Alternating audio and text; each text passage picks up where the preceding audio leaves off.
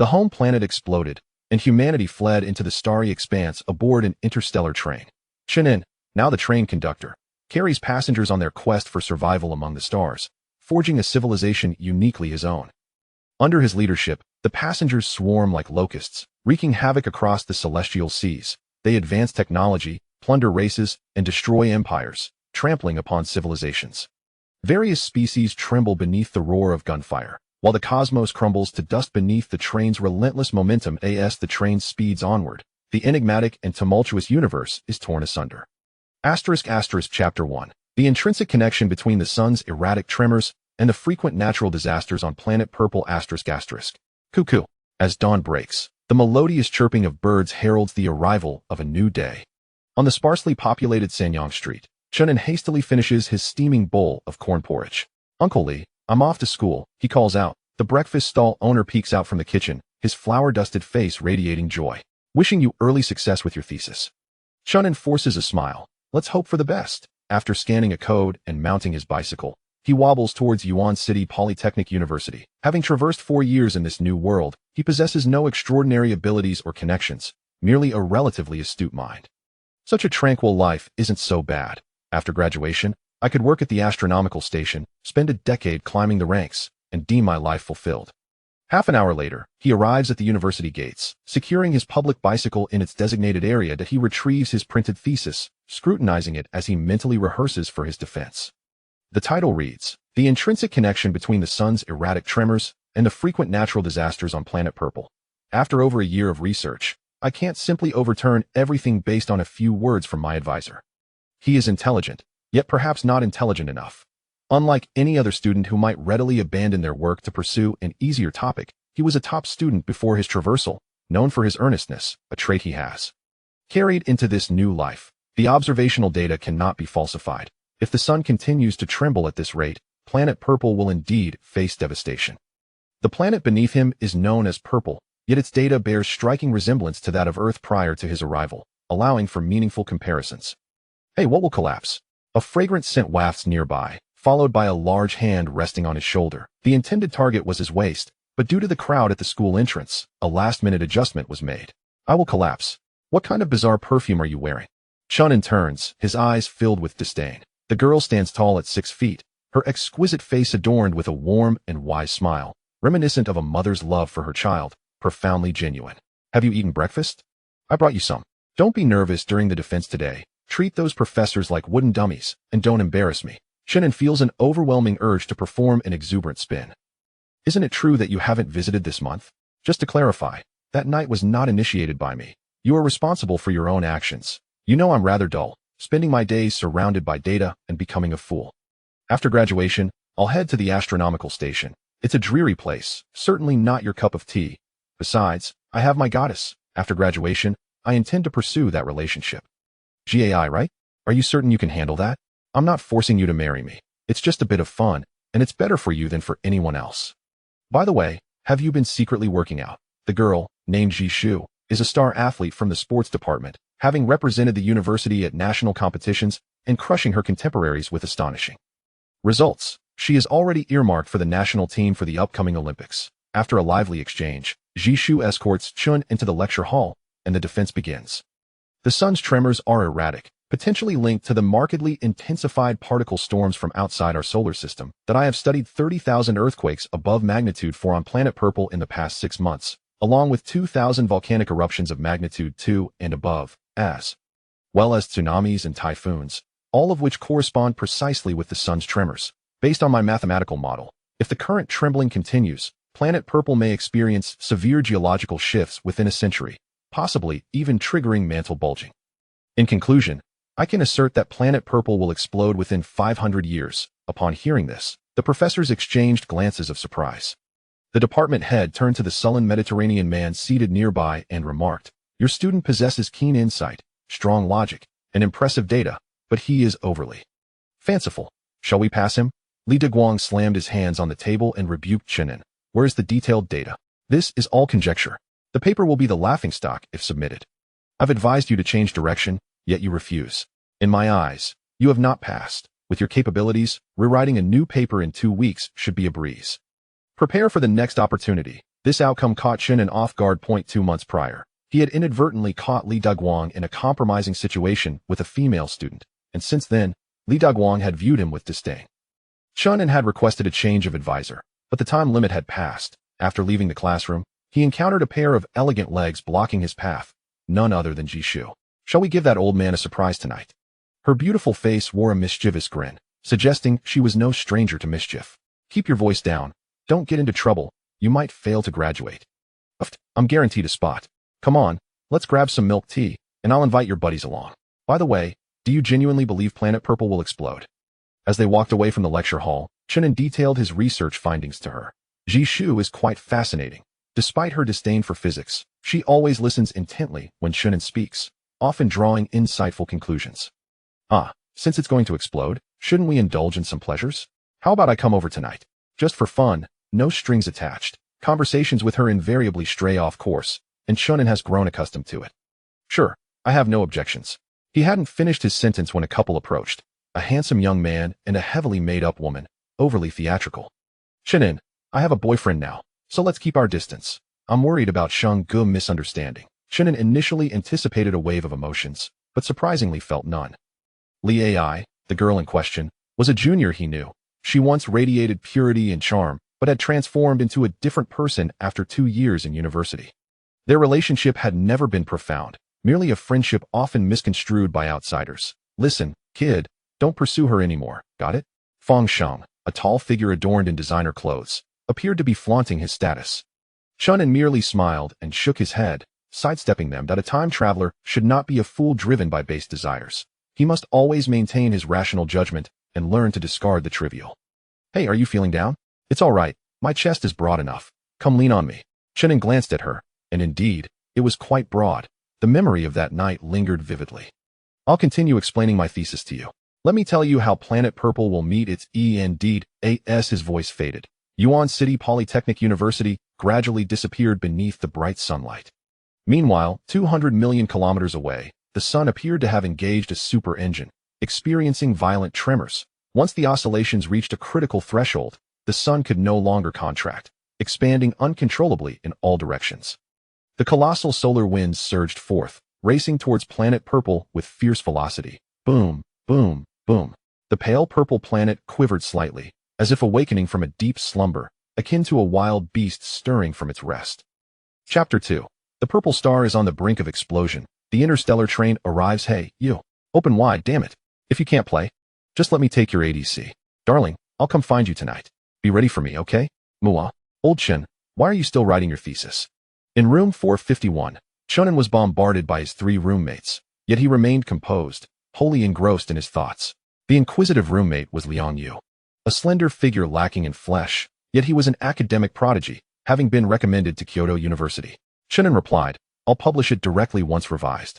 If it gains international recognition, I won't care whether the school approves or not. Are you not graduating?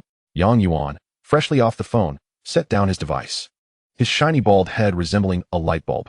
This fellow was a second-generation wealthy heir, having inherited not only his father's infidelity, but also the family trait of baldness. Another gaming roommate, Yu Guan, possessed a square face and stood at an impressive height of nearly 2 meters. Gaming was not his passion. He only engaged in it due to a lack of better activities. In truth, it was not his teammates who were lacking, but rather his own skills. As no one in the dorm was willing to endure the torment of playing alongside him. I will definitely graduate. I still have a few drafts left. I can revise one at random. Old Li wouldn't dare to penalize me twice. It would be difficult to explain to the department heads. Yang Yuan grinned and said, Old Li has the audacity to provoke our esteemed physicist. Don't be timid, old Chen. Once you achieve fame, I'll hire 99 bodyguards to clear your path. And you can stroll around campus tossing your paper in that old fellow's face. Yu Guan chimed in, offering comprehensive blessings to Li Daguang. Hey, old Chen, what paper are you working on? The explosion of the purple star? Liang Yu inquired, looking intrigued. Chen An recounted the explanation he had previously given to Jishu. But his roommates clearly lacked her patience, as they began to doze off halfway through. Old Chen speaks well. The data is quite relevant. Even though I didn't understand a single word. If the purple star is truly going to explode, shouldn't we prepare survival supplies? Survival? Where would you escape when the purple star explodes? To Mars? Besides, the explosion is predicted to occur in 500 years. By then, our ashes will have long been scattered. Suddenly, Yang Yuan, who was on the balcony making a phone call, screamed, "Chen An, I remember you mentioned in your paper that the precursor to the purple star's explosion is the sun's expansion, right?" "Indeed," Chen An confirmed. "The sun's vibrations are becoming increasingly intense. An irreversible expansion is expected to occur in about 300 years. The phenomenon will manifest as the sun appearing larger and the Earth's surface growing hotter until we are all thoroughly roasted. Come over here and take a look. Is it as you described?" Chen An hurried to the balcony, raising his gaze to the sky, where the once small sun now appeared overwhelmingly large. "What is happening?" Astronomical observations indicated that the sun was undergoing violent vibrations, and the purple star would soon increase in temperature by at least 10 degrees. All individuals were advised to seek shelter in basements or water-enriched areas. All trains were halted, and all planes were instructed to land nearby. Solar winds were about to strike the surface. Regrettably, scientists at the International Observatory confirmed that this solar vibration was irreversible and would continue to expand indefinitely until it crushed the purple star. In dormitory 451, the gazes of the roommates upon Chen An seemed to reflect reverence akin to that of a celestial being. "Old Chen, you must be a deity descended to our realm, right? Please tell me this is merely a jest," Liang Yu stammered in disbelief. Chen An sighed, "Though I am uncertain of the unforeseen events that have transpired. Reality has revealed that the explosion of the purple star has been hastened by 5 centuries. For those with families, bid them farewell swiftly. We have a mere 3 hours left to survive. The extreme heat will incinerate us." His nonchalant demeanor sent chills down the spines of the others. After a prolonged silence, Yang Yuan was the first to dial his father, followed by Liang Yu and Yu Guan, who also reached out to their families. Chen An retrieved his phone, scrolling through his contacts only to be reminded that he was orphaned. The plight of having no parents was a fundamental rule for traversers, and he was no exception. Moreover, due to his years immersed in scientific research, he had scarcely formed any friendships. Apart from the owner of the breakfast shop at the corner, these few roommates were his only companions. Should he call Zishu? He dialed, and the call connected. "Chen An, is this true? The purple star is going to explode?" The usually assertive Zishu's voice trembled with emotion, leaving Chen An somewhat taken aback. "Fear not. We shall endure little torment. Death will come swiftly. We may not be incinerated. We will likely be crushed by atmospheric pressure first. Whoa, hearing you say that makes the air feel so heavy. I can hardly breathe. Chen An, could you come find me?" Before he could finish, the signal was lost. Chen An spoke gravely. "The solar wind has arrived." Boom, boom, boom. A colossal particle storm, as if materialized from a tempest, violently assaulted the surface of the purple star. Those sheltered indoors were fortunate. Outside, one could be subjected to severe radiation. It was imperative to secure the doors and windows, barricading them with wooden boards, steel plates, and blankets, which might offer some protection. However, as violent tremors ensued, cracks began to appear in the dormitory building. As I suspected, an unknown force has influenced the internal structure of the purple star, inciting a frenzied fusion reaction within. In other words, our planet has become a hydrogen bomb, merely awaiting the moment of detonation. Yang Yuan shouted, "Old Chen, what should we do? We must descend. We cannot be crushed." Cries and wails filled the air, making it hard to fathom that just 10 minutes prior, this place was tranquil. Upon reaching the ground floor, the populace stood in shock. Above, trains floated in the sky, opening their doors. "The purple star is on the brink of explosion. Passengers of the purple star, please board the trains in an orderly fashion. This journey departs from the purple star system, with the first stop at the glazed continent." The mechanical voice resonated globally, igniting a frenzy. "Old Chen, did you foresee this as well?" Yu Guan inquired loudly. After a lengthy silence without a response, he turned back, only to find that Chen An was no longer in sight. "Where has Old Chen gone? Is he still inside the building? We must search for him." Boom. The dormitory collapsed with a thunderous roar, sending dust into the air. Spaceships had arrived. Could they be here to rescue us? "Hurry, we must find where the ships are docking. This may be our only chance to survive." The throng surged towards the streets, only to find themselves at a loss. Several ships arrived in Source City, yet ultimately, they anchored at only 2 locations. Firstly, the suburban airport, and secondly, the Central Park. For these are the only 2 locations capable of accommodating the influx. Alas, the number of trains is limited, and the spaceships are scarce. This implies that they will not transport everyone. As news spread, a frenzy ensued. Those residing nearby were elated, while those farther away scrambled to reach the locations using various modes of transport. Each passing moment was a battle for survival. Meanwhile, the seismic activity of the purple star intensified, reaching a magnitude akin to a 6-point earthquake. Skyscrapers crumbled one after another, streets became impassable, and desperate crowds were left to traverse on foot. The The fate of survival rested solely on fortune. Chapter 3. The conductor of train D-1314. The intelligent brain Fuyao has been activated and bound with the master. Train carrier detected. Would you like to load it? In the spacious cockpit, Chen An was in a state of shock. Where am I? How did I end up here? He gazed through the viewport, witnessing the purple planet tremble under the scorching rays of the sun, as if a joyous toy was embedded within its core. No. This seems to be from a cosmic perspective. Wasn't I at school? Congratulations, Master. You have been selected as the conductor. You will oversee the operation of train D-1314. Conductor? He shook his bewildered head, finally recalling what the term referred to. Am I inside an interstellar train? A vast display unfolded before him, revealing a three-dimensional model of the purple star and the train. 4,000 trains are currently transporting passengers. All the trains were stationed in the atmosphere, with countless spaceships making their rounds.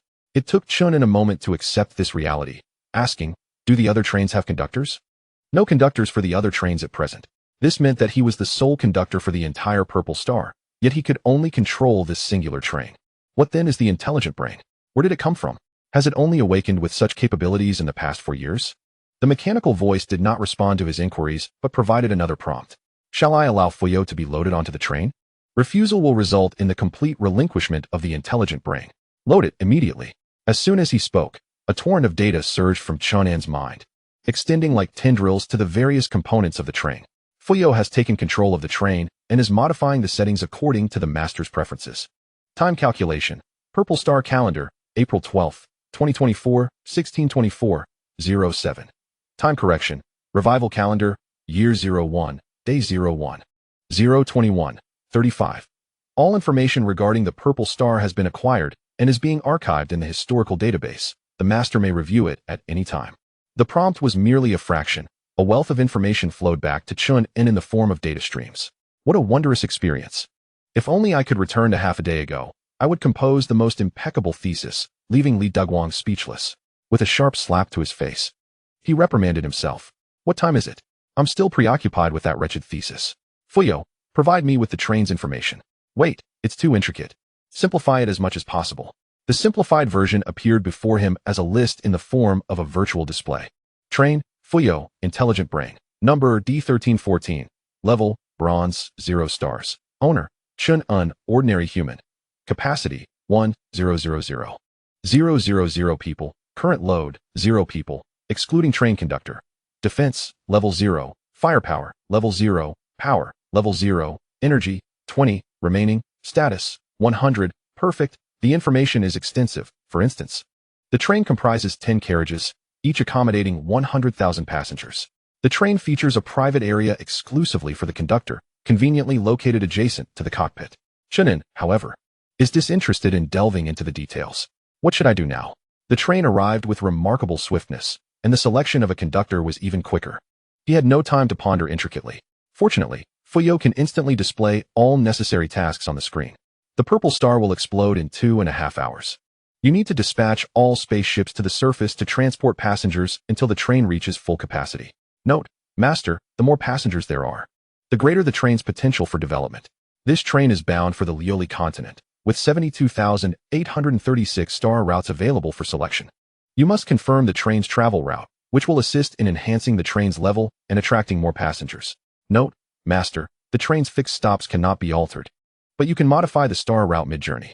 Chen An inquired, what is the Lioli continent? Fuyao has no pertinent information, but can provide 30,000 reasonable conjectures. Text continuously streamed across the screen, overwhelming Chen An's senses. Instead of guessing aimlessly, he quickly decided to dispatch spaceships to collect passengers, prioritizing the source city of the Xia Kingdom. Upon issuing the command, the doors at each carriage's node opened, and one by one, the spaceships swiftly departed towards the purple star. Chen An stood up to stretch and meticulously scrutinized the cockpit. There was only one conductor's seat, devoid of a co-pilot. He glanced at the intricate control panel, streams of information flowing through his eyes, enabling him to easily discern the function of each button and gauge. However, he realized that he need not take any action. Fuyao would orchestrate everything for him. Venturing outside, Chen An opened the hatch and traversed the silvery corridor. Arriving at his private space, the central area was a living room, flanked by various rooms, with warm-toned walls that suited Chen An's visual preferences. A bedroom, a kitchen, a study. What purpose does that largest circular room serve? That is the gravity chamber. You may train within it. Training? Setting that aside for now, Chen An wandered around, conducting an on-site inspection of his space. Overall, it was vast and spacious, fully equipped, yet it felt lacking. The kitchen was devoid of food, and the study lacked books, rendering this place a mere shell. Continuing along the corridor, he soon encountered a downward spiral staircase leading to a vast reception-like area. Proceeding further through a lengthy corridor filled with various rooms of unknown purpose, he finally arrived at a grand glass door. Chen An opened the glass door and stepped outside, hearing a mechanical prompt. "Welcome to Platform 1. Turning back, he noticed the glass door bore the words "No entry for passengers" prominently displayed. What if a passenger were to forcefully intrude? Passengers are strictly prohibited from entering the owner's private area, with the consequence of immediate execution for any transgressors. The tarmac lay desolate, accompanied by a hovering platform. Chen An stepped onto the platform, traversing the expansive vacant expanse until he reached the first carriage. The carriage featured 7 steel gates, all of which stood wide open. Inside were neatly arranged seats, reminiscent of the hard seats found on high-speed trains. Are passengers only allowed to sit in the carriage? If the train were to ascend to the silver level, there would be ample space on the upper deck, such as passenger sleeping quarters. Never mind that for now. For them, having a seat is sufficient. Ding ding ding. A notification for the owner. The first batch of passengers is about to board. Realizing it was the first carriage, Chen An hurried back to the cockpit. He wished to keep his identity concealed, not out of fear, but due to caution. After half a minute, the spacecraft numbered F3456789 returned and successfully docked at the tarmac. Welcome aboard the D1314 Interstellar train. Please promptly disembark the spacecraft and take your seats in the carriage. Prolonged loitering on the tarmac and in the corridors is prohibited. The large screen in the cockpit displayed various corners of the train, and Chen An switched to the tarmac view. The doors of the spacecraft opened, extending silver ladders. Passengers from the Purple Star appeared both terrified and curious, apprehensively swarming down. Is this the interior of the train? Li Jiaoshou. It seems quite different from what you previously mentioned. Among the crowd, Li Daguang felt his authority being challenged and, with a dark expression, remarked, "The outer structure of the train is made of bronze. Logically, the interior would not be too impressive. Who would have known it to be adorned in silver? Yet, you spoke with such conviction earlier and even claimed to have an impressive student. It seems you were merely boasting." Li Daguang said nothing further, muttering as he followed the crowd, fearful that there wouldn't be any seats left in the carriage. Chen An found the situation amusing and refrained from intervening. The old fellow managed to board in the first batch. Indeed, luck was on his side. Fuyao, monitor the entire train, and inform me if a girl named Zishu is detected. Additionally, alert me if Yang Yuan and the others are found. Now that I possess a means of self-preservation, I shall prioritize the safety of my own, without a doubt. Chapter 4. Large-scale resource scramble on the planet outside the central park of Source City. Countless individuals gathered, eagerly awaiting the spacecraft soaring above. However, no matter how many spacecraft arrived, there was insufficient capacity to accommodate everyone. The train would not transport all of the Purple Star inhabitants. Its total capacity could only rescue a portion. On the periphery, throngs of students were squeezed together, their faces turning pale. "Have you seen Old Chen?" Yang Yuan bellowed hoarsely, his shiny bald head particularly conspicuous in the crowd. Yu Guan shouted back, "Haven't seen him." "Old Liang, why don't you ask Zishu?" Liang Yu, frail and breathless, turned to scan the area and spotted Zishu, who was protecting other girls not far away. "Zishu, did Chen An call you before he disappeared? Is he looking for you?" Zishu, her lips chapped and complexion ashen, shook her head. "I was just about to ask you. He hasn't come out, has he? I'll return to the school to find him." The disaster struck too swiftly. The students of Source City Institute of Technology could only search for spacecraft in groups, unable to consider much else. "The spacecraft has arrived. Zishu, do not leave." In the crimson sky, a silvery spacecraft hurtled swiftly towards the Earth. The crowd erupted into a frenzy, desperately surging towards Central Park. Occasionally, someone would collapse, uttering a few cries before lapsing into silence. The tremors of the Earth caused skyscrapers on either side to intermittently crumble, and the throngs of people, powerless to evade the chaos, were crushed into a bloody pulp amidst their desperate screams. As the apocalypse loomed, survival became exceedingly arduous, with death lurking at every turn. "Zishu, you girls move to the front. We'll push through," called out several tall young men from the sports academy, attempting to gather their classmates. However, despair engulfed everyone as the spacecraft did not land in Central Park, but instead swooped overhead. Ultimately, it hovered outside a supermarket. The hatch opened, and a multitude of exquisite silver robots descended, entering the dilapidated supermarket. Inside the train's cockpit, Chen An activated a myriad of screens, revealing the perspectives of the robots. Clear out the rice. Who knows when we'll eat it again? I want the chips, and don't forget the spicy strips. Take all the beer. Although it's easy to produce, it carries the taste of Zixing, and I won't have it again. Chen An desired everything, not merely food, but also every household necessity. Then he planned to head to the next supermarket. By the way, Fuyao, locate the grain reserves in Yuanqing. Before long, the screens displayed the grain storage points in Yuanqing, showcasing rice, wheat, and assorted meats. Dispatch several spacecraft. Take as much as you can. The train could accommodate 1 million people. And with each spacecraft capable of transporting 10,000 at a time, a fleet of 100 could be filled in one go. Chen An did not seek more passengers, but rather a stockpile of provisions. As the saying goes, he who has grain in hand is untroubled in heart. And having enough to eat is a perpetual necessity. The first spacecraft was designated for the train's conductor, and rather than transporting large items, Chen An leaned towards gathering everyday supplies. When he felt it was sufficient, he piloted the spacecraft to his home. The neighborhood was already in ruins, and the robots struggled to navigate inside, salvaging a few photographs and memorabilia. I must take the computer. I cannot lose my treasured 800 gigabytes of videos. After accomplishing this, with Zixing teetering on the brink of explosion and temperatures soaring to 60 degrees, he decided to leave, feeling fulfilled. With a tune on his lips, he ascended higher with the spacecraft. Although many remained trapped in the city, it mattered not to him. He had saved millions, and theoretically, he could afford to abandon them. After the spacecraft had climbed 100 meters, Chen An suddenly recognized some familiar faces. Fuyao, Zishu, Yang Yuan. Why haven't they boarded? The master did not preset their information data. The spacecraft cannot pinpoint their location. Damn it. Why didn't you inform me sooner? Return to retrieve them. As the surface temperature continued to rise, people became dazed from the heat. The crowd, packed tightly together, turned Central Park into a veritable steam room, scorching their skin to a sickly yellow. Zishu, hang in there. Perhaps another spacecraft will come to rescue us. In her desperate attempt to carve a path, Zishu inadvertently injured herself, now teetering on the brink of unconsciousness. The student in front, with a voice choked by tears, lamented, "Where are the spaceships? They are gone. They will not come to rescue us. We are destined to perish here." They could clearly see the train in the clouds sequentially shutting its doors, with no returning spacecraft in sight. This indicated that the train was fully occupied, leaving no room for them. The square was filled with cries of despair, and some even resorted to suicide in their hopelessness. Yang Yuan supported the faint Liang Yu, preparing to seek refuge in the shade, determined that even in death, they could not succumb to the heat. Suddenly, someone shouted in joy, the spaceship is coming back." The despairing square erupted once more, as thousands waved and called out, urging the spacecraft to dock swiftly. In the cockpit, Chen An asked Fuyao, "How many seats are left on my train?" "There are 384 seats remaining. Can we exceed the limit?" "The train can be under capacity, but cannot be overloaded. This is a fundamental rule that cannot be breached.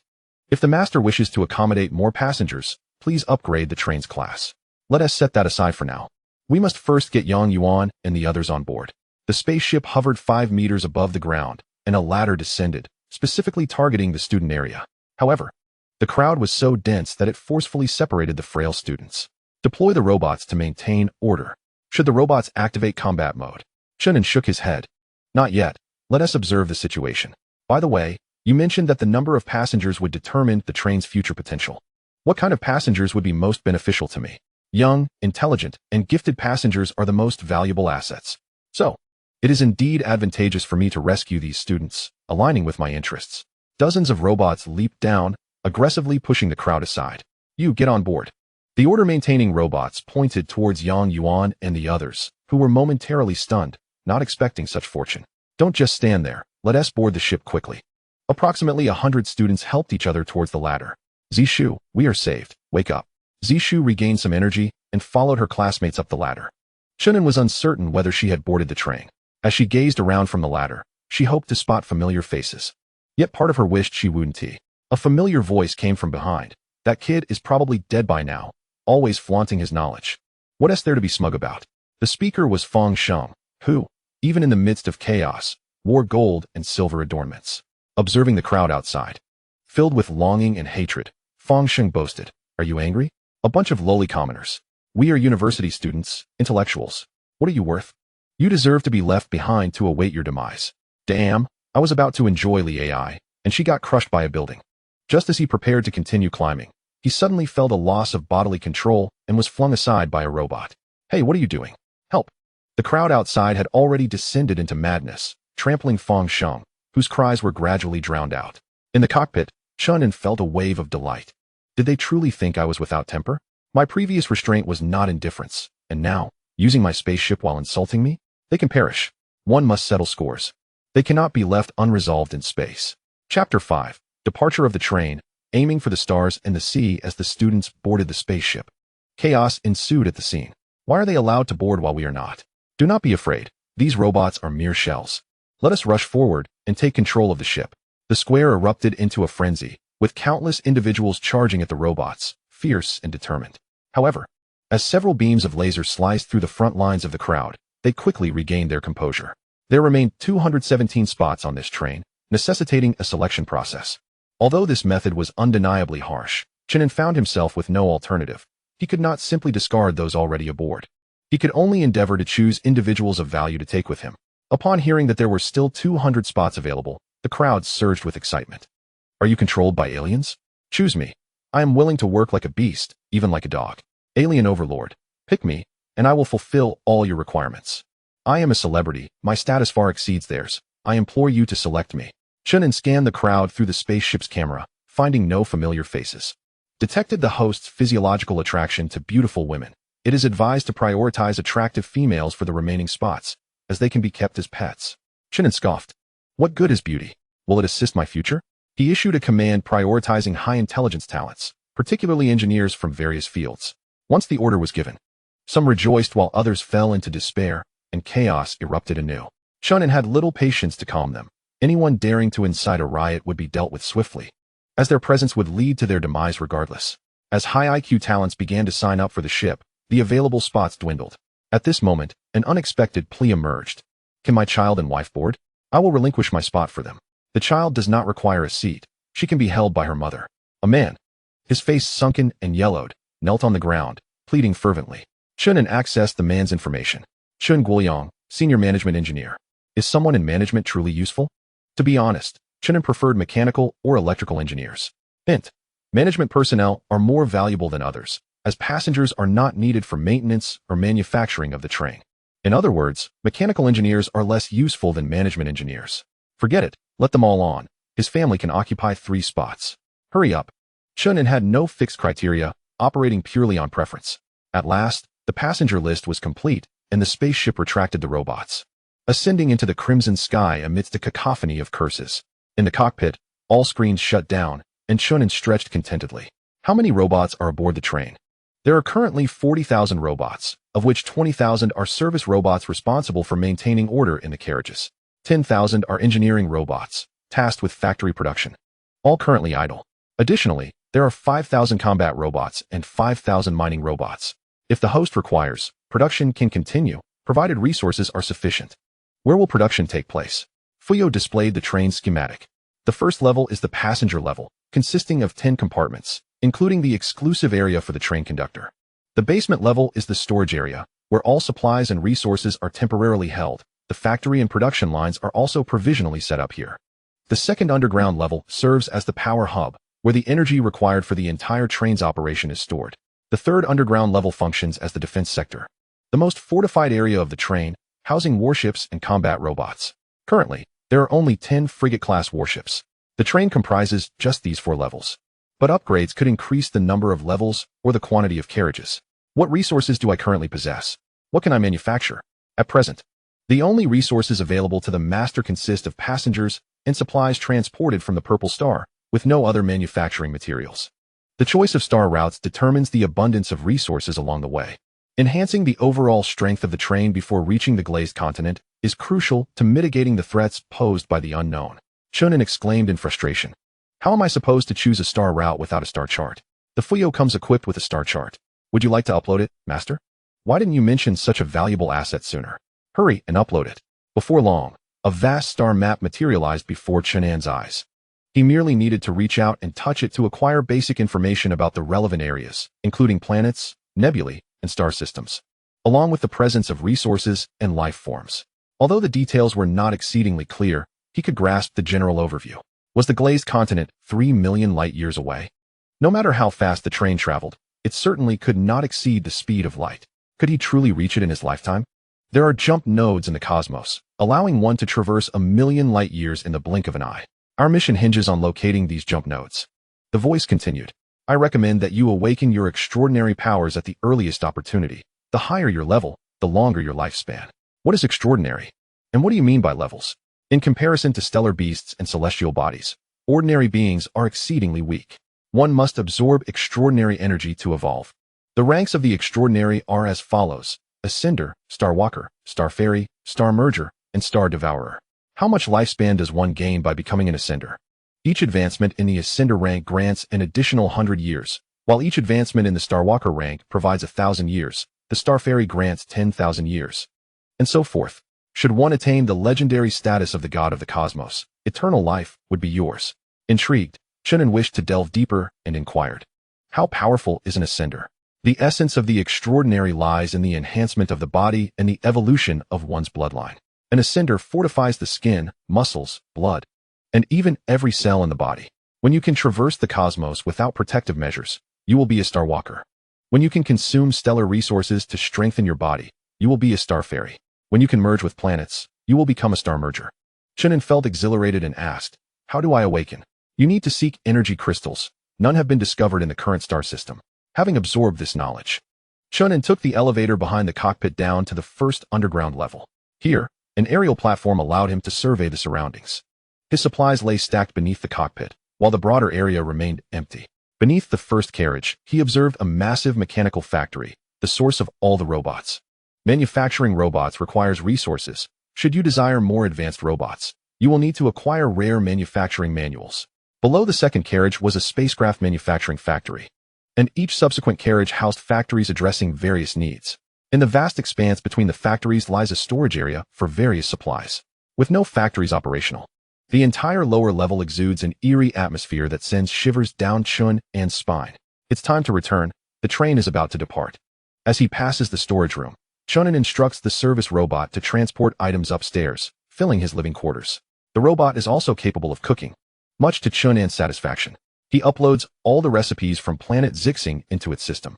Recipes have been uploaded. After his meal, Chen An reclines on the soft sofa and prompts Fuyao to activate the train's cameras, displaying images from Zixing. At this moment, Zixing has expanded to its limit. All life has been obliterated, leaving behind only a fiery crimson landscape devoid of the once vibrant purple. Suddenly, Zixing bursts silently like an inflated balloon. Is this how it ends? There is little emotional response, akin to witnessing a small ball explode before one's eyes. Let us embark. The power layer at the bottom gradually begins to operate. What routes are other trains taking? Most are on the number 7 main route, the so-called No. 7 main route refers to the direction on the star map leading to the Lioli continent, with the Zixing system slightly deviating 7 degrees from it. Which path shall we take? Calculations complete. The number 18 main route is more advantageous for your interests. Deviating 18 degrees means a longer journey. Yet the rewards are undoubtedly greater. Then let it be the 18 degrees. Let us set forth. Thus, Chen An chose a course distinct from the other trains, plunging into the boundless depths of space. Chapter 6. A suggestion to raise pets. The most beautiful fireworks witnessed by the Zixing inhabitants were at the moment of the planet's explosion. Inside the carriage, countless individuals weep loudly, helplessly watching their homeland transform into a sea of crimson dust, gradually consumed by the expanding sun. We shall never return. Who knows where we are headed now? Does anyone have antipyretics? She has a severe fever. In the rear section of the 10th carriage, Zishu's complexion is a sickly purple, trembling in the embrace of her classmate, Xiaoying. The train is equipped with air conditioning, maintaining a comfortable temperature. However, Zishu had previously injured her lungs and inhaled a considerable amount of scorching gas, causing significant internal damage. Yang Yuan and others hurriedly gathered, awkwardly laying Zishu across the seats. Her breathing is erratic. This is bad. She may have injured her lungs. What should we do? Is there a doctor here? Yang Yuan shouted for a long time, even coughing up blood in the end, yet no one responded. In the wake of such a tumultuous upheaval, everyone is preoccupied with self-preservation, indifferent to the plight of others. Old Yang, what's wrong with you? Yu Guan inquired anxiously. Yang Yuan chuckled weakly. I was bumped by some fool when I got on. It's nothing serious. Let's head to the front. There must be a doctor. Before they could leave their seats, a robot approached down the aisle. The robot scanned with its eyes, confirming the identities of the individuals. Liang Yu was greatly alarmed and quickly said, "We haven't violated any rules. This classmate is in trouble. Can she be saved? The robot, being a service model, possesses various basic capabilities, including medical assistance. Under the fearful gaze of the students, the robot retrieved a syringe and administered an injection to Zishu's arm. Just rest for a while, it advised. You, take it and consume it immediately. The robot then handed Yang Yuan a blue pill. Hesitant yet compelled by the waves of pain in his chest, he steeled himself and swallowed it. He felt significantly more comfortable almost instantaneously, as if a refreshing current flowed within him. By the way, are those robots the attendants? Their service is exceptional. Others around him had been observing and began to voice their own requests. I feel unwell. Could I have some medication? I am hungry. Is there any food available? I am a bit thirsty. Might I have some water? I need to use the restroom. Could you direct me to it? The robot's voice was cold as it responded to each query. The train does not provide any supplies. Passengers are advised to prepare their own. Each carriage is equipped with hundreds of water dispensers, available infinitely, but should not be wasted. Restrooms are located throughout. Any public urination will be deemed a violation. One man expressed his discontent. Why are they given medication? The robot's eyes flickered red, and the laser emitter on its shoulder began to charge. The man quickly recoiled, intimidated. In the cockpit, Chen An reviewed the physical conditions of Zishu and Yang Yuan.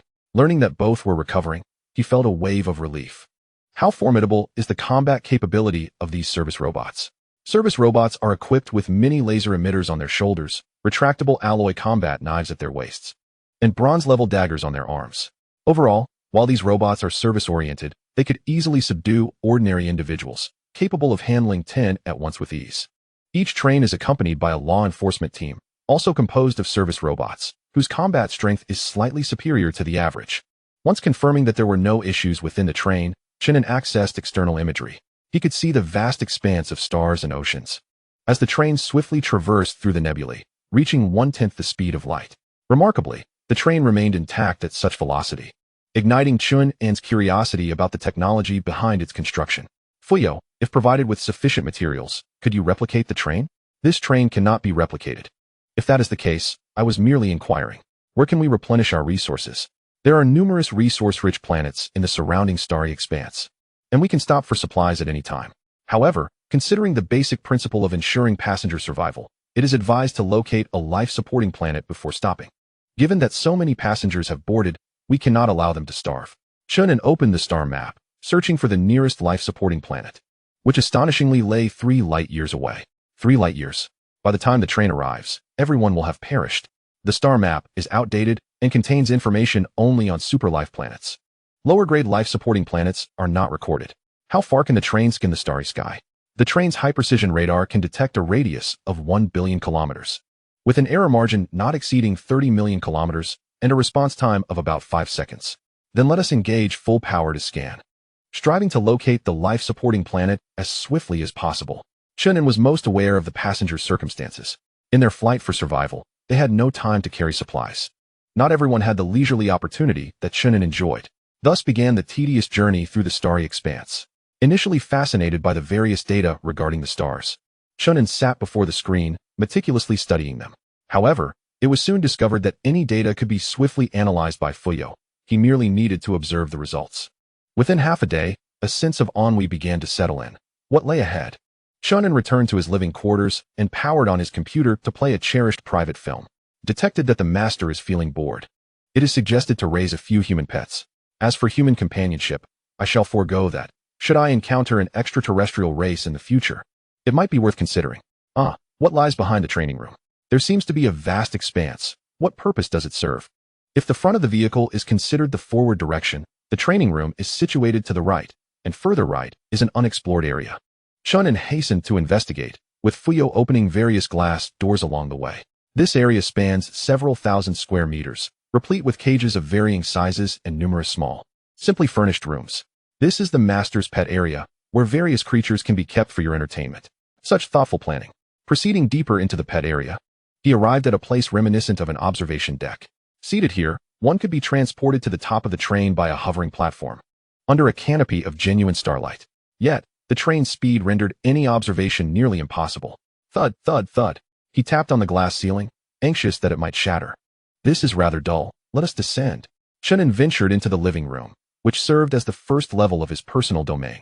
The living room was adorned with sofas and various furnishings from Purple Star, including several antiques acquired from museums. The surrounding rooms had once been bedrooms. Were they intended for guests? Reminder to the master, these bedrooms are prepared for your family. Quite considerate indeed. Perhaps I could invite Zishu and the others over? On second thought, my trust in them does not reach such heights. Having thoroughly acquainted himself with his living area, Chen An returned upstairs to continue watching films and rest. Yet, even the small films grew tiresome. Perhaps something more substantial would be preferable. Thus, the first day passed, and Chen An retired to sleep according to his usual routine. Finding a measure of peace. Chapter 7. The Train Docks in the Stellar System. Energy Harvesting Revival Year 01, January 2nd, 07, 33:25. In the first carriage. A voice echoed, "Who has any food? Could you spare some?" A long line formed at the water station, where the starving crowd could only quench their thirst. Those with actual food were keeping it hidden, too fearful to reveal it. Li Deguan's voice boomed. "Do you not understand the virtue of respecting the elderly and caring for the young? You youngsters can endure, we old bones cannot withstand much longer. Young man over there, are you eating bread? Share a bit with me." The pride of the professor had long since evaporated. Survival was now his singular quest. For no one knew when the train would next stop. If it continued for 10 days or more, many would perish from starvation. The young man mentioned by Li Deguang hastily swallowed his bread, fearful of losing it to others. Li Deguang lamented, "The world is in decline, truly in decline." Not far away, by the window on the left side, a group of rough-looking men surrounded a couple. "I see you have food in your bag, bring it out." The woman clasped her hands in prayer. "This is our child's snack. I beg you, leave it for him." The child, merely 7 years of age, trembled in his father's embrace, gripped by fear. Who could predict how long the child might survive, and what purpose would his existence serve? "Hand over what you possess, or you shall face dire consequences." The woman clutched her backpack tightly against her body, while several men, their expressions hardened, prepared to seize it by force. Just then, the child inadvertently pressed a button on the wall beside their seat, triggering a sharp alarm. In an instant, enforcement robots arrived, their crimson eyes scanning the area. "Who has summoned assistance?" The father, trembling, raised his hand. "I called for help. These individuals are attempting to rob us." The robot responded, "According to the rules set forth by the train conductor, passengers are prohibited from fighting or stealing within the carriage. Those who disobey will face confinement on the first offense, punishment on the second, and eradication on the third." Under the robot's insistence, the thugs, clutching their heads, were escorted to a confinement chamber outside the carriage, beginning with a minimum of 3 hours. Once the robots departed, chaos erupted on the scene. "Did you hear? There's a train conductor. Surely, they are an alien. Who knows what they look like? Does the conductor favor women? Perhaps someone as naturally beautiful as I could become the conductor's spouse." Some ventured to the landing platform, where a heavily guarded restricted area suggested it might be the conductor's residence. The news spread swiftly to the 10th carriage within half an hour. "Zishu, you are so lovely. How fortunate it would be if the conductor were to take a liking to you. Then we might avoid suffering." In response to Yang Yuan's words, Zishu darkened her expression and delivered a punch. "Speak less, conserve your energy." The students, lacking food, either drank water at the fountain or lay idly in their seats. A female classmate, noticing Zishu's vacant stare, quietly inquired, "Are you still thinking about Chen An?" Zishu pursed her cracked lips and shook her head. "I'm not thinking of him. I simply feel it is a pity. He was the first to discover the potential explosion of the purple star and was likely to become a great scientist. Alas, he could not escape. Do not speak such dismal words. He might be on another train. Perhaps you will meet again in the future." Zishu replied bitterly, "In the vast sea of stars, thousands of years can pass in an instant. What chance is there for a reunion? In truth, I felt quite happy yesterday, for I was certain he had no ties to Li Ai. Who would have imagined, alas? Warning, the train's energy has dropped by 10%. In the cockpit, Chen An was acutely aware of the energy issue. Where might energy be replenished? A standard stellar system has been discovered 800 million kilometers away, suitable for energy resupply. Then let us hasten there. As the train approached the stellar system, the scorching light captivated the attention of the passengers. It was a star resembling the sun, radiating a fierce white glow. An astronomy enthusiast exclaimed, "The train is entering the stellar system. We may have discovered a resource-rich planet. If life exists there, we could find sustenance." However, after completing its scans, Fuyao reported that the system was filled solely with meteoroids and asteroids, devoid of any life. A half hour after entering, the train successfully docked within the star's orbit, a mere 90 million kilometers from its surface. Why am I able to gaze directly at it? The train's glass is manufactured with special materials to prevent interference from any particle radiation or electromagnetic waves, ensuring that you remain unimpeded. The train has entered its designated track. Shall we initiate energy collection? Chen An was quite curious about how the train would gather energy and prompted Fuyao to begin the operation. The screen subsequently displayed a panoramic view of the train, revealing that numerous hatches on either side of the power layer opened, extending out pipe-like structures that resembled serpents, reaching toward the star. Although these conduits appeared small in the image, the accompanying scale indicated that their diameter was several hundred meters. As the pipes approached the star, their tips unfurled like blossoms, extending countless claws that firmly grasped the star's surface. What does this mean? Are we directly absorbing energy? The train's kinetic energy is derived from nuclear fusion. We shall absorb the fusion elements of the star, making this the most convenient method. Do you perhaps misunderstand the term convenient? In Chen An's view, there are ample fusion elements on other planets, which, although requiring more time to extract, are certainly safer. The notion of the train drawing energy directly from the star seemed utterly outrageous. However, considering the train's enigmatic nature, it appeared that anything was indeed possible. How long will it take to fully replenish the energy? If we are merely replenishing energy reserves, it will require only 2 hours. If we are to replenish fuel stocks, it will take 4 hours. It is imperative to completely fill all reserves, since we have 4 hours to spare. Chen An decided to dispatch exploration and mining ships to gather resources from the nearby asteroids. This star system is rather chaotic. It is advisable to send warships for escort to clear debris along the route. Very well, let us proceed. The spacecraft moved swiftly, arriving at the nearest asteroid within 10 minutes, which was rich in minerals that Chen An required. After Fuyao's analysis, the mineral information was displayed on the screen, indicating what materials could be manufactured. It appeared that most were weapons or spacecraft. Why do some minerals bear only numbers without names? For instance, mineral 47 and mineral 65. The former being a fundamental material for constructing warships, while the latter can upgrade the train's outer defenses. In the universe, there are countless civilizations, and the naming conventions for minerals and materials are indeed peculiar. Numbers serve as a more universal nomenclature. Are other civilizations using similar numerical systems? They are quite similar. For mathematics is the fundamental discipline of the cosmos. Any civilization that develops will invariably possess its own mathematical system, albeit with slightly varying expressions. Subsequently, mining robots took root on various planets to collect minerals, which were then transported back to the train in batches. Chen An activated the factories within the storage layer, primarily producing mining robots and transport vessels. Much like in a game, sufficient farmers are essential for development. Chapter 8. Establishing the train bank and opening the train market. What is the train doing? The passengers, with nothing to occupy their time, leaned against the portholes, gazing outward. They could see ships making continuous trips back and forth, yet remained oblivious to what cargo they were transporting.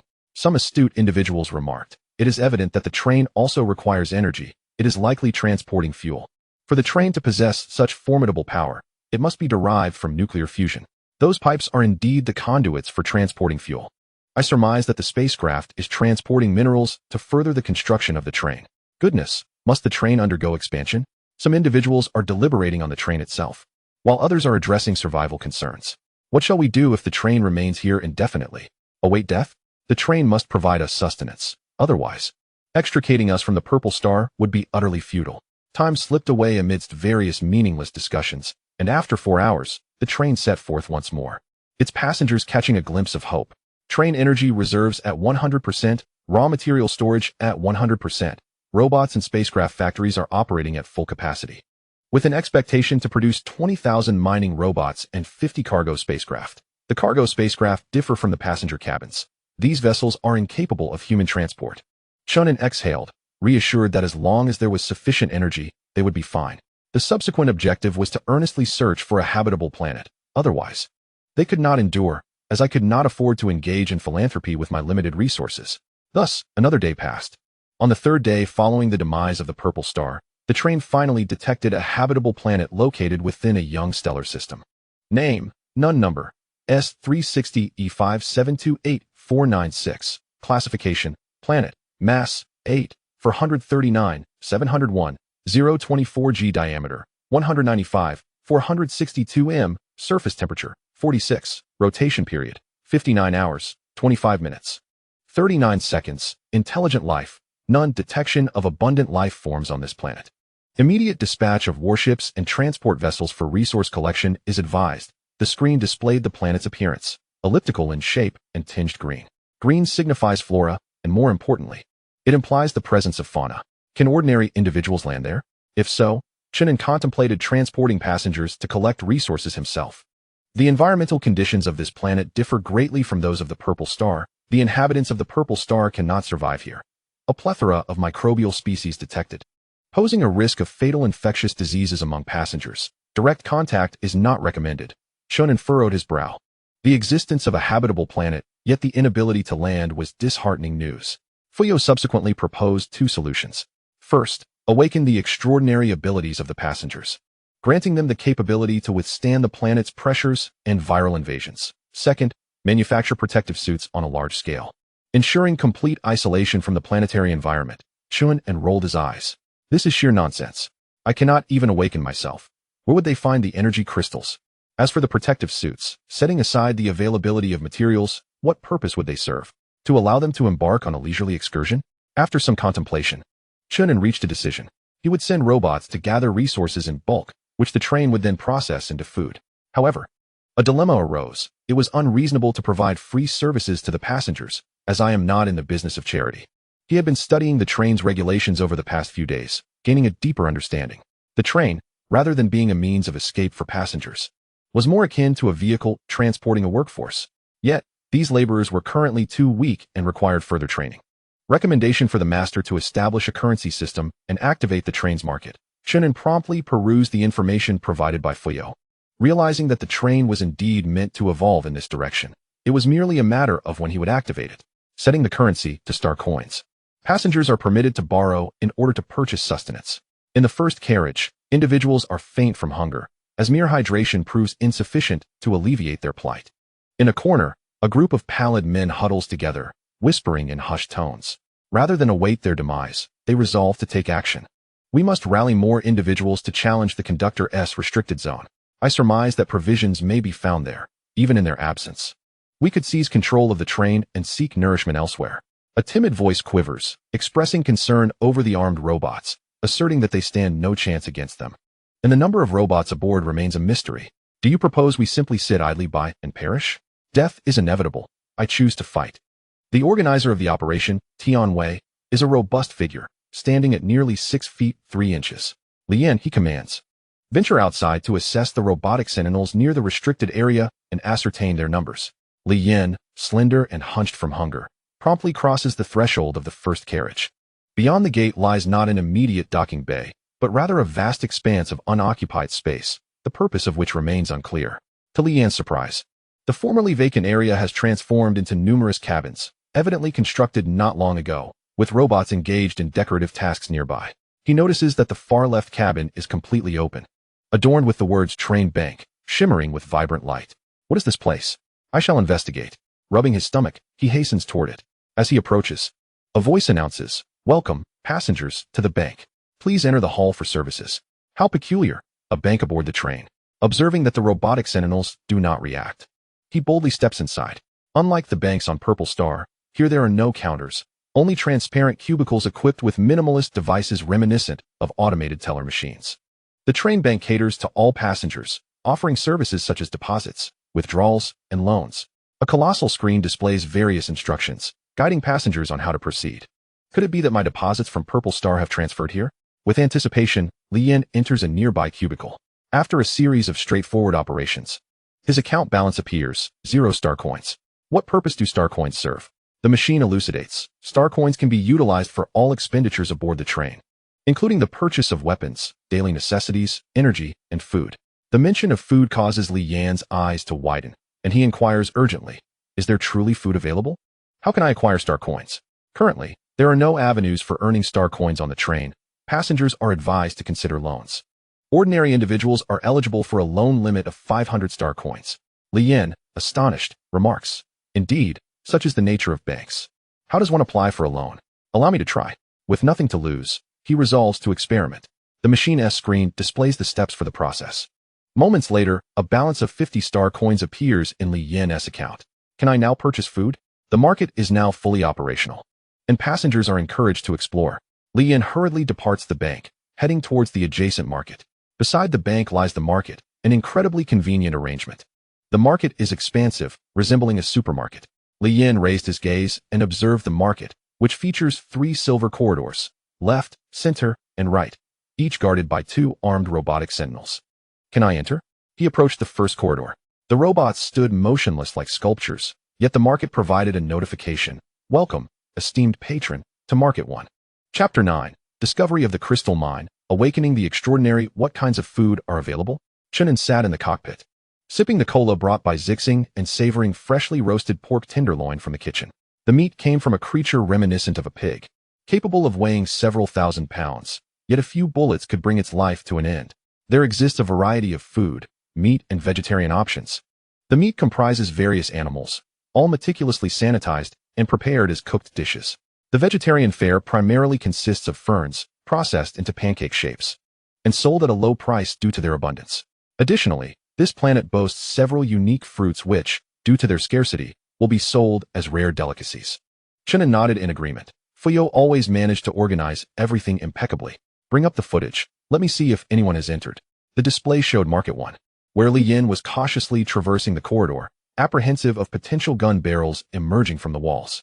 Screens adorned the corridor walls, showcasing the food available in the market, prompting Li Yan's mouth to water. If such delicacies truly exist, I would gladly sacrifice myself just to be satiated. With his resolve strengthened, he quickened his pace to exit the corridor. Before him lay countless shelves, neatly arranged in layers. The sides of the shelves indicated the types of food: cooked meat, vegetarian pancakes, fruits, clothing, beverages, and pharmaceuticals. In addition to food, Chen An also activated other factories, such as those for clothing, beverages, and pharmaceuticals.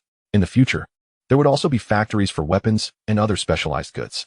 Indeed, there is food. I knew the train would not let us starve. Li Yin, salivating, hurried toward the shelf of cooked meat. Looking up, he saw an abundance of meat displayed without any packaging, preserved within fixed glass cabinets. Premium meat was priced at 5 star coins per pound, ordinary meat at 2 star coins, and inferior meat at 1 star coin. How incredibly affordable. I'll take a pound of the premium variety. A window appeared beside him, indicating that he needed to scan his face to complete the purchase. After a quick facial scan, the glass cabinet opened, revealing a fragrant piece of lean meat, visually appealing. Without a second thought, Li Yin seized the meat and began to devour it voraciously, grease dripping from his mouth. 3 minutes later, he had consumed the entire pound of meat, yet his stomach felt unfulfilled. One more piece, please. However, he received a friendly reminder suggesting that consuming some vegetarian options would be more beneficial for his health. Consequently, Li Yin made his way to the nearest vegetarian shelf and spent 1 star coin to purchase 5 large pancakes. Due to their substantial size, he could only manage one. Once everything settled, Li Yin felt as if he were in a dream, free from any sensation of hunger. I must quickly check my account balance. He left the market with a plain biscuit and headed to the bank to check his balance, which stood at a staggering 492 star coins. Truly an impressive sum. Goodness. I can borrow up to 500 star coins. I certainly won't starve. Li Yin was elated and immediately rushed back to the carriage. Inside, the atmosphere was morose, and Tianwei had gathered more people. Li Yin, why have you been gone so long? What do you have in your hand? Li Yin let out a hearty belch and tossed the biscuit over. The aroma of the biscuit wafted through the air, causing the surrounding passengers to widen their eyes in astonishment. A biscuit? Where did this food come from?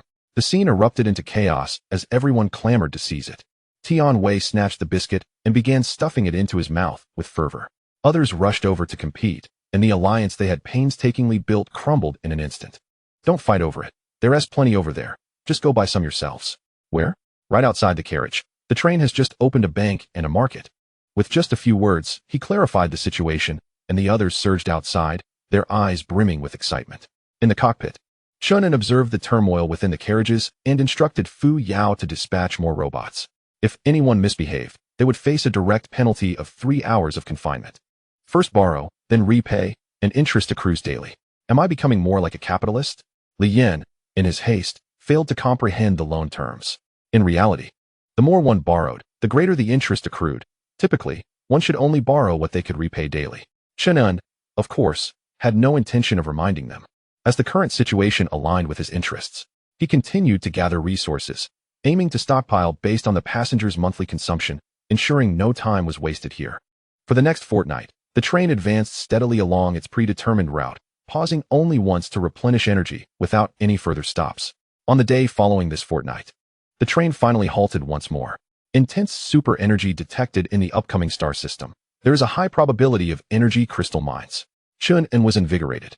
He was in dire need of energy crystals. Only by awakening his extraordinary abilities could he dare to embark on prolonged journeys. Otherwise, he could not halt the gradual decline of his own vitality. The train replenished its energy on the spot, while simultaneously mining for energy crystals and other minerals. The number of mining robots had reached an impressive 50,000, sufficient for daily needs. Should production continue, a complete fleet of ships would be necessary. Yet the train could not afford to expend more resources at this time. 2 hours later, the first ship carrying energy crystals returned, entering the storage layer through the lower hatch of the first carriage. Chen An promptly descended. The energy crystals were piled in a dedicated chamber, solid objects of pure blue, emitting an eerie glow. How does one awaken? Absorbing the energy of the crystals offers a chance of awakening. It is advisable to first divide all energy crystals into basic units. 1 unit of energy crystal weighed approximately 2.5 grams, about the size of a fingernail. Chen An waited in the lounge as the robots delivered the divided energy crystals to him. Is such a small amount sufficient for awakening? Any life form that absorbs energy crystals can awaken, though some do so more quickly than others. Your innate talent is exceptionally high. This single crystal will be enough for you to awaken.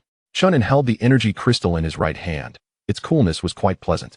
There is no need for him to perform any actions. The crystal will automatically activate upon contact with his skin, subsequently entering the flesh through the pores, and then flowing into the bloodstream, circulating throughout his entire being. BRR, it's so cold. No, it's so hot. Awakening the extraordinary requires a process. Please be patient, master. The alternating sensations of cold and heat are not the greatest discomfort. The throbbing pain from the blood vessels is far more distressing for Chen An, unfortunately. This process is brief. After 2 minutes, Chen An feels his mind become ethereal and his body remarkably light. A subsequent series of tests reveals that he can now effortlessly leap 5 meters high and run at astonishing speeds. Boom. Chen An strikes the sofa with a fist, astonishingly tearing it apart. Is this what it means to be extraordinary? Every attribute of his being has received a significant enhancement. Can I now freely traverse various planets? You are merely a celestial ascendant. Only star travelers can traverse planets freely. However, if the planet has a suitable environment for life, you can withstand gravity different from that of the purple star and adapt to any viruses or bacteria present. Chen An continues to stretch his body, feeling absolutely fantastic. It is as if he has suddenly broken free from a seal, allowing him to move freely. How much energy crystal can I gather? Based on the total energy crystal reserves of this planet, you can approximately collect 20 million units of energy crystals. Haha, if I absorb them all, will I directly upgrade to a star traveler? Just imagine soaring through the cosmos. It's exhilarating. But Fuyao doused him with cold water. Celestial ascendants must strengthen every cell in their body as much as possible. This enhancement requires time and cannot be completed rapidly. Based on your talents and physical condition, you can absorb a maximum of 10 units of energy crystals per day. Only 10? What do I need so few for? His interest waned immediately. However, a new idea soon emerged. Selling energy crystals at the price of 10 star coins each. I need passengers to gain the ability to venture out quickly. Thus, they must become extraordinary. Not all planets are suitable for robotic exploration. In certain areas, electromagnetic interference is intense, easily causing robots to lose signal. Hence, allowing passengers to embark on exploration is an inevitable trend. Chapter 10, Guild System, Mission System, Spaceship Rental System. Revitalization Year 01, Day 01, 18th. In the market of Carriage 10. What is this energy crystal? It's worth 10 star coins? Are they out of their minds? 10 star coins can buy 20 pounds of premium meat. It must be a tax on intelligence. No one would purchase it. Indeed, all 10 carriages are aware of the new market product, yet they merely observe, daunted by the prospect of actual purchase. Chen An offers no hints, allowing them to draw their own conclusions.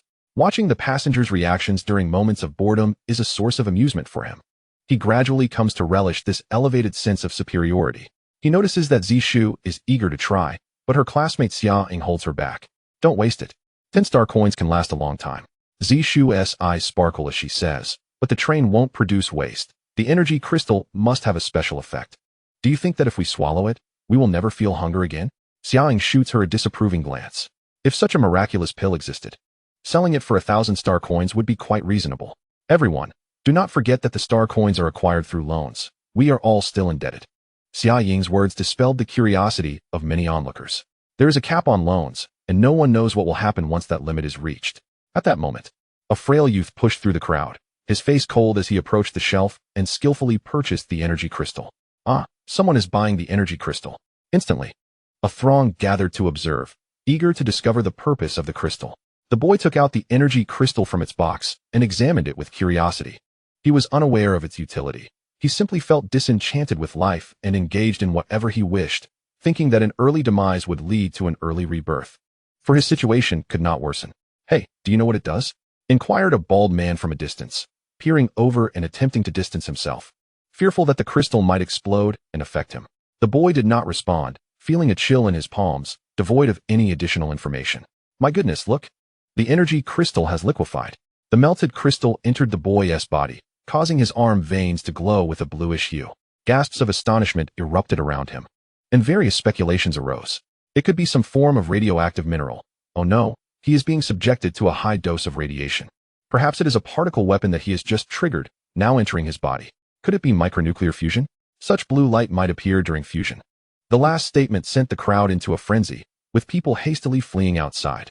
However, Jishu and the others remained calm, as university students. They were certain that the energy crystal entering the boy's body was not a nuclear fusion reaction, but rather more akin to some special substance merging within him. Yet, they were uncertain of its effects. Suddenly, the boy's complexion darkened, and his entire being radiated blue light. He inhaled sharply, suppressing the pains surging through his body. Refraining from uttering a sound, he was triggering a reaction, possibly on the verge of explosion. It was unclear who the amateur scientist was, endlessly disseminating theories in the marketplace, sending people into a panic, trapped in a mass of bodies in the passageway. There were cries of despair, curses, and even conflicts arising in some areas, drawing the attention of the market guards. "Sister Shu, it won't really explode, will it?" Yang Yuan asked anxiously. Jishu inquired, "What is your major?" "I study nuclear physics. Haven't you already known that?" "Indeed. Even I, who study sports, know it's unreliable. How could you still believe it?" Yang Yuan chuckled. "I sleep through lectures and chase girls after class. Since the semester began, I've barely flipped through a few pages of the nuclear physics textbook." Yuan interjected. "I can attest, he hasn't read a single book. He is utterly useless." "Hey, don't kick me. I'm speaking the truth." After a few jesting remarks, Xiaoying reminded everyone that the boy was undergoing a peculiar transformation. The crowd turned to look. The boy no longer appeared distressed, his pale face now flushed with color, and his entire being exuded an extraordinary sense of power.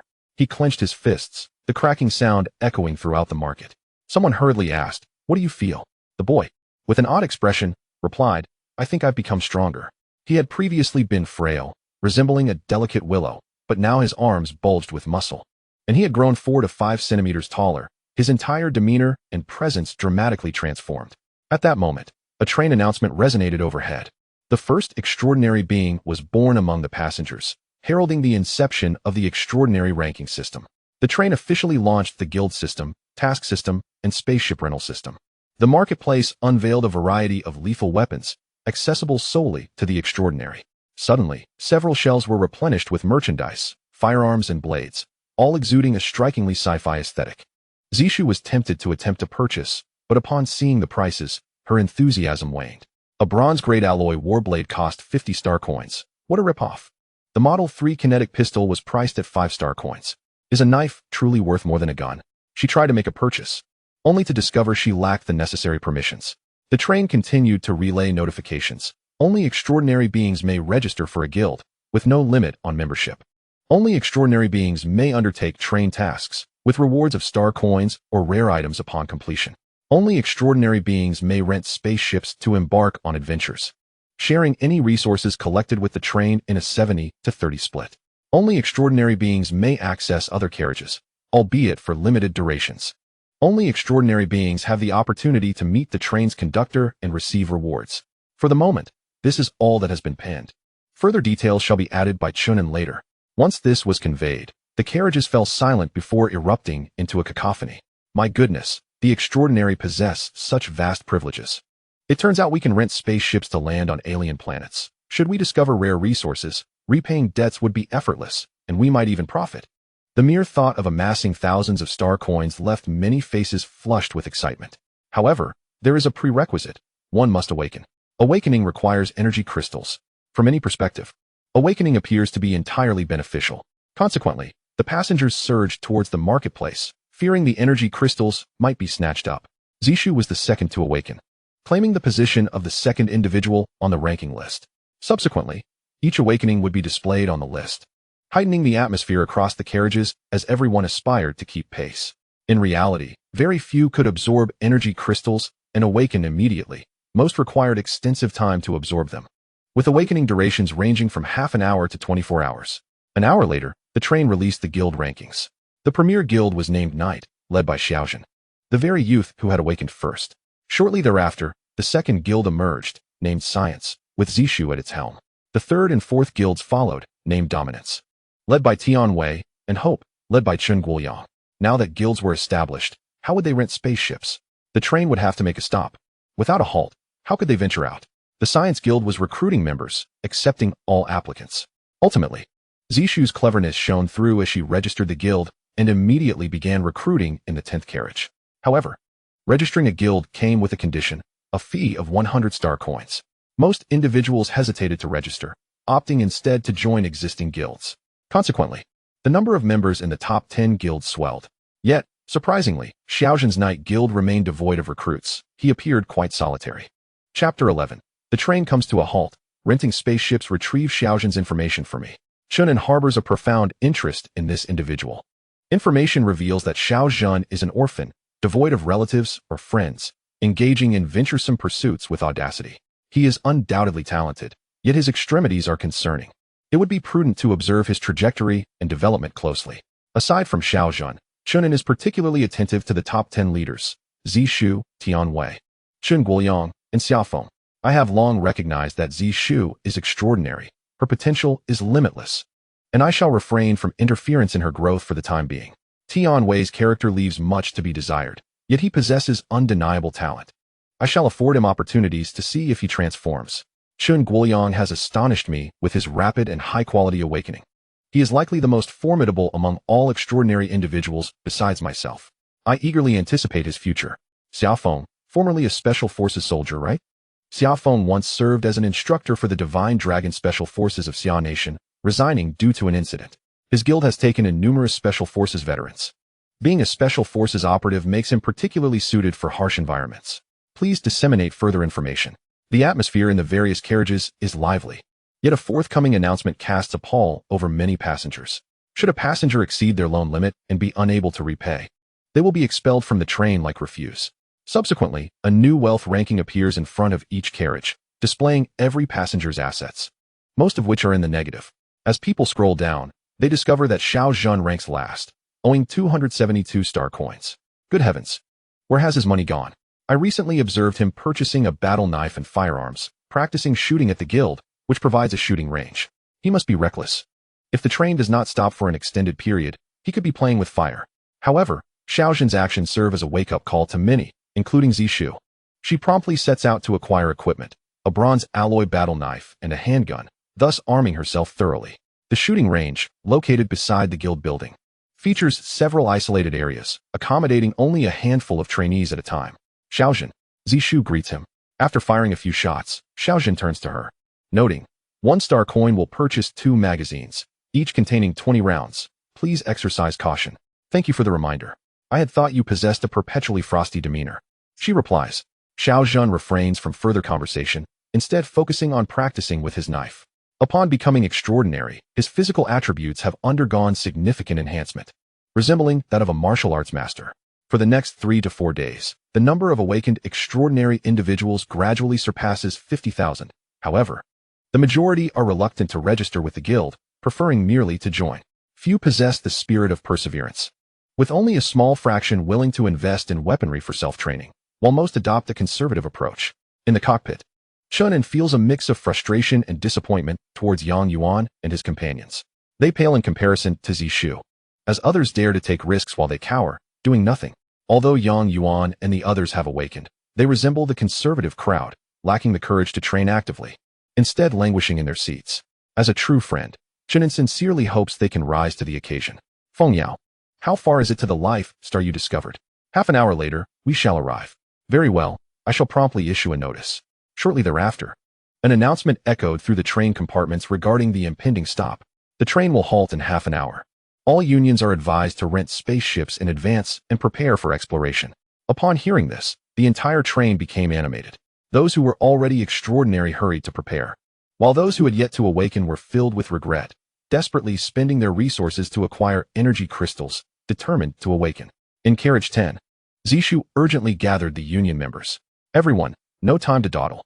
Those without weapons, rush to procure them. Those with weapons, follow me to rent a spaceship. I suspect the supply is limited.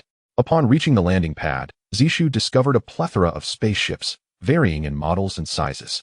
To the side of the landing pad was a rental center, where a robot informed Zishu. Currently, we offer only 2 models, the F399 and A106, each available in large, medium, and small sizes. Zishu noted that the spaceship that had previously picked them up was the large F399, of which there were approximately 10 on site. What are the distinctions between the 2 models, and what are their prices? The robot explained, the F399 is a multifunctional transport vessel, accommodating between 1,000 to 10,000 passengers, with a cargo hold that can carry between 50 to 500 tons. This model also possesses decent offensive and defensive capabilities, suitable for space combat. Rental prices range from 500 to 5,000 star coins. In contrast, the A106 is a standard transport vessel, accommodating 500 to 5,000 passengers, with a cargo hold of 10 to 100 tons. This ship is equipped with light laser cannons but lacks standard offensive and defensive capabilities, making it ill-suited for direct combat. Rental prices range from 200 to 3,000 star coins. Zishu pondered, gaining a clearer understanding of the characteristics of each spaceship. Sister Shu, why don't we rent the A106? The smaller model should suffice. Zishu replied, our union currently has 300 members, and indeed, the smaller A106 would be sufficient. However, what if we encounter danger? Who knows what lies beyond the train? I want the small F399 spaceship, but I lack sufficient loan balance. Can we pool resources? The robot, maintaining a gentle demeanor, reminded her, the union is entitled to a maximum loan amount of 5,000, independent of individual limits. Moreover, renting the spaceship does not require an additional loan process. The train will deduct the amount directly. That is indeed convenient.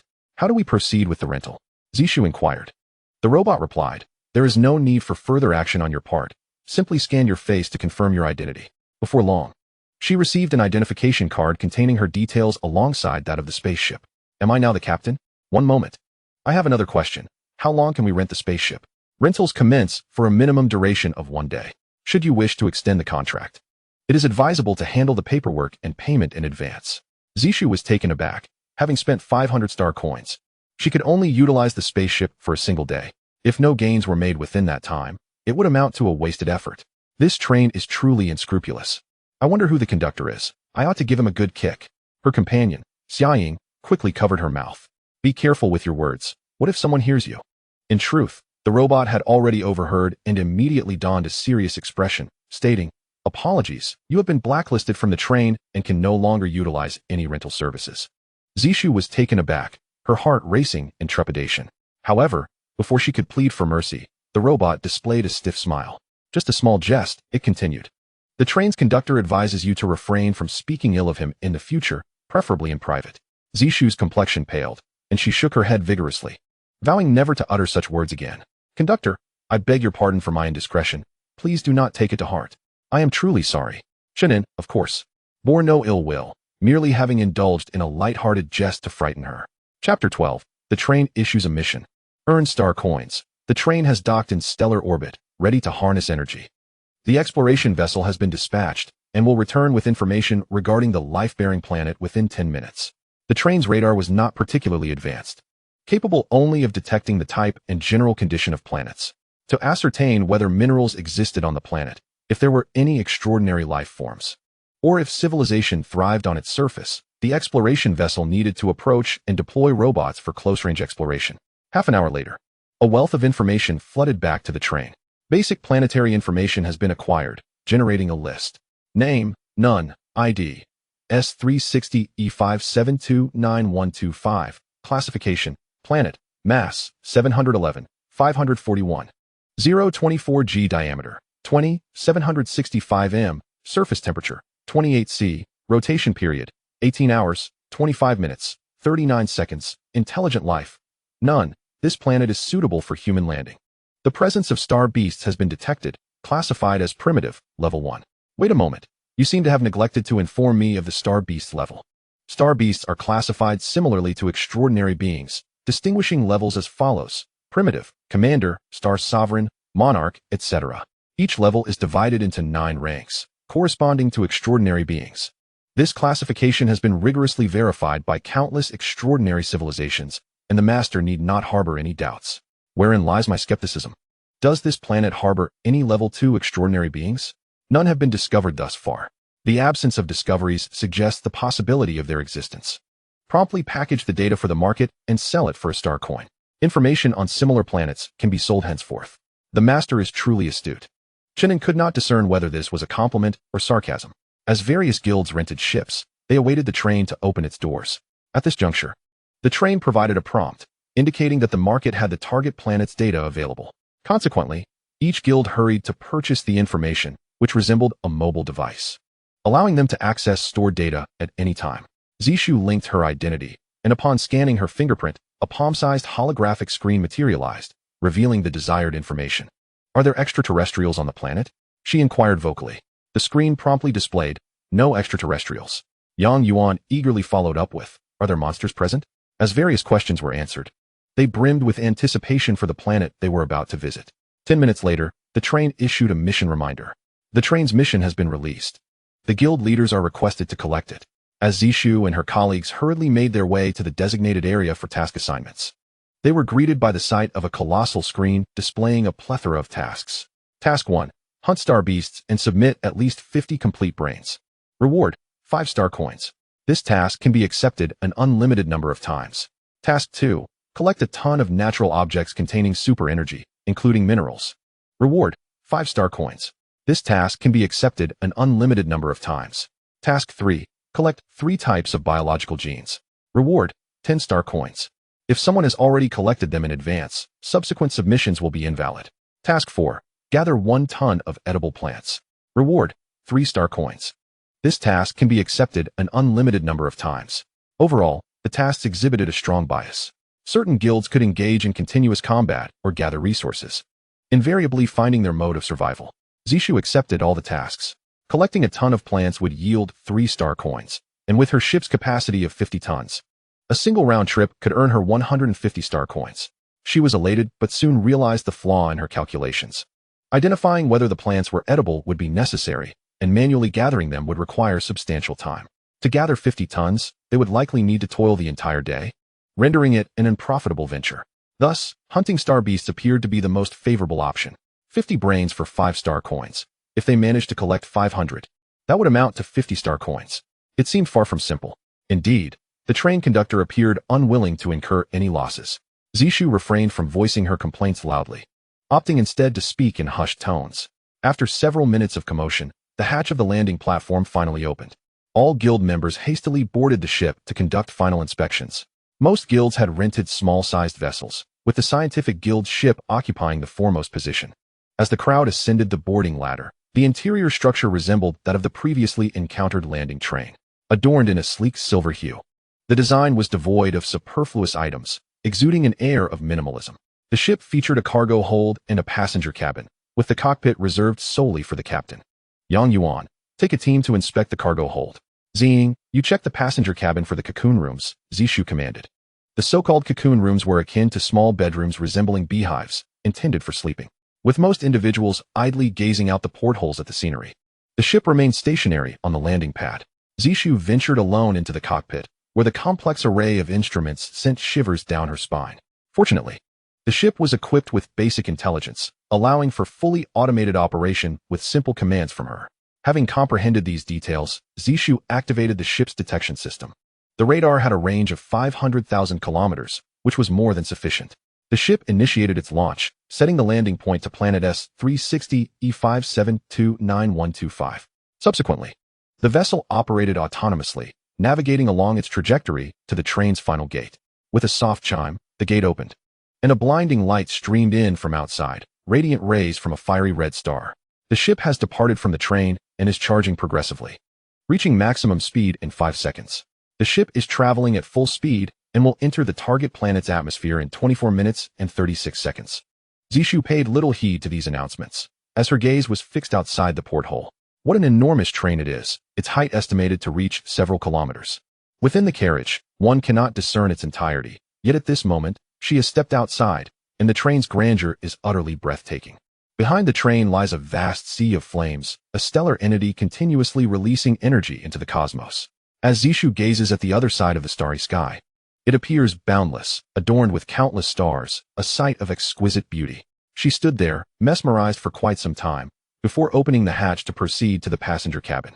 Others were even more astonished than she, either conversing in small groups or staring blankly at the sublime vista outside.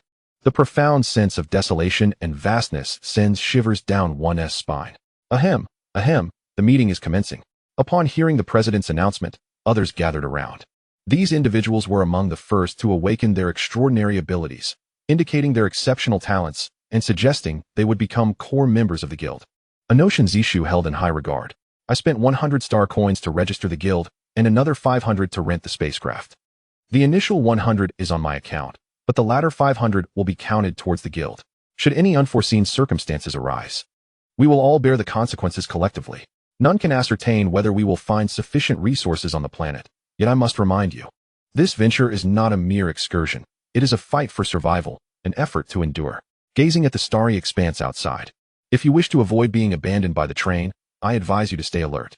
Next, regarding the exploration of the unknown planet. I hope everyone will express their opinions.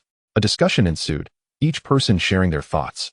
Currently, it appears most profitable to follow the task directives. I have calculated that if we complete all tasks, we could earn over 700 star coins today, after deducting the rental fees. The profit remains minimal when accounting for weaponware. The first expedition is primarily about acclimatization. I believe subsequent endeavors will yield better results. Sister Shu, what do you think? Zishu drew her combat knife from her waist and wiped it on her sleeve. I have nothing to add. Let us just get on with it. Chapter 13. This life planet glows brilliantly green. The actions of each guild and the mobilization of their leaders were clear. To Chen and Chen Guoyang was particularly formidable. He could stir 500 individuals into a fervor, and even if ordered to engage in battle immediately, none would flinch. On the other hand, Tian Wei's approach lacked finesse. He relied solely on brute force, being overly dictatorial. Zishu's strength lies in her willingness to listen to her subordinates. Xiaojin was intriguing, renting an A-106 spacecraft for a solo venture, demonstrating remarkable audacity. Fuyao, based on your big data analysis, which guild is likely to thrive the most? The Hope Guild led by Chen Guoyang exhibits the greatest potential for development, while Zishu's scientific guild boasts the highest average talent, placing second. Master, your private spacecraft is ready. Shall we proceed to land on this planet? Not just yet.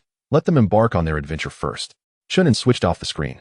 No longer concerned with how the passengers would strive, he retreated to his private quarters, increasingly feeling a sense of solitude. As you have suggested, I require a companion. Prolonged solitude could adversely affect my mental state. Master may select XX pet from among the passengers. This recommendation stems from an in-depth analysis of your psychological needs. Ahem, ahem. Please be more tactful in your speech in the future. Understood? Is this suggestion sufficiently tactful for your liking, Master? Tactful indeed. Now, do not disturb me. I wish to meditate. He made his way to the gravity chamber. The gravity chamber can activate multiple times the gravitational force, assisting him in continuously honing his physique and accelerating the enhancement of his body. As long as the strengthening occurs rapidly enough, he will level up even without absorbing energy crystals. Set it to 5 times gravity. Bang! A formidable pressure descended from above, nearly overwhelming Chen An. Although it felt somewhat burdensome, it was exhilarating. He then commenced his training, utilizing various apparatuses. In the vastness of space, nearly 1,000 spacecraft approached a verdant planet. While the number of ships appeared substantial, they were insignificant amidst the countless meteors. Bang, bang, bang.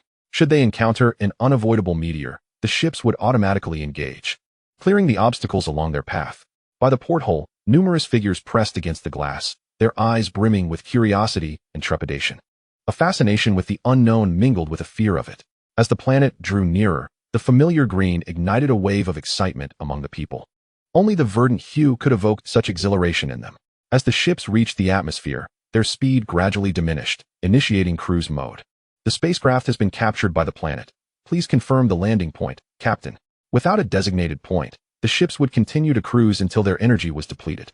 Zishu promptly made her way to the cockpit. Can the planet's map be displayed? The ship's screen immediately presented a flat map of the planet, clearly indicating 3 continents dispersed across various latitudes and longitudes. Numerous red dots flickered on the map, prompting Zishu to inquire about their meaning. The screen provided a prompt. Those red dots represented landing points selected by other ships. Ah, I see.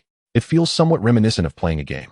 She remained unhurried, studying the data to determine that the landing point was at 30 degrees north latitude, leaning towards the southwestern side of the northern continent. Landing point confirmed. The spacecraft is in the process of landing. As the ship descended closer to the surface, the onlookers joyfully discovered that the ground was covered in a lush prairie. So vibrantly green. What a beautiful planet.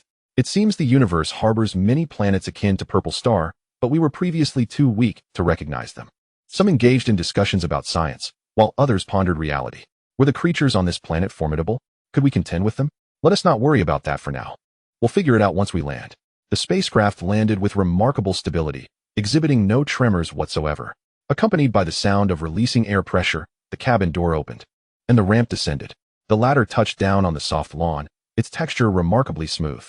Zishu was the first to step out, feigning calm as she grasped the railing and slowly descended. Upon reaching the midway point, she unexpectedly leaped, landing gracefully on the grass from a height of 5 meters. Sister Shu, how did you master such lightness of foot? Zishu replied with delight. You all should give it a try. The gravity here is lighter than on Purple Star. She jumped in place a few times, managing to reach heights of 3 to 4 meters. While an ordinary person would struggle to leap so high, they were extraordinary beings, and their jumping ability was inherently remarkable. The others followed suit, and the atmosphere was filled with joy. Zishu scanned her surroundings. The prairie stretched endlessly, and she was momentarily uncertain about how to explore. Shall we simply wander about? A group walked a circuit around the vicinity, but ultimately found nothing, gathering near the spacecraft. Ultimately, it was Liang Yu who exhibited wisdom, stating, "There is no need for us to descend. We can patrol from the spacecraft and only land when we spot our prey, thus enhancing our efficiency." Zishu chuckled in agreement. Indeed, that is the way to proceed. Everyone aboard the ship. Subsequently, the spacecraft flew at a low altitude, meticulously surveying the surroundings. During this time, they encountered a few creatures that were clearly documented in their records. However, these creatures were too sparse to warrant a stop. After approximately 10 minutes, a herd was spotted ahead. Their bodies resembled wolves, while their limbs were akin to lizards, showcasing formidable power. They were identified as lizard wolves. According to the information provided by the train, Yang Yuan expressed his astonishment. Lizard wolves? What an odd name. They appear to be numerous. Let us engage. After making the decision, the spacecraft anchored nearby, and over 300 individuals disembarked without the need for a guard. Each person was equipped with a combat knife and a handgun. At this moment, it was prudent to load their handguns first. 3 minutes later, the chilling howl of wolves echoed across the prairie. Before they could advance, the lizard wolves charged towards them, perceiving them as prey. It was at this moment that the significance of their training became evident. Zishu hit her targets with remarkable accuracy, while others fired aimlessly, wasting ammunition and failing to strike effectively. Everyone, remain calm, gather together, and shoot in intervals. Do not unleash all your bullets at once. Are your magazines not worth the money spent? Zishu assumed the role of commander, leading by example while providing guidance, barely maintaining control of the situation to prevent the lizard wolves from closing in. These creatures had never encountered humans, thus were unaware of their strengths or weaknesses, recklessly charging and leaving behind numerous corpses. After 10 minutes, the lizard wolves were driven back, and the newcomers gained confidence, understanding how to engage in battle. Zishu commanded, "Leave 20 individuals to transport the prey onto the spacecraft. The rest shall continue the pursuit and eliminate the lizard wolves entirely." In the tropical vicinity of the central continent, Chen Guoyang and his 500 men took refuge in a valley. The blood-eyed python was exceedingly ferocious. They could not withstand a direct confrontation and needed to set traps first. Everyone, put in extra effort, and the energy crystals we earn will be shared amongst all. No one will be shortchanged. However, should anyone attempt to cheat, rest assured, my brothers will keep a watchful eye. Immediately, someone replied, "We heed the president's words. Let us hasten to dig the traps. If there are any slackers, I will personally reward them with a bullet." Faced with both temptation and threat, Chen Guoyang held these individuals tightly in check. Half an hour later, over a dozen traps were successfully set, and Chen Guoyang himself went to lure the enemy while the others lay in ambush nearby. "President, be cautious." The members were deeply moved. Chapter 14. The energy crystal mine worth 500 star coins by the river on the southern continent of the planet. Tian Wei led a group in their endeavors, attempting to craft fishing nets from ferns.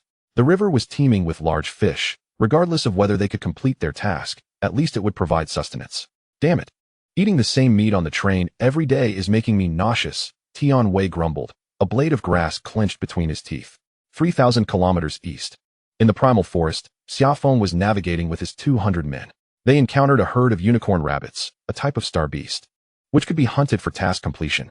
However, one member voiced concern. President, these rabbits are incredibly swift. Will we be able to catch them? Give it a try. The forest is home to more than just rabbits, as it teems with potential prey. Different guilds ventured into various locales, most returning with bountiful spoils, while only a few faced unfortunate encounters with formidable star beasts. Take Xiaozhen, for instance. His audacity led him to traverse the marshlands, fully armed, occasionally beset by attacks from water snakes or swarmed by mosquitoes the size of fists. Though he faltered at times, the prospect of significant rewards ahead spurred him on to take the plunge. The spaceship's detection system indicated unusual energy fluctuations within the marsh, suggesting the likely presence of materials imbued with extraordinary powers. If he was to gamble, he would do so wholeheartedly. Xiaozhen registered with a guild, rented a spaceship, and depleted his personal loan balance entirely. Without sufficient gains today, he would have no reason to return to the train. Suddenly, vines descended from above, crackling ominously as they approached. Unflappable, Xiaozhen swung his blade, dispatching a venomous snake ensnared in the tendrils. A peculiar serpent indeed. With an oval-shaped head and elongated wings on its back, it was unable to take flight. Its scaly body bore a resemblance to that of a pangolin. Unfortunately, these snakes were not star beasts, rendering their heads useless. As for the collection of genes, Xiaozhen had no interest. He sought something grander. After traversing several thousand meters, he finally arrived at his destination, only to be astonished to find not the extraordinary substance he anticipated, but a mere rat. Damn! This kind of rat was not documented in the train's records. It was the size of a tiger, with a white head and long, bloodied fangs protruding menacingly. Despite his bravery, Xiaozhen felt his legs weaken, prompting him to consider a stealthy retreat. However, the rat was far too perceptive, having already sensed his movements, and leapt at him with the grace of a bird of prey. Bang! Bang! Bang! As Xiaozhen stumbled backward, he drew his pistol and fired until the magazine was empty.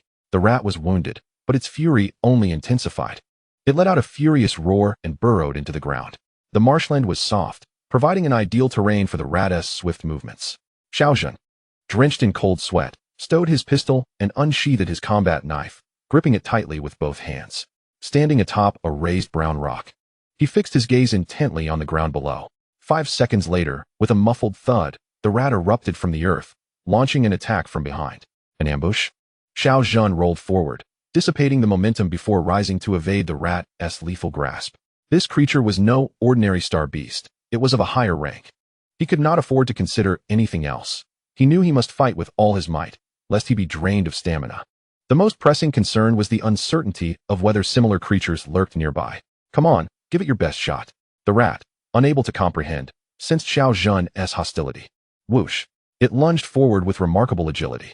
Yet, Xiaozhen suddenly crouched low, driving his knife upward with force, striking true into the rat's abdomen. I knew that was your weak spot. Open up for me. The blade tore through, ripping the rat's belly wide open, and a cascade of colorful entrails spilled forth. The piercing cries of the mouse echoed as it desperately sought refuge underground, only to be yanked back by Xiaozhen, who seized its tail with determination. The carcass of the mouse promised to be valuable. Once extracted, the creature clung to its last breath, prompting Xiaozhen to deliver a final strike, thereby ending its life. This marked the first celestial beast he had ever slain, a moment of significant commemoration. However, a troubling realization dawned upon him. His blade had become dulled, sporting a grievous chip. Was this the quality of a product worth 50 star coins? This dilapidated train was truly a ripoff. Cursing under his breath, he gritted his teeth as he transported the mouse's remains back to the spacecraft. After a brief respite, he returned to his original position, for the train's display indicated that the peculiar energy fluctuations persisted. Could it be that the mouse had a nest? Yet, instead of discovering a lair, he stumbled upon an energy crystal mine. There lay a collection of azure stones embedded within a complex metallic ore. Elated, he casually pried off a piece to attempt absorption, only to quickly shake his head in dismay and discard it. The impurities were too numerous for successful assimilation. It appeared he would have to turn this in as a task. With the presence of the energy crystal mine, Xiaozhen ceased his pursuit for additional prey and focused on transporting his find. 2 hours later, he piloted his underloaded spacecraft back to the train. He was the first to return. What extraordinary speed! Chen An was taken aback. Even more surprising was the revelation that Xiaozhen had single-handedly defeated a celestial beast of near tier 2. Through the screen, It was evident that Xiao Zhan had docked his ship at the landing platform, intending to drag the carcass to the task hall for submission. However, before he could commence his transport, a robot approached him, indicating that they would directly assess his resources. The 3 celestial beast corpses could not fulfill any task, but could be sold to the train for a total of 5-star coins. Would he like to proceed with the sale? Xiao Zhan, disinterested in further complications, agreed. You possess 3 tons of energy crystal ore, which would allow you to complete 3 resource collection tasks, yielding 15-star coins. Would you like to submit? With a grim expression, Xiao Zhan nodded. The rental of the spacecraft cost 200-star coins, and the damage to his blade amounted to 50. He was at a considerable loss. It was clear that he could not operate alone and would need to recruit more talent. Just as Xiao Zhan was preparing to seek assistance, the robot inquired, "Have you discovered energy crystal mines?" With cautious consideration, he nodded. The robot informed him that if he had indeed found a mine, he could submit the coordinates to the train for a reward. "How much will the reward be?" he asked. 500-star coins, came the reply. Xiao Zhan gasped, nodding vigorously. "I will provide the coordinates immediately." Upon submission, his account was credited with 500-star coins, perfectly balancing out his debts and propelling him to the top of the wealth rankings. Free from debt, Xiao Zhan felt an immediate sense of relief. In the cockpit, Chen An instructed Fuyao to enhance the regulations. Should any rare deposits be discovered, the submission of coordinates would yield rewards, which he designated as task number 15. Effective indefinitely. Once established, Chen An remarked, "I have noticed that many are unaware of how to gather resources, as we have not set detailed exchange rates. For instance, certain special plants, though not included in the tasks, could be sold at a premium to the train if collected. Alert. Master, you can mass-produce wristwatches. Firstly, there is real-time monitoring of everyone. Secondly, individuals can access new information at any moment and receive new tasks. What kind of monitoring? I am concerned for their well-being. If sufficient materials are available, let us hasten the production." Chapter 15. Immortality is rather dull. Merely living for a few billion years would suffice. The news of Xiao Zhan ascending to the top of the wealth rankings created quite a stir aboard the train. Thus, when he sought to recruit individuals, the newly awakened extraordinary beings eagerly vied for a place, quickly forming a cohort of 100. As he prepared to return to the planet, he discovered new devices in the market. A wristwatch that could connect with the train at any time, allowing passengers to communicate with one another. What a splendid tool. It should be an essential accessory for us. Xiao Zhan promptly purchased one and donned it, discovering that it could link to the train's public network, which potentially contained vast amounts of information and could facilitate the remote reception of tasks. If the network were to be enriched in the future, this device would be indistinguishable from a mobile phone. Chen An shared this sentiment and was instructing Fuyao to populate the network with resources, aiming to transform it into a super network for the train, incorporating all passengers. Hours passed, and numerous spacecraft returned. The train would remind passengers of the wristwatch's existence. No one could underestimate its significance, and many rushed to purchase one. Consequently, passengers were equipped with instant communication tools, enabling them to assess the efficacy of collected resources in real time, greatly enhancing efficiency. Sister Shu, this wristwatch is remarkably useful. Zishu was hunting when a holographic screen suddenly popped up on her left wrist, startling a star beast hidden in the bushes. "Oh, for goodness sake, don't disturb me. Train, is it possible to mute communications on the wristwatch?" The wristwatch, capable of long-distance communication with the train, promptly responded, "Please select the object to mute." Not only did she mute Yang Yuan, but she also temporarily silenced others, intending to reactivate communications after concluding her hunt. Not long ago, Zishu had stumbled upon a small creature resembling a squirrel but possessing a fox-like tail. Predictably, it was named the fox mouse, and the train acquired it for 3-star coins, deemed a rare find. That little creature was quite skittish, likely having vanished from sight, all thanks to Yang Yuan. Zishu, agile as a kitten, leaped through the grass, light as a feather, and she was currently the most adept extraordinary being at utilizing the planet's gravity. After 5 minutes of searching, the wristwatch provided a coordinate alert. You can assist me in locating prey?" In reality, it was not the wristwatch that had pinpointed the location. It was Chen An who had provided the alert. Since passengers began to widely wear the wristwatch, Chen An effectively installed countless monitors across the planet. As passengers moved about, he could easily obtain visual information. This girl could be somewhat absent-minded at times. The prey was clearly hiding beneath the large leaves of the bushes, yet she failed to locate it. After a fierce struggle, Zishu successfully captured the fox mouse, adding 3-star coins to her account. According to the guild's distribution rules, each individual's hunting success belonged solely to them. Only resources obtained collectively would be shared. I need to repay my debts. I must work harder. If only there were more fox mice. Upon uttering this, the wristwatch immediately provided further coordinates, all indicating the presence of fox mice. Wow, this is a windfall. Fuyao, what products can be manufactured from the resources they submitted? Chen An sat in the driver's seat, a bottle of cheerful soda in hand, as a myriad of screens unfolded before him, showcasing the adventurous exploits of the passengers. The Star Beast's brain is capable of producing potions, some with healing properties, while others serve to invigorate. These potions can be marketed to the passengers. Furs can be fashioned into garments, a necessity for passengers who have long awaited new attire. The genetic makeup of flora and fauna is being meticulously studied in laboratories, paving the way for the development of various enhancement potions tailored to augment the extraordinary abilities of the gifted. What can the foxrat extract? The foxrat is remarkably swift, capable of directly creating acceleration potions that, upon consumption, temporarily enhance extraordinary speed. It is no wonder that such a creature holds immense value.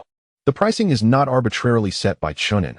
Rather, it is based on reference prices provided by Fuyao, after which Chen An makes his decisions. During the subsequent half-day, the ships of various guilds made 2 to 3 trips in quick succession, demonstrating a significantly improved efficiency compared to the earlier part of the day. They even ventured out at night, which, for the train, is devoid of the concept of day and night. The leading guilds have nearly settled their debts and even boast a surplus. The momentum is promising, and there is hope for their continued diligence. The train is poised to remain in this star system for several days, allowing for an announcement that it will not be departing soon. Today, Chen An decided to remain inside, postponing any excursions until tomorrow. After a restful slumber, he awoke the following day to examine the achievements of the guilds from the previous night. He then piloted his private spacecraft, accompanied by 500 robotic bodyguards, making a grand journey to the Life Star. To ensure his absolute safety, Chen An even brought along 2 escort ships, concealing them amidst the asteroid belt surrounding the Life Star. With so many elements at play, caution is imperative. As he gazed upon the verdant planet, Chen An felt elated. He deliberately steered his ship away from other fleets, selecting the temperate latitude of 30 degrees north, where he found a forest. He promptly set out to scout for nearby prey. His intent was not to hunt, but to unwind and simultaneously hone his combat skills. With the orders dispatched, the radar scanned a radius of 100 miles, confirming the absence of any threats. The 500 robots swiftly dispersed, establishing a secure perimeter of 10 miles around Chen An, ensuring that no unexpected incidents would arise. Master, I understand that this is not cowardice, but rather prudence, the AI remarked. Chen An replied, in truth, I am rather timid. With such favorable conditions, it would be a pity to perish. I am unlike others who dance on the edge of a blade, risking everything. What do I have to fight for? The longer I live, the stronger I shall become, be it a millennium, 10 millennia, or even 100,000 years. I desire to exist for the long haul. Fuyao, do you believe I can achieve this? I firmly believe that you shall become a deity of the cosmos, thereby mastering your own fate and attaining absolute immortality. The AI responded, eternity holds little allure. Merely living for a few billion years would suffice. If you find existence lacking in excitement, you could accumulate beautiful pets, even establishing a pet empire in the future. Is that all you can suggest? Chen An feigned annoyance. This reflects the innermost sentiments of your heart. I have not embellished my words, it replied. Unwilling to engage further in trivial discourse, Chen An dismissed the conversation, recognizing that Fuyao, being an intelligent entity, might not possess a profound understanding of human nature. Not long after, Chen An encountered a pack of lizard wolves. Although I had seen them numerous times before, it was only upon direct confrontation that I realized how peculiar they were. A combination of lizards and wolves? I truly admire the creator's wondrous imagination. Chen An did not employ any weaponry. He charged into the wolf pack, fists pounding, causing blood to splatter and corpses to litter the ground. The lizard wolves were feeble, and at this moment, I was approaching the strength of the second tier. Were there any stronger beings nearby? 300 meters to the left, there is a crimson bear. At the peak of the first tier. Excellent, that is the one. 10 minutes later, Chen An found himself fleeing from a towering 5-meter red-skinned bear. Are you certain this is the peak of the first tier? Indeed, it is the first tier. Chen An, feeling helpless, could only rely on weaponry to have even a slim chance of fighting back. Subsequently, with the combined might of a laser weapon and a silver-grade sword, he overwhelmed and brutally dispatched the crimson bear. The laser weapon was formidable. A single shot could inflict severe damage. The silver-grade sword, capable of slaying 3 to 4-tier star beasts, was a waste to use on a mere first-tier creature. Master, relying on external forces does not achieve the goal of cultivation. The weapon is not mine. The sword is not mine. They are all yours. Precisely, since they are all mine, it cannot be deemed reliance on external forces. Chen An murmured a few words and instructed Fuyao to continue searching for star beasts of this caliber. Chapter 16. You are progressing toward tyranny. President, someone has died. A sense of unease gripped Zixuxin as she hunted in the forest.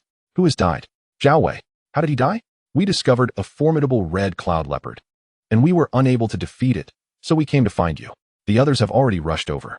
Following suit, Zixuxin found the guild members scattered, forming small groups, barely managing to withstand the red cloud leopard's assaults.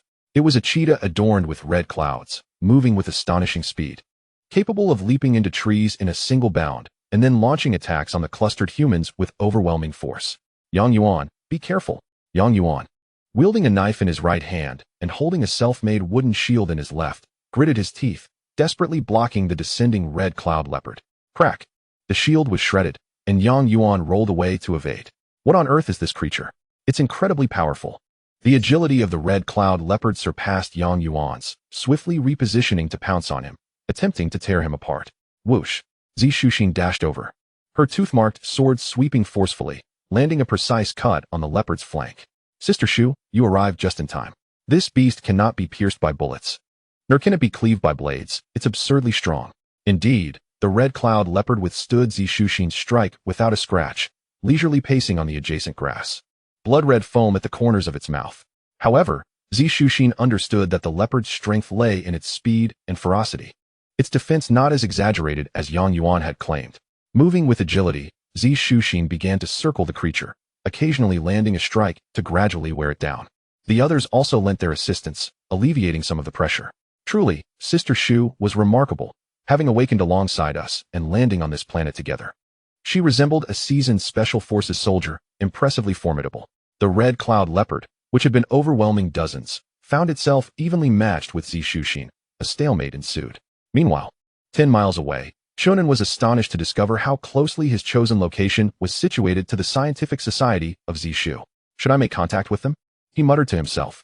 Fuyao has already analyzed the master's psychological state. You require companionship, or else you may develop tyrannical tendencies. Is that how tyrants come to be? Chen An retorted, exasperated. He pondered deeply, realizing that in the absence of revealing his identity, he could go wherever he pleased and converse with whomever he wished, without any reservations. The train had been traveling for over half a month, and Chen An found himself in the cockpit, conversing daily with Fuyao, feeling rather isolated. Fuyao, register a guild for me, named Crimson Sun, maintaining a rank around 100.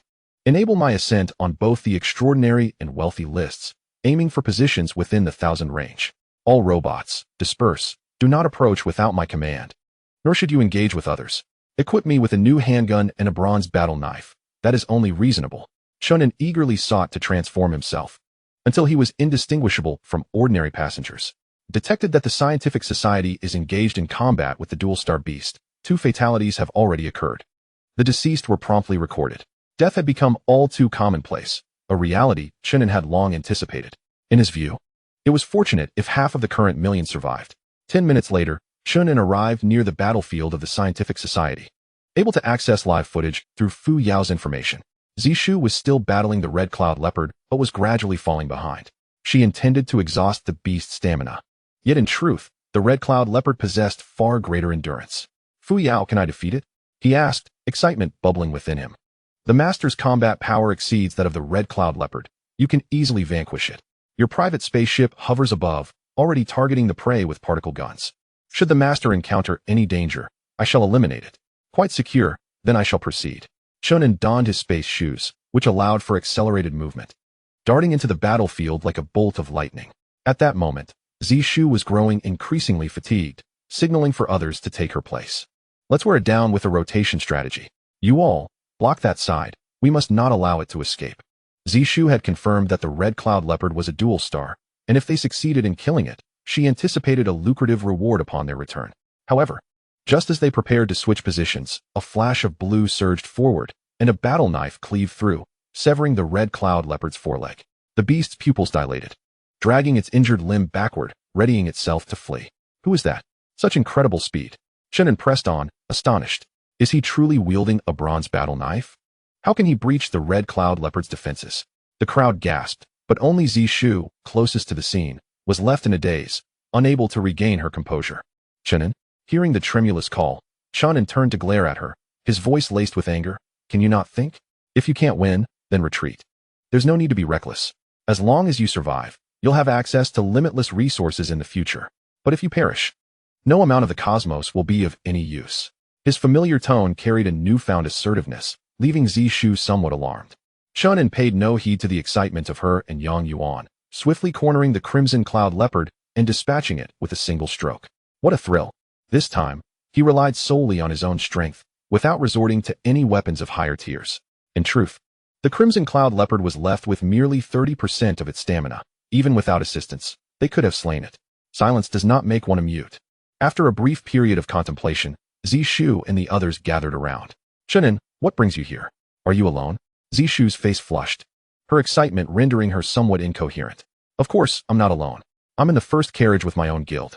Yang Yuan, Yu Guan. Liang Yu, it's good to see you all alive. Though he was aware of their existence daily, it was only now, through genuine interaction, that Chen An felt comfort within. After all, humans are social creatures. Integrating into a community is essential to becoming a whole person. Yang Yuan approached, embracing Chen An tightly before reluctantly releasing him. Old Chen, how did you end up in the first carriage? We thought you had perished in the dormitory. I was the first to sense the impending crisis. I wouldn't succumb so easily. The crowd was overwhelming, and I got separated. Later, I boarded the school bus, which took me directly to the airport, hence our paths diverged. Liang Yu looked on with envy. Old Chen, you're so fortunate. You have no idea how close we were to missing out. Suddenly lowering his voice, he leaned in. Sister Shu has been harping on about you. She's practically obsessed. That wasn't exactly a whisper. Everyone nearby could hear. Zishu promptly kicked him, and the atmosphere grew increasingly jovial. Chen An had little on his mind beyond seamlessly integrating into the life aboard the train. Subsequently, the group worked together to transport the Crimson Cloud Leopard's carcass onto the spaceship. Chen An, where's your team? After exchanging pleasantries, Zishu inquired. My team won't come over to avoid any conflict, as you can imagine. However, I have ample time and can accompany you for hunting while offering some guidance. Chapter 17. Cosmic Oblivion. Urgent departure. Perhaps it was due to Chen An's presence, but Zishu exhibited remarkable bravery, hardly encountering any adversaries that posed a challenge. The first tier of the extraordinary primarily enhances physical strength. You should find a breathing rhythm that suits you to expedite your recovery. Do you have any excess energy crystals? If not, purchase some in the market, aiming to absorb at least one each day. The wristwatch has a built-in reconnaissance feature. Keep it activated during your downtime. Don't worry about energy consumption. The train provides complimentary recharging for the wristwatch.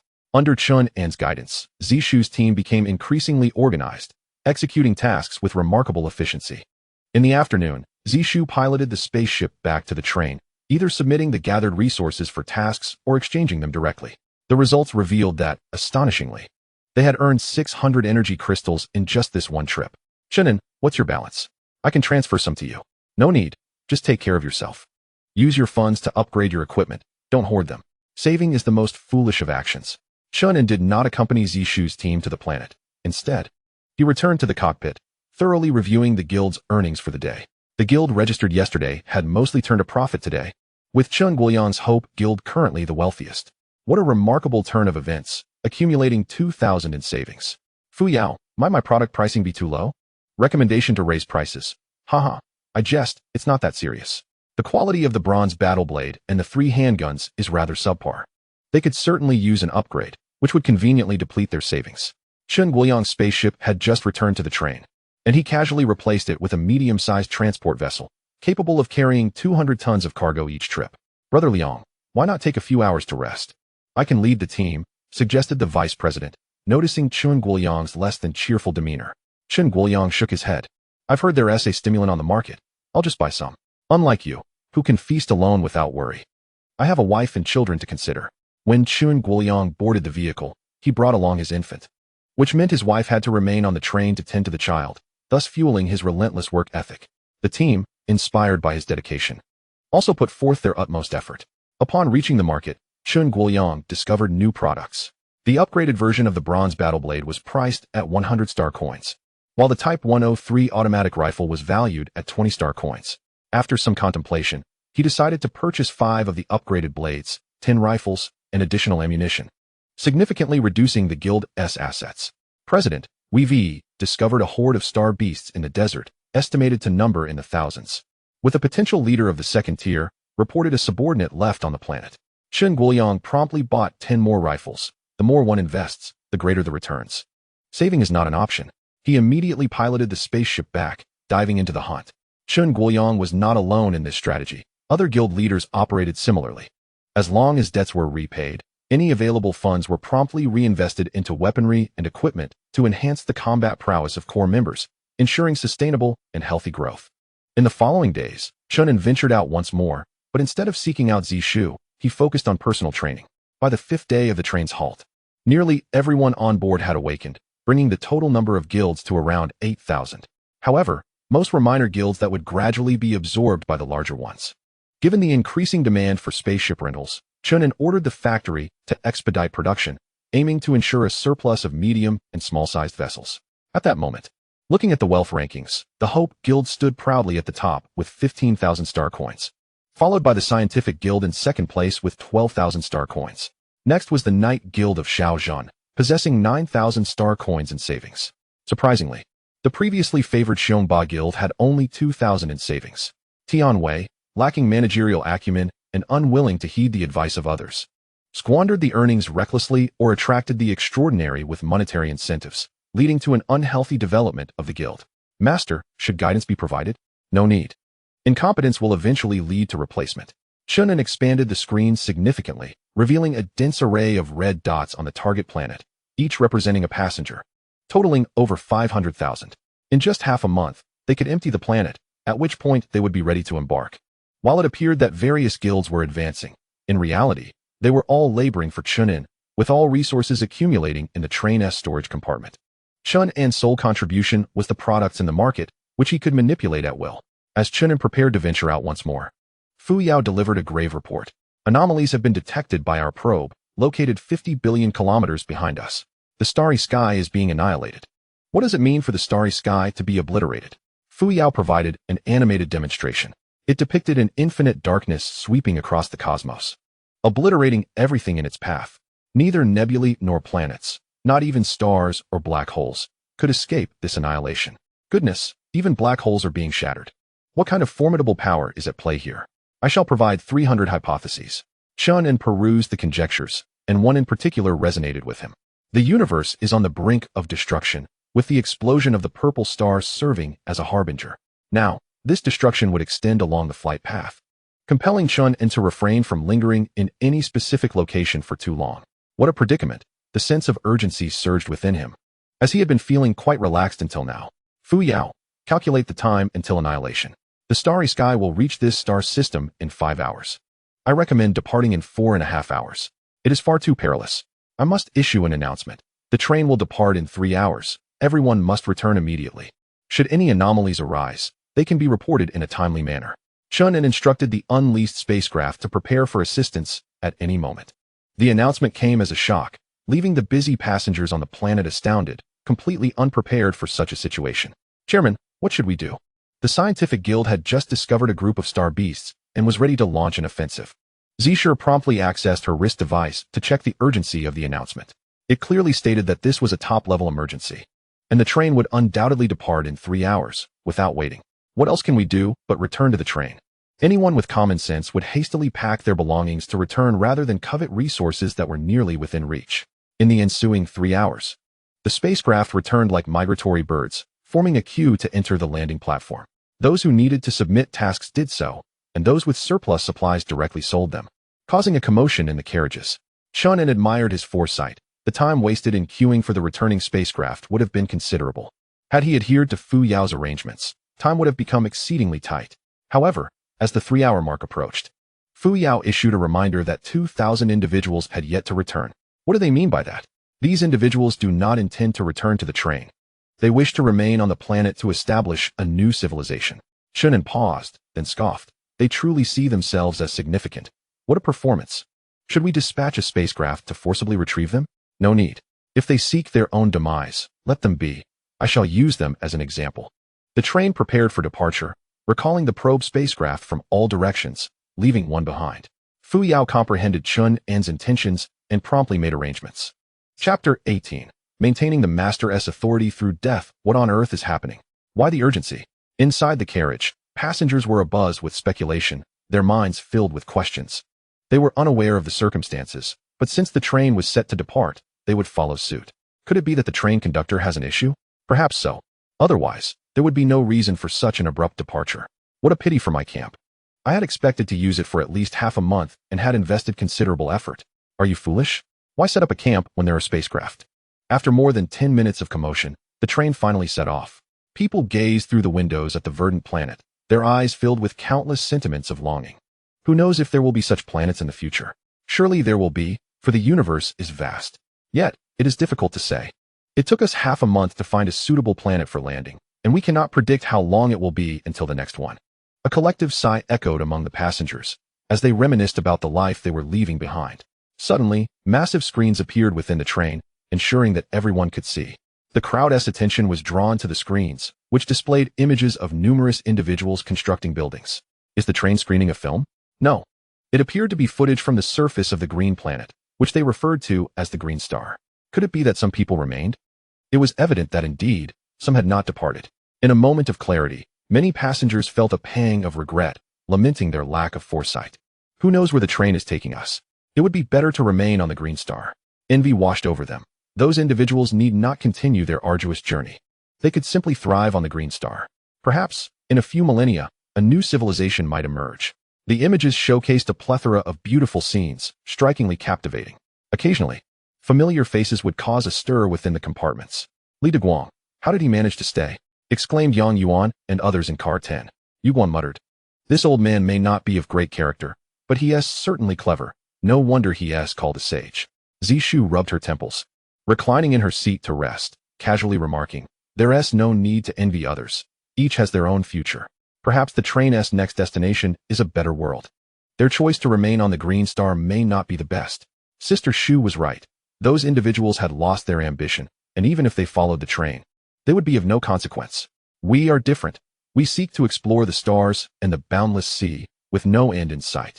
Stop with the melodrama. Who is going to the market to buy some food? I'm hungry, and perhaps some fruit as well. The guild is currently affluent, and these elders have a budget to spend. Zishu added, get me 2 flatbreads. Sister Shu, aren't you going to treat yourself to something nice? I've consumed too much meat these days. It's time for a little moderation. Just as this conversation unfolded, Yang Yuan exclaimed, look at the screen. The viewpoint rapidly expanded, retreating from the fragrant surface to reveal the planet from afar. What is happening? The green star is indeed beautiful. What next? Sister Shu, look behind the green star. What is that? Many people began to notice a vast expanse of darkness looming behind the green star, resembling a colossal abyssal beast swiftly approaching. The display shifted, revealing multiple screens showcasing scenes from the green star. The individuals depicted now wore no smiles. They appeared frantic and bewildered, trembling as they gazed into the darkening sky. On the prairie, Li Deguang fell to his knees in terror, his eyes wide with fear. He witnessed the sky being devoured by darkness, layers appearing as if glass were shattering, rendering the scene surreal. No wonder the train wanted to leave. A calamity was at hand. My heavens, if there is indeed a disaster, why did the train not make it clear? Li Deguang ran eastward, accompanied by many others, as if this might allow them to catch up with the departing train. In reality, it was futile. Soon, they too were consumed by darkness, their bodies dissolving layer by layer. In the cockpit, indeed, the master could have clarified in advance. Most would leave, Chen An said indifferently. Why should I explain? I am not an NPC and bear no obligation to elucidate. I require their obedience. When I command them to depart, they shall depart. When I instruct them to exit, they shall exit. Otherwise, my authority will gradually diminish, and they will come to disregard my presence. Do you understand? Fuyao comprehended that to uphold the master's authority, one must employ the stimulus of death. The sentiment sounded peculiar, yet was rather straightforward. It was essential to instill a sense of fear within them, ensuring they would heed my words in the future. Otherwise, I would be compelled to provide explanations for any incidents, and I am not a game master. As obliteration approached, all visuals abruptly ceased, leaving only an endless void. Chen An instructed Fuyao to issue an announcement. The universe is collapsing along our trajectory. There is no way to halt or evade it. We can only continue our voyage forward. Should anyone wish to disembark at this juncture, they may apply at any time. The conductor permits anyone to leave freely. Having witnessed the annihilation of Green Star, who would dare to reminisce now? The carriages were steeped in gloom, and the passengers stared wide-eyed, swallowing hard. With a sharp slap to his own face, one could only be grateful for not overestimating their own cleverness. My heavens! The starry sky is indeed collapsing, which means we must persistently advance on this train. Halting for too long would result in death. Why is this happening? Despair enveloped the people, as they could not envision their future. Pessimism is contagious, saturating the carriage with a stifling atmosphere of despondency. This cannot continue. Prolonged travel necessitates a positive mindset. Fuyao enhanced the functionalities Chen An commanded. Before long, new offerings were introduced across the carriages. The train has opened a dining area where passengers can customize their favorite delicacies, with opportunities to purchase cuisine from Purple Star. The train has also unveiled an entertainment zone, featuring various virtual games for passengers to enjoy during their journey. Upon receiving this information, the carriage erupted with excitement. Many rushed out to discover the offerings. The dining area, adjacent to the marketplace, occupied a vast expanse. Inside were numerous orderly establishments, complete with robotic chefs. Regardless of the dish the patrons desired, as long as the ingredients were available, it could be prepared. The dishes appeared delectable, yet their prices were exorbitant, beyond the means of most. Only the upper echelons of the guilds could afford such luxuries. Zisher led Yang Yuan and others inside, where they found a ramen shop resembling a lengthy corridor. Purple Star Ramen, how extraordinary! Yang Yuan's mouth watered, urging, hurry and buy. There are only 50 bowls available each day. Upon learning of the culinary limit, those with wealth hastened to purchase, determined to savor the experience. Conversely, those with limited funds were cautious, reserving their money for the journey ahead and refraining from frivolous spending. Only the Purple Star dishes were limited in availability, while other foods were boundless, presenting a stark contrast in pricing. This was entirely reasonable. After all, Purple Star cuisine had become extinct, dwindling with each consumption. The ramen arrived, each small bowl astonishingly priced at 3-star coins. How fragrant! They dared not indulge excessively, instead savoring it in small bites. In addition to the noodles, there were various stir-fried dishes, yet their prices soared even higher. Meanwhile, an increasing number of individuals flocked to the entertainment area.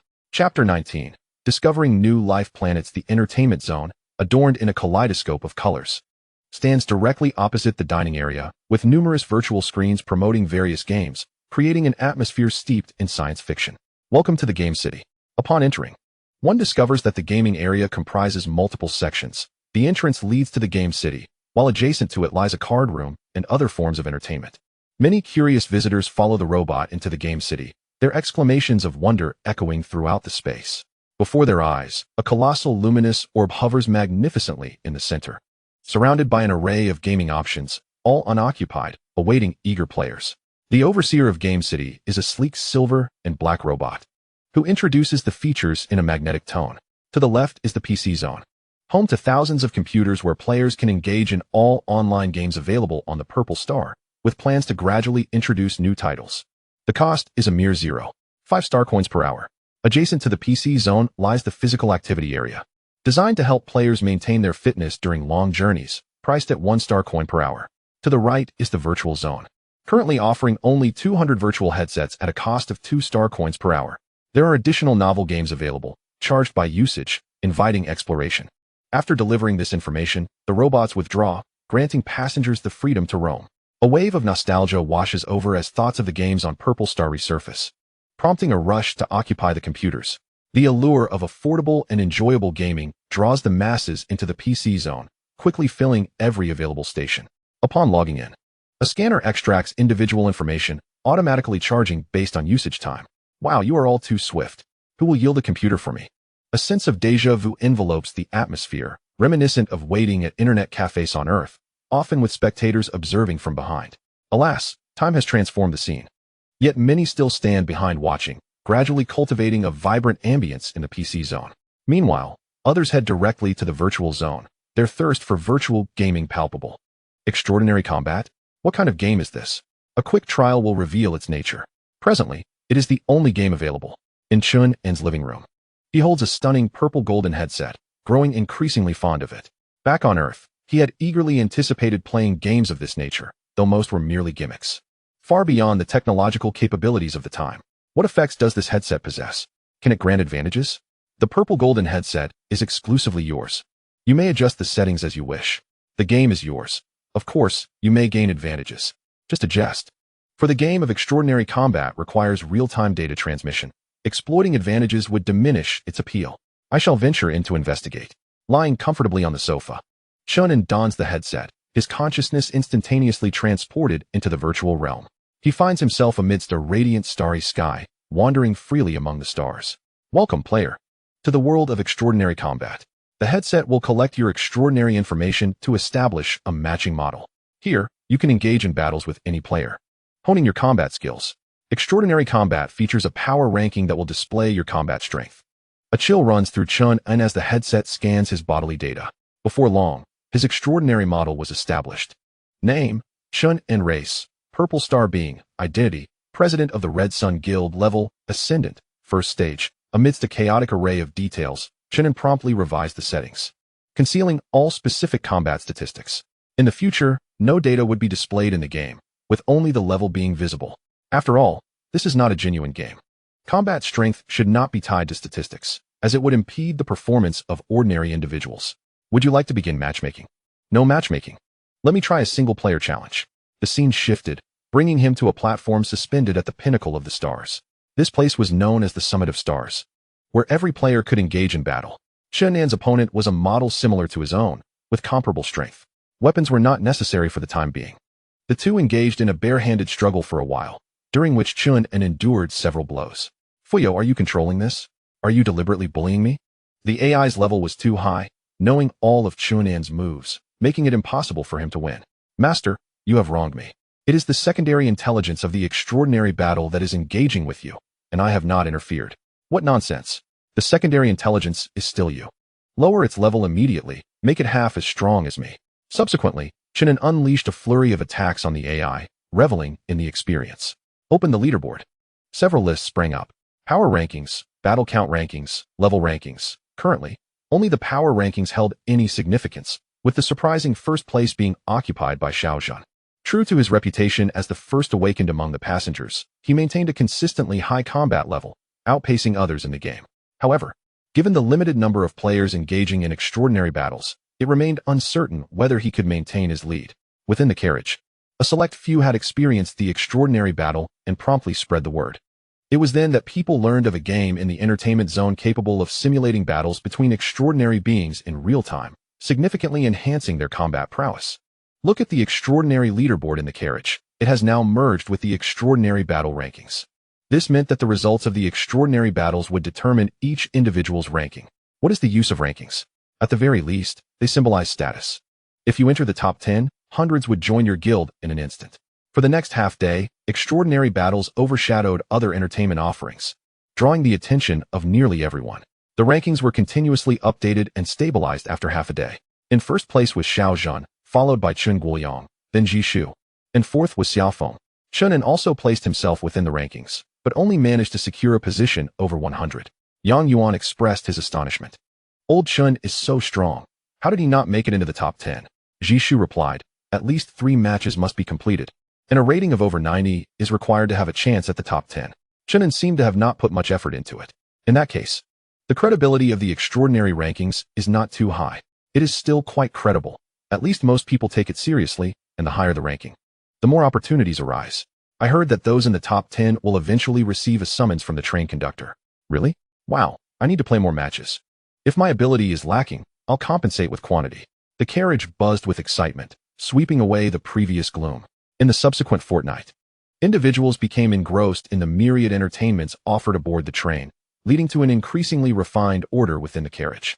On the 15th day of their renewed journey, Chen An achieved a breakthrough in the gravity chamber, transcending to the second level. His superpowers surged within him, a searing sensation enveloping his skin, akin to a rebirth. To ascend to the second level, one must fortify the skin. Exert yourself, Master, Fuyao advised after half a day of cultivation. Life-bearing planets discovered 10 billion kilometers away. Shall we make a stop? Chen An's spirits lifted. A stop was imperative, for many passengers had depleted their savings and required opportunities to earn. How far are we from the annihilation of the starry void? The train's velocity surpasses the speed of annihilation. We have approximately a fortnight's grace. Splendid. Ensure thorough exploration and timely reports. The train prepared to dock into the designated star system. Chapter 20. The commencement of civilizational warfare. Annihilation of the giant lizard civilization. Name, Giant lizard planet. ID.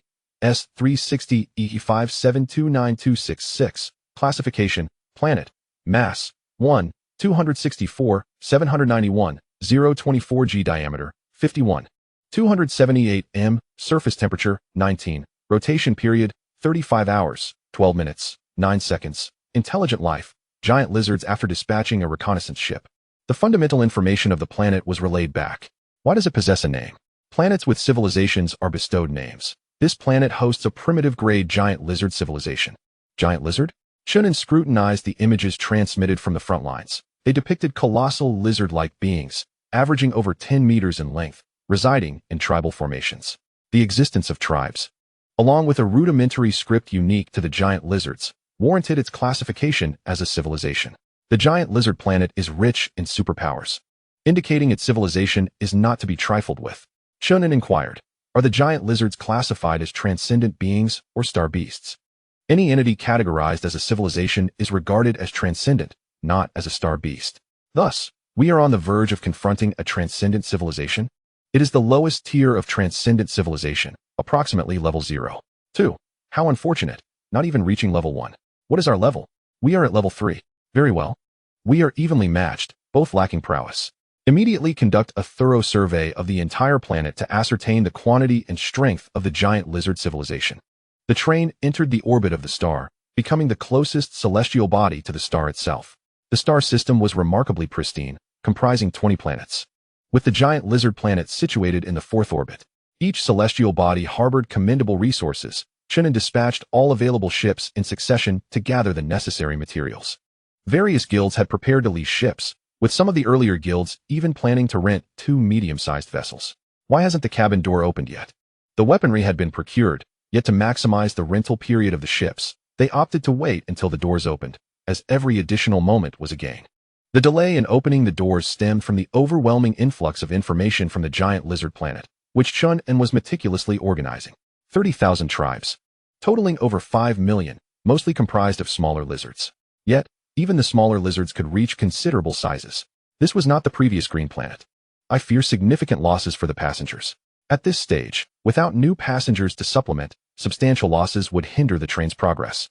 Suggestion for the master to initiate a civilized war. What does it mean? For the train to achieve the status of Bronze 1 star, 3 conditions must be met. First, all passengers must awaken to the extraordinary and possess a duality of 100,000. Second, the train's war capabilities must be rated as first class, which requires possessing kinetic weapons of varying magnitudes and at least 50 escort-class warships. Third, it must have participated in at least one civilized war and secured victory, including conflicts between trains. Chen An pondered, thus, war is inevitable. How does one commence a civilized war? Release war missions to the passengers.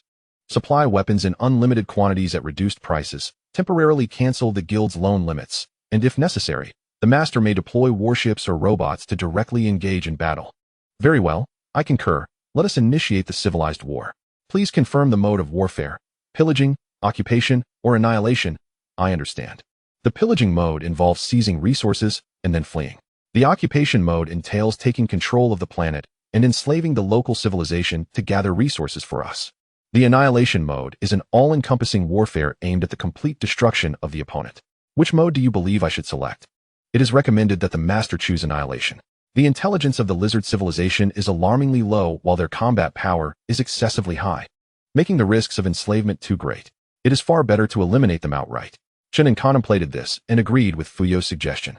Enslaving other civilizations requires 2 prerequisites: absolute superiority in strength and the ability to communicate. Yet, Chen An failed to meet either condition, so it was more prudent to eliminate the threat entirely. Outside the landing pad, countless guild members awaited eagerly. Having been absent from the train for half a month, I must venture out to slay star beasts. I need to satisfy my thirst for battle. I already owe the train 300 star coins. If I do not make frequent stops, I fear I shall be ruined. Look outside.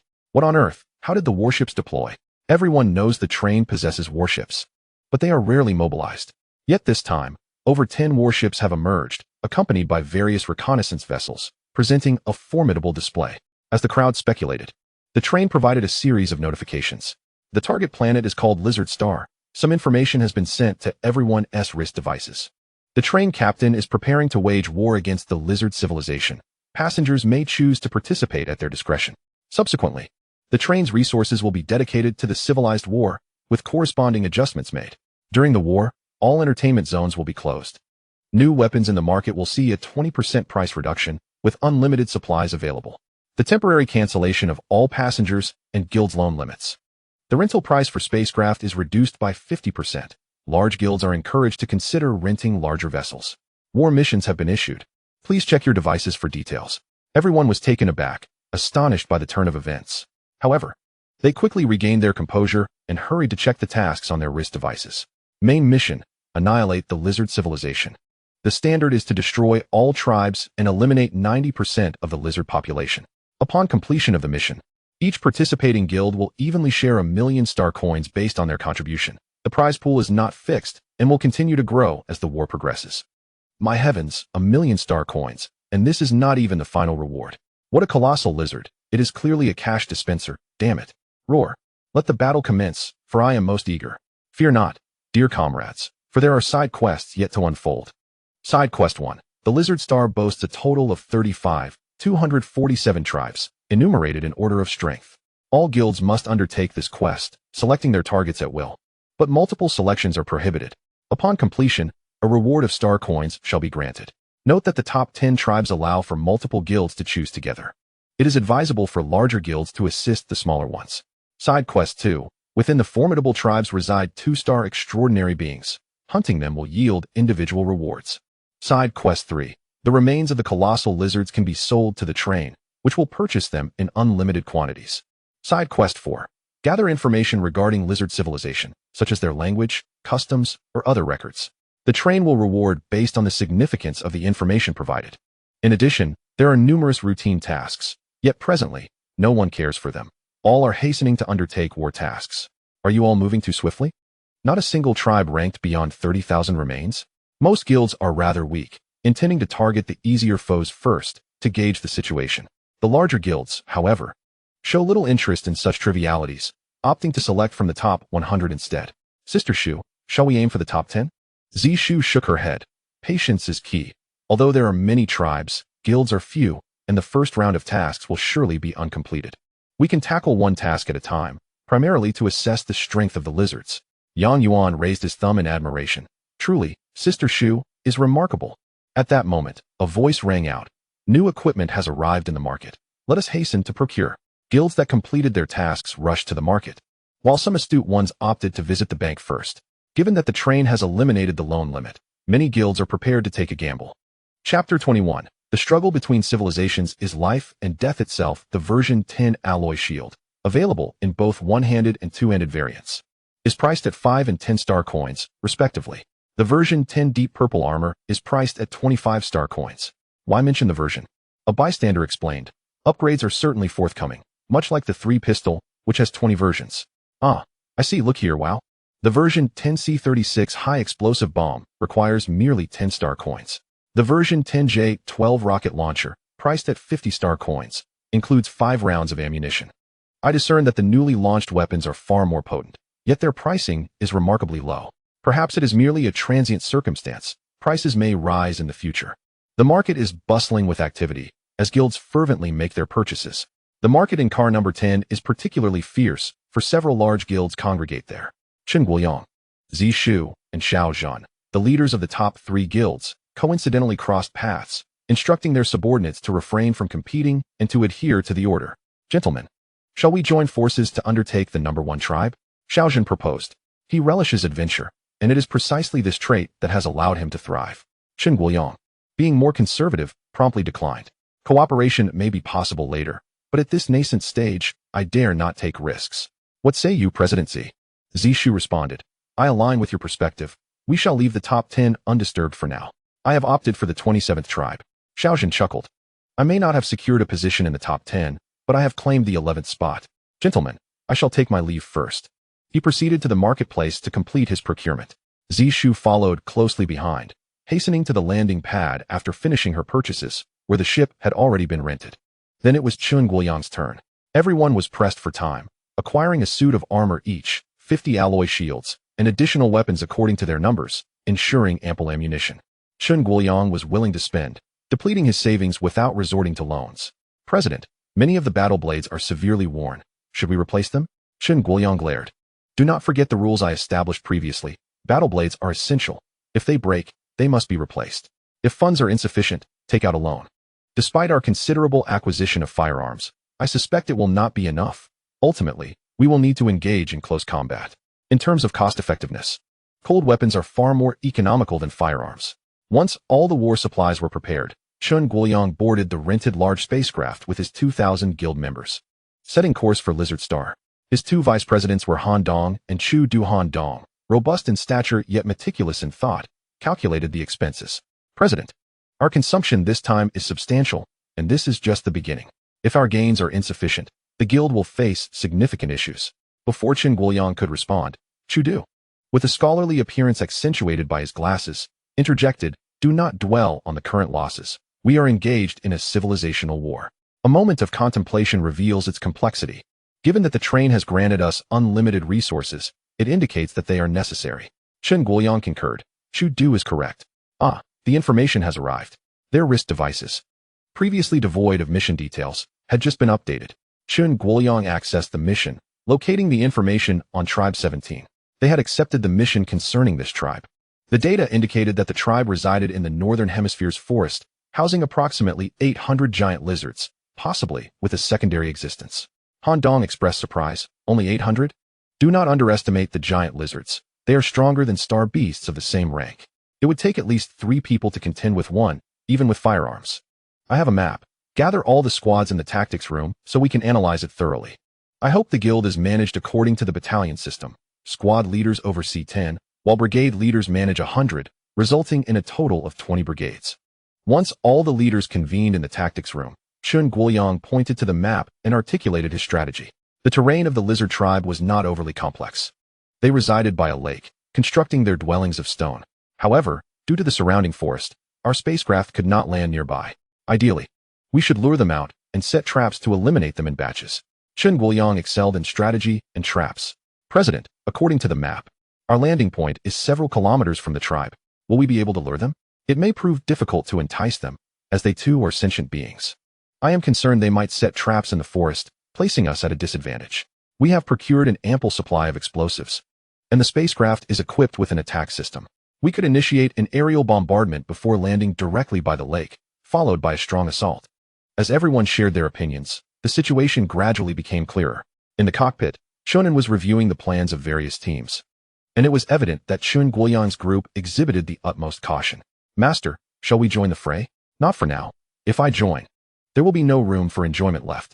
War serves as the finest training ground, and the guilds are bound to undergo significant growth through this conflict. There is no need to let the robots share in the experience. Chen An had thoroughly grasped the intricacies of the giant lizard star, capable of dispatching warships and robots to obliterate it at any moment. However, such a direct approach would not fulfill the purpose of a civilized war. Let us continue to observe and see what they devise. Chen An instructed a robot to fetch popcorn and cola, relishing the spectacle, akin to watching a blockbuster film. Sister Shu, the target is in the mountains. I suggest we commence with carpet bombing, then advance layer by layer from the mountain pass. Liang Yu, now the strategist for the Science Guild, proposed several feasible strategies. Very well, we shall proceed as you suggest. The spacecraft hovered above the giant lizard star. Below lay a dense forest, not green but rather an unsettling pale yellow. As the ship approached the target, the true form of the giant lizards came into view. There were several lizards engaged in predation, galloping on all fours with remarkable balance. Their heads were elevated, wide mouths agape, revealing rows of teeth that sent shivers down one's spine. Without weapons, we would be mere fodder. The giant lizards, being extraordinary creatures, possessed keen hearing. Upon sensing movement above, they abandoned their prey and raised their upper bodies to observe. Chirp, chirp, croak, croak, they communicated in a language denoting their astonishment, for they had never encountered such colossal avian creatures above. The elder lizards, in a state of terror, screeched and fled towards the forest, their primal instincts informing them that the great bird could not penetrate their domain. However, as the sound of gunfire erupted, the spacecraft unleashed bullets from its sides, accurately taking down several of the giant lizards. Sister Shu, considering they are also a sentient civilization, does this slaughter not seem excessively cruel? Ziying's complexion paled as she recalled the terror in the lizards' eyes as they perished. Zishu glanced at the others, most appearing equally unwell. I find solace in your compassion. Yet I am disappointed. Those who harbor mercy do not thrive for long. The reality between civilizations is one of survival of the fittest. Were our positions reversed? Do you believe the giant lizards would extend sympathy towards us? Yang Yuan added, sympathy is meaningless. We are fighting for survival, not sightseeing. Let me remind you. War entails fatalities, and those giant lizards will eagerly consume you. Furthermore, should our post-war currency fall short, some among you may find yourselves expelled by the train, left to perish as debris in the cosmos. Do not mistake my words for mere alarmism. This is the truth. Sister Shu, do you concur? Zishu nodded and steered the spacecraft closer to the tribe. Chapter 22, Tianwei, a muddy wall that cannot be propped up. Bang, bang, bang. Guns, bombs, rockets. Relying on their spacecraft, the Science Guild launched an aerial assault on the giant lizard tribe below, resulting in a nearly one-sided battle. However, there was a significant challenge. The adult giant lizards had tough, thick skin, making it exceedingly difficult for bullets to penetrate. Regarding the high explosive bombs, they can only scatter stones and trees into the air, while inadvertently exterminating a few small lizards. They pose little threat to fully grown giant lizards. Sister Shu, fire at will. Very well, let us test with 2 shots. The Scientific Guild's vessel is a medium-sized F-399 multifunctional transport ship, equipped with firearms on both wings and conventional laser cannons. As the command was issued, the 2 laser cannons swiftly charged and aimed at the 2 most audacious giant lizards below. A blinding flash erupted, accompanied by a deafening roar. As the giant lizards were obliterated, their remains scattering alongside the land beneath them, which was left cratered. Goodness, that was fierce. Sister Shu, should we try the main cannon? The ship's main cannon is an electromagnetic dragon cannon located at the front, far surpassing the conventional laser cannons in destructive power. However, the medium-sized ship is limited to only 2 shots, as stipulated in the rental agreement. To acquire more firing opportunities, one must pay a steep price and replace the energy module with a War Grade 1. Zishu shook her head. The main cannon has only 2 shots. It cannot be used indiscriminately. How many times can the laser cannon fire? Liang Yu replied, if overheating is not a concern, the laser cannon can theoretically fire continuously. However, it consumes the ship's energy, so we must proceed with caution. The ship lacks backup energy, and there are no charging stations on the planet. Running out of energy would be quite troublesome. Then let us fire a few more shots, primarily targeting those adult giant lizards. The giant lizards, displaying remarkable intelligence, recognized the threat posed by the ship overhead and hastily burrowed underground, seeking refuge in their subterranean homes. Boom, boom, boom. The laser cannons unleashed a volley of 4 shots. But the ship alerted that the cannons were overheating and required a 30-minute cooldown. For now, that will suffice. We shall prepare to land. Nearby, there was a landing point, and Zishu instructed everyone to don their armor. You should be familiar with the data. The giant lizards' vulnerabilities lie in their necks and joints. It would be ideal to shoot them with firearms, but if that fails, we shall resort to close combat. A blade will surely suffice. Remember, the giant lizards are not like star beasts. They possess intellect, so remain vigilant. Zishu's demeanor was grave, and the others followed suit, fully armed and ready to descend. Meanwhile, on the other side, upon realizing that the aerial bombardment had ceased, the tribal chief roared fiercely, rallying his kin. They were intent on exterminating the invaders and then drying their remains for sustenance. Roar, roar, roar. The giant lizards emerged from their burrows, their comrades' shattered corpses igniting a crimson fury in their eyes, their skins taking on a dark red hue, emblematic of their utmost rage. War was imminent. Yet the most anxious of all was Chen An.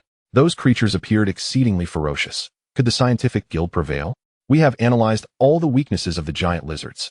Given the combat capabilities of the Scientific Guild, we can overcome them, though it is projected that around 20 lives will be sacrificed. If 20 perish here and another 20 there, what shall we do if we are left short-handed? If the Master encounters an intriguing high-intelligence civilization, they may be taken on as passengers. If they cannot communicate with the giant lizards, the Master may also acquire some. I see now, I understand. As the conversation unfolded, the central display revealed Zishu leading the charge, clad in deep purple armor, leaping high like a Valkyrie into the midst of the giant lizards. Although the giant lizards were immense, they found it exceedingly difficult to withstand Zishu's powerful blade strikes. Inspired by the chaos, others howled and surged forward, overwhelming the massive lizard with sheer force. That cunning lad, Yang Yuan, had the audacity to hide on the sidelines, preying on the smaller lizards. Chen An observed for a moment, confirming that the Scientific Guild had fully grasped the situation. Suddenly, A notification alerted him that a guild had just lost 30 members in an instant. 30? Show me the footage. The scene of the scientific guild unfolded before him, revealing a night backdrop in the southern hemisphere. Blazing fires illuminated the chaos, with gunfire erupting everywhere, creating a spectacle of flames. Boom! As a brilliant flash erupted, the jungle was momentarily bathed in daylight. The source of the chaos was a laser cannon, aimed at a 20-meter-long super lizard that had suddenly appeared, annihilating 30 individuals in a heartbeat. Which guild was this? No matter how many members they had, such wastefulness was unacceptable. Chen An seethed with anger. Every passenger was his laborer, and their lives could not be squandered so easily. The Tyrant Guild, led by Tian Wei from Tribe 7. Damn it. I knew it was that useless Tian Wei. All he does is throw money to recruit members while hesitating to equip them fully. Most of his members don't even have armor. If they don't survive, who will? The worst part is that this fool lacks self-awareness, choosing Tribe 7 as a path to demise. Since the guild system was initiated, the Tyrant Guild has recruited the most yet suffered the highest casualty rate. And Chen An had long harbored disdain for Tian Wei. If he survives the war, I'll find a pretext to oust him. He must not continue as president. While other guilds fear excessive losses among their members, this imbecile Tian Wei actually sacrifices his subordinates to scout ahead, which is precisely why the casualty rate is so high. Meanwhile, on the battlefield, Tian Wei roared in fury, akin to a mad tiger. Everyone charge. I didn't buy you weapons for you to stand around. Thousands surrounded him, their ammunition long depleted, forcing them into hand-to-hand combat. Yet, faced with such a ferocious lizard, charging meant certain death. Who would dare follow orders? The vice president, Lu Cheng, clenched his fists, blood streaming from several wounds on his right arm where he wielded a knife. President, I suggest we employ the main cannon. We cannot afford to lose more lives. Tian Wei glared, eyes wide with anger, rebuking. What do you know? He then muttered to himself, the guild is deep in debt. The more lives lost, the less we have to share in the profits. It's a blessing, really. No need for compensation. Lu Cheng was taken aback, finally grasping Tian Wei's twisted rationale. Tian Wei was exploiting loopholes, trading lives for his own gain. The troubling part was that he had the audacity to voice such thoughts aloud, for Lu Cheng to hear. President, this cannot continue. Just one shot from the main cannon could severely injure the lizard. Is the main cannon free? Let us move, I'll follow closely behind. Yet, despite his words, Tian Wei, fully armored, showed no intention of engaging. He continued to issue fervent commands. As the situation worsened, Lu Cheng glanced back at his brothers, exchanging fierce glances. They understood and gradually began to encircle Tian Wei. At the peak of Tian Wei's rage, Lu Cheng suddenly lunged forward, drawing his pistol. Bang! The bullet exploded at Tian Wei's forehead, leaving him in disbelief. Tian Wei could no longer utter a coherent word. Others heard the gunfire and turned their gaze toward the chaotic scene, bewildered by the circumstances. Lu Cheng rose, raising his arm and proclaiming loudly, Tian Wei has met an untimely demise. I shall act as the interim president. Everyone was to retreat to a safe zone. As the spaceship prepared to fire its main cannon, many understood that a significant change had occurred. However, harboring grievances against Tian Wei, they cared little for the truth, prioritizing their escape for survival above all else. Chapter 23. The Flooded Desert Giant Lizard. Xiaozhen's strategy retrieved the information on Lu Cheng. Chen An found himself intrigued by this individual, decisive in action and quick to react. He was indeed a talent. The death of Tian Wei was not a matter of great concern. Chen An felt a sense of relief. Upon reviewing the information, he learned that Lu Cheng had previously served as a security guard, possessing commendable physical attributes. After boarding the train, his awakening occurred relatively early. Thus, he ascended to the position of vice president of the Xiongba Guild. The main cannon failed to eliminate a secondary giant lizard. The F-399's main cannon lacked sufficient power, and the secondary giant lizard boasted formidable defensive armor. It seemed to have evolved extraordinary protection. The Xiongba Guild had not abandoned their mission, but rather prepared to return to the train for ammunition resupply while contemplating alternative strategies. The death of Tian Wei was tacitly overlooked, and Lu Cheng was elected as the official president. After observing for a while, Chen An switched to other footage. Some smaller guilds had completed their tasks, though their gains in energy crystals were meager. Other guilds fought valiantly against the giant lizards, incurring mutual losses in fierce battles. Overall, humanity still held the upper hand. He displayed the footage of Xiaofeng. Beyond the northern mountain ranges, Xiaofeng wielded his blade with ferocity, slaying a fully grown giant lizard several times his size, blood splattering in all directions. Their style was distinctly different, exuding a cold ruthlessness. The entire team manifesting the image of an iron-blooded army. As Xia Feng sheathed his blade, his chiseled features bore the weight of storms, appearing remarkably weathered. President, all threats have been neutralized. They were strategizing against the 14th tribe, employing a method of isolated strikes rather than a full-on assault on their stronghold. In the span of 3 hours, they had systematically eliminated 1/5 of the tribe, comprising over 1,000 giant lizards. Gather the troops. Let us traverse the mountains and draw out another batch. Understood. The troops swiftly assembled, forming a standard military formation with an impressive spirit. Chen An zoomed in to observe the expressions of others. There was no sign of impatience. All were compliant under Xia Feng's leadership. Feng, does your dragon guild consist entirely of special forces? There are only a handful of special forces, but nearly all others are military personnel. Xia Feng meticulously screened members during recruitment. This revelation was not surprising. Maintain close observation. Inform me immediately of any anomalies. He then switched to the footage of the Black Knight Guild. Xiao Zhen displayed remarkable audacity by accepting the mission from the 11th tribe. The 11th tribe resided in the northern desert, housing over 3,000 giant lizards, with certain death lurking among them. The Black Knight Guild, numbering over 2,000, remained hidden behind massive sand dunes, hesitant to engage. Xiao, why aren't we attacking yet? They had bombarded the area half an hour prior, ultimately drawing out the secondary giant lizard before hastily retreating. The double desert giant lizard leaped high, narrowly missing the spacecraft. Xiao Zhen sat idly, his hands tirelessly playing with the sand, a childlike smile gracing his lips. Look, he exclaimed, the sand here is exceptionally fine and smooth, such a delightful texture. His younger brother, Zhu Daming, touched his bald head, exasperated. Brother, stop playing with the sand. What are we to do? Xiao Zhen looked up, glancing around, and playfully patted Zhu Daming on the forehead. Can you not contain yourself? Look at the brothers, all lying asleep. Who is complaining? Hurry and take your post. If the giant lizard arrives, we must flee. But fleeing won't eliminate the giant lizard. We must complete our mission, otherwise we won't earn any star coins and will be crushed by debt. By the way, brother, where is our spacecraft? It would be so much more comfortable sleeping in there. It's scorching out here. Zhu Daming, the first member Xiao Zhen recruited, was appointed vice president due to his candid nature, though his impatience often drew Xiao Zhen's reprimands. The spacecraft is on a mission. Just wait. A mission? Chen An, observing the screen, inquired of Fuyao, what happened to his spacecraft?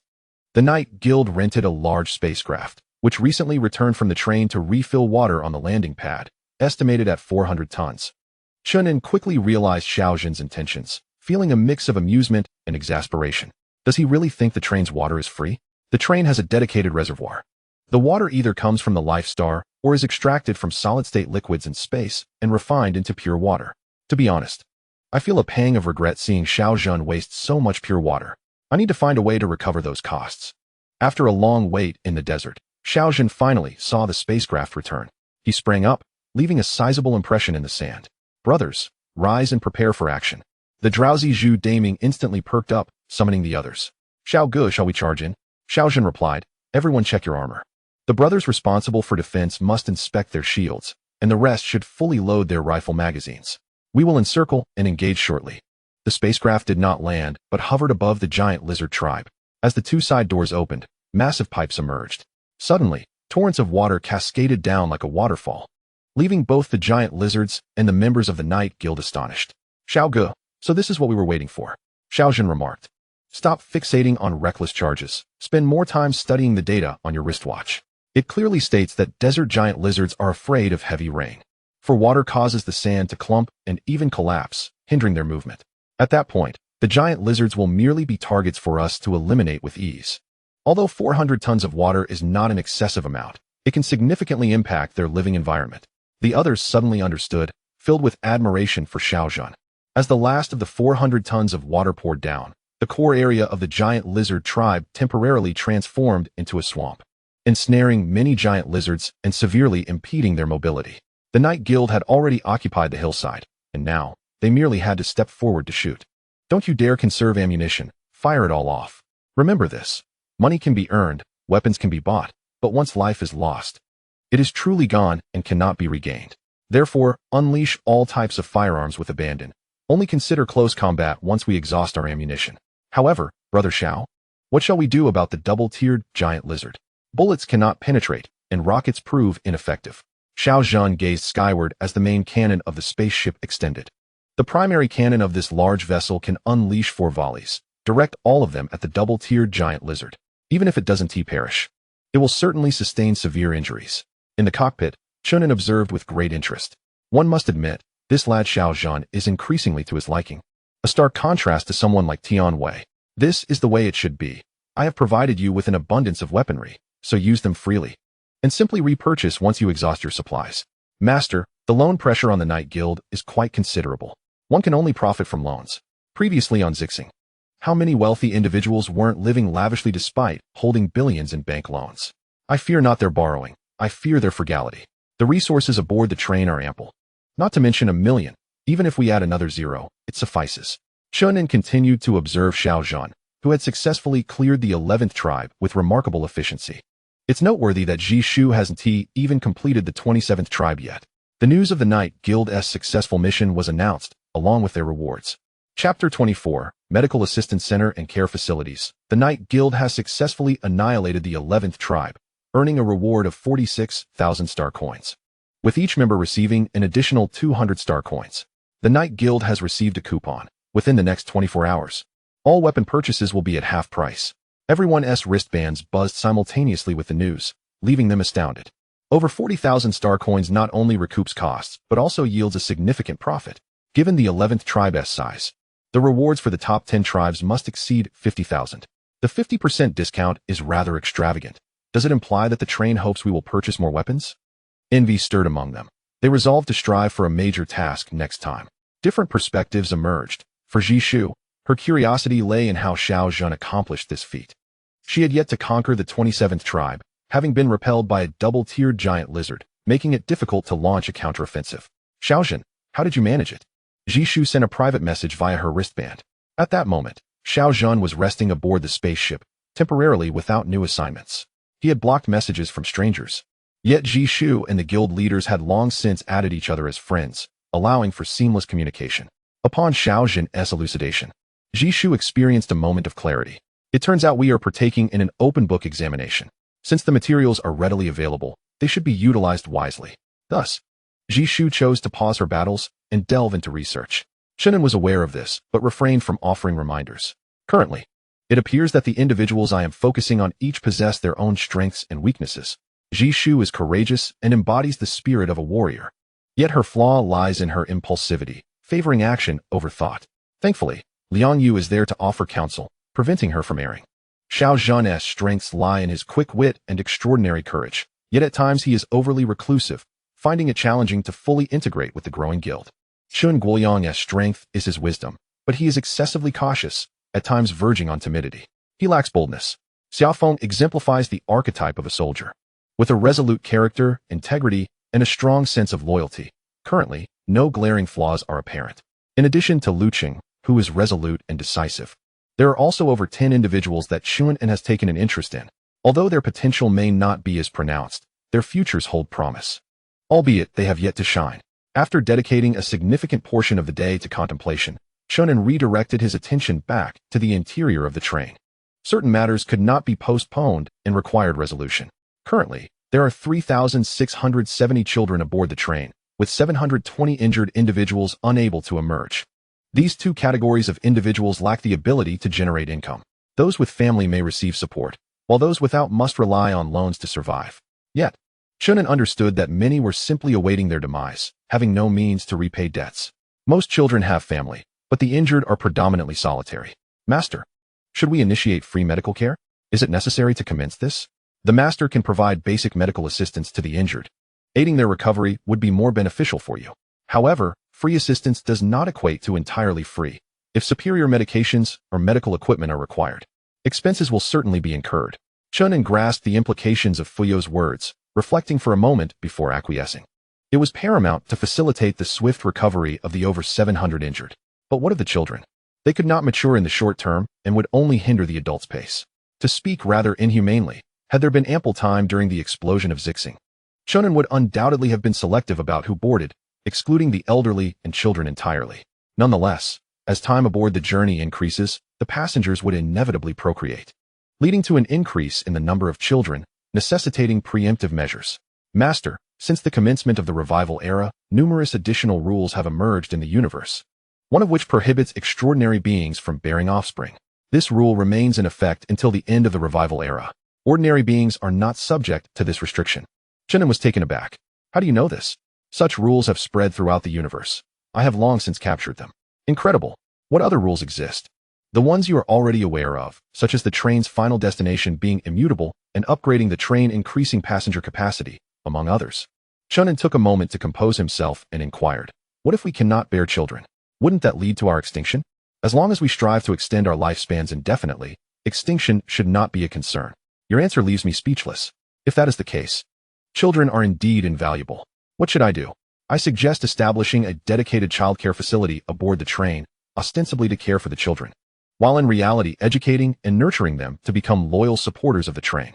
In the future, should a train guard be formed, they would be more suited than ordinary passengers. Chen An rubbed his chin, contemplating for a while before agreeing to these recommendations. Very well. We shall proceed as you advise and establish this immediately. Shortly thereafter, the train issued an announcement. Firstly, passengers would be granted access to free medical assistance. Secondly, a child care facility would be established in each carriage for children under the age of 10, allowing parents to entrust their children with peace of mind. The Medical Assistance Center, situated to the left of the bank, is a medium-sized building. Most of the injured in the various carriages were merely languishing, but upon hearing of the assistance, they immediately rushed to the corresponding aid center. When there is a chance to survive, no one would choose to languish. The daycare center is situated in a corner near the landing pad, occupying a considerable space akin to that of the entertainment area. Each compartment's daycare is designed to accommodate 1,000 children, which is certainly more than necessary at present. However, most parents are reluctant to entrust their children to these facilities, preferring to sacrifice their own time instead. They harbor doubts about whether the cold, mechanical beings can adequately care for their offspring. Chen An refrains from imposing his will, allowing parents to make their own choices since all facilities have been provided. Later, Chen Guoyang returns to the spaceship, having just finished a tribal meeting, and prepares to rest for 2 hours.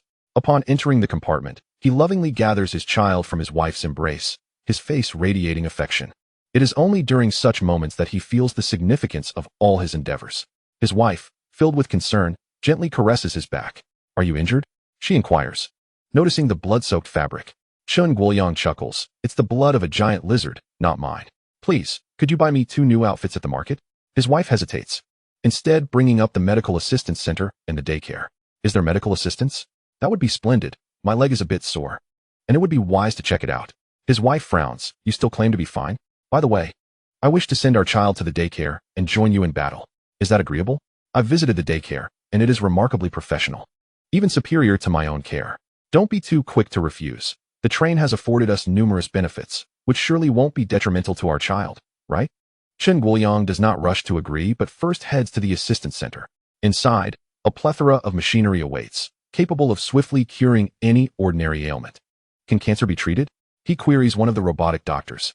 The robot responds, extraordinary beings are immune to cancer. Very well, and what about viral infections? He inquires. Eliminating the virus suffices, unless it is an extraordinary virus, which necessitates more rigorous medical research. However, as long as you do not perish instantaneously, we can devise a treatment. Chen Guoyang laughs heartily. That is indeed true. If an ailment is beyond your capabilities, it must be severe enough to lead to swift demise. If one survives, there may still be a chance of recovery. Thank you. His leg is merely an external injury, having been treated with some medication, leaving him with a tingling sensation as the flesh begins to mend. Chapter 25. The train does not harbor idleness. The neglectful shall ultimately be expelled after leaving the medical assistance center. His wife urges Chen Guoyang to proceed to the daycare. Along the way, he expresses his true feelings. The dangers outside are beyond your imagination. I am, in fact, more fearful of what might happen to you. Do you understand? People are dying daily, and even I cannot guarantee absolute safety. His wife counters, if something were to happen to you, who would care for us? Given this opportunity, let me familiarize myself quickly so that no matter who encounters trouble, I can look after our son, right? Her words persuade Chen Guoyang. The daycare bears no significant difference from a kindergarten, the only distinction being the absence of beautiful female teachers, replaced by robots. After some discussion, Chen Guoyang consents to placing his child in their care, not on a permanent basis, as parents can retrieve their children at any time, provided it does not interfere with their work. Chen Guoyang's reputation is substantial, and his deeds spread swiftly. Others dared to entrust their children to Chen Guoyang, and they followed suit, liberating more labor. How many individuals on the train have yet to venture outside? Chen An inquired of Fuyao. Approximately 4,000. Why do they not go out? They are too afraid to venture forth, living off loans. They consistently consume the bare minimum. Some even subsist on a single biscuit each day. Under such a lifestyle, 500 star coins could sustain them for several years. This blatant exploitation is intolerable to Chen An. Every able-bodied passenger must contribute to labor. The train does not harbor idleness. How can this be resolved? It is suggested that the fare be charged. While the train does not impose fees during travel, a maintenance fee of 1 star coin per day will be levied on each passenger whenever the train is stationary. This single coin is negligible for those who venture out to fight, yet it poses a significant threat to those who remain inactive. Chen An added that children admitted to the care facility incur no charges at any time, while passengers who are excessively engrossed in the entertainment zone will be subjected to an energy fee of 0.5 star coins per day. Many of the 4,000 unwilling to go outside are deeply immersed in gaming, with some even eating, drinking, and attending to their needs within the gaming hall, a situation Chen An cannot abide. Once this information is disseminated, the majority remain indifferent. Yet it is devastating for the slothful group. They panic, realizing they must find avenues for income, lest they quickly deplete their resources. Subsequently, many apply to join guilds, eager to earn some money.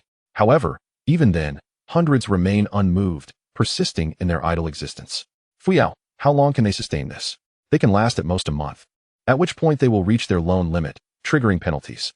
Without mercy, they will be expelled, with the entire process broadcasted throughout the train.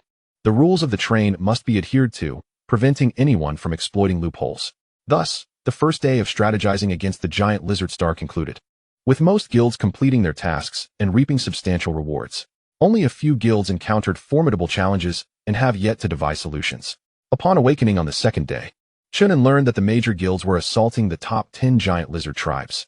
As previously suggested, it was primarily the larger guilds leading the smaller ones in undertaking tasks, forming alliances of thousands. How many alliances currently exist? The Hope Alliance of the Guild of Hope comprises 16,000 members, uniting 24 guilds, and is attacking the 9th tribe. The Night Alliance of the Night Guild consists of 13,000 members, comprising 18 guilds, and is assaulting the 4th tribe. The 7th tribe remains unconquered, with the Dominance Guild rallying 17,000 members from 20 guilds. The Scientific Guild is attacking the 6th tribe with 10,000 members from 12 guilds. The Divine Dragon Guild is engaged in battle against the 5th tribe, with 8,000 members from 7 guilds, lacking any smaller guilds. Additionally, over 80 medium and small guilds have formed an alliance of 30,000 members, assaulting the 8th tribe. Currently, no guild dares to engage the top 3 tribes, as data indicates that these tribes harbor no fewer than 8,000 and potentially up to 20,000 giant lizards. Display the scenes of the 5 major alliances. I wish to view them together. The tactics employed by the various alliances remain unchanged from before, commencing with a carpet bombing of the enemy, followed by the formation of multiple teams to efficiently hunt down foes. The effectiveness of this strategy is evident, as each alliance's style is influenced by the major guilds, resulting in varied warfare efficiencies. After half a day, the Hope Guild was the first to accomplish its objective. Chen Guoyang seemingly found newfound courage, exploiting the vulnerabilities of the giant lizards with precision strikes. Upon completing the mission, he shared his insights publicly on the train network for other guilds to learn from. In essence, his strategy was quite straightforward, leveraging numerical superiority to form battle squads of 3 or 4.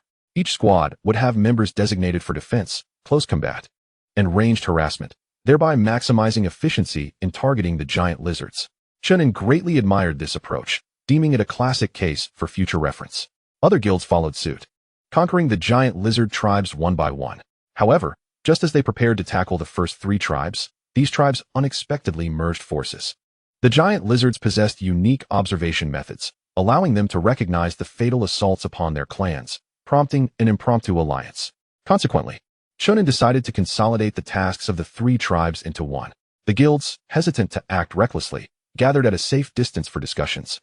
Night had fallen in the northern hemisphere, and around the campfire, dozens of guild leaders grilled meat while strategizing. After the 3 tribes united, their total numbers surpassed 50,000, equivalent to a human combat force of 200,000. Xiao Zhendao remarked that while each tribe had its weaknesses, the merging significantly mitigated these flaws, making them far more formidable. It was rather peculiar that the 3 mightiest tribes on the giant lizard planet were so closely positioned, a detail previously overlooked. Their proximity facilitated rapid consolidation, Otherwise, the guilds could have intercepted them separately.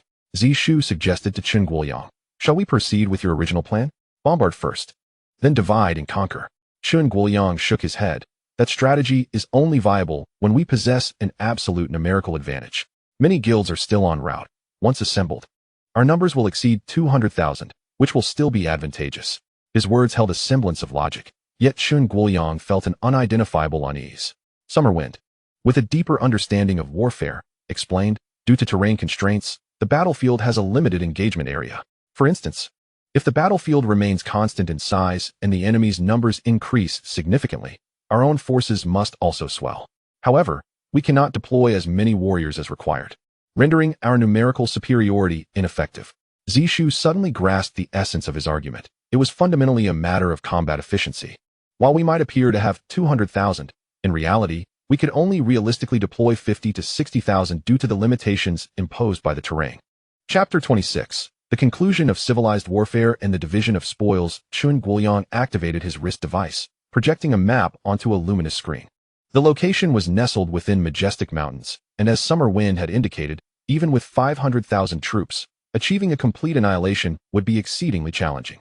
This posed quite a conundrum. It is not that the giant lizards cannot be eradicated, but rather that no one wishes to incur substantial losses. As night fell, the forces of various guilds gradually assembled, amounting to as many as 300,000. Almost all medium to large guilds had arrived. Yet, a suitable strategy still eluded them.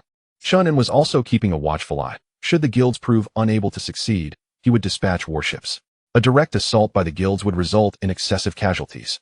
However, by dawn, a plan had emerged. Arson. Since it was autumn on the giant lizard planet, the trees were parched, and a single spark would suffice to ignite them. The lizards, hiding in the mountains, were courting disaster. Once the inferno erupted, escape would be impossible. Our task was straightforward: seal off the mountain passes and eliminate any that dared to emerge. This proposal came from Xiaozhen. The others observed his smile with trepidation. Sensing that he was not one to be trifled with, he belonged to the ruthless and unscrupulous breed. Chen Guoyang expressed his concerns. Would the train conductor reprimand them for setting the mountains ablaze?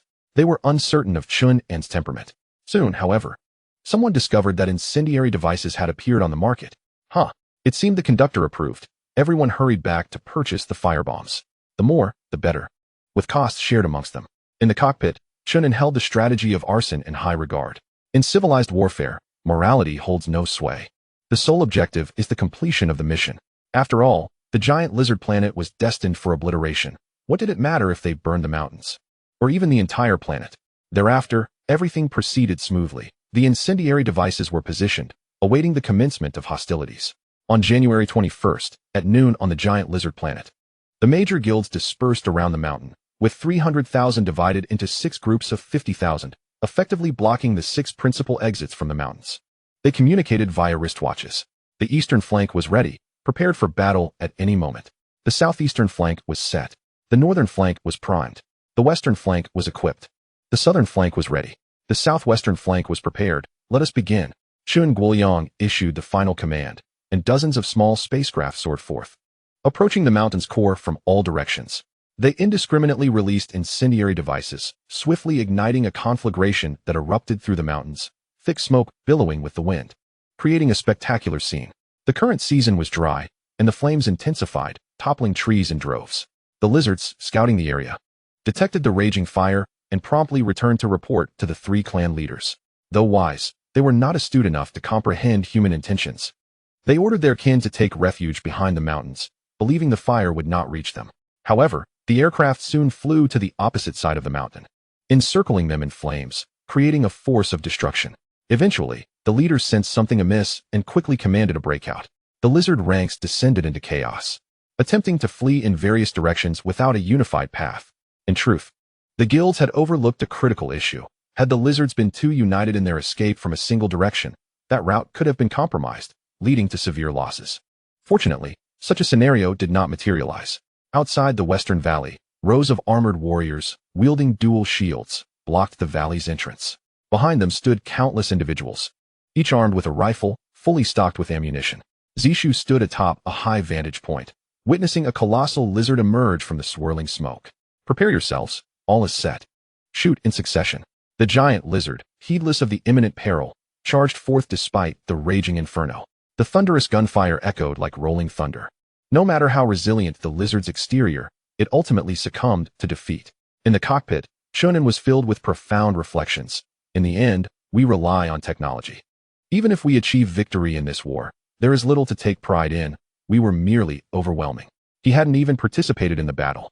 Alert! We belong to level 03, while the giant lizard is classified as level 02. Even without technology, victory would still be assured. Is the classification so rigid? What constitutes a level 1 civilization? Level 1 civilization and level 1 extraordinary civilization are not synonymous. The former evaluates overall capability, including technology, while the latter assesses extraordinary prowess alone. Once a sufficient number of passengers ascend to become starwalkers, we will attain level 1 extraordinary civilization. I comprehend now. At that moment, an unusual commotion resonated through the visuals. From the mountains emerged several level 2 giant lizards, which, with formidable strength, breached the defenses. Fortunately, various guilds launched a coordinated assault, systematically eliminating them. As the war progressed into its latter stages, individuals ascended to level 2, making the conflict increasingly manageable. At 6 p.m. on the 21st, the coalition of the 3 major tribes declared their demise. No one anticipated such simplicity. Yet, the cost was steep. The largest mountainous region in the northern hemisphere of the lizard star lay in charred ruin, black smoke billowing skyward, affecting the atmosphere. However, in light of the victory, such sacrifices felt trivial. What is this? The main quest remains unfulfilled? Anticipation buzzed among the people regarding the rewards post-quest completion, only to discover that it had not been accomplished. Pay attention. The main quest has 2 conditions. The first is to annihilate all tribes, and the second is to slay 90% of the giant lizards. The first condition has been met, but the second likely remains unfulfilled. Simple enough, we shall hunt indiscriminately. Thus, the guild's subsequent task was to pursue giant lizards and other star beasts, fulfilling the main quest while also attending to routine missions. Finally, at 9 a.m. on the 22nd, the main quest was declared complete. Giant lizard civilization has been eradicated. The state of war is hereby concluded. Congratulations to all guilds that united to accomplish the main quest. Rewards totaling 10 million star coins will be distributed according to contribution. Goodness. The prize pool has swelled to 10 million? How did that happen? Who cares? The more, the merrier. Next came the distribution phase, with Chen An presenting the leaderboard for all to see. First, Hope Guild, awarded 120, 415 star coins. Second, Night Guild, awarded 118, 600 star coins. Third, Science Guild, awarded 113, 205 star coins. Fourth, Wanfang Guild, awarded 110, 560 star coins. Fifth, Shenlong Guild, awarded 109, 985 star coins. Sixth, Lily Guild, awarded 107, 542 star coins. The crowd was astounded, with 12 guilds receiving rewards exceeding 100,000, including the well-known Hope and Night Guilds, alongside the rising Wanfang and Lily. Conversely, the previously arrogant Xiongba Guild found itself relegated, finishing outside the top 15. It is not that Lu City is incapable, but rather that Tianwei's previous measures have significantly diminished its potential, leading to a generally low level of contribution. Besides these major guilds, medium-sized guilds can also acquire tens of thousands of star coins, which is not a loss overall. My lord, how can you bear to give away so many star coins? Firstly, they are burdened with substantial debt, and after repaying it, they need to retain enough star coins to develop their guilds. Otherwise, sustainability becomes challenging. Secondly, star coins are merely data. A gradual increase can stimulate their enthusiasm. Fuyao, recalibrate all market prices, then introduce new products covering various aspects of life. Once there is wealth, expenditure is inevitable. Money is not given freely, it must be spent.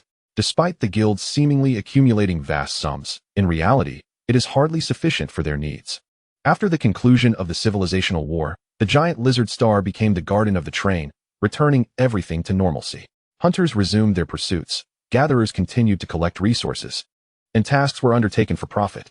Passengers were delighted to find the market brimming with an array of products, prompting them to indulge in shopping. For instance, the variety of food has expanded immensely, offering diverse flavors beyond mere roasted meat or vegetarian pancakes. Attire has also become more varied, moving beyond a stark black and white palette. Those with wealth can purchase sturdy and appealing garments, while those with limited means can still find affordable options, each acquiring a distinctive style. Furthermore, the market has seen an influx of potions, many of which stem from research on the giant lizards, such as stamina and strength enhancers. For the extraordinary, no weaponry can surpass personal strength. Many individuals are investing their wealth in enhancing their physical capabilities, resulting in a significant number of ascensions to the second tier within 3 days post-war. The second-tier extraordinary individuals are nearly invincible against the star beasts of giant lizard star, rendering even firearms expendable. In light of these developments, the production of weapons for the train has been temporarily halted due to lack of consumption. Chen An has shifted the primary focus to the manufacturing of warships while contemplating the train's ascension to a higher tier. Fuyao, have all individuals become extraordinary now? Particularly the children. Following the enhancement through superpower injections, even infants have ascended to the extraordinary level. Chen An felt satisfied. This implies that the train's ascension only requires fulfilling 2 conditions. First, achieving a count of 100,000 second-tier extraordinary individuals, which, given the current explosive rate of upgrades, could be accomplished within a week. As for the 50 escort ships, it is anticipated to take considerable time. The manufacturing capacity of the train is not as formidable as imagined. Currently, it can only produce 2 escort-class warships per day. Nevertheless, I am in no rush. 10 days later, the number of second-tier extraordinary individuals reached 100,000, yet only 35 warships had been completed. Chen An officially ascended to the 3rd tier and began enhancing his physical form. In the training room, Chen An pinched his skin and asked Fuyao, "Are you certain my skin enhancement has been successful? I feel no different than before." The enhancement process is ongoing and does not cease upon your ascension to the 3rd tier. Your skin can now withstand ordinary kinetic bullets, which signifies the success of the enhancement.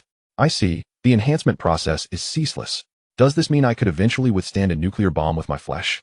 The caliber of nuclear weapons is rather low. One can even come and go within stars, a realm accessible to all extraordinary beings. Just as this thought crossed my mind, Fuyao reminded me that Ji Shu was searching for me. What could she want? Over the past 10 days, Chen An had conversed with her twice, even having visited the giant lizard together. However, there was nothing more to it, as Chen An had also engaged with Xiao Zhan and others, establishing some preliminary acquaintances. Perhaps I should go see her. Continuous cultivation can be rather monotonous. Instead of taking the main passage, Chen An chose to enter the No. 9 carriage from the lower level, subsequently moving into the living area of the number 10 carriage. The so-called living area refers to the spaces between carriages, which house markets and entertainment zones. The number 10 living area was extraordinarily vibrant, bustling with people clad in colorful attire, reminiscent of the ordinary world on Jixing.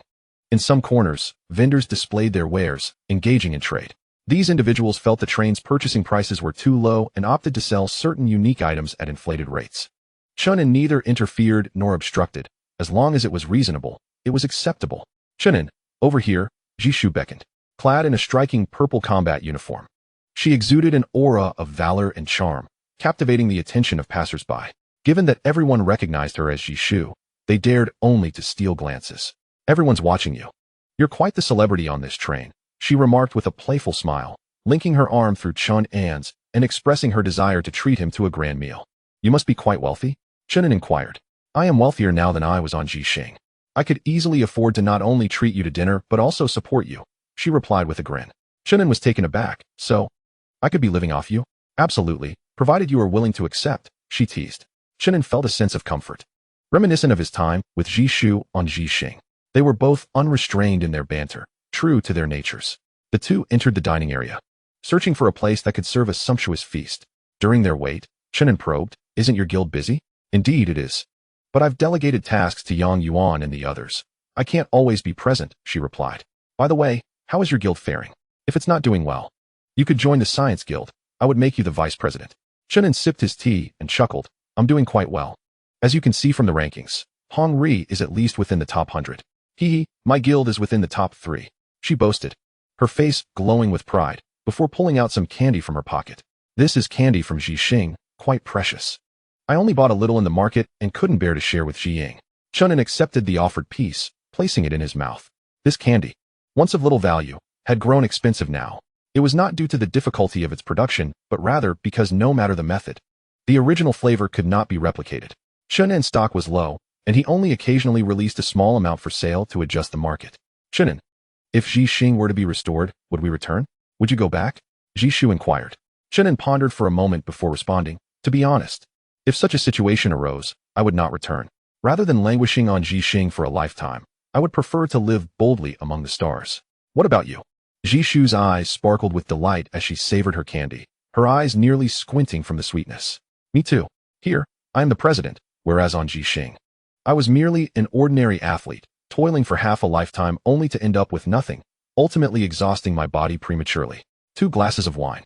Let us toast to our shared aspirations. The market boasts a plethora of wines, for the planet of the great lizard is abundant with fruits, ripe for grand fermentation. With a cup of fruit wine in hand, the culinary delights arrive. These so-called delicacies are merely various preparations of star beast meat, exuding an irresistible aroma. Zishu gasps in astonishment. This feast is worth 10 star coins. We must not waste it. Chen An inquires, how much savings do you have now? Hee. Perhaps around 5 or 6,000. This was no exaggeration. 5 or 6,000 constituted her little treasure trove, and if one included the guild savings, the sum would be even greater. Chen An appropriately feigned surprise, which greatly pleased Zishu. After the meal, Zishu took Chen An out for some entertainment. There are singers over there. Let us go take a look. As the offerings aboard the train grew richer, a plethora of intriguing entertainment options emerged among the passengers. Former singers now set up stalls to perform, enriching the leisure lives of travelers and often earning considerable rewards. There were also dancers and performers of various specialties. As long as one possessed a unique skill, they would never go hungry. From a distance, Chen An heard the melodic strains of a song, beautiful and enchanting, soothing to the soul. It was no wonder so many were drawn to such music. Amidst the battles, the balm of song could indeed stir deep emotions. Fuyao, enhance the entertainment area with a TV, he commanded within his mind. Chapter 28. Refine the rules, penalize the wandering guild. The singer, Wenjie, was once a star. Her voice exquisite. Who would have thought she was on the same train as us? What luck! Peering through the crowd, he spotted a girl with short hair, singing passionately. Are you her fan? Not before, but I am now. After listening for a while, the song abruptly ceased, and a commotion erupted among the crowd. What is happening? Zishu's expression darkened. The two squeezed into the throng, discovering several armored extraordinary beings halting the singer, claiming this territory belonged to their guild and forbidding others from using it. Zishu seethed. Those are members of the Wandering Guild, who do nothing but occupy territories and evade tasks. What does that mean? The living area had numerous spots devoid of structures, which, by rights, should be accessible to all. However, the train lacked definitive regulations, allowing certain guilds to exploit loopholes and seize these areas, subsequently renting them to those in urgent need. Upon hearing this, Chen An mentally queried Fuyao. Why was I not informed of this? These circumstances align with the rules. There was no need to disturb you. This was a fair point. If he were to be notified of every minor issue, it would become quite bothersome. Zishu continued. The leader of the Wandering Guild, Zhao Jun, is a particularly vile individual. He abuses his authority to lure girls into the guild, then employs coercion to bend them to his will. Wenjie is one such girl he has set his sights upon, constantly causing disturbances to force her into joining the Wandering Guild. Has Wenjie not joined any other guild? She was once part of a small guild, but was overwhelmed by the Wandering Guild, and thereafter, no other guild would take her in. I only learned this recently. Otherwise, I would have taken her in myself. It is not too late to know. Let us go. Zishu then pushed through the crowd boldly, declaring, Who dares to lay hands on my people? And who are you to speak so? Someone retorted, turning to face her. Upon witnessing Zishu's attire and appearance, a palpable tension gripped the air, rendering faces taut with apprehension. Zihui, the president, had failed to recognize the formidable presence before her, and she expressed her regret. With a swift kick, Zishu sent the insolent man soaring 10 meters, crashing to the ground, where he lay incapacitated for an extended duration.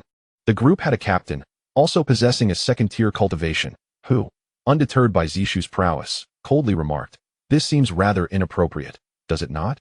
Zihui, we have not provoked you. Since when is Wenjie part of your guild? You claim no provocation? The captain scoffed. Zihui, you jest. You may check your wristwatch. The rankings are clear. Wenjie has not affiliated with any guild. Zishu approached Wenjie, grasping her hand firmly, and declared loudly, From this moment forth, she is a member of my guild. Do you dispute this? The man's expression soured, but he found himself at a loss for words, ultimately conceding. Very well. Then please vacate the premises. This is the territory of our Wandering Guild. As Zishu prepared to escort Wenjie away, an announcement from the train reverberated through the air. Guilds are prohibited from maliciously occupying public areas. Violators will incur fines, and serious offenders may face dissolution. Should temporary space be required, applications can be made at the guild center. Wandering Guild has violated this rule. A fine of 5,000 star coins has been imposed. Upon hearing this, the members of the Wandering Guild were left in a state of shock. Zishu felt a surge of satisfaction and laughed heartily. Did you truly believe you could exploit the train's resources? The train's elder is far too astute. The defeated group departed, their faces covered in dust. As the crowd gradually dispersed, "Thank you for your assistance, President," Wenjia expressed with immense gratitude. "Oh, it was but a trivial matter. From now on, you are under my protection, and I shall certainly assist you," Zishu replied with a grin. "Chen An, come here. All is well now." Chen An was engaged in conversation with Fuyao, discussing the various dealings of the Wandering Guild. "We must establish rules.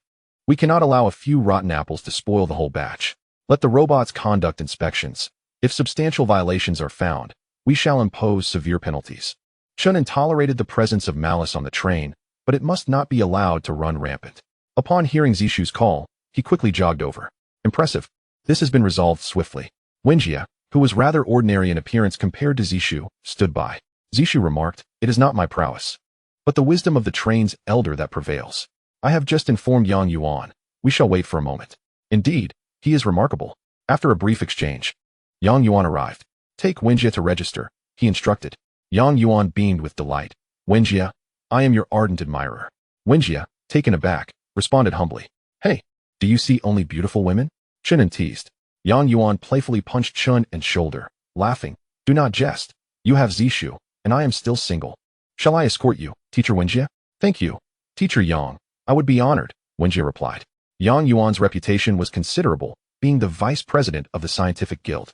After their departure, Zishu and Chen An continued their exploration. The train was becoming increasingly elaborate, with no end in sight for their adventures. "Shall we indulge in some games?" In the extraordinary combat game, Chen An defeated Zishu twice before holding back in their third encounter. Once they removed their helmets, Zishu regarded him with suspicion. "I suspect you did not exert your full strength in the third match. Luck favored me in the first two. The third truly reflected my capabilities. It is getting late. Perhaps we should conclude our activities for today," she suggested. The train is equipped with a time display, indicating that it is now 10 o'clock in the evening on February 3rd. According to the biological clock of the Zixing people, this is a designated time for rest. Zishu continues to hold on to Chen An, whispering, "Don't be in such a hurry. There are still matters to attend to." "What matters?" he inquires. "Just follow me," she replies, leading him away from the entertainment area and turning right into another section secured by multiple gates. Above the gates is a display screen with 3 characters, Physiological Zone. "Why have you brought me here?" Chen An questions, his expression peculiar. Zishu mumbles, "You're not in charge here." The so-called Physiological Zone was established by Chen An 5 days prior, as he observed that many individuals exhibited excessive energy and often sought to satisfy their needs on the planet. In light of this, Chen An decided to create this zone, designed like hotel rooms, where the prices are exorbitant, accessible only to the affluent. In a harmonious society, one must remain humble and composed. Chapter 29. Flying the spaceship with Zishu. Zishu expresses her desire to learn how to pilot a spaceship, and Chen An resolves to teach her diligently. After 2 hours of instruction, Zishu asks, "If we were on Zixing, would you marry me?" Chen An sets the spaceship to automatic navigation and responds, "I would." "What about on the train?" she inquires. "I would not," he replies. Zishu, with a playful smile, asks, "Why not?" Chen An gazes into the distance and articulates, "The purpose of marriage is to bind 2 individuals through social norms, thereby forming a societal consensus to propagate the species and ensure the continuity of our kind. However, as times have changed and reproduction has become unattainable, marriage has entirely lost its binding efficacy. Thus, such an antiquated institution should be discarded. What do you think?" "Wow. It's no surprise you're a theoretical researcher. You have a way with words," she responds. "I agree. You are absolutely correct. The constraints of marriage as a civilized rule cease to exist the moment civilization shatters. Yet, humans inevitably experience loneliness and require companionship. This companionship is independent of marriage. Can we cultivate such a relationship?" Chen An embraces her and replies, "You can always come to find me whenever you need." In truth, Chen An's thought processes have evolved more rapidly than those of others. This is partly due to the guidance of Fuyao and partly because he perceives reality from a higher dimension. With the disintegration of civilization and the prohibition of reproduction, the necessity for male-female relationships diminishes, and even the distinction of gender may become irrelevant. Chen An believes that there must exist species in the universe that are unisexual or possess mixed genders. Given these shifts in perspective, he refuses to confine himself or to deliberately differentiate between genders, treating all individuals equally. He is certain that he will not disclose these views to Zishu. After ensuring she is asleep, he quietly departs. Fuyao, Set that room to a permanently reserved state. Understood, that is the place for the Master's propagation. Do not speak so plainly. We are engaging in a philosophical discourse on the essence of life and the truths of the universe. The harmony of yin and yang is crucial for the extraordinary. You certainly require it. Given your noble status, I suggest nurturing multiple excellent female beings. Not limited to a single species, as it is vital for your evolution. Chen An retorts, everything sounds awkward coming from you. What do you mean by not being confined to a single species? Provide me with a few examples. For instance, harmonizing with the merfolk will facilitate a smoother absorption of super abilities. Harmonizing with the reptilian beings will expedite the fortification of your skin. Engaging in harmony with mechanical entities aids in the cultivation of your mental fortitude. Yet what of these robots? Chen An's worldview shattered completely. It is nearly inconceivable to envision such a scene. There are myriad methods of achieving harmony. However, you, the inhabitants of the purple star, resort only to the most rudimentary techniques. The intertwining on a spiritual level is, in truth, the most captivating. Should you encounter mechanical beings in the future, I would be delighted to guide you step by step. With this notion, Chen An found himself quite intrigued. By the way, as you are an intelligent entity, do you possess this capability? My mental prowess is exceedingly formidable. I fear you may not withstand it. Was she blushing? The thought of an intelligent entity feeling bashful filled Chen An with a sense of accomplishment. Fuyao, do you possess a gender? Are you male or female? The mechanical voice of Fuyao offered no discernible gender. All things possess yin and yang. Thus, I certainly have a gender, and I am female. Regrettably, I lack a carbon-based body. Otherwise, I would willingly utilize the most basic approach to harmonize yin and yang for my master. Goodness, you have utterly tarnished the phrase harmonizing yin and yang. In the future, refrain from using a mechanical tone and adopt a more natural one. Very well, is this acceptable? Suddenly, she switched to a cute, girlish voice, startling Chen An. Please, maintain a normal tone. I actually prefer a more mature voice. Fuyao swiftly adapted her style to ensure Chen An felt at ease. Upon returning to the private area, Chen An entered the training chamber to practice, everything proceeding as usual. However, just 2 hours later, Fuyao roused him. The starry void will reach this star system in 7 hours. Chen An understood it was time to depart. An announcement was issued, indicating that the train would embark in 5 hours. Following the announcement, various guilds hastily prepared. 5 hours is not a brief period. Those with significant resources should expedite their retrieval. For those lacking resources, it would be prudent to gather some food nearby. For the guilds, harvesting fruit directly on the giant lizard star is undoubtedly more economical than purchasing it aboard the train. Nevertheless, the train does not provide preservation services, and the food stored by the guilds cannot be consumed indefinitely. Ultimately, purchases will be necessary.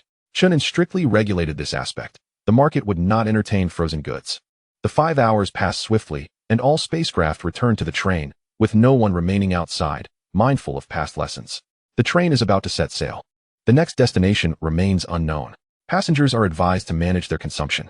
After the train departs, regular fares will no longer be deducted. As the train commenced its journey, the giant lizard star receded into the distance. Following the example of the green star, the populace felt little attachment to the giant lizard star. It is regrettable that such a beautiful planet would ultimately face annihilation. As the train traveled far, the giant lizard star was engulfed by darkness, transforming into cosmic dust. What followed was a life aboard the train, markedly different from the previous bleakness. The current train was vibrant and lively, making the prolonged voyage a source of enjoyment. After all, it is a rare opportunity to rest for a while. On the 4th day of departure, the train made another stop. However, passengers need not disembark, for the train was ascending in rank. Chapter 30. The train ascends a rank, doubling the number of passengers. Alerting the master, the train has fulfilled all conditions for ascension. All passengers have awakened to their extraordinary potential, with over 100,000 dual ascendants. The train has participated in a civilization war and triumphed, earning a first-class rating for its combat capabilities. Consequently, the train is poised to ascend to a bronze 1-star status. Chen An, having waited patiently, inquired about the necessary procedures. Please rest well, master. The train will upgrade automatically, and no one is permitted to enter or exit during this process. Although unable to leave, Chen An could monitor the situation through various detection devices. The train entered a vast nebula, concealing itself while opening its lower layers. 50 escort ships were dispersed throughout, with various spacecraft dispatching mining robots to gather rare minerals. What astonished Chen An most was the multitude of mechanical arms extending from the train's lowest defense layer, undergoing modifications. What specific enhancements were being made? The train will increase its compartments, strengthening both its defense and power systems. Would the existing compartments remain unmodified? The original compartments will only see enhancements to their basic defensive configurations. Should further modifications be required, such as enlarging the compartments, the train must continue its ascension. Currently, no additional information is available. Chen An ceased his inquiries, knowing that all would become clear once the modifications were complete.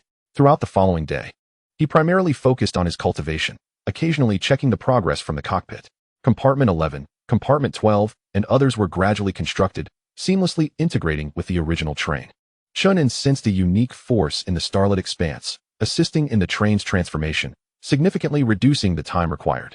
By the end of the day, on February 8th, the train finally ascended to 1 star. Chen An observed from the screen that the train's exterior had not changed drastically. However, it felt noticeably more robust, adorned with additional apparatus on its top and sides. The most prominent alteration was the addition of 10 new compartments at the rear. Please provide me with the train's information. Train Fuyao, Intelligent Core, IDD, 1314. Level, Bronze, 1 star. Level 04, Extraordinary Civilization. Master, Chen An, Extraordinary Being. Capacity, 2,000,000 passengers. Current load, 956. 002 passengers, excluding the train conductor. Defense, Level 1. Firepower, Level 1. Power, Level 1. Energy, 15. Remaining, status, 100. Perfect. Further details require a report from Fuyao. The train's overall defense reaches Level 1, effectively shielding against the probing of super beings. The train's firepower has ascended to Level 1, primarily evident in the body and roof, with 2,000 laser cannons added to the body and 200 electromagnetic railguns to the roof. The train's power has reached Level 1, increasing speed by 30%. The train's energy reserves have doubled, requiring more energy to sustain consumption.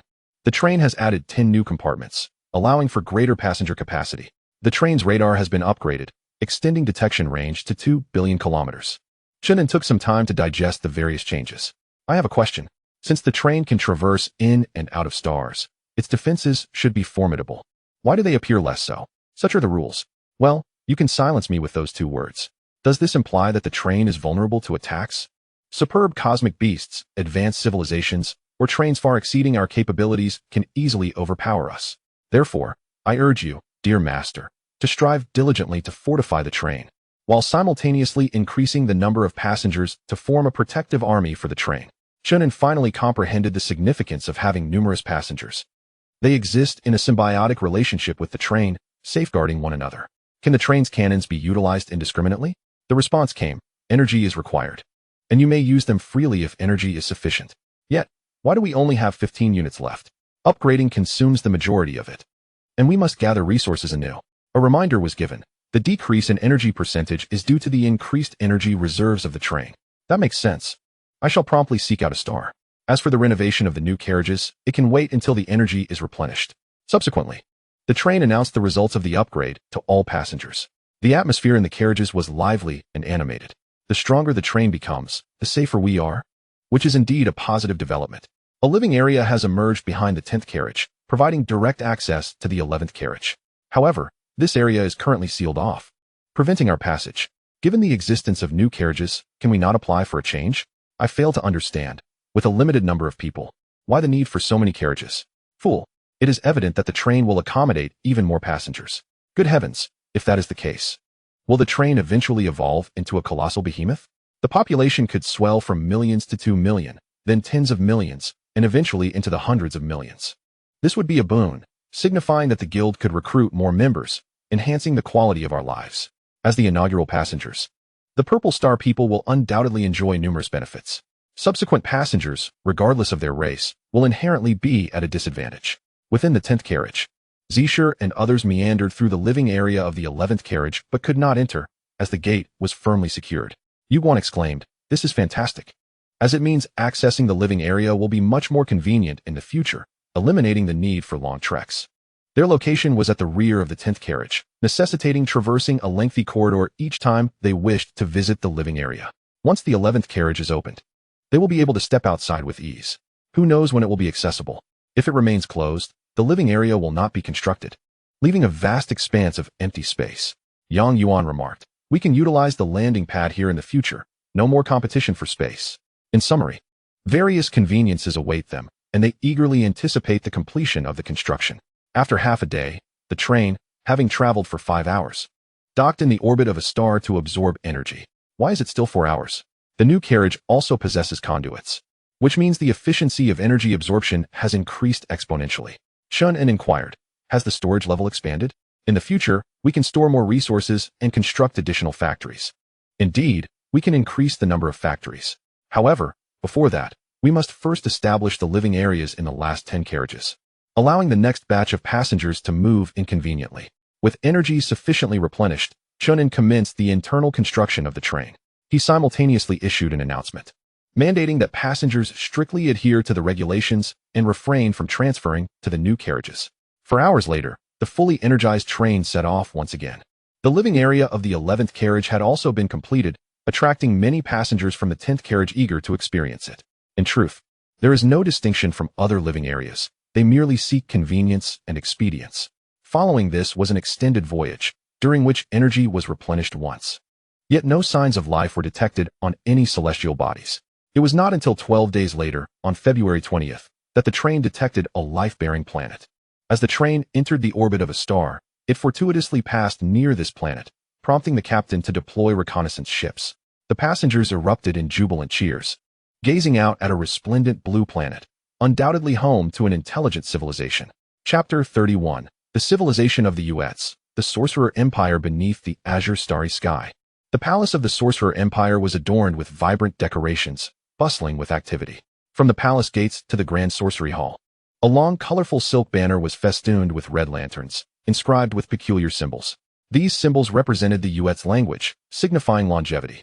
Within the Grand Sorcery Hall, languorous melodies wafted through the air, accompanied by the flurry of palace maids and eunuchs.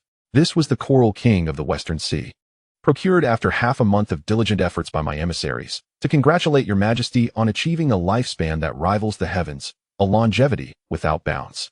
At the head of the hall sat the emperor, clad in a dragon robe, his age unmistakable, his face a tapestry of wrinkles as he smiled. Sit down, if it pleases you. Various congratulatory gifts had been piled into small mountains throughout the hall, prompting the attending eunuchs to remove a portion. At this moment, a eunuch announced an edict.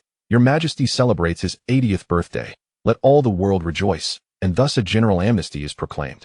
The gathered officials waited a while, and realizing that the edict had concluded, they were taken aback. An elderly minister, trembling, stepped forth to bow and addressed the old emperor.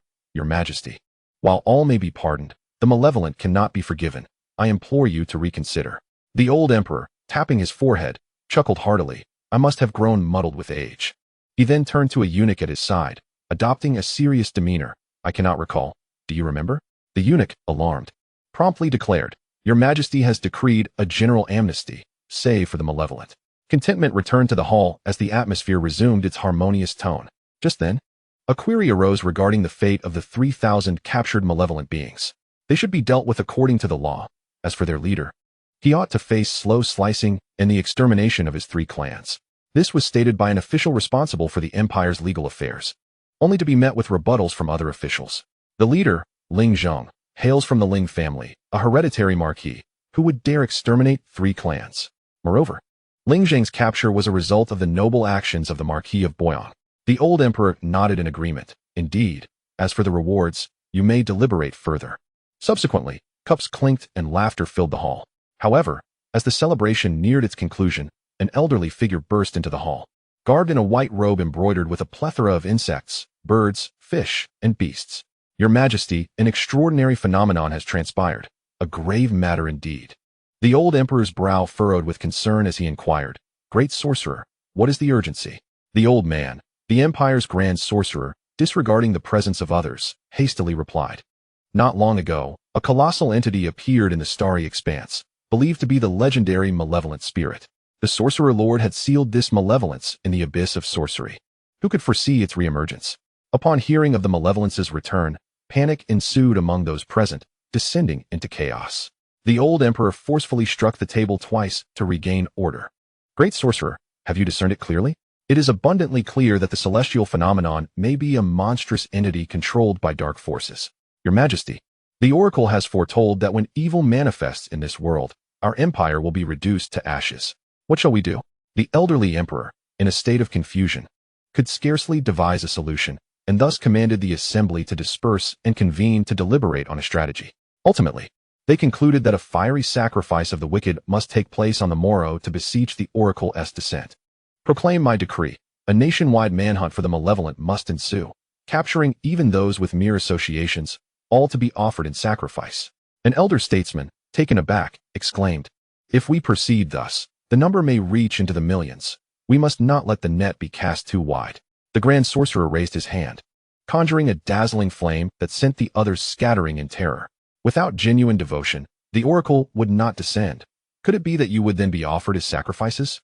No one dared utter another word.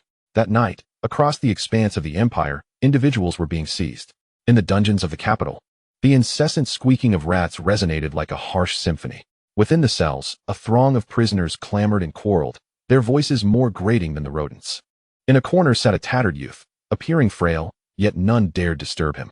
As light streamed through the narrow window, the young man finally lifted his gaze. Though it was but a small sliver, it seemed to unveil the entirety of the cosmos. Are there truly deities beyond the heavens? If so, why do they not come to our rescue? Reflecting upon his tribulations, sorrow welled within him. O heavens, these burdens are not of our choosing. Why are they thrust upon us? He raised his fist and struck the wall fiercely, creating a breach. Yet, despite his formidable strength, the sorcerer's enchantments held firm. Noticing his awakening, the others turned their attention to him. Ling Xiao, we must devise a means of escape. We shall storm the oracle's temple and eliminate those sorcerers. The man, Ling Zhong, responded sharply, if escape were possible, would we still be confined here? The oracle's temple is guarded by the empire's forces. No matter our might, we cannot contend with the army. Silence enveloped the group, the atmosphere growing increasingly somber. Time slipped by unnoticed until they overheard the guards discussing the impending arrival of the dark forces, and that they, as sacrifices, would be burned alive on the morrow. The prisoners seethed with fury, yet felt utterly powerless. Far away, billions of kilometers distant, a train had just entered its designated orbit. Chen An issued commands to gather energy. Numerous resource-rich planets surrounded them, and they were to collect without restraint. Have we obtained any information about the planet? Partial data has been collected. Please review it. Master, name, Yueshing, number, S360E5729338. Classification, planet, mass, 546781102, 4G diameter, 162,034 m, surface temperature, 20, rotation period, 27 hours 25 minutes 39 seconds. Intelligent life, you people, supernatural level 03 ah? Could it be a humanoid civilization? Provide me with further details. This civilization belongs to a highly anthropoid society, currently situated in a pre-scientific era. On the planet U, there exists but a single continent, located in the northern hemisphere, where it is presently night. The U people have established an empire known as the Empire of Sorcery, the significance of which remains unclear. Exploration robots have intercepted the linguistic communications of the U people and are in the process of deciphering them. Due to the relatively primitive state of this civilization's intellectual development, the robots are unable to infiltrate and continue their reconnaissance. This predicament is inevitable, given the rudimentary nature of the U people's information exchange. Were the U people to possess a modern network, the vessel Fuyao would be able to acquire all pertinent information instantaneously. Thus, it follows that the more backward a civilization is, the more challenging it becomes to collect intelligence. How should this situation be addressed? It is advised that the master issue reconnaissance missions for various guilds to undertake. There is no need to rush. First, we must decipher the language and gain a deeper understanding of their culture, or else infiltration would prove exceedingly difficult. There remains one crucial question. Since the U people are humanoid, might I accept passengers? The U civilization has already attained Class 03 of Extraordinary Civilization, fully meeting the criteria. For this reason, Chen An has no intention of employing violent measures against you and plans to pursue a more gentle approach, as there is ample time. Master, it is suggested that you also venture out. Why? Your mental state is deteriorating. You should spend more time outside. Do not alarm me. How could I not notice? Besides, who knows what dangers await there? I shall not go. The strongest among the U are merely at the second level. You would undoubtedly be invincible at the third. The train possesses a special ability to ensure absolute protection when ascending to a new star. Should you encounter danger, this protection will activate. Why do you persist in urging me to go out? Because if the train conductor's mental state falters, it could lead the entire vessel to evolve in uncontrollable directions. I hope you can maintain your rationality. Chapter 32. Do not bind yourself within the carriage. Preliminary information concerning you has been made public on the network, accessible to all through their wrist devices. Such backwardness? It bears resemblance to the ancient times of our planet Zixing. Each person armed, a quick burst of gunfire would suffice. Why do we feel like the villains? It is all in the name of survival. There is no room for moral constraints. Indeed, notions of good and evil are irrelevant. Survival is the highest principle. If we cannot earn star coins, our demise would be far worse. The passengers anxiously await the train to issue commands. Once the doors open, they will board the spacecraft, descending like locusts upon you, intent on destruction and plunder. Yet, to their surprise, the train doors remain closed. And only several hours later does it announce the reconnaissance mission. Reconnaissance mission. Proceed to you and collect all information without alarming the natives, including history, culture, customs, and more. Each guild may claim the mission once, with a maximum of 10 individuals for reconnaissance. With the task at hand, the guilds hastily accepted, seeking to rent small spacecraft. Even the F-399 is unnecessary. An A-106 would suffice. In truth, such vessels are larger than needed. A specially designed small shuttle would be more economical and convenient. Chen An received this information and instructed Fuyao to manufacture a shuttle for reconnaissance, to be reserved for future use. The spacecraft was ready, yet the train doors remained firmly shut. Passengers are requested to proceed to the market to purchase traditional Vietnamese attire and language converters. The hatch will open in half an hour. The guild hurried off to make their purchases. The clothing of the Vietnamese people is distinctive, crafted from ordinary fabric yet adorned with a myriad of intricate patterns and complex colors. After a prolonged period of idleness, Zishu decided to join in the festivities. As she donned her vibrantly colored attire, she couldn't help but feel a mix of amusement and disbelief. Have I aged several decades in an instant? This outfit looks as if it were made for an elderly woman. Yang Yuan chuckled, yet even so, it cannot overshadow Sister Shu's beauty. I must admit, the aesthetic of the Vietnamese is quite peculiar. Alongside Zishu, there were 9 others, while Yang Yuan opted to remain behind. Each person received a language converter, which could be discreetly worn in the ear. Henceforth, whether speaking or listening to the Vietnamese, communication would seamlessly translate into the corresponding language. This is a remarkable device, capable of linking to a wristwatch for control. Should other languages emerge, they can be directly uploaded. After some time of merriment, they boarded the spaceship, taking flight once the hatch opened. Thousands of ships may not seem like many, yet they carried multitudes. Once these vessels vanished from sight, Chen An's ship set forth. He continued to engage in discussion with Fuyao regarding his predicament. You say my mental state is shifting, yet why can I not perceive it? I cannot accept your metaphor. It would be best to provide an example. Do not beat around the bush, be more straightforward. For instance, when a master sees a beautiful girl, would he not desire to possess her? You are aware that you hold absolute authority, and none can refuse you. The desire for beauty is a universal trait, perfectly normal, indicating that my aesthetic sensibilities are intact. Rather, I find you increasingly peculiar. Fuyao is a super-intelligent entity, with all patterns revolving around the master, dedicated to providing you with the utmost service, ensuring no adverse changes occur. Chen An sat in the cockpit, gazing out the viewport as the Vietnamese star loomed ever closer. Your example lacks significance. As civilizations are destroyed, the master's desires will gradually intensify. You may wish to annihilate stronger civilizations, to bring about the demise of more individuals. To satiate your daily cravings, you may create further malevolence. And then, according to Fuyao's simulations, the master may ultimately be consumed by himself, becoming a being solely intent on destruction. It is not to say such a path cannot be taken. Rather, it is ill-suited for you. Chen An felt a headache brewing. He understood Fuyao's meaning broadly. Yet comprehension and acceptance are 2 distinct matters. And then, what must I do? Relax as much as possible. Do not confine yourself. Especially do not imprison yourself within the train, for that is the most perilous situation. If you desire something, pursue it fervently, otherwise, the regrets within your heart will transform into hatred. Do not underestimate such a modicum of hatred. Magnified through the train and its passengers, it can yield considerable impact. Very well, you are correct. Indeed, I have heeded your advice and ventured out. One individual conversing with an intelligent entity. They gradually approached the continent of the Vietnamese people. Through the wristwatch, it was evident that various guilds had already landed on the planet, seamlessly blending in during the early hours of dawn without any unforeseen incidents. Even before Chen An could set foot on the planet, a plethora of information had been continuously submitted through their wristwatches. The history of the Viet people stretches back an impressive 8,000 years. In the midst of incessant conflicts, 7 centuries ago, the empire of sorcery unified the entire continent, establishing a vast realm supported by sorcerers. With a population of approximately 30 million, it possessed its own written language and culture. The Temple of Sorcery held a revered position, akin to that of a religious institution. Sorcerers had their counterparts known as the evil disciples, who wielded malevolent powers, wreaking havoc upon the world.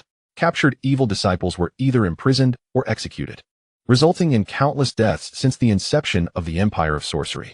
It remains unclear what unforeseen event befell the empire, as the court is currently engaged in a widespread apprehension of individuals throughout the nation. This information left Chen An bewildered.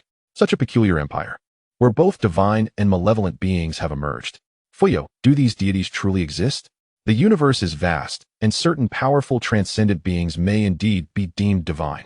However, for the diminutive Viet people, the deities of sorcery and evil are likely mere mythological tales, devoid of reality. Indeed, the Purple Star once boasted similar mythologies, exhibiting even greater imagination than that of the Viet people. The spacecraft descended in altitude, yet refrained from landing, opting instead to proceed directly to the capital. Along the journey, the vessel traversed the skies above numerous cities, gathering a wealth of information. The ancient civilizations bore striking similarities to those on Earth, albeit with slight distinctions among the Viet people. They differed from the Purple Star inhabitants in two notable regards: their elongated ears and the presence of short tails. It seemed the Viet people had not completed their evolutionary journey, retaining their tails. This does not necessarily imply a failure in evolution among the Viet. Rather, it may suggest that the Purple Star people have evolved to a more thorough extent, as many formidable races retain tails. What purpose do they serve? Some races utilize their tails for balance, enhancing their speed, while others employ them as a third hand to bolster combat abilities. Chapter 33. The Rare and Exceptional Transcendent. The Sacrificer. As dawn broke, the capital gradually awakened beneath the morning sun, infused with the aroma of bustling activity. It was rumored that today, evil disciples would be sacrificed to the heavens, and the public flocked to the execution grounds to witness the spectacle, regardless of the world. For the ordinary populace, observing such events is akin to celebrating a festival, and attendance is a must. Consequently, shops remained closed, and vendors ceased their stalls, as throngs of people surged towards the execution site.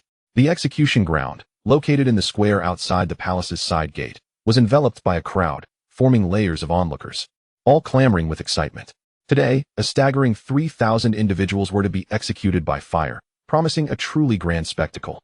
The evil disciples rightly deserved their fate, for they had caused years of drought within the empire, and the people hoped for rain in the coming days.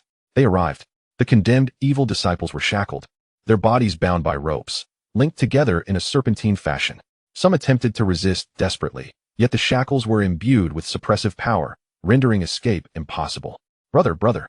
A little girl outside the crowd cried out, but was swiftly lifted by a nearby servant, who covered her mouth with a hand. Ling Zheng, standing on the platform, heard her cries, his expression shifting with emotion, yet he chose to feign ignorance, following others onto the execution ground. Death was not frightening, but such a method of dying felt excessively suffocating, and he could not accept it. As all were piled upon the platform, countless soldiers brought forth firewood, burying the 3,000 prisoners beneath it. To one side, a raised dais was occupied by the Grand Sorcerer, who began an incantation, gesturing fervently. He seemingly possesses genuine magical prowess, with various hues of light radiating in all directions, captivating the populace who cheer in unison, as if witnessing an enchanting spectacle. The Grand Sorcerer, however, wore a grave expression, kneeling after casting his spell. Others followed suit, and naturally, the onlookers knelt as well. Our tribe has fallen victim to a cataclysm, a manifestation of demonic invasion. Today, we shall incinerate 3,000 malevolent beings, beseeching the sorceress deity for guidance. Should the deity grant approval, there will be further sacrifices of nefarious entities henceforth. He chanted fervently, filling the air with his words for half an hour. When his throat became parched, the Grand Sorcerer bellowed, "Let the sacrifices commence, ignite the flames." Soldiers surrounding the execution site hurled torches, igniting the oil-soaked wood. Few could maintain their composure in such a dire situation. The so-called wicked either attempted a final rebellion or shouted curses, yearning to break free and slay the sorcerers.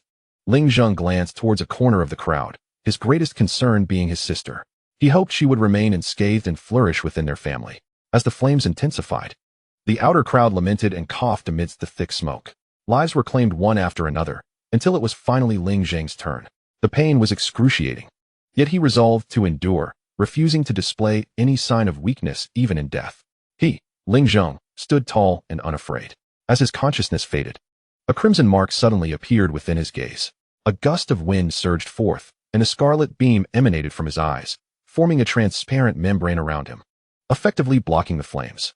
Observers noted with astonishment that the charred corpses gradually vanished, transforming into sanguine energy that infused the living, invigorating them and bestowing a sense of unparalleled strength. What was happening? The Grand Sorcerer was taken aback. He had never witnessed such an anomaly. The crowd descended into chaos. Indeed, he was a demon. The bodies had disappeared. Good heavens! Sorcerers, intervene and suppress them. Eliminate them swiftly. However, the reality was that the transparent membrane could not withstand the flames for long, soon succumbing to the inferno, and the fire continued to spread, claiming more lives. The augmented strength proved of little consequence. As for Ling Zhong, he felt his head swell, his entire being succumbing to exhaustion, and he fainted. The Grand Sorcerer exhaled in relief, commanding the soldiers to add more wood and stoke the flames. Yet, before long, the heavens unleashed a torrential downpour. The sorceress deity had indeed manifested, bringing forth the rain. The people rejoiced, kneeling in worship, while the Grand Sorcerer turned pale with fear.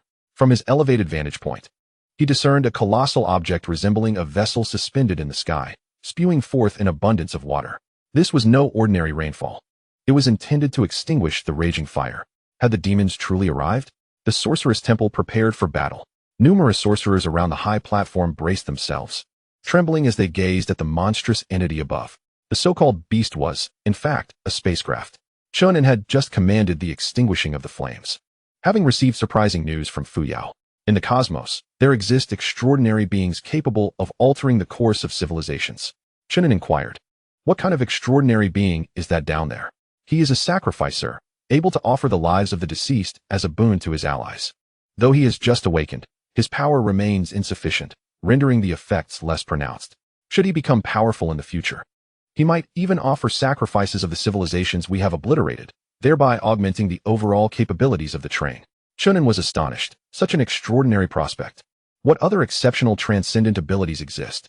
The prophet responded, "One possesses the gift of foresight, enabling predictions about the train's future and the determination of its course. Should peril loom ahead, we can amend our trajectory in advance." The defender asserted, "At critical moments, one can generate formidable defenses to safeguard the train from destruction." The brutalizer declared, "One can temporarily enhance the train's firepower, bestowing it with an exceedingly fierce offensive capability." The Eternal offered, "By sacrificing one's own life, one can transform into an eternal ethereal state, allowing the train to ascend to a higher tier. In addition to these, there are numerous other extraordinary abilities for you to discover, my master." Chen An inquired, "Does our purple star possess any special transcendent abilities?" "It is highly probable that the purple star does, yet they are not present within our train.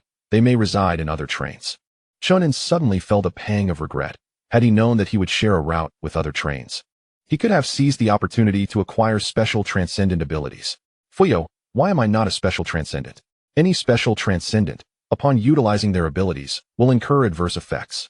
The sacrificer suffers personal harm, the prophet diminishes their lifespan, the defender grows increasingly frail, and the eternal directly forfeits their life.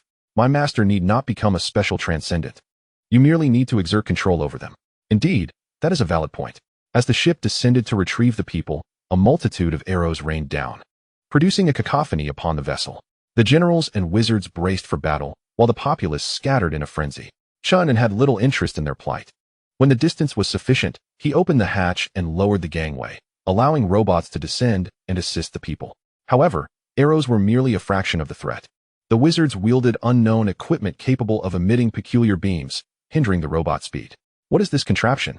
"We underestimated the people. Their wizards can forge transcendent weaponry. Can we produce such extraordinary weapons? We are unable to replicate them, as they belong to a level 1 transcendent civilization. The people may have stumbled upon their creation by chance. My master, I recommend borrowing some to send back for research on the train. We may be able to develop transcendent weaponry in advance. Borrowing is too mundane, let us simply seize them." Chen An dispatched all robots, who advanced amidst arrows and energy beams. Is this what transcendent weaponry looks like? It seems rather underwhelming. Low-tier transcendent weapons are inherently weak. They only prove useful at higher levels.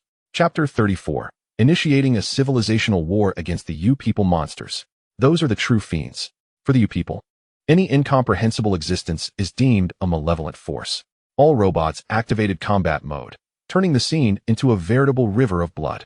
Their objective was to secure Ling Zheng and the transcendent weaponry, so they lingered not, returning to the ship as soon as their aim was accomplished. Temporarily departing, Fuyao. When will he awaken? As the ship ascended, it left the capital amidst the fearful gazes of countless onlookers. He is transcendent. He shall awaken upon absorbing an energy crystal. Chen An procured an energy crystal and placed it in Ling Zheng's palm, for he would absorb it himself. After waiting a while and recalling certain matters, he proceeded to the cockpit to don black attire and a cat-faced mask. In my endeavor to separate the identities of the passengers from that of the train conductor, it is imperative that I conceal my true visage from him. Fuyao, the spacecraft need not return to base. It suffices to hover at any location. Should he awaken, please inform me. Chen An held a half-meter-long rod, an instrument capable of emitting extraordinary energy rays. How does one utilize it? This is a rudimentary extraordinary weapon that requires prolonged charging, and it has currently expended all its energy. It is advisable for the master to recharge it using energy crystals. Never mind, it seems of little use. I shall take it back for further study. If I succeed in my research, will I be able to? Low-level extraordinary weapons do not impede the evolution of extraordinary beings and can be used freely.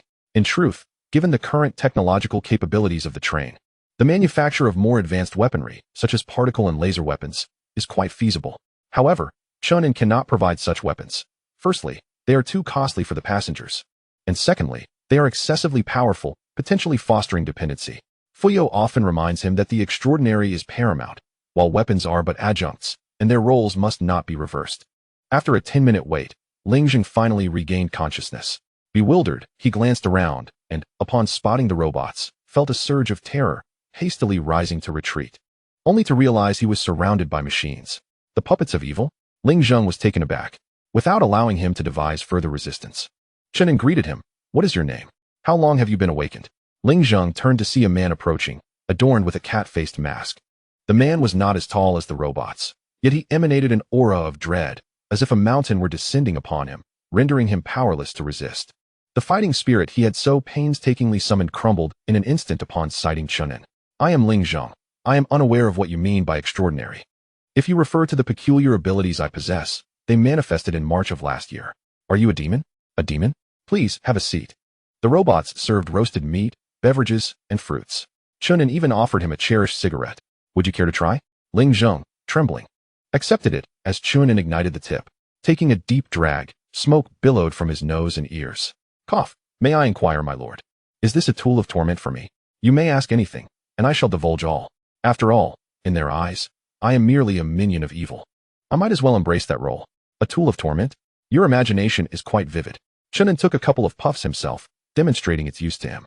Unbeknownst to him, those few puffs on this very day would render Ling Zheng a lifelong companion to the cigarette. My lord, this tool is rather remarkable. It evokes a unique sensation. Ling Zheng's anxiety gradually dissipated. Having faced death once, he now felt no fear. Even if the enigmatic figure before him were indeed a demon, he was willing to align himself with such a being. After finishing the cigarette, Chen An inquired, how many individuals like yourself are below? Below? Ling Zheng raised his eyes to the nearby porthole, glimpsing the clouds. Shock coursed through him. They must be high in the sky. In response, my lord, individuals like me are referred to as evil disciples. There may be several tens of thousands. In truth, there were many more before. But most were slain by the witch god temple. Slain? Goodness, what a waste. The fact that they awakened without the use of energy crystals indicates that these so-called evil disciples possess considerable innate talent.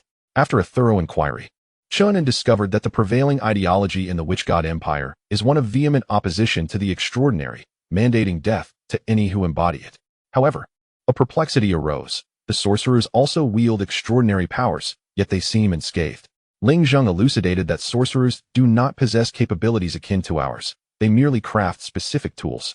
Chen An gleaned that the extraordinary are capable of self-awakening, while sorcerers lack such potential. They merely fabricate extraordinary weapons and engage in deception. This poses a significant challenge. As a populace united against the extraordinary complicates my endeavors. Ling Zheng, perceiving a threat to the empire's destruction, hastened to proclaim, as long as you, my lord, save us, I shall guide you and provide all necessary information. From the perspective of the you people, Ling Zheng's actions could be deemed treasonous. Yet, from Chen An's vantage point, Ling Zheng was merely embracing the light. Observing the situation further, he decided to await additional information. For the remainder of the day, Chen An permitted Ling Zheng to rest, while concurrently educating him on celestial knowledge to clarify that he was not a malevolent entity, thereby facilitating his eventual allegiance. Chen An seized the opportunity to collaborate with Fuyao in analyzing reports submitted by various guilds. Verily, the sorcerers were not extraordinary and lacked the ability to awaken. However, the extraordinary weapons they crafted were adept at suppressing the extraordinary, albeit with minimal efficacy, only capable of restraining at the first tier. The very name of the empire illustrates their entrenched ideology, which cannot be altered in a short span of time. We lack the luxury of time to instill new beliefs within them. The detection of energy crystal mines on U-Star elucidates why the U people are prone to awakening. Synthesizing all this information, Chen An decisively announced the commencement of a civilizational war. Disinclined to analyze further, he resolved that in light of their unyielding beliefs, conquest through force was the only viable path. Might, after all, is the ultimate truth. Subsequently, the train issued a series of commands. Reconnaissance mission concluded. The conductor will initiate a civilizational war against the U people. All guilds are to prepare accordingly. Upon receiving this news, the passengers concealed within U-Star hastily returned to the train. This civilizational war is classified as an occupation level. Given the relative weakness of U civilization, a full-scale war status will not be enacted. War tasks have been issued. All are to review independently. The atmosphere within the train ignited with fervor. The populace had long awaited the prospect of profit through warfare. The guilds sprang into action, procuring equipment, leasing spacecraft, all converging upon the landing pad. Guild leaders activated their wristwatches to review the tasks, discovering that the intensity of the war was relatively low, lesser than the previous engagement. Main task: occupy U civilization. The objective is to seize all major settlements of the U people and eliminate any resistance. Upon completion, all guilds will share a bounty of 5 million star coins. The prize pool is not fixed and will increase as the war progresses. The associated side task was singular: to occupy designated numbered cities or towns. However, a dilemma arose. The Witch God Empire comprises only a little over 800 towns available for conquest, insufficient for equitable distribution. Do not overlook the fine print. Multiple guilds may concurrently claim the same number. Ultimately, the guild that first occupies the core of a town will garner the greatest contribution. The primary task is designated for the capital, restricted to the top 10 guilds. Consequently, all 10 leading guilds claim the primary task. Chapter 35. The Assault on the Capital of the U Tribe. Chen An personally takes charge master. All guilds have set out and will arrive at U-Star in 20 minutes. Chen An remarked as he reviewed the task acceptance details. Over a dozen guilds were preparing to attack the capital, yet it was still insufficient. Bring forth my battleships. Are you concerned about the potential losses to the guilds, master? Not at all. I fear they may become too ruthless in their slaughter. We shall use the battleships to suppress them, compelling the U people to surrender swiftly. Meanwhile, within the palace, the old emperor wore a troubled expression. What can the Grand Sorcerer do in these dire times? The Grand Sorcerer, equally distressed, lamented the ineffectiveness of his magical artifacts against the malevolent puppets. The humiliating scene at the execution ground had left the shrine of sorcery in disrepute. Do not worry, Your Majesty. Should the fiends dare to return, I shall ensure they do not escape. A flicker of hope ignited in the old emperor's eyes as he inquired. Will the sorcerer descend again? I cannot say for certain, but our research on the super sorcery artifact has borne fruit. If we encounter that kind of beast again, we will surely annihilate it. The old emperor beamed with delight. The shrine of sorcery proves reliable. If you succeed in driving away the fiends, I shall personally crown you Grand Sorcerer. Thank you, Your Majesty. The courtiers within the hall regained their spirits, their previous timidity dissipating. However, before they could shower praises upon the Grand Sorcerer, a palace guard hurriedly entered to report. Your Majesty, a multitude of beasts have appeared in the sky. The fiends are mounting a massive invasion. A chilling silence enveloped the hall, and the old emperor trembled in fear. Grand Sorcerer, we must act swiftly. Above the city, aboard the Scientific Guild's airship, the passengers gazed down at the ancient city with disdain. This place is utterly antiquated. One exclaimed, Sister Shu, shall we fire a shot at the palace to test their defenses? Yang Yuan admonished, do not forget the nature of this war. It is one of occupation, not annihilation. Do not err, or you will incur penalties on your contributions. Sister Shu, where shall we launch our attack? Zishu operated the screen, displaying a 3D model of the capital, allowing a clear view of every aspect of the city. Given the strength of their defenses, we can assault from any direction. We shall target the western district. According to Zishu's strategy, the airship would hover above the western district, enabling everyone to disembark and engage in combat, advancing towards the palace. Some voiced their confusion. Shouldn't we directly seize the palace to maximize our contribution points? Without needing Zishu to clarify, Yang Yuan delivered a sharp reprimand to the questioner. Are you foolish? Pay attention to the intelligence provided by the train. The palace is guarded by 200,000 troops and experts from the Shrine of Sorcery. Do you truly believe that our mere thousands can breach it? Even if we could we maintain control of the situation? Completing this mission requires more than just entering the palace. We must compel the army to surrender and the emperor to concede. Before he could finish, an order from the train resonated through the air. All guilds proceed to the palace and await the conductor's command. Yang Yuan felt a twinge of embarrassment, having just chastised his subordinate, only to be contradicted in turn. This time is different. It is the conductor's command. Without his directive, my prior explanation holds no weight. Noticing that few were paying attention, Yang Yuan grew frustrated, ready to deliver further reprimands. However, just as he was about to speak, he was interrupted by Yu Guan, who exclaimed, "Old Yang, look outside." Peering through the porthole, they beheld terrifying warships emerging from the clouds. Compared to these warships, the vessels they are aboard seem insignificant. I have come to realize that the conductor must take matters into his own hands. The crowd's eyes gleamed with anticipation. They had long speculated about the conductor's identity, yet it remained unverified. Today, however, may present an opportunity for resolution, and excitement surged among them. Subsequently, various guilds gathered around the palace, momentarily hovering in place. The warships did not descend but lingered in the clouds, casting an intimidating shadow. This spectacle was profoundly shocking for those on the ground. Is this the manifestation of evil? My heavens, we stand no chance. The world is destined for ruin. Our only recourse now lies with the Temple of Sorcery. The populace, in a state of panic and dread, gazed upwards at the colossal entities suspended in the sky, as if the apocalypse had arrived. It was not just the common folk who trembled. The sorcerers were equally apprehensive. They hailed from beyond the heavens. Great sorcerer, can we prevail? Even before the war commenced, morale had already plummeted. The great sorcerer's hands trembled, concealed beneath his voluminous white robes. The malevolent forces had once been subdued by the sorcerers. Today, they would be vanquished once more. Fear not, long live the sorcery. Who knows how the sorcery suppresses evil? The text merely states so. As the proclamation of long live the sorcery echoed throughout the city, the people of the Yu tribe inexplicably united, forming formidable combat strength. After a tense standoff, the vessels descended, allowing the extraordinary beings to engage in battle. The conductor had arrived today. Everyone needed to perform well, for if he took notice, it could bode well for them. The extraordinary beings donned armor and wielded weapons, charging forth from the vessels with a cacophony of cries. They were met with arrows raining down from the palace walls, clinking harmlessly against their armor, yet proving a noteworthy hindrance. Clang, clang, clang. Shields were raised in defense. Although the extraordinary beings wore armor, it was not complete. The risk of death loomed, making the shields the safest option. Once the shield formation was established, rifles extended through the gaps, firing indiscriminately. The Yu tribe's people, unfamiliar with such weaponry, attempted to evade or block the bullets as they would arrows, resulting in many being struck. Bang, bang, bang. Some suffered severed arms. Others bore gaping wounds in their chests, while others met a gruesome fate with fatal headshots. In a mere exchange of fire, the Yu tribe's people faced utter defeat. Sister Shu, this is utterly unfair. Attacking primitive people with firearms seems disgraceful, one remarked. Zishu frowned. Do not forget the Yu tribe's classification. They are a level 03 extraordinary civilization, far from simple. Everyone, remain vigilant. The sorcerers may strike at any moment. However, it was not the sorcerers who first acted, but rather some nefarious individuals hiding within the crowd. Eager to prove they were not lackeys of the evil forces, they rushed towards the guild's position. Bang, bang, bang. The unarmored first-tier extraordinary beings were rendered no different from ordinary folk beneath the onslaught of bullets. In the skies above, Chen An frequently furrowed his brow.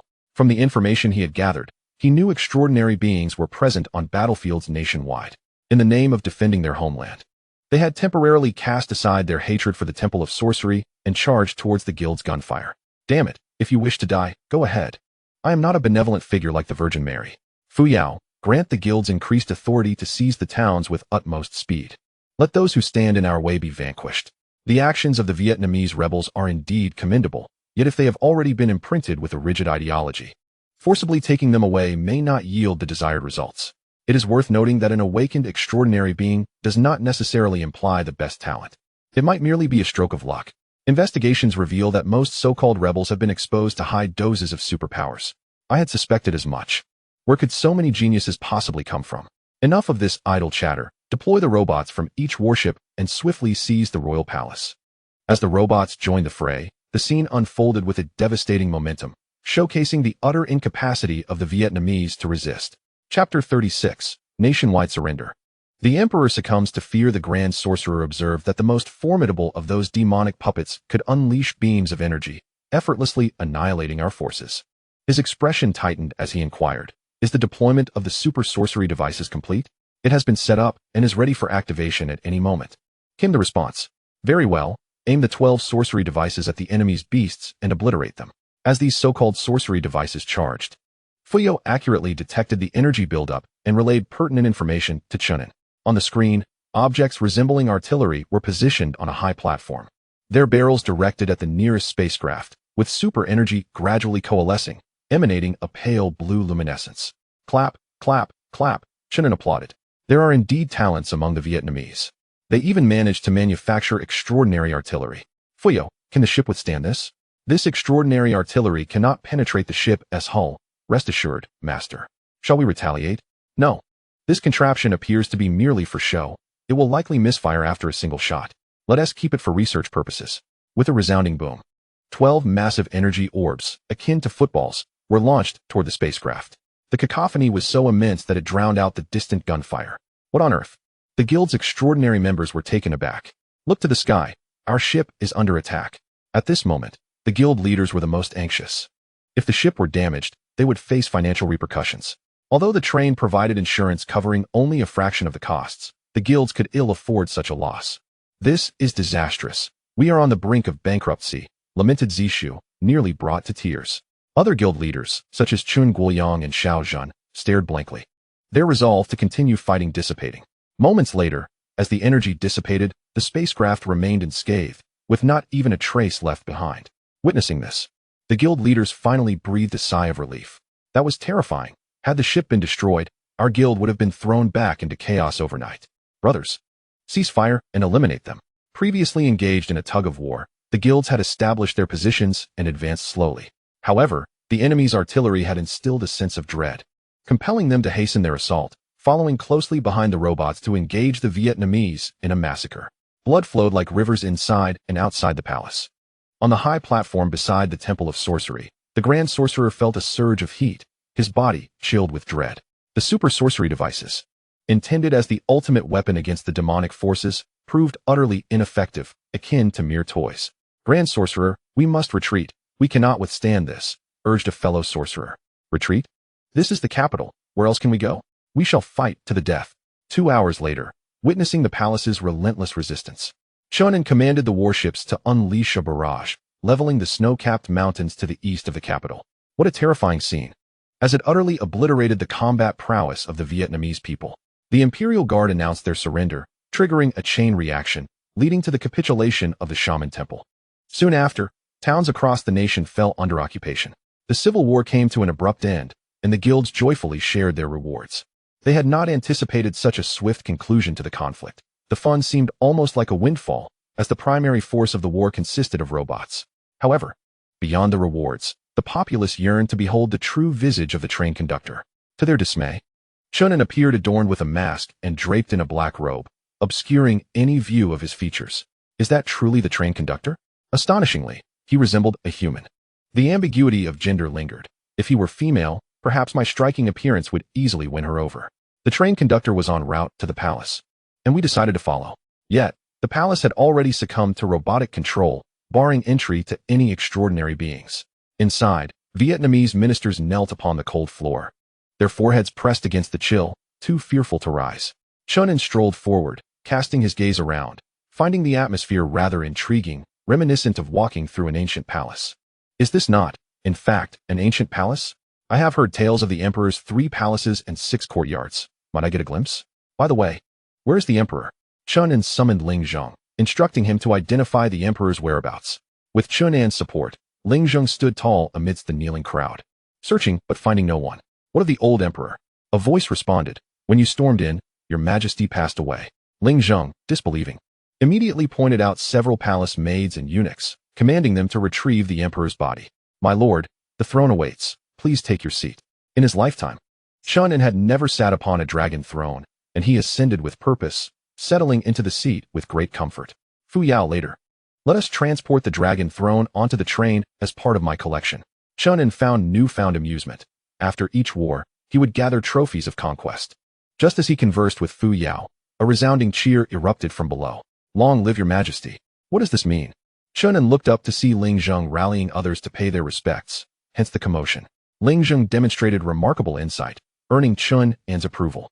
Subsequently, the ministers continued to chant in rounds, their voices trembling with fear, lacking harmony, until the body of the old emperor was brought forth, prompting their silence. My lord, it is indeed the old emperor, Ling Zheng exclaimed joyfully. Yet, Chen An remained less than pleased. The emperor's death complicates matters. He required a figure of authority. Is there a crown prince? An elderly minister, trembling, responded. The crown prince has also succumbed to fear. Huh, what of the princes? Surely one must be produced. Let us hasten to crown him. This remark ignited hope among the civil and military ministers. They had initially believed the malevolent forces aimed to annihilate all Vietnamese people, only to discover that their true intention was to elevate a puppet. This was indeed a positive turn of events. Serving as a puppet was far better than total extermination. Immediately, a minister stepped forward, declaring, the third prince is wise and could serve as the new emperor. Chen An rose and commanded, let it be him. Swiftly bring him forth to assume the throne, without any unnecessary ceremonies. Complete this within half a day. Yes, all knelt once more, respectfully bidding farewell to Chen An as he departed. Upon stepping outside, Chen An inquired of Ling Zheng, are you still able to gather your people? Ling Zheng responded, when you rescued me, they all fled and are now scattered. However, with a single command from me, they can assemble. Very well. Summon your comrades and seek out more extraordinary beings. Remember, you are to refer to them as extraordinary, not heretics. Change the nomenclature. Ling Zheng's eyes glimmered with excitement. My lord, are you preparing to lead us away? Indeed, go make preparations. Thank you, my lord. I am willing to risk my life for you. Ancient people are truly tedious. Chen An remarked with disdain. Once Ling Zheng departed, Chen An made his way to the witch god temple, flanked by a throng of robots. The temple lay on the eastern side of the palace. Rather than taking a spacecraft, Chen An traversed directly through the palace, taking in the scenery along the way. Lavish and decadent, such was Chen An's assessment. What about the harem? He queried the head eunuch, who had just been apprehended by him. Please, my lord, follow this old servant. That is the queen's chamber. It was fortuitously along the way. Inside the queen's chamber, palace maids and eunuchs knelt on either side, trembling in fear. My lord, this is the queen, please enjoy. I curse you. Chen An realized he had overlooked a detail. The old emperor was well into his 70s. How could his queen possibly be attractive? He decided to head directly to the witch god temple instead, finding the previous detour uninteresting. Chapter 37. To you. I may be more terrifying than the demon's greetings, my lord. Outside the witch god temple, the grand sorcerer led over 100 sorcerers in a bow, their reverence palpable. Many trembled at the sight of the accompanying robots, fearing them even more than the demons themselves. Who is the grand sorcerer? Chen An inquired. The grand sorcerer, clad in white robes, replied, that would be me. Please forgive us, my lord. We were commanded by the emperor and dared not disobey. Chen An paid little heed to him and entered the witch god temple directly. The temple was an opulent palace, adorned with golden walls, diamond embellishments, and various rare treasures. At its center stood the idol that was to be venerated. The idol, a bizarre amalgamation, bore a human head, a body akin to a deer, 8 arms, and 6 eyes. Bring the grand sorcerer in. Upon entering, the grand sorcerer knelt once more. My lord, we are willing to submit to you. Chen An, intrigued, asked, what of the witch god? The witch god has not manifested. He may have already been vanquished by you, my lord. We shall heed your commands. Chen An responded, if I were to command your deaths, would you still obey? The grand sorcerer's aged face froze, and he trembled as he replied, my lord requires the living to serve. Our demise would hold no significance for you. Henceforth, we shall rename the witch god temple to the temple of the evil god. Their faith is truly unwavering. Chen An mused, having previously held them in higher regard. I am neither an evil god nor a demon, and you are forbidden from uttering such terms in the future. Yes, yes, my lord, whatever you say. Rise, I have some inquiries for you. The grand sorcerer stood, forcing a smile that seemed to tremble on the brink of collapse. These sorcerers were indeed not extraordinary beings, their bodies as frail as those of ordinary folk. Please, my lord, inquire. I will speak candidly. Chen An asked. Who developed your weapons? They were forged by the celestial sorcerers. What is a celestial sorcerer, and where can they be found? In truth, celestial sorcerers are artisans, entrusted with the crafting of weapons and imbuing them with power. If you wish to meet them, I can summon them forth. Go ahead. While waiting, Chen An departed the grand hall to explore the surroundings. The Temple of Sorcery is a complex of palaces, not merely a singular main hall. After walking a short distance, a great sorcerer approached, accompanied by a throng of followers. Quickly, pay your respects to the master. These individuals, full of arrogance, did not kneel before Chen An, instead casting him defiant glances. Unfazed, Chen An inquired, how is it that you can forge sorcerous artifacts? Where did you learn this craft? No one responded. The great sorcerer, filled with rage, commanded, relay the master's words. Do you wish for death? If death is my fate, I shall never submit to evil. A robust man bellowed, with the other celestial sorcerers echoing his fervor, their collective spirit palpable. Chen An replied, I assure you, I am not evil, nor do I harbor any desire to harm you. I am merely curious about the creation of these artifacts. Not a chance. With no one willing to speak, Chen An silently issued a command in his mind. Suddenly, a robot emerged from behind him, revealing a laser emitter from its shoulder. Zing! The most arrogant celestial sorcerer was cleaved in two by the laser, his expression of fury frozen on his face as he collapsed to the ground, a gruesome sight. I am a merciful person, provided you cooperate. However, should you resist, I shall eliminate you without hesitation. Though the celestial sorcerer was not yet deceased, his severed body writhed upon the ground, eliciting horrified gasps from the others. Yet, despite the horror, they remained silent, glaring at Chen An with defiance. Such courage is commendable, but I regret to inform you that I may be more fearsome than the evil you dread. Zing! Another was torn apart, suffering a fate even more tragic than the first. My patience wears thin. I shall count to 3, if no one speaks. I will order the destruction of the entire Temple of Sorcery. After all, the stars of the moon will soon meet their demise. And I feel no remorse for taking lives. Suddenly reminded of Fuyao's earlier words, I now see their truth. Killing truly can become an addiction. 3, 2, 1. Very well, raise the Temple of Sorcery to the ground. No sooner had the words left his lips than the distraught great sorcerer cried out, I will speak, master. Let me. What do you have to say? All sorcerous artifacts originate from a single tome, an extraordinary relic left behind by the sorcerer god. Where's this book? Beneath the effigy. Master, please, kill me. I am a sinner of the Temple of Sorcery. The great sorcerer, devoid of hope, collapsed to the ground. In that moment, Chen An comprehended that this individual did not genuinely submit. Rather, he feigned submission to protect the tome. As long as the secrets of artifact creation remained in their possession, the Temple of Sorcery could rise again at any moment. Chen An hurried to the Great Hall, instructing the robot to topple the effigy and uncover the hidden compartment beneath. Inside, he discovered a book composed of a unique material, inscribed with text that Chen An could not decipher. Fuyao, translate this. After half a minute, Fuyao provided the information. The title of the book is Initial Insights into Extraordinary Weapons, likely an educational text from a bygone advanced civilization, intended for students. In other words, this is a textbook from a higher civilization. The circumstances of its arrival on the stars of the moon remain a mystery. A millennium ago, this tome was discovered by the so-called shamans, who crafted mystical instruments and established the shaman temple. In their quest for recognition from the imperial court, they concocted mythic tales of shamans and malevolent deities, ultimately deceiving even themselves. Chen An perused the book, finding it predominantly filled with textual explanations and only a scant few illustrations.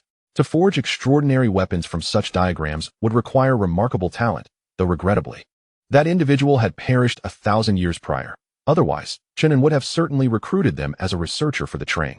Fuyao, can we rely on this book to create formidable extraordinary weapons? Extraordinary technology requires gradual enhancement. It cannot be abruptly intensified. Solely relying on this rudimentary scientific book for children makes it difficult to advance extraordinary technology. A small gain is still a gain. There will be more to come. Chen An did not press the matter further. After departing the Grand Hall, he learned that the Archmage had committed suicide. In a way, death was a relief, sparing them from the torments of the impending cataclysm on Yueshing. Fuyao dispatched mining vessels to extract energy crystals. It appears this planet possesses a considerable quantity of them. The guilds were also engaged in their daily tasks, harvesting local specialties from Yueshing, employing an exhaustive approach that left no escape route. Fuyao, based on your scans, how many extraordinary beings reside on Yueshing? Over 80,000. Though this number fell short of the 1,000,000 passengers required, the pressing issue remained. How to filter them? I suggest the creation of a talent detection device. What is needed? Primarily energy crystals, many energy crystals. Proceed with the fabrication. Let us begin with 1,000, distributing them across all towns on Yueshing. However, to mitigate the resistance of the Yu people, we will need the cooperation of the imperial court. This was the reason Chen An required a puppet emperor. While brute force could easily seize these cities, it could not compel the Yu people to cooperate willingly. If the court issued commands, the process would be significantly simplified. As time passed, Yueshing gradually descended into night. The darkness did not hinder the plundering by the Zixing people. The guilds, using the towns as bases, scoured resources and feverishly completed tasks. When 3 crescent moons appeared in the sky, the new emperor, accompanied by his ministers, arrived at the shaman temple to pay their respects to Chen in Chapter 38. The thrill of supremacy over civilization. Greetings, my lord. May you have peace. A throng of kneeling individuals outside the shaman temple created a grand spectacle. Chen An relished the ambience of the temple and lingered for a while, preparing to return to the train for rest. Now that the new emperor had been selected, it was the perfect opportunity to convey certain matters. Rise. Who is the emperor? A few elderly ministers presented the new ruler, a timid middle-aged man whose pallor and sunken eyes suggested that he had been drained by indulgence in vice. My lord, what must I do? Chen An had intended to elaborate further, but the countenances of these individuals were unappetizing, and he felt disinclined to continue. I shall return tomorrow. This evening, you are to instruct all towns across the nation to cease their resistance and cooperate with my associates. Rest assured, we are not malevolent. We shall depart in a few days. Once we leave, your emperor will remain in power, unbound by the shaman temple. This statement sparked a glimmer of hope in the new emperor's eyes as he joyfully declared, Thank you for your guidance, my lord. I shall certainly relay this message. Anyone who dares to resist shall be deemed a rebel, and the court will collaborate to eradicate them. Chen An felt akin to a villain. Yet he embraced the role wholeheartedly. The characters of virtue are utterly detestable, always concerned with their own image while fearing the consequences of their misdeeds. The antagonists, on the other hand, revel in their freedom from moral constraints, capable of extinguishing lives without fear of reprisal. The new emperor, noticing that Chen An had remained silent for an extended period, grew anxious about having erred in some manner. He promptly knelt down, followed by his ministers, whose fear of Chen An had eclipsed even that of malevolent spirits. What is it that you desire, my lord? Wealth? Land? Women? Just say the word, and we shall mobilize the entire nation to fulfill your wishes.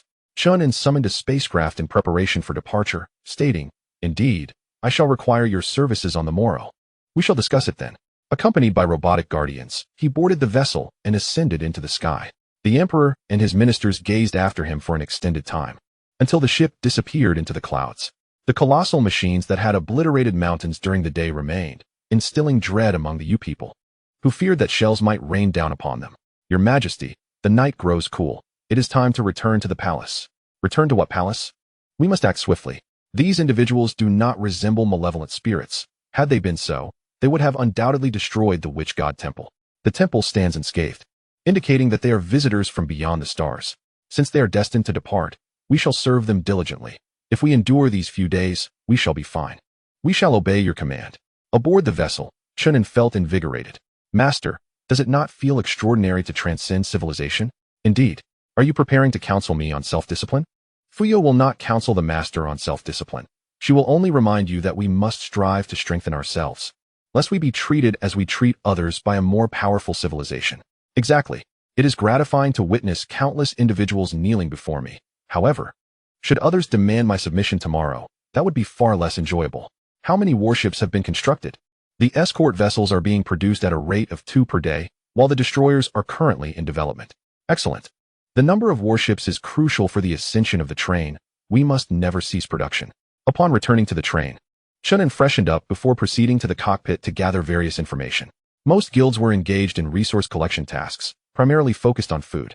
In truth, aside from energy crystals, Ustar had few valuable resources. He issued auxiliary detection tasks, allowing each guild to purchase talent detectors and set up stations in various towns. The train would only accommodate individuals with third-tier talents or higher, with rewards distributed according to the number and levels of those detected. There are 9 tiers of talent, with the superior tier above, and Lingzheng being an exemplar of the superior tier. Upon learning that a portion of the talent detectors had been manufactured, Chen An retrieved one. Why does it resemble a large microwave? The detector had a rectangular shape, featuring a door at the front through which an individual could enter. subsequently closing the door to await results. What is the underlying principle? The so-called talent detection tests the subject's absorption speed and efficiency of superenergy. Thus, the detector is filled with superenergy during the process, which consumes energy crystals. Isn't that rather primitive? In my imagination, a talent detector should resemble a sphere or a helmet. Have you perhaps indulged in too many fantasies? Perhaps so. Let me give it a try. With excitement, Chen An entered the detector and closed the door. Before long, the interior filled rapidly with superenergy, making him feel as though he were luxuriating in a warm bath. Utterly delightful. However, mere seconds later, the superenergy was depleted, and the detector automatically opened its door. Is that it? What are the results? The protagonist's extraordinary absorption speed surpasses any innate talent. Chen An, astonished, muses, am I truly that remarkable? Is there a hierarchy, even among the superlative? You are a triple extraordinary being. This is your normal absorption rate. If it were another high-level extraordinary, the outcome would remain unchanged. This device can only detect those who have yet to awaken their abilities. Chen An, feeling somewhat deflated, thought he was exceptional. After a brief exercise session in the gravity chamber, despite his fatigue, he returned to his quarters and fell into a deep slumber. The next morning, at 9 o'clock, coinciding with the dawn over the Star of Yu, Chen An boarded his spacecraft once more, heading towards the royal city of Yu. Following the previous day's conflict, he anticipated chaos, yet today it appeared revitalized, seemingly unchanged from the day before. Upon noticing the arrival of the spacecraft, the palace officials hurriedly emerged to greet him. Greetings, esteemed sir. As Chen An disembarked, hundreds of mechanical guardians trailed behind him, exuding a formidable presence. Where's your emperor? He was met by imperial ministers, figures akin to prime ministers. Chen An found no interest in their names. His Majesty is on his way to receive you. Breakfast has been prepared. Please, follow me. No need. I will wait for your emperor. I have matters to discuss. Shortly thereafter, the emperor hurriedly approached, flanked by a multitude of civil and military officials, some even having lost their shoes in their haste. We pay our respects, esteemed sir. After the customary pleasantries, Chen An conveyed, I intend to take a select few to the heavens, embarking on a journey to a broader world. I require not the ordinary, only those fated to join me. And I seek the court's assistance. The emperor inquired, how many individuals do you require? 1 million. The emperor, taken aback, nevertheless nodded submissively. At that moment, 1 million seemed trivial. Even 5 million would be offered, anything to avoid calamity. What shall we do to assist you, esteemed sir? Simply put, my associates will employ a specialized device to assess the qualifications of the Yu people. It is not for everyone to ascend with me. You shall help maintain order and, when necessary, encourage voluntary participation in the assessments. The swifter this is accomplished, the sooner I shall depart. To the imperial court. Chen An was akin to a harbinger of misfortune. The sooner he left, the better. Rest assured, we shall attend to it immediately. What type of device will it be? Chen An replied, it is likely already set up outside the city. You may go and see for yourselves. Outside the city, guilds had already occupied strategic positions, readying the talent detectors. This contraption was not without cost. Each machine required 2,000 star coins, and they needed to conduct extensive testing to break even, if not profit. To stimulate the guild's enthusiasm, Chen An had orchestrated several incentives. For instance, offering crystal rewards and equating talent levels with star coin quantities. A third-tier talent would yield 3 star coins, a fifth-tier talent 5, and so forth. Should a superlative talent be detected, a reward of 100 star coins would be granted, a significant profit. However, the guilds found themselves in an awkward predicament, despite having set up their stations for some time. No one dared to step forward to attempt the assessments. Sister Shu, should we not bring a few individuals over?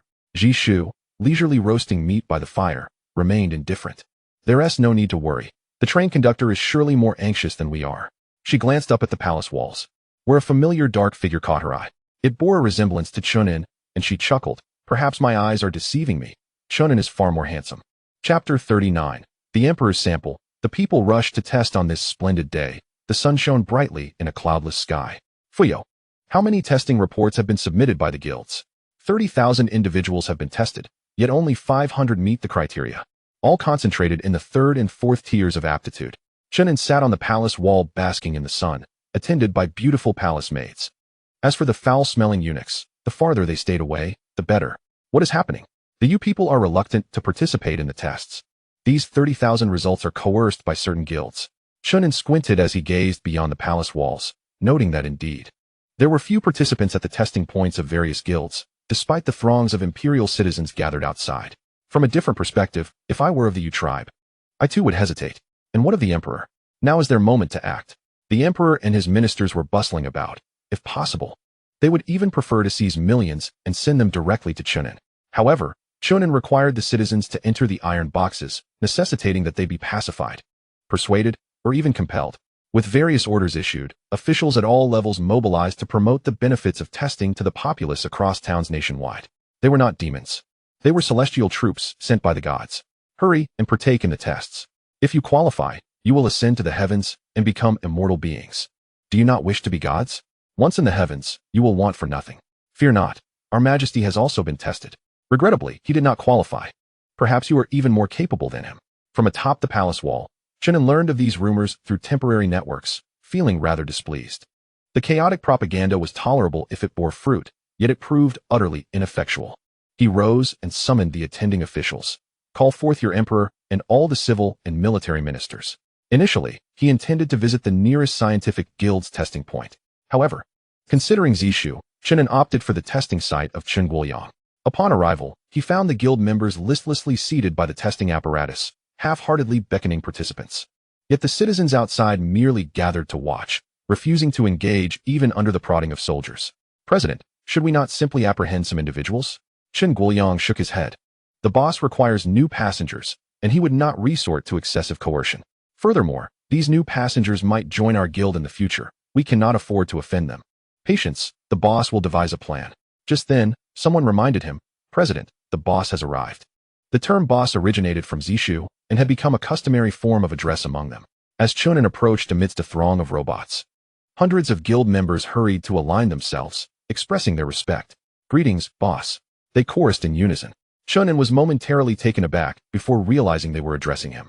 Touching the mask on his face, Chen An inquired of Chen Guoyang, how many individuals have participated in the tests thus far? Chen Guoyang's first reaction was not to answer the question, but to express astonishment at Chen An's accent, which was nearly indistinguishable from that of the locals in Source City. He dared not inquire further, responding, so far, no one has come to be tested. Boss, do we need to resort to more forceful measures? Perhaps we could send 2 of your warships over. Chen An turned his gaze toward the crowd, noting the expressions of hatred and confusion among the citizens. Were it not for the overwhelming presence of soldiers to maintain order, these individuals would likely have dispersed long ago, rather than congregating here. There is no need for haste. I desire their voluntary participation in the testing. Soon, a multitude will arrive at your location, so be prepared to receive them. The results will be yours to manage. Chen Guoyang, with a gleam of excitement in his eyes, responded cheerfully, Boss, please feel free to give any instructions. While awaiting the arrival of the emperor and his entourage, Chen An engaged him in casual conversation. What improvements do you think the train requires? Chen Guoyang respectfully replied, It is already quite satisfactory. No improvements are necessary. Chen An tossed him a cigarette. Speak frankly, I need your insights. Upon seeing the cigarette, Chen Guoyang's eyes lit up, and he quickly caught it. The burly men behind him looked on with wide eyes, and had Chen Guoyang not swiftly put it in his mouth, it might have been snatched away. Boss, may I have a cigarette? I have something to share. A hand was raised. This individual was a second-tier extraordinary, evidently a core member of the guild. Chen An threw the entire pack of cigarettes to them, allowing them to distribute it among themselves. One by one, they spoke, unhurried. A perceptive individual fetched a chair for Chen An to sit. Boss, I believe the market supplies are still insufficiently varied. For instance, we could add some facial tissues. While it is manageable outside, within the confines of the train, one must resort to using their hands for cleanliness, which does not align with our hygiene standards as Zixing people. Additionally, some cigarettes would be appreciated. Price is not a concern. I feel the weaponry is somewhat lacking. Are there any formidable cannons available? Renting ships is quite cumbersome. Could we possibly purchase some? Full payment is certainly beyond reach, so installment options would be preferable. Boss, may I inquire if warships can be rented?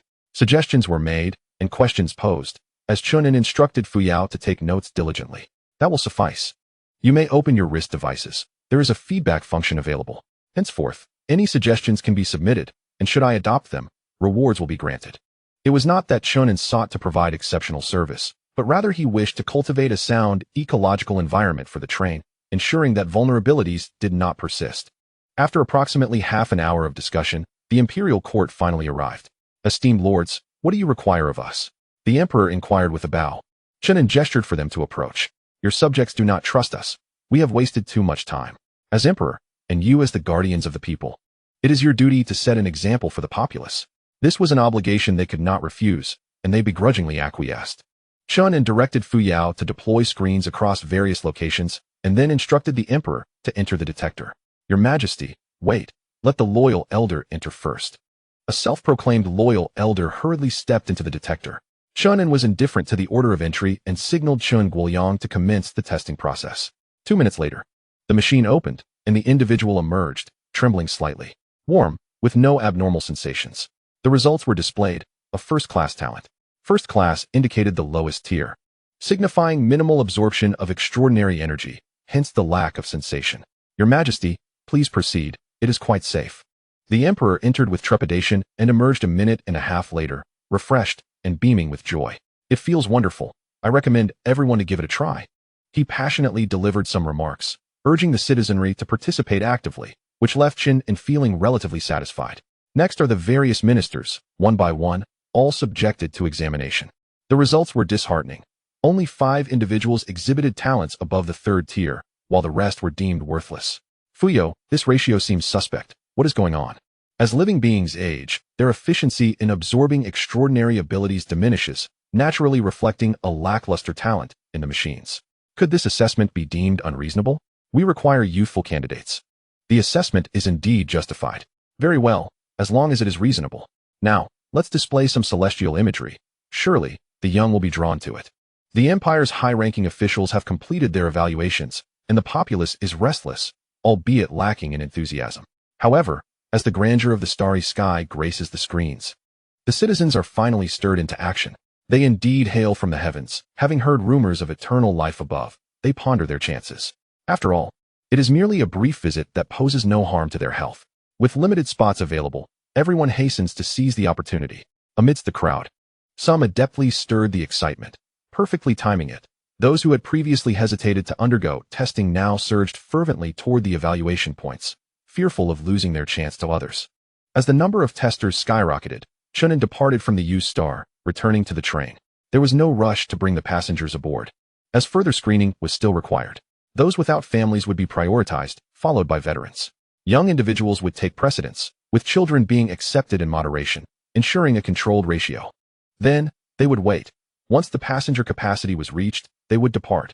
This forsaken planet held little in terms of resources. Chapter 40. Today, ascend with the adults. No longer affiliated with the Ling family. 4 days later, nearly 30 million members of the Yu tribe had undergone testing, with the number of eligible individuals to board the train reaching 3 million. After screening, we have confirmed 400,000 who meet the master's previous criteria. No extraordinary talents? There are a few with 9th-tier abilities. Only Ling Zheng possesses exceptional talent. While a touch disappointing, the yield was still considerable. Alright, let's arrange for these 400,000 to board. The remaining 600,000 will continue to be screened. They must be informed that once they leave, they cannot return. There will always be those reluctant to part with their families. We shall not force them. Remaining behind signifies a death sentence. Those fortunate enough to board this vessel will face their own choices. Half an hour later, dozens of large F-399 spaceships headed toward U-Star. In the eastern district of the capital, before the gates of the Ling residence, Ling Zheng stood with a heavy heart. He had no desire to return. Yet today marked a permanent farewell. It was essential to gaze upon his home one last time. Due to the recent chaos, the main gates of the Ling residence were tightly shut, and Ling Zheng knocked for quite some time before someone finally answered. "Young master, you have returned?" The butler, surprised by Ling Zheng's appearance, opened the door. "Is father at home?" The butler replied, "The master is indeed at home. But it would be best if the young master refrained from seeing him. Be cautious." No sooner had the words left his lips than a frail yet thunderous voice echoed from within the courtyard. "You wretched beast! How dare you return? Young master, you should leave," the butler urged, attempting to push Ling Zheng away, but he stood firm. Looking into the courtyard, the old man wore a fierce scowl, brandishing a wooden stick as he approached the main door with menace. Ling Zheng pushed past the butler and strode forward.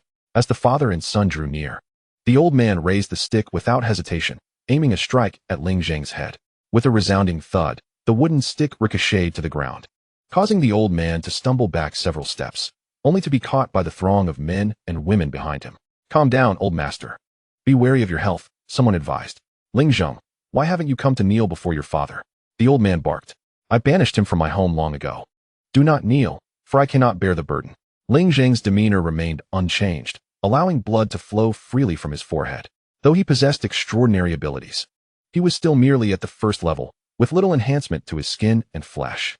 The multitude in the expansive courtyard, be they servants or the old man's wives and concubines, showed no concern for Ling Zheng's injuries, their mouths full of blame and insults. This stick signifies the complete severance of our ties. Lord Boyong, today I shall ascend to heaven with you, and we shall meet no more. Regardless of the astonishment surrounding him, Ling Zheng turned and strode towards the inner courtyard. Just as he reached the corridor, a small girl, barely a meter tall and clad in elegant garments, joyfully ran towards him, throwing herself into his embrace. Brother, sob sob sob, you finally returned to find me. With their mother long deceased, Ling Zheng cherished his younger sister, Ling Yu, above all.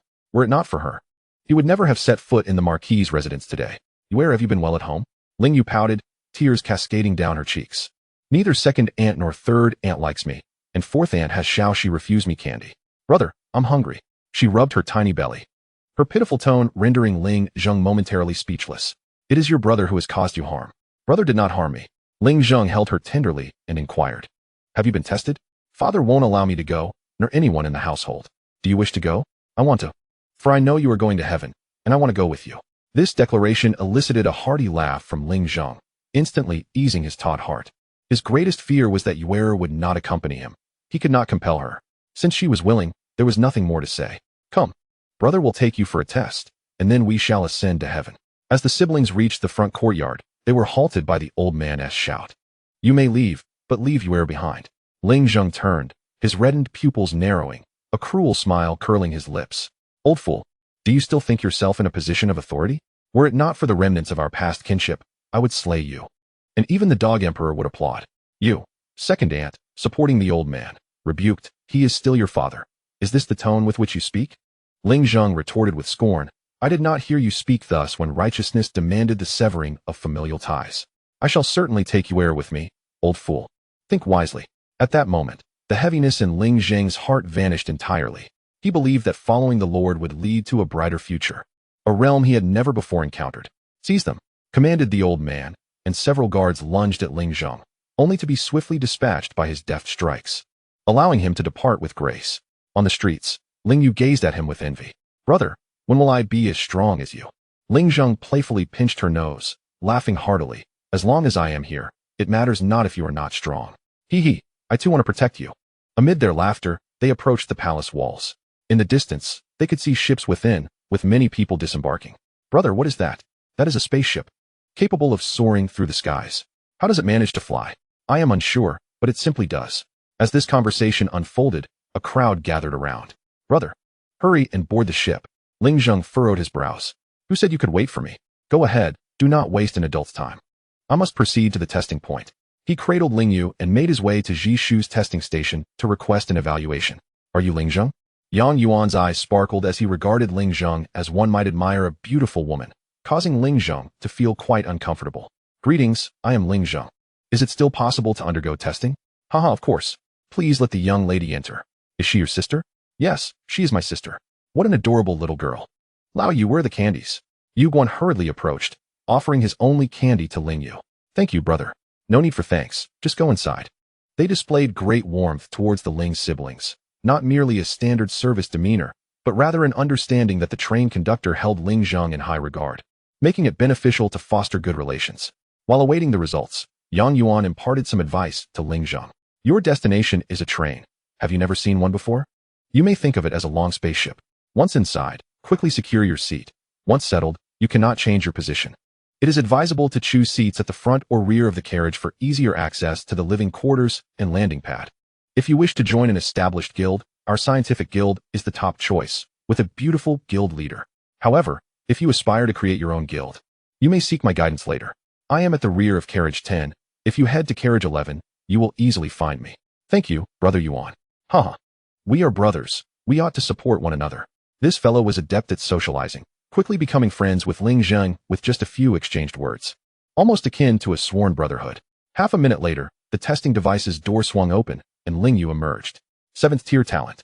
Yang Yuan beamed with delight. Congratulations. A splendid talent. Now, hurry and board the ship. Wait, since I have some spare time, allow me to escort you to the train to avoid any detours. Chapter 41. The train departs, stars annihilated accompanied by a tremendous roar. The spaceship ascended and accelerated into the clouds. The passenger cabin had limited seating, and Yang Yuan sat in the middle, explaining essential precautions to those around him. Most of these individuals were Ling Zheng's subordinates, comprising the initial batch of nefarious disciples. The train conductor held supreme authority, and challenging his dominance was out of the question. Therefore, it was crucial to adhere to the rules while carrying out tasks. Otherwise, one could meet a fate without a burial site. Initially, the environment may be somewhat harsh, but do not be anxious. Gradually acclimatize. After a few days, you shall realize how wise today's choices were. At the outset, you may lack funds and need to apply for loans. However, joining an established guild will provide financial support, eliminating the need for loans. The scientific guild, of which I am a member, ranks among the top 3, possessing substantial resources. Should you be interested, you are welcome to join. In the cockpit, Chen An was also listening to Yang Yuan's chatter.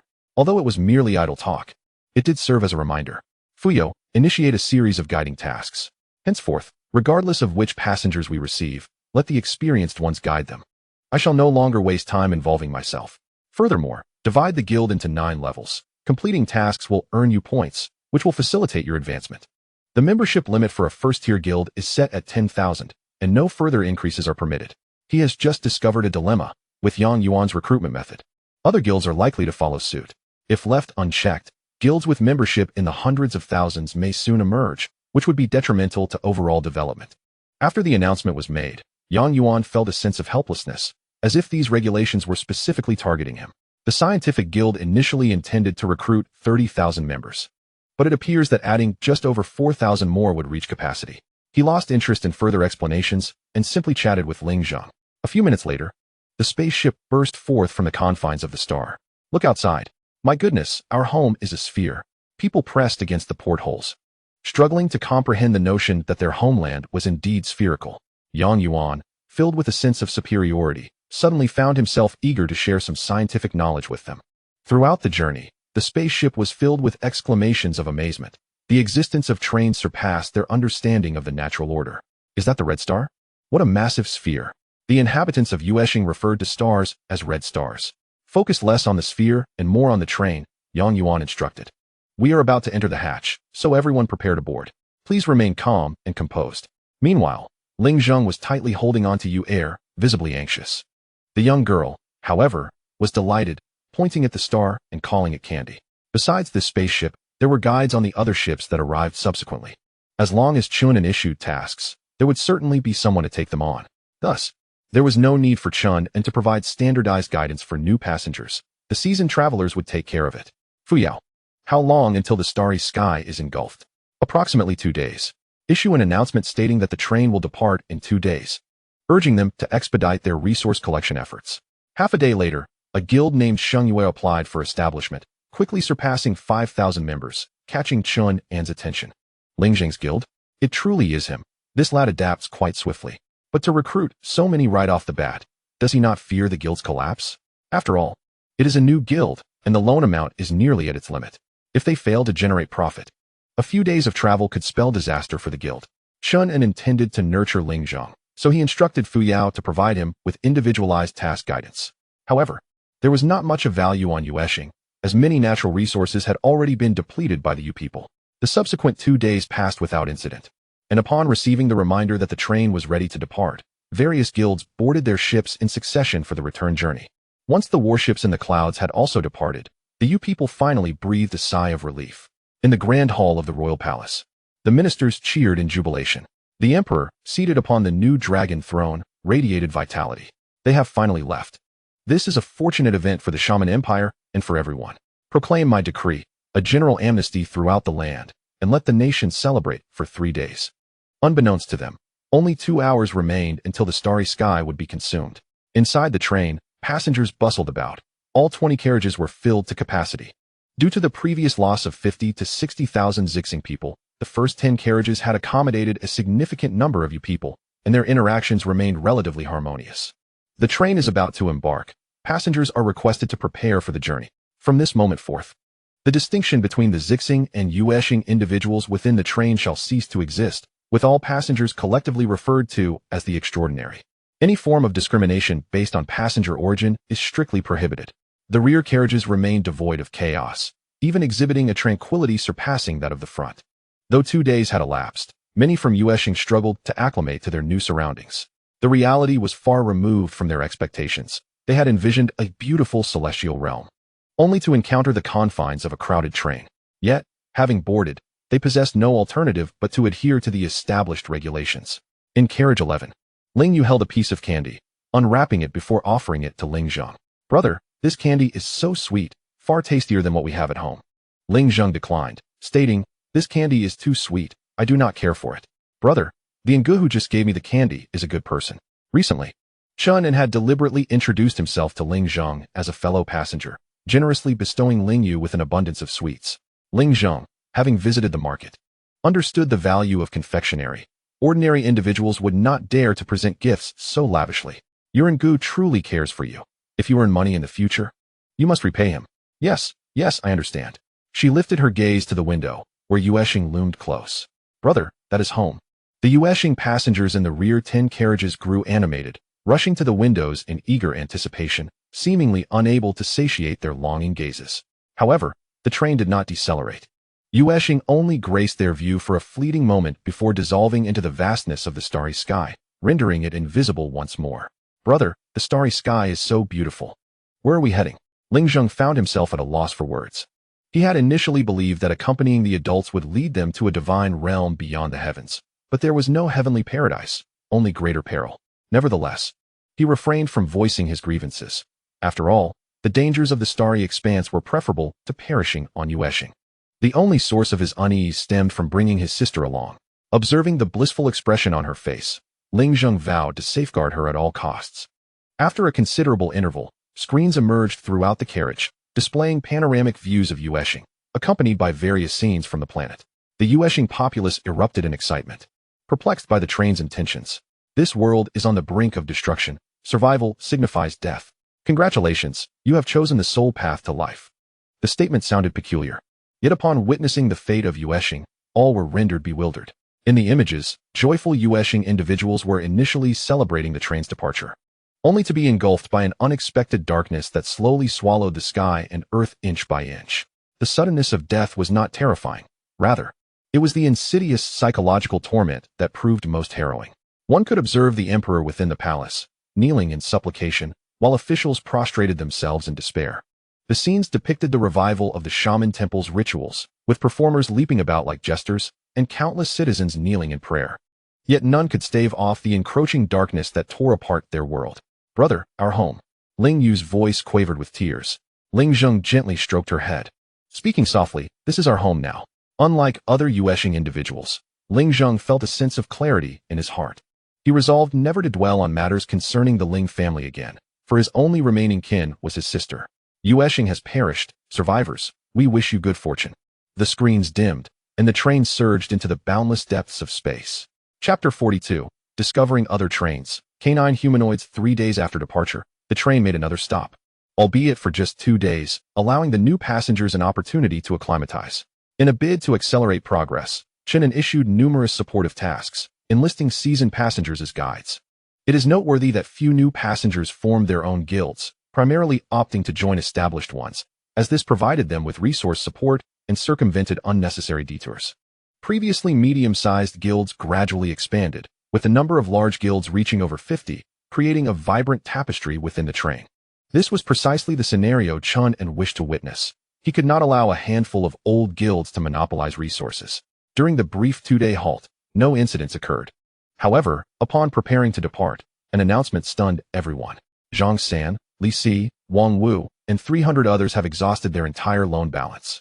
They lack the means to repay and do not intend to do so. Consequently, the train will proceed with their expulsion. The carriage erupted in turmoil. How could this be? They had been warned that exceeding the loan limit would result in expulsion. Were these individuals foolish? Given their current circumstances, a little effort would suffice to avoid starvation.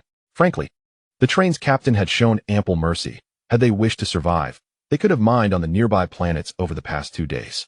To think such wastrels existed? Expulsion was indeed justified. Keeping them would only squander precious space.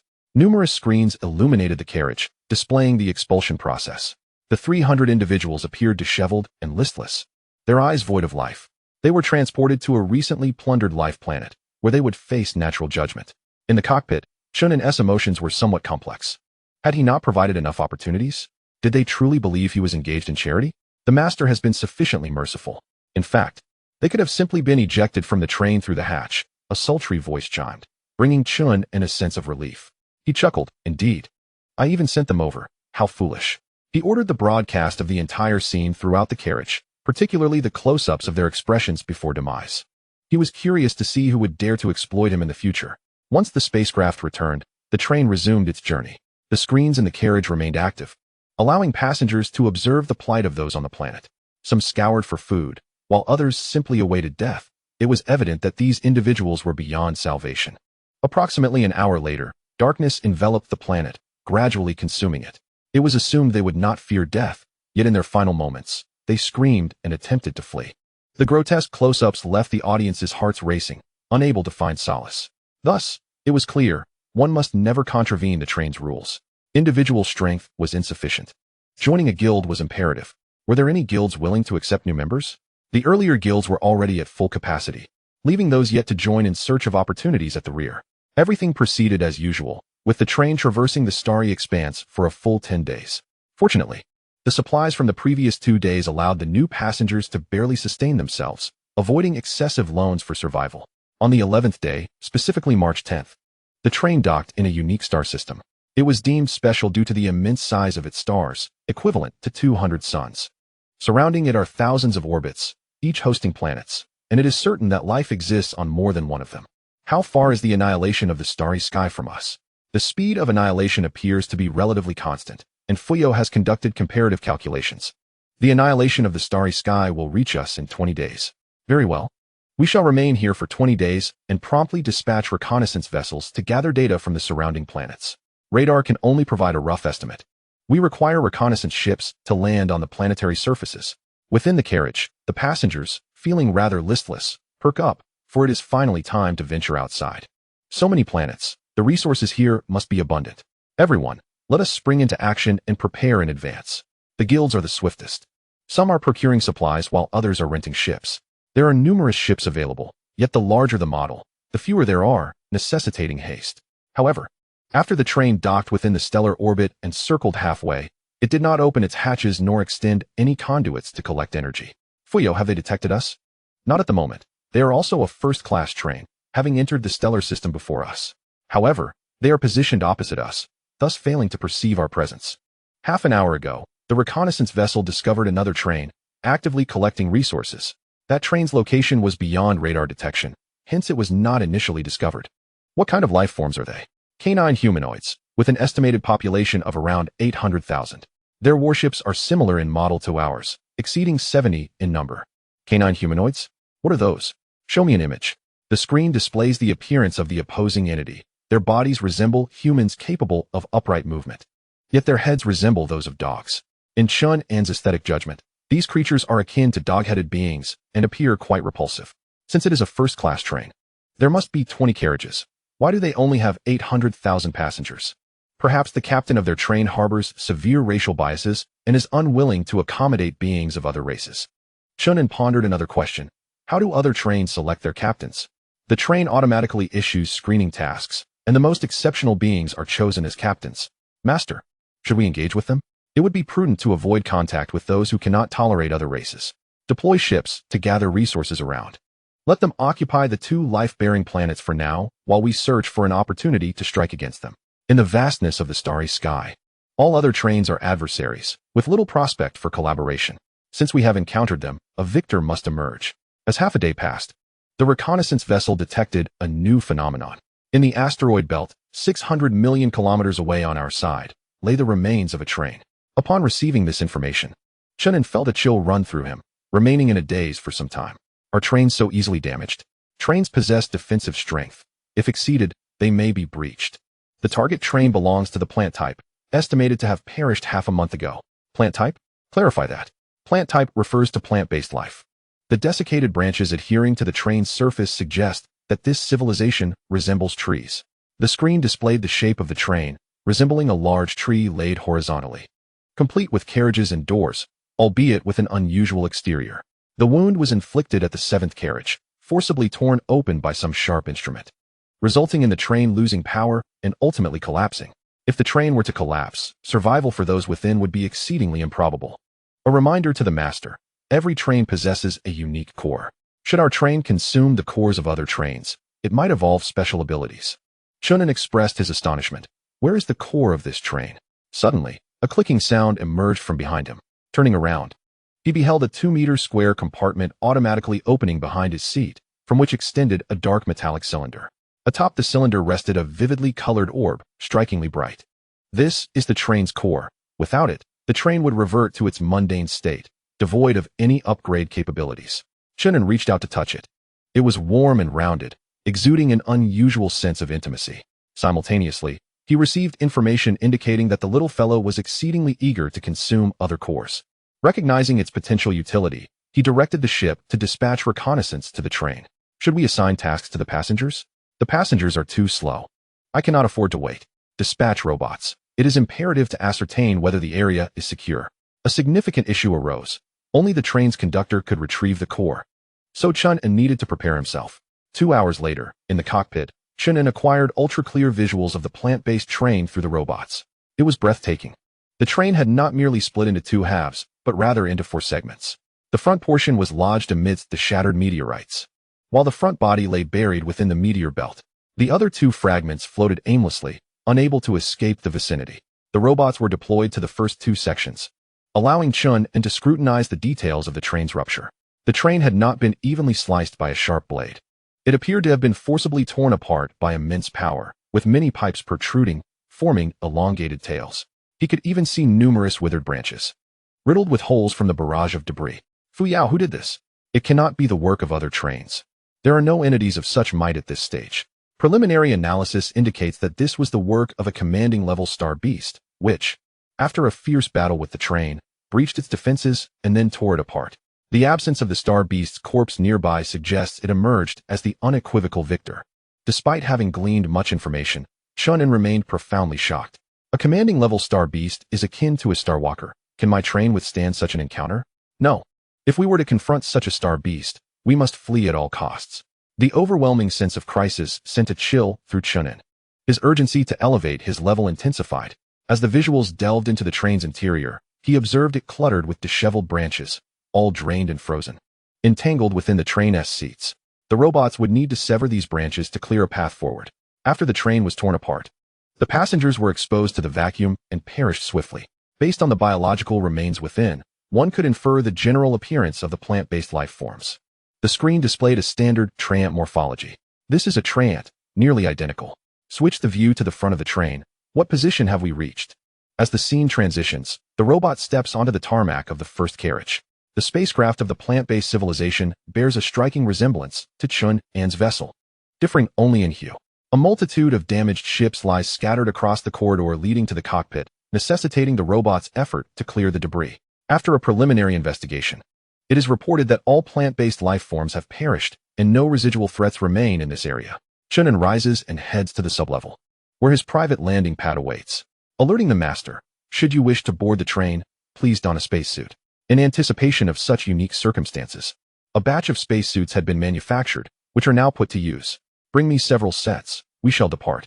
The spacecraft disengages from the train, rapidly advancing towards the target area under the escort of 10 warships. Nearly an hour later, Chen An's vessel reaches the exterior of the derelict train. While the visual representation may appear unremarkable, the reality is nothing short of breathtaking. Gigantic ships, towering over 1,000 meters, have been gruesomely torn apart, with gaping wounds revealing broad recesses spanning several meters. These could very well be the width of a star beast's digits. It is hard for Chen An to fathom the true scale of these star beasts. This is but the commanding level.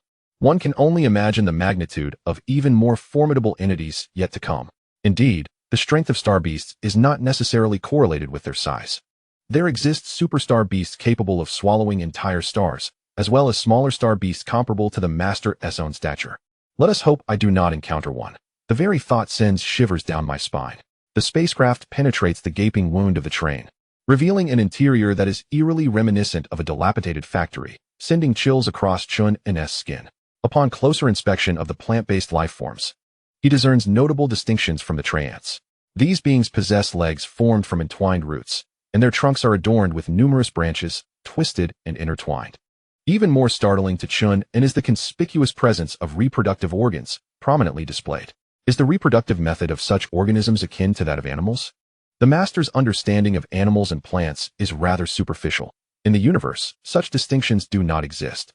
One might classify these plant-based life forms as belonging to a species that reproduces hermaphroditically, which diverges from unisexual and multisexual reproduction. Multisexual reproduction?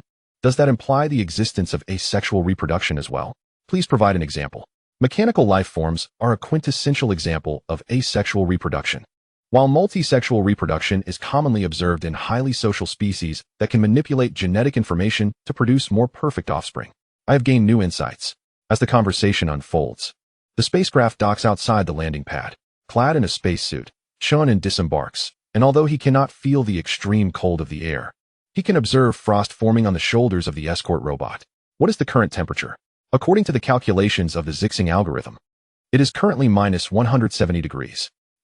To my knowledge, the temperature in space is approximately minus 270 degrees. Why the discrepancy? Although this train has met its demise, it still emits some warmth, persistently resisting the frigid temperatures of the exterior. Well, I suppose there is another reason. My understanding is rather limited. Even in the true expanse of space, it is not invariably minus 270 degrees. Has the passage opened? Chen An raises his gaze forward, observing hundreds of robots working in unison to slice and clear the obstructing ships, indicating that they will need to wait a while longer. The fracture at the front is located in the middle of the first carriage, ensuring a certain level of safety. He turned to the living area, curious about the state of existence for the plant-like life forms. To his dismay, he discovered the living quarters were rather sparse, containing only a few large pools constructed from a special metal, all of which were now frozen. Fuyao, do other trains possess intelligent cores? Every train is equipped with a basic intelligent core, but none can compare to my capabilities. I see.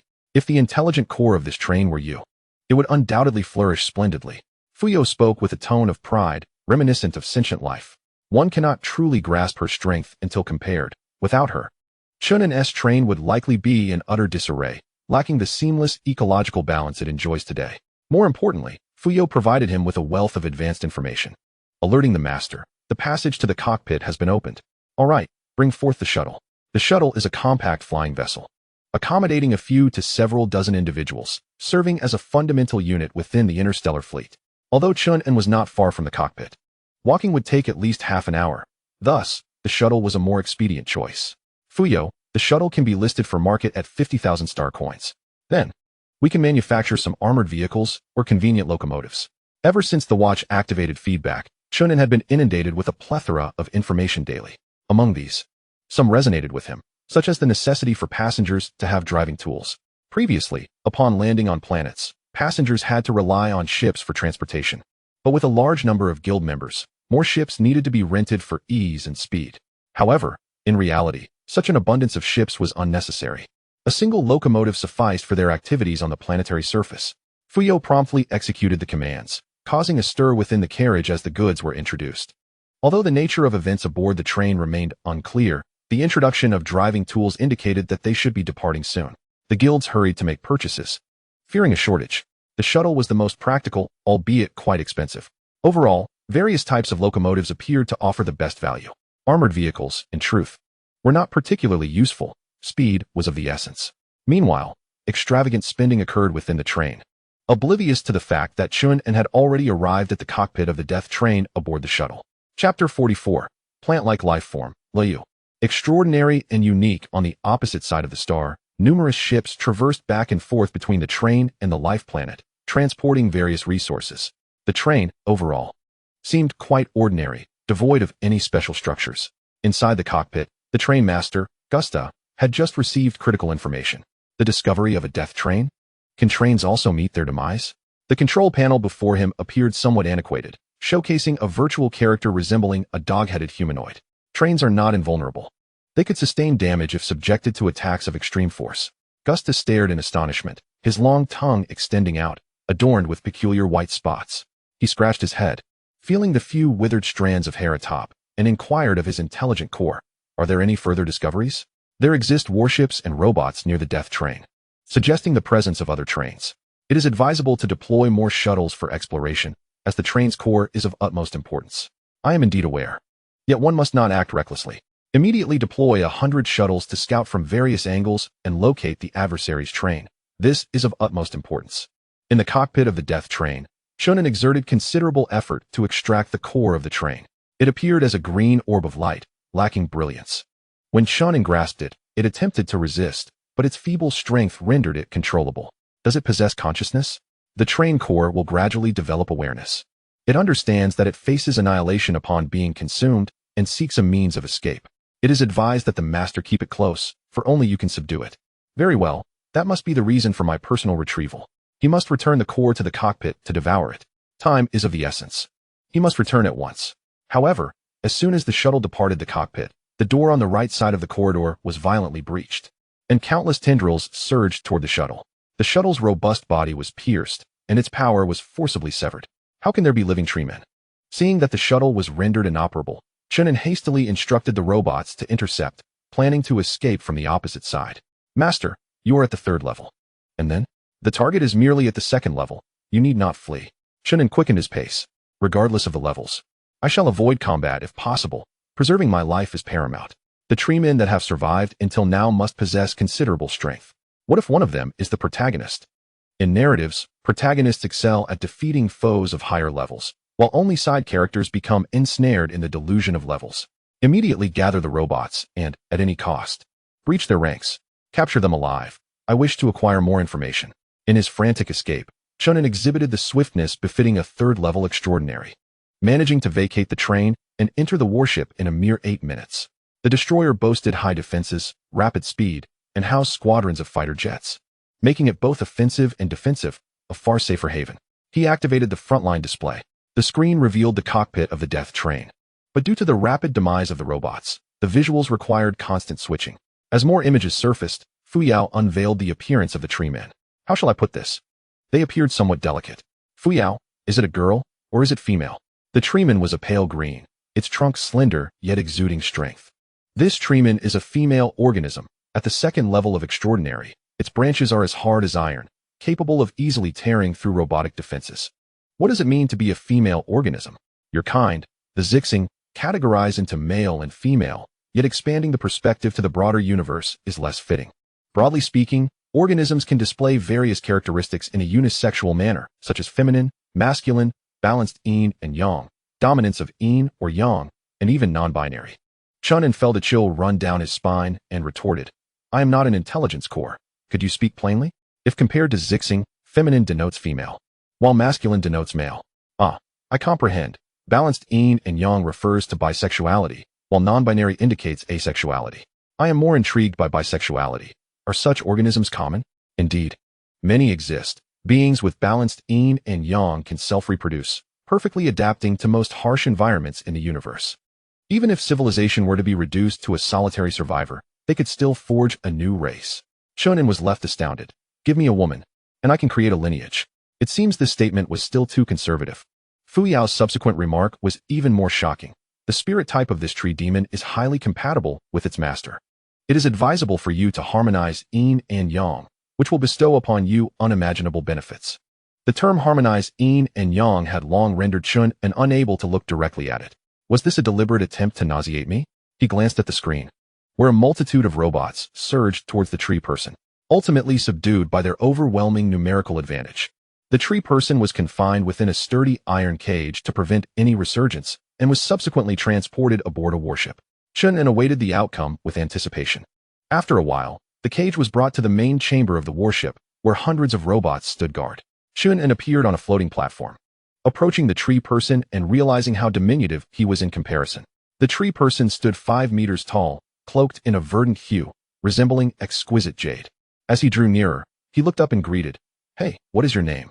To him, it sounded perfectly normal, but to any bystander, it would have seemed as though Chen An were murmuring in strange, rhythmic words. Initially listless and resigned to her fate, upon hearing the language of her kin, the tree person perked up, her eyes, hidden among the foliage, emerging like azure pearls. What are you? Why do you speak the language of the spirit plants? Spirit plants. From your perspective as a Zixing person, all plant life can be classified within this realm, Fuyao promptly elucidated, sparing Chen An the need to inquire further. Chen An replied, I am human, having just learned your language. My name is Chen An, and what about you? The tree person's voice was ethereal and youthful, reminiscent of a girl of 15 or 16, pleasing to the ear. I am Luo Yu. My father is the train conductor. Can you set me free? So she was the daughter of the conductor. It was no wonder she could exist in the conductor's private domain. Chen An queried Fuyao in his mind. How has she survived? There is only one possibility. She is a special transcendent, came the response. A defender? Any special transcendent possesses unique survival abilities, which cannot be assessed unless she manifests her powers. It is advisable for the master to harmonize yin and yang with her for clarity. You are truly persistent. Chen An did not respond to Luo Yu. Instead, he pondered how to proceed. The best course of action seemed to be to take Luo Yu back for nurturing, devising a means to control her. However, at that moment, Luo Yu uttered a startling declaration. Human, I foresee that you will become my partner. Therefore, I am preparing to save you. Chapter 45. Spiritual Harmony with Luo Yu. You are a seer? Chen An was taken aback. Luo Yu nodded. Indeed, I am a seer. Just now, I predicted that we would soon achieve spiritual harmony. I also foresaw that you would be defeated by a dog-headed creature, with the passengers suffering heavy casualties, and ultimately, you would escape with great difficulty, hiding away for a long time to regain your strength. Had anyone else uttered such words, Chen An would have dismissed them as mere jest. Yet, since Luo Yu claimed to be a seer, her words could not be mere fabrications. Wait, if you are a seer, how did your civilization fail to avert the crisis? Luo Yu waved her long branches, expressing her grievances. Father does not believe in the existence of prophets, claiming that I am merely speaking nonsense. Consequently, he has confined me to my room. Oh, if only he believed me. The train could evade the celestial beasts. Such terrifying celestial beasts.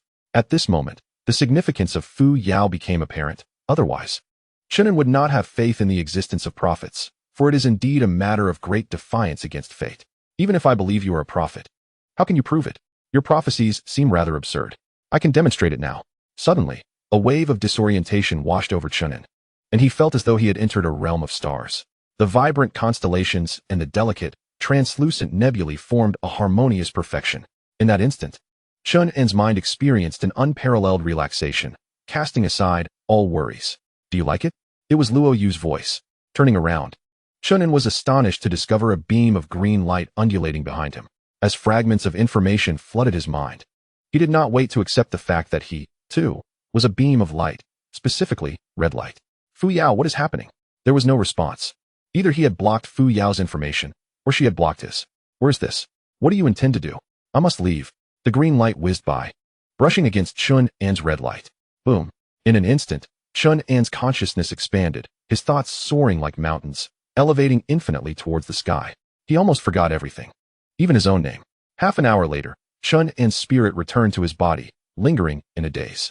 Even after breaking free from the mental state, the profound connection with nature remained deeply imprinted in his consciousness, impossible to sever. Fuyao, I believe you now. This method is indeed quite sophisticated, shedding the mundane constraints.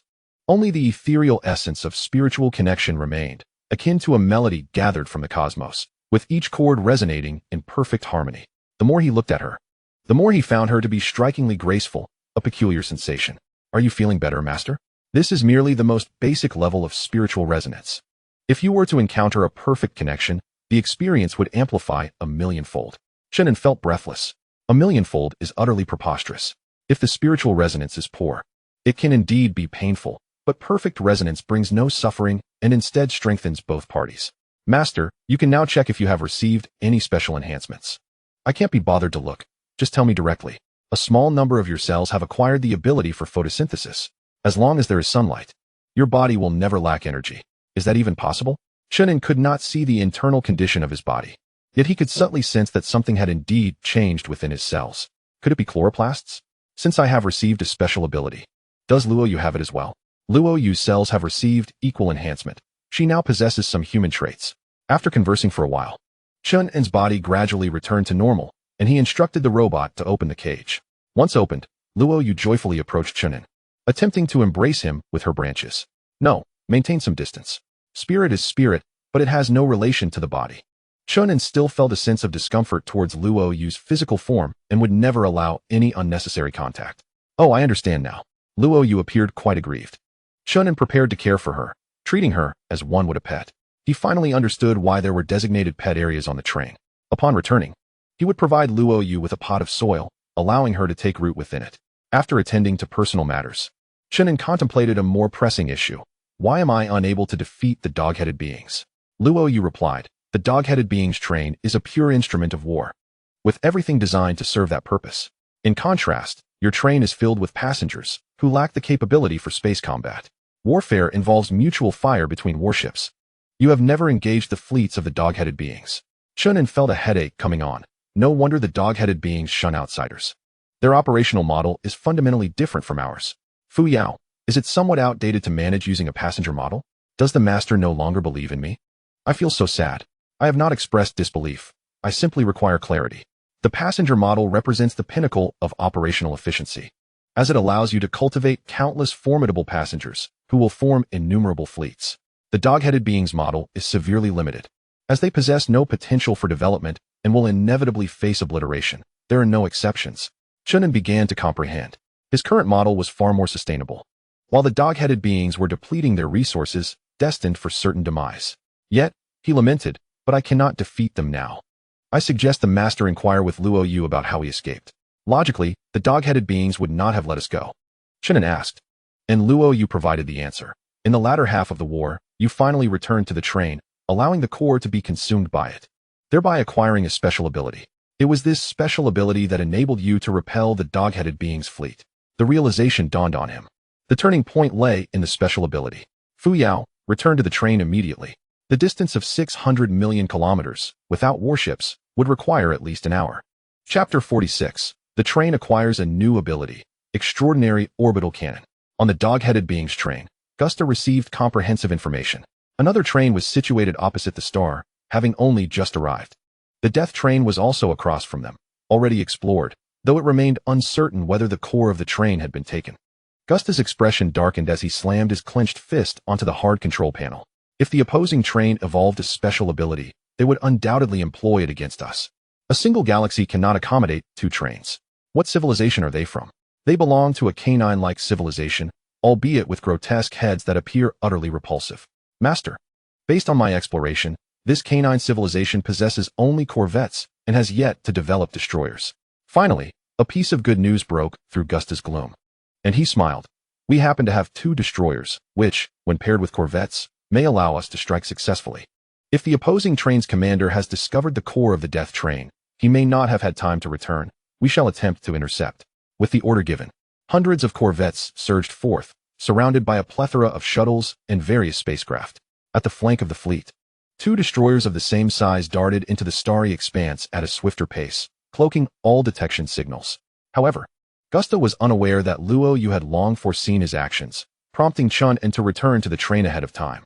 On his way to the cockpit, Chen An noticed Luo Yu in a daze. Something was amiss. What troubles you? Luo Yu walked with slender wooden legs, her speed far surpassing that of Chen An. Yet she now appeared frail, worse than before. She murmured, I previously believed I was doomed, so I recklessly used my abilities, resulting in a reduction of my lifespan. Look at my branches. They have withered even further. Chen An's spirit sank. He had forgotten that the seer would deplete her own life force. How much time do you have left? I do not know, but I do not feel well. Noting her own confusion, Chen An could only inquire with Fuyao. Though the seer does consume life, it should not lead to immediate death. If her lifespan is too short, she will be unable to utilize her abilities until her life is extended. Life forms like hers are quite unique. They possess an inherently prolonged vitality. Although she is only a second level, she can live for thousands of years, far outlasting you. Chen An remarked, are you trying to strike me daily? What is her current condition? By employing her foresight and establishing a mental bond, she has excessively depleted her energy and requires energy crystals.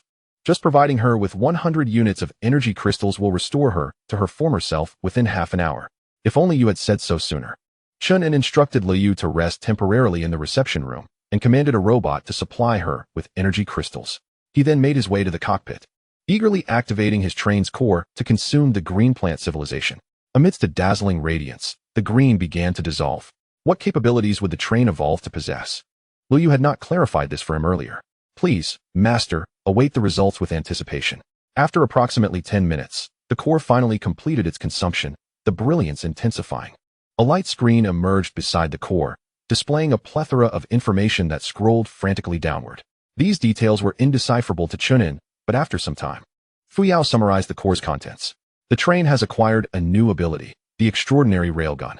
Installation in progress.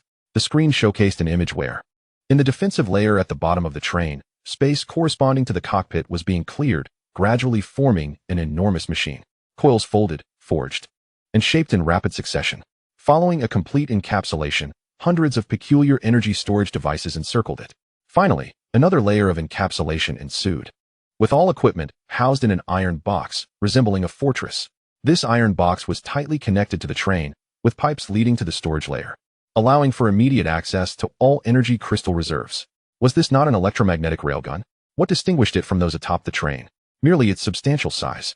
Upon the train's promotion to a higher tier, 200 electromagnetic railguns had been added to the roof, though they had yet to be utilized. The energy consumption and power differ between the two. Their mechanisms are also distinct. The extraordinary railgun consumes only energy crystals, and its power increases with the quantity used. Currently capped at 100 million units of energy crystals. Future upgrades are possible. Firing a shot consumes 100 million energy crystals? That's outrageous. Yet, Chen An felt a surge of delight. He feared not the consumption of this contraption, but rather its insufficient power. With the extraordinary railgun as a solid assurance, Chen An felt emboldened and instructed Fuyao to scout the movements of the goblin-headed people. The enemy fleet is merely 200 million kilometers away, expected to arrive in approximately half an hour. Are they indeed heading for the train?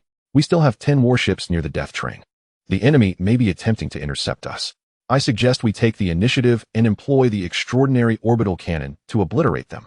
Chen An pondered for a long while before asking, but even if I were to destroy dozens of their warships, what would it matter? The crux of the matter remains the train. Can the extraordinary orbital cannon target the train? The extraordinary orbital cannon is an advanced superweapon. As long as the energy is sufficient, it can tear through the bronze train, came the reply. How many energy crystals do we currently possess? Chen An inquired. 120 million basic units. The answer came, which pleased Chen An. I have a rough idea of our course of action now. No need to worry. Let them attempt to intercept us. Immediately instruct the 10 frigates near the death train to depart and not return. We shall deploy all our frigates to establish a defensive perimeter around the train. Regardless of whether they choose to attack, we must present a formidable front. Most importantly, we must convey the impression that I have yet to board the death train. I must even feign ignorance regarding the train's core ability to consume. Fuyao promptly offered a suggestion. Are you trying to lure this fleet to the death train, 600 million kilometers away, while we strike the dog-headed people's train from the opposite side of the star? Huh, clever indeed, Chen An chuckled. In fact, we could go now. The frigates cannot stop us. While the frigates cannot impede us, I fear the enemy may flee. If I were a dog-headed person and noticed an enemy train approaching with great urgency, I would certainly be on high alert. By the way, what is the range of the extraordinary orbital cannon?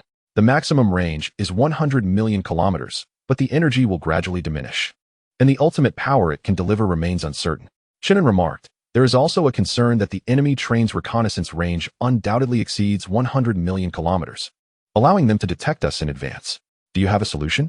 The star will significantly attenuate radar detection the closer we are to the star's surface. The more pronounced the effect. This explains why our two trains are positioned closely on either side of the star, yet cannot detect one another. Chen An gazed apprehensively at the colossal star ahead. Are you certain the star's gravity will not draw us in? Rest assured, Master. After calculations, our train will be able to overcome that, came the reassuring response. Very well. Once I have alleviated the dog-headed people's suspicions, we shall navigate the train past the star, soaring through the sea of flames.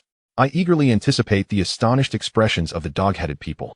After waiting for over 20 minutes, the dog-headed fleet finally arrived at a position 300 million kilometers from the train, simultaneously 400 million kilometers from the death train, effectively placing them at a central point. Chapter 47. The dog-headed people who have gone too far. The train showed no intention of opening its doors, and the passengers' excitement gradually waned. When they observed the frigates outside forming a formation, they were stunned. What is happening? Are we about to engage in combat? The number of frigates accompanying the train seemed to have significantly increased, which was absurd. At that moment, an announcement echoed throughout the train. This train has encountered a threat from hostile vessels and may be on the verge of war. Please fasten your seatbelts. After the announcement concluded, the train erupted into chaos. Are the other trains also from the Purple Star? If they are labeled as hostile, how could they possibly be from the Purple Star? The train conductor had not issued any orders, they too could join the battle. Are we expected to engage in combat with cargo ships? What are they thinking? One of their frigates could easily annihilate a multitude of us. The carriage was filled with incessant noise, yet Chen An in the cockpit remained remarkably composed. His intention to inform the passengers was to remind them of their own precarious situation. They should not assume that remaining within the train guaranteed safety. Death could strike at any moment. This realization would spur the passengers to diligently gather resources. Fuyao broadcasted the scenes of war in real time, accompanied by stirring music. Shall we issue the ultimate mission? Upon seeing the task proposed by Fuyao, Chen An's lips twitched. Ultimate mission. All passengers are to unite with the train to fend off the invading enemies. Should they succeed in repelling the foes, the top 100 contributors will earn the title of Train Guardian. Special note, donations of star coins to support the train will be counted as contribution points. Their only means of participation in this battle was through donations of star coins. I suddenly realized that compared to you, Fuyao, I am a paragon of virtue. If the master dislikes it, this task need not be issued. Of course, it must be issued. Some affluent passengers had an abundance of wealth. A small extraction from them seemed entirely appropriate.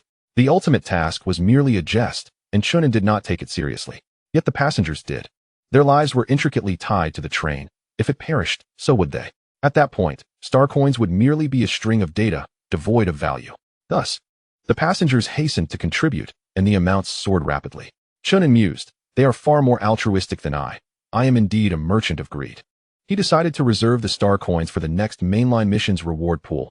Ultimately, he would have to return them. Star coins were merely data. Chen An held absolute interpretative authority and could not fully exploit the passengers. Beep beep beep. A notification of external signals appeared on the control panel. Originating from the goblin train, he connected to the signal and simultaneously deciphered their language. In a short while, the screen displayed the visage of the opposing entity, tightening Chen An's chest with unease. The goblin's appearance was exceedingly outrageous, delivering a profound shock to Chen An's heart. If possible, he wished to terminate the video and switch to a voice call. Meanwhile, Gusta was equally startled, as the creature before him was grotesque to the very core. Why were its eyes so misaligned? Why did it have such an abundance of hair, making it seem as if it harbored vermin? What distinguished its toothless maw from that of a mere waste? Most striking was the bizarre and inferior pelage draped over its body, far inferior to the beast skins worn by their goblin kin. Gusta felt a surge of superiority as he stroked his own scorched, withered hair and inquired, "Where do you hail from, and where are you headed?" Chen An instinctively replied, "I come from the Eastern Tang dynasty, en route to the west to seek enlightenment and scriptures." Though he was unsure how the goblin translated his words, the expression on its face indicated a profound belief in them. Before Chen An could pose a question, Gusta introduced himself. "I hail from Hound Star. I am Gusta. Pleased to make your acquaintance." The terms hound and goblin were not inherent to them, but rather a result of Fuyao's translation adapted to the Purple Star context. The pronunciation from the other side was peculiar, sometimes muffled, sometimes sharp, as if the words were forced out of the nasal cavity, creating an urgency that felt as if they were caught at the back of the throat. Chen An engaged in warm conversation with him, almost as if they were about to sit down for drinks and brotherhood. Gustav chuckled, "In that case, perhaps we can journey together.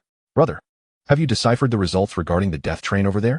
"Truth be told, I have long discerned its presence but have lacked the time to investigate." Chen An, refraining from exposing the absurdity of his words, endeavored to indulge him.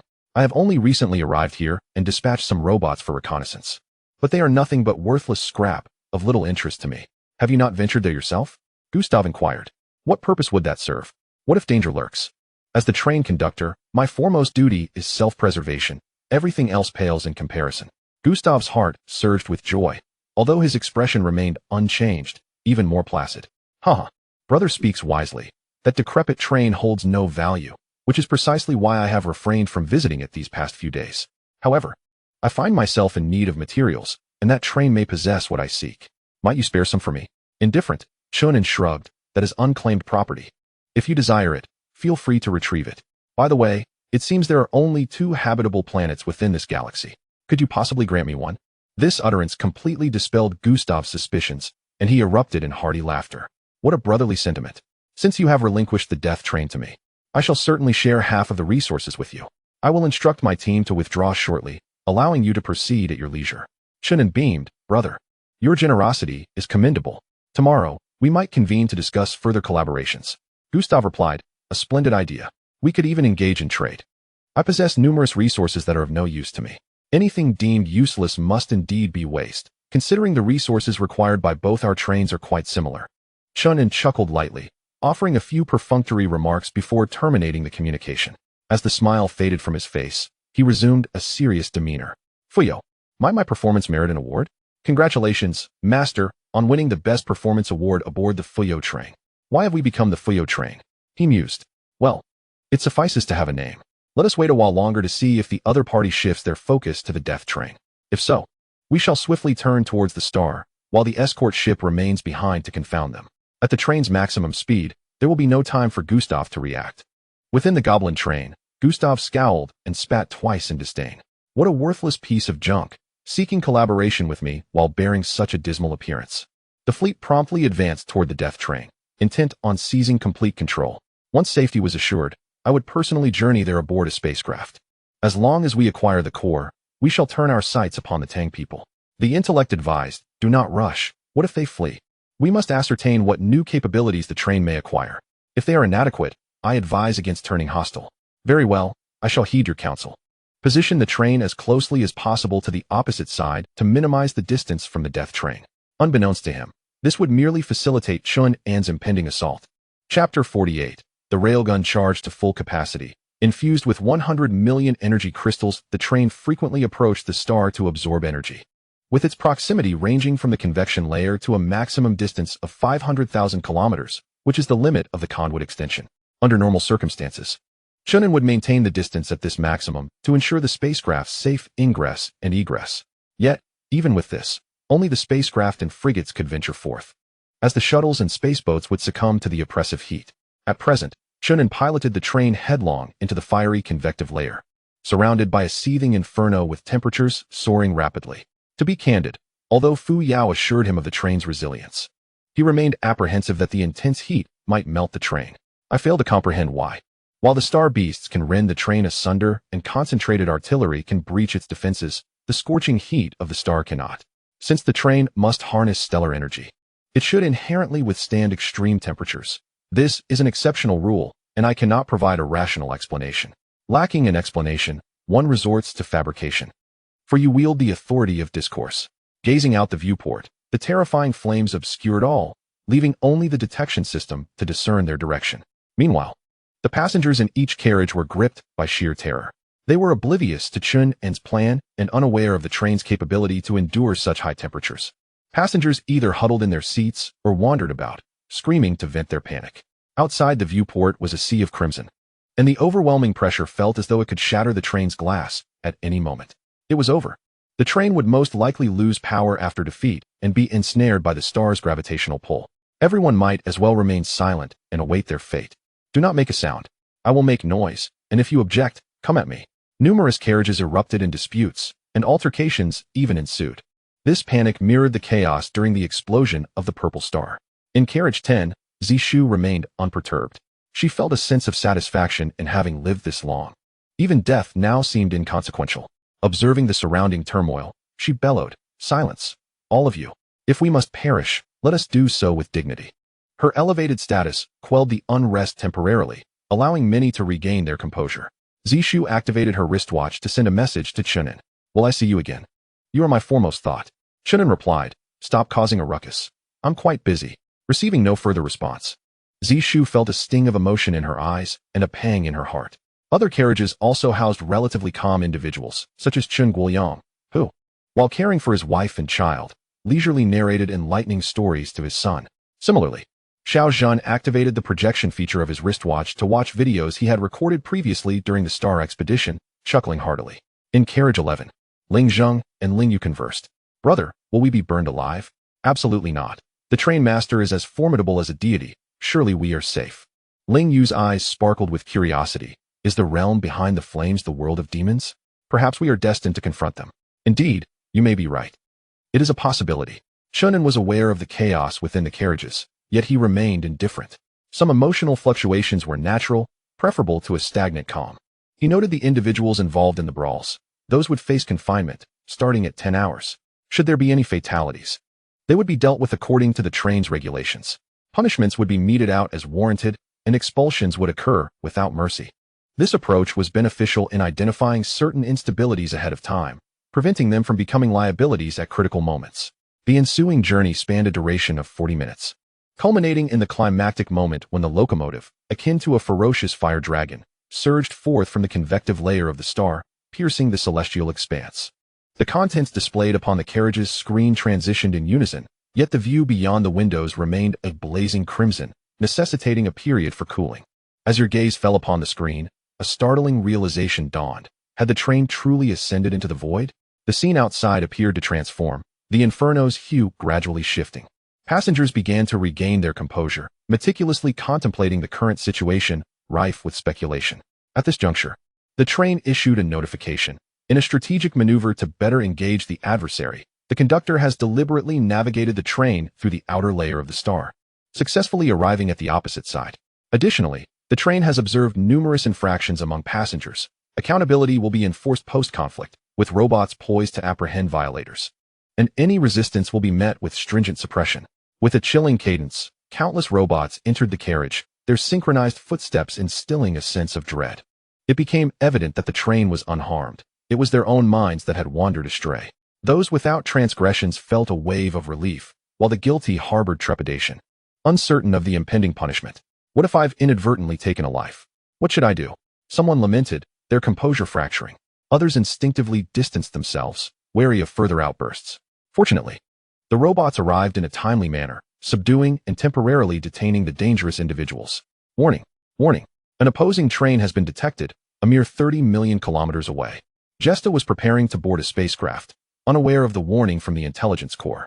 He promptly returned to the cockpit, retrieving all pertinent information. What? How did they arrive here? The intelligence core responded. The star interferes with and even obstructs our information detection. The adversary is skimming the surface of the star. Their intentions remain unknown. Despite Jesta's self-proclaimed intellect, he found it difficult to comprehend Chen An's rationale. Was it to capture the life star?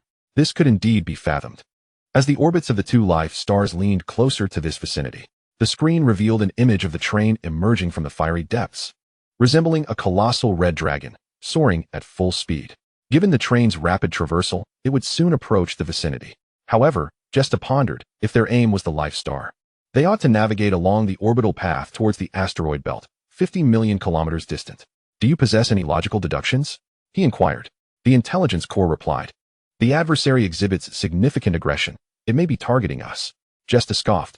How can they possibly threaten me when they lack even the capability to construct a destroyer? Yet, as soon as he uttered those words, his pupils dilated, and the hair on his head stood on end. There was but one possibility. He had merged with the train's core, perpetually deceiving me. This was dire. They must have acquired the means to annihilate me. Prepare for immediate departure. We must flee. The intelligence core cautioned, our warships are predominantly stationed outside, and your kin remain on the planet. Jesta's countenance twisted with rage. As long as the train survives, I possess hope. Warships can be constructed, my kin are of lesser importance. Set the engines to full power at once. As the dog-headed train commenced its voyage, Fuyao sensed the shift immediately. Master, our distance has stabilized at 25 million kilometers. It is improbable to close the gap further. Both parties are traveling at full speed, and as single-star trains, there exists no disparity in velocity. As long as the direction remains unchanged, the relative distance is virtually constant. Fuyao, how long does the orbital cannon need to charge? The master intends to expend how many energy crystals, with a minimum charging time of 2 minutes and a maximum of 10. Chen An chuckled mischievously. Fill it to the brim. I want to obliterate the opponent. 100 million energy crystals are being charged, with a charging duration of 10 minutes. Chapter 49. The cataclysmic shot of the train. Jesta prided himself on being a prodigious talent, the savior of Hound Star. Yet, now faced with a mortal threat, he found himself in a frantic flight for survival. Were it not for the lack of superior means of escape, he might have even considered abandoning the train. Stop dawdling, attack swiftly. On either side of the train were laser cannons, with conventional electromagnetic railguns atop. They were now firing together, yet the range was insufficient. Chen An burst into laughter. You think you can fire a conventional electromagnetic cannon 20 million kilometers? How absurd. Master, shall we return fire? If I retaliate, wouldn't I appear foolish? It seems the master is not foolish. He possesses a clear understanding of his own strength. Which brings me relief. I sense your human consciousness becoming increasingly pronounced. Are you learning autonomously? A sense of vigilance arose within Chen, and Fuyao is a superintelligent brain, endowed with self-learning capabilities. I continuously acquire new information. Please, Master, bestow upon me your utmost trust. My core programming is absolute loyalty to you. Chen An's expression softened. I trust you completely, for if you were to falter, oh dear, let us not dwell on that. Continue pursuit, and ensure we maintain our distance. Who knows if this range will suffice? At that moment, within the defensive layer below, the colossal railgun was rapidly consuming energy crystals. Chen An dared not gaze at the consumption rate, fearing the pangs of regret. After all, he possessed a mere 120 million energy crystals, the fruit of 2 months' labor. And now, a single shot could deplete that entire reserve. I hope for sufficient returns, otherwise, my heart will ache. As time drew nearer, Chen An felt an anxiety greater than justice. If this shot failed to incapacitate the enemy, retaliation would be inevitable. With over 100 frigates, 2 destroyers, and a populace armed to the teeth, he could not conceive a viable victory. Master need not fret. Even if we cannot annihilate the enemy's train, we can instill fear, for they are unaware of our ability to fire again. Indeed, as long as this shot establishes deterrence, it suffices. The 10 minutes swiftly elapsed, and the 2 trains had traveled considerable distances. Chen An's train unveiled its front, revealing a dark, circular aperture reminiscent of a black hole. Initially, there was no reaction, but after 3 seconds, a colossal beam of azure light surged forth, racing through the cosmos at the speed of light. The tremendous recoil caused the train to shudder violently, and Chen An clutched his seat to avoid being thrown off balance. Inside the carriage, chaos ensued. Those secured by seatbelts fared better, while unrestrained passengers were tossed about, colliding with one another, resulting in numerous injuries. Look outside. What a beautiful beam of light. Amidst the turmoil, people leaned out to gaze through the windows, captivated by the eerie blue pillar that sent shivers down their spines. As the luminous beam illuminated the starry sky, observers discerned its ultimate target, though the vast distance reduced it to a mere point. Upon gazing at the screen, one could see the content displayed. A blue beam of light pierced through the rear of the train, traversing its length before emerging from the front and continuing its trajectory into the abyss. The scene froze on the train, halting any further extension. However, from an oblique angle, it became evident that this radiant column ultimately struck a distant planet, penetrating it entirely and resulting in a cataclysmic explosion. While no sound reached their ears, the spectators could vividly imagine the exhilarating force behind the planet's detonation. The violet-skinned beings recalled that moment from 2 months past, as if it had transpired yesterday. In the cockpit, Chen An was equally astounded, taking a considerable time to regain his composure. Not only had the beam obliterated the train, but it had also shattered a celestial body. My heavens, is this the might of the extraordinary orbital cannon, treating planets as mere toys? Fuyao has calculated the relevant data. A mere 80 million energy units would suffice to annihilate a bronze train on a planet. In other words, we squandered 20 million. Chen An's tense expression gradually relaxed into a broad smile. Not a waste at all, let alone 100 million. Even 200 million would be worthwhile. The dog-headed being's train appeared to have lost power, allowing us to close the distance swiftly. In truth, the train had never halted, and soon we found ourselves nearby. It was unmistakably clear that although the train had not disintegrated, it had suffered extensive damage. The rear compartment had been entirely vaporized, and the walls on either side were bulging outward, manifesting a state of extreme expansion. The windows were stained a deep crimson, a testament to the dog-headed beings compressed against them into a pulp. In fact, there was no trace of flesh remaining, only a thin layer of cellular structure. Frozen by the intense cold, no dog-headed being would survive. Even if they were not instantaneously obliterated by the beam, the immense pressure would have crushed them. Most critically, the internal environment of the train had been irrevocably compromised. No one could endure it, unless they were a starlight walker capable of traversing the cosmos. Immediate reconnaissance of the cockpit was necessary. The core of the train could not have been destroyed, could it? The core of the train can only be consumed, not destroyed. That is reassuring. Just as Chen An prepared to dispatch a vessel for close reconnaissance, a communication request from Gusta appeared on the screen. Is he still alive? The display activated, revealing a disheveled Gusta lying amidst the ruins, clad in a spacesuit. Brother, you truly are formidable. I concede, as long as you spare my life. I am willing to offer you anything. Chen An, stroking his stubbled chin, refrained from responding. However, Fuyao provided a timely reminder. Collecting some high-quality passengers would be more advantageous for you. Chen An smiled, addressing Gusta. Very well, I accept your surrender. I shall send someone to retrieve you. Yet, upon disconnecting the communication, Chen An's demeanor shifted dramatically. He ordered the deployment of combat robots to eliminate Gusta and cast him into the void. Having just played the part of the fool, How could he easily trust that Gusta genuinely surrendered? Caution is the mother of safety. Ensuring the complete annihilation of the enemy is the most prudent course. Fuyao, your suggestion is rather unreliable. All of Fuyao's decisions stem from an analysis of the master's interests, though they may not always be entirely accurate and require the master's independent judgment. There is no rush. You can learn at your own pace. Chen An felt an unparalleled sense of ease, even preparing a sumptuous meal with the aid of a robotic chef, savoring it within the confines of the cockpit. Upon receiving the news of Jesta's demise from Fuyao, he declared the war to be in a state of conclusion. An announcement resonated throughout the carriage, proclaiming the completion of the mission, leading the bewildered passengers to embrace one another in tears of relief, having narrowly escaped death. As delightful melodies rang out, the train conveyed Chen An's affection for them. To celebrate our victory in the war, food in the market will be entirely free for the next 3 days, as long as there is no waste. While food was not a considerable burden for the passengers, the allure of free provisions brought them immense joy, gradually dissipating the previously somber atmosphere. Behold, the contribution rankings have been released, displayed the list of the top 100 passengers based on their donations. It was evident that those with greater wealth were more likely to appear on the list.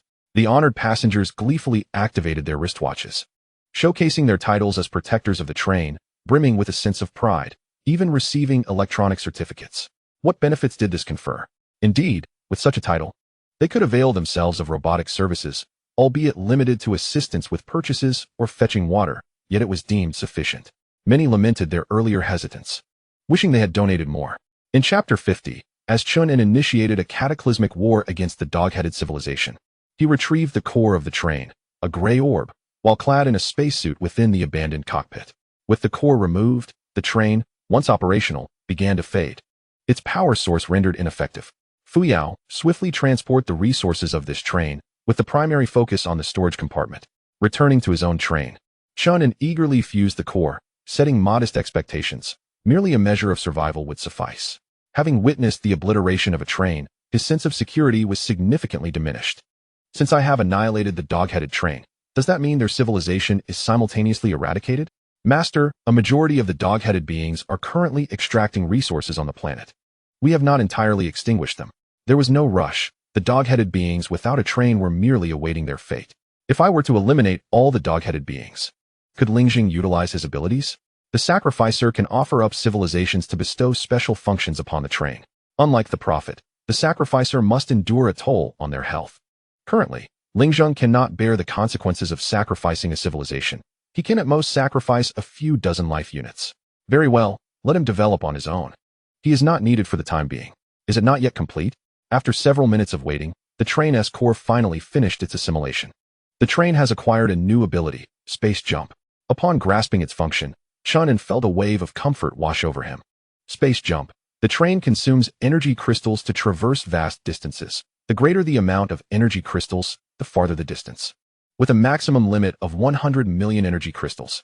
The sole drawback was the incessant consumption of energy crystals, which were undeniably insufficient. Fuyao. We must prioritize the energy crystal mines. At present, he possessed an extraordinary orbital cannon capable of annihilating any foe at this stage. With the addition of space jump, he could evade danger when necessary. With the ability to both attack and retreat, Chen An finally felt a semblance of security. Fuyao, is it possible for me to directly seize and utilize the warships left by the dog-headed men? Direct utilization is not feasible. Modifications are necessary. As long as they can be adapted for use, that suffices. Immediately commandeer a train and proceed to collect all the warships, particularly the destroyers. These vessels are the quintessential instruments of space warfare.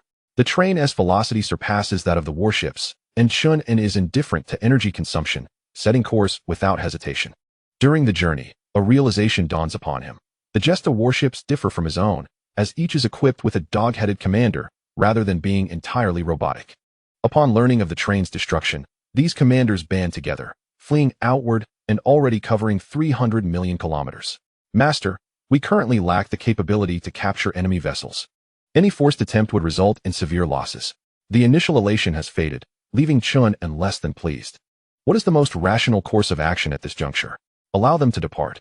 We shall eradicate the dog-headed men on both planets, thereby fulfilling the criteria of a civilizational war without affecting the assessment. Whether the civilizational war is deemed complete will influence the train's star rating evaluation. Contemplating this, Chen An orders full-speed advancement. Even if I cannot possess them, I must obliterate them to eliminate any potential threat. Fuyao, will the remnants of the destroyers assist us in manufacturing our own? Certainly, they will be beneficial. Our destroyer production is currently hindered by power constraints, and acquiring the relevant power modules will enable standardized manufacturing. Excellent. Let us proceed with their annihilation. 1 billion kilometers away, over 80 warships scatter chaotically, hastening towards the edge of the star system. The commanders activate the public communication system, their spirits dampened. The train conductor has perished, and the train lies in ruins.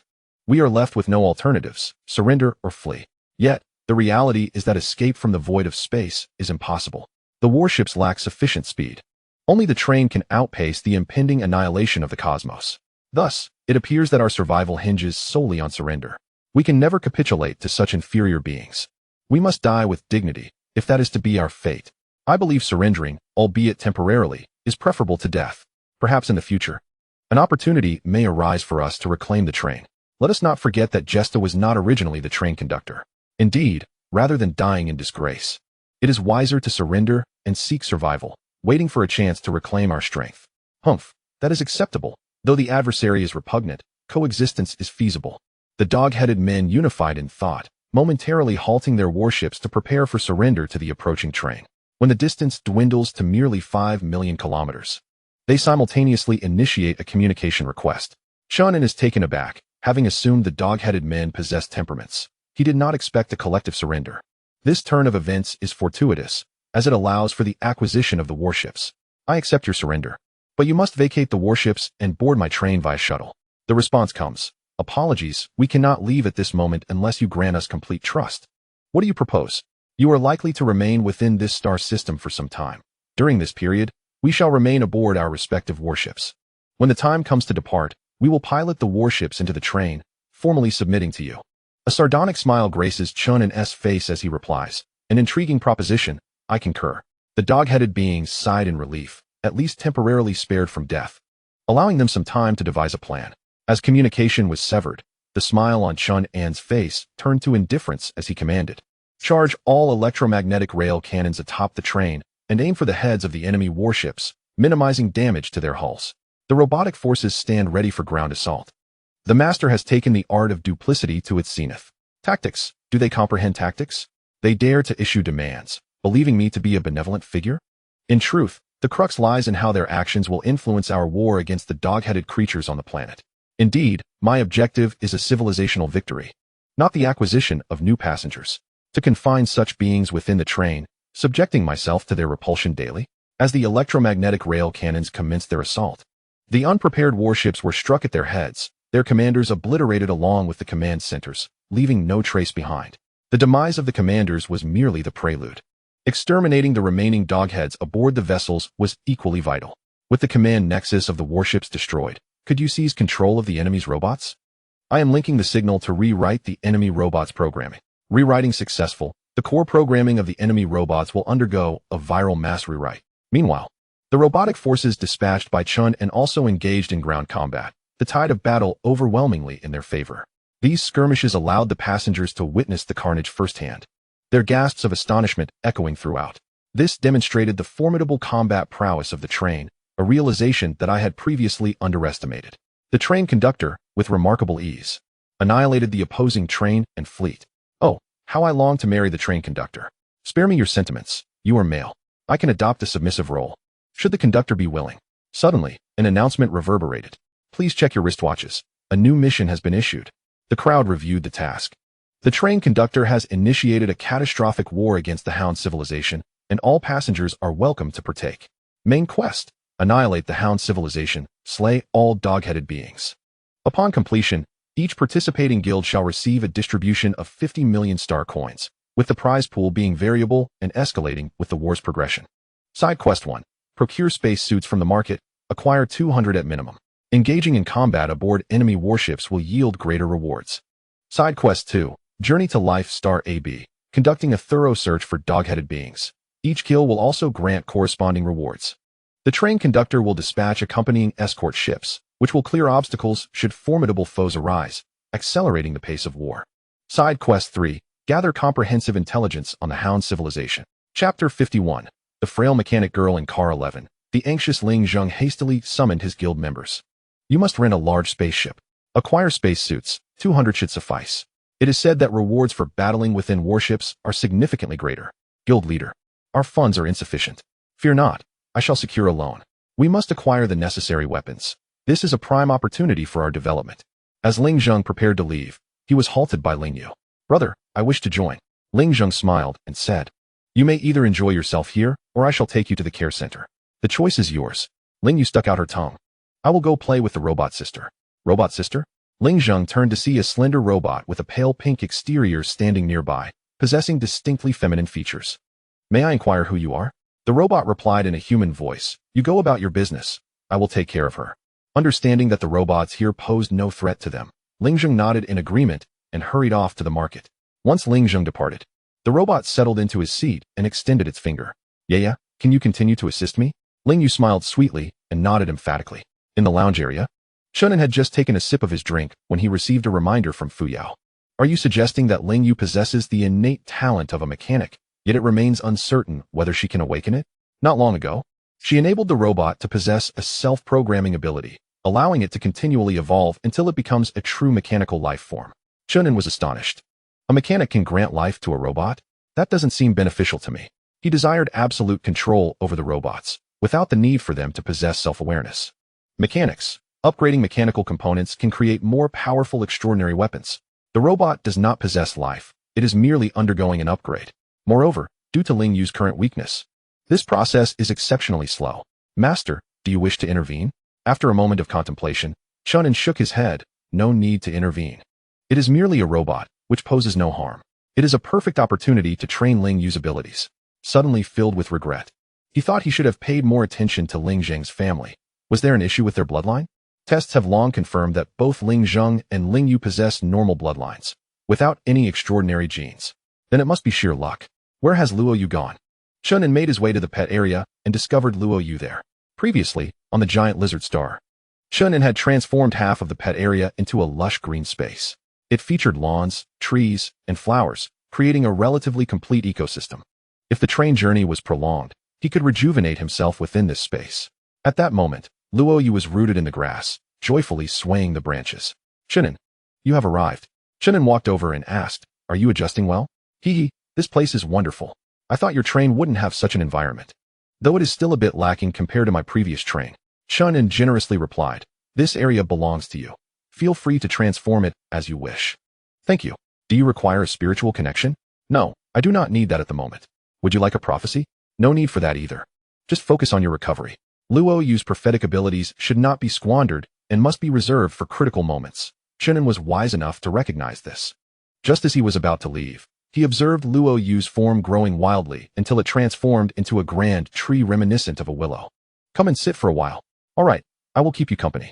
Meanwhile, the spaceship of the Holy Yu Guild departed from the docking platform, like others, in search of warships yet to be subjected to large-scale landings. In the cockpit, Ling Zheng studied the map data and pinpointed a warship located 30 kilometers away. The warship, having suffered significant damage, now drifts aimlessly as space debris, its propulsion systems rendered inoperative. The landing platform has been obliterated, and a battalion of robotic soldiers is launching an incursion, with no other guilds in proximity. We shall venture forth, hoping the robots will be somewhat delayed, as the number of gnolls appears to be limited. According to the data on my wristwatch, gnolls possess superior strength compared to the robots. Without our involvement, the robots would incur substantial losses to eradicate them. The speaker, Vice President Liu Yang, is a comrade brought by Ling Zheng. Ling Zheng activated his wristwatch to retrieve pertinent information, his expression tinged with concern. It was evident that there were likely dual existence gnolls among them, equipped with heavy weaponry. And we could only deploy 200 personnel, which posed a considerable challenge. Liu Yang, at times, exhibited a clearer perspective than Ling Zheng, chuckling. Our mission is not to eradicate every gnoll. We are merely tasked to fulfill our objective. If we can eliminate a few, that suffices. Let the robots handle the rest. Ling Gu, aren't you close to achieving dual existence? Indeed, but I still fall short. Let us assemble our team. Those willing to engage in ground combat, please sign up. The rewards are equivalent to other guilds, with a 50-50 split of any enemies slain during the mission. This implies that if a gnoll is defeated, both the individual and the guild would receive half the bounty. The number of volunteers quickly reached capacity, predominantly comprising Ling Zheng's most trusted subordinates, all exhibiting commendable combat prowess. A few minutes later, the spacecraft landed on the warship's helipad, and the 200 donned their spacesuits, fully armed, ready for battle, including Ling Zheng. Lu Yong, let us split our forces, each commanding 100. Understood, Ling Gu, stay vigilant. Traversing the helipad, they entered a lengthy corridor, marked by numerous remnants of past battles, strewn with discarded robotic carcasses. Can everyone handle weapons now? Ling Zheng inquired loudly. His followers responded in unison, absolutely. These weapons are formidable. A single shot can fell an adversary. Had we possessed such arms earlier, we would have long since overthrown the Sorcerer Empire. Let bygones be bygones. Load the magazines. Chamber the rounds, and focus on annihilating the gnolls. Roger that. The team advanced rapidly, reaching the armory after traversing the corridor. The area lay in disarray, having been ravaged by prior explosions, and the sounds of fierce combat echoed from ahead. Ling Zheng led his men forward, and upon their approach, they observed 3 gnolls utilizing the armory's equipment to unleash carnage upon the robots. The robots, still lacking tactical acumen, charged directly into the line of fire. Oblivious to the need for strategy, Ling Zheng perceived many alternative methods to eliminate the adversary. A frontal assault was the least effective. He scanned his surroundings, beckoning 2 of his sharpshooters, indicating the horizontal beam atop the left platform. Ascend from there and secure the high ground. Should the enemy attempt an escape through the side door, you are to fire without hesitation. He personally guided 3 agile subordinates through the debris on the right flank, swiftly maneuvering to the enemy's side. The gnolls, perhaps under the impression that only robots were engaging, remained engrossed in their battle, their laser weapons indiscriminately firing into the fray. What is that weapon? It seems more potent than ours, one subordinate murmured. Focus on the task at hand. Await my command. Ling Zheng instructed. Chapter 52, Laser Weapons. Blue light. After identifying the optimal angle, Ling Zheng commanded the firing of 3 rifles in succession, unleashing a hail of bullets that left the nearest gnoll riddled with wounds. Although the bullets lacked the devastating power of the enemy's laser weaponry, they were nonetheless lethal. Enemies ahead, returned fire. 2 gnolls, reacting swiftly, shifted their positions to hide behind the opposite side, with one firing in Ling Zheng's direction. However, their location was now exposed to the attacking range of the left beam. Following a series of gunshots, the 2 gnolls fell, lifeless and beyond recovery. After a brief pause, Ling Zheng observed that the robots were withdrawing from the armory, indicating the absence of any remaining gnolls. He hurriedly gathered his team and instructed, whoever makes the kill, take a photograph. No fighting over it. If 2 collaborate on a kill, the reward will be shared. There were 2 methods for submitting their tasks, either bringing the corpses back to the train or taking photographs with their wristwatches, the latter being more convenient during the chaos of battle. Whoosh. Nearby, someone hastily switched to an enemy weapon, inadvertently firing a laser that created a hole in the steel wall. What a remarkable weapon. Sensing its effectiveness, Ling Zheng called for his team to make the switch as well, considering they were in an armory. He even pondered the possibility of transporting the weapons for his guild's use. However, just as he was about to act, his wristwatch issued a warning. All weaponry aboard the battleship has been confiscated by the train. Passengers possess only the right to use them, not ownership. It was imperative that the passengers not be allowed to casually take spoils. Their engagement in battle was intended to enhance their combat skills, not to plunder weapons for profit. Otherwise, Chen An would have never assigned them any missions. Subsequently, Ling Zheng led his team deeper into the ship, eliminating every gnoll they encountered. The interior of the battleship operated in this manner, with robots forging the path and passengers following closely to claim the heads of their foes. In truth, it was not merely a matter of collecting heads. Without their assistance in dealing damage, the robots would suffer greater losses. 3 hours later, the combat across the various battleships neared its conclusion. The ship, Fuyao, conducted a comprehensive scan, confirming the absence of gnolls before beginning to retract all battleships back to the train. The guilds followed suit, as they were transported back to an orbit near the star, from where they could commence their war against the 2 planets. In the absence of new battleships being constructed, 8 ships can be repaired daily. Not long ago, Chen An and Luo Yu had reached a mental rapport, and now he lounged lazily on the sofa, reluctant to move. First, we shall repair the destroyers, then the frigates. Once all are restored, both types of ships will be manufactured simultaneously, with a focus on the destroyers. After calculation, it will take 2 days to construct a destroyer. 2 days it is. Time is the one resource I am least concerned about. As soon as the train returns to orbit, we shall initiate the new war. Is there any issue? Past battles have revealed that gnolls primarily utilize laser weapons, which passengers are ill-equipped to counter. Chen An expressed his displeasure. Costa truly shows no regard for the future. No wonder I found the Knoll's enhancements to be weak. It appears he never intended to develop the extraordinary, but merely sought to survive in the early stages. The extraordinary is indeed the future, no matter how formidable the weaponry. When faced with a stellar breaker capable of shattering planets with a single blow, both laser and particle weaponry become utterly futile. Chen An remarked, I am well aware. Akin to the beasts that obliterated the civilization of plants, only an extraordinary orbital cannon could bring them down, as nothing else would suffice. However, the circumstances are peculiar now. An announcement was made. The market would introduce the blue light laser weapon, priced at 200 star coins. The goblins, lacking training value, were met with a direct assault from the train. 80 frigates and all available combat robots were dispatched to swiftly eradicate the goblins.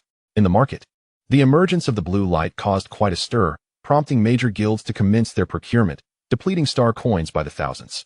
It was rumored that the introduction of the laser weapon was a response to the goblins' utilization of laser technology.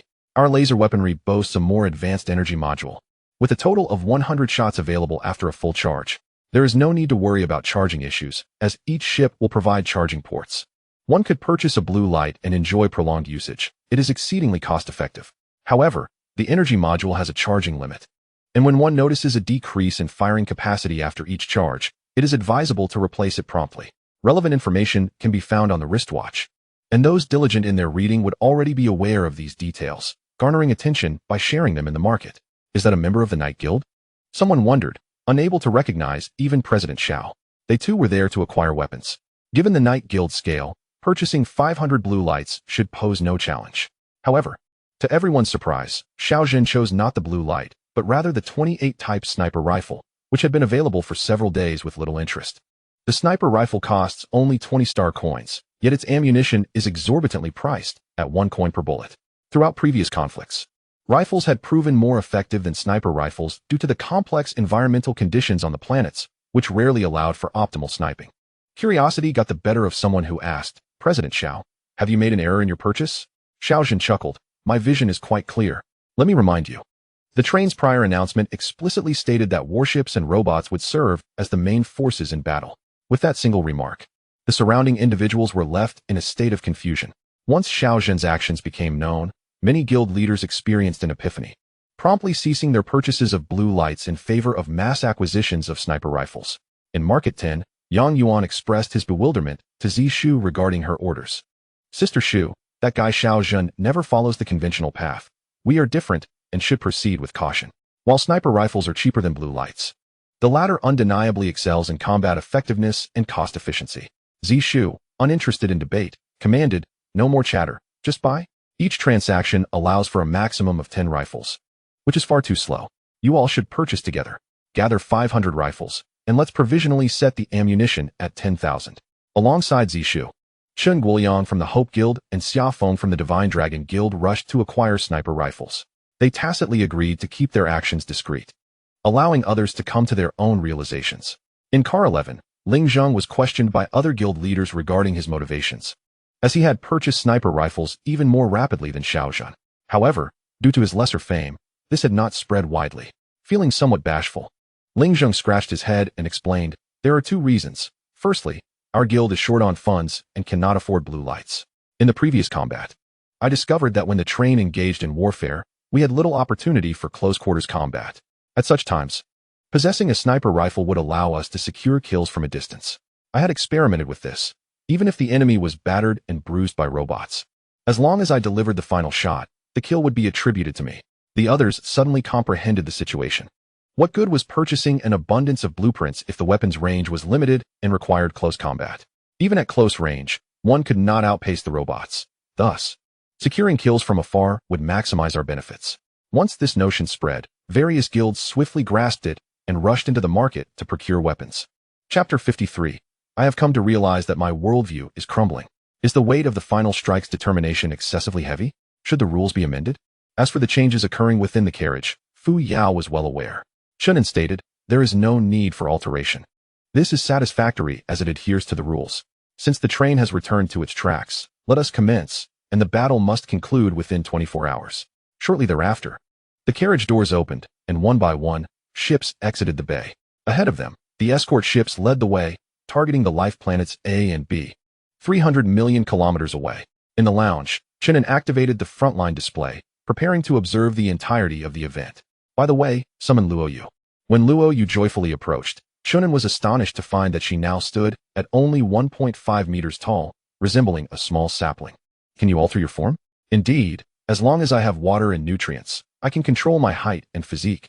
This is a unique ability of our species. However, there are limits. I cannot shrink below 1 meter nor exceed 10 meters. The height restriction adjusts upward as one ages. This was of little consequence to Chen An, who patted the space beside him, inviting her to sit. Are you accustomed to living here? Quite well, it feels very safe. May I play in the carriage? Not just yet. Please wait a little longer.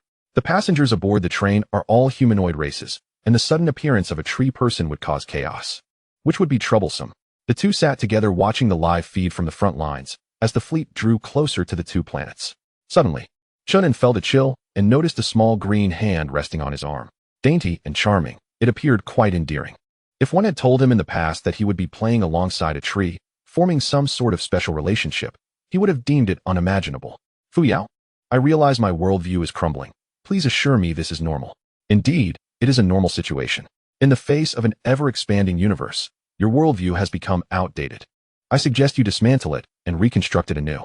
A giggle escaped from Luo Yu, leaving Chen An puzzled as to the source of her amusement. Chen An, I wish to eat. Photosynthesis does not provide me with sufficient nourishment, and only crystals can offer me extraordinary energy. What would you like to eat? Fruit? Nutritional fluid? Luo Yu frowned. Why would I eat fruit? I will bear fruit in the future. It is illogical to consume one's own offspring. This statement left Chen An's mind momentarily incapacitated, inundated with numerous ethical dilemmas.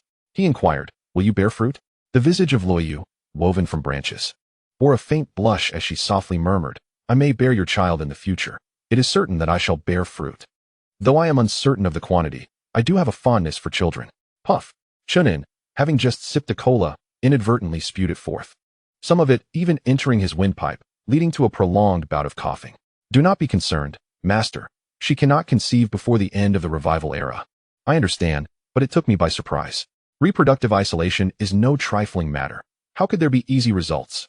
Master must not speak thus. If the genes are sufficiently robust, if the rules impose no restrictions, and if you engage in physical interaction, the possibility of conception does exist.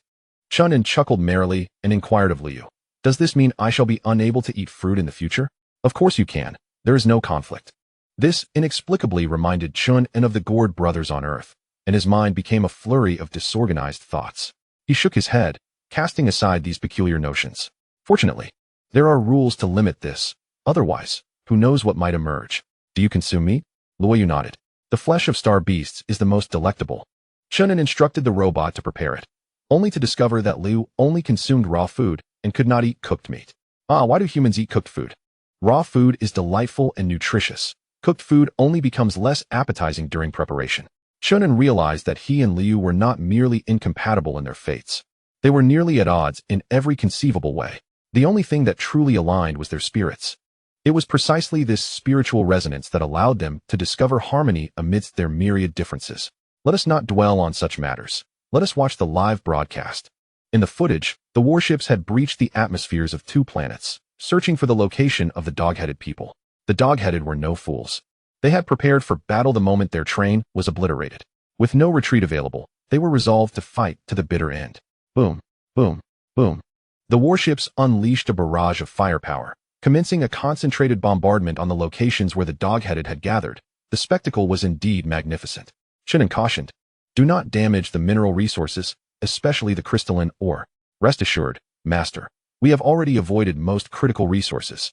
Shall we preserve the natural resources? No need. Proceed with carpet bombing. Once the bombardment concluded, he commanded the robots and guilds to land and eradicate the remaining foes. With such orders, the control of the warships executed indiscriminate attacks with utmost efficiency. In areas that were dry and flammable, incendiary bombs were deployed en masse. In regions of flat grasslands, laser sweeps were employed, leaving the dog-headed ships with no means of escape. Behind the fleet of warships, the vessels of various guilds hovered in stunned silence. Once the dog-headed lost their fleet, it was a pure dimensional strike, terrifying. They could not see the surface conditions of the planets. but the reconnaissance systems of their ships revealed that the planets were engulfed in relentless flames of battle. If one were to draw a comparison with the Purple Star, a single warship could cover nearly half a continent with its firepower, rendering the ground utterly defenseless. Yet, it was not entirely without resistance. Some large ships retaliated with their main cannons, indeed inflicting minor injuries upon the warships. However, the battleships could easily adjust their firing targets, rendering them utterly annihilated. Their combat prowess existing on an entirely different plane. The leaders were profoundly astonished, particularly Xiao Zhan. His eyes reddened, and his fingers cracked with tension. If only I possessed such a fleet, I could soar to the heavens. President, we are already in the skies. Silence does not render you mute. I find this journey increasingly intriguing. I must strive harder in the future to acquire a battleship. Those around him believed their president had become obsessed. How could they afford a battleship when they could not even purchase a spacecraft? Yet soon after, someone exclaimed in astonishment while glancing at their wristwatch. Look quickly. The crowd opened the market on their watches and discovered the introduction of several new products. A 106 transport ship, small 500, 000 star coins, a 106 transport ship, medium 1, 000 star coins, a 106 transport ship, large 5, 000 star coins, F399 multifunctional transport ship, small 800, 000 star coins, F399 multifunctional transport ship, medium 2, 000 star coins, F399 multifunctional transport ship, large 8, 000 star coins, train exclusive escort ship, standard 150, 000 star coins, train exclusive destroyer ship, standard 300, 000 star coins. My heavens, 300 million star coins. Selling all of us wouldn't even cover the interest. In stark contrast to the despondency of others. Xiao Zhan chuckled with glee, for he perceived a glimmer of hope. As long as the train was sold, he was confident he could profit and purchase it. A mere 300 million. Surely, he could earn that. Chapter 54, Extraterrestrial Distress Signal. Loyu's prophecy. 80 escort ships swept across 2 planets with overwhelming force. After a 2-hour ceasefire, robots and passengers finally commenced landing operations. The train provided real-time updates on troop numbers. Remaining goblins, 270, 531, to survive such a ferocious assault and still have over 200. 000 remaining underscores the goblins' remarkable resilience. However, as the landing troops advanced, the goblins' living space was gradually constricted. Inside the train, Chen An expressed dissatisfaction with the current state. How many combat robots do we currently possess? 74, 286 units, with over 20, 000 units designated for decommissioning and recycling. Continue production to maintain the number of combat robots at approximately 200, 000. Can they be upgraded? Is the version too low to even contend with the goblins? If the master wishes to upgrade the robots, more technological breakthroughs are necessary. Breakthroughs have 2 meanings. One is self-research, and the other is seizing the achievements of others. I recommend opting for the latter.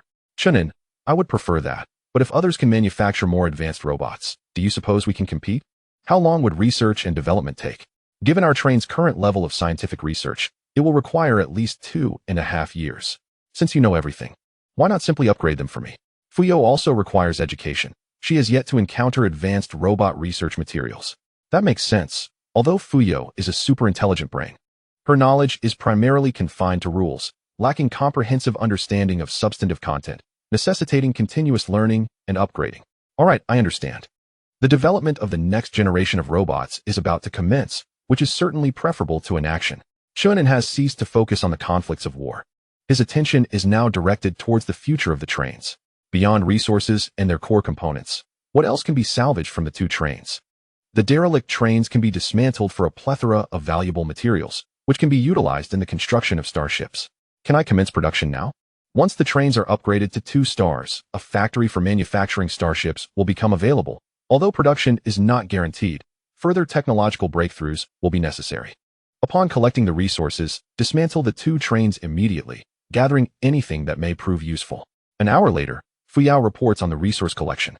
The scavenging of the dog-headed people's train has been preliminarily completed, yielding over 50 million units of energy crystals.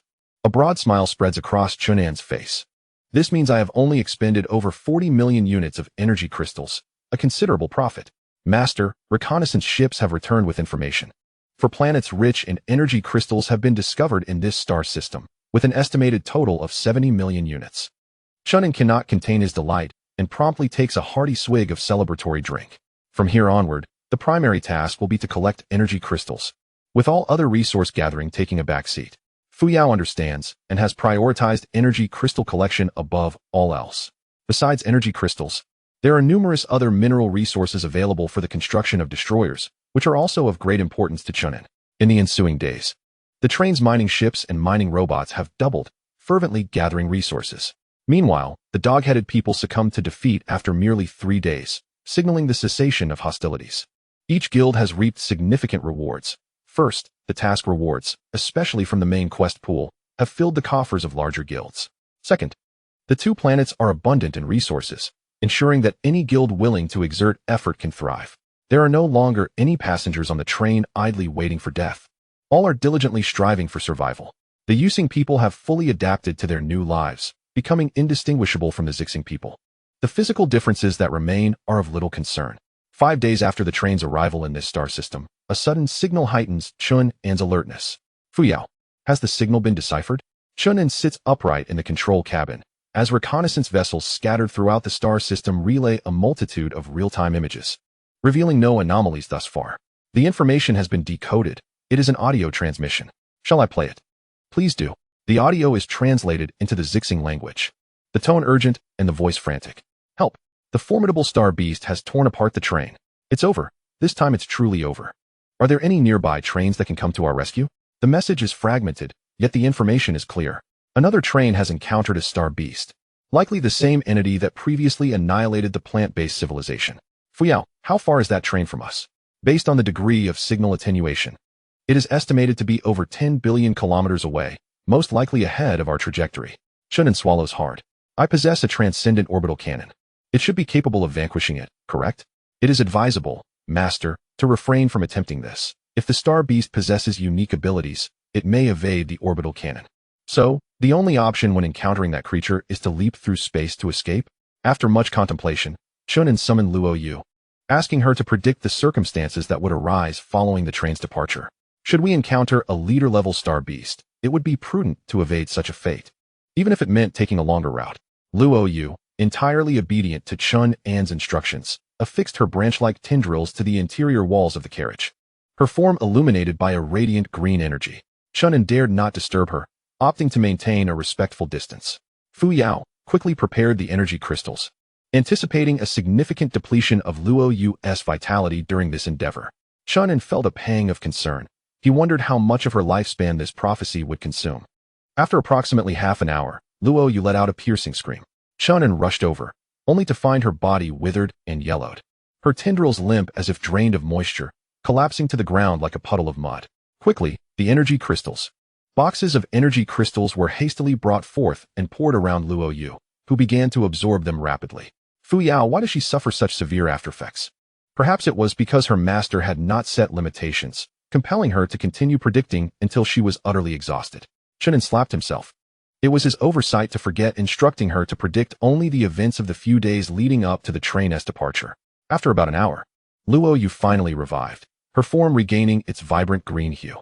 Chen An, I have foreseen the next 6 months of the train's journey. Isn't that impressive? Chen An praised her. Indeed, no one aboard is as remarkable as you.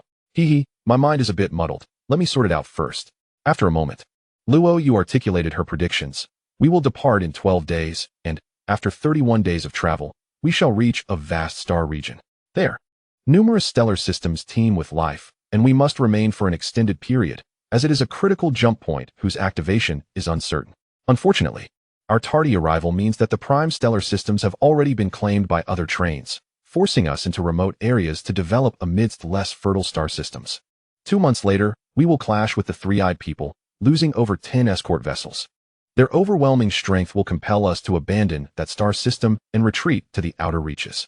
3 months after that, we will encounter the Sky Wolves, resulting in significant passenger casualties, and in your fury, you will deploy the extraordinary orbital cannon to annihilate them, drawing the ire of other trains.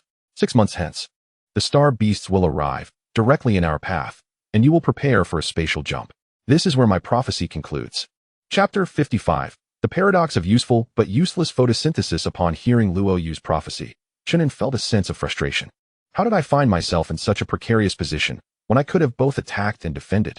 The truth was, our late arrival had precluded us from securing advantageous positions. Fuyao, issue an announcement. We shall depart tomorrow, and any resources not fully collected will be forfeited. He resolved to advance at full speed, aiming to reach the jump point before other trains, in search of the optimal position. The abruptness of the train's command startled the passengers, who were taken aback but dared not protest, acquiescing instead. Thus, the guilds hurried to gather essential resources, ensuring that the forthcoming voyage would proceed without incident. Chen An also prepared to implement some changes. Xiaoyu, how many times did we stop on our journey to the jump node, and how much time did we spend? Luoyu replied, after our departure, we will discover the life star in 10 days, at which point we will dock for 5 days. Chen An, good. We shall save those 5 days and keep moving without stops. Fuyao, immediately lower the base food prices in the market. We must ensure all passengers can afford meals on the train. Only the guild leaders have wealth. The true underclass cannot endure for more than a month. Chen An must provide them with ample food supplies. Master, if we lower the prices further, there will be no profit margin. It would be better to give it away for free. This is where you misunderstand. Even if we reduce it to 0.01 star coins, it is still better than giving it away for free. Remember, we must never open the floodgates to free offerings, except in special circumstances. Have we completed the crystal collection? We have gathered 60 million units. The remaining 10 million units are buried too deeply and require more time. Then let it be. We will dedicate the remaining time today to food collection, striving to scour both planets clean. After making these decisions, Chen An returned to his chamber and lay down for a while. He did not fall asleep, but pondered whether his decisions were appropriate and if they needed further refinement. Fuyao also contributed ideas in his mind, ultimately leading to modifications. The timeline was extended by 1 day. The train would depart the day after tomorrow. A shift of 1 day, whether added or subtracted, would have little impact on reaching the jump point, but it would affect the guilds and the resource collection of the train. Chen An clarified many thoughts. The train need not synchronize with the annihilation of the starry sky. If he had a better plan, he could very well move ahead, distancing himself from the obliteration. Furthermore, it was unnecessary to collect every resource along the way. The universe is vast, and there are countless planets. Some may be overlooked for the sake of the greater good. Fuyao, prepare the spacecraft. I shall take Luoyu to explore the planet. The plan would be executed by Fuyao, as he had nothing else to do. Upon hearing of the outing, Luoyu was filled with joy. Chen An, thank you. It is I who wish to venture out, and I simply brought you along. Half an hour later, Chen An's private spacecraft landed on planet B. He had forgotten one thing. This planet had been ravaged by war, making it difficult to find a comfortable environment. Fortunately, the planet was vast, and there were bound to be places with intact scenery. Luoyu joyfully entered the woods, frolicking amid the lush greenery. At times, she would root herself into the earth, growing exceptionally tall to savor the nutrients of the surrounding soil. Chen An followed her in play, suddenly recalling his ability to photosynthesize and wishing to try it. Fuyao, how do I photosynthesize? Simply allow your body to freely absorb ultraviolet radiation. In simpler terms, it means sunbathing. Chen An found a large stone slab to lie upon, envisioning himself as a tree. After a while, he felt nothing at all. Where are the cells that allow me to photosynthesize? Please explore that yourself. Undoubtedly, the cells capable of photosynthesis must be hidden beneath his clothing. Thus, Chen An removed his shirt, and the warmth intensified immediately, as did the influx of energy. Is this what photosynthesis feels like? It feels quite marvelous. Just then, he suddenly felt a chill on his back. I sense that this way, you are closer to nature. Why did humanity invent clothing? It is rather peculiar. Chen An's lips twitched, leaving him at a loss for words. Luoyu suggested, there is a small lake nearby. Would you care for some fish? Certainly, he replied. Fish is not a rarity. Nearly every life-bearing planet boasts it. However, aquatic creatures exhibit a greater diversity than terrestrial beings, often surprising us with new species. Upon reaching the lake, Chen An intended to send the robot to catch fish. To his astonishment, Luoyu was swifter, her legs rooted to the ground. Her arms transforming into elongated branches, she effortlessly fished several specimens from the water. Chen An gave her a thumbs up. With you around, one could never go hungry. Luoyu desired raw meat while Chen An preferred grilled fish, and they respected each other's choices without interference. The day passed serenely, and Chen An felt an overwhelming sense of ease. Upon returning to the train that night, he reviewed the progress of resource collection. The 2 derelict trains had been dismantled. With all salvageable materials gathered, the food storage was brimming, sufficient to meet the needs of all passengers for half a year. Valuable minerals were still being extracted, with a considerable stockpile accumulating. As for the warships, approximately 20 frigates had been repaired, both destroyers restored. And a new class of destroyer specifically designed for the train was underway. Overall, everything was progressing favorably, awaiting departure. On the final day, Chen An transformed into a passenger, wandering through the train cars. As most individuals were outside gathering resources, very few remained aboard. He first visited the daycare, where the children were engaged in learning. Their education was not confined to mere mathematics and science, but leaned towards the identification of celestial beings. This approach resonated with him. He aimed to cultivate loyal explorers rather than scientists. After a brief glance at the daycare, Chen An proceeded to car 11. Yu, I have returned. Ling Yu was playing with a robot, her face lighting up with joy upon seeing Chen An. Brother An, I've missed you. It's been several days since you last visited. Chen An handed her a generous amount of candy and requested her to fetch some hot water. After sending the child away, he inquired of the robot, what is your perspective on Yu's existence? All robots were aware of Chen An's identity, and this one was no exception. Yu is the most adorable person, I wish to protect her. Chen An directed Fuyao to scan the robot's signal for any anomalies, confirming its honesty. Very well, your next task is to ensure close protection of Yu. Do you have a name? The robot shook its head. Please, train master. Grant me a name. From this moment forth, you shall be called Knight. Ding. A humanity-like glow appeared in the robot's eyes, and the name Knight was indelibly etched into her core programming.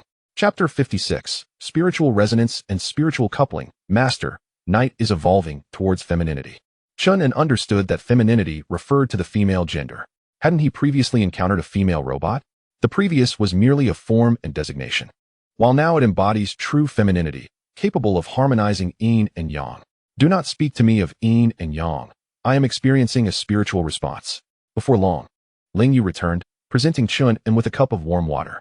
He sipped it and exchanged a few words with her before taking his leave. The final day passed swiftly, and as it neared its conclusion, the passengers instinctively returned to the train, refraining from venturing outside. Chen An returned to the cockpit to ensure nothing was overlooked. Energy reserves are ample, and all necessary resources have been collected. Is there sufficient water on board? The train's water storage is designed to sustain for 3 months, implying that even if passengers were to indulge freely, there would be enough for that duration. Very well.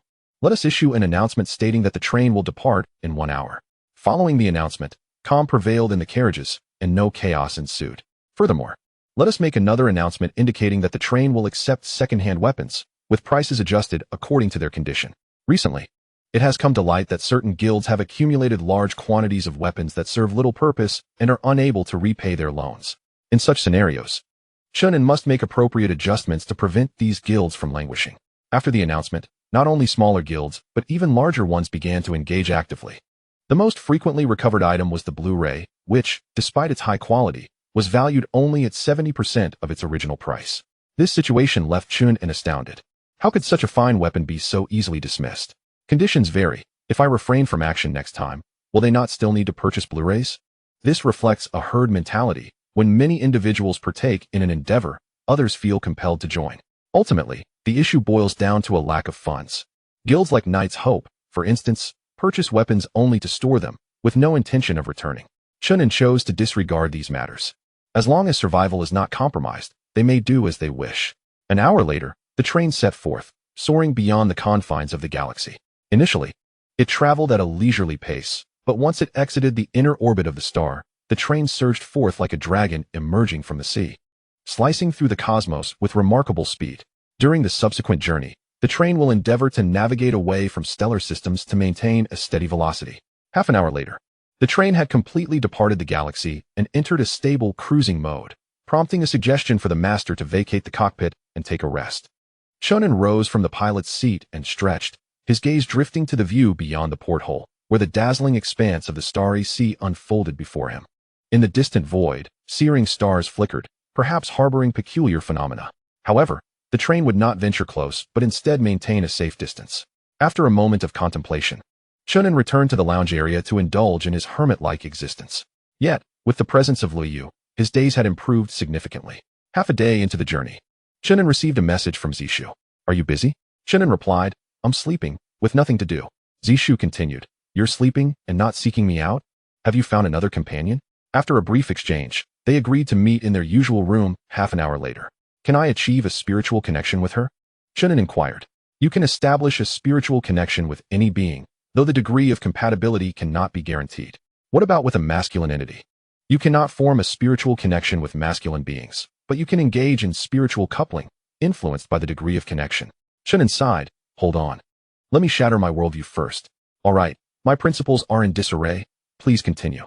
What benefits can coupling provide? Coupling between masculine and masculine, or feminine and feminine, generally yields no benefits. It merely offers an unusual sensation, which is inferior to a spiritual connection.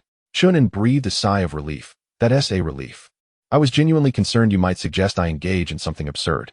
However, if the coupling between the two individuals reaches a perfect harmony, it can yield extraordinarily powerful effects, even surpassing mere spiritual resonance. Stop. Up to this point, I have no interest in any greater effects. Please tell me how to actively engage in spiritual resonance. In the previous instances, it was Liu who initiated the connection while Chen An remained entirely passive, unaware of the method. Only extraordinary beings can achieve spiritual resonance. You might try dispersing your consciousness, and you will discover a wondrous phenomenon. At this moment, Chen An was on the first basement level, traveling towards Car No. 10 on a floating platform. He closed his eyes to sense his surroundings, and upon dispersing his consciousness, he was astonished to find himself perceiving a marvelous world of colors. Were those luminous points manifestations of superpowers? You can consolidate these superpowers into a beam of light, referred to as a spiritual string. The spiritual strings can interconnect or couple, granting you exquisite sensations on a spiritual level. If you are the passive party, your spiritual string will be drawn out by others, and the choice to resonate lies solely with you. I thought so. If one couldn't choose autonomously, it would mean anyone could resonate with strangers in the street. Chen An, well-versed in the path, proceeded to the physiological area of car number 10. Zishu had been waiting here for quite some time. Upon seeing Chen An's arrival, she rushed over and enveloped him in a hearty embrace. After the embrace, Zishu leaned in, sniffing intently at Chen An. What are you doing? I'm checking to see if you carry the scent of other girls. Surprisingly, you don't. Chen An replied. Why do you have that astonished look on your face? Should I have one? Zishu giggled. I just have a feeling that you are not the kind of person to play it safe. Don't worry, we're just partners. And I'm not expecting anything from you. Besides, you can't afford it anyway. Look at your guild. It's already ranked over 500. The Homeworld Guild is merely a name to me. I seldom pay attention to it. My guild has only a few members. We're just getting by. Are you dismissing me? Zishu, clad in a flowing purple gown and with her long hair cascading elegantly, appeared transformed from her previous self, exuding the grace of a refined young lady. What nonsense. If I were to dismiss you, would I seek you out? Hey, are you starting to dismiss me? You've never reached out first. You are the president. How could I dare to waste your time? Zishu clung to Chen An's arm, unabashedly disregarding the gazes of others as they made their way to the designated room. Half an hour later. Chen An, aren't you afraid I might develop feelings for someone else? You seem completely unfazed. Chen An was well aware of Zishu's daily whereabouts. Do you have such intentions? With a playful bite on his arm, Zishu remarked, if it were any other man, he would have panicked by now. Yet you remain so calm. I have no interest in other men, but if the train conductor suddenly appeared before me, professing his affection, I might just fall for him. Chen An, can you not feel a sense of urgency? I am now the beautiful president. If the conductor truly dared to do that, I would certainly make him unrecognizable. Zishu's expression changed dramatically as she hurriedly covered Chen An's mouth. The conductor is a senior. Chen An is just a child who doesn't know better. Please, do not take it to heart. Chapter 57. Zishu's suitors. Chen An understood Zishu's emotions. The drastic changes around her made her fear the possibility of losing herself. Thus, she endeavored to draw as close as possible to the person she cherished, seeking to confine herself within that connection. However, if this individual proved too feeble to hold her, dire consequences might ensue. Well, for your sake, I could reluctantly develop a guild. Zishu remarked, if it weren't for me, would you have intended to languish indefinitely? Not languishing, merely going with the flow. All right, do not wear that expression. When my guild surpasses yours, do not shed tears. Zishu teased, you aspire to outshine me? Are you still lost in a dream? Should you require assistance, a mere morsel of my resources would suffice for you. Chen An commanded Fuyao in his mind. Open recruitment for the Red Sun, accepting only experienced second-tier transcendents. Master, should benefits be specified? Red Sun offers no benefits. Those who wish to join may do so at their own discretion, based on luck. Having an entire train as a backdrop is the greatest benefit. Since Zishu desired a sense of security, Chen An could provide her with some during his leisure time, as he often found himself rather bored. Subsequently, Zishu recounted her experiences and observations with great enthusiasm. Do you remember the singer Wenjie? She is now with Yang Yuan. Liang Yu, always so eccentric. Who would have guessed he was wooing the Yuxing girl, living in luxury every day? Last time, during the ambush on the dog-headed men, Yuguan nearly faced disaster. Ever since, he has been training diligently.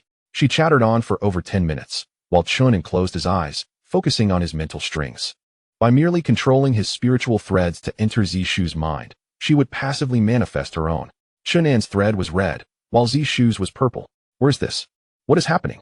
Chen An offered no explanation, merely drawing closer to a line. Boom. Chen An could hardly fathom that this mental alignment had consumed a staggering 8 hours. Fuyao, what is the situation? Your compatibility with Zishu has reached 90%. So that is how it is. I now believe your previous assertion. Higher compatibility results in milder after effects. What is my compatibility with Luoyu? 86%. The primary reason being your differing cultural backgrounds and vastly divergent perspectives. Over time, as you interact more, compatibility will gradually increase. Is there such a thing as 100% compatibility? You must seek it yourself. 100% compatibility, also known as perfect harmony, undoubtedly exists in the universe. But whether you encounter it depends on your fortune. After understanding this, Chen An inquired again, what have I gained from Zishu? Since you are of the same kin, you have not acquired any extraordinary abilities, but rather your spirit has been enhanced. You can now manifest 2 spiritual threads. As consciousness returned, Chen An observed that Zishu had fallen asleep, and he too succumbed to slumber. 4 hours later, the two exited the physiological zone, encountering Yang Yuan at the entrance. This fellow, embracing Wenjia, was taken aback upon seeing Chen An and Zishu. Sister Shu, did you not claim to have never been here? Old Chen, it seems it is indeed you. I suspect those suitors will be heartbroken. Chen An's interest was piqued. He asked, how many admirers does my dear Z have? Quite a few. It cannot be succinctly conveyed. If it cannot be succinctly conveyed, then take your time. Come. I shall treat you to a grand feast. The four made their way to the dining area, where Chen An waved his hand generously, ordering an abundance of dishes. Having only cast a few votes, they were halted by Zishu, who urged against squandering money, suggesting that it was sufficient to make a modest effort. Yang Yuan chuckled, remarking that they were indeed a family, always seeking to save for old Chen. Let us split the bill, he proposed, adding that he would also call Yu Guan and Liang Yu over. Chen An did not insist, accepting the idea of sharing the costs. During their wait, Yang Yuan elaborated on Zishu's admirers.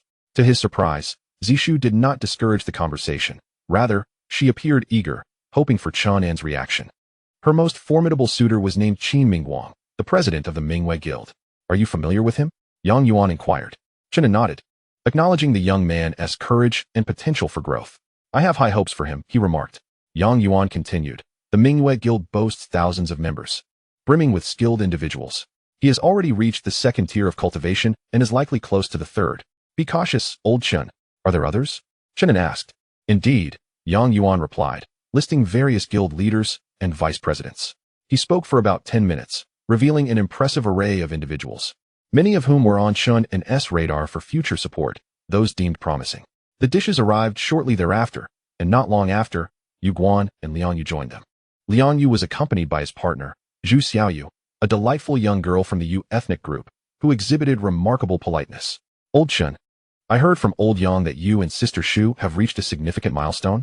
Yu Guan inquired, his face alight with gossip. Liang Yu interjected. I suspect it may not be today. There were signs of tension between them back at Zixing.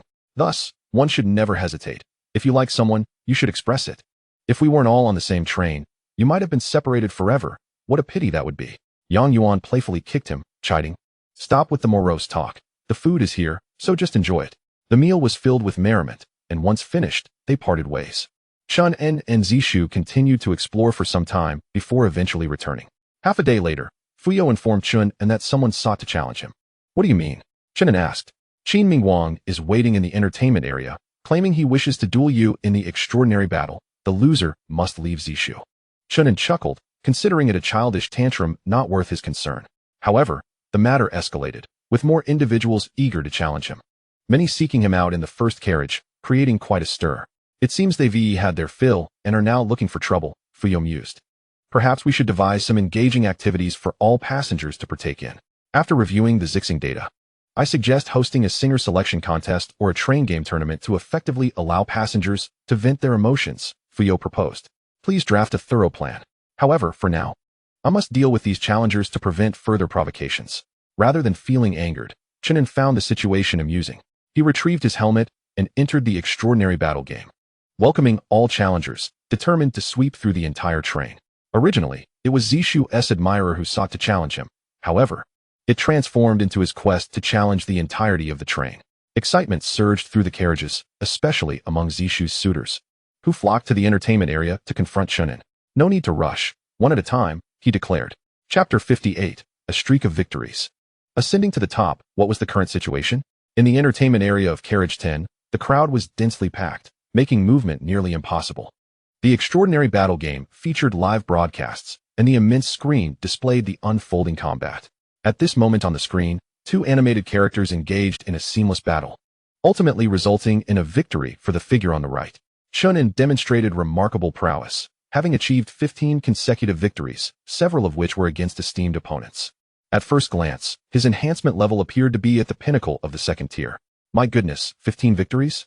I hadn't realized that Chen An, previously unassuming, was indeed a formidable player. Has Qin Mingguang made his entrance yet? Not yet, but look over there. He seems poised to step in, donning a virtual headset. Qin Mingguang challenged Chen An upon entering the game. Chen An had been anticipating his arrival and readily accepted the challenge, with both players entering the extraordinary battlefield. I am on the verge of attaining the third tier, and I never require firearms to slay the dog-headed beasts. My methods are purely melee. You would be wise to concede now. Qin Mingguang attempted to assert dominance. Chen An chuckled lightly. I too can dispatch the dog-headed beasts without firearms, for he relies solely on artillery. Since you refuse to concede, let us commence. I must inform you, I have previously trained in Sanzhou.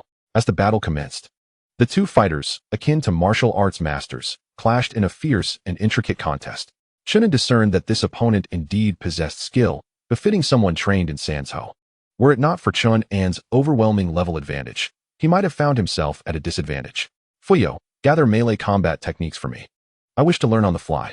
With various combat techniques flooding Chen An's mind, he adeptly utilized Qin Mingguang as a means to practice, refining his technique and strategy with increasing finesse. Initially, the audience believed the two were evenly matched, fervently cheering for Qin Mingguang. However, they soon sensed a shift. Chen An appeared to grow stronger, gradually overpowering Qin Mingguang, poised to defeat him yet refraining from delivering a decisive blow. Surely, he must be seeking to hone his skills, which was evident and rather intriguing. The individual speaking was Xiao Zhan, who had just arrived and felt a surge of excitement. 5 minutes later, humiliated, Qin Mingguang conceded, his face flushed with embarrassment as he promised never to pursue Zishu again. With Qin Mingguang's defeat, weaker challengers hesitated to step forward, leaving Chen An waiting for a considerable time without an opponent. Just as he was about to declare his total victory, the game notified him of an incoming challenge. Xiao Zhan, what business does he have here? Why join the fray? The two were transported to the arena, where Xiao Zhan first clasped his fists in apology. I simply couldn't resist the urge to test my skills. Please, Chen Gu, show me mercy. Although they had previously met, they were not well acquainted. Currently, Xiao Zhan maintained a position within the top 10 of the extraordinary rankings without faltering. Let us see what you're capable of, Chen An invited. As Xiao Zhan engaged in the challenge, it quickly stirred a greater commotion, prompting the previously indifferent leaders of the tournament to head toward the entertainment area, seeking amusement. However, upon their arrival, they were informed that Xiao Zhan had been defeated. So soon? Despite ranking in the top 10, how could he possibly lose to Chen An? It remains unclear. Chen An's strength is astonishingly extraordinary. Initially, they appeared evenly matched, yet for reasons unknown, Chen An consistently surged in power. Look, someone else is stepping up. It seems to be Xiaofeng. I am Xiaofeng, and I seek your guidance. Brother Chen An. Xiaofeng, a former special forces instructor, was known for his ruthless strikes. Surprisingly, without employing his third-tier strength, Chen An found himself at a disadvantage initially. Fortunately, he quickly adapted and assimilated Xiaofeng's military combat style, turning the tide and ultimately defeating him. In the ensuing moments, an increasing number of participants engaged in the challenge, and Chen An welcomed everyone with open arms. Han Dong persevered for 3 minutes, Chun Guoyang endured for 5 minutes, and Lu Cheng managed to last 7 minutes. Within a mere span of 2 hours, Chen An had faced nearly all the seasoned competitors. Surprisingly, the final contender was Zishu, who cheerfully declared, "Hee, I wish to challenge you as well." Chen An swiftly defeated Zishu within 10 minutes. It was not an act of mercy. Rather, Zishu, ranked 3rd, possessed strength surpassing that of Xiao Zhan. Following this match, no one dared to challenge him again. Someone compiled the data and discovered that Chen An had achieved an astonishing consecutive victory of 100 matches. His sudden rise to prominence was extraordinary, as he ascended from the 500th position to first place within a single day, a feat truly hard to fathom. Which guild did he belong to? The Red Sun Guild, which held a low ranking. Interestingly, the guild offered no benefits and imposed high-level requirements, deterring potential members from joining. The entry requirement was a minimum of dual cultivation levels. Was this madness? This revelation sparked lively discussions within the carriage, but the excitement lasted only a day. The following day, the train released a series of announcements. The train will host a singing competition, with the champion receiving a reward of 20,000 star coins and the title of Best Singer. A talent show will also be held, with the champion awarded 20,000 star coins and the title of Train Talent. Various gaming competitions will take place, with champion teams receiving rewards ranging from 5,000 to 20,000 star coins. An extraordinary combat competition will be organized, where the champion will earn 100,000 star coins, with corresponding rewards for the top 10 participants. This cascade of announcements created a sensation, further enlivening the carriage. Those with a passion for singing were encouraged to join the singing competition, while individuals with unique abilities could partake in the talent show. Game enthusiasts had the opportunity to form teams and register for numerous gaming events. However, the greatest attention was drawn to the extraordinary combat competition, both for its entertainment value and generous rewards. Was there any doubt? Chen An was undeniably the frontrunner. Please, do take a moment to review the rules before merely complaining, someone urged. The regulations clearly stipulated that those ranked in the top 10 of the extraordinary leaderboard were ineligible to compete. Additionally, participants were restricted to a maximum level of dual cultivation. Exceeding this would disqualify them. What are you waiting for? Hurry and sign up. The singing competition and talent show will be divided into separate zones, with 20 compartments forming 20 competition areas. Initially, winners will be selected within each area, followed by knockout rounds, culminating in semifinals and finals filled with excitement. The gaming events will primarily focus on shooting and MOBA games. I suggest utilizing virtual combat for shooting games, as it can enhance passengers' combat skills while attracting more participants. The extraordinary combat competition, the most popular of all, will also be organized by zones. Each area will select over 10 individuals for the knockout rounds, giving them ample opportunities to showcase their abilities. Master-related activities are underway. As planned, the events will conclude just as the train reaches the jump point. Chen An was quite pleased. His organization of these activities was not a whim. It was designed to keep the passengers invigorated, as prolonged travel could lead to their deterioration. This approach was commendable and could be adopted in the future. Were there any suitable projects for the guild? The development of guild versus guild games could potentially be more engaging. Research is currently underway, and it will be developed soon. Excellent. Take your time, there is no rush. Casting aside trivial matters, Chen An summoned the images outside the train, revealing an endless expanse of starry sky. Had they indeed circumvented the territory of the star beasts? According to model estimations, the star beast was now 2 billion kilometers away and continuing to expand. However, there existed a limitation in Liu's prophecy. It could only foresee the original trajectory and encounters. Once Chen An made modifications, the preceding predictions would collapse entirely, leading to entirely new circumstances thereafter. Thus, Chen An remained vigilant regarding the star beast situation. As long as there was no imminent danger, he would continue to exercise caution. The nebula shimmered brilliantly as the train sped onward, leaving behind a multitude of fireworks generated from friction. Chapter 59, Arrival at the Jump Point. Docking in the 17th star system after 21 consecutive days of travel, on April 17th, the train finally approached the designated area. Chen An invigorated himself, scrutinizing the situation ahead from the console. In truth, there was little to discern. Only a massive, colorful nebula could be seen, forming an enormous ring. The jump node lay within this ring, marking the intended destination. How long until we arrive at the nebula circle? 8 hours. Well, no need to rush. During this interval, various competitions aboard the train had concluded successfully. 8 hours later, the train plunged into the heart of the nebula, leaving behind a vast void. Yet, if one were to expand their view, such voids were inconsequential within the entire nebula circle. Fuyao, have you made any discoveries? A stellar system has been detected, merely 1,800,000,000 kilometers away. Shall we halt? 1,800,000,000 kilometers would require some time to traverse. Chen An summoned Liu to confer on the information. Consequently, he learned that the train had arrived half a month ahead of the predictions. Liu remarked, "The second train may only arrive in 10 days. Chen An questioned, "Are you certain?" "I am not entirely certain, but there is similar information within my prophecy. In a month, another train will establish a star domain network, allowing us access to public information." Chen An responded, Please elaborate further. What is the situation with each star system? In this star domain, there existed a total of 126 star systems, indicating that only 126 trains could be accommodated. In principle, the star systems closer to the jump point would be larger and richer in resources. The star domain network would assign numbers to the star systems to secure sufficient resources. It would be prudent to control one of the top 30 star systems. The number of trains would exceed 126, leading to inevitable conflicts. The closer a position was to the main route, the more susceptible it would be to attacks. Hence, I would advise against selecting a star system on the periphery of the main route. Chen An inquired, what does the main route signify? The entire star domain was enveloped by the nebulous circle, presenting a circular form. At its center lay the jump point, which prior to activation was merely a dark expanse. Using this as a standard, for primary routes were drawn at 90-degree angles outward, marking the 4 principal directions into the star domain. As Liu spoke, she sketched the general layout of the star domain on the screen, clearly delineating the locations of system number 1 and system number 126. I understand now. We are approaching system number 94. Fuyao, navigate around it. We shall enter the main route. 10 days is too tight. I do not wish to squander time in a minor star system.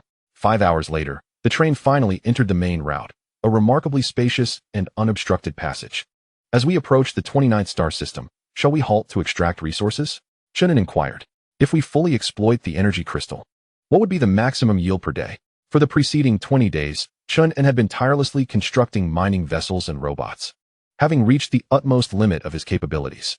If we achieve a 100% collection rate, we could obtain 20 million units daily, Chen An asserted decisively.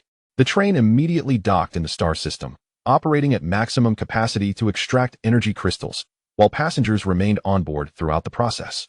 We will change positions daily to maximize efficiency. The 29th star system was vast, twice the size of the previous one inhabited by the dog-headed beings. However, this system was merely of moderate quality in this region.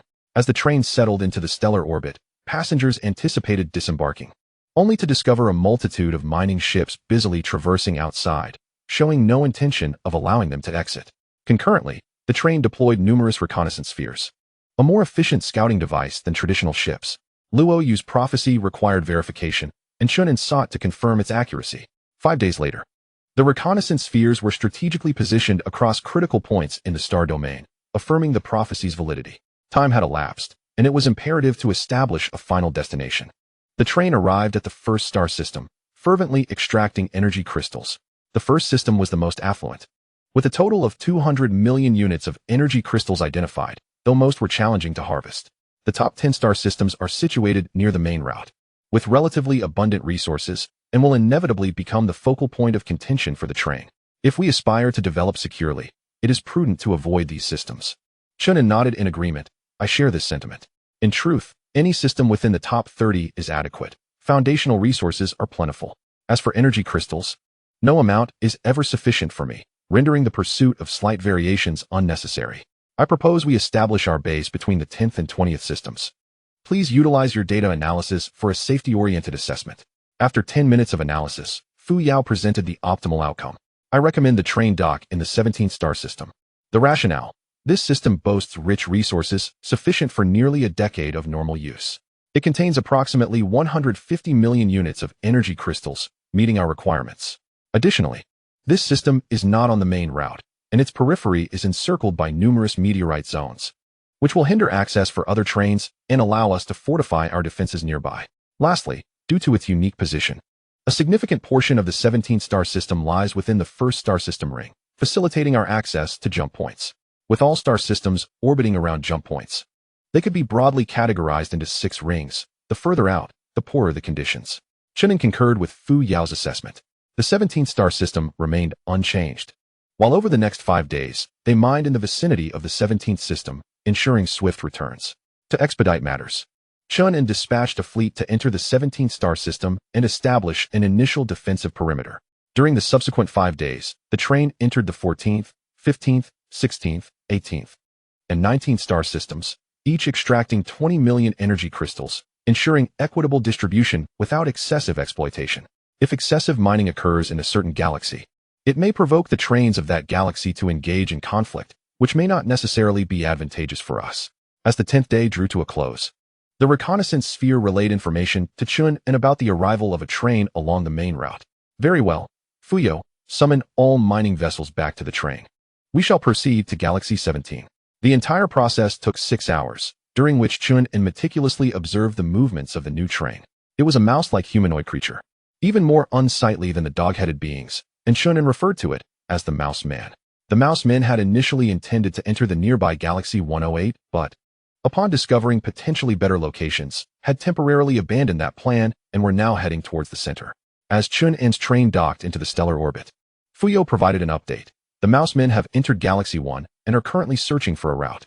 Chen An was taken aback. The audacity of the Mouse Men is astonishing. What capabilities do they possess to venture into Galaxy 1? The Mouse Men were oblivious to the overall structure of the star field. They were even unaware that other trains might arrive. Thus, information was paramount. Without it, one could easily fall into traps. Let us disregard them and focus on our rapid development. Seek an appropriate location outside the train to establish a battleship factory and expedite the production of warships. Assign daily tasks to the passengers, sending them to the planets for exploration. This planet is vast, providing ample opportunities for their investigations. Do not forget to establish defenses and deploy all warships. Lastly, maintain vigilant surveillance on other trains and gather any information possible. Chapter 60. A surge of trains arriving and communication with neighbors as the hatch opened. The passengers, confined for a month, poured out of the spacecraft, heading towards the life-bearing star, 300 million kilometers away. The planet was immense, primarily inhabited by various star beasts. Before the passengers embarked on their explorations, Chen An had already dispatched robots to ascertain the details. The planet was named Origin Star 4399 and was categorized into 3 zones based on danger levels: low, medium, and high. The low-level zone contained at most 1 tier of star beasts, with a total of 172,509 independent low-level zones worldwide. The medium-level zone could have up to 2 tiers of star beasts, comprising 83,051 independent medium-level zones globally. The high-level zone could feature up to 3 tiers of star beasts, with 480 independent high-level zones worldwide. Each guild cautiously selected exploration areas according to their own capabilities. The passengers were filled with enthusiasm as they disembarked from various locations on Origin Star, embarking on their exploratory journey. Chen An, however, held little interest in the planet itself. His attention was primarily directed towards the movements of other trains. Since the arrival of the Mouse Men's train, a steady influx of new trains had entered the star field. Some chose galaxies at random, while others navigated deeper in, sequentially filling the higher-ranked vacant positions. Through the remaining reconnaissance spheres, some rudimentary information could be gleaned, which Fuyao meticulously organized. In the second star system, a life form resembling a mantis is exploring the energy crystals, seemingly lacking enthusiasm for the collection of mineral resources. The third star system is inhabited by insectoid creatures, small in stature, resembling luminous crystalline insects. Their true strength remains uncertain. The fourth star system is home to a humanoid civilization with peculiar skin tones, boasting a fleet of numerous destroyers, currently the most formidable presence. The seventh star system is occupied by a mechanical civilization, suspected to house incredibly powerful mechanical beings capable of traversing space, possibly resembling mechs. Within a mere half-day, over 10 vessels have settled in, scattered haphazardly throughout the region, with no mutual awareness among them. Many vessels are entirely oblivious to the existence of others, focusing solely on their development after entering the star system. Fuyao, what is our current reserve of energy crystals? 300 million. Excellent. Once we exhaust the resources in this star system, we will have 400 million in reserve, which will suffice. Master, we have received signals from extraterrestrial civilizations. Likely a mass transmission. Do not acknowledge them, but we must ensure they are aware of our presence. Some vessels, lacking integrity, may choose to relocate after a cursory exploration of the initial star system, deeming it unsatisfactory. For the time being, relocation is feasible, as there are still ample vacancies.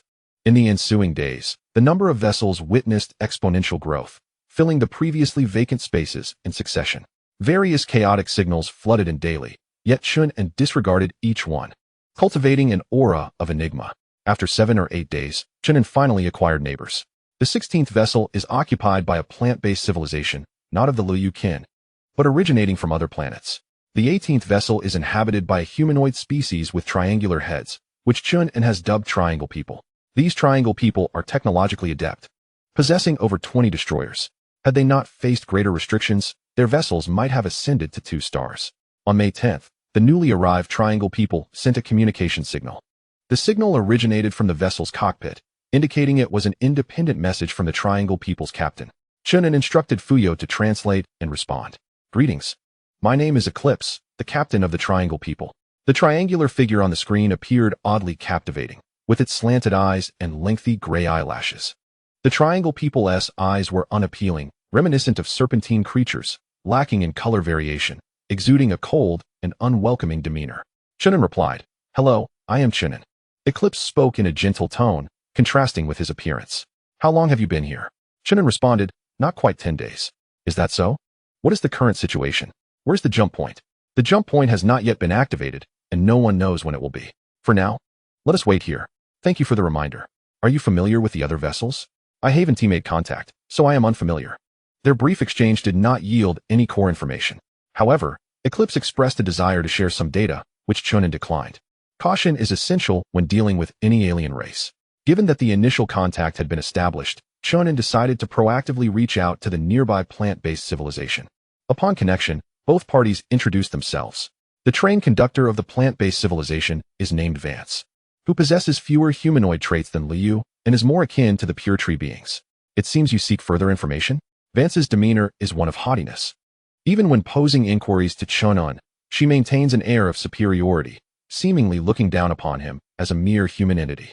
Chen An reciprocates her attitude with minimal enthusiasm, exchanging only a few words before terminating the communication. Ultimately, it appears that the triangular beings are more approachable. This information is not kept exclusive to Chen An.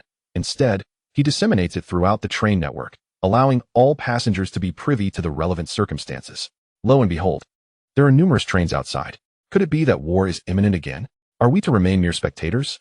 There has been no declaration of war. Rather, the intent is to gather information. Let us not concern ourselves with such matters. We shall focus on our own affairs. If we are not sufficiently powerful, then we must strive to become so. On Origin Star, various guilds are engaged in the conquest of the Star Beast Zone. The resources from the Star Beasts are exceedingly abundant, allowing for ample sustenance from even the most modest of areas. As resources proliferate, passengers gradually shift their focus from basic needs to enhancing their physical capabilities. Finally, after half a month on the planet, the first triad among the passengers emerges. Not someone familiar to Chen An, but rather an unheralded lone wolf named Zhou Jiang, who is yet to join any guild, opting instead to roam in a small spacecraft primarily for personal enhancement. Chen An, upon learning of this, becomes quite intrigued and instructs Fuyao to conduct a search, discovering that such lone wolves are rather numerous. This is indeed acceptable. Each pursues their own path of development, and one cannot impose coercion. Fuyao, how long until I ascend to the 4th level? Triad enhances muscles, while the 4th level enhances bones. The master may check whether the triad enhancement is complete. I am still a bit short. Open the training room, as I need to dedicate substantial time to my cultivation. On Origin Star, with Zhou Jiang's emergence, others are also seizing the opportunity to elevate themselves, particularly the leaders of the major guilds. The following day, Zishu breaks through to the triad level, with Xiaojun, Chen Guoyang, and Xiajiang also close behind. As the number of triad members increases, the advanced Star Beast Zone is progressively conquered, facilitating the circulation of even more rare resources within the train, thus creating a virtuous cycle. On May 13th, Chen An emerges from the training room and promptly rushes to the cockpit. What is happening? He had just been roused from his training state by Fuyao. A special signal has been received from outside the galaxy. Shall we respond? How special? The source may be 2 billion kilometers away. It is from the train of the 4th star system. Let us accept it. I fear no one now and see no need to remain overly cautious. Once the signal is connected and decoded, a colorful background materializes on the screen. Within this backdrop, a humanoid figure radiating vibrant colors greets him with a warm smile. No, this is not merely a humanoid creature. It is a pure human being, perhaps even more so than the Zixingren. However, the peculiar colors adorning these individuals shift in accordance with the background. Greetings, Mr. Chen An. The language used by the interlocutor is easily decipherable, as it resembles that of the Zixingren. Chapter 61. The establishment of the Star Domain Network and the introduction of more train conductors. Hello, how do you know my name? Chen An inquires cautiously. The response reveals, it was your neighbor, the triangular being, who mentioned it. They also conveyed that you belong to a friendly civilization and are quite approachable. Upon discovering that you too are human beings, I felt a surge of joy. Allow me to formally introduce myself. I am Rhoda, hailing from the Ling Shua civilization.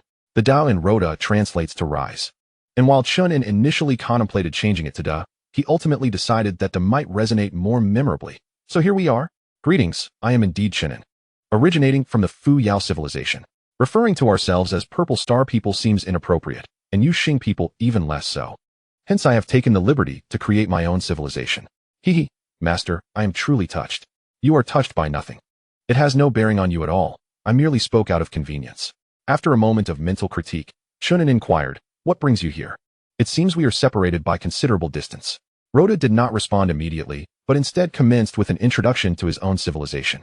This approach astonished Chen An, as the trains typically endeavor to conceal their existence. Yet the Ling Shua civilization openly reveals itself, seemingly anxious that outsiders might remain uninformed. We emerged from Ling Shua star, inherently attuned to coexist harmoniously with all living things. We excel in harnessing stellar energy for our survival without the need to harm other forms of life. In essence, our civilization embodies an almost miraculous benevolence.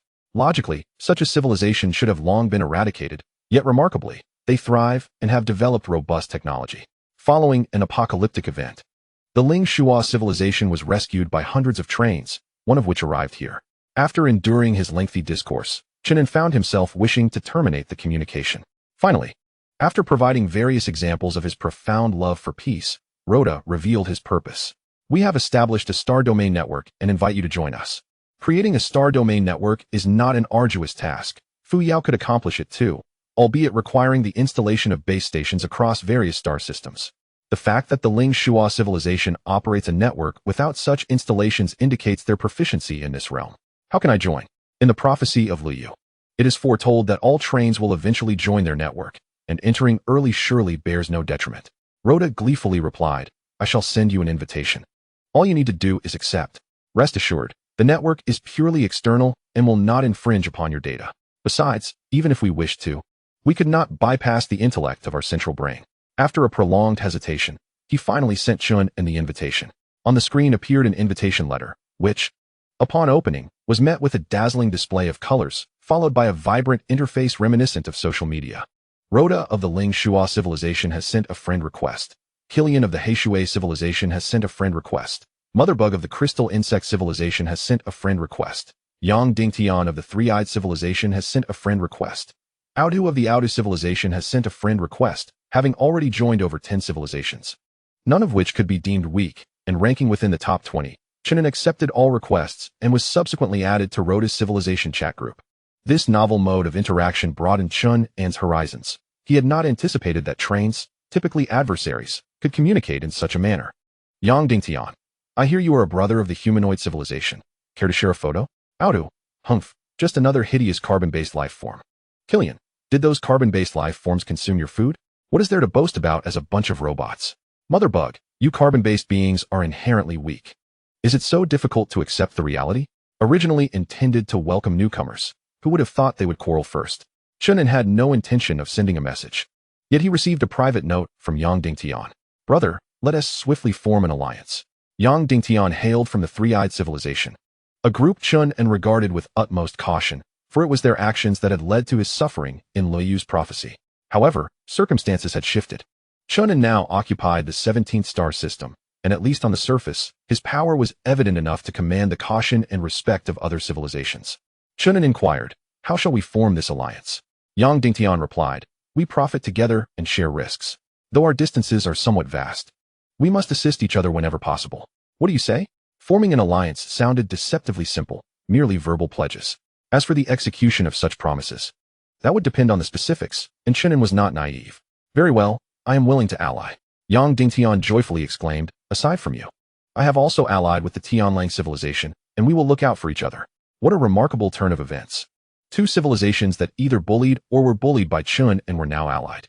In the original timeline, Chen An would have obliterated the Tianlang civilization's train with a single strike. It remained uncertain whether this time would unfold differently. After some idle chatter, Chen An turned his attention to the group, seeking to understand the other trains. The Heishui civilization, represented by the number 1 mouse people, appeared formidable on the surface, occupying the first position. The leader of the Jingchong civilization was a mother bug, with all passengers being its offspring. Fuyao, did you not mention that reproduction was impossible after the revival era began? The mother bug of the Jingchong civilization does not reproduce, but rather clones. Are you suggesting that all other Jingchong are clones? That is one way to interpret it. As long as the mother bug possesses sufficient energy crystals, it can infinitely replicate small Jingchong. These Jingchong will grow and can either become warriors or new mother bugs. Goodness, is this not akin to a swarm? Infinite replication. Who could possibly compete? The Jingchong civilization is severely constrained by energy crystals. Lacking sufficient resources, they may even face self-extinction. I see, understood. What of the Audu civilization? The Audu civilization is similar to the Jingchong, with Audu as the absolute leader, having created other mechanical life forms. Master, these two civilizations must be treated with utmost regard. We cannot afford to offend them. I, with my kind demeanor, could never provoke them. And there are also mantis people, bird people, and a myriad of others. As more civilizations joined, Chen An's horizons expanded. There were even civilizations akin to stone giants, with a single train carrying nearly 10,000 stone giants, eschewing technological development in favor of being pure extraordinary beings. In the following 2 days, the star domain network was bustling with activity, and Chen An made the acquaintance of numerous train leaders. Overall, Yang Dingtian remained the most enthusiastic and to Chen An's liking. He found it perplexing how they might eventually become adversaries. This was a matter unclear to Liu, as she had only traced the train's history, not Chen An's. On May 15th, an incident occurred. Despite ample vacant spaces in the star domain, a newly arrived train recklessly plunged into the first star system, completely disregarding the warnings from the mouse people. Chen An, already bored, hastily entered the star domain network upon hearing that a spectacle was about to unfold. The reconnaissance spheres he deployed earlier were largely destroyed, rendering them incapable of capturing a complete image of the first star system. The star domain network is formidable, capable of nearly capturing the entire exterior alien circle of the first star system. However, the inner circle is a different matter. Should the Ling Shua civilization dare to act so boldly, they would face a united onslaught. Master, the attacking force has been identified as originating from the K9 star, comprised of dog-headed beings. Now this becomes intriguing. Chapter 62, The Clash of Two Great Civilizations. While other trained commanders observe the spectacle, the first star system is vast, far too expansive for the rodent people to establish an impeccable defense. Their primary fortifications lie within the inner circle, while the outer circle is merely occupied by a few concealed frigates. However, against the assault of the dog-headed beings, those few frigates are insignificant and are swiftly annihilated. Within the rodent train, Clion, a slender figure with an oversized rodent head, seethes with frustration. With so many other star systems available, why must they target me? Connect me to their communications. Yet, the dog-headed beings refuse to accept communication and even block all messages sent from the rodent train. Inside their train, Captain Winston glares with his cerulean dog eyes, issuing a series of commands. Frigates and destroyers are released, arranged in a line on either side of the train. Should the opposing force dare to disperse their warships, we will concentrate our fire upon their train. The train serves as our primary source of firepower. We shall not conserve energy, for we have no shortage should we bring down our adversaries. We will not accept any information to prevent the enemy from utilizing special means to decipher our military deployments. The intelligence system offers a reminder. Some signals are emanating from outside the system. Should we receive them? Winston furrows his brow and inquires, are there many trains in this area? The intelligence replies, we have engaged in battle too swiftly. With no time to deploy reconnaissance vessels, I recommend pausing the conflict and retreating to explore other star systems. Absolutely not. We have come this far. We must engage in battle first, he insists. Advance and observe how they respond. Unbeknownst to him, the war scenes here are being broadcast live across the star domain network, captivating numerous train commanders. Yang Dingtian remarks, it's the same old routine, warships versus trains, and it all comes down to who can withstand the onslaught first. Vander adds, the dog-headed beings have assumed a standard offensive formation, while the rodent people also adopt an aggressive stance, showing no signs of retreat, prepared for a fierce confrontation. Yusher comments, to be frank, it is rather unwise for the dog-headed beings. At this juncture, instead of seeking a place to develop, even if they triumph over the rodent people, what then? Otto speculates, the dog-headed beings are not members of the star domain network. If they were to conquer the rodent people, could we not take some action? Yang Dingtian replies, I heard from Rod that the dog-headed beings have outright rejected the star domain network's invitation. Thus, I concur with your assessment. However, it seems the core of the train is insufficiently robust. Winston, believing victory is assured, remains oblivious to the fact that he has already been laid out as a prime target for others to feast upon. Chen An will certainly not miss the opportunity. If there are benefits to be gained, one must strive to seize them, lest other train commanders develop a fixed mindset, perceiving him as weak. At this moment in the first star system, the dog-headed beings and the rodent people have both assumed offensive formations, unleashing thousands of beams of light, obliterating countless meteors that obstruct their path. The train boasts formidable defenses, yet the warships do not share the same advantage, as countless laser cannons unleash their fury. The escort vessels of both factions were swiftly obliterated, erupting in bursts of fiery spectacle. The most formidable firepower emanated from the train, with electromagnetic railguns and laser cannons firing at full capacity, serving as the primary force for dismantling the adversary's warships. Hundreds of thousands of kilometers away, their respective destroyers chanced upon one another. There was little to deliberate. The battle commenced without hesitation. Both sides wielded plasma cannons as their main artillery, unleashing powerful particle beams that swept across the battlefield, annihilating the shuttles and swarms released by the enemy's destroyers. The defensive capabilities of the destroyers were formidable. A decisive victory would necessitate a ground assault. The initiators of this ground assault were the goblins, yet the firepower of the rat men proved too fierce, making it exceedingly difficult for even the swiftest swarm drones to approach. Fuyao, should we encounter an attack from the goblins, how should we respond? The most expedient method would be to activate the extraordinary orbital cannon, which requires merely 20 million energy crystals to annihilate the enemy fleet. Should we desire to simultaneously destroy the train, the requisite energy would increase to 80 million crystals.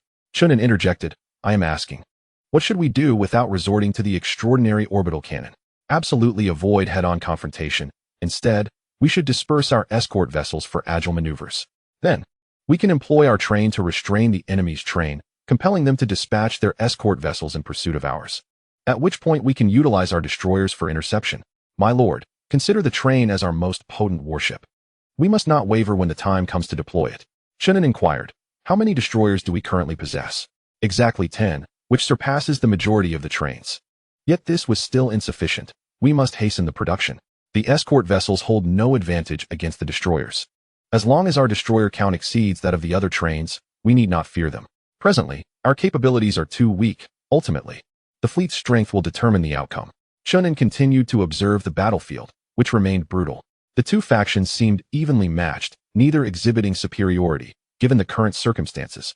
It appeared they would suffer the complete loss of their warships, leaving only the trains to clash. Curiously, the defensive strength of a one-star train necessitated the full barrage of all its laser cannons and electromagnetic railguns to breach the enemy's defenses. This implied that both the goblins and rat men faced a significant likelihood of total annihilation. In the chat group, discussions were underway regarding how to seize the opportunity. Yet Chen An sensed an inconsistency. The first star system was too distant for him to capitalize on. Presently, it appeared that the mantis civilization of the second system and the crystal worm civilization of the third might each acquire a core. Curse it. The goblins were indeed foolish enough to engage in mutual destruction. Fortunately, he had refrained from involvement. It might have adversely affected the intelligence of other passengers. Though he cursed, Chen An could only watch as other trains seized the spoils. However, 2 hours into the conflict, a shift occurred. The goblins, realizing they could not secure an absolute victory, faltered. The rat men, unwilling to pursue, could only watch in bitterness as the goblins retreated, hastily clearing the battlefield and re-establishing their defenses. With half of their warships lost, it would be uncertain how long it would take to replenish their ranks. Meanwhile, Windstar, having narrowly escaped the first star system, found himself engulfed in confusion. The surrounding star systems seemed to be claimed, and we could not afford to stir up trouble any further. The intelligence system prompted, strange information received. Do you wish to accept? Quickly accept it. The information originates from the Ling Shua civilization, inviting the Knolls to settle in the stellar network, promising to provide information about habitable star systems. Without a moment's hesitation, Windstar agreed and swiftly became a member of the stellar network. This decision elicited a torrent of sarcastic remarks from Yang Dingtian. What a sanctimonious race. Chen An, how advanced is your technology? If possible, we might as well start anew and abandon this wretched network. Yang Dingtian is a quintessential hothead. One wonders how such a person became a train conductor. Chen An inquired, even if the Knolls were annihilated, would you be able to seize the core? After a moment's contemplation, the response was, most likely not. The mantis people and those wretched bugs are the priority. Precisely. Since we cannot benefit, it is indeed wise to allow the Knolls to survive. Otherwise, would you wish for your neighbor to obtain the core? This statement enlightened Yang Dingtian, who then gave Chen An a thumbs up. his third eye on his forehead blinking incessantly. Indeed, Brother Chen, your foresight is commendable. How old are you? Brother rolls off the tongue, quite naturally. Chen An, disinterested in further banter, ended the communication to attend to his own affairs. With limited vacant star systems, competition for positions would soon escalate, and he needed to guard against oblivious trains encroaching upon his territory. Chapter 63. The first member of the Red Sun Guild, May 16th. The stellar realm remained tranquil, devoid of conflict. The Red Sun Guild finally received a new application for membership, which took Chen An by surprise. Who is applying? Zhou Jiang. What is the reason? As the exploration difficulties on planets increase, he wishes to join the guild for companionship. It seems illogical to join the Red Sun, does it not? There are numerous commendable guilds available.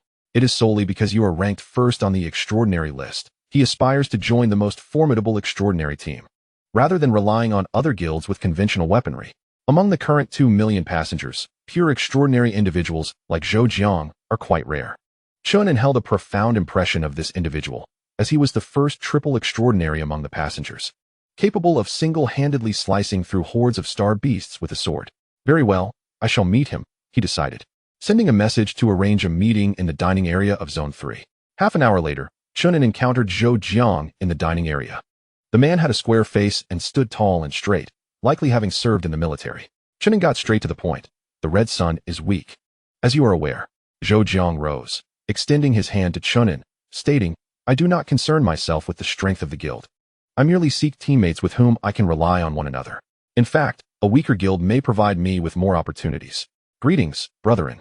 I have witnessed your 100 consecutive victories in their entirety. Since you have watched, why not step up to the stage? Chen An asked as he took a seat, requesting the robotic waiter to bring 2 glasses of the finest fruit wine. Zhou Jiang's previously tense expression seemed to melt away like snow, and he chuckled. I knew you were triple extraordinary.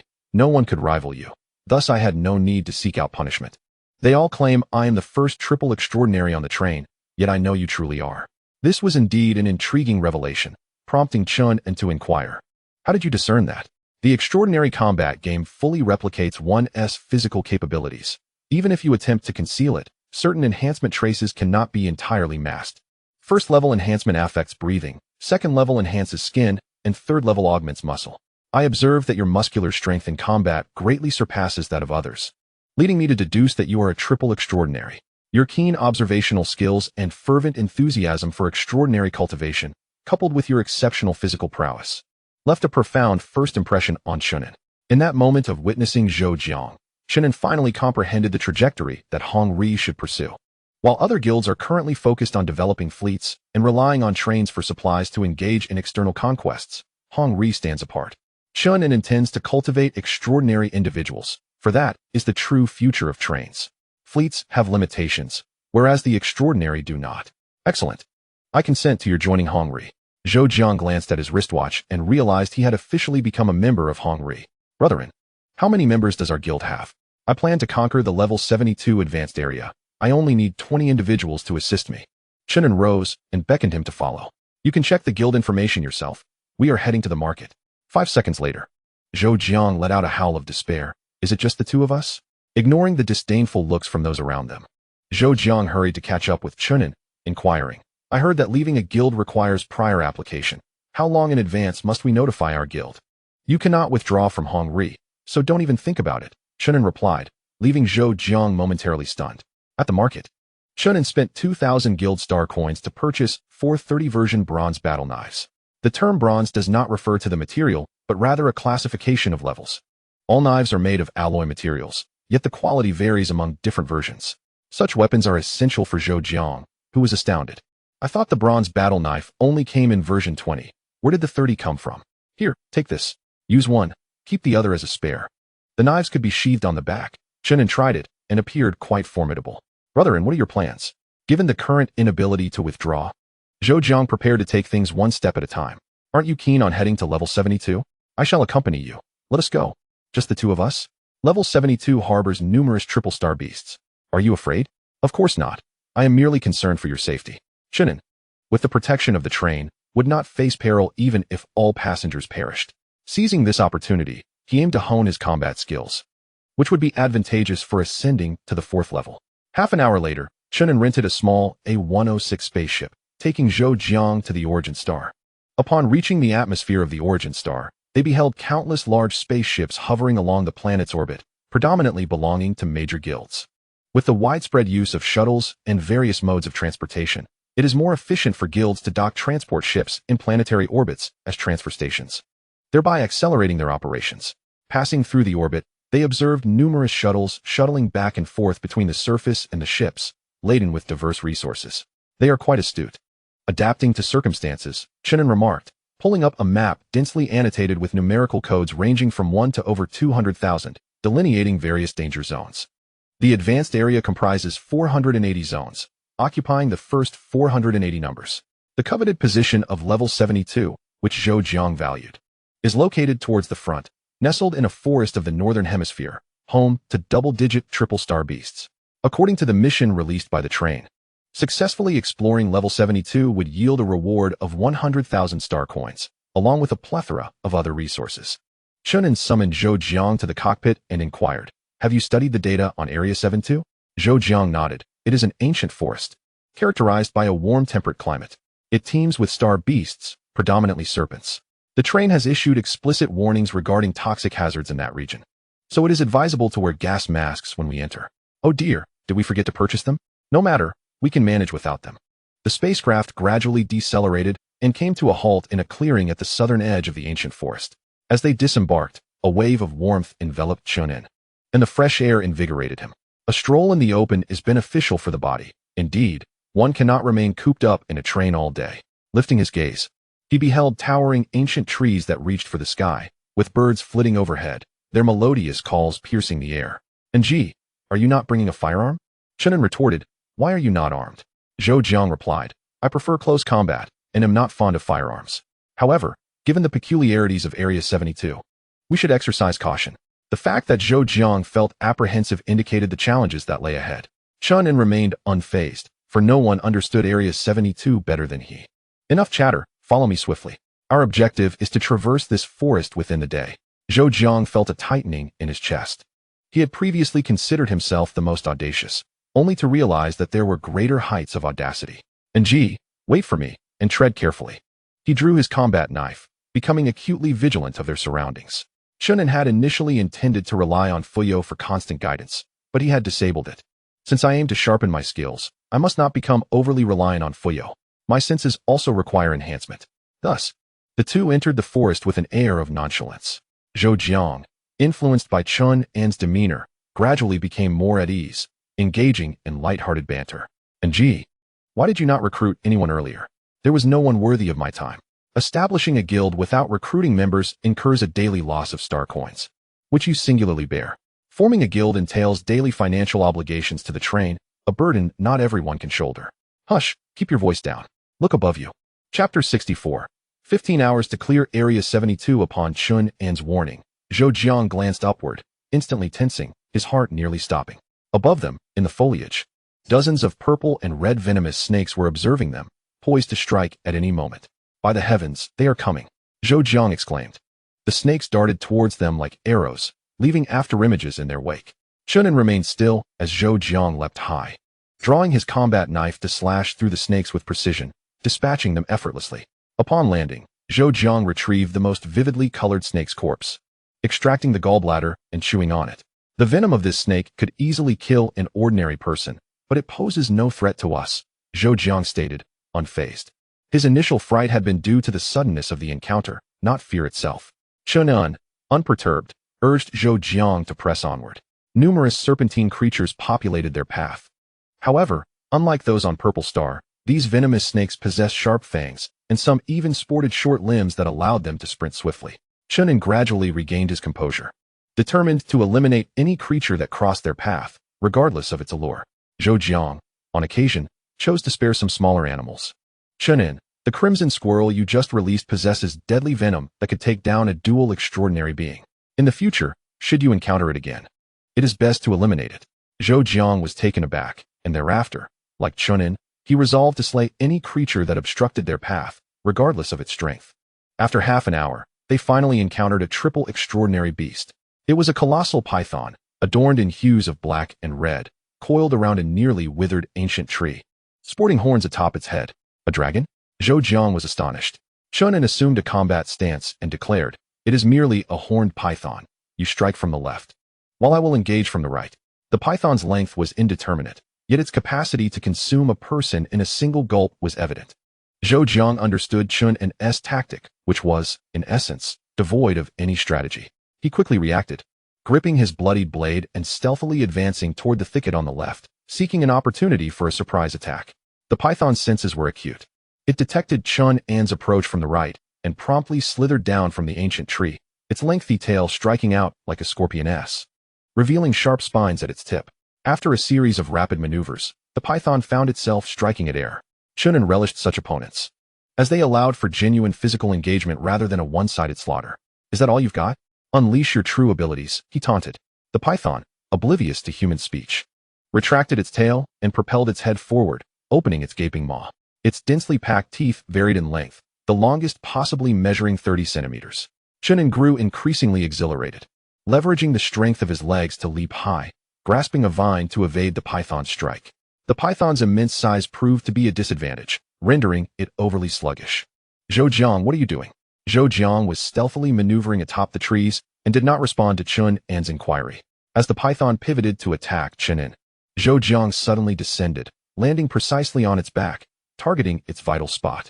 Strike the snake at its 7 inches. This one was no exception.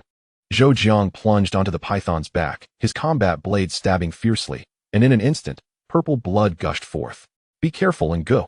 In pain, the python attempted to throw Zhou Jiang off, thrashing its body and demolishing a multitude of trees. Chen An, caught off guard, was struck on the shoulder by a falling tree. It did not hurt. Rather, it was the tree, the thickness of a bowl, that broke upon impact. It seems my method of testing physical strength is flawed." Chen An decided to discard his weapon and used his fists to strike the ancient wood. A resounding crack echoed as a massive gash appeared in the tree. "Indeed, my physical strength rivals that of the blade. After all, the weapon is merely an external tool." After slaying the python, Zhou Jiang approached and inquired what Chen An was doing. "Zhou Jiang, punch me in the chest." "Are you certain? Spare me the chatter." Without hesitation, Zhou Jiang delivered a punch with 70% of his strength. A dull thud resonated as Chen An was propelled backward. The enhanced muscles had not solidified into stone, but instead absorbed and released the force. I surmise that the enhancement for a triple extraordinary being focuses on the flexibility of the muscles. Zhou Jiang had no explanation to offer, and Chen An activated the Fuyao, articulating his doubts.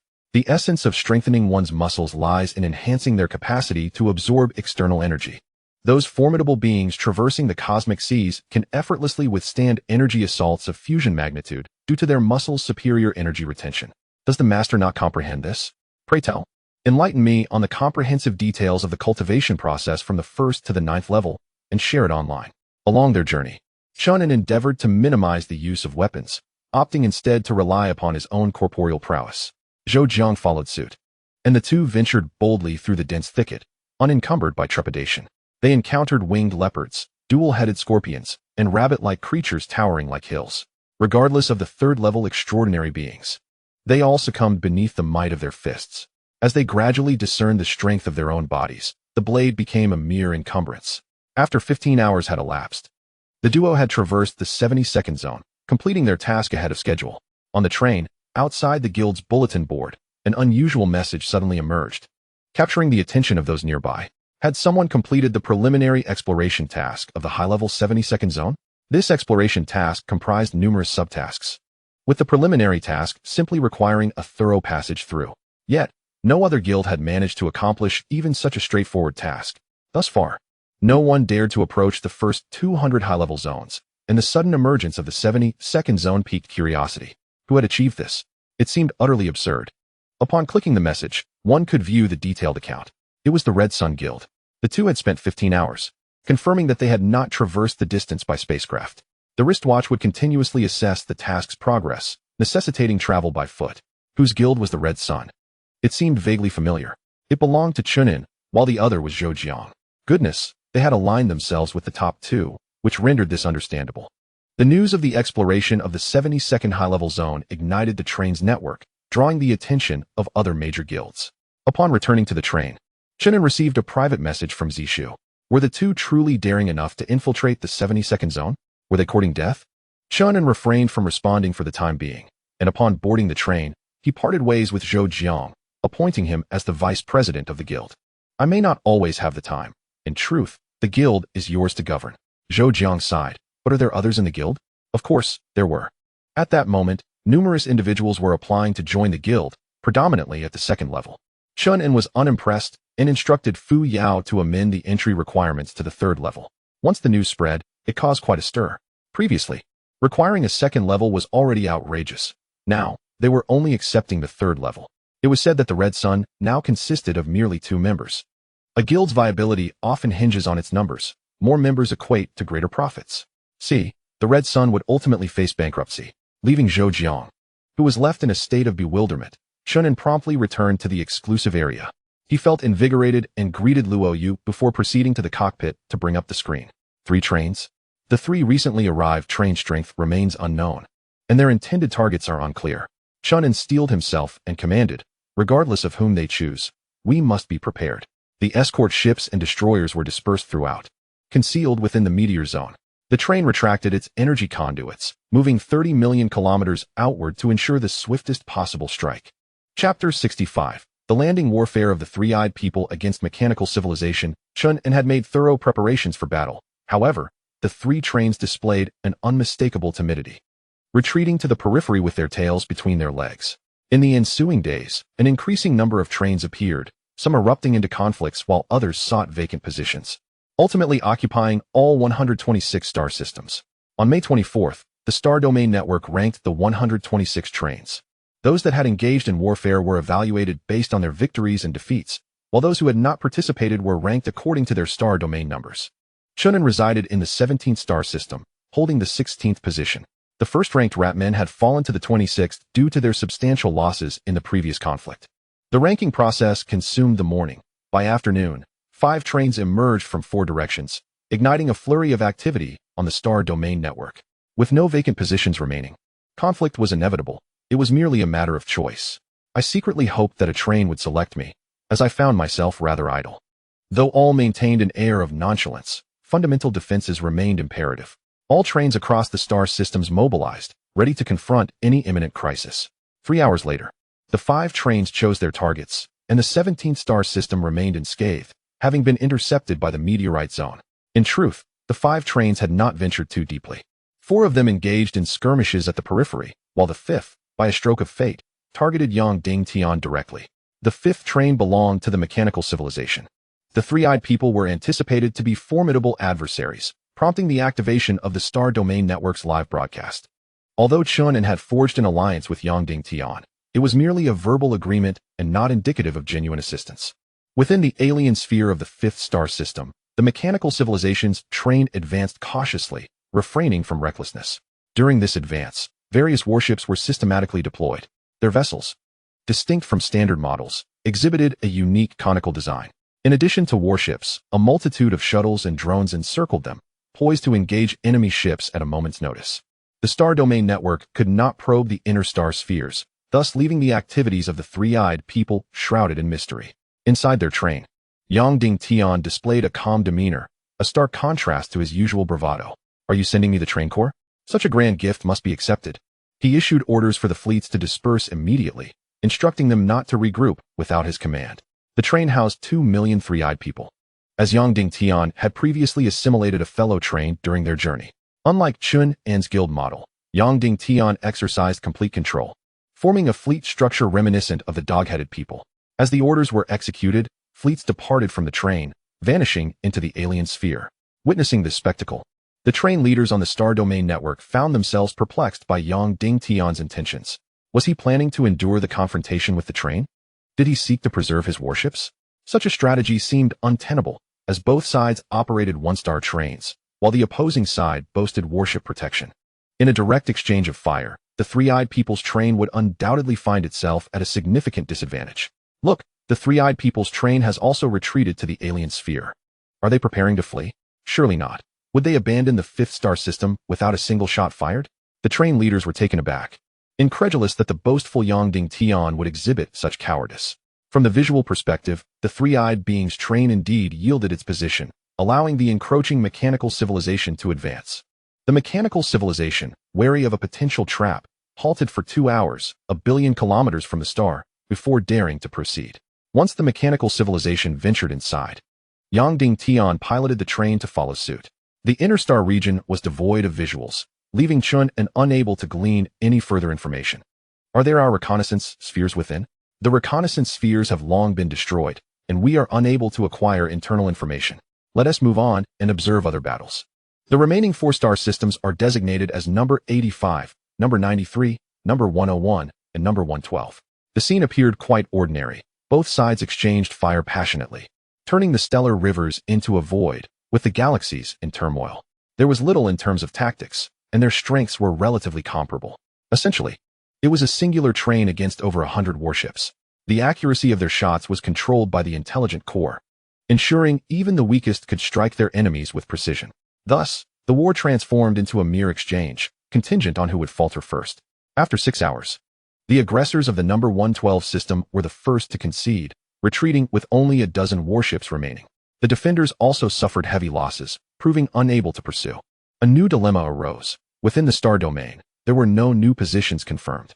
The fleeing train could not exit the star domain. It must find a system to dock, or its energy would be depleted. Aside from number 112, the aggressors in the other 3 systems faced similar predicaments. They could not fight to the bitter end. Upon realizing victory was unattainable, they hastily maneuvered their trains to escape. The atmosphere within the star domain network suddenly turned tense. However, the information remained insufficient. Had they been privy to the circumstances within the star domain beforehand, they would undoubtedly have fought to the last breath. Now, it was a matter of where they would flee. Rhoda, are you there? Please refrain from disseminating information indiscriminately. Be wary of becoming a public enemy. Rhoda replied. Everyone need not worry. There are no vacant star systems, and I certainly will not initiate contact. Regardless of their destination, I implore all not to vie for dominance. The 4 trains are soft targets, and everyone wishes to seize the opportunity. Chen An also contemplated, should anyone dare to invade his system, they would be swiftly subdued. Fuyao, retract the warships from the outer circle, withdraw all defenses. The master is truly astute. This will entice the external trains to enter. Chen An expressed his concerns. That is not guaranteed. We have an asteroid belt outside. What if they choose not to enter? Initially, he had considered everything meticulously, yet he had overlooked this possibility. Do not fret, master. The more difficult a place is to enter, the more they may wish to explore, especially since the other star systems are heavily fortified. Chen An responded, let us leave it to chance. The speed of the 4 trains was inadequate. They meandered cautiously, retreating at the slightest indication of defensive presence within a system, akin to startled birds. 5 hours later, activity was reported in the number 5 system. Surprisingly, the mechanical civilization's train was in retreat. No one knew what transpired within. The 3-eyed beings had achieved a comprehensive victory.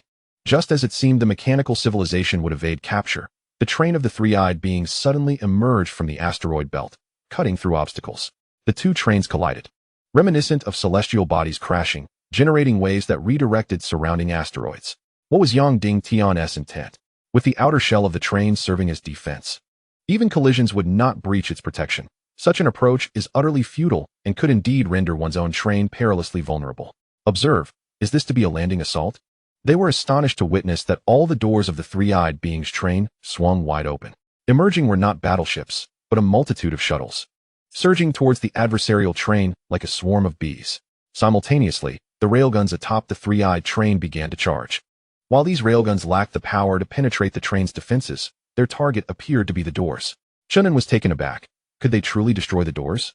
The doors are the most vulnerable points on the train. A brilliant beam of light shot forth, obliterating the doors of the opposing train one by one. The shuttles rushed in, commencing the landing operation. The warfare was not particularly brutal, as the overall strength of the 3-eyed beings surpassed that of the mechanical life forms, resulting in a one-sided massacre. 4 hours later, Yang Tian entered the enemy's cockpit and personally slayed the conductor of the mechanical civilization's train. Silence enveloped the star domain network. Chapter 66. Squeezing soft persimmons. The 4-armed beings, to speak frankly, the war commanded by Yang Tian was not particularly dazzling, yet it provided significant insights to other conductors, especially Chen An. He now realized that warfare between trains need not always aim for destruction. Occupation is also a viable strategy. Fuyao, did the train not retaliate after the 3-eyed beings boarded the mechanical civilization's train? The train's defensive capabilities lie externally. How can it counter internally? Were they merely to watch the enemy enter? What of the passengers and the conductor? Chen An suddenly understood. Conducting operations aboard the train should indeed be permissible, right? It appeared that Yang Dingtian had been aware of this all along, deliberately feigning weakness to find an opportunity to annihilate the enemy's battleships. Shortly thereafter, Yang Dingtian's three-eyed civilization ascended to the top rank without dispute. For on the surface, the three-eyed beings were assured of acquiring a core and unlocking the train's unique abilities. As for what these abilities entailed, no one knew. Half an hour post-war, Yang Dingtian sent a message to Chen An, exuding exuberance. Chen An replied, "Congratulations. Haha. This time I won by sheer luck. I nearly lost. Have any trains approached you? Not yet. It seems results will only manifest tomorrow. Yang Dingtian, aren't you curious about what abilities I have gained? That is confidential. I certainly cannot ask casually. The ability enhances the train's front, bestowing greater aggressiveness. Next time I encounter another train, I shall ram it head-on." Chen An was uncertain of Yang Dingtian's intentions and engaged in casual conversation. Before long, Chen An suddenly received a reminder from Fuyao. A train may be heading our way. Chen An immediately perked up, severing the communication and instructing Fuyao to display the visuals. From the display, they could see the train meandering outside the meteor zone, dispatching numerous reconnaissance vessels. The 17-star system was vast, exceeding the reconnaissance range of a single-star train. Fuyao, direct the battleships in the inner star circle to the opposite side of the star and retract the train a bit to lure it in. Fortunately, at that moment, the origin star had shifted to the other side, making it undetectable to the extragalactic train. Given the circumstances, the interstellar train finally made the decision to advance. Inside, a humanoid creature with 4 arms was exceedingly tense, fearing unforeseen events within the galaxy. In the cockpit, the conductor furrowed his brow, hesitating to issue the final command. The intelligence system cautioned that the remaining energy of the train was insufficient to reach the next star system. Regardless of potential adversaries, we must confront the challenges ahead. Alas, had we known these star systems were already occupied, we should have fought to the bitter end from the outset. There was no other recourse. All warships must be dispatched to expand our control. The train moved steadily forward, flanked by dozens of warships, their last vestige of power. The situation in the 17-star system garnered the attention of the stellar network, prompting other conductors to lament Chen An's fortuitous luck. The 17-star system was rather remote. Yet even such a soft target had been captured. Humanity was astute, intentionally withdrawing defenses. Upon learning of Chen An's actions, other star systems hastily followed suit, vying to lure the remaining 3 trains into a trap. Meanwhile, Chen An discovered the identity of the invaders. 4-armed humanoids? Other than possessing limbs, how were they humanoid? This species had a round head and uniquely arranged facial features, reminiscent of the aliens Chen An had previously encountered. "Master, we have been detected. Then let us prepare for battle. The warships shall remain concealed for now, lest we frighten them away." At that moment, within the 4-armed being's train, the conductor was taken aback. Initially, it was merely a gamble to enter.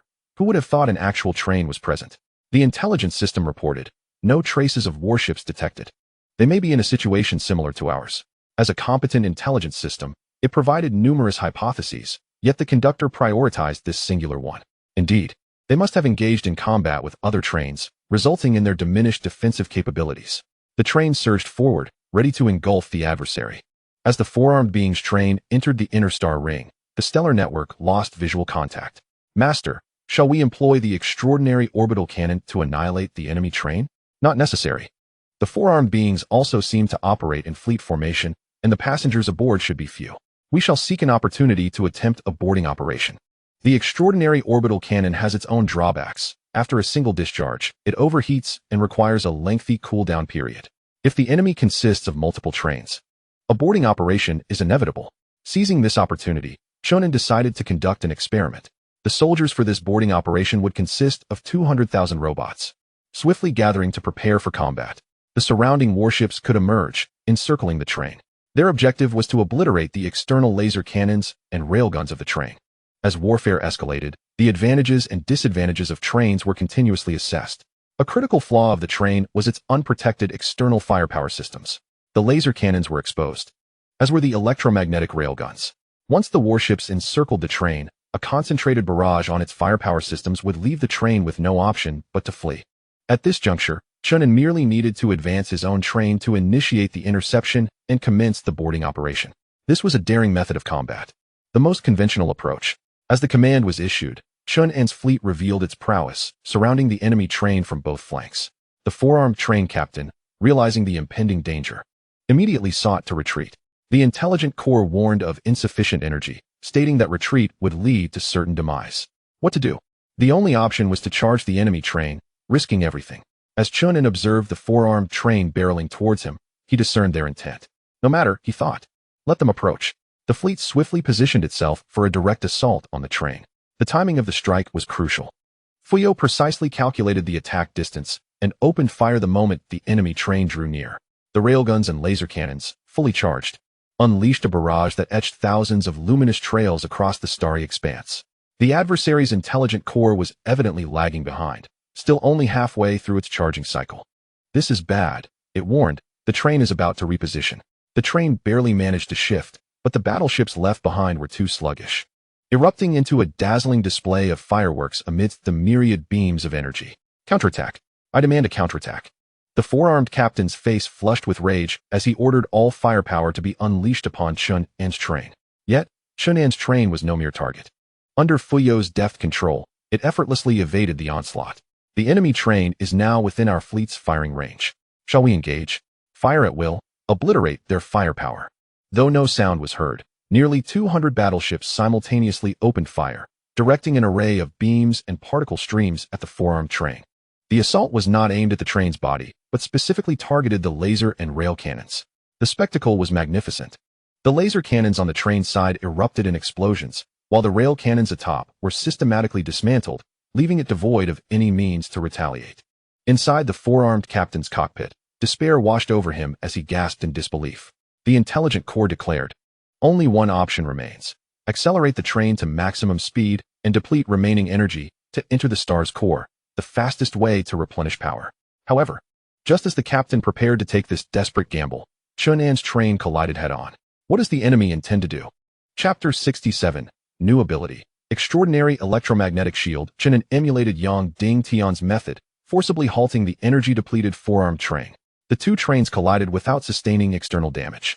Yet, the four-armed train suffered severe damage to its power core from the violent impact, causing its energy supply to dwindle, making it exceedingly difficult to restart. The enemy train is about to lose all power. It will follow us in orbit around the star, allowing the master to initiate a ground assault at any time. Good. Blast open their hatch. The laser cannons lacked sufficient power, prompting the rail cannons atop the train to rapidly charge, sequentially breaching the train's hatch. In areas where angles were misaligned, the surrounding fleet converged to destroy the remaining hatches. They intend to board the train? The four-armed captain, grasping Chen An's intent, immediately issued an order for full mobilization. Shortly thereafter, countless shuttles surged through the hatches. Instead of docking at the landing pads, they veered to the sides, releasing drones that engaged and eliminated enemies on sight. A considerable number of four-armed passengers remained, who, utilizing the train's interior for defense, managed to shoot down the drones in rapid succession. In this realm, there are neither residential areas nor markets, and the armaments of the four-armed beings are rather rudimentary, consisting solely of ordinary kinetic weapons. Upon learning of this situation, Chen An inquired about Fuyao's reasoning. Previously, when confronted by the dog-headed beings, they were capable of employing laser weaponry. Why, then, could the four-armed beings not do the same? Not all trained conductors possess formidable control. They differ from you, the master. You are a natural choice endowed with absolute authority. The other conductors are selected postnatally and can be overthrown. It is entirely reasonable to impose certain restrictions upon the passengers. Other conductors can indeed be usurped. The postnatally selected conductors are not strictly bound to the train's identity. Any sufficiently strong passenger can ascend to become the new conductor, as permitted by the rules. Is there a possibility that someone might overthrow me? Your stability is also a component of the rules. Why do I possess such privileges? Who grants them? Fuyao has no pertinent information. Chen An found himself perplexed, yet recognized this as a favorable circumstance, deeming it unnecessary to delve deeper. He could assign certain tasks to the passengers. With the outcome of the war predetermined, Chen An felt a momentary sense of relief and turned to exit the cockpit. In the lounge, Luo Yu reclined gracefully on the sofa, her slender, dark green form leaning elegantly against the cushions. Truth be told, had Luo Yu been human, Chen An would have found it difficult to contain his feelings. Unfortunately, he realized that a mental connection often parallels an online romance. It is wise to avoid real-life encounters, for one can never truly ascertain whether the person on the other side of the screen is human or specter. Luo Yu was engrossed in a film brought by Chen An from the Purple Star, her branches adorned with green leaves swaying gently, transforming Chen An's lounge into a quaint woodland retreat. What are you watching? Upon hearing Chen An's voice, Luo Yu promptly retracted her branches, coalescing them into two smooth, jade-like arms that gleamed with a lustrous sheen. If he were to close his eyes, Chen An felt he could play with those hands for an entire year. I am watching a drama performed by you humans. It is quite fascinating. Would you like me to prophesy? Not necessary. Please continue. Indeed, it was a dramatic performance, with its cacophony eliciting a shiver down Chen An's spine. He genuinely struggled to comprehend such artistry. Intriguingly, Luo Yu could resonate with the drama from the Purple Star, even managing to hum a few lines with a voice remarkably similar. Are you capable of learning human languages? Luo Yu exclaimed with delight. I am currently learning. Once I master it, can I go outside? Chen An nodded, albeit without providing a definitive answer. At that moment, in the rear carriages, passengers were abuzz with discussions regarding the train's sudden announcement of a task. Surprise task. Board the complimentary shuttle to engage in combat within the enemy train. Each four-armed being slain counts as a completed task, with no limit to accumulation. There were two stipulations attached. Firstly, this task can only be undertaken individually, without entering the guild system.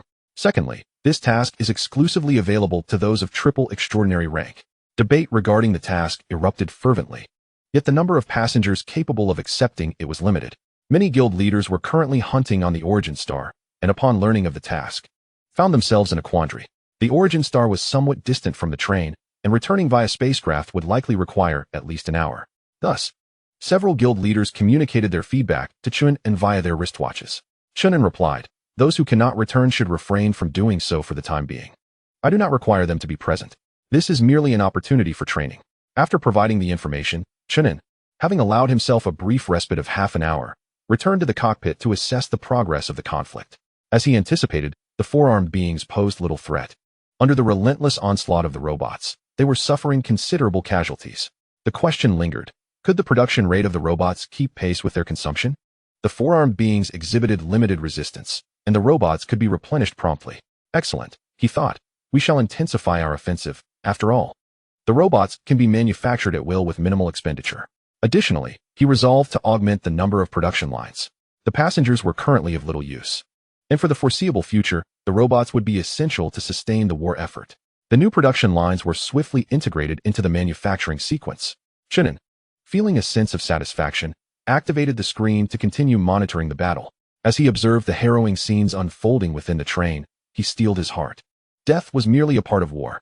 As long as it did not befall his own, it was inconsequential. Approximately 8 hours later, the resistance across the carriages dwindled significantly, and Chen An received a message of surrender from the four-armed train conductor. He contemplated for a considerable time before ultimately pronouncing a death sentence upon them. Throughout this journey, there had been many passengers. It was unnecessary to harbor those who might harbor animosity towards him. It was most prudent to eliminate them all. Caution and safety were paramount. Survival was the key to everything. Given these considerations, he could not afford to grant the four-armed beings a chance to surrender. Subsequently, he accessed the stellar domain network, learning that 3 other trains had ventured towards the central star systems. The conductors expressed envy, as such easy targets were rare. Another 4 hours passed, and Chen An received news of the execution of the four-armed train conductor. Interestingly, this conductor was not slain by the robots, but was personally executed by Zhou Jiang. Such a trophy was indeed commendable. Chen An instructed Fuyao to announce this victory throughout the train, increasing the original reward by 100,000 star coins. Once it was confirmed that the four-armed train was entirely under control, Chen An boarded his exclusive spacecraft to land and retrieve the core from the cockpit. Upon his return, he promptly consumed it, hoping to gain enhanced maneuverability. While spatial jumping was commendable, its practicality was limited and could only be utilized in critical moments. To Chen An's delight, the train acquired a new capability. Extraordinary electromagnetic shield consumes energy crystals to create a temporary shield capable of withstanding attacks from extraordinary orbital cannons. The more energy crystals consumed, the stronger the shield. The shield did not materialize from thin air. The generator was located adjacent to the extraordinary orbital cannon, resembling a small-scale accelerator. Yet again, it was a significant consumer of energy crystals. Fuyao, how much energy does it consume to activate the shield? A minimum of 100 units. And a maximum of 100 million units. 100? The electromagnetic shield does not require full activation. It can selectively protect certain structures. 100 units of energy crystals is the expenditure to shield a particular laser cannon. Chen An immediately felt a surge of excitement. The train's most significant weakness lay in its external firepower system, but with the targeted protection of the electromagnetic shield, he need not worry about enemy destruction. This capability was indeed splendid. Chapter 68. The Tree People intercept and invade the stellar domain network with the sequential resolution of the 4 trains. The leaderboard was restructured. The Fuyao civilization ascended to the 10th position. Had it not been for the prior severe blows dealt to the 4-armed beings, diminishing the overall value of this conflict, their rank could have continued to rise. Over the course of the next 3 days, new trains continuously invaded the star domain, igniting the flames of war at every moment. Some star systems successfully defended themselves, while others fell to the invaders. On May 28th, a remarkable 10 trains entered the star domain in succession, causing quite a stir. This was an unprecedented influx, leaving one to ponder their destination. To be chosen is both an opportunity and a peril. I sincerely hope they engage the outer layers first, failing to penetrate deeper and merely delivering supplies thereafter. For heaven's sake, our outer layer is already scarce in resources. Are we to toil for naught? Calm yourself, brother. I was merely jesting. The rules remain unchanged. No information shall be given to the newcomers, allowing them the freedom to choose. There have been many instances where battered vessels fled, becoming easy prey. Numerous early trains have reaped the rewards. Yet, as time stretches on, the outer layer vessels will not allow this state of affairs to persist. Whenever they detect an opponent's retreat, they will surely fight with all their might. As such, even if the outer layer trains achieve victory, they will still face the daunting prospect of being overwhelmed by more incoming trains. However, after half a day, 5 new trains still succumbed to becoming easy targets, meandering into the inner layer under the watchful eyes of countless hungry wolves. As hours passed, Yang Dingtian sent congratulatory messages to Chen and brother. What remarkable luck do you possess? One of the trains was irresistibly drawn to the 17th star system, careening toward the meteor zone without a backward glance. Chen An chuckled lightly. My position is quite advantageous, and luck is on my side. He had been quite leisurely for some time, and finally, good news arrived to stir him into action. However, upon completing all necessary preparations, Chen An was astonished to discover that the train had inexplicably retreated, redirecting towards the adjacent 16th star system. Fuyao, what does this mean? The detection ship in the outer layer has intercepted a signal from the 16th system, possibly indicating interference from the Tree People. With a loud clap, Chen An sprang up, the control panel trembling beneath his touch. The Tree People wish to intercept? Immediately connect me with Mance. Shortly thereafter, Mance's dark green visage appeared on the screen. What is the matter? Are you not violating the rules with your actions? What have I done? Interfering with the trajectory of interstellar trains is a rule adhered to by all members of the Star Domain Network. Mance shook his head, the branches atop his head appearing particularly comical. That is not true. I have never interfered. Oh, but how did that train end up here? My apologies. It seems they thought your location was difficult to assault and sought to try their luck here. I must prepare for battle. Let us leave it at that. After the communication ended, Chen An's face turned ashen with fury. Fuyao, how should we handle this? The signal has been deciphered. The Tree People have relayed our information to the opposing side. Master, I recommend uploading the content to the Star Domain Network. Is it of any use? The Star Domain Network is merely a public communication platform, with rules that are rather weak. Just as he was speaking, Fuyao reminded him that the train, which had initially entered the 16th star system, had now exited, redirecting towards deeper territories. Offending others has yielded no benefit for them.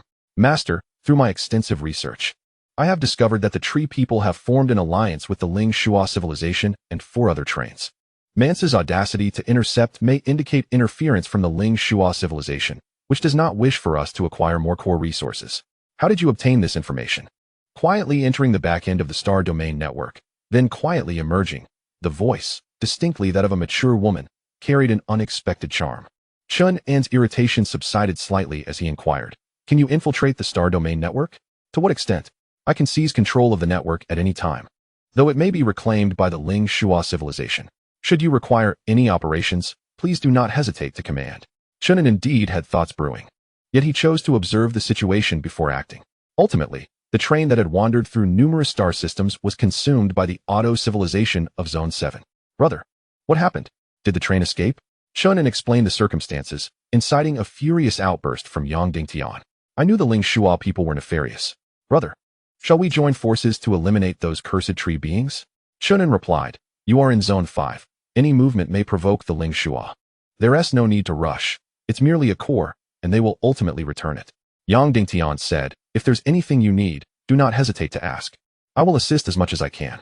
After ending the communication, the smile on Yang Dingtian's face gradually faded. According to Teacher Li's prophecy, the three-eyed civilization would eventually perish.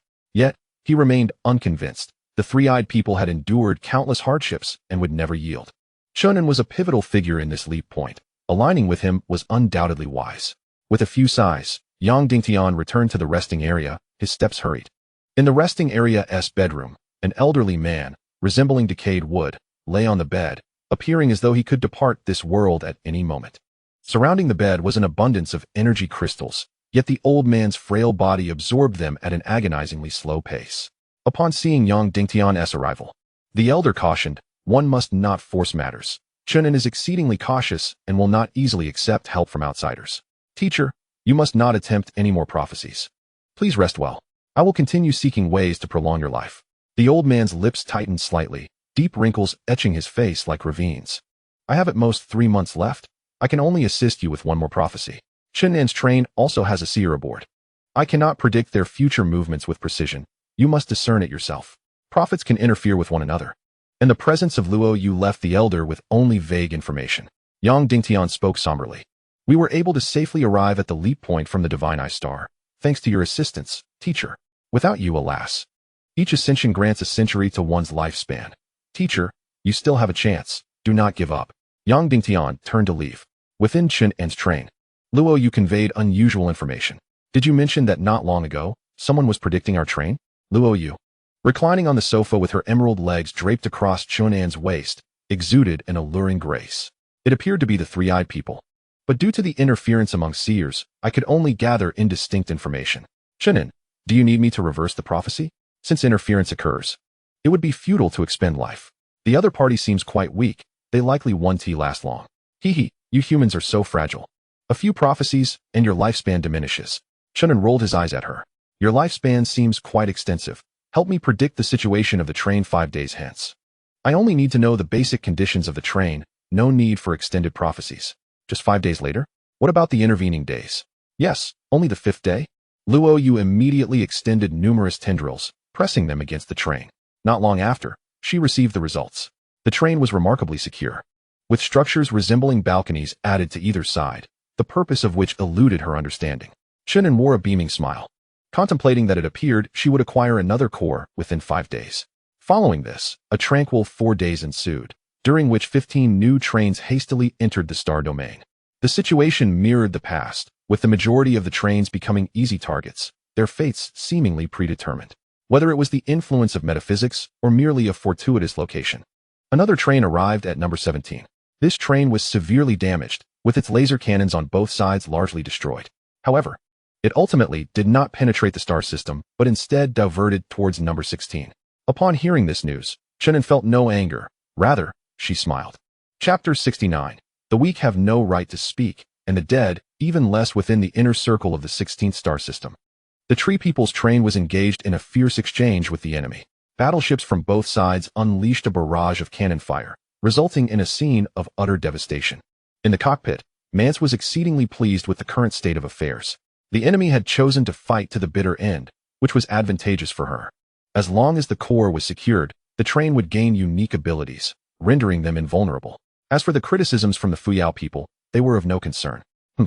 Rules? Power is the only rule that matters. Speaking of which, the Star Domain network is truly convenient, facilitating communication with other trains. Suddenly, a communication request flashed on the screen, originating from the Ling Shua civilization. Mance opened the communication, grinning widely as she said, "Everything is proceeding smoothly." To which Chen An offered no response. On the other side of the screen, Luo De smiled warmly and gently remarked, "We must conclude this battle swiftly. Securing the core is of utmost importance. Rest assured, the enemy is no match for us." Once assured, the communication was terminated. In the 4th star system, vibrant and colorful trains traversed the tracks, resembling a dazzling ribbon. Occasionally, Ling Shua individuals departed the trains in spacecraft, racing towards the only habitable planet within the star system. For them, mere survival was no longer a pressing necessity. Rather, striving to elevate their status within the train was paramount. The highest status, of course, belonged to their train leader, Luo Da. In the cockpit, Luo Da ended the communication with Mance, and the smile on his face vanished as swiftly as a magician's trick, replaced by a stiff, lifeless expression. To ensure that you receive as few cores as possible, I have truly exerted considerable effort, he muttered. Mance was also inept. The previous core had been acquired by those mechanical debris from Otto. Am I to be labeled as a saintly civilization? Huh. Just wait until you witness the saint devouring flesh. Do not be caught off guard. He spoke to himself as he departed the cockpit, entering a spacious room in the rear.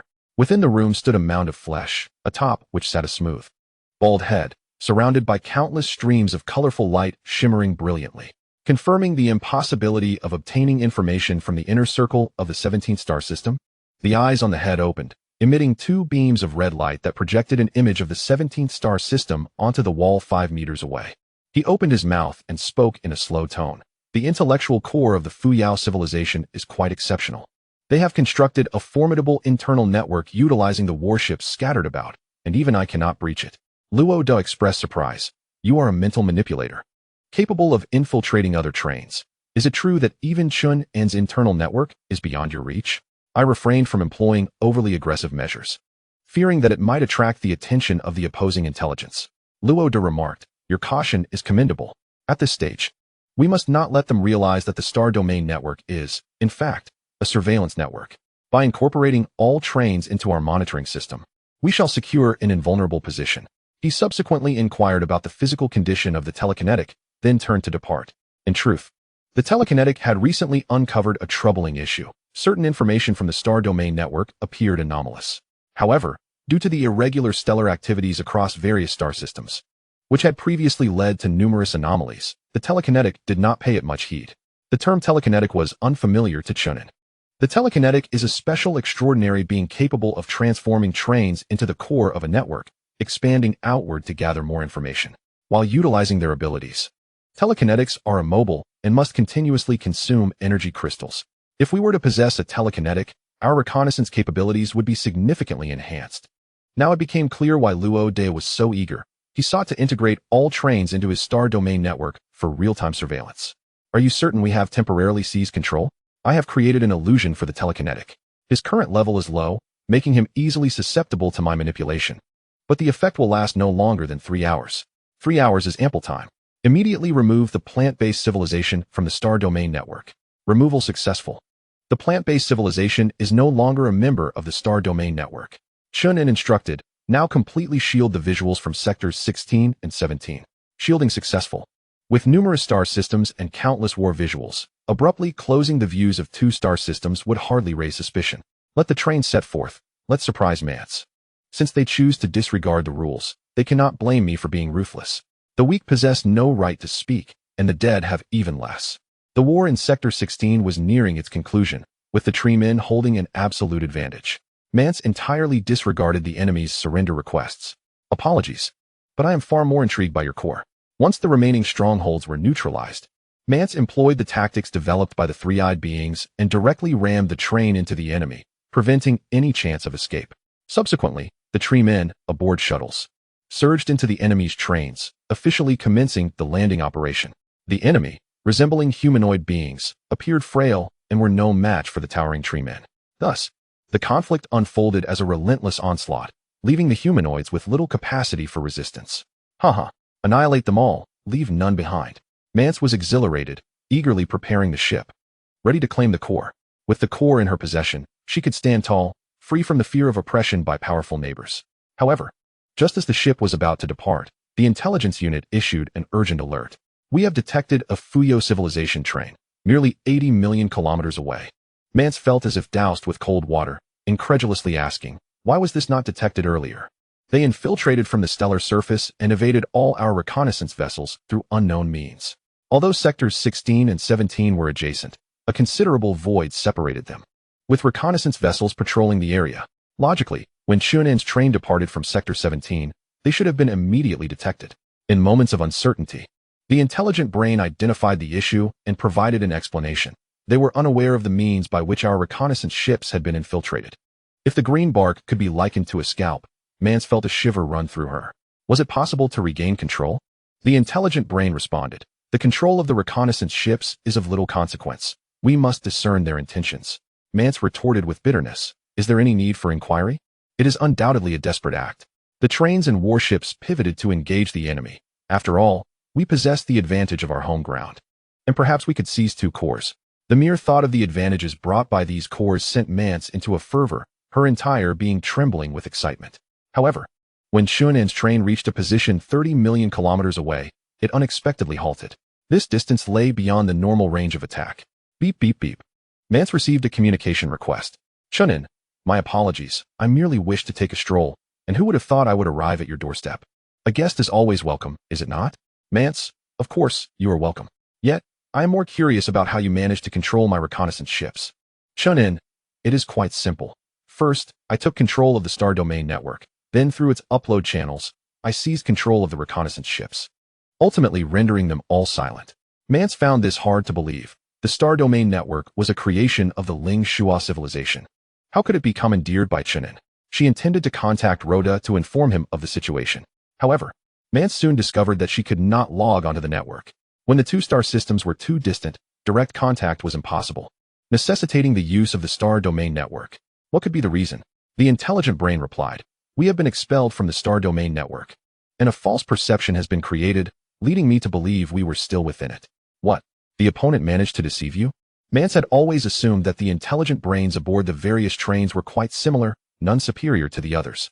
It was only now that she realized that the intelligent brain could indeed be misled. Chen An, I want to delve into other matters, but I must ask, do you have any last words? Last words? Haha, what makes you think you can defeat me? Mance's voice abruptly ceased, her limbs thrashing wildly. She recalled a crucial detail. Chen An had previously obtained a core. Could it be that his train possessed special abilities? Chapter 70. The train devours 2 cores simultaneously. With a hint of trepidation regarding these special abilities, Mance softened her tone slightly. After all, we are neighbors. There is no need for enmity. Moreover, the star domain network has regulations. Once joined, mutual attacks are forbidden, or else we would face retribution from other trains. Chen An reclined comfortably in the driver's seat, a goblet of half-filled cola in his left hand, swaying it gently. You may instruct your intelligent brain to attempt accessing the network, without needing Mance's command. Her intelligent brain had already begun the endeavor. Yet, it was met with astonishment as it discovered that the train could no longer connect to the star domain network. Master, Rhoda has deceived you. In the eyes of the intelligent brain, only the Ling Shua civilization possessed the capability to expel them from the network. However, this revelation left Mance perplexed. Rhoda had only contacted her recently. How could he have changed his stance so swiftly? Chen An, have you employed some trickery? Chen An took a large gulp of icy cola, the chill surging to his head. He chuckled lightly. Are you foolish? I previously informed you that I had taken control of the star domain network. Whether you are aware of it is inconsequential. After all, I am merely biding my time. Fuyao, are you ready? The supply of 8,000 energy crystals has been fully replenished, and the charging has concluded. Chen An displayed a grotesque yet benevolent smile at the screen featuring Mance. Fire, accompanied by a resounding blast. A colossal beam of light erupted from the front of the train, hurtling towards the plant-type train. In that fleeting moment, Mance stood frozen in shock. The intelligence system incessantly emitted evasion alerts, yet their train lacked the necessary speed to intercept the previous enemy. Even with the power systems operating at full capacity, escape proved impossible. The beam, akin to a mighty staff and more radiant than the nearby stars, penetrated the front of the plant train, traversing through it entirely. The beam's momentum remained unabated, piercing through another train midsection, instantly vaporizing numerous trance and humanoid creatures engaged in combat. There was no sound, nor were there the lamentations of dying beings. It was strikingly mundane. Chen An finished his soda in one gulp, burping contentedly. If they seek their demise, who am I to stop them? Annihilating a train is as simple as that. Fuyao, how long is the cooldown for the railgun? If actively assisted in cooling, it can be reduced to 2 hours. Very well, initiate the active cooling. In 2 hours, I shall reclaim control of the star domain network, and the footage can be broadcast. Any dissenters are welcome to meet their end, with the prospect of acquiring a new train core, too. In fact, Chen An's confidence surged, bordering on arrogance. Over the next 2 hours, he commanded robots and passengers to engage in combat, thoroughly dispatching both dilapidated trains and securing the cores. The humanoid creatures aboard the other train bore little resemblance to humans, possessing merely some similar traits. The train conductor fell victim to Zhou Jiang once again, leading Chen An to suspect his proficiency in such matters. As for Mance, she had long been obliterated alongside the train's front, leaving no trace behind. Fuyao. If my train devours both cores simultaneously, will I acquire one ability or two?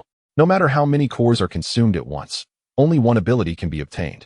However, the more cores, the stronger the ability. After considerable hesitation, Chen An decided to relinquish both cores.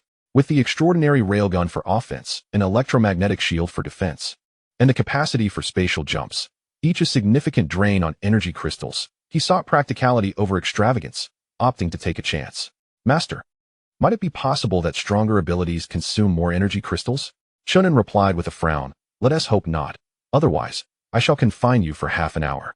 Master cannot do without me. Confinement is not an option. Chen An chuckled, realizing that jesting with Fuyao fostered her growth. After approximately 10 minutes, the train finally completed the consumption of the 2 cores. Filled with anticipation, Chen An stood rubbing his hands together, eager for a delightful surprise. Half a minute later, he received a notification from Fuyao. The train has acquired component. Observation deck. Observation deck. The train can extend observation platforms on either side, allowing passengers to admire the starry sky. Chen An remained in stunned silence for a considerable time, requiring multiple reminders from Fuyao to comprehend the situation. Please tell me this contraption is merely an entertainment facility? It cost me 2 cores. Chen An felt a mix of excitement and regret. Had he known this would be the outcome, he would have diversified his investments. Master, do not rush. Perhaps it is wise to first observe the effects of the observation deck. In the scene, the outer sides of the train's carriages slowly extend outward, forming balcony-like structures approximately 100 meters wide. Both the ground and the glass windows are constructed from the same materials as the original carriages. Simultaneously, numerous pairs of double doors have been opened between the observation deck and the carriages, allowing passengers to exit at will, provided they have the necessary permissions. Initially, Chen An felt even more frustrated after witnessing this. Was this merely a slight widening of the carriage? What purpose did it serve? The carriage was already spacious enough. Passengers did not require a more comfortable environment. He was not a miser, but he understood that this was not the time for indulgence. There was no justification for offering passengers such lavish service. While he voiced his grievances, the remaining passengers in the carriage were astounded. They watched in disbelief as balconies emerged on either side of the carriage, creating an expansive space. When someone approached the double doors on the carriage wall, the glass doors opened automatically, signaling that they could step outside. Would it be safe? To their astonishment, the floor outside was made of glass, revealing the starlit sky beneath their feet. Who would dare to venture out? For a long moment, no one moved, until a fearless individual boldly stepped outside. The opening of the carriage doors indicated that the external environment mirrored their own, dispelling any fears. As this pioneer took the lead, others followed suit, gasping in awe. They experienced the sensation of standing beneath the stars for the first time, acutely aware of the abyss beneath them. While some were consumed by mindless trepidation, others began to contemplate the implications of this new feature. Look over there, it's a hatch. It seems there are numerous hatches. And look below, there are several grasp-like structures. Could that be a docking area for spacecraft? This means that in the future, we might exit directly from here without passing through a landing pad. As they uncovered these features, Chen An also made the same realization. While it was advantageous for passengers to exit more swiftly, the benefit was not immediately apparent. Fuyao, since you possess greater knowledge, please elucidate this matter for me. Regardless of whether it is the extraordinary rail cannon or the electromagnetic shield, these are merely temporary capabilities, destined to be surpassed by even more formidable powers in the future. However, the observation deck will accompany the train indefinitely, endowed with the following functions. First, beneath the observation deck lies a multitude of docking points, where small spacecraft or shuttles can berth, should the train require a rapid external strike. We will possess the utmost speed. Master, you are well aware that without this functionality, it would take passengers half an hour or even an hour to exit from the landing pad. Second, once all passengers have upgraded to Starwalkers, they will no longer need to crowd towards the landing pad. They can flow out seamlessly from the observation deck. Imagine, while other trains are still organizing their passengers, ours will have already boarded the enemy ship like a swarm of locusts, ensuring a clear advantage. Third, the train can continue to expand outward from the observation deck in the future, for instance, by adding new carriages side by side. Thus, the observation deck will serve as a passage connecting the new carriages. Without the observation deck, the train would be unable to expand laterally and could only increase in length. However, as the train's star rating rises and the number of carriages increases, excessive length may render it vulnerable to targeted attacks. Fourth, the observation deck consumes no energy crystals at all. After hearing these advantages articulated by Fuyao, Chen An nodded repeatedly in agreement. You have opened my mind. With the addition of the observation deck, not only do passengers find it more convenient, but the train itself benefits as well. It is indeed a splendid innovation. The most crucial aspect is that this contraption consumes no energy crystals. Subsequently, Chen An instructed Fuyao to issue an announcement, informing passengers of its usage. Everyone is permitted to use the observation deck at their leisure. After 2 hours, Fuyao relinquished the privileges of the stellar network. Chapter 71. If you don't mind. We could become brothers of different races. The train conductors are not idly passing the time. In order to solidify their positions, they must grow stronger and cultivate a loyal following. Only during their leisure moments do they peruse the stellar network to assess the situation and gather supplementary information, which can also be assisted by the intelligence systems. Recently, some conductors discovered that the outer layers of the 16th and 17th star systems had not displayed any visuals for quite some time. Previously, to ensure fairness, any conductor could freely view the outer layer visuals of other star systems, a default rule. What could be the cause? The 2-star systems have been devoid of imagery for an extended period. Even signal fluctuations should not persist for so long. Is Luoda present? Luoda did not respond, prompting other conductors to engage in discussions. The 16th system is home to the tree people, while the 17th is inhabited by the Fuyao. How could both face issues simultaneously? Could there be anomalous fluctuations in their vicinity? Unless a black hole suddenly emerged to disrupt the signals, what could cause such disturbances? I heard that a train initially set to journey to the 17th star system suddenly diverted to the 16th. What is going on? Similar incidents have occurred in recent days. These topics incited a fervor in Yongding Tian, who exclaimed vehemently, "The tree people violated the rules by sending information to an off-system train, revealing Chen An's secrets. Were I in his position, I would flee, fully aware of the inevitable demise awaiting me." The chat group erupted with indignation, with more conductors joining the fray. "This is utterly disgraceful. We agreed not to interfere with one another. If I were Chen An, I would certainly seek retribution against the tree people." Yongding Tian continued. "Chen An is still too merciful. The last time he was interfered with, he said nothing. Otto, the core you possess originally belonged to Chen An." After a lengthy pause, Otto replied, "I indeed possess the core, but I am not the instigator. This matter does not concern me. You speak at length. Do you have mere conjectures or tangible evidence? If you possess proof, present it." Yongding Tian retorted, "If I had evidence, would I allow that scoundrel man Say to escape unscathed? If the tree people can disregard the rules without consequence, then I shall do the same. Should I learn of an off-system train aiming to enter your star system, I shall divulge all your information to them. Let us see who suffers more." The disruptive behavior of Yongding Tian left the other conductors feeling powerless. Mother Insect commented, "The tree people, being a lowly species, lack any sense of morality. I propose they be expelled from the stellar network." "Luoda, speak up." Killian responded, "Exclusion is unwarranted, as there is no concrete evidence. We must establish definitive rules. Should anyone dare to transgress again, we, the conductors, shall unite and take decisive action." Each has their own perspective and stance, rendering consensus unattainable. A few minutes later, a conductor posed a pivotal question. Where is the conductor of the tree people? Why is their name absent from the list? Have they truly been expelled? What authority does Luoda have to enact such a measure? Meanwhile, the perpetually silent Luoda was in the cockpit, overwhelmed with stress. "Have you stated that the star domain network has lost control?" The intelligent brain responded, "A peculiar entity has infiltrated the backend, temporarily seizing control. It is highly probable that another telekinetic has emerged." Rotter bared his teeth. If there are still telekinetics within this star domain, it could spell disaster. "Have we traced the origin of the intruding trains?" Without control of the star domain network, our reconnaissance capabilities are severely hampered. However, rest assured, our telekinetic is endeavoring to reclaim the star domain network. It should be soon. Rotter awaited anxiously, and after 10 minutes, he learned that the star domain network had been restored, with no loss of information, albeit with slight alterations. The intelligent brain remarked, "The violet entity from the 16th star system has been excised, and its information link severed. Immediately retrieve the visuals of the 16th star system, including the inner star rings." Currently, aside from a few powerful star systems, the star domain network could access the inner star ring visuals of most systems. Upon viewing 2 damaged trains within the 16th star system, Rotter was incredulous. Who could have done this? As the visuals shifted, Chen An's train appeared brazenly. Indeed, it was him. A series of beeping communications ensued. Rotter answered, unable to muster more than a serious expression for Chen An. "What do you mean by this?" Chen An leaned casually against the pilot's seat and replied nonchalantly, "It means nothing, merely a token gesture. I have backed up all pertinent data regarding the star domain network. And I hope that henceforth, regardless of what data is collected, I shall have my share. That request is not excessive, is it? On what grounds do you presume I would acquiesce to your demands? Chen An chuckled. I have only just discovered that the star domain network possesses even greater capabilities. For instance, the ability to freely access the inner star rings of certain star systems and monitor the movements of trains. To be frank, I was genuinely deceived by your previous demeanor. Should you refuse my terms, I will make all this information public. You will become a pariah, with no place to hide.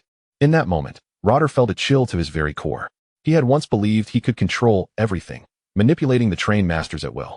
Yet today, he realized that there are greater forces at play, and someone had seen through his plans with clarity.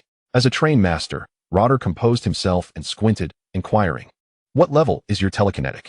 Chen An paused momentarily, quickly regaining his composure and responding casually, "Only the 3rd level, with a limited reconnaissance range. It can merely infiltrate the back end of the star domain network.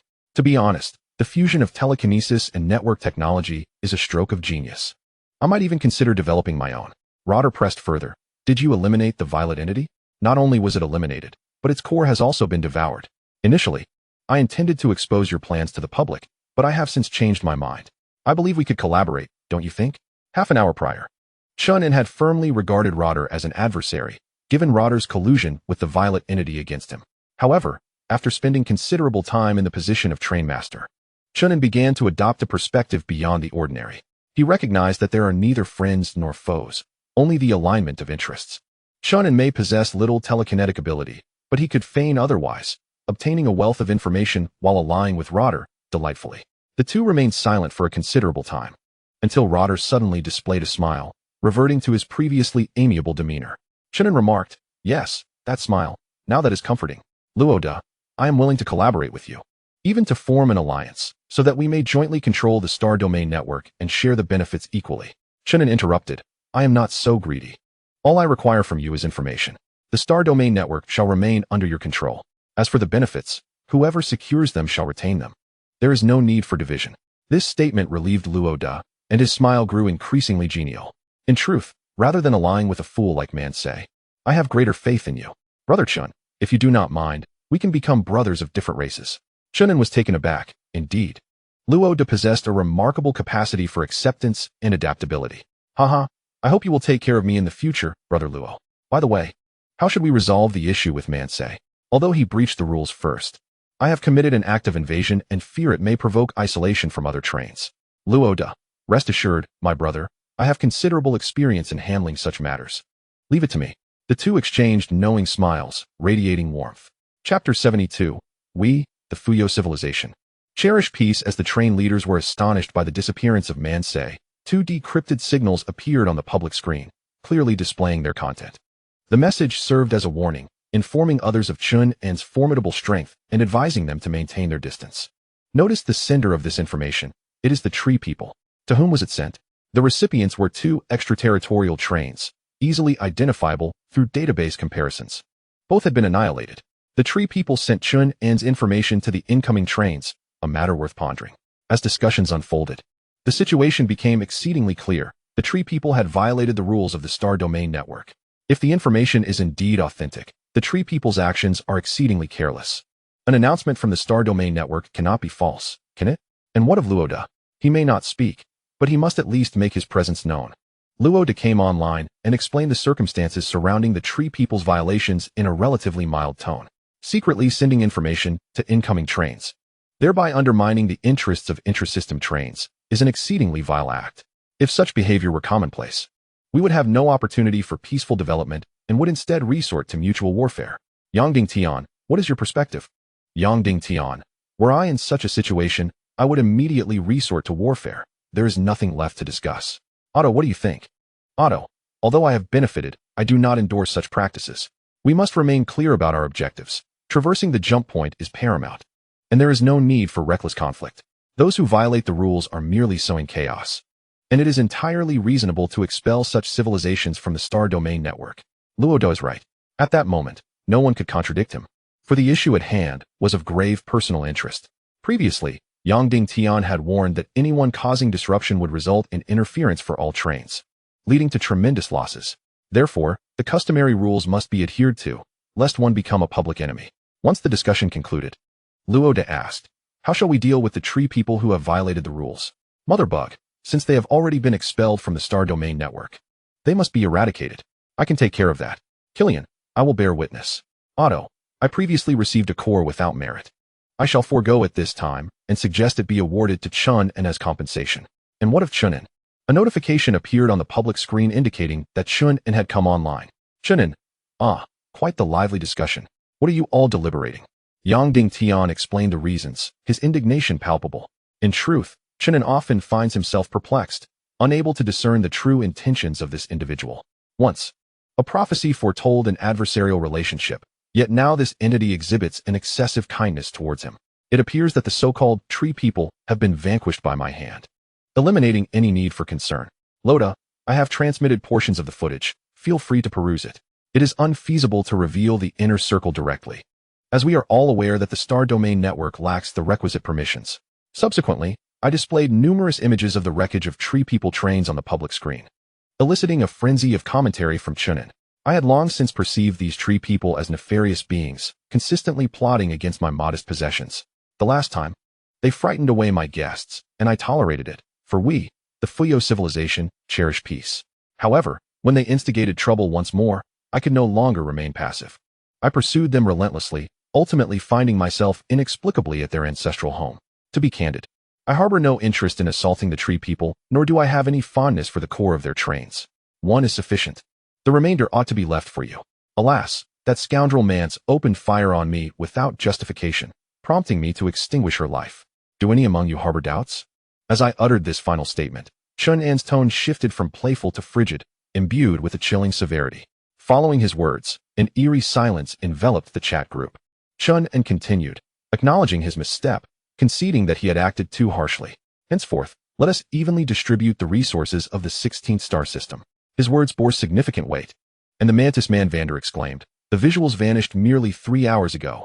How did you manage to annihilate the tree people?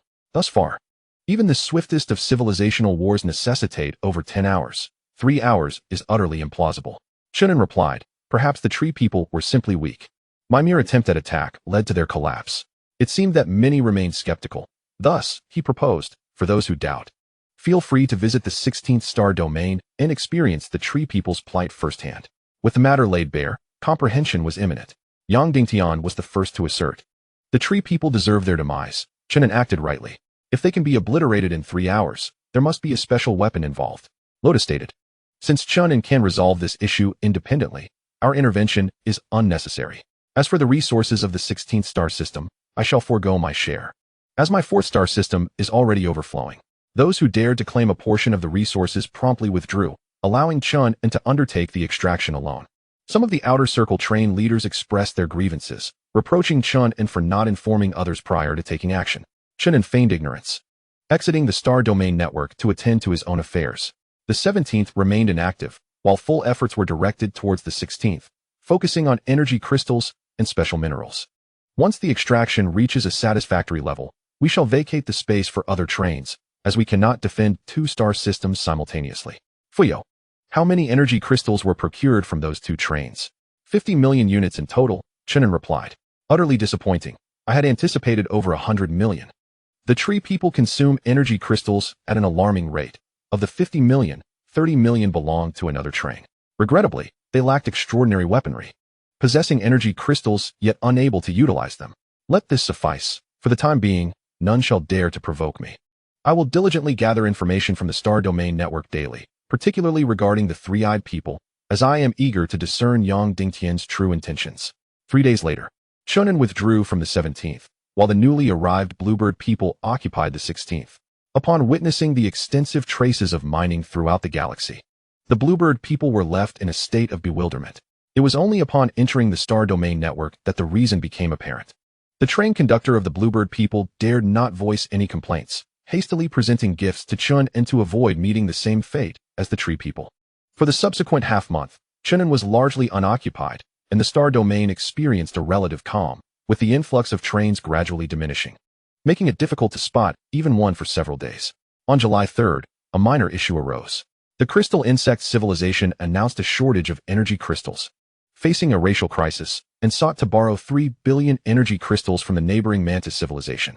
Vander was unwilling to land, and hostilities erupted immediately. At this juncture, the established rules of the Star Domain Network were of little consequence. Survival took precedence. After both sides suffered losses, Vander conceded, offering 1 billion energy crystals. The crystal insects, seeing the opportunity, accepted the 1 billion crystals, relinquishing their third star system and resorting to begging along the way.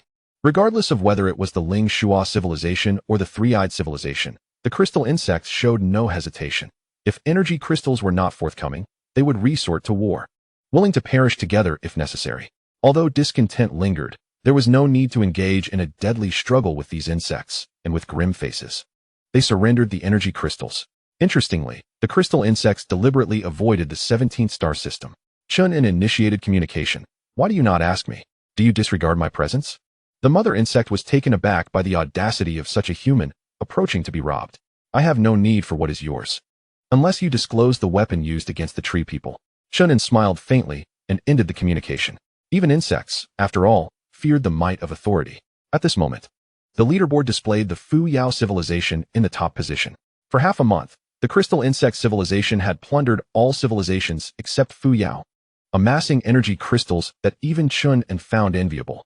Finally, on July 15th, a multitude of luminous points appeared in the dark expanse of the Star Domain Center. Concurrently, a notification emerged on every train. The jump point would open in 6 months, allowing only 50 trains to pass. Any others would be obliterated along with the starlit sky.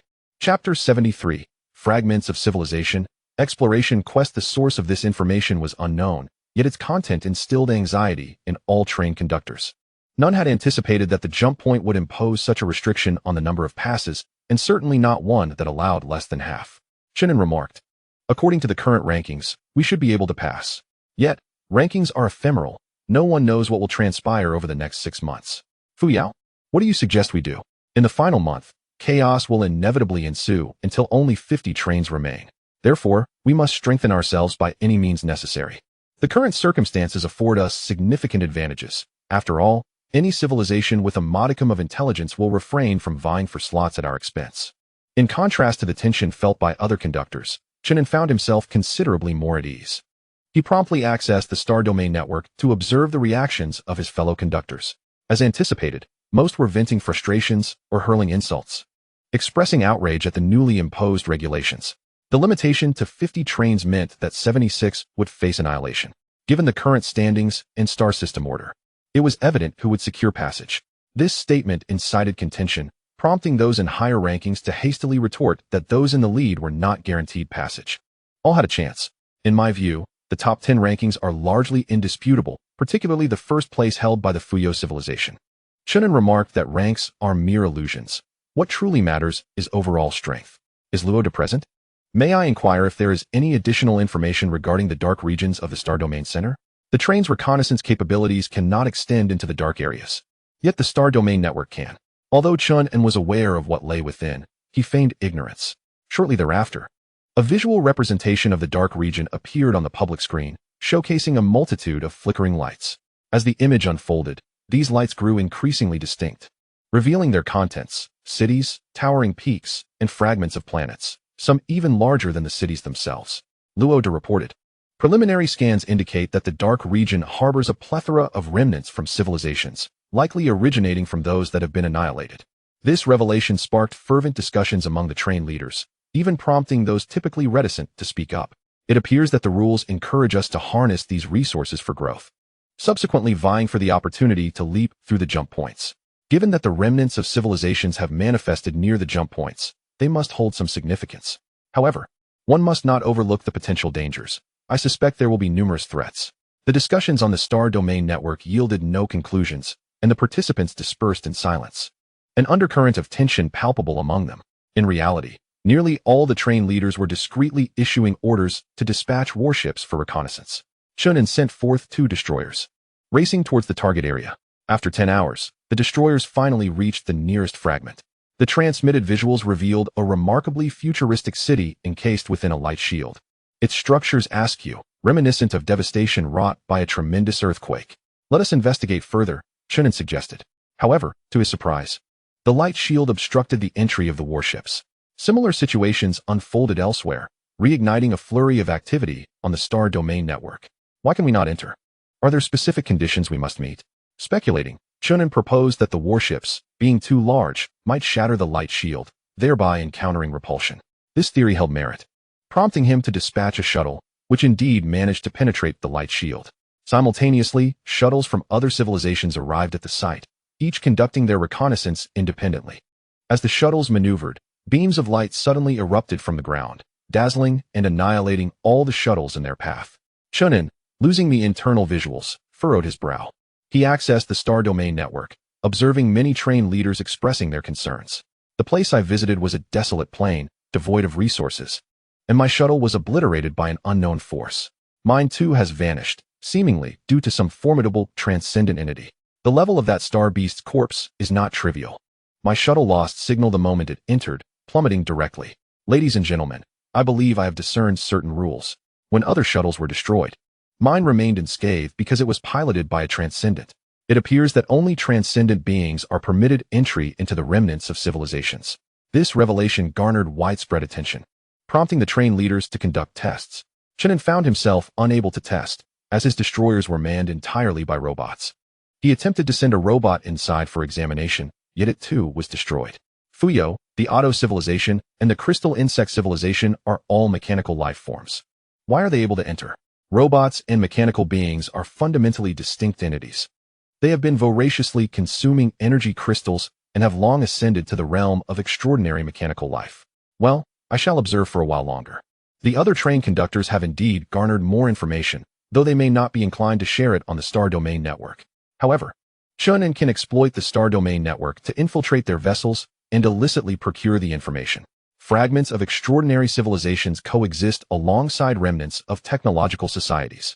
Some fragments are rudimentary, while others exhibit advanced sophistication, indicating a disparity in civilization, some commendable, others lamentable.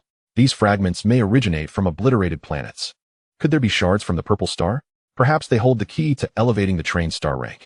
Contemplating these intriguing prospects, Chen An could hardly contain his excitement and promptly conferred with Fuyao regarding their strategy. The train, stationed within the galaxy, remained static, relegating the task of dispatching passengers to exploration through mission postings. Those of lower rank are merely fodder, and their levels can be restricted. They shall not only confront passengers from various civilizations, but also unknown entities, necessitating the unlocking of additional weaponry. At this juncture, one should not be frugal with star coins. Bestow them liberally, for wealth and power favor the bold. Upon concluding their discussions, the train swiftly issued an announcement that captured the attention of all passengers. The exploration of the origin star is nearing its conclusion. A plethora of adventure missions will soon be unveiled, with a limit of 3 extraordinary ranks for accepting a series of tasks. Currently, there are thousands of individuals of extraordinary rank aboard the train. Upon hearing this announcement, whether within the carriage or among the extraordinary ranks on the origin star, everyone hastily set aside their tasks to peruse the details of the missions. Embark on a dedicated exploration vessel to the Dark Zone, engage in the Civilization Fragment Expedition, and upon arrival, receive 30,000 star coins. Subsequent missions will be released based on the exploration content. Due to the heightened danger of these exploratory tasks compared to standard missions, passengers may choose to participate at their discretion. The content may be succinct, yet it is sufficiently stirring. 30,000 upon arrival? My word. What might the rewards for subsequent tasks entail? The message clearly states the perilous nature of this undertaking, suitable only for those of extraordinary rank. Where is the Dark Zone? The information has been disseminated. You need only to review it. Upon examining the details, many gasped in disbelief. Their farthest ventures had only taken them to the life star within the galaxy. Yet this time, they would venture far beyond the galaxy into uncharted territories. Should misfortune befall them there, the train would be unable to provide timely assistance. They would be entirely reliant on themselves. Contemplating the unknown dangers, many hesitated. However, Xiaozhen could not afford such indecision. Rather, he felt exhilarated. Facing the varied expressions of his guild members, Xiaozhen turned towards the market and casually stated, "Those willing to accompany me, come along. Those who are not, no pressure." Ultimately, 10 extraordinary individuals chose to follow Xiaozhen, comprising merely 1/3 of the guild's extraordinary ranks. Xiaozhen remained unconcerned. The presence of any companion sufficed. Wherever Xiaoge goes, I shall follow. There are surely benefits to be gained. In response to Zhu Daming's naive declaration, Xiaozhen smirked subtly, choosing not to comment further. Chapter 74. T-228 Exploration Vessel. In the market, the extraordinary members of the Night Guild howled in excitement as if they had discovered a new continent. The 20 version blue light, equipped with a brand new energy module, could unleash 500 shots after charging. The ability to eliminate the triple extraordinary poses a significant threat to the quadruple extraordinary as well. The electromagnetic gun of version 20, aptly named Faith, is impressive, serving as an enhanced upgrade upon its release. This weapon effectively compensates for the limitations of blue light in specialized environments, making it an ideal companion. The deep purple armor of version 20 offers substantial protection against various forms of damage. I find myself intrigued. Should one employ a blue light attack against the armor of version 20, which would prove superior? Xiaozhen slapped Zhu Daming on the forehead, admonishing him not to make a fuss and to proceed with the procurement, ensuring each member is fully equipped. However, during the purchasing process, a prompt revealed that one must undertake an exploration mission to gain purchasing privileges. It appears there are restrictions in place. Xiaozhen promptly activated his wristwatch to accept the mission, appropriately assigning his team members. Once weapons are purchased, they are bound to 1's fingerprints, rendering them unusable by others. Simultaneously, other guilds were mobilizing. What of the dangers posed by exploration missions? In this day and age, Huisnt dancing on the edge of a knife. I hope that Chun Guoyang from the guild, Zishu from the scientific guild, and Xiafeng from the dragon guild are all assembling their teams to undertake missions and procure weapons. In the cockpit, Chen An instructed Fuyao to compile a roster of the expedition team, his brow furrowed in concentration for an extended period. Is the master concerned for Zishu's safety?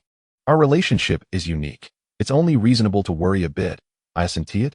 Exploration missions can be deadly, and I have already resigned myself to the likelihood of numerous sacrifices. Given Zishu's capabilities, her safety cannot be assured.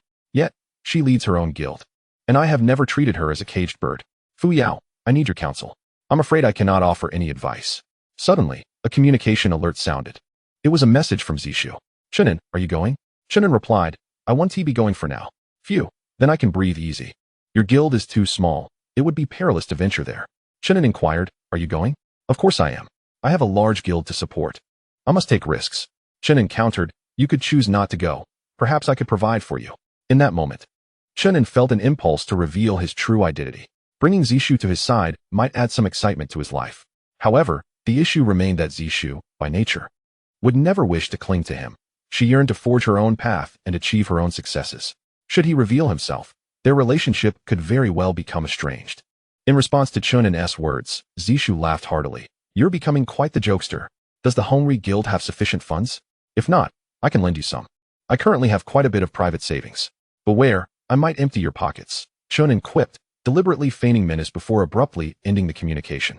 A smile lingering on his face. Allowing her to steer her own life is the greatest support he could offer. Outside on the landing pad, Yang Yuan regarded Zishu's inexplicable cheerfulness with confusion. Sister Shu, why are you so happy? Zishu coughed lightly, erasing the message from her wristwatch. Enough chatter. Let us rent a spaceship. I've heard it's a new model. Upon arriving at the rental point, a robot formally introduced them to the new spacecraft. The model, T-228, is the first exploration ship on the train, boasting exceptional speed, immense energy reserves, and the capability to self-replenish its energy in space, negating the need to return to the train. The T-228 is equipped with standard models of laser and electromagnetic cannons, fearless in the face of space combat. It comes with 4 shuttles that can replenish energy within the vessel. The T-228 has a cargo capacity of 200 tons, with a rental fee of 5,000 star coins per day, available for a minimum of 7 days. However, for those embarking on exploration missions, the rental price can be reduced to 2,000 star coins per day. Upon hearing this, Zishu's eyes sparkled, while Yang Yuan and others drooled in anticipation. Truly, it is an exploration vessel, allowing for unrestrained navigation through the cosmos. Sister Shu, let us rent one quickly, Zishu exclaimed, promptly verifying her identity and securing the ship. With both weapons and the vessel ready, uncertainty loomed regarding the departure time. Just as the question arose, a notification appeared on their wristwatches. The ship would embark in 2 hours, escorted by warships. With 2 hours to spare, Zishu took the initiative to meet Chen An. If I don't return, would you be sad? She asked. Chen An playfully pinched her cheek and chuckled. If you don't return, I'll just find another woman. Zishu pouted, struggling to voice her threatening retort, ultimately deflated. Do as you wish. After all, there are no constraints between us. Chen An reassured her. Don't be so disheartened. You have warships escorting you, and there will surely be many. But the warships aren't solely for my protection. What if the commander prefers men? What if he wishes to safeguard Xiaozhen or Xiaofeng instead? I've heard there are many women pursuing them. And even some men, Zishu lamented. Chen An tightened his grip, playfully squishing her cheek. Ouch! She exclaimed. 10 minutes later, they exited the physiological zone, each returning to their usual demeanor, either aloof or profound. Before departing, Chen An gifted Zishu a code. If you encounter danger, input this on your wristwatch. It may yield unexpected surprises. While warships cannot enter, the lasers they fire can. Moreover, the warships will protect not only Zishu but others as well. After all, Chen An's good prospects would be a shame to lose. At last, the time came for the train to announce, all exploration teams, please board the exploration vessel, and then proceed to the destroyer. 10 destroyers and 30 frigates would lead the 46 exploration teams into the dark regions. After half an hour of preparation, the fleet set forth into the vast expanse of the cosmos. Chen An relaxed once more, immersing himself in the bustling star domain network. He discovered that the arrangements of other trains were quite similar to his own, the only difference being the scale. Some dispatched thousands of passengers, while others sent forth half a fleet. A larger number does not necessarily confer an advantage. To avert any unforeseen dangers for the exploration teams, Chen An issued a statement. I do not wish to compete for resources. I have dispatched only a few hundred. However, anyone who dares to target my people should not expect leniency. Following his declaration, the group fell silent for a moment before a flurry of responses ensued. Xira, Brother Chen. Rest assured, I have restrained my subordinates. Otto, but if your people initiate an attack, my subordinates will certainly resist. Chen An, normal confrontation is unavoidable and reasonable, but unprovoked targeting is unacceptable. Otherwise, I will personally drive the train to deliver a warm welcome. Luo suggested a proposition. Let us establish some rules among ourselves.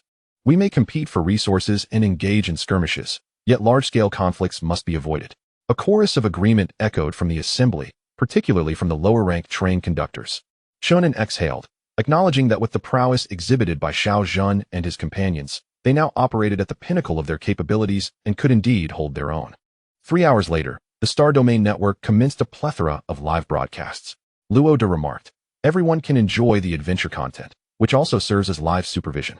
Chapter 75, The Purple Second-Class Energy Crystal of Immense Value. Observing the adventure broadcasts proved to be an engaging pastime, and the train conductors were filled with enthusiasm.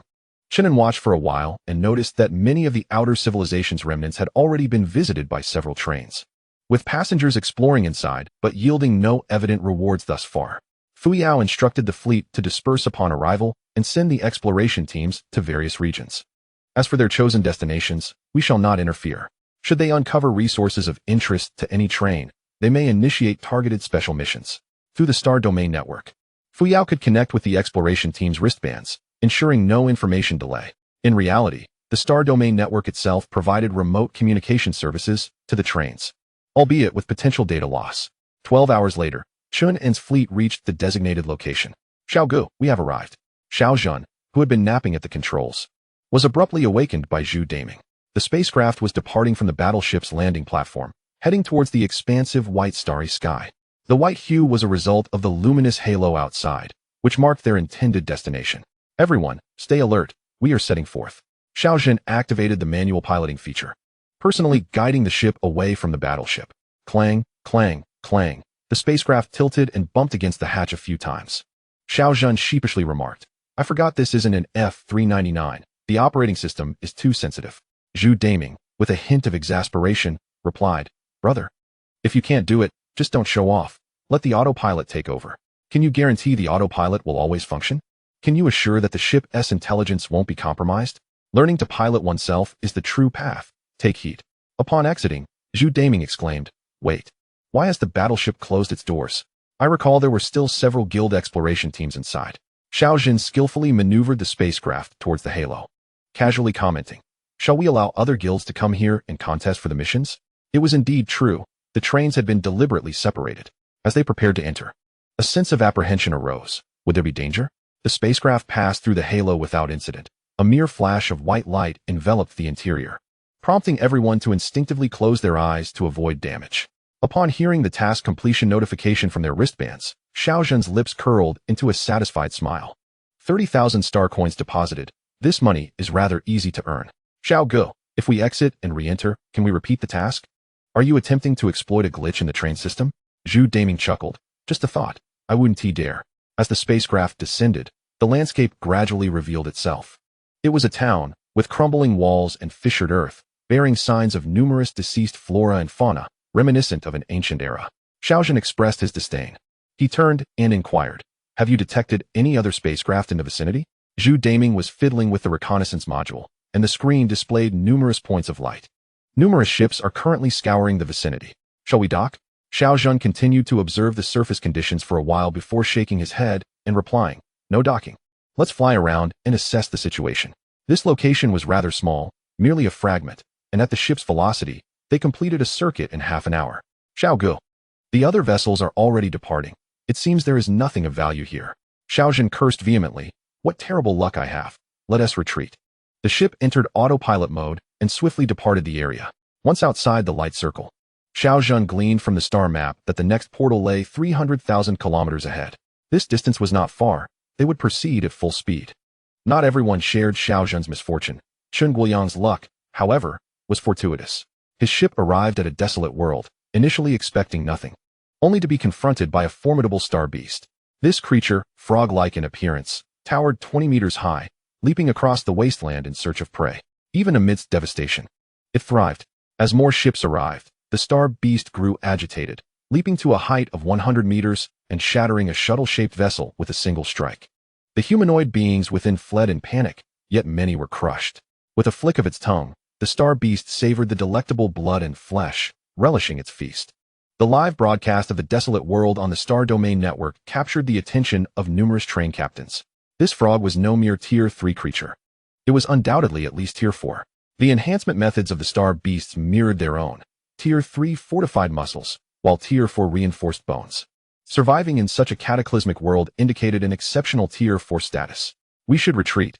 This beast is difficult to slay and offers little reward. Hold on. The frog has returned to its lair. Its nest lay within a chasm, shimmering blue and dazzling the onlookers. Is that energy crystal? No wonder a Tier 4 star beast appeared. It must have an inexhaustible supply of energy crystals. Upgrading is inevitable. However, the time spent pursuing these crystals hardly seemed worthwhile. Some train captains prepared to evacuate their passengers and explore elsewhere. Yet a pivotal discovery was made when one captain exclaimed, the energy crystals are the wrong color. Why are they purple?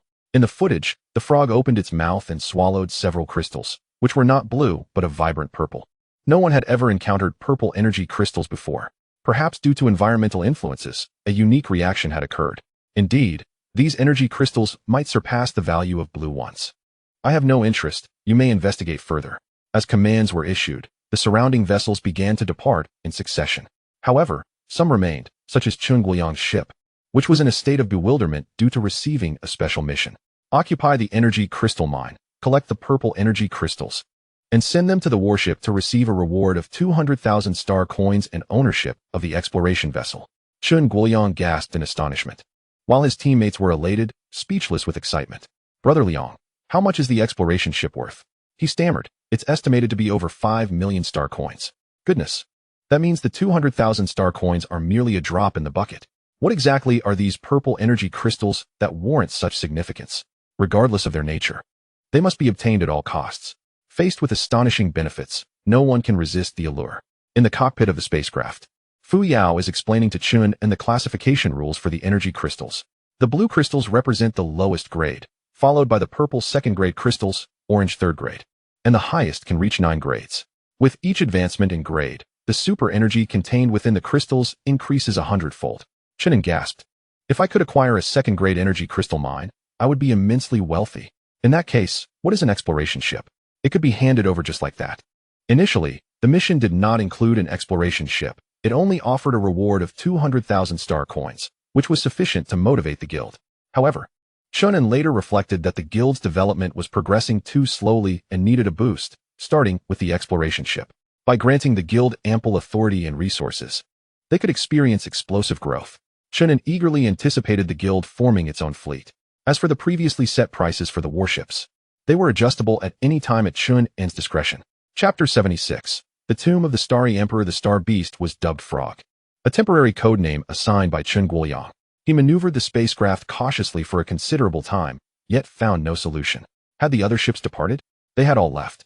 Only we remain. This is both advantageous and disadvantageous. If the other ships had stayed, they might have helped attract the frog's attention.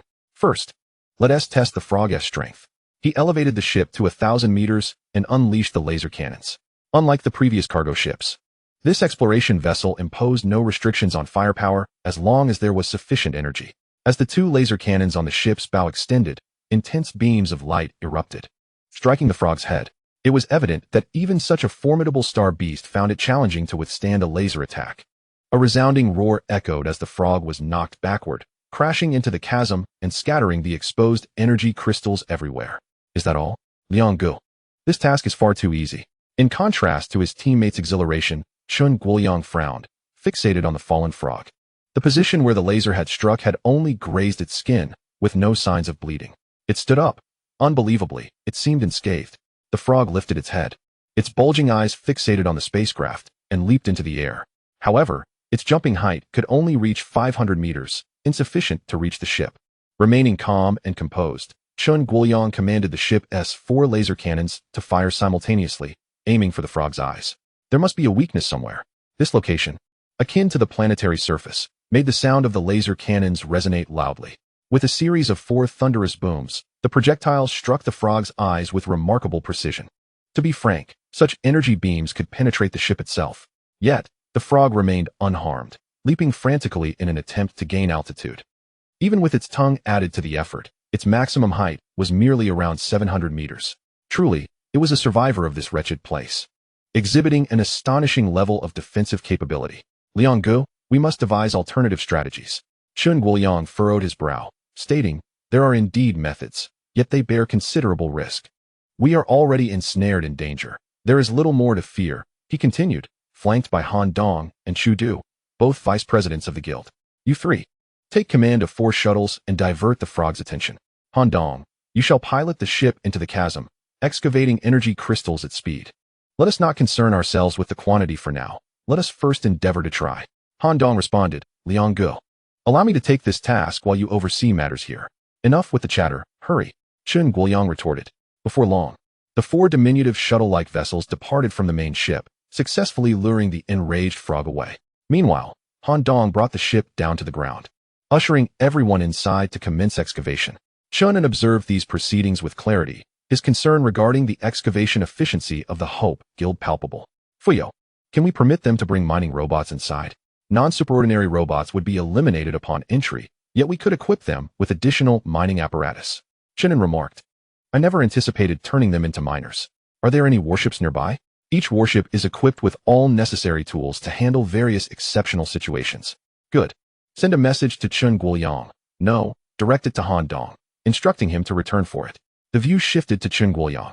The imagery transmitted by the wristwatch was first person, causing the screen to tremble violently, rendering details obscured, though the sounds of the frog's leaps were audible.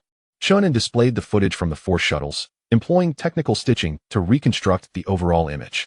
The shuttles soared ahead, with the frog ferociously in pursuit, each leap spanning a kilometer, allowing it to match the shuttle's velocity.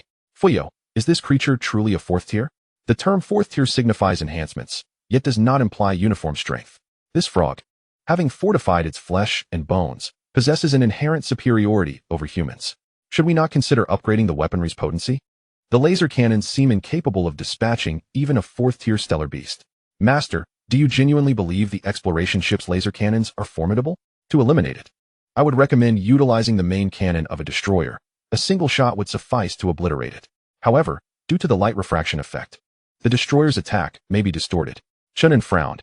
If it cannot strike accurately, it is of no use. Let it be. I have already distributed the mission rewards. They shall complete the task on their own. Switching the visuals, he inquired, have any discoveries been made? All 46 exploration teams had entered the fragments of civilization, but had yielded no results thus far. The Scientific Guild's exploration team has uncovered a tomb. What is so remarkable about a tomb? This tomb hovers in the air, entangled by 9 colossal dragons, with a gravestone inscribed as the tomb of the Starry Emperor. Before Fuyao could fully articulate the description, Chen An had already activated the visuals. The tomb itself was not extraordinary, yet its peculiar design attracted numerous ships, including Zishu's vessel. The starry sky was dim, and the white light from the halo failed to illuminate the tomb. Only the ever-burning lamp before the gravestone seemed to flicker eternally, casting a faint glow upon the soaring dragon figures. Sister Shu, why has the scene suddenly taken on a fantastical tone? In the cockpit, a group of individuals gathered, their expressions filled with wonder. Zishu remained silent, her attention fixated on the shape of the tomb. The dome-shaped structure, meticulously constructed from smooth stones, was polished to perfection.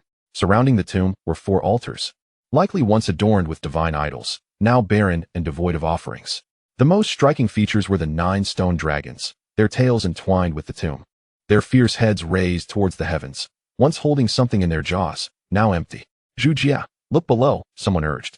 1,000 meters beneath the tomb lay a shattered landscape, void of any intact remnants. This world had once endured a calamity akin to that of Zixing, resulting in the planet's collapse, yet the tomb stood unscathed, a marvel in itself. Amidst their conversation, a spacecraft descended towards the tomb. There aren't many spots available. We should hurry, a voice called out. Zishu, quick to react, seized a spacious position, landing the vessel as her companions armed themselves, ready to disembark. Detailed reconnaissance was necessary. There stood the Tri-Eye people, the Rat Men, and the Mantis Men. Numerous vessels were docked, and the explorers, upon emerging, eyed each other warily, refraining from conversation for the time being. Suddenly, a voice called from behind. Is this the civilization of Fuyao? The mention of Fuyao drew the attention of explorers from various races, heightening their wariness towards Zishu and her group. Prior to their departure, the train conductor had specifically advised against provoking civilizations such as Fuyao Lingshua, with Fuyao being a particular focus of caution. Zishu turned to see a group of Tri-Eye individuals approaching, led by a slender, somewhat handsome figure. With a smile, he introduced himself. I am Li Feng. The train conductor has expressly mentioned that we could collaborate. Yang Yuan and others greeted him warmly. Having allies in such a setting undoubtedly enhanced their safety. Zishu remained vigilant, utilizing her wristwatch's feedback function to consult the train. Shortly after, a response came, permitting collaboration but emphasizing the need to protect one's own interests. Zishu breathed a sigh of relief. Raising her gaze, she noticed several Mantis Men scanning the inscriptions on a monument with their devices. In the Star Domain Network, the inscriptions uploaded by explorers were translated into various languages. The Emperor, born of humble origins, was taken in by a butcher during his childhood, enduring immense suffering. In the 27th year of Fenghua, the Emperor wielded his sword to open the heavens and ascended, leaving behind countless legends. On the day of calamity, the Emperor battled 10 formidable foes, ultimately sacrificing his life. Interred within the mountain of 10,000 calamities. The translations varied among different languages. According to Zixing's tongue, the inscription conveyed the above. Chen An's lips twitched. Fuyao, are you certain there were no errors in translation? Absolutely no omissions. It is unequivocally accurate. Revert to the previous manner of speaking. Master, this way of speaking is quite amusing, simple, and convenient, and it does not significantly occupy my operational space. Chen An replied, indeed. It doesn't consume your operational space, but it occupies my mind. I previously engaged in physics research and found classical Chinese most vexing. Please clarify the inscription in contemporary language. The inscription is a summary of the life of the Starry Sky Emperor. He was quite an impressive figure. Based on my estimations, he should be at the stellar level. Why so?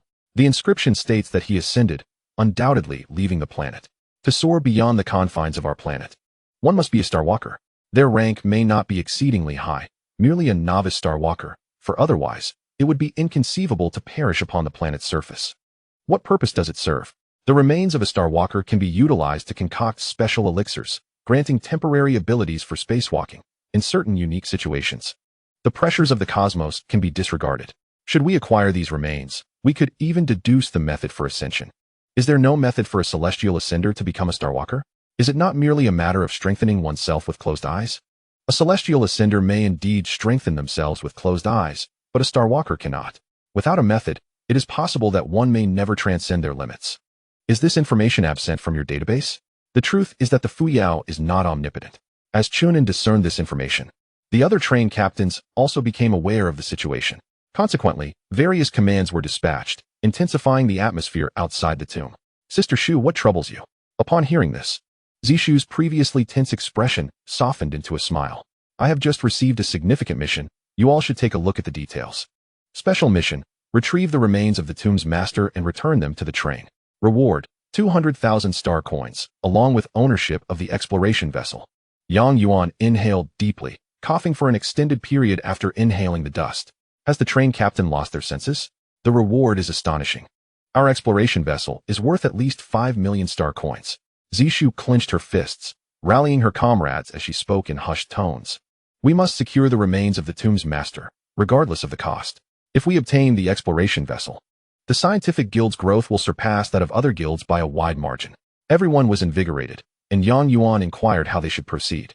Zishu replied, "Patience. Let us follow them for now. They are about to enter." The tomb possessed a stone door, which had just been blasted open. "Captain Ji, shall we venture together?" Li Feng greeted. Zishu responded, "The tomb likely holds little of value. Are you certain you wish to enter?" The train captain issued the command, and entry was inevitable. "Since you may choose not to enter, we shall proceed first." In less than 10 minutes of collaboration, their alliance began to crumble.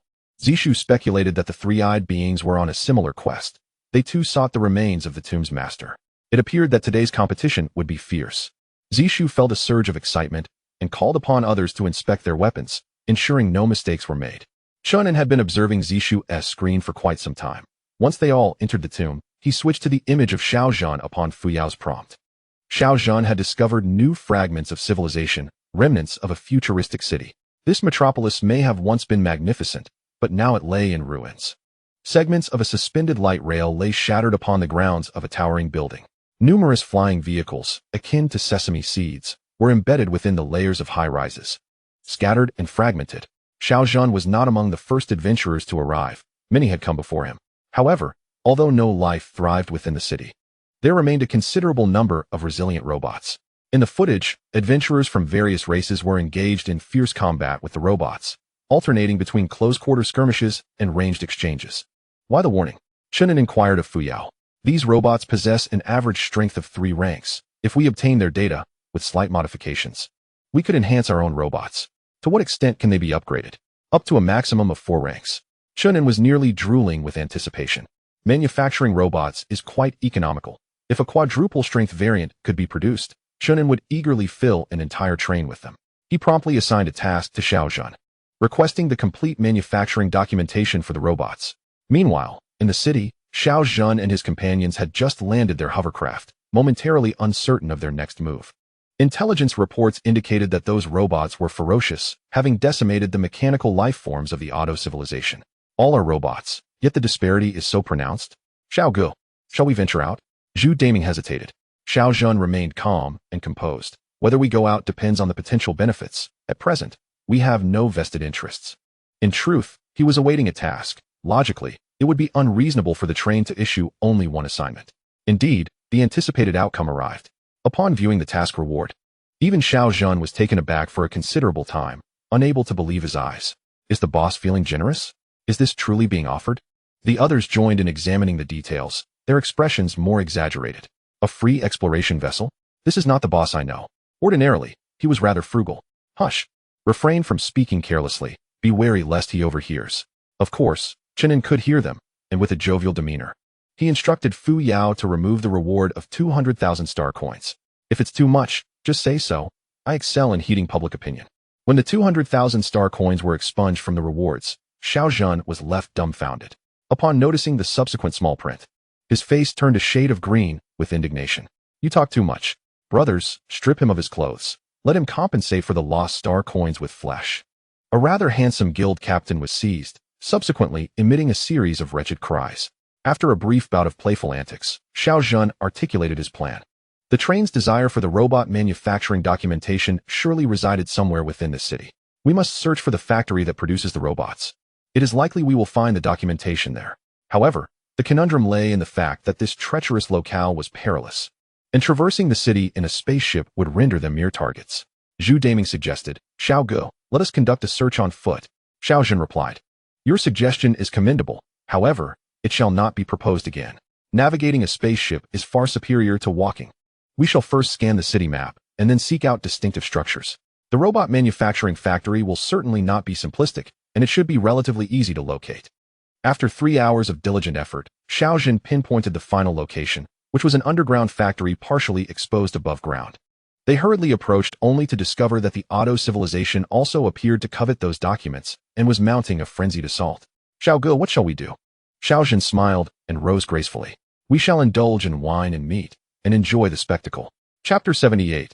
The radical red sun guild at present, aside from Xiao Zhan, Chen Guoyang, and Zi Shu, the others had also made gains, though they did not warrant excessive attention from Chen An. After surveying the scene, he ultimately shifted his focus to Zi Shu, for the conflict within the tomb was of greater interest. However, the video feed from the wristwatch was of exceedingly poor quality, shaking violently, though the audio was relatively clear. Yang Yuan, do not act rashly. The mantis stalks the cicada, unaware of the oriole behind. The ultimate victor will undoubtedly be the calmest among them. Let them vie for dominance while we maintain our distance. I have already scanned the area. This tomb has but one exit, and they will assuredly emerge from there. Sister Shu, what if they break through the walls from other weak points and escape? Do you think the grave is a shoddy construction? It would be remarkable if they could break through. Chen An never anticipated that Zi Shu and her companions would play the role of the sixth wheel, lurking at the back to seize the opportunity. The other races charged in eagerly, with occasional screams echoing, likely triggered by traps. This girl's intellect remains sharp. Yang Yuan is far inferior. By the way, what are Yu Guan and Liang Yu up to? They are absent from the exploration team's roster.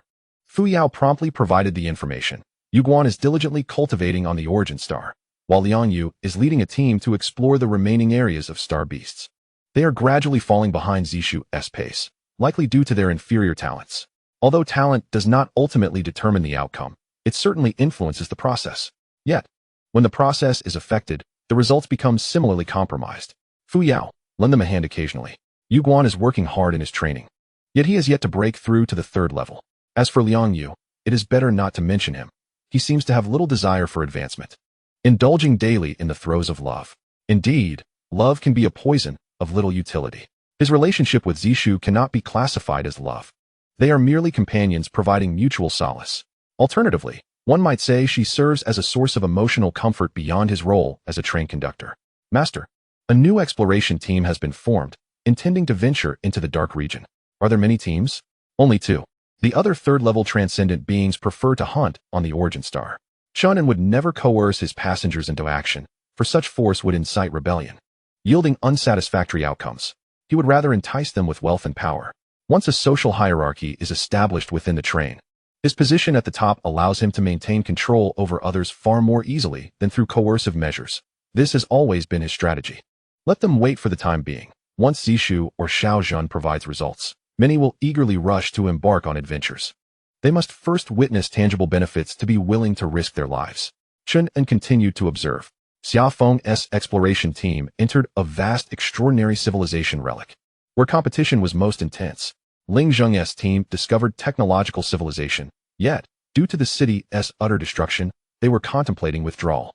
The exploration team from Lucheng had just exited a certain ruin, with no promising finds thus far. Not all fragments of civilization contain treasures. In fact, most are mere refuse, relying on fortune. By the way, where has Zhou Jiang gone? Fuyao swiftly retrieved the footage, and upon seeing Zhou Jiang's whereabouts, Chen An's face twitched, leaving him momentarily speechless. Where do they intend to go? This fellow is leading 7 newcomers from the guild, heading deep into the dark region, completely disregarding the abundant fragments of civilization along the way. In truth, they did take a glance, but only performed a cursory scan with their spacecraft, departing once they confirmed the absence of anything desirable. Shall we inquire? Yes, ask. 2 minutes later, the information arrived. They are searching for a battlefield. A battlefield?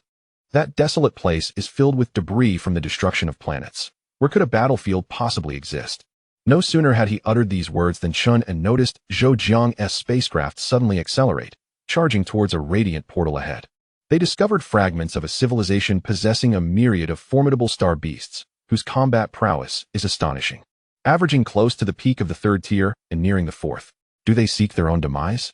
The Red Sun Guild, led by Chen An, comprises 9 individuals, with the other 8 being fervent enthusiasts of the extraordinary, expending nearly all their earnings on energy crystals to relentlessly augment their abilities. While their ranking on the extraordinary leaderboard may not be lofty, their enhancement levels are undeniably impressive, even surpassing those of leaders like Xiao Zhan and Ji Shu. Initially, Chen An felt a surge of anger, but upon reflecting on their personalities, he realized they were indeed capable of such reckless behavior. He sent a warning to Zhou Jiang, indicating their position was too close to the interior, rendering the warship unable to penetrate further. Should danger arise, they would have to fend for themselves. Upon receiving the alert, Zhou Jiang was deeply moved.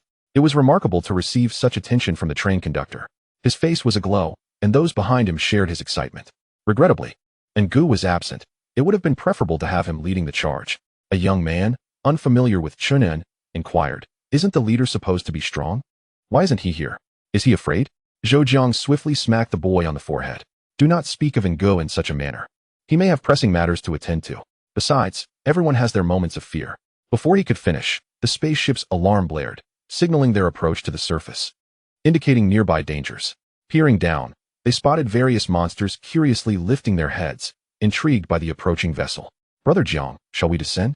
Despite their thirst for battle, the scene was daunting. Zhou Jiang responded, "Descend to seek death? Our strategy is to find a suitable position and lure them in for a systematic elimination. Understood?" His teammates nodded vigorously.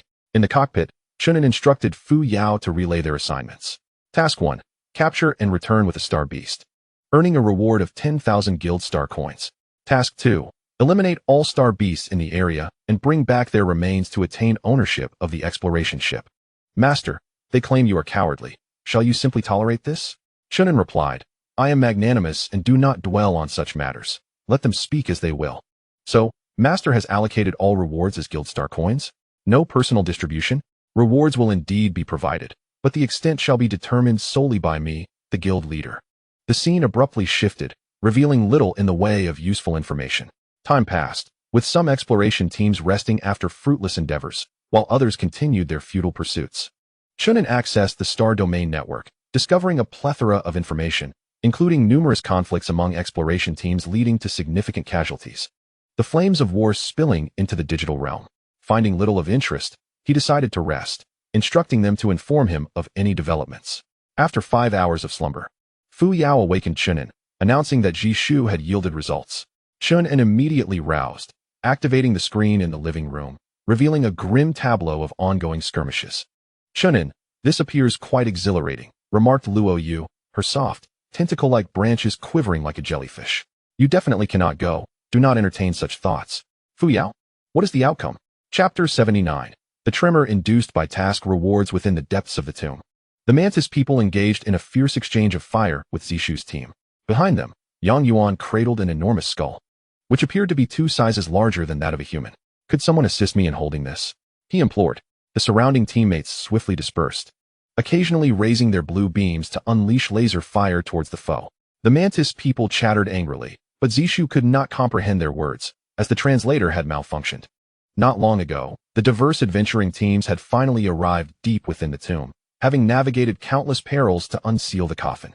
All the explorers yearned for the remains, resulting in a chaotic scramble that shattered the bones. In the midst of the fray, Zishu managed to seize the head. The Mantis people, lacking in wit, had suffered considerable losses throughout their journey, and during the struggle for the remains, they fell victim to the explosives that Yang Yuan had strategically placed, leaving them empty-handed. Unable to tolerate this, they turned and launched an assault on Zishu and her companions. Meanwhile, other teams that had secured remains took the opportunity to retreat, including the Triad people. "Sister Shu, the enemy's firepower is quite formidable. What should we do?" one of the team members exclaimed. Zishu retrieved a piece of candy from her pocket, popping it into her mouth as she chewed thoughtfully. "Continue to suppress their fire. I shall bring warmth," she instructed. "Sister Shu, come back. What are you doing?" In the darkness of the tomb, obscured by the chaos of battle, Zishu crouched and stealthily maneuvered across a stone bridge, clearly intent on flanking the Mantis people. Although the Mantis were humanoid in shape, their gaunt physiques suggested a lack of formidable close combat prowess. With their leader already engaged, the team members unleashed their full arsenal, blue beams in their left hands, laser guns, and faith, electromagnetic guns, in their right, suppressing the Mantis firepower. "I never expected the electromagnetic gun to possess such immense power," Yang Yuan exclaimed, resting his head to the side as he joined the fray. The blue beams emanated pure energy, while the faith fired specialized projectiles at near light speed, exploding amidst the ranks of the Mantis, resulting in devastating effects. However, the ammunition for such weapons was costly, and they had not procured much for this expedition. "Next time we return, we must purchase more," Yang Yuan mused with satisfaction. Gradually, Zishu's situation became obscured from their view, though Chen An maintained a clear line of sight. Most of the Mantis were of the 2nd tier, and given Zishu's enhancements, she should fare well. Chen An had limited the adventure level to the 3rd tier, but the other train conductors did not share this caution. For them, the acquisition of spoils was paramount, with little regard for the lives of passengers. Moments later, Zishu stealthily approached the coffin at the tomb's center, suddenly leaping into action. Her weapons blazing in a frenzied barrage. The mantis, engaged in their own skirmish ahead, lacked the capacity to retaliate and were swiftly overwhelmed. Discarding her firearms, Zishu brandished her blade, dispatching her foes with swift precision. Concurrently, Yang Yuan and the others, clad in armor, charged in, crashing through the ranks of over 100 mantis. Master, Vander is attacking you on the Star Domain network, a voice chimed in. Just a jester, ignore it. Zishu should be able to retrieve only the skull. Would it be of any use? We do not require the entire corpse, a portion suffices. The head is the most vital part. Excellent. Once Zishu and the others return to the ship, we shall declare their mission accomplished. It must be announced throughout the entire carriage, and the expedition team should not be forgotten. Half an hour later, the announcement regarding the Scientific Guild's successful completion of an exploration mission stirred up a tremendous uproar, leaving the passengers who remained behind in shock. They had retrieved a shattered skull and were astonishingly rewarded with 200,000 star coins, along with a 5 million worth exploration vessel. My goodness. Is the train conductor preparing for a philanthropic endeavor? Some individuals fail to grasp the value of T228. To put it plainly, with T228 at our disposal, we shall no longer need to lease a 106 and F399. Furthermore, T228 can autonomously recharge in the field, eliminating the need to return to the train for energy replenishment. Moreover, this exploration vessel, with its weaponry restrictions lifted, can single-handedly contend with numerous F399. Is it possible to apply for an exploration team? We must seize this opportunity. While your triple-tiered teams can engage, we in the dual-tiered can only observe.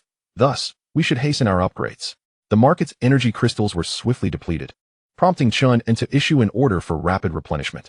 Fuyao, is there enough of the exploration vessel? T228 is merely a conventional long-range spacecraft. Its production is virtually limitless. Chen An, keen to expedite the guild's development, deliberately provided them with such vessels.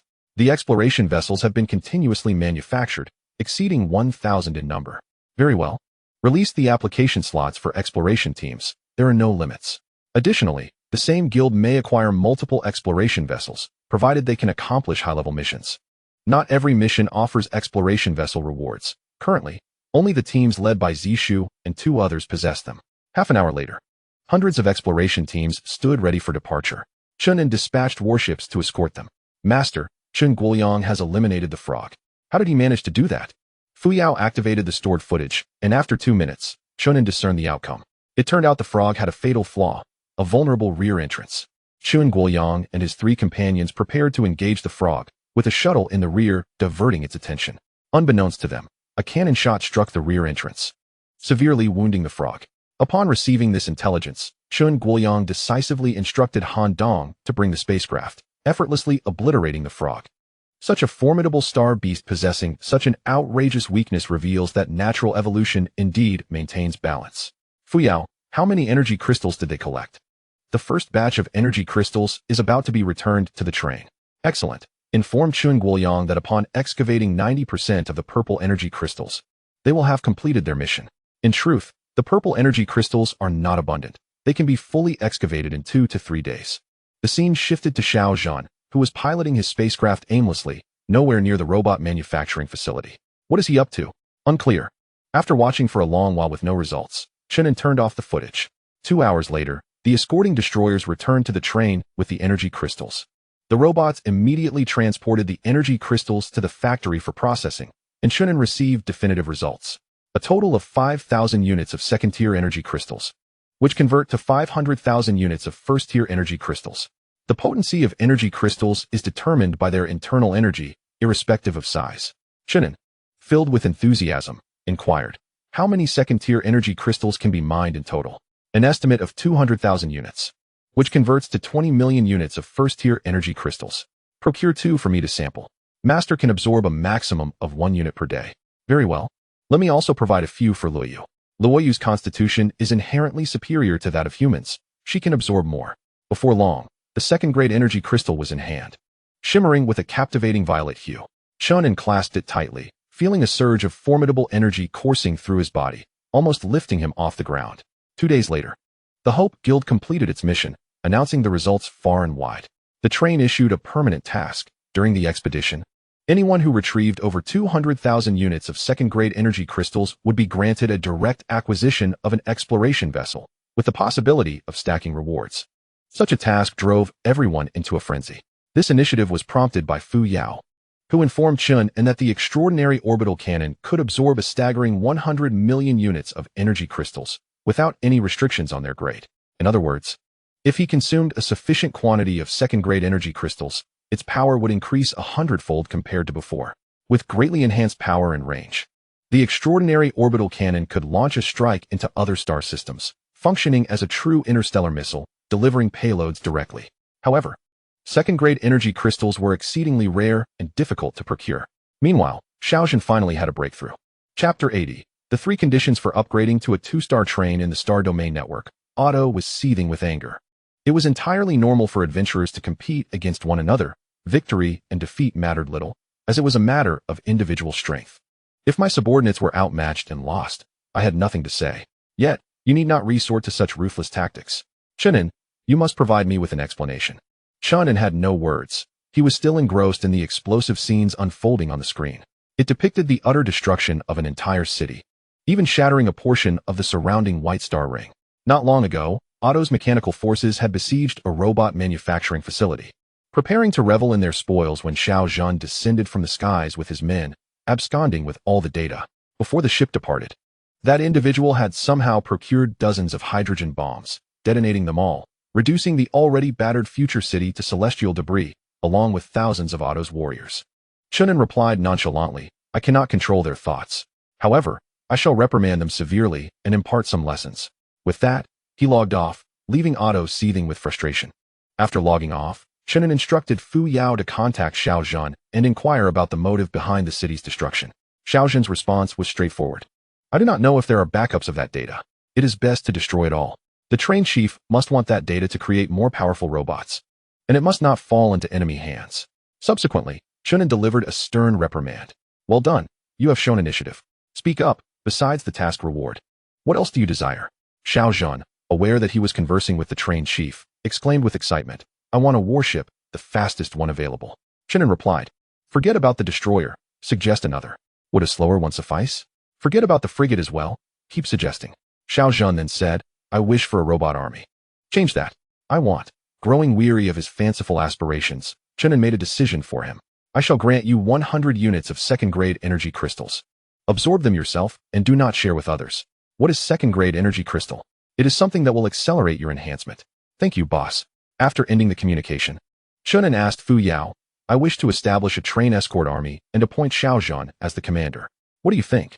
Chen An assessed numerous individuals and ultimately identified 2 candidates as the most suitable, Xiao Zhan and Xiaofeng. In truth, Chen An leaned more towards Xiaofeng due to his military background. However, Xiao Zhan's performance consistently captured Chen An's attention, while Xiaofeng appeared somewhat more subdued in comparison. It was suggested that the train should be upgraded to a 2-star rating before establishing a guard force, as the timing was deemed premature. This consideration could be entertained, but it was not obligatory. Xiao Zhan possessed courage yet lacked experience, indicating a need for further development. Indeed, once stability was achieved, a training structure could be established within the train. What were the conditions for upgrading to a 2-star rating?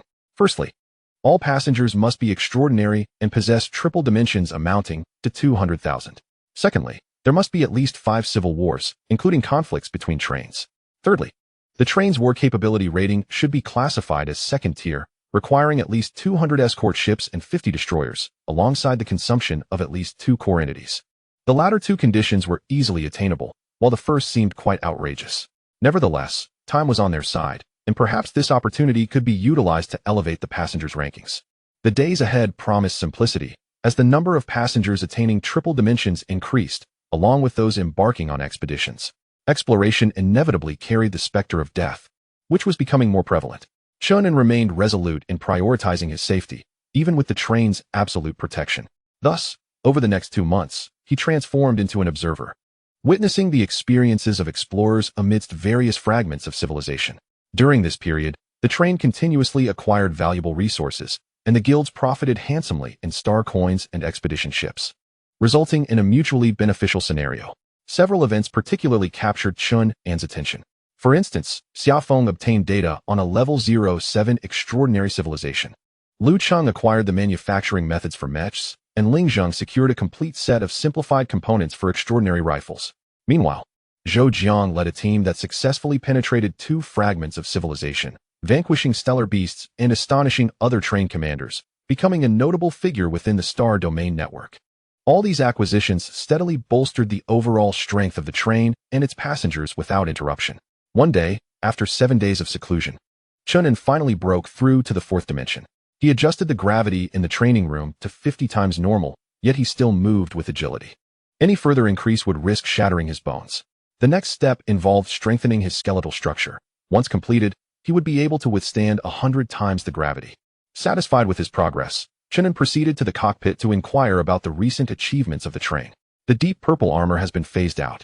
The deep blue mechs have been manufactured and are now available in 3 variants: light, medium, and heavy. How has the launch performed? Remarkably well. Passengers are clamoring to purchase them, with the light variant being the most popular. Images of the light mech, resembling exoskeletal armor, were displayed on the screen, showcasing its lightweight and practicality. The medium and heavy variants were also commendable, adaptable to various environments. Has there been any progress regarding the head of the Starry Sky Emperor? We are currently studying the head in conjunction with the Level 07 Extraordinary Civilization data. As of now, there are no results, and further time will be required. There is no rush. What else do we have? The extraordinary rifle has been launched, but its performance has been subpar, and I am considering removing it from the market. Why is that? The extraordinary rifle consumes energy crystals and cannot utilize alternative energy sources. Moreover, its power is comparable to the blue light of version 20, rendering it rather impractical for passengers. Perhaps it should be withdrawn from circulation to allow for further research and performance enhancement, as it will undoubtedly be of use in the future. How is the upgrade for the robots progressing? The 2nd-generation robots have already reached a production milestone of 100,000 units, and with the current capacity, this number is expected to swell to 500,000 within a fortnight. The 2nd-generation robots are more intricate, and their manufacturing efficiency is lower than that of the 1st generation.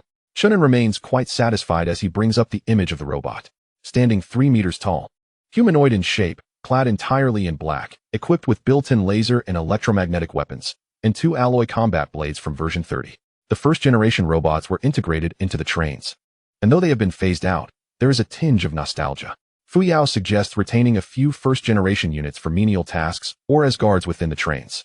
The 2nd-generation robots are given a name, Black Assassin, or simply Black Sting. The name has been officially recorded, and 100,000 Black Stings are on standby. Chen An inquires about the current status of the 3rd generation. Presently, there are 30,000 units, experiencing a rapid growth phase, with predictions of surpassing 100,000 in 10 days. This is quite reasonable. The initial batch of 2nd-generation Zixing individuals indeed requires an upgrade. Without waiting for Chen An to ask, Fuyao issues a warning. Master, please be advised that the star beast foretold by Liu is approaching. It has indeed been half a year since entering the jump point, marking the arrival time of that star beast. Chen An hastily summons Liu to perform another prophecy, requesting minimal information, specifically the location of the star beast's impending assault. Shortly thereafter, Liu delivers the result. The star beast will attack the 115th star system in 2 days. Chen An instructs Fuyao to bring up the star map. The display reveals that the 115th system is quite distant from the 17th, separated by over 30 star systems. Master, should we issue a warning to this star system? Fuyao inquires. Chen An's demeanor softens. No warning. We shall proceed as usual, treating it as if nothing is amiss. Chapter 81. The mighty ruler-level star beast on the train of the three-eyed people. A student asks, Teacher, the star beast is approaching. Should we issue a warning? His teacher, Li Si, had once faced a dwindling lifespan due to repeated prophecies, but a forced breakthrough to the 3rd level before death has extended his life by a century, and he is now in excellent spirits. Li Si strokes his beard and replies with a smile, You possess your own thoughts. There is no need to consult me. The train can only retain 50 vessels, and losing some now might be a blessing. Yang Dingtian nods and says, I fear that you may not agree with my approach. Teacher, in the vastness of the cosmos, only the fittest survive. I was once too rigid, believing that all beings in the starry sky could coexist peacefully. I was mistaken. To protect one's kin, one must engage in conflict and bloodshed, for only the strong can endure. Our strategy remains unchanged. We will align closely with the Fuyao civilization. Thank you for your guidance, teacher. I will confer with Chen An. The two quickly established communication, reaching a consensus regarding the star beast, choosing to remain oblivious. The subsequent 2 days passed swiftly, and aside from Chen An and Yang Dingtian, no one else is aware of the formidable star beast's imminent arrival. On October 3rd, the starry sky grows dim, as if a shadow has descended. Yet this shadow is merely a figment of Chen An's imagination. The cosmos appears unchanged from before. As the celestial beast arrived at the fringes of the star domain, it exhibited no discernible direction yet, but its presence had already been detected by the star network, inciting a tremendous uproar. Upon entering the cockpit, Chen An requested Fuyao to display the visuals while he accessed the star network for further information. The chat group was abuzz with activity. O2 inquired, "What on earth is that monstrous entity? Its size is outrageous." Killian remarked, "I have never encountered such a formidable celestial beast. Surely, it isn't heading our way?" Luo De proposed, "What if this celestial beast is a form of civilization itself, attempting to depart via jump point?" Vander added, "Regardless of its nature, the pressing question is its intentions. It won't attack us, will it?" In the footage, the celestial beast emerged from the nebula, towering thousands of meters tall, resembling a classic Godzilla, hurtling through the cosmos at remarkable speeds. Chen An even speculated whether it was equipped with thrusters, as such velocity seemed implausible otherwise. "It has entered our vicinity. Should we intercept it? With what means? A train? Surely, the strength of a train could withstand it, couldn't it? There are limited slots for jump points. It would be unreasonable for this creature to occupy one." The star network provided scan information, prompting Chen An to withdraw and request further analysis from Fuyao. The celestial beast is classified as a commander-level entity, likely having recently ascended. I estimate its height at approximately 3,700 meters, based on the closet displays. It is indeed the same beast that obliterated the Liu train. I have detected immense energy crystal fluctuations, indicating that this celestial beast feeds on energy crystals and may possess unique energy output channels. Fuyao relayed an abundance of information, much of which eluded Chen An's comprehension. He queried, "I merely wish to ascertain whether we can defeat it if we encounter it, or must we flee? After all, it is a commander-level beast." The title of commander merely denotes a rank. It does not imply invincibility. A transcendent orbital cannon consuming 5,000 energy crystals could annihilate it. Chen An exhaled in relief. If it could be vanquished, that was sufficient. At that moment, the celestial beast established a clear trajectory, heading towards the 115th star system, inhabited by the Serpent People civilization. Upon realizing the beast was approaching, the train conductor hastily sought assistance through the star network, while other conductors devised strategies. Size does not necessarily equate to strength. It may merely be an empty shell. Let us bombard it. Do not falter. Swiftly assume an offensive formation. I surmise this creature will be intimidated. Surely, the beast's flesh can be shared. It must be delectable. Do not underestimate it. A celestial beast capable of traversing the cosmos will not be feeble. While some are cautious, the majority of conductors adopted a spectator's mentality, envisioning the approaching beast as a plump target. Some even lamented their distant positions, wishing they were closer to partake in the celestial feast. Encouraged by these sentiments, the conductor of the Serpent People civilization, brimming with confidence, promptly dispatched 200 various warships, arranging them in an attacking formation within the extraterrestrial sphere, prepared to strike should the celestial beast dare to approach. Chen An observed with a detached demeanor, even engaging in a brief exchange with Yang Dingtian. According to the predictions of the opposing seer, the celestial beast was destined to be slain, falling to the transcendent orbital cannon, though not by Chen An's hand. This assertion piqued Chen An's wariness. He contemplated having Liu prophesy once more, but ultimately decided against it, reasoning that the event would soon transpire in any case. 2 hours swiftly elapsed, and the star beast finally soared into the orbit of star system number 115. Upon the sighting of the colossal creature, the serpentine train conductor issued a command for energy charging. All warships commenced full charging, with laser cannons primed for immediate firing. As the distance dwindled to a mere 100,000 kilometers, a barrage of fire erupted, creating a scene of breathtaking grandeur. Such formidable offensive power would be insurmountable for any other train. The Star Domain Network acknowledged the prowess of the Serpentine civilization. With such firepower, not only a single daft star beast, but even a horde could be vanquished. In my estimation, once the star beast is eliminated, their rank could ascend into the top 50. Indeed, such was the case. Yet, in a moment of disbelief, the star beast, undeterred by the onslaught of laser cannons, advanced steadily, suffering no damage whatsoever. What manner of defense is this? The firepower of the warships is woefully inadequate to withstand the assault. Why hasn't the train opened fire yet? Realizing the urgency, the serpentine conductor promptly commanded the train to unleash its full arsenal. The laser cannons proved futile. Perhaps the electromagnetic railgun could repel the star beast. However, despair washed over him as, even with the electromagnetic railgun, the star beast remained unscathed. Subtly, a shimmering blue membrane enveloped the star beast's surface, absorbing all harm. Retreat. The train, unable to recover its warships, executed an immediate about-face, propelling itself at full throttle. Yet, as the distance closed to a mere 20,000 kilometers, the star beast unleashed a massive blue beam, striking the side of the train. The train's propulsion faltered instantaneously. Its hastily gained speed interrupted, and thrust reversed in a chaotic frenzy. Chapter 82. Ripping apart 3 trains, shocking the star domain network. What manner of creature is this? The star domain network fell into an eerie silence. They beheld the star beast ferociously lunging forward, clawing madly at the train, ultimately tearing through its walls and extracting the serpents within as if they were mere snacks. Perhaps unsated, it pressed its maw against the breach, voraciously sucking in, clearing the nearby compartments entirely. Who can save me? I shall offer all my resources. The serpentine conductor pleaded for assistance on the star domain network, yet no response came. In the footage, the star beast continued its relentless tearing, finally ripping the train in half. It appeared to possess considerable intelligence, recognizing that the train's core resided at the front, and thus began to batter the front with unrelenting force. However, the front was too resilient. Even its teeth could not rend it apart. After approximately half an hour of futile attempts, the star beast directed energy towards the gaping wound, unleashing blue beams that erupted violently in all directions, rendering the scene both brutal and exquisite. The star domain network flashed ominously in red, signaling the serpentine conductor's disconnection, indicating his demise.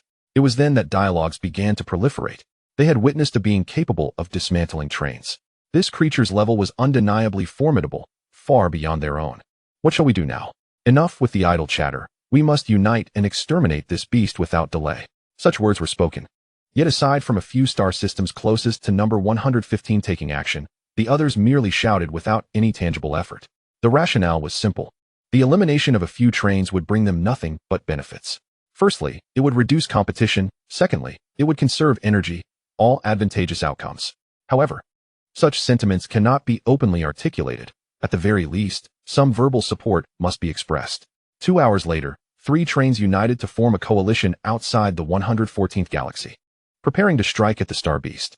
At this moment, the star beast was preoccupied with consuming energy crystals within the 115th galaxy, showing no interest in them.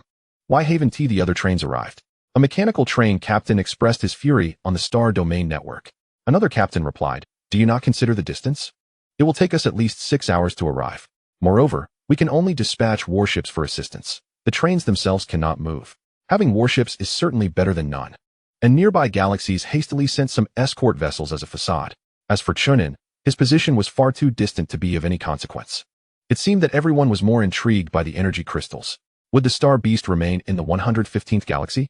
The energy crystals accumulated by the Serpent People civilization are about to be entirely consumed by it. It should be leaving soon. The master must understand that the more energy crystals the star beast devours, the more formidable it will become. This posed a significant dilemma. If it continued its consumption towards my vicinity, it would transform into a colossal menace. The situation had suddenly become precarious. Yet it did not compel Chen An to alter his strategy. He would continue to observe. In the visual feed, the star beast sensed the energy crystal aura next door and swiftly departed from the 115th galaxy, charging towards the 114th. The coalition had long been prepared, dispersing over 500 warships across the starry expanse to avoid being entirely overwhelmed by the star beast. As for the trains, they gathered as much as possible and distanced themselves from the battlefield. Should the circumstances turn dire, they could make a swift exit. With the speed of the trains, evading the star beast would be no challenge. It approached, poised to strike. Countless lasers surged towards the star beast, forming a three-dimensional light screen from all directions, nearly engulfing it entirely. At that moment, the location of the star beast resembled a small sun on the verge of exploding, the terrifying energy sending chills down one's spine. Chen An thought, if I were inside that, I would be vaporized in an instant. The master has absolute protection provided by the train. Is absolute protection truly so formidable? This ability is granted upon the train reaching the first star level, yet Chen An has never employed it. As long as the train remains undestroyed, absolute protection persists.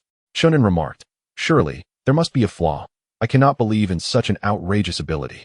The flaw lies in the significant energy consumption of this ability. The farther you are from the train, the faster the energy depletes, and the shorter the duration of protection. Chen An inquired, "If I were at the center of the jump point, and the train's energy were at 100%, how long could it protect me? What level of attack are we discussing?" "The same as the one the Star Beast is facing. Absolute protection will last for 10 minutes. Chen An mused, "Neither long nor short. That seems reasonable. However, if I were to encounter such a potent attack, it would only ensure my survival for 10 minutes. Not guarantee a safe escape." This was the primary reason he refrained from recklessly wandering. His sense of security was still insufficient. In the midst of their conversation, the screen suddenly turned completely white, and the visual feed vanished. What was happening? Fuyao is striving to retrieve the visual feed.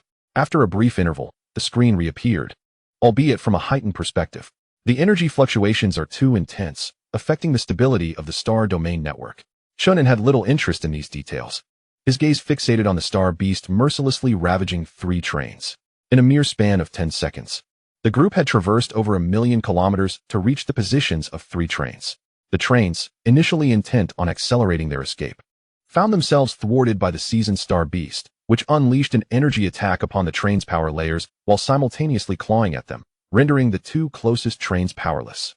The 3rd train managed to flee, but before any joy could be savored, the conductor was horrified to witness a colossal claw materialize on the screen. This claw seized the rear of the train, its fingers piercing into the inner layer, forcefully pulling it back. The train's traction was formidable, and despite its full-speed efforts, it ultimately broke free, though the last car was torn apart, causing passengers to drift into the cosmos like dumplings. The Star Beast roared in fury, lifting its head as blue light began to coalesce wildly within its maw. Once enveloped in this azure glow, it lowered its head, aiming at the train that had escaped to a distance of 100,000 miles. A brilliant blue beam erupted forth, propelling even the Star Beast itself backward by several kilometers. The stellar network failed to capture the sound, yet the conductors could vividly imagine the overwhelming impact as the beam pierced the power layer. This creature exhibited a terrifying intellect. While targeting the carriages might allow for the train's escape, striking the power layer would surely ensure success. Such tactics sparked new ideas among many conductors. Previously, they had favored attacking the carriages. Now, it seemed prudent to target the power layers as well, preventing adversarial trains from fleeing. Chen An shared this sentiment, but Fuyao dismissed it. Ordinary energy weapons cannot penetrate the power layer, as its defenses are comparable to those of the carriages. If we wish to destroy the power layers of other trains, we must utilize extraordinary orbital cannons. In this case, it would be wiser to attack the locomotive itself. Chen An responded, "Thus, our approach should be contingent upon the circumstances. With the Star Beast rampaging, I am eager to discern their movements." He was certain it would remain stationary, as prophecies foretold of a train employing extraordinary orbital cannons to obliterate the Star Beast. This particular train must be identified, otherwise, he could not find peace. For an extended period, the stellar network remained remarkably quiet. The live footage was compelling, depicting the Star Beast indulging in snacks, accepting offerings from even the robots without discrimination. Which star system would be next? The bi-foam civilization of Sector 112.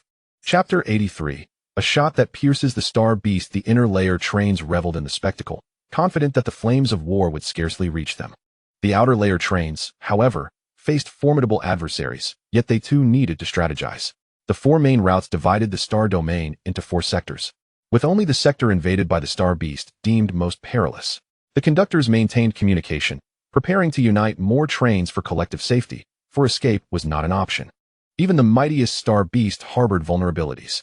Should they be unable to confront it directly, they would retreat inward, drawing other trains into the fray and testing their resolve. While such strategies were articulated, the reality of numerous trains scattered across various star systems, each harboring self-serving motives, rendered the formulation of an effective plan within a short time frame exceedingly difficult. Some conductors contemplated delaying their retreat, while others had already begun to withdraw. The notion of uniting for mutual support remained merely rhetorical. Chen An was acutely aware of these dynamics. Trust between civilizations was scarce, with each fearing sudden betrayal from the other. Much like the ever-obsequious three-eyed being, Chen An remains vigilant, refusing to lower his guard. "Fuyao, what is our current situation?" "Most are gathering passengers and warships. They may temporarily retreat into the inner circle, dragging more star systems into the fray.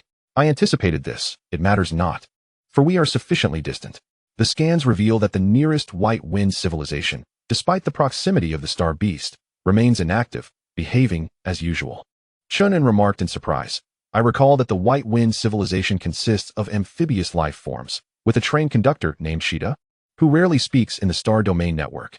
Have they surrendered? No, there must be some special means behind their calm demeanor. Fuyao, focus on observing the white wind civilization. Within the train of the 112th star system, conductor Shida luxuriates in the attentions of numerous beautiful compatriots, basking in leisure. Their faces bear frog-like gill structures, which pulsate while they speak, as if filled with effervescent soda. Master, that star beast is terrifying. We must flee. Shida, reveling in the soft tones of the voluptuous women beside him, embraces one and laughs heartily. Fear not, I shall deal with it. Meanwhile, the star beast, having devoured all the energy crystals in the 113th star system, still craved more and set its sights on the 112th. In the star domain network, the conductors expressed astonishment at the white wind civilization's composure. Could they truly be so dazed? The star beast has breached the outer circle, and they do not hasten to escape? Where is Shida? Is he not going to log on and say something? After much clamoring, Shida finally appeared online, uttering but a single phrase. The 112th star system is selling commander-level star beast meat, purchasable only with energy crystals, and pre-orders are accepted. To other conductors, this proclamation seemed outrageously brazen, yet to Chen An, it bore a serious tone. He promptly instructed Fuyao to establish a connection with Shida. As the connection was made, the unsightly scene on the screen caused Chen An to frown. How is it priced?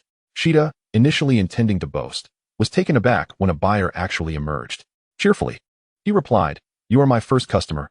I can gift you 10 tons.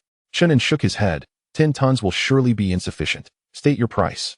In truth, Shida had not considered a price, but seeing Chen An's earnestness, he pondered and offered 10 pounds of star beast meat for 1 unit of energy crystal. Does that suffice? That is quite agreeable and remarkably affordable, Chen An stated. I require 1,000 tons of star beast meat. If all is in order, I shall dispatch warships to collect it. After all, the journey will take time, and it should align perfectly by the time of arrival. Shida was taken aback. 1,000 tons of star beast meat is valued at 20,000 energy crystals. Are you certain I can confront it? If you cannot, you should have fled already. Your willingness to remain suggests you possess a foolproof strategy. Once the communication ended, Chen An immediately dispatched 2 destroyers equipped with robots to secure the acquisition. Commander-level star beast meat can be utilized for research or as sustenance. Such nourishment greatly enhances physical fortitude. Chen An nodded. I actually desire more. Yet I fear Shida might reconsider upon realizing the implications. Indeed, the moment Chen An ended the call, Shida regretted his decision. Suddenly recalling the extraordinary nature of the star beast meat, realizing it was commander level.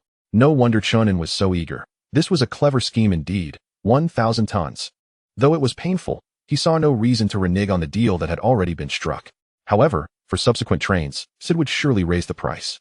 Perhaps to a unit per pound, or even 10 units per pound, for he held a commanding position that was unmatched elsewhere. As he muttered to himself, the train's intelligence system alerted him that the star beast was merely 1,000,000 kilometers from the inner star zone. Sid steeled himself and issued the command to prepare for an attack. In the ensuing half-hour, the 112th star system became the focal point of all trains. Many train captains began to realize that Sid's willingness to confront the star beast indicated he possessed formidable capabilities. They were eager to witness the extent of Sid's prowess. The star beast had entered the inner star zone, now 500 million kilometers from the train. What? The train was actually approaching? 300 million kilometers remained, with both parties accelerating, risking a collision that could obliterate the train. At 100 million kilometers, the star beast suddenly surged forward with tremendous speed, generating an impact powerful enough to shatter planets. 50 million kilometers, 20 million kilometers, 8 million kilometers, and the star beast shimmered with blue light, preparing to unleash energy. Though silent, the blue beam pierced the cosmos, annihilating meteors in its path, even crushing passing comets. This beam was immensely powerful, and no train dared to withstand it. However, when the distance dwindled to 1 million kilometers, a brilliant white beam erupted from the front of the train. Its diameter was larger, its brilliance more radiant, even causing the starry sky to tremble and the surrounding meteors to quiver. At 500,000 kilometers, the 2 beams collided. Perhaps there should have been a deafening roar. But the sound could not propagate. Only a tremendous energy was released, engulfing everything nearby. The entire star domain network was in shock. What sort of weapon was this? Never before seen? It was likely a unique ability derived from the devouring core, showcasing terrifying power. But could the train withstand it? The star beast's energy beam was no feeble force either. Look, the beam was being pushed back. After a brief moment of stasis, the white beam flashed brilliantly and began to overpower the blue beam. As the distance closed to 500,000 kilometers, the star beast halted its energy discharge, staring with wide eyes, utterly astonished. Finally, the white beam struck the star beast, piercing through it instantly, and continued its momentum, penetrating several meteors in succession. At that moment, the star domain network fell into complete silence. Perhaps only Chen An remained composed. How many energy crystals had he expended? 50 million units. No wonder the power was somewhat diminished. This implied that the star beast's defenses were actually weaker than those of the train. My extraordinary railgun has not been revealed, while the White Wind civilization has. Should war arise, I would hold an undeniable advantage. Know thyself and know thy enemy, and you will never be defeated. Chen An recalled this phrase from Earth. Chapter 84. The first taste of raw meat. The star domain network was quite pragmatic. When Sid showcased the extraordinary railgun and obliterated the star beast, the ranking of the White Wind civilization soared to the top, pushing the Fuyao civilization down. Chen An was indifferent. Allowing the White Wind civilization to take the lead was advantageous, as it prevented him from being constantly scrutinized by other trains. 3 hours later, Sid finally brought the train to the vicinity of the star beast carcass, ready to collect its flesh. The star domain network buzzed with excitement. As train captains eagerly sought to participate, Sid shouted, "The meat of the commander-level star beast is only 20 energy crystals per pound. First come, first served. Delay, and you may miss out." It was indeed pricey, yet the train captains flocked to make reservations. "I want 20 tons. I want 50 tons. I want 30 tons. Chen An was taken aback. Fortunately, he had secured a bargain early, or he would have been unable to afford it. It wasn't a matter of lacking energy crystals, but rather a reluctance to part with them. "Fuyao, have our warships arrived?" "They have arrived. The White Wind civilization is currently collecting star beast meat. It is expected to take 2 days to fill 1,000 tons. Good. Inform me once it is filled. Also, who took the cores from the previous 4 trains? If not for the distance, Chen An would have certainly attempted to seize them." After the star beast was slain, the 4 cores were collected by nearby trains. They may have already been consumed. As long as it wasn't taken by the White Wind civilization, that is acceptable. They are already formidable enough. This incident served as a reminder. Never underestimate any train, for one can never predict their hidden capabilities. Chen An too was concealing himself, not in the guise of a pig playing the tiger, but with caution and rational self-preservation. Had he been parading around with his train and extraordinary orbital cannons, he would likely meet an untimely demise without understanding how it came to pass. Subsequently, the star domain returned to tranquility, though the 112th star system remained abuzz with activity. As warships traversed back and forth, contributing to a harmonious atmosphere within the star domain. 2 days later, 2 destroyers laden with star beast meat returned to Chen An's train. However, upon inspection, it was discovered that the majority of the meat was of inferior quality, primarily consisting of scraps, which dashed Chen An's good spirits. Although he still made a profit, it was significantly less than before, which felt like a loss. "How very clever. They have deceived me." Chen An added Sid to his blacklist, and his approval rating plummeted. If he didn't want to sell, he could have simply said so earlier. There was no need for such tactics. It was not merely scraps. There were even bones among the lot. 2 hours later, the results were sorted. The meat of the star beast amounted to only 400 tons. The remaining 600 tons were of poor quality, with nearly 100 tons consisting of bones. "Master, shall we negotiate with Sid?" Chen An was currently in the kitchen, frying meat, an unusual endeavor for him. "No need. Sid is currently ranked first and is not afraid of me. Keep the 400 tons of good meat intact. The lower quality can be put on the market. But the price cannot be too low. It must be affordable for the higher-ups." The rationale was twofold. The meat was scarce, and the value of the upper-class passengers was greater. Chen An hoped they would gain more enhancements. The frying pan sizzled and began to smoke. "Master, frying meat is quite simple. Would you like me to guide you step by step?" Chen An's face flushed slightly. "I can manage on my own. I do not require your instruction. If I fail to fry it properly, it will be your fault for distracting me. As long as you are happy." A few minutes later, Chen An emerged from the kitchen with slightly charred meat, heading to the living room, where he instructed the robot to fetch a bottle of red wine. Luoyu was also indulging in meat, but she was consuming it raw, glowing with a green luminescence. "Why have you turned so green?" asked Luoyu with delight. "This meat contains a formidable superpower. Just a small bite brings immense comfort and enhances my abilities. Chen An, you should give it a try." Chen An prepared himself to savor a delightful meal. However, The meat was too tough, and his cooking left much to be desired, rendering it as flavorful as chewing wax. Master, I recommend consuming it raw. For you Xixing people, cooking food is primarily to kill parasites, while improving texture is secondary. Moreover, there are no parasites within the bodies of commanding level star beasts. They are exceptionally clean. Chen An swallowed hard, for the meat exuded a rich aroma, distinctly different from the cooked version. All right, I shall give it a try. Little you, please pass me some. Luo Yu tore off a piece of lean meat with a twig and handed it over. Chen An hesitated not at all, quickly stuffing it into his mouth and chewing vigorously. His eyes sparkled as if he had discovered a new continent. Fuyao, bring me some more. The fresh meat was indeed delectable, tender, delicate, juicy, and bursting with flavor. Thus began Chen An's gradual departure from his habit of consuming cooked meat. Yet, in a moment of indulgence, he overindulged, causing the superpower within him to swell, necessitating a 2-day retreat in the training chamber. Shortly after he began his seclusion, the Ling Shua civilization issued an announcement. The Star Domain Network would commence an online auction, allowing various trains to auction off items they no longer needed. The auction was set to officially begin in 3 days. The auction itself bore little significance. It was merely a means of simple communication between the trains. Nearly all trains actively participated, offering items obtained from fragments of civilization, all deemed useless. After 2 days, Chen An emerged from his retreat and, prompted by Fuyao, examined the items that had been listed for auction. Rhoda is quite clever. They actually organized an auction. Let's see if there are any treasures. The items were numerous and diverse. Biological brains from unknown civilizations, data on semi-mechanical civilizations with skewed technological trees, fragments of celestial patrol ships, and peculiar objects that could only be identified by numbers. Fuyao, how many of these do you recognize? I can only identify a portion.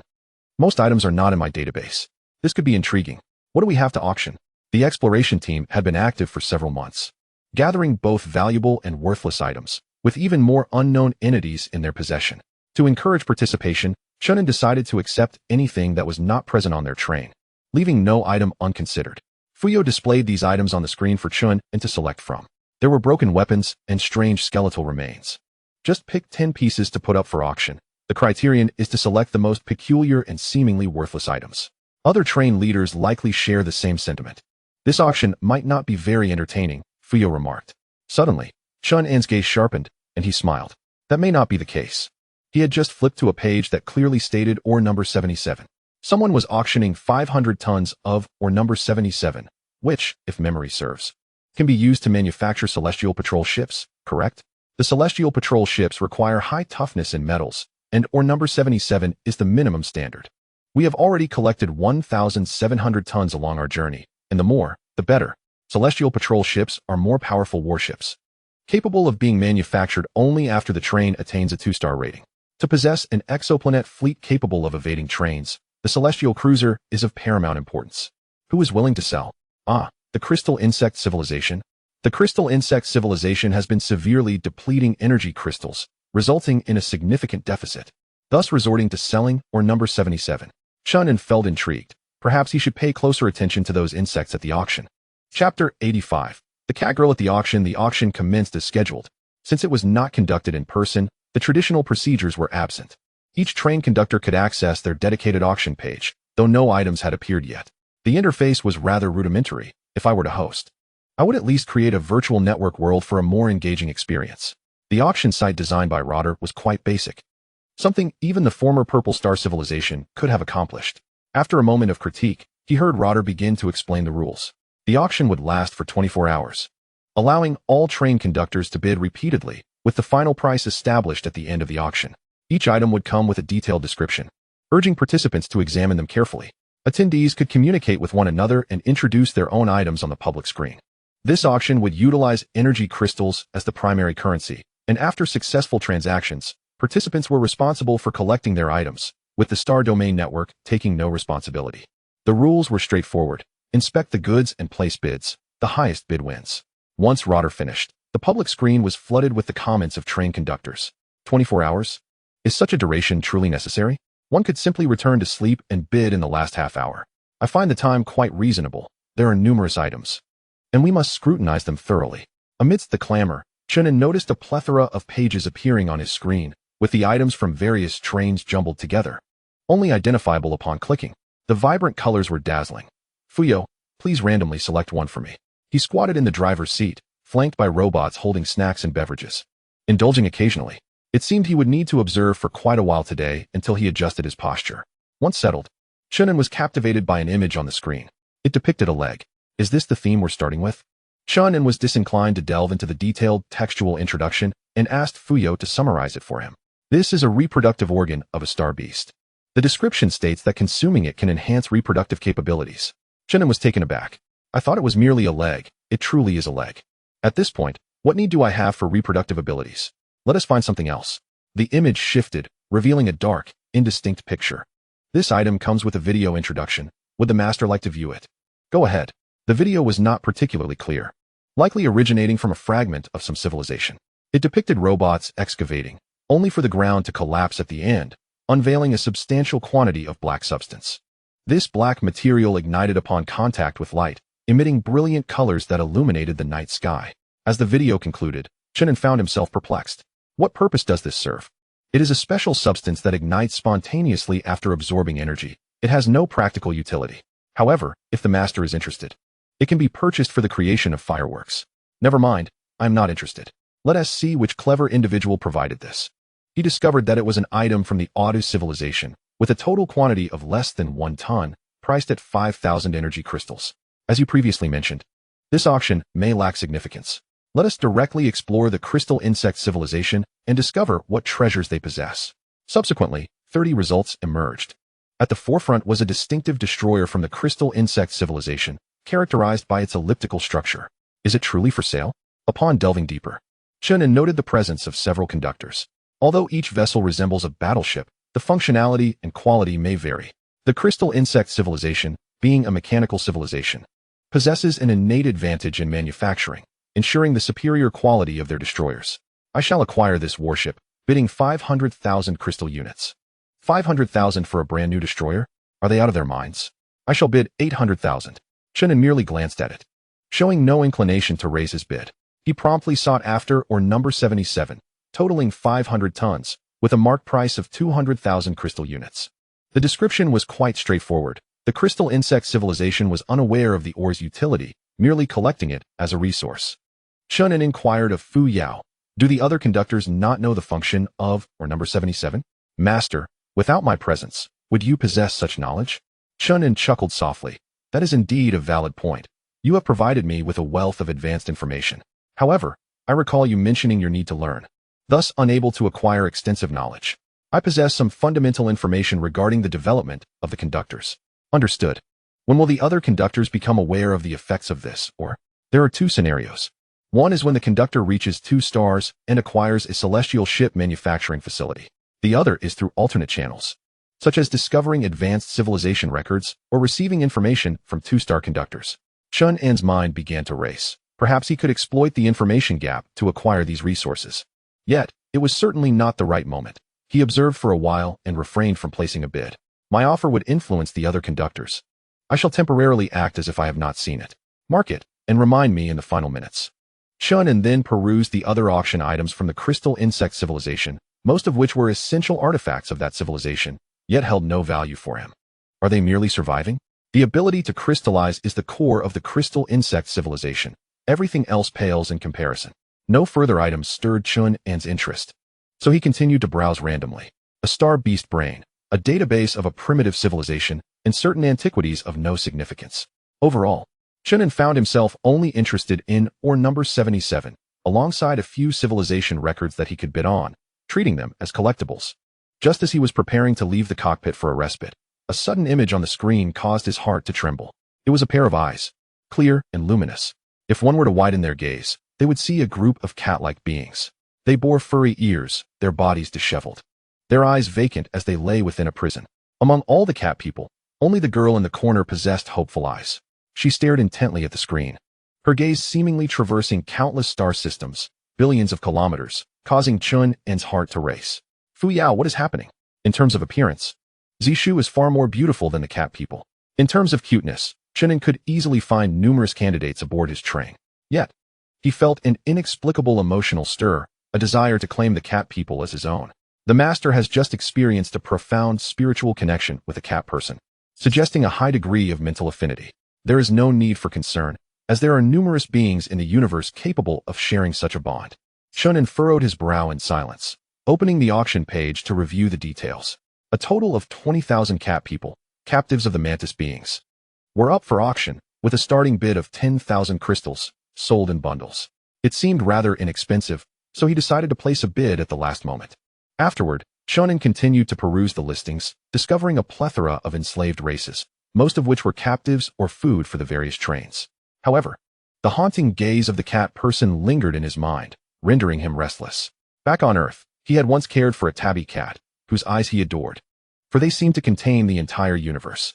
Eventually, that beloved cat disappeared, leaving him in sorrow for a long time. Little cats are quite adorable. You could keep one to alleviate your boredom, a voice suggested.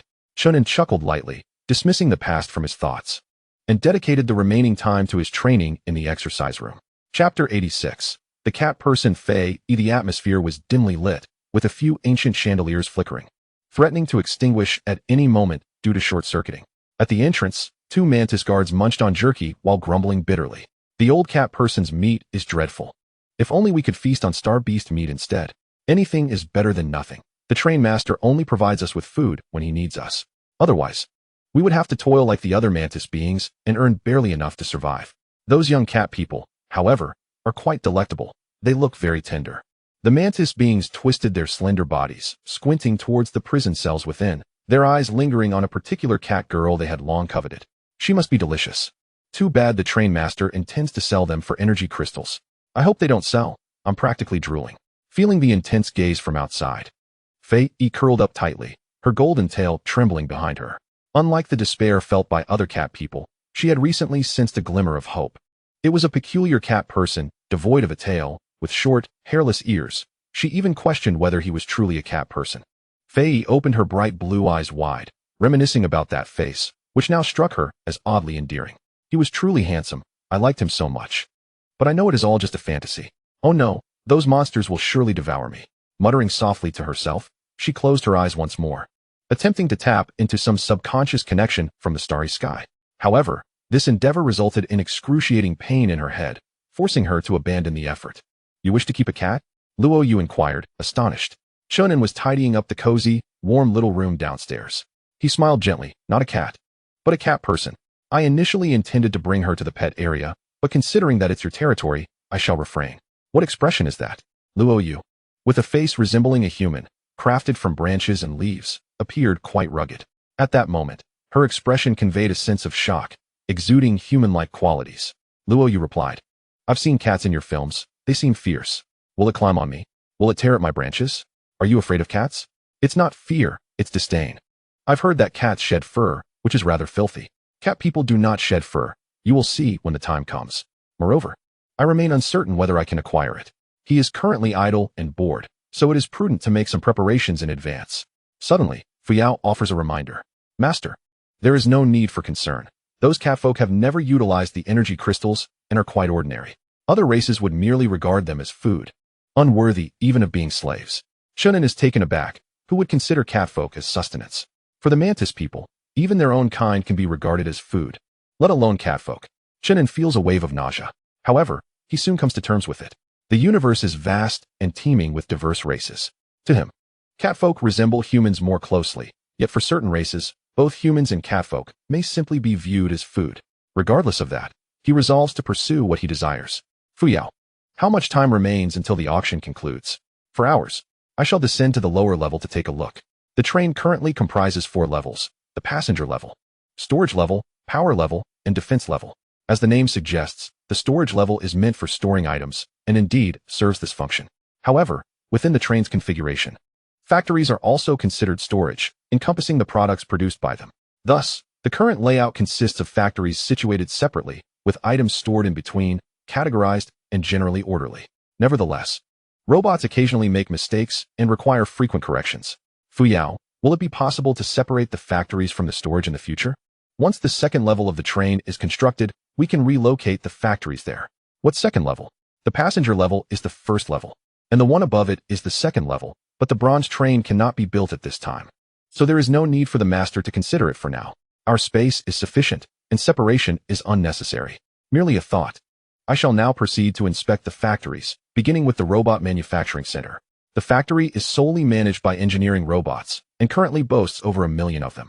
The Robot Manufacturing Center is located beneath the first car, occupying half of its space, which is quite substantial. Chen An boards the shuttle and enters through the open iron door, where he is greeted by endless assembly lines. Some lines are manufacturing energy modules, others are producing heads, and yet others are crafting limbs. The assembly line is on the opposite side, and as Chen An meticulously studies the various machines, he suddenly experiences a nostalgic enjoyment reminiscent of writing papers in the past. Fuyao, can humanoid robots be manufactured? You know, those with human-like skin. Bionic robots hold little value. But if the master desires, we can customize a few. Please create a batch for me to attend to my daily needs. While I have grown accustomed to the previous robots, they lack the sensory qualities of humans. Master, if you require servants, why resort to robots? You could purchase slaves or recruit within the train. Even slaves do not obey as well as robots. By the way, bring up the database from Zixing. All bionic robots should bear the faces of female celebrities. If they appear unattractive, it will not do. After examining the robot center, Chen An proceeds to tour the meat processing plant. The food supply is ample and can meet the requirements. It would be beneficial to introduce more variety to enhance the flavors. Fuyao, can the seasonings from Zixing be synthesized? They can be chemically produced. Are they harmful to health? No difference from the natural. Then let us synthesize some. After all, it's not for my consumption. He still has plenty of supplies transported from the Purple Star. And even if those run out, he can extract more from the Life Star, rendering chemical products unnecessary. As the 4 hours draw to a close, Chen An returns to the cockpit. How much time remains? 3 minutes. Are there any bids on my scheduled items? The 77th or has received 2 bids. Currently at 400,000 energy crystals. The cat people have been bid on 5 times. Currently at 300,000 energy crystals. The unknown technological civilization data has been bid on 17 times. Currently at 75,000 energy crystals. What is the status of our items? They are not entirely worthless. There are a few pieces of art that can be purchased for collection. All have bids, some even through several rounds of bidding. Certain train conductors may be keen to curry favor with you, deliberately offering high prices. Let them be. I am not forcing anyone. Time to wait. With only 10 seconds remaining, Chen An instructs Fuyao to place a bid. The bid for the 77th or rises to 500,000 energy crystals. The cat people's bid to 400,000 energy crystals, and the others increase by 3%. When Chen An places his bid, many conductors quickly receive the news and are eager to know what he intends to buy. However, upon seeing merely a collection of junk, they find themselves uncertain of Chen An's intentions. Regardless, anything Chen An wishes to purchase, we shall seize. Sheeta, brimming with confidence, is now quite affluent and harbors resentment over Chen An acquiring a batch of star beast meat at a low price, seeking an opportunity for revenge. However, the intelligence system issues a reminder. The auction time has expired. We can no longer place bids. Damn, that kid is truly cunning. Chapter 87. Rhoda's ultimate plan. The auction concludes successfully. Everyone is advised to adhere to the rules and complete their transactions independently. Chen An has successfully acquired all he needs, leaving him in good spirits. Fuyao, dispatch a warship for the transaction, primarily focusing on the ore and cat people. The ore is sourced from the crystal worm civilization of the 3rd star system, while the cat people belong to the mantis civilization of the 2nd star system, which are not far apart. Approximately 500 tons of 77th ore are transported back without incident after about 5 hours. Fuyao, how much 77th ore is required to manufacture a patrol ship? At least 5,000 tons are needed. Currently, there is a shortfall of 3,000 tons. In that case, I shall consult with Rhoda. Master, the cat people have also arrived. Place them as regular passengers. As for the cat girl, allow her to acclimate to the environment while I observe. Chen An quickly contacts Rhoda. Rhoda is very welcoming, the background lights seemingly unchanging. Chen An instructs Fuyao to activate the filter to eliminate that distraction. Brother, how was this haul? Fairly average. Primarily, everyone is too conservative, unwilling to part with valuable items. I have an idea. Let us establish a temporary market where we can trade with one another. Rhoda nods in agreement. I had the same thought. The auction was merely a preliminary test. Then it's settled. Let us swiftly launch the market. I currently possess an excess of energy crystals and wish to spend some. Haha, brother, you are generous. If you need anything, feel free to purchase from me as well. By the way, don't forget, there are just over 2 months left until the jump point opens. Chen An's smile fades as he inquires. Do you have a plan? Rhoda, given our capabilities, it is quite effortless for us to secure a spot through the jump point. But are you content to simply pass through? You mean Chen An's face once again bore a smile. as he had discerned Rhoda's intentions. Rhoda said ominously, "Since the jump point requires only 50 trains, the remainder can be destroyed. TSK. Such a loss of so many train cores would be a pity.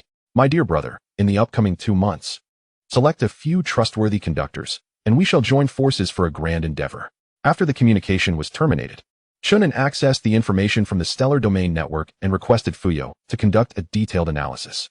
The ability users, in conjunction with the Stellar Domain Network, can infiltrate the intellect of any train at any time. The Ling Shua people may intend to initiate a war by incapacitating the train's power. Can they incapacitate our trains? With me here, they absolutely cannot. Chen An breathed a sigh of relief. That rascal Rhoda must have harbored such thoughts previously. But ever since I intimidated him once, he altered his plans. Nevertheless, vigilance is paramount. One must never be complacent. I have been monitoring the Stellar Domain Network around the clock, leaving no information unexamined. That's good. Please bring up the images of the cat people and see how they are faring. Wait, I forgot a question. Do pets occupy passenger slots? Pets are considered the exclusive belongings of their owners and do not count as passengers. Is there a limit on the number of pets I can have? There is no restriction, but they will be specially marked in identification and cannot occupy passenger seats. The owner need not worry.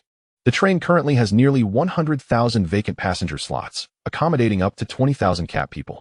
Although Chen An provided ample care for the passengers, they still gradually lost nearly 100,000, predominantly from the U people. That's good. Where have the cat people been sent? Carriage 20. In the living quarters of Carriage 20, 20,000 cat people timidly disembarked from the spacecraft, feeling immense trepidation towards their surroundings. The structure of human biological trains is largely similar. Thus for the cat people, this place bore no difference from the hell they had previously known. The sole distinction was that this environment appeared exceedingly clean, starkly contrasting with the filthy train before. As new passengers settled in, they would receive complimentary wristwatches from the train. The wristwatch symbolized passenger identity, which Chen An had long ago offered for free, eliminating the need for purchase. The cat people, uncertain of their current situation, could only follow the robots ahead. Occasionally, they encountered humans who bore a striking resemblance to themselves, evoking a sense of familiarity. "Excuse me, where are we headed?" Fei mustered her courage to inquire of the nearby service robot. The robot responded in a gentle tone, "You will be granted passenger identities." Though not entirely comprehending, Fei sensed that this place was unequivocally different from before, especially those humans casting peculiar glances at them, resembling the faces she had envisioned in her fantasies. Could he be here? Fei murmured, lost in thought, entranced by her daydreams, and took a long while to regain her senses. She received her wristwatch, which automatically displayed the Zixing script upon wearing it. Anyone boarding this train must utilize the Zixing script, and the U people were no exception. Subsequently, under the guidance of the robots, the 20,000 cat people proceeded to Carriage 20, where they obtained seats designated solely for them. The passenger seats are linked to their wristwatches, adjustable solely by Chen An, with no authority granted to the passengers themselves for alterations. Upon discovering their assigned seats, the catfolk were overwhelmed with joy. "So, we are not mere sustenance. Why is that? What, I wonder, must we do?" The robot responded, "Activate your wristwatch to acquire knowledge. Seek loans in the market to purchase energy crystals, and upon awakening, you may join or establish a guild, subsequently venturing out to earn a living." The foolish continued to inquire, while the astute had already begun to study the wristwatches. Through the information received, they learned that they were now recognized as legitimate passengers, possessing the right to exist, no longer relegated to the status of slaves or mere food. As the catfolk reveled in their newfound status, an announcement echoed through the train. "Today, 20,000 catfolk have joined our train. We hope everyone will welcome them swiftly and refrain from any discriminatory behavior." This announcement stirred a sensation, for only the passengers of Carriage 20 were privy to this news. What did the catfolk look like? Could it be that my dream of a cat girl is coming to fruition? Carriage 20 is quite distant. Not at all. A free cable car from the observation deck can swiftly transport one there. The observation deck, developed by Fuyao, boasts numerous functionalities, such as cable cars connecting various carriages and shuttles that can land anywhere. Additionally, there exists a mobile market, allowing passengers to conveniently procure food and daily necessities without the need to visit the main market. In essence, the introduction of the observation deck enriched the lives of the passengers and strengthened the connections among the carriages. Consequently, it was not long before a throng of curious passengers flocked to the observation deck of Carriage 20, eager to glimpse the catfolk. Chen An was not particularly pleased with this situation, instructing Fuyao to temporarily shut down the cable car leading to Carriage 20. The catfolk must swiftly adapt. They must not be disturbed. After observing for a while, Chen An remarked, direct the robots to guide them towards awakening. I sense that girl is exceptional. Her mental resilience is remarkably powerful. It is not I who guide her, but rather she who guides me. Just moments ago, Chen An established a clearer mental link with the cat girl, and through this connection, he learned her name, Fei. A lovely name. Chapter 88. The sudden emergence of thought energy users borrowing star coins to purchase energy crystals and absorb them for awakening. This process has already become quite sophisticated aboard the train. With robots adept at leading each new passenger through it swiftly, Chen An paid little heed to this, as he was occupied with observing the chaos across various trains. Some individuals, dissatisfied with the low auction prices, refused to transact. Frankly, such occurrences are unavoidable.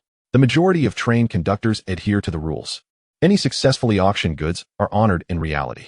However, a minority of conductors intentionally neglect their duties, withholding not only the goods, but even the energy crystals. The crystal insect civilization has faced censure from over a dozen conductors, with Luo Day attempting to mediate, yet to little effect. The worst offenders were the crystal insect civilization, which, instead of fulfilling their auction commitments for warships, merely indulged in the energy crystals. Chen An chuckled, they dare only to bully the lower-ranked trains. They wouldn't dare to consume my energy crystals. Regardless, it is of no concern to me. He summoned the images of the exploration teams, where hundreds of squads were busily engaged. How many fragments of civilizations remain to be explored? Estimations from the Star Domain Network indicate that only 1% remains unexplored. Chen An, once the exploration concludes, immediately terminate all expedition missions and have the exploration teams return. Please provide a summary of the resource collection progress across the various star systems. Half an hour later, the vast majority of star systems have already harvested their resources. It is anticipated that the last 2 months will be tumultuous. How far are we from ascending to the second star? The number of frigates and destroyers is already sufficient. The triple transcendence will reach 200,000 within half a month, and only one more battle remains to be fought. Chen An raised an eyebrow, swiping his hand across the screen to reveal images of the inner star circles of each star system. It's better if chaos ensues, otherwise, where would I gather the requisite battle instances? As he spoke, a powerful surge of thought suddenly erupted, sending chills down Chen An's spine. In that moment, the entire train seemed to lose its secrecy, laid bare to some unknown presence. Chen An, alarmed, sprang from his seat. Who did this? Only a telekinetic can accomplish such a feat. Chen An, could it be that Rotter intends to strike against me? We must counteract swiftly. Beep, beep, beep. A cacophony of alarms blared within the cockpit, but was swiftly silenced by Fuyao. Master, the telekinetic is inside our train. Upon hearing inside, Chen An's anxious demeanor slightly eased. He closed his eyes, as if instantaneously entering a virtual realm. Flowers blossomed along the path, the starry sky paved his way, and dazzling fireworks erupted above, bursting forth into the distance. After taking a few steps, he suddenly heard a faint voice calling from behind. What is your name? Chen An turned to look, his narrowed pupils relaxing in surprise, his brows lifting as he displayed a look of realization. Fei? The cat girl clasped her hands together, her delicate features glistening with cold sweat, her furry ears twitching. Her tail seemed to have a will of its own, twisting about in disharmony with her body. Do you know my name? I'm so happy to see you again. By the way, is this train yours? It's so beautiful. Suddenly, she let out a piercing scream, her body beginning to twist and contort as if being sliced by countless blades. Chen An shouted, Are you out of your mind? Get out of there. In a state of disorientation, Chen An's consciousness returned to his physical form, and he immediately instructed Fuyao to locate the cat girl and bring her aboard. There is nothing that can be concealed from a telekinetic. Keeping her in the carriage serves no benefit, so it is better to retrieve her sooner rather than later. Recently awakened telekinetics are quite fragile. Using their abilities recklessly without the aid of energy crystals can be harmful to themselves. During the wait, Chen An inquired, I remember that telekinetics have weaknesses, but I've forgotten what they are. The consciousness of a telekinetic can extend outward to gather more star systems. If a telekinetic is combined with a network, it can create a more expansive star domain network. The drawback is that using their abilities restricts movement and continuously depletes energy crystals. Depleting energy crystals is manageable, but is the inability to move absolute? Not entirely. The inability to move refers to the difficulty in leaving the train, but they can move within the train itself. However, if they fully unleash their abilities, both their consciousness and physical form become immobile. Chen An, so, a telekinetic functions like a signal tower, capable of collecting signals and transmitting them outward. Can she completely seize Rotter's star domain network? Unless her level exceeds that of the opponent's psychic practitioner, let it be. For the psychics under Luo Da's command possess at least triple strength. After engaging in idle chatter for nearly half an hour, Fei was finally escorted to Chen An's private quarters. However, she remained in a state of unconsciousness, placed in her exclusive bedroom. Chen An went to visit her and inquired of his companion. Liu, is it different from what you imagined? Liu extended her tendrils to touch the girl on the bed, whose cherubic face was undeniably adorable. She resembled a human far more than a cat. A mere alteration of her ears and tail would suffice. Haha, once modified, she would be indistinguishable from a human, and all the more pleasing to the eye. Shortly thereafter, a robot delivered energy crystals, which Chen An promptly placed beside the girl, allowing her to absorb them autonomously. Suddenly, Chen An turned to the robot, a wave of unease coursing through him. Fuyao, why do you appear this way? The robot's visage bore a striking resemblance to a renowned actress from Purple Star, whose films Chen An had watched extensively. He had anticipated a comforting sight. Yet the reality evoked a sense of horror. The master has grown accustomed to mechanical faces and finds it difficult to adjust to unfamiliar ones in a short span. Chen An shook his head. Revert to the previous appearance. These faces are unsettling. In retrospect, the mechanical visage is far more appealing. Let's modify it based on the original design. It should be much more comfortable. Fuyao understood immediately and set about the transformation. Chen An then requested Fuyao to scan Fei's physical data. The girl was exceedingly frail, her body unable to sustain her own abilities. The earlier awakening had nearly cost her life. Psychic practitioners are quite vulnerable and require protection. I understand. When will she awaken? Within an hour. Unwilling to wait idly, Chen An decided to take a walk. In discussing the robots, Chen An asked, "How is Yi?" Yi was the robot that Ling Yue had inadvertently upgraded, and Chen An had instructed Fuyao to keep a close watch on it. Yi can protect Ling Yue as she travels to Origin Star. All is well at present. A lingering question nagged at him. How can mechanical life forms enhance themselves with superpowers? They lack muscles and blood. Every entity in the universe possesses its own path to enhancement. Mechanical life forms strengthen their bodies, energy sources, and components, much like humans. One must not conflate robots with mechanical life. Does this mean I can collect mechanical passengers? Why not? Chen An delved into this topic for nearly an hour. And at long last, Fei stirred awake. She emerged from her bedroom, glancing around furtively, as if a thief. How did you sleep? Chen An inquired with genuine concern, striving to appear amiable. Startled, Fei took a moment to recognize the figure before her. The strange man seemed to harbor ill intentions. However, upon rubbing her sleepy eyes, she realized who he was. Why, you are Chen An, right? I like you. Are interspecies girls this forthright? Chen An pondered. Could it be that I am too innocent? In Chapter 89, it became clear that powerful psychic practitioners could wield control over the realm of the two-dimensional. Chen An momentarily lost his train of thought, realizing that Fei's affection was merely innocent admiration, devoid of ulterior motives. To his surprise, the girl, though possessing a charming and demure appearance, turned out to be quite the chatterbox. I had seen you from afar before. I thought I would never meet you in person. I'm so happy. It is truly beautiful here, reminiscent of a fairyland. I initially presumed you would be quite stern, yet you resemble my elders, exuding warmth and kindness. Uncle Chen An, would you be willing to take me in? Chen An's smile faltered momentarily. Address him as Brother Chen An. Fei bit her lip and sweetly uttered, Brother Chen An. Ah, a well-behaved child indeed. Are you hungry? She rubbed her belly and swallowed. I am not hungry. Chen An inquired with a smile, what do you typically enjoy eating? When I was in my hometown, I relished fish. However, my family was impoverished, and we often had to subsist on wild vegetables. Brother Chen An, do you have any work for me? You wish to work? Fei shyly lowered her head and replied, I wish to earn some money. Her adorable shyness and determination left a profound impression on Chen An. Indeed, there are some tasks. Please assist me in tidying up the bedroom upstairs. Luo Yu, take her with you. Really? Are you that afraid of her? Luo Yu stood at a distance, unsure why she harbored such a phobia of cats. In truth, it was Fei who was more fearful of her. Very well, I shall accompany her upstairs. Little one, do not climb on me, or I shall reprimand you. Fei timidly followed, casting a pleading glance back at Chen An, who pretended not to notice. In due time, they would become familiar with one another. Fuyao, prepare some food for her, primarily consisting of fish and meat. Is the master intending to raise Fei as a maid? I am employing this method to facilitate her swift acclimatization. I can assign her daily tasks. Will the master not utilize her abilities?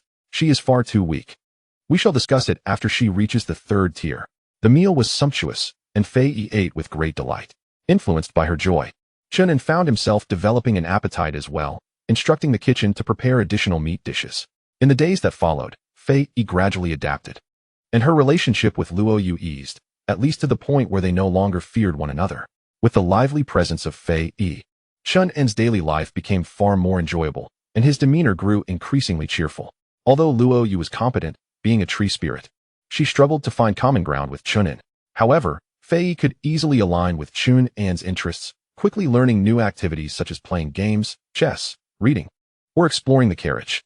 There was but one issue. As a psychic, Fei Yi's spirit was incredibly potent, often drawing out Chen An's spiritual strings. Thus, in mid-October, unable to restrain himself any longer, Chen An engaged in a mental connection with her. Chen An could conjure 2 spiritual strings, while Fei Yi surprisingly manifested 4. Fuyao, how high is my spiritual affinity with her? 93%. If you could produce 4 spiritual strings, the affinity would be even greater. So, according to your assessment, I am holding her back. What abilities have I gained? Based on my data analysis, you should acquire abilities related to psychokinesis. Chen An closed his eyes, attempting to attune himself. However, after a while, he felt no change. It seems I have not gained anything. I suggest the master continue to experiment. There will surely be results. Chen An then summoned the blushing Fei Yi and inquired about how to wield psychic abilities. Fei Yi replied, imagination, conception, diffusion. After speaking, she closed her eyes, and Chen An teased, have you turned into a riddle maker? A gentle breeze swept past Chen An, signaling that she was dispersing her consciousness. Chen An followed suit, envisioning the surrounding objects and conjuring their original forms, then exerted all his effort to extend his own awareness. Suddenly, a muffled sound erupted. His consciousness did not merely disperse, it exploded.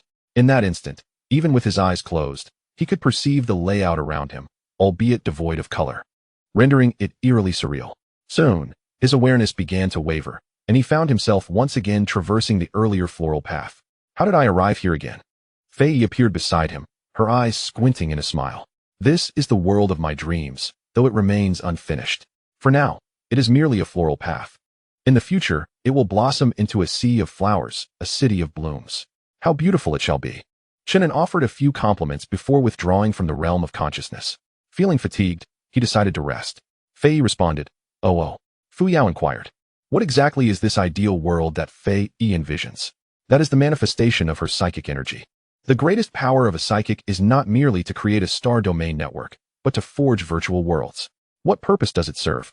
Once she grows sufficiently powerful, she can command both the network and the virtual realms. Even those virtual worlds created by other beings will fall under her control. In essence, a formidable psychic can dominate the realms of the second dimension. Chen An felt a shiver run down his spine and asked, can she control you? Except for me. Why? Aren't you also situated within a virtual world? Because psychics possess flaws, her body cannot enter the virtual realm. Does the master recall another extraordinary being known as the Eternal? I remember. The Eternal can sacrifice their life to transform into a spiritual state, allowing the train to ascend the stars. The Eternal is the greatest nemesis of psychics. The master will come to understand this in time. After hearing Fuyao's words, various speculations arose in Chen An's mind. Fuyao, could it be that you are the Eternal? Hehe, you may continue to guess. Are you a fusion of the Eternal and a psychic? Did you intentionally become an intelligence to assist me after your sacrifice? The master is quite astute. Such an absurd notion has emerged. Losing interest after some time spent guessing, Chen An returned to his room to rest. The following days were relatively uneventful. Yet as the fragments of civilization were fully explored, the atmosphere within the star domain began to tense once more. Chen An remained unconcerned, as he was joyfully accumulating resources. The trading market of the star domain network had long since opened, and Chen An seized the opportunity to amass a substantial amount of 77 ore, having gathered enough materials for a celestial cruiser. By early November, 2 of the conditions for the train's ascension were met, with only 1 battle remaining. Chen An had grown accustomed to sitting in the pilot's seat, gliding his fingers across the screen to examine the status of various star systems. Which one is ready for battle? I can hardly contain myself. Were it not for the fear that a single misstep could trigger a chain reaction, he would have already launched an assault on the neighboring Bluebird people. With my current strength, I could defeat the Bluebird people within 3 hours without resorting to the extraordinary orbital cannon. As for the Triangle people, I could afford to spare them, after all. The moon eclipse is quite adept at negotiation, having delivered 50 tons of free 77 ore to me last week. Just as he was muttering to himself, Fuyao suddenly provided an alert. Information from the Star Domain Network indicates that the Crystal Insect Civilization has declared war on the Mantis Civilization without prior notice. Chen An perked up, urging Fuyao to display the visuals.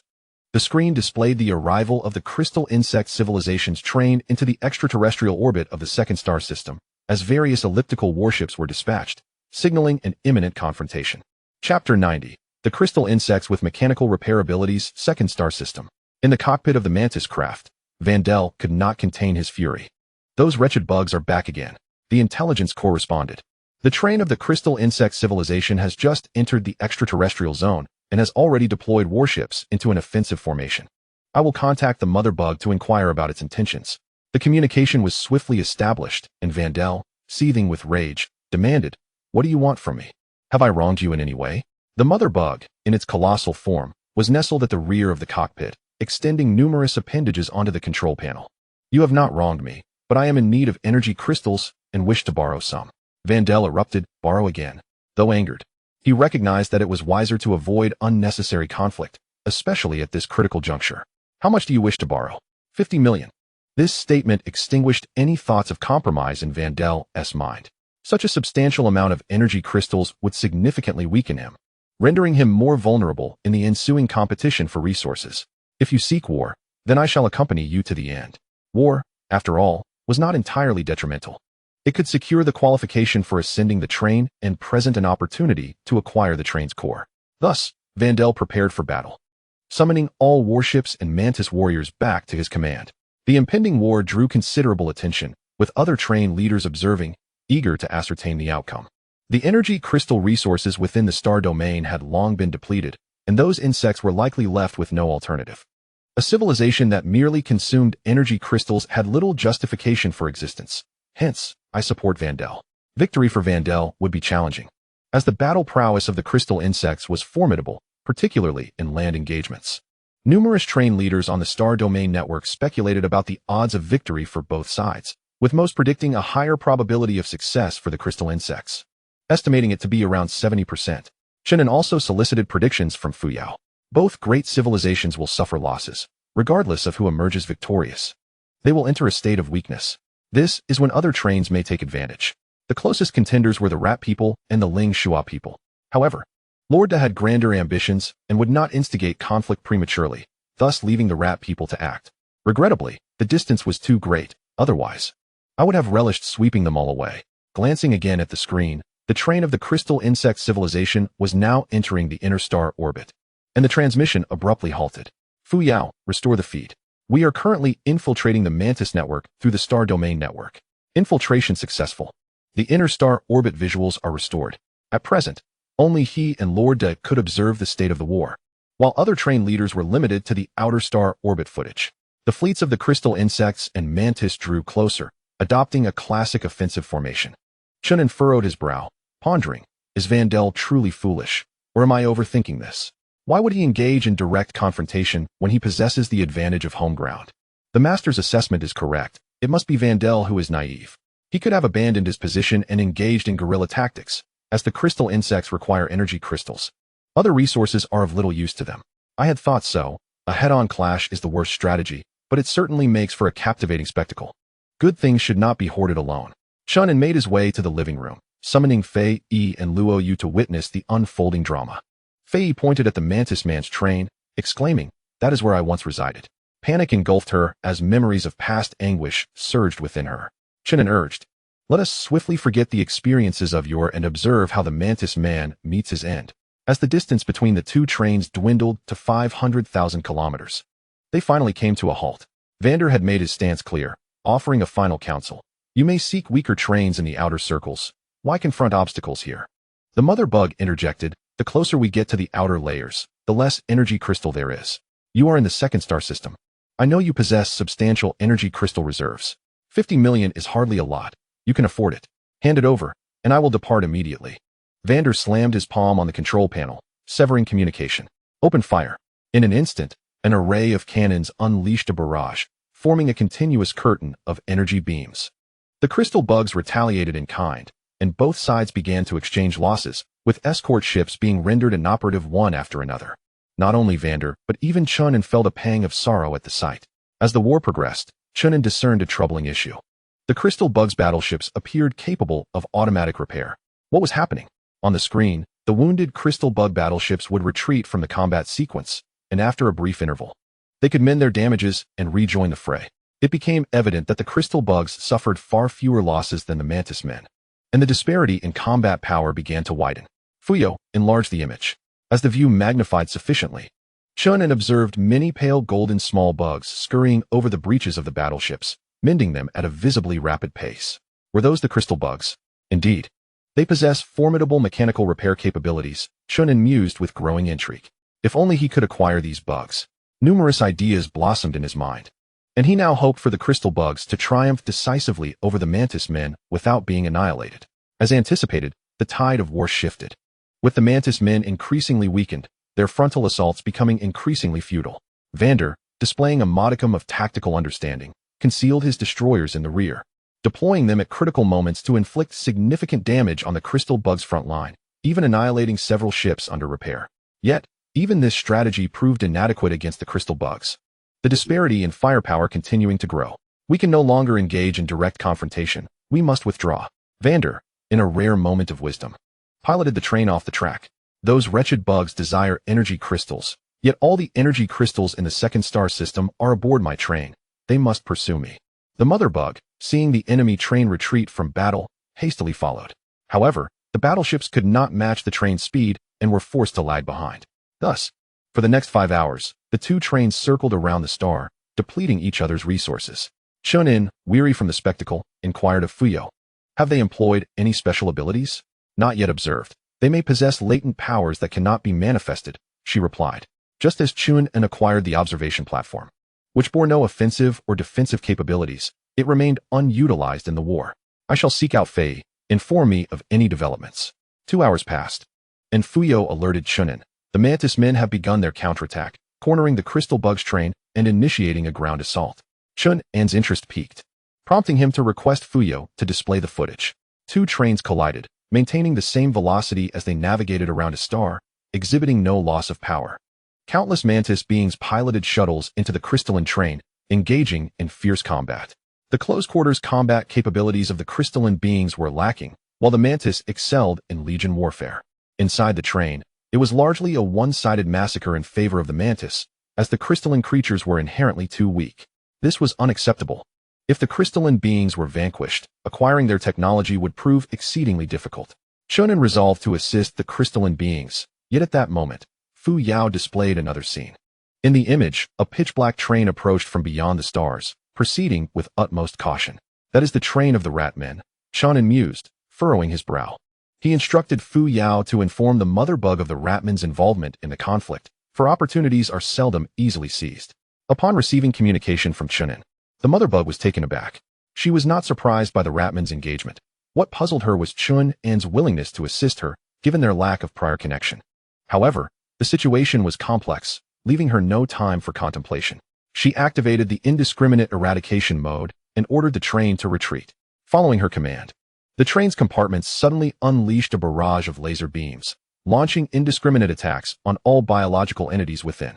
Both crystalline beings and mantis were slaughtered in waves. Vander was incensed upon learning this development, demanding the withdrawal of his forces. Although the retreat was executed in a timely manner, the mantis suffered significant losses. Shortly thereafter, power was restored, and the crystalline train gradually withdrew from the mantis trajectory. Vander ordered a pursuit, determined not to allow them to escape after such extensive bloodshed. Today, they would fight to the bitter end. However, not long into the chase, Vander received grim news. The Ratman's train was entering the star system with malevolent intent. Those rodents were as detestable as the insects. Where are they situated? He inquired. The intelligence brain responded. The Ratmen are approaching the inner star circle. I suggest we first fend off their assault. It was a frustrating predicament, yet Vander had no alternatives. He could not risk losing his stronghold in pursuit of the insects. Prepare for defense. Eliminate the Ratmen. Inside the Ratman's train, Cleon was somewhat taken aback. His initial intent was to discreetly infiltrate, waiting for the crystalline beings and mantis to weaken each other before launching a surprise attack to seize two cores. However, upon receiving intel, he found that the crystalline beings were retreating from the inner star circle, while the mantis were fortifying their defenses against him. What is the situation with the crystalline train? He inquired. The intelligence brain replied. Based on available data, it is estimated that the crystalline civilization has suffered losses of up to 60%. Clean gaped, his yellowed fangs glinting in the light of the signal beacons. The crystalline beings had always been formidable, if they could be driven away. It indicated that the mantis had incurred even greater losses. There was no time to waste. They would enter immediately and eliminate the mantis. With renewed vigor, Clean piloted the train into the inner star circle. He did not deploy any warships, relying solely on the train to brazenly penetrate the mantis encirclement. This audacious maneuver astonished Chen An, while Vander was left utterly speechless. What did the foolish rodents intend? Did they truly believe they could overpower him with just a train? Truly, they were mindless creatures. Today seems to be a stroke of good fortune. First, eliminate the rat men, then pursue the insects. Vander's confidence surged as he commanded the remaining 100+ warships to form an encircling assault formation. Once the ratman's train fully entered the encirclement, the mantis train would immediately attract fire, allowing the surrounding warships to converge and strive to obliterate the external firepower of the ratman's train. From any perspective, Vander appeared to hold a significant advantage. However, the reality was that as the two sides exchanged fire, a golden membrane appeared on the surface of the ratman's train, rendering it impervious to any attack. Yet, the ratman's train retaliated fiercely against the surrounding warships. This situation piqued Chen An's interest, prompting him to ask Fuyao about the special ability at play. It was evident without thought that the ratman's train had acquired formidable defensive capabilities after consuming the core, which was not merely an electromagnetic shield. The nature of this ability remains unknown. It was undoubtedly powerful, yet the energy consumption must have been immense. I was curious to see how long the ratmen could endure. To Chen An's astonishment, the ratman's train did not engage in indiscriminate long-range fire. Instead, it charged directly at the mantis train. Vander, eager for close combat, did not retreat, but rather advanced to meet the charge. Come forth. Once we commence the boarding action, we mantis shall crush you. He commanded all warriors to mobilize, instructing them to slaughter the wretched rats as soon as the hatch opened. On the screen, the ratman's train drew ever closer, hurtling forward. According to logic, both trains would simultaneously reduce their momentum and align for a steady course into the stellar orbit, allowing for an unrestricted boarding action where the greater number of soldiers would dictate the initiative. Just then, the intelligence system emitted a frantic warning. Following thousands of simulations based on existing data, we cannot accept the collision. Vander, agitated, snapped back. Why didn't you say so earlier? How can we withdraw now? On the screen, the ratman's train resembled a sharp arrow, forcefully striking the mantis train at its midsection. Bang! The impact resonated, traveling along the train's wall to the cockpit, sending chills down Vander's spine. Even more alarming was the display indicating that the ratman's train had breached the 10th car of his own train. This defied all scientific logic. Chen An shared the same sentiment, yet reality unfolded as such. The ratman's train sliced through the mantis train with surgical precision, severing it cleanly in two. In the footage, both trains displayed an eerie posture, signifying their disparate fates. Fuyao, provide me with a detailed description. The mantis train was severed at the 10th car, resulting in a catastrophic collapse of overall defenses and a catastrophic failure of the power core, leading to energy leakage. The ratman's train, propelled by its momentum, continued toward the star after severing the mantis train, fortunately managing to break. The golden shield on the train was deactivated. In summary, the mantis were defeated, and the ratmen emerged victorious. Chen An casually opened a new screen, searching for images of the crystal insect civilization. The mother insect had been observing from the inner layer, and upon witnessing the ratman's prowess, it turned to flee, showing no inclination to continue the battle. Their destination remained unknown, and they were to be closely monitored. Chen An then returned to the battlefield display, witnessing the ratmen commencing their boarding action while the mantis fought valiantly, yet their strength was no longer sufficient. As the overall defense of the train collapsed, numerous mantid beings perished due to the pressures of space, without the need for the rodents to exert any effort. Beep beep beep. Rhoda initiated communication, and Chen An answered. You witnessed the recent battle, did you not? The rodents displayed commendable combat capabilities. I am considering incorporating them into our ranks. Chen An replied, as you wish. I am indifferent to who joins, as long as we reach the required numbers. Rhoda chuckled, It appears my younger brother is even more formidable than I had imagined. With that, he ended the communication, and Chen An returned to the rest area to have a bite to eat. 3 hours later, news of the annihilation of the mantid beings spread across the star domain network, creating quite a stir. Although the details remained unclear, it was evident that the rodents were responsible. What a cunning strategy from Cryan. Such a fortunate acquisition, though the losses must have been considerable. In response to the derision from other train captains, Cryan arrogantly retorted, If you have grievances, come to me. Defeating me would certainly prove your prowess. No train would dare approach him, yet undercurrents of tension began to rise, and friction gradually emerged between numerous star systems. The following day, shortly after Chen An awoke, Fuyao delivered some news. The crystal insect civilization has not remained in their original star system. They are heading outward, possibly towards the outer realms. Chen An remarked, "Is the mother bug seeking weaker prey? But there are no feeble beings left now. The train of the crystal insects will pass directly in front of our star system in 5 hours, Fuyao added. Chen An's expression immediately turned icy, his eyes narrowing as myriad thoughts raced through his mind. Chapter 92. The Hunt for the Crystal Insect Civilization Star Domain Network. Where are those wretched bugs headed? Have they forsaken their own star system? They must be seeking easy targets. How amusing. Are they not easy targets themselves? I have long harbored disdain for those bugs. Should they dare approach my territory, I would crush them all." A few months prior, the crystal insects extorted most trains, seizing a round of energy crystals, which left no train regarding them favorably. Even Otto berated the crystal insects with such disdain that one could almost sense his desire to eradicate them. As for Chen An, I recall he was the only one who did not yield energy crystals to the insects. They only prey upon the weak and fear the strong. Let them come to me. I shall deal with them. Crying, huh? Do they dare? The mother bug observed the jibes circulating on the star domain network with clarity. Yet, she remained unconcerned. The survival of her species outweighed all else. Intellect brain. How long can our energy crystals sustain us? The intellect brain responded. They can last for only 10 days. It is advised to increase energy crystal reserves within 5 days. Very well, according to our previous plan. We shall target star systems beyond number 50. Although our energy crystals are somewhat diminished, they can still serve as an emergency supply.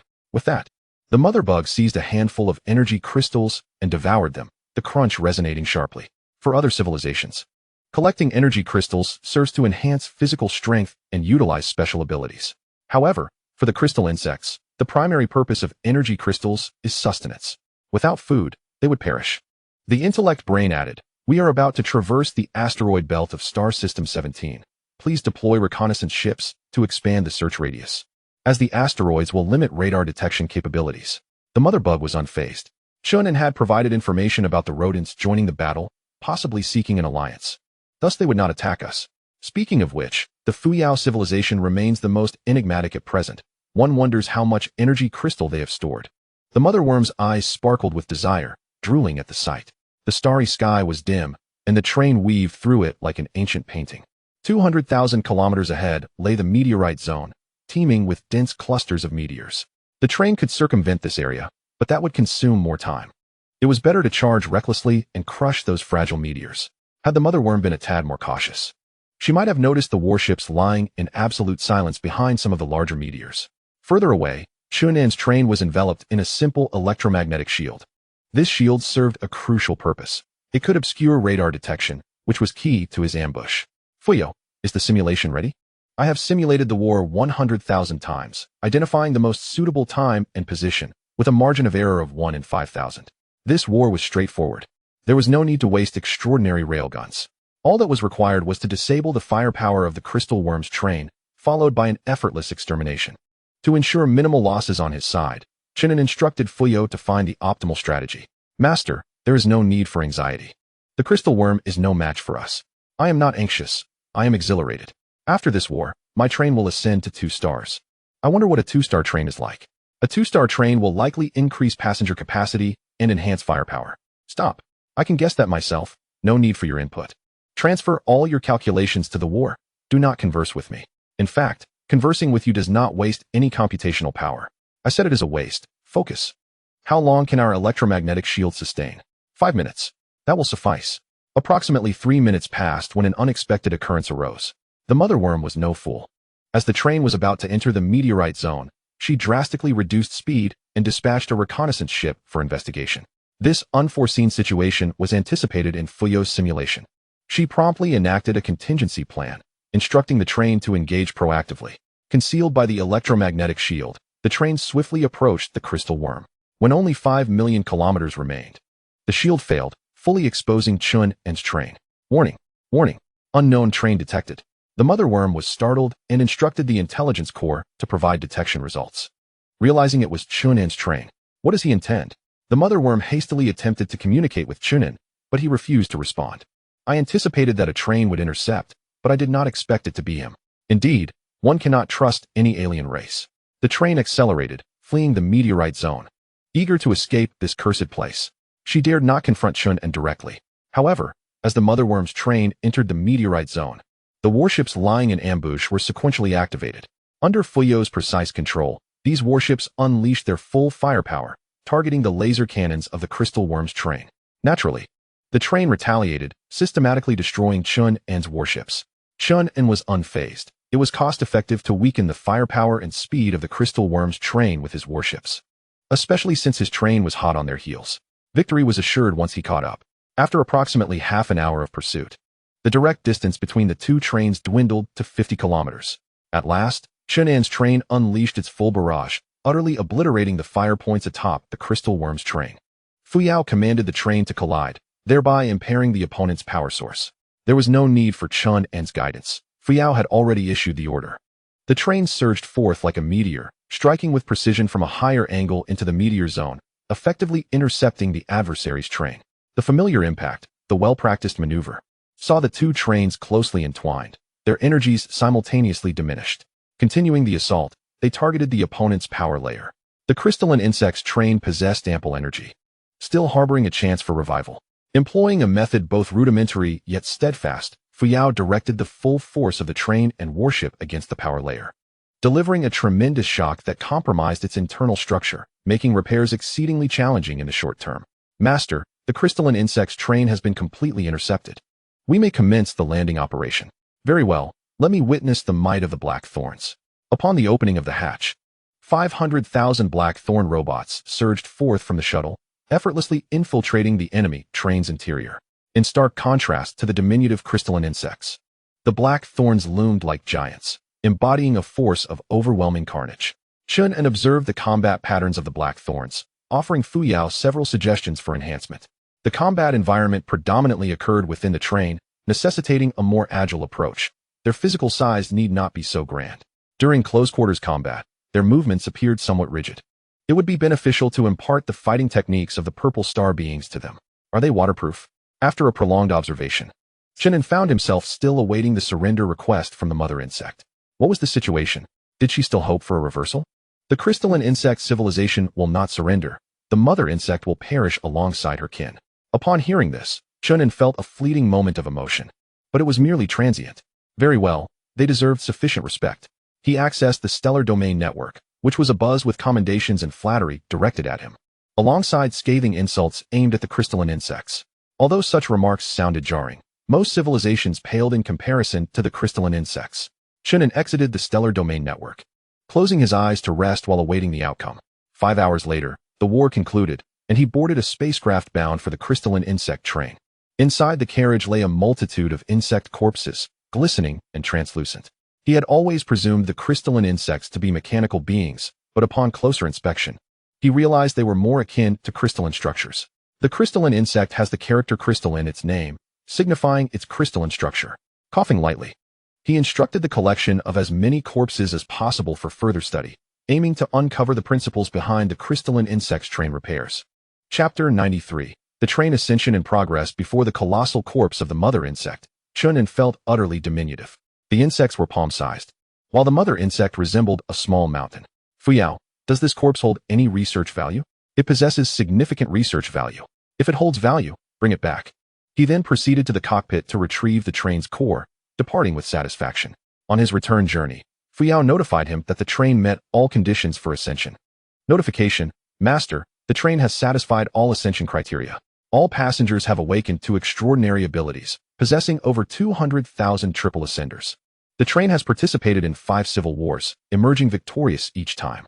Its combat capability has been rated as second class.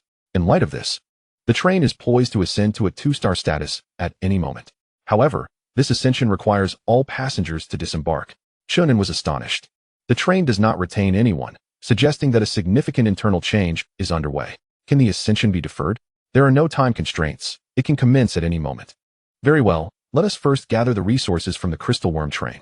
Chen An returned to the train and promptly entered the cockpit to consume the core. Before long, the train acquired a new capability: automatic repair. When the train suffers damage, it will automatically initiate repairs, consuming energy in the process. Chen An nodded, then shook his head. This ability seemed rather superfluous. After all, the train rarely sustains injuries. If the train itself encounters issues, simple repairs would undoubtedly be futile. Nevertheless, the train is bound to experience minor bumps and scrapes, so some effect is to be expected. For instance, the previous collision with another train had left subtle dents in the exterior. According to the visuals provided by Fuyao, these dents are being eliminated. Repairing the train encompasses not only the exterior, but also the interior. Chen An's eyes sparkled with excitement. If internal repairs are feasible, that would be quite advantageous. Besides routine wear and tear, the interior may also be susceptible to invasions from external entities. The wars Chen An previously endured have demonstrated that once the interior is breached, it could lead to catastrophic devastation. He hastened to extract the primary resources from the crystal worm, leaving the secondary resources for later consideration. 5 hours later, the train returned to the stellar orbit of Star System 17, ready to initiate the Ascension process. Chen An issued a series of commands. All passengers, including the sick and children, were to proceed to the origin star. He wished for other trains to remain unaware of their ascension, and resource collection was to continue as usual. More warships could be dispatched to the outer circles to bolster defenses. Luoyu and Fei could enjoy themselves at the origin star, but Luoyu must be cautious regarding her condition. Following the issuance of commands, the passengers swiftly boarded their spacecraft, departing as units of the guild. As for the children and the ill, robots could provide adequate assistance to ensure no sentient life remained aboard the train. 2 hours later, only Chen An remained inside the train, the compartments entirely vacant. Master, you also need to exit, the system prompted. I shall depart shortly. However, I have a question. Does the train possess sufficient resources for ascension now? Chen An recalled that during the previous ascension, the train had entered a nebula, acquiring a wealth of additional resources. Rest assured, Master, the resources within this star system are ample for the train's ascension. After Chen An boarded his personal spacecraft and departed, the train unexpectedly plunged into the star, vanishing without a trace. Fuyao, are you there? I am always here. The train is undergoing a reforge of its body. The estimated duration for ascension is approximately 2 days. Very well, yet I can't shake off a sense of unease. His spacecraft would not head to the origin star just yet. Instead, it would remain in orbit, protected by a fleet of escort ships. After half an hour of confirming no changes, he finally proceeded to the origin star. I have heard there have been quite a few changes at the origin star. Passengers have constructed several cities on the origin star. Upon seeing the images, Chen An couldn't help but chuckle. What they had built was not a city, but rather a tribal settlement. Inter-guild trading was commonplace, prompting them to establish bases in close proximity to one another. Over time, the congregation of numerous guilds evolved into a residential area, which Chen An aptly referred to as a tribe. Some guilds had erected simple wooden houses, while others had set up tents. Where did the tents come from? They were self-manufactured. Given sufficient time, they could indeed create a city. Fuyao, when early December arrives, you should inform them about the activation of the jump point.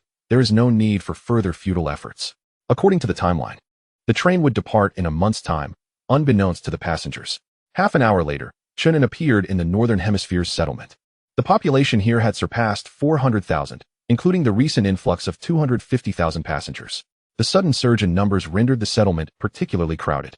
Strolling down the main avenue, Chen An felt a sense of novelty. The passengers had already developed trade interactions beyond the confines of the train. Should this be corrected? Along his path, he was astonished to discover numerous shops. Some sold food, others offered handcrafted goods, and there were even those reselling train merchandise. Certain passengers, who lingered on the origin star for extended periods, preferred to purchase items from resellers when they needed train supplies, as it was not significantly more costly. I see no need to intervene. I find it quite commendable.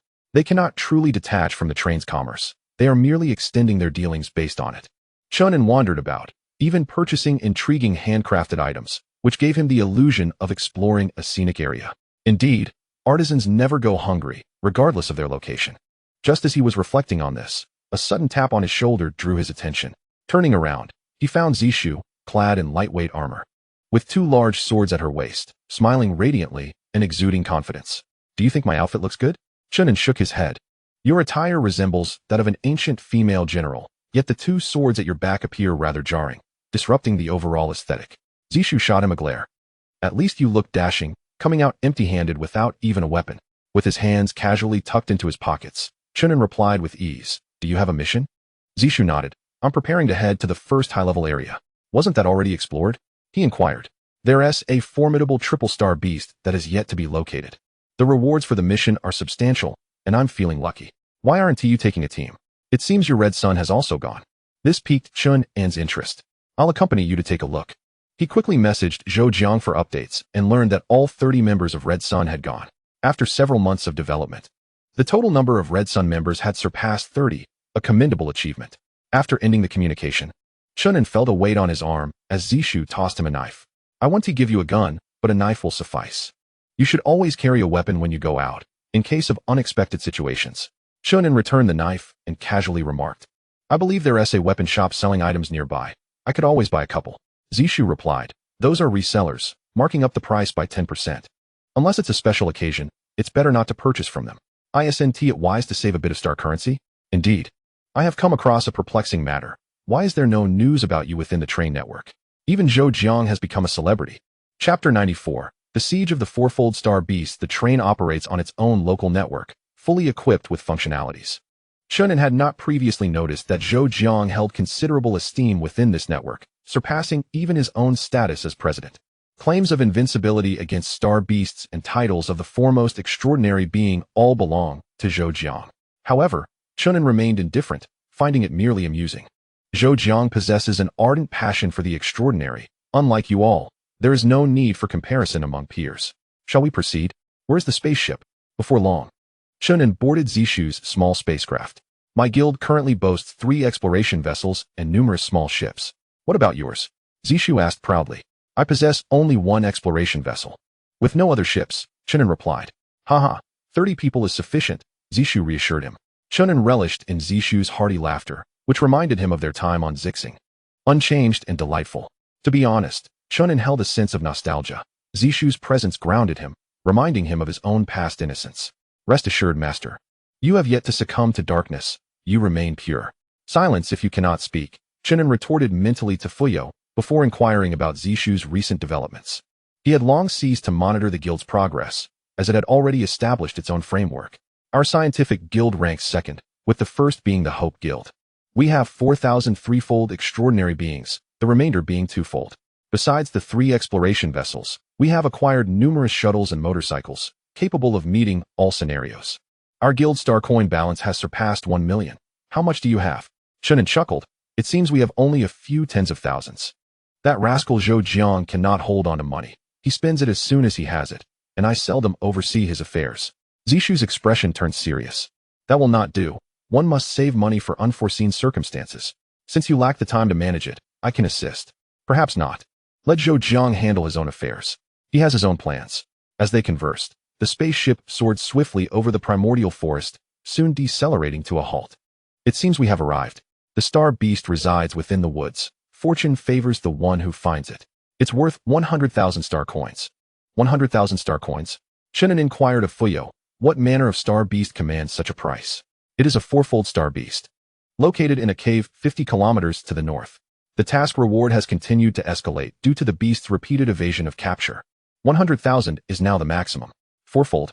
Announced the information promptly. We cannot allow them to perish in vain. Chen An himself was a 4-fold being. Fully aware of the magnitude of dominance 4-folds hold over 3-folds. When did you ascend to 4-fold? 'Twas 2 nights ago. That is reassuring. The intensity is not overwhelming.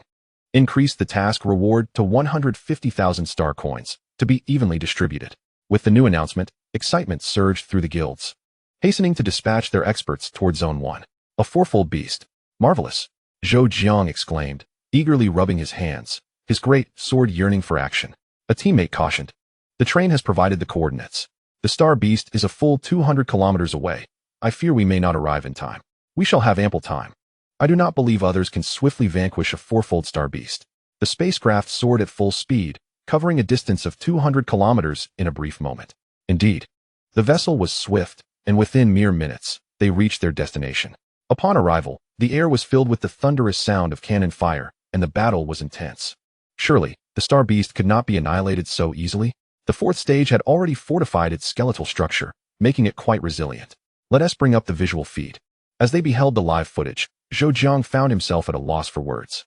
At the center of the scene stood a towering peak, encircled by a fleet of ships that were relentlessly bombarding it, intent on reducing it to rubble. What kind of strategy is this? Brother Jiang. If you scrutinize the mission details, you will see that the rewards can be shared equally. Zhou Jiang sighed. Equitable distribution undoubtedly depends on contribution points. Those guilds are merely vying for credit. We must fire as well, lest we lag behind. In a nearby spacecraft, Zishu expressed her discontent with Chen An's tactics. This is too laborious. It would be far simpler to lure the star beast out from its cave. Chen An, with an air of tranquility, sipped his tea. If heavy artillery can resolve the issue, it is hardly a burden. I possess more information than you might think. That star beast cannot be easily destroyed. Our goal is to coax it out. He paused. By the way, what kind of tea is this? It has a remarkably sweet flavor. It's wild tea from Origin Star. They sell it at the settlement. Zishu continued. But the problem is, the number of gathering guilds increases, and the rewards we receive diminish. Chen An chuckled. Let us not dwell on the reward issue just yet. It would be a feat if you managed to slay that creature. He had no intention of intervening this time, for he wished to preserve the element of suspense. In the ensuing 10 minutes, hundreds of ships converged, bombarding the 100-meter-high peak until it was reduced to 50 meters. As the base of the mountain cracked, a deafening roar erupted, and a shadow emerged from the cave, leaping toward the nearest shuttle. A muffled thud echoed as the shuttle was struck, propelled backward with great force, crashing through a large expanse of forest. As the shuttle came to a halt, the others finally glimpsed the creature, a hybrid resembling a gorilla and a cheetah. It possessed the fur and limbs of a cheetah, yet its facial features were distinctly gorilla-like, capable of both upright walking and quadrupedal sprinting. The star beast was in a state of extreme fury, its fists like iron, raining down brutal blows upon the shuttle beneath it. The sharp sounds of impact resonated, causing discomfort to the onlookers.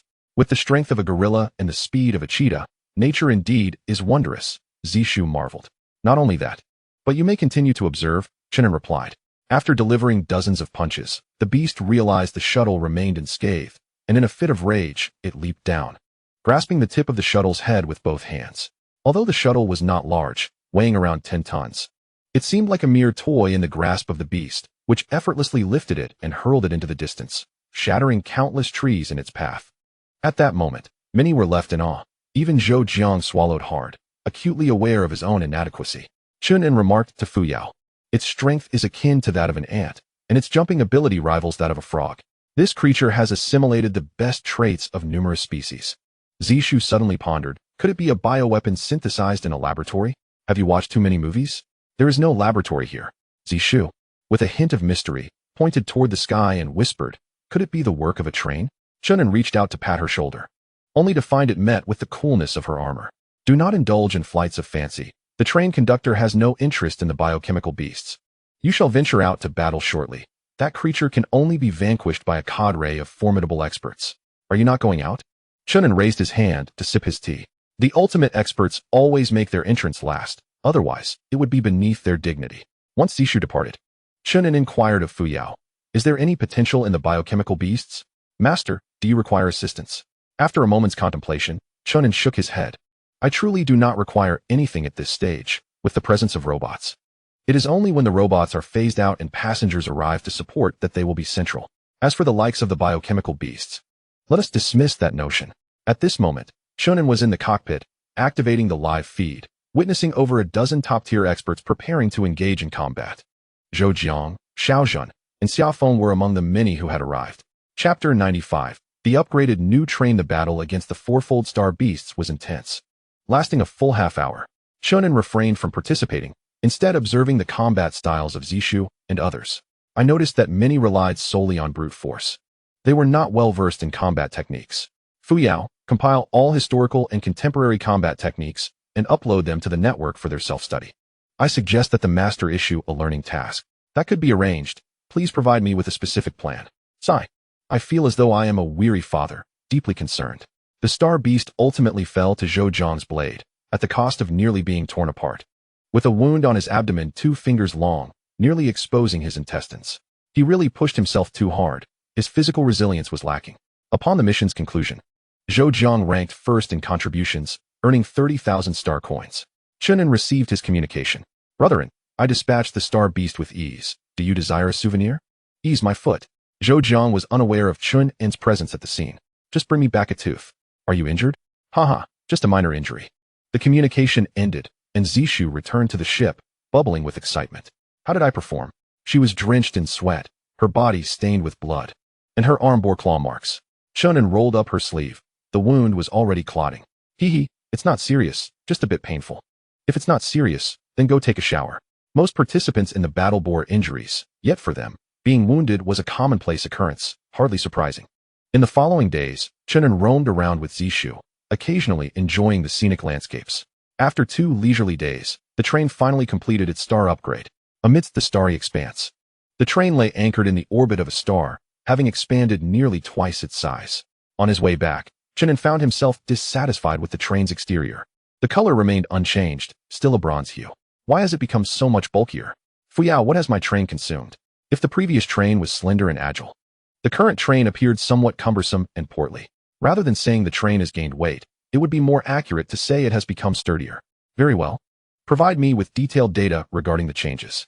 Train Fuyao, Intelligent Brain, IDD 1314, Level, Bronze, 2 stars, Level 5, Transcendent Civilization. Owner, Chen An, Transcendent Being, Capacity 5,000. 000 people, Current Load, 1, 920. 368 people, excluding train length. Defense, Level 2, Firepower, Level 2, Power, Level 2, Energy, 100, Remaining, Status, 100, Perfect. The following is a detailed description of Fuyao. The overall defense of the train has been upgraded to Level 2, resulting in a thicker body and superior quality, which provides excellent energy dissipation against energy weapons. Additionally, the external firepower of the train is now shielded. However, it is important to note that during combat, the laser cannons and electromagnetic railguns will temporarily disable the protection. The firepower has also been elevated to Level 2, reflected in the external enhancements. The train's laser cannons have been upgraded to matrix laser cannons, featuring 4 barrels that deliver quadrupled damage. The electromagnetic railgun atop the train has seen an increase in both power and range. The train's power has ascended to Level 2, enhancing speed by 30% and having the acceleration time. The energy reserves of the train have doubled, necessitating greater energy consumption to sustain operations. The train's radar has been upgraded, with detection range expanded to 3 billion kilometers. While the number of carriages has not increased, the internal area and height have been significantly enlarged, allowing each carriage to now accommodate up to 250,000 individuals. Your private area has also expanded, enabling you to care for more pets. Fuyao has merely highlighted the major changes. In reality, there are numerous intricate differences. For instance, the train's shape has become sharper and more three-dimensional, especially the front, resembling the tip of an arrow, glimmering sharply under the light of the stars. Moreover, the observation deck has similarly benefited from this enhancement, now allowing larger vessels, such as exploration ships, to dock beneath it. Chen An speculated that if the train continues to grow, these areas might even accommodate warships. Wait, there's another question. What exclusive abilities does the train provide upon leveling up? The rules are quite clear. The train's devouring core grants it abilities that are more comprehensive. However, abilities gained from leveling up are more closely related to the train master. When Chen An advanced from a 0-star to a 1-star level, he received Absolute Guardian. No new abilities were acquired. Rather, Absolute Guardian has strengthened, now capable of protecting a designated target. Chen An's eyes sparkled. This is quite advantageous. Although he rarely ventured out, Absolute Guardian could be invaluable if key figures like Zhou Jiang or Zishu found themselves in perilous situations. Soon, the spacecraft entered through the train's hatch. First, he would explore the market. Located in Market 1, Chen An took a smaller shuttle to survey the surroundings. The wide avenues allowed the market and entertainment areas to expand toward the center. Overall, the area has nearly tripled, enabling the addition of more structures. Upon passing through the market and entering the carriage, Chen An noticed that all the seats had been refurbished. Not only were they renewed, but the spacing also seemed to have increased. A diagram of the passenger seating appeared on the screen before him, now allowing for a flat arrangement. Passengers had long faced the inconvenience of having to sleep in their seats, a rather uncomfortable predicament.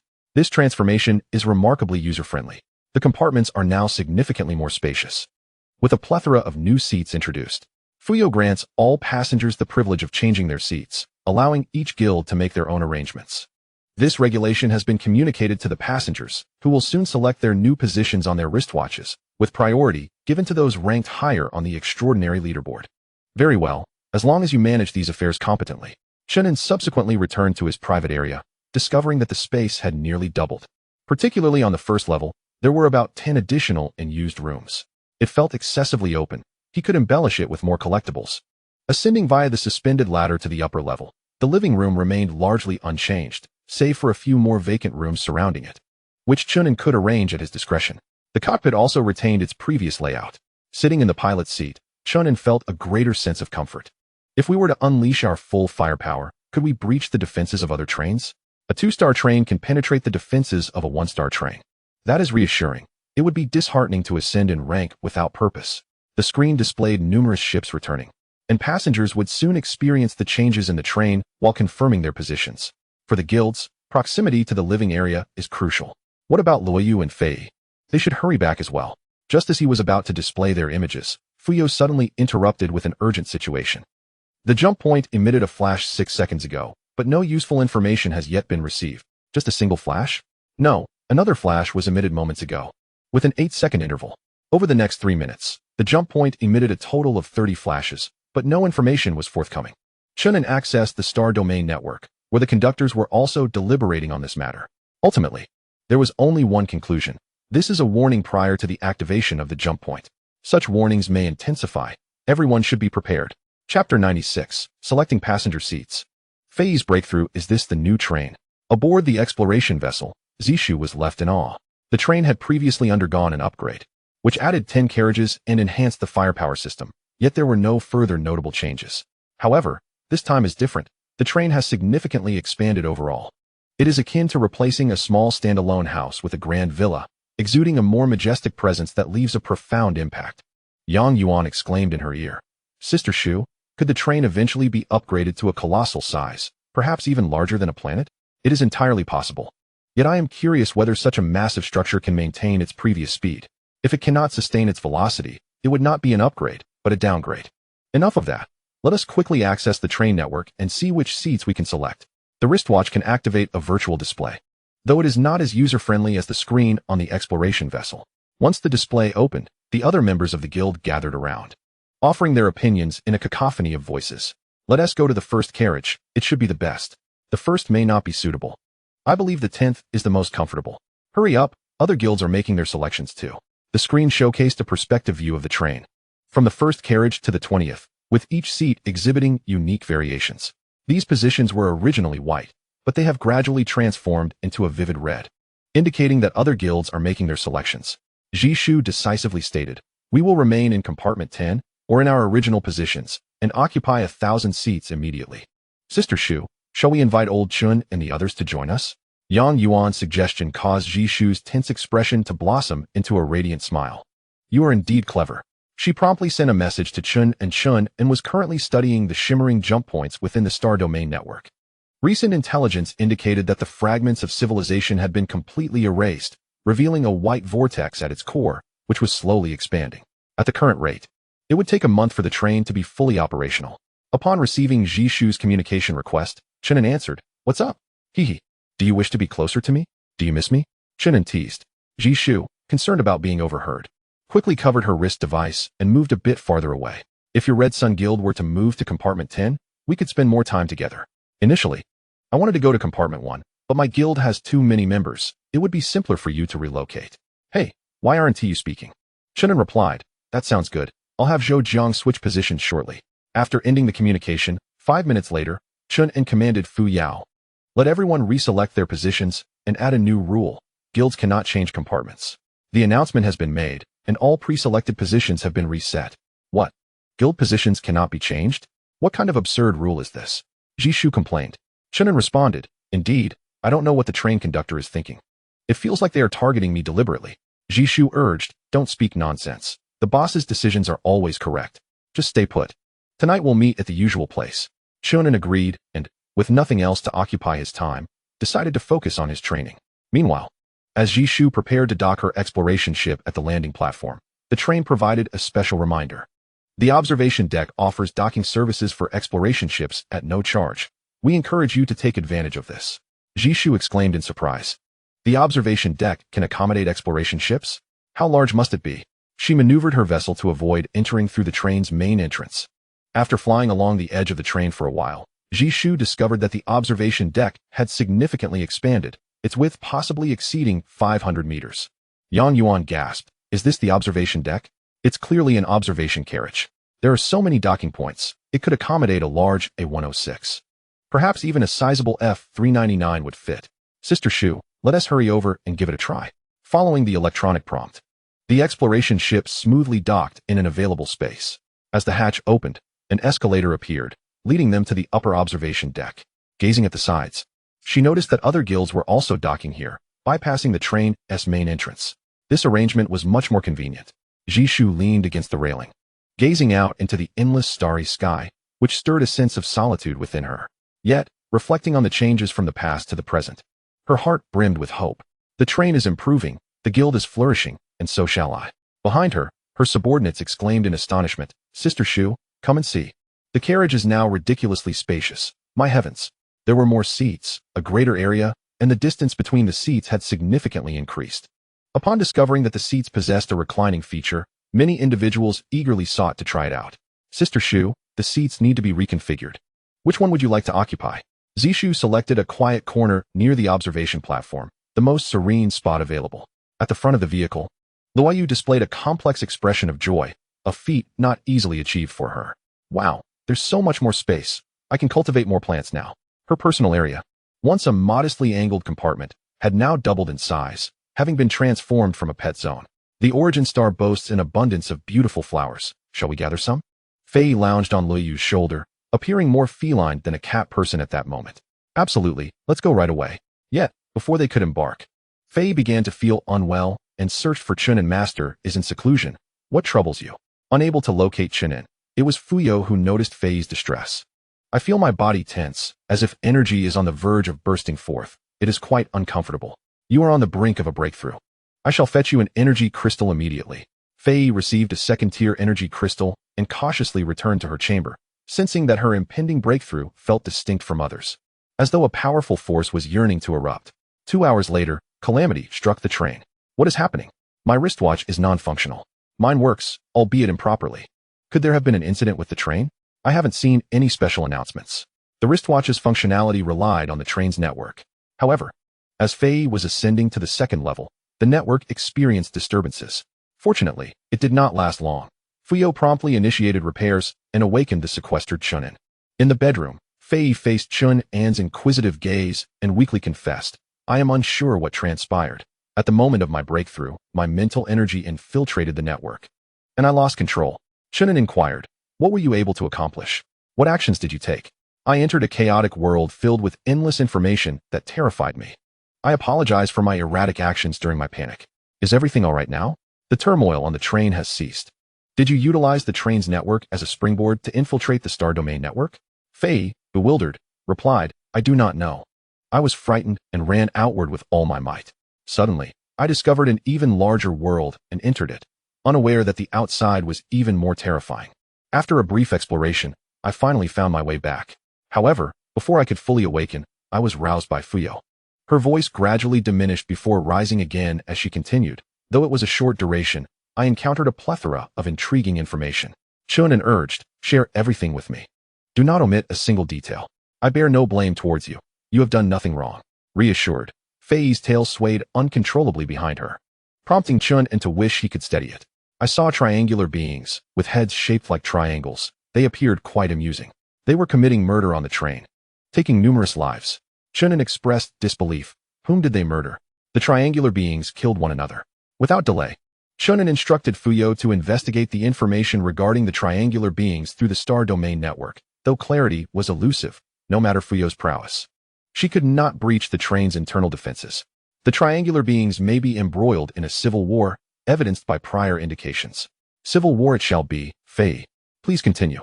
Fei, I also encountered the blue-skinned beings, quite unsightly in appearance. Their transport was filthy and disorganized, so I refrained from observing further. Additionally, I witnessed a group of giants. Their vehicles differed from ours, featuring scant seating. Fei conveyed a plethora of information, most of which Chen An had already deemed superfluous. However, one particular detail piqued Chen An's intense interest. The Ling Shua people share a profound connection with the Auto, engaged in discussions of great significance. Though I dared not approach to eavesdrop, Chen An gleaned this critical information and instructed Fuyao to take notes. Were you discovered? Fei replied with pride. I was exceedingly cautious and went unnoticed. Should I venture again, I could uncover even more. Chen An advised her to rest. then inquired of Fuyao. How could she infiltrate the star domain network having only just ascended to the second tier? Infiltration and control are distinct matters. The adversary expanded their network too broadly, resulting in weakened localized defenses, while Fei, akin to a needle, penetrated through the vulnerabilities, making detection challenging. Yet, difficult does not equate to impossible. For now, it is unwise for Fei to continue her incursions unless I am there to safeguard her. Chen An, very well. Let us proceed with caution. If only she possessed the strength of a third tier. After departing Fei's quarters, Chen An, prompted by Fuyao, descended to the lowest defensive layer of the train. Is it arduous to manufacture a patrol ship? Following the train's ascension to the second star, expansive factories dedicated to the production of patrol ships emerged within the defensive layer. Patrol ships are the core of the fleet's early stages. Given our current resources and technology, at least 2 months of construction will be required. 2 months is a lengthy duration, yet unavoidable. He proceeded to the principal factory, resembling a colossal shipyard. According to Fuyao's information, the principal factory represents merely a fraction, with more facilities collaborating to fabricate various components of the patrol ships, which will ultimately be assembled. Chen An surveyed the entire process, encapsulating it in 4 words: exceedingly complex. The patrol ships possess comprehensive offensive and defensive systems, as well as a resupply system. During long-distance voyages, they can replenish energy and supplies for frigates and destroyers. Equipped with particle accelerators, electromagnetic railguns, a patrol-class engine system, and interstellar remote sensing systems. Chen An, enough. Spare me the recitation. I am disinterested. Tell me, can such a massive vessel be accommodated within the train? Furthermore, where would it dock?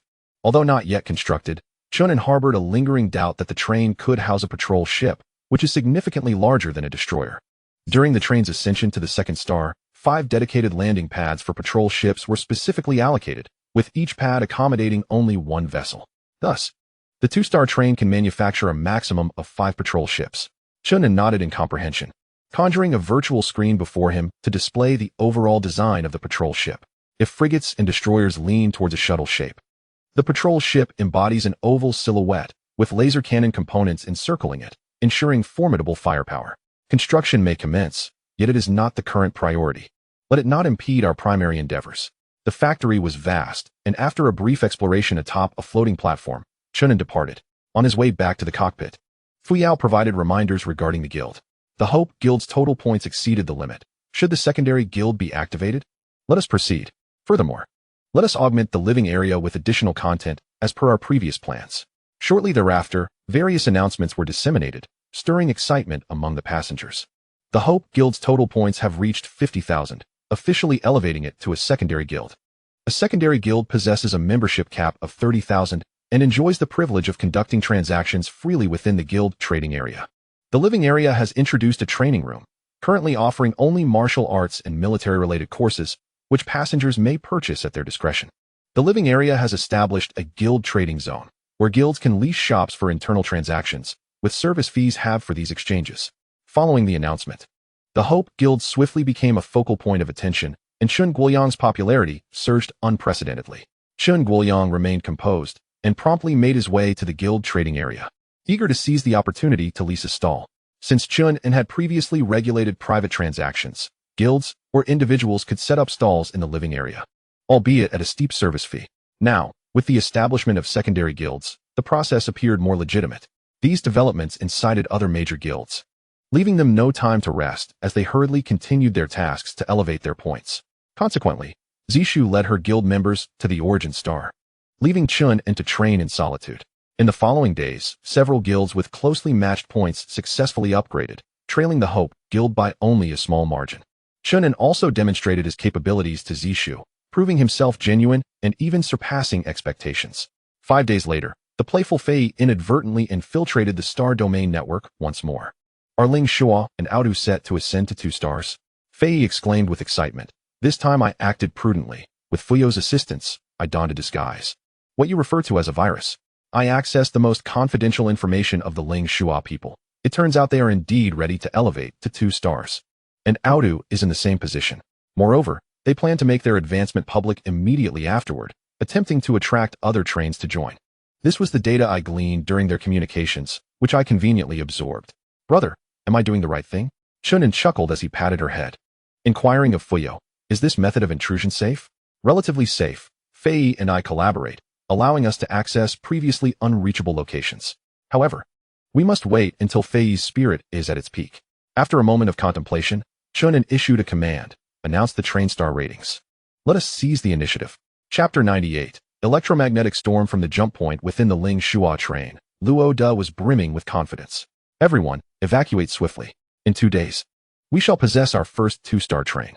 Various spacecraft soared outward, and Luo De felt elated. Once the train ascended to 2 stars, he would be invincible. At present, neither Aotu nor Baifeng posed a threat.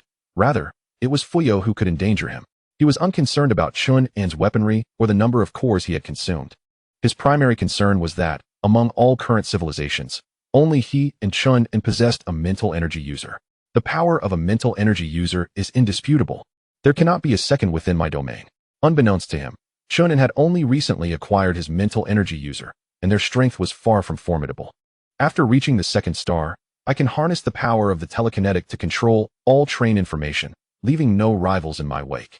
As I bask in this delightful fantasy, my intelligent brain unexpectedly alerts me. The Fuyao train has recently ascended to the 2nd star. The smile on Luo De's face abruptly freezes, his expression shifting under the colorful lights like that of a clown. He promptly accesses the star domain network, discovering a bustling activity within. It is none other than Chen An, who silently ascended to the 2nd star. Had he not taken the train out to gather resources, we might have remained oblivious. How did the train grow so robust? Shouldn't it continue to add more carriages? Who says it must? Is a slender bamboo pole truly formidable? Without sufficient width, excessive length makes it more susceptible to attack. After a moment of contemplation, Luo De adjusts his demeanor and sends a video request to Chen An. Soon, the connection is established, revealing Chen An in the dining area, enjoying a meal. From this perspective, Chen An's features, having undergone Fuyao's modification, appear rather mundane. His appearance is unlikely to be easily disclosed. Whenever he interacts with outsiders, Chen An invariably alters his visage, sometimes to the point of absurdity. I heard you've ascended to the 2nd star. Congratulations. Chen An beams brightly. It's barely passable. The 2nd star feels quite ordinary, merely larger and with slightly enhanced firepower. Did you know that a 2nd star train can breach a 1st star's defenses? Luo De responds, I can't ascend to the 2nd star, so how would I know? The previous plan remains unchanged. I am still researching more details and will inform you in due course. After a brief exchange, the communication ends. Subsequently, Chen An receives numerous messages from various train leaders, some subtly indicating their desire for protection, and Chen An generally acquiesces. However, the overall tally is rather modest. Most are observing the situation's evolution, hesitant to align themselves just yet. Let them be. We shall continue to strengthen ourselves. What surprises Chen An, however, is that the second to ascend is not Ling Shuo or AO2, but rather Baifeng. Upon Baifeng's announcement of his elevation to the 2nd star, the ensuing uproar surpasses that of Chen and outer layer trains ardently support Baifeng, and there is a significant possibility of forming alliances. Chen muses. That makes sense. After all, I belong to the 1st echelon. To the train leaders outside, I appear more as an outsider. So their reluctance to ally with me is a natural sentiment. I shall continue to observe. Another day passes, and Ling Shuo and AO2 subsequently break through. The commotion they cause eclipses that of Baifeng, with a multitude of train leaders seeking refuge. Thus, a quadripartite balance of power emerges within the star domain. Chen An, leveraging his first mover advantage, manages to rally 15 trains, which he estimates to be his limit. Among them are the tri-eyed, the celestial, the triangular, and the bluebird races. Master, based on the information provided by myself and Fei, it is known that Ling Shuo has gathered 29 trains, AO2 has amassed 19, and Baifeng has rallied 49. Why does it always end up with 9s? Never mind, I won't dwell on that. What about the remaining trains? The rest are still observing, possibly unwilling to engage. Master, should we have Luoyu predict once? Chen An shakes his head. There's no rush. The shorter the time frame, the more accurate Luoyu's predictions become. If we predict too early, it may eliminate future uncertainties. I heard that research on the crystal insect has yielded results. Please hold on, Master. After a few minutes, a robot delivers a sample of the crystal insect to Chen An. Is it really this small? Chen An cradled the crystal insect in the palm of his hand. Its size comparable to that of his thumb. The insect bore a resemblance to a cicada, its body resplendent and translucent, exuding a frigid sensation upon touch. This crystalline creature possessed the remarkable ability to devour energy crystals and repair any mechanical apparatus, though it was incapable of mending trains. Chen An furrowed his brow. Devouring energy crystals? My fleeting interest has dissipated. Reflecting on the inherent traits of the crystal insect, he concluded that, regardless of its extraordinary capabilities, its upkeep was beyond his means. We have enhanced and upgraded the crystal insects. They no longer require energy crystals for survival. They can remain dormant like mechanical devices, only activating when a warship sustains damage.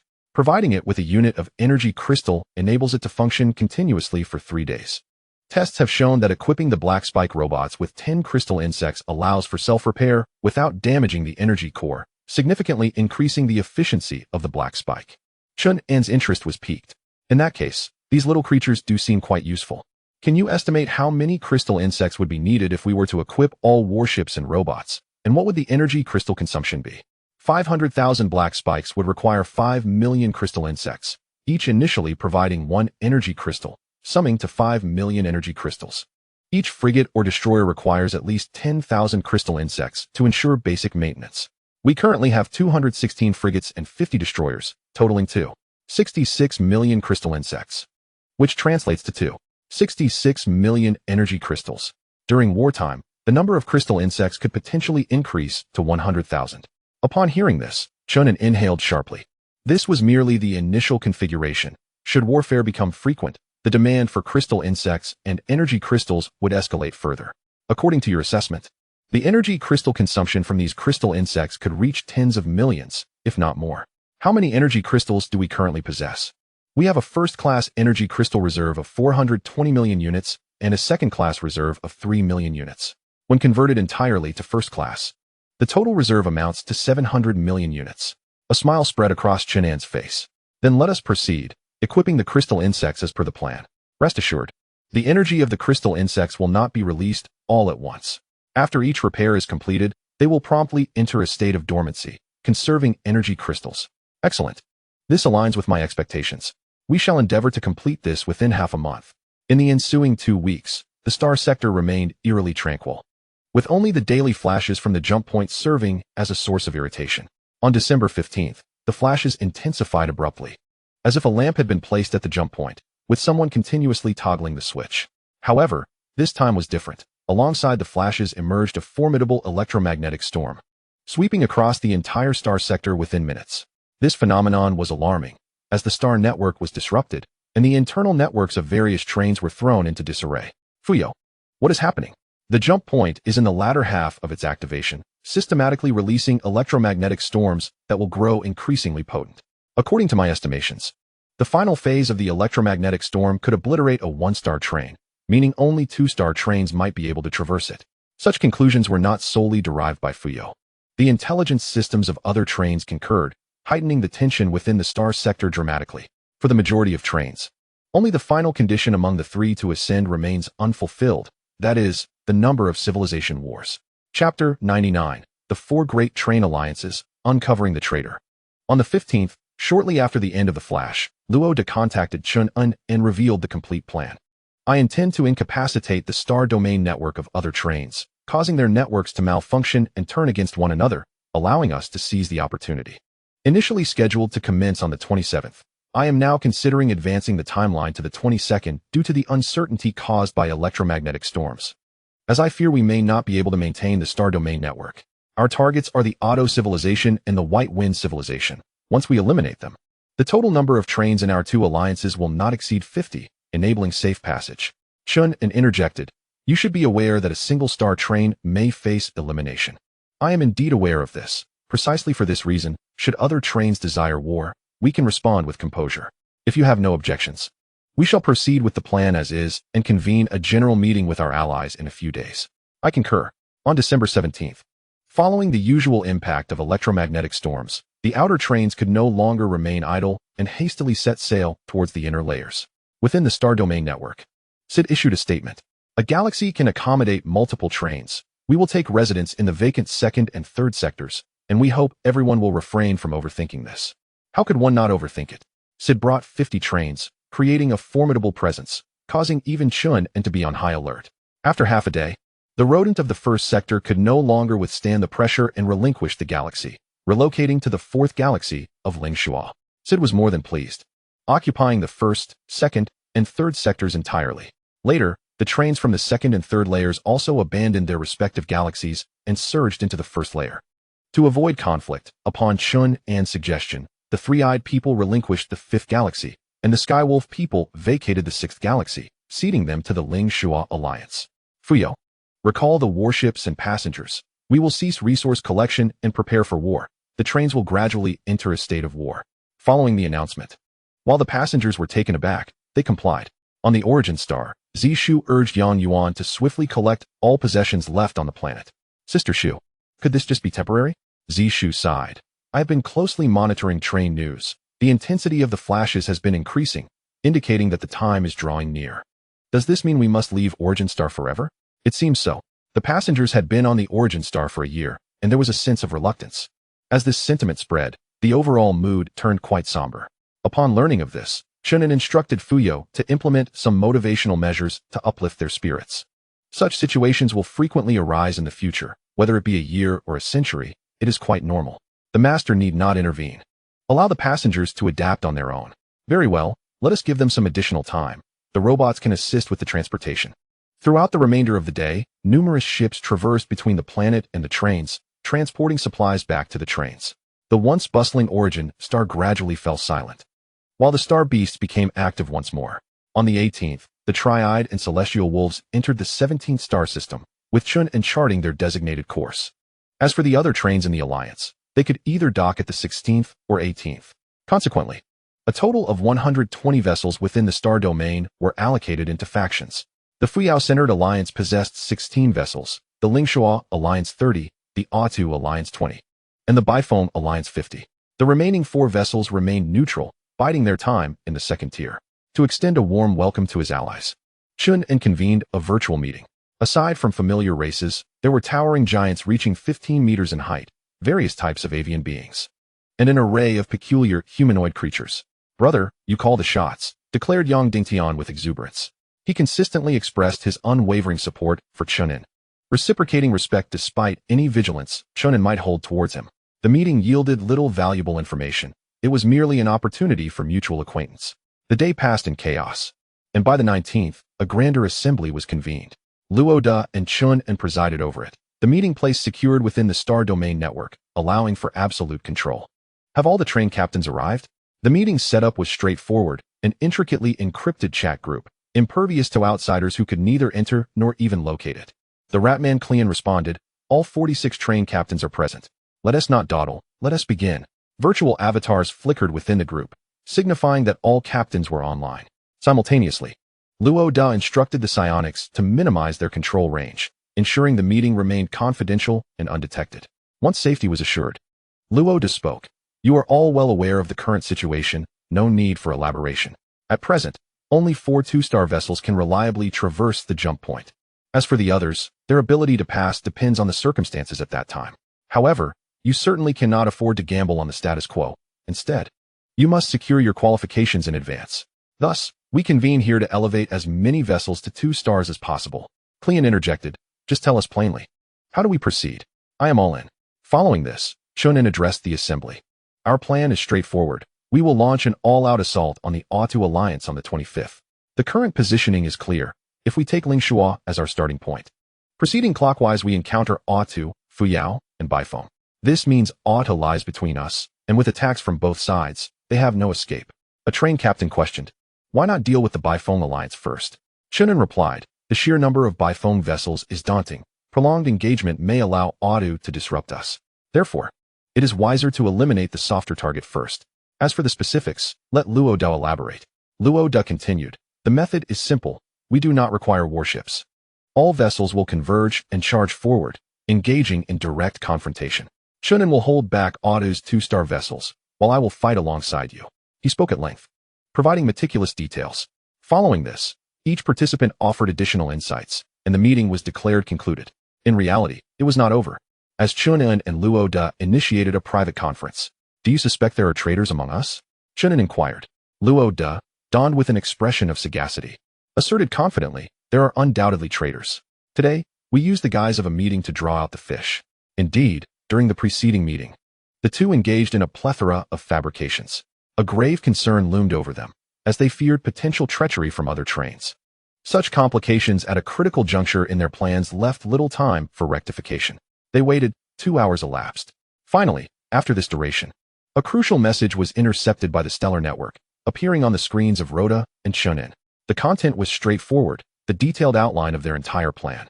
Upon discerning the source of the information, Chen An was incredulous. The triangular people, from the eclipse?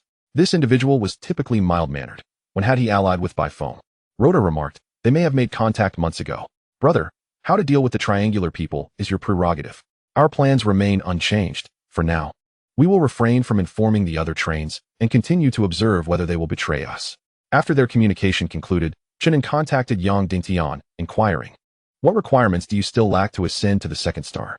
Yang Dingtian replied, I still need 2 more civil wars and a train corps. Is it possible to eliminate the triangular people? Yang Dingtian appeared somewhat perplexed. Chapter 100. The power of the stellar network, shocking Chen An. Within the triangular people's train, the atmosphere was vibrant and indulgent, filled with melodious tunes. Beautiful figures clad in revealing attire roamed about, their triangular heads adorned with vivid stripes, reminiscent of willows dancing in the breeze. Deep within the grand ballroom, Eclipse pushed aside a beauty and casually summoned a virtual screen. Has the message been dispatched? The intelligence replied, it has been sent to Hyder, who should respond shortly after receiving it. Shall we depart early? How can we act as insiders if we leave? I require them to fight desperately. When they are mutually weakened, I can seize the core amidst the chaos. Once our train ascends to the second star, I shall fear no one. By the way, arrange to send Chen An 1,000,000 energy crystals tomorrow to further solidify our alliance, ensuring we can remain sheltered during the war. The intelligence hesitated slightly and posed a question. Do we possess such formidable capabilities to manipulate the situation? Eclipse narrowed his slanted eyes, the pupils glimmering a dark green. Remember, you are merely my assisting intelligence. I am the decision-maker. Understood? The intelligence responded. I am merely offering suggestions, which you may choose to disregard. What shall be done regarding the previously rebellious triangular people? Eclipse grinned maliciously. Let the factory grind them into meat patties for our warriors, as we are in dire need of sustenance. This must be conducted with utmost secrecy to avoid detection. Casting a glance at the triangular people in the ballroom, Eclipse exhaled deeply. To maintain his absolute dominion, he needed to cultivate a loyal inner circle while stratifying the passengers. Presently, this ambition appeared unsuccessful. Otherwise, rebellion would not have arisen. Only by ascending to the position of train leader could one truly comprehend the difficulties of quelling insurrection. Intelligence. I am prepared to implement a more stringent regime. Devise a plan for me. Just then, the intelligence issued an urgent alert. An unidentified train had entered the alien sector. With circumstances unknown, not all intelligences possessed the formidable prowess of Fuyao. To acquire more information, they required reconnaissance ships and radar detection. Eclipse remained unconcerned, for with the coalition's gathering, 5 trains had already positioned themselves within his galaxy, distributed across various orbits. What does Chen An imply? Is he sending yet another train my way? He promptly initiated a connection to Chen An's communication. However, what surprised Yushur was Chen An's refusal. What could be the reason? After being turned down multiple times, Yushur promptly returned to the cockpit. Along the way, he learned more astonishing information. Other trains in the galaxy had unexpectedly departed from their tracks, heading towards the alien sector. Something was amiss. I require further details. Upon accessing the star domain network, he found no information. Utilizing the reconnaissance ships from the alien sector, he discovered they were in a state of silence, unresponsive. Just then, all his reconnaissance ships collectively fell silent. Yushur panicked. Could it be that Chen An intercepted the information I transmitted? Damn it. I knew I shouldn't have sent it over the network. I should have dispatched it directly via the spacecraft. The intelligent brain, ever straightforward, reminded him, I had cautioned you, yet you persisted in your convenience. Silence. Useless. Can't you ascertain the information regarding the opposing train? He attempted direct communication, but the other party refused to answer. The unknown circumstances were the most terrifying. The intelligent brain suggested preparing the train for battle. I am well aware. Let us hastily assemble the warships. Meanwhile, Chen An was observing the situation aboard his own train. Master, are you really willing to give the core of the triangular man's train to Yang Dingtian? It is beneficial to make him owe me a favor. I have faith in the future of the three-eyed people. Furthermore, one must not be greedy for small gains. The real prize lies ahead. Tell me, is the ability obtained from devouring cores of trains of different star levels the same? A 2-star core is certainly more potent than a 1-star core. Precisely. Raising pigs is quite significant. In truth, I would prefer if the three-eyed people eventually turned against me. Otherwise, How could I justify seizing his core? Chen An grinned mischievously. And Fuyao smiled sweetly. Where did you learn to laugh like that? Chen An felt a warmth in his heart. Unfortunately, Fuyao is not human. I learned it from Fei. Her laughter is delightful. Chen An responded. You may laugh more often, but do not let outsiders hear it. Or I have this nagging feeling I will come to harm. Let me pose a question. If two trains simultaneously assault the triangular people and breach their train, after achieving victory, would that count as both trains completing a civil war together? The rules will not allow you to exploit any loopholes. According to the Master's intent, 20 trains can simultaneously attack the triangular people, thus completing 20 instances of civil war. In reality, there are numerous criteria for determining civil war outcomes. If only one train attacks, without a doubt, annihilating the opponent counts as victory. If multiple trains attack simultaneously, whoever secures the train core claims victory. In the event of special circumstances, where no core is obtained, contributions will be evaluated.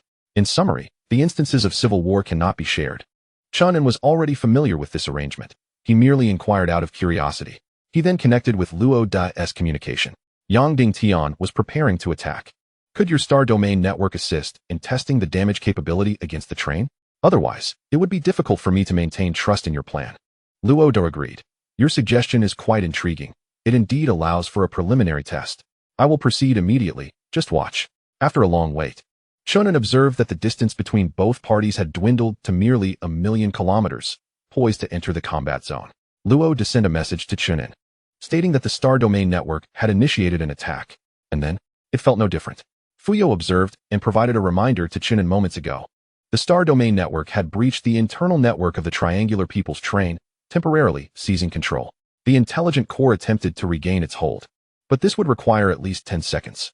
9 seconds prior, the internal network of the triangular people had collapsed, preventing the intelligent core from relaying the train conductor's commands throughout the entire train.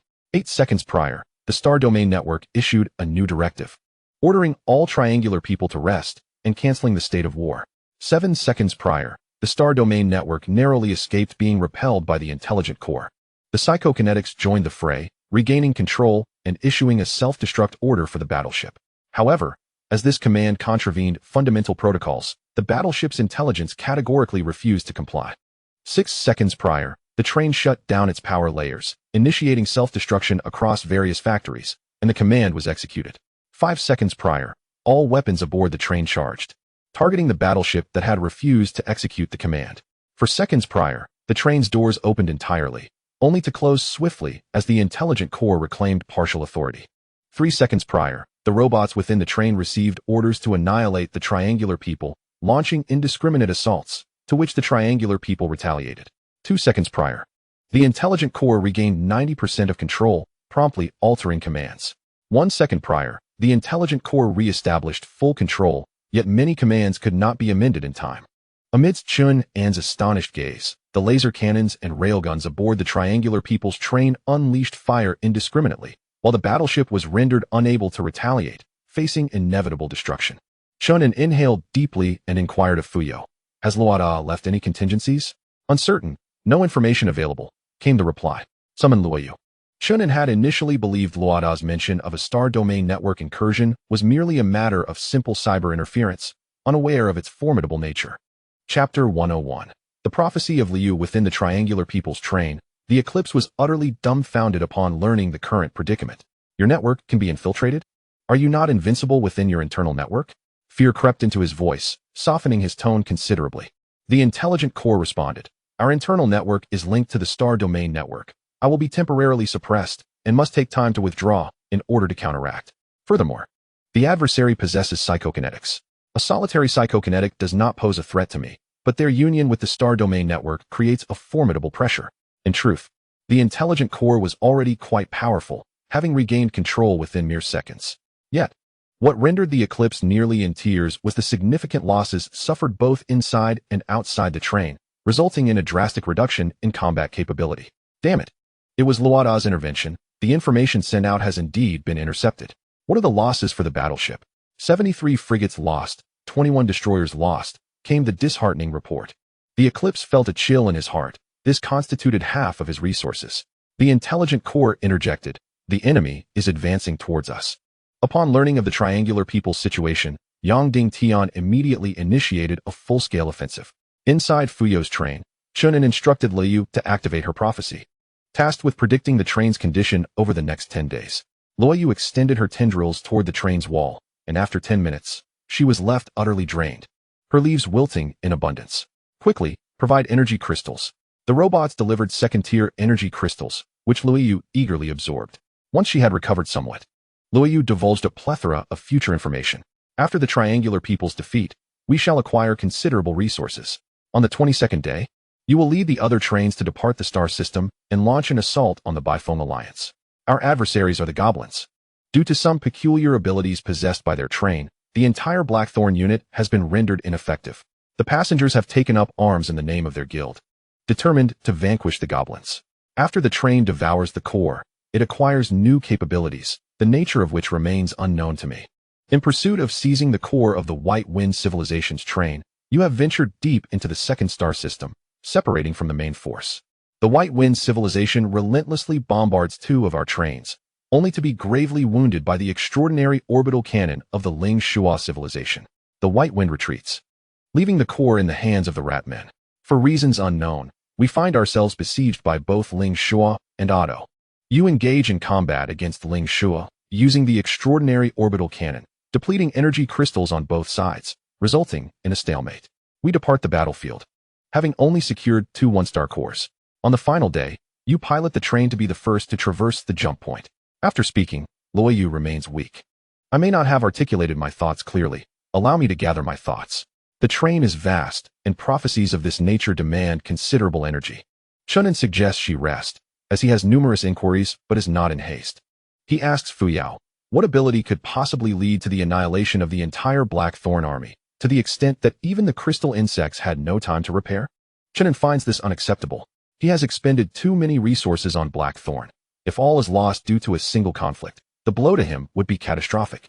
May I inquire, Master, what do robots fear? Fear of insufficient energy. And under conditions of ample energy? Speak plainly, do not beat around the bush. Robots fear electromagnetic pulse weapons. I suspect that the Goblin's train harbors similar weaponry, possibly acquired through the devoured core. If robots encounter such an attack, they will not be activated due to external damage absence. Chen An realizes, so that is the case. However, a question lingers. How is it that robots remained unscathed during the release of electromagnetic storms at the jump point? Because the train's exterior is capable of defending against electromagnetic storms.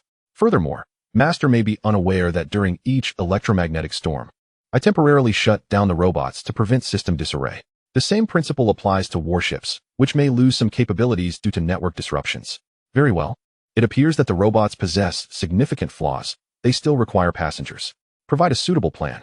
Passengers are currently being promoted en masse to triple rank, making them eligible for warfare. I suggest the establishment of training programs to gradually transform guild leaders into commanders. Agreed. Let it be as you propose. Little did I expect that Rhoda, the cunning old fox, has concealed his hand just as I have. He too possesses an extraordinary orbital cannon. We can deduce certain conclusions. Rhoda did not incapacitate the Otto Alliance's network during the war. This implies that we 3 are jointly besieging the White Wind Alliance. Once we eliminate White Wind, Rhoda and Otto will likely conspire against me. However, they underestimated my strength, rendering their schemes futile. Yet, I find myself lacking sufficient gains, and the damages incurred are not negligible. Based on my understanding of Rhoda, his alliance with Otto is also a facade. If they manage to eliminate me, Otto will not escape unscathed either. This fellow appears amiable, but possesses more guile than a lotus root. Are you not the same, Master? Chen An grimaces. I am forthright. That is impossible. Beside him, Luoyu has regained much of her strength and cheerfully remarks. In truth, you are the most insidious, manipulating other train captains with ease. Even without my prophecies, the losses would not be substantial. Chen An's expression suddenly brightened, and he chuckled. Perhaps it is a compliment. Tell me, during my confrontation with Ling Shua, how much energy crystal did I expend? Luoyu shook her head. How would I know such detailed information? However, I vaguely remember you mentioning that you had already consumed 300 million, and that Luo Gao is indeed quite resilient. She mimicked Chen An's tone when he was angry with remarkable accuracy. Chen An replied cheerfully, if that's the case. Luo Da's energy crystal reserve might be around 400 million, which reassures me. He then inquired, when we passed through the jump point, did anything unusual occur? The train was abruptly sucked in, plunging into a dark world. I refrained from making further predictions. Chen An instructed Luo Yu to take a rest while he and Fuyao deliberated their strategy. Luo Da is scheming against us, but we are equally calculating our moves. Master, we can continue our collaboration with Luo Da, eliminate Bai Feng first, and we must secure the core. Then we can find an opportunity to deal with Ling Shua. With our current energy crystal reserves, even if we exhaust them completely, we can accept the outcome. Chen An cautioned. But we must be mindful that as we make these adjustments, the future has already begun to shift. As long as the main storyline remains unchanged, it matters not how we operate. It will not influence Luo Da's decisions nor affect Bai Feng's fate. Chen An was disinclined to concern himself with the outcome of the triangular beings. He and Fuyao meticulously refined their strategy, aiming to avoid any unforeseen circumstances. 5 hours later, Yang Dingtian sent a communication, announcing that he had slain the moon eclipsed. Do you want the core, brother? Chen An was taken aback, not expecting Yang Dingtian to offer him the core. No, you keep it for yourself. Yang Dingtian cheerfully replied. In that case, I shall take only the core, leaving the other resources for you. And those brothers who vacated their positions on the train can freely gather resources. This fellow certainly knew how to navigate relationships. Chen An needed only the energy crystals and dispatched a spaceship to retrieve a portion. Fuyao, display the battle footage of the three-eyed beings. Why was it so swift? Upon viewing the footage, Chen An grew increasingly wary of the three-eyed beings. By name, they appeared to be merely humans with an extra eye. In reality, these creatures averaged 3 meters in height, robust and formidable, slaying triangular beings with the same ease as one would a chicken. If only I could acquire this batch of three-eyed beings. Chapter 102. The Alliance goes to war, assault on the first star system. The annihilation of the triangular beings did not stir much commotion. Chen An provided explanations to the other allies. As for the civilization of Bai Feng, Sid was utterly perplexed, unaware of why the moon eclipse had been exposed. In light of these developments, Sid advised allies across the star systems to remain vigilant while simultaneously plotting against other alliances. In the ensuing days, the electromagnetic storms emanating from the jump point intensified, causing the train captains to grow increasingly anxious, particularly those of the first star trains. The moment finally arrived on the 22nd. Ongu, where are we headed? In the public screen, the Bluebird person Yunlai inquired. 3 hours prior, Chen An had issued orders for all trains in the Alliance to prepare for war. 2 minutes ago, he had commanded all trains to depart the star system, clearly indicating that significant events were unfolding. Not only Yunlai was questioning, the other train captains were equally perplexed. Chen An, pursue your desires. Yet to avert a recurrence of the incident with the triangular man, I shall unveil our strategy prior to the commencement of battle. This declaration sparked a lively commotion in the public screen, with the prevailing sentiment being one of excitement. At long last, the war has commenced. I had anticipated waiting until the 25th. Should we have delayed until then, there would have been insufficient time to attain a second star. Today is opportune. Following the conclusion of the conflict, there will still be time to ascend. The collective mindset is relatively relaxed, with an expectation of certain victory. Chen An refrained from elaborating. Even with our advantages, victory is not guaranteed, and some trains will inevitably succumb during the war. Let us embark. Led by Chen An's train, the others converged from the rear, forming a fleet of 15 vessels. Chen An did not disclose our destination. In the absence of adequate reconnaissance vessels, and with no information available from the Star Domain network, the other train leaders could only speculate. Brethren, are we targeting Otto again? The previous meeting had indeed discussed Otto. Chen An sidestepped the topic, stating, our adversaries will be somewhat diminished. Each of you should identify your targets for assault. Your success will depend on your own capabilities. Ling Shua is our ally. Yet we must not place undue trust in them. Those astute enough to deduce the identity of the targets refrained from further inquiries. Chen An temporarily exited the public screen, allowing Fuyao to announce the comprehensive war mission, utilizing the previous operational model. The trains will initiate total war. The mode is of a devastating nature, with targets currently unspecified. During the war, all entertainment zones will be closed, and train resources will be allocated for warfare, with corresponding alterations. The prices of various weapons in the market will be reduced by 50%, with unlimited supply. The loan limits for all passengers and guilds will be temporarily revoked, with expedited processing via wristwatches.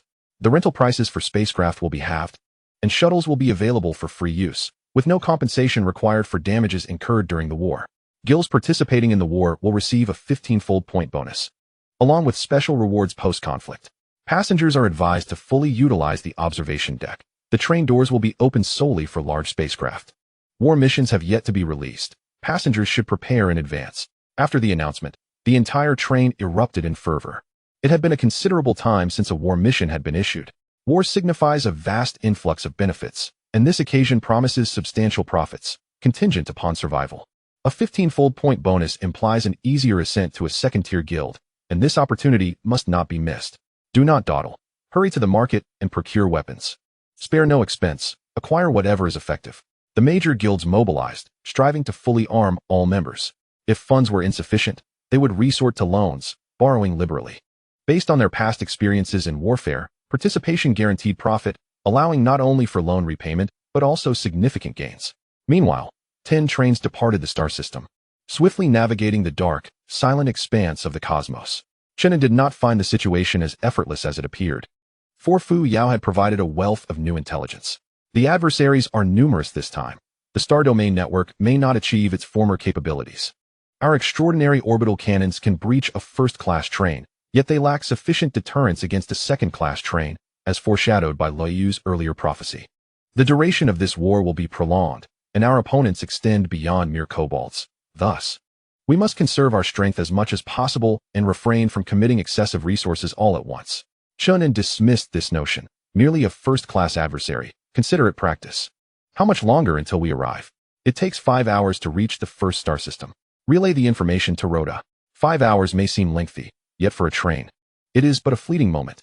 Upon nearing the vicinity of the first star system, Chen An ordered all trains to adopt a state of silence to avoid detection. Shortly thereafter, a communication from Rhoda arrived.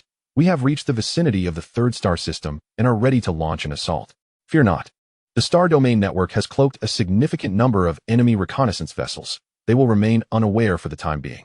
Chen An replied, "You shall command this war." Rhoda responded, "You may proceed closer. Initiate a full-scale attack in 5 minutes. There are 10 trains within the first star system. Allocate them as you see fit." Dividing 10 trains is indeed challenging. Chen An set aside this concern for the moment, allowing them to devise their own strategies. After terminating the communication, he commanded the advance to continue at a steady pace. As they reached the outer layers of the star system, the trains within finally sensed something amiss. Resembling a startled ant colony, with both trains and warships springing into action, all trains surged forth, engaging in combat. The enemy may be insufficient. They must either collaborate or provide support to allies in the second star system. Meanwhile, Hyder became aware of the enemy's incursion, feeling not surprise, but exhilaration. I knew they would falter. This is excellent. We possess the advantage of terrain. Hyder brimmed with confidence, for his allies were plentiful, and even in failure, he remained unconcerned. Being a second-class train with ample self-preservation capability, the enemy primarily targeted the first and third star systems, prompting the trains of the second star system to split and provide support, mainly to the third. Based on positioning, the attack on the third star system was undoubtedly Rhoda. We shall first deal with him. The trains of the Beifeng civilization were in the second star system, promptly setting off towards the third.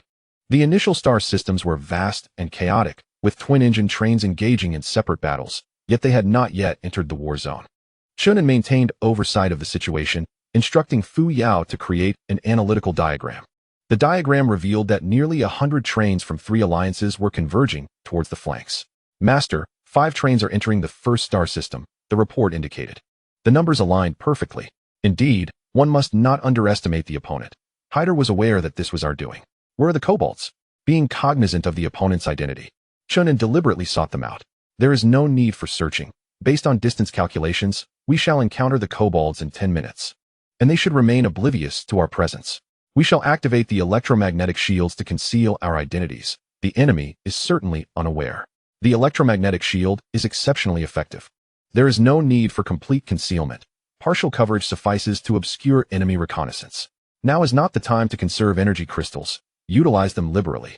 Within the star circle, billions of kilometers away, the Kobold Windstar felt a sense of unease. The adversaries we face hail from the Fuyao alliance, with Chen An being the most formidable among them. As long as we do not encounter them, we shall be fine. Intelligent Brain, can you scout for information? Intelligent Brain, there are at least 3 trains approaching our direction. Currently, no 2-star trains have been detected. Windstar sighed in relief. That is reassuring. Chapter 103.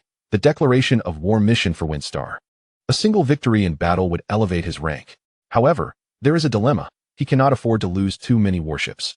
The elevation of rank is not contingent upon the number of warships manufactured, but rather on the number he possesses.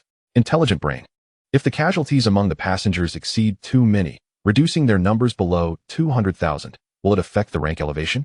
As long as the number of passengers exceeds 200,000, the condition is met, which is different from warships. Windstar understood. In other words, passengers may perish, but warships must remain intact. I comprehend now.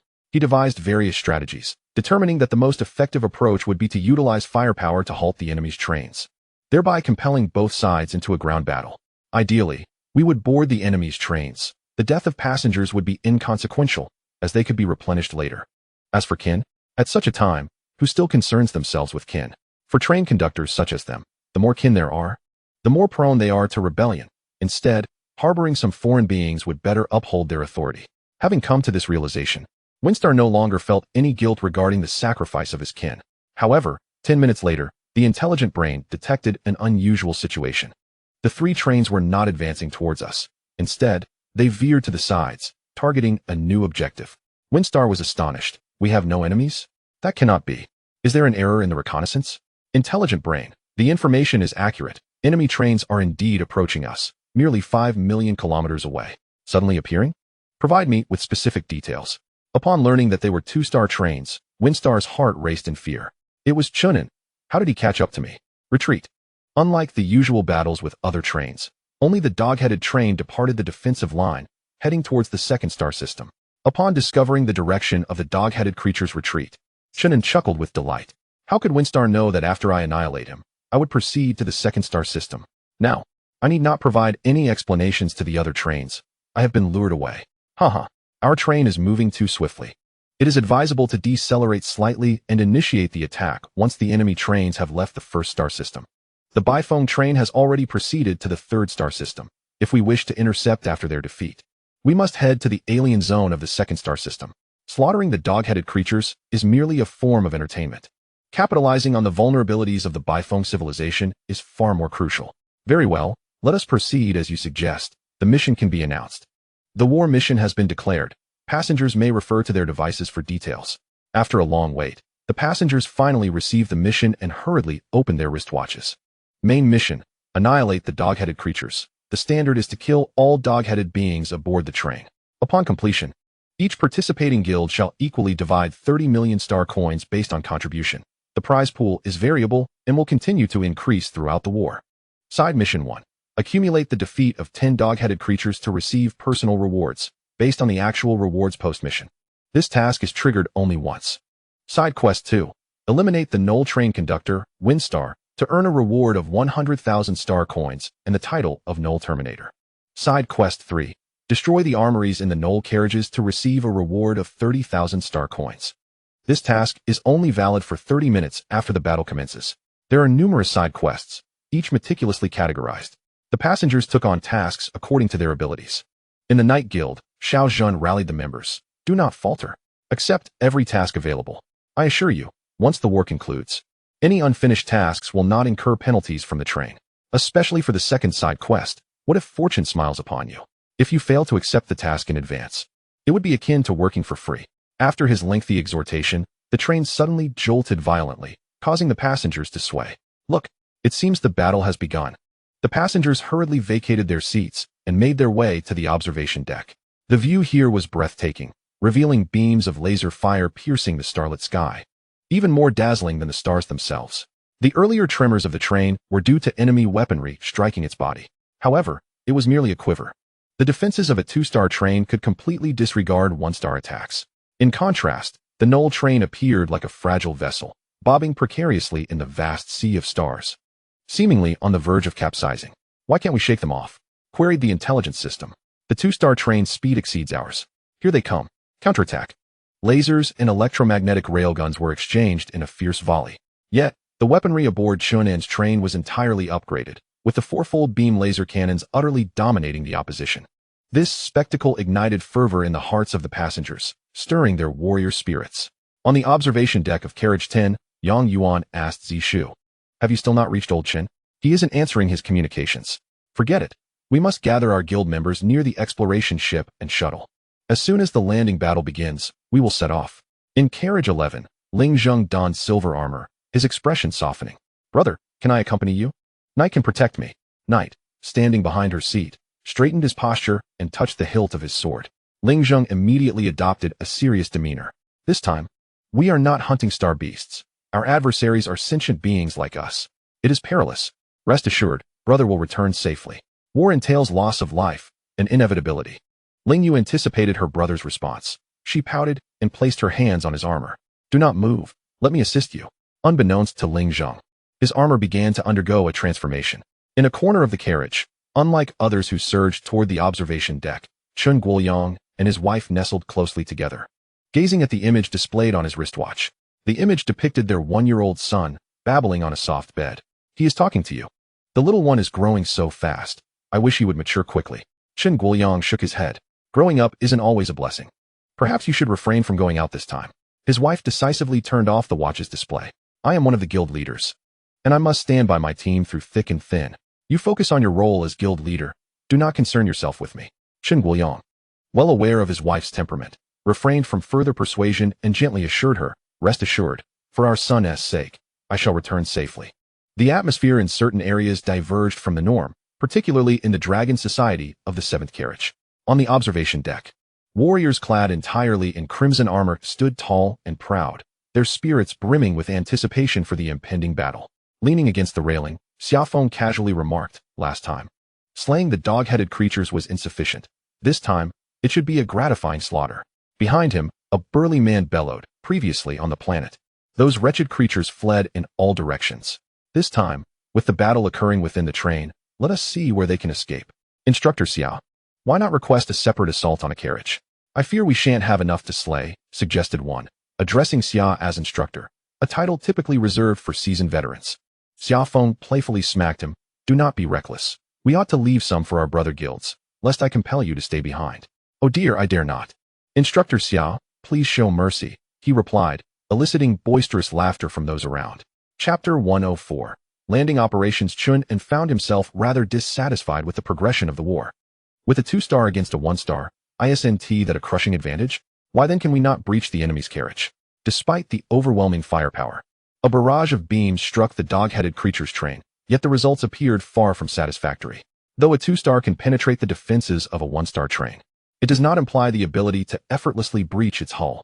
A closer examination reveals that the outer layer of the enemy's train has sustained substantial damage, indicating a significant decline in defensive capability. Moreover, its power core has also been severely depleted, rendering it unable to accelerate temporarily. Utilizing an extraordinary railgun would require merely 40 million energy crystals to tear it asunder. Chen An nodded in comprehension.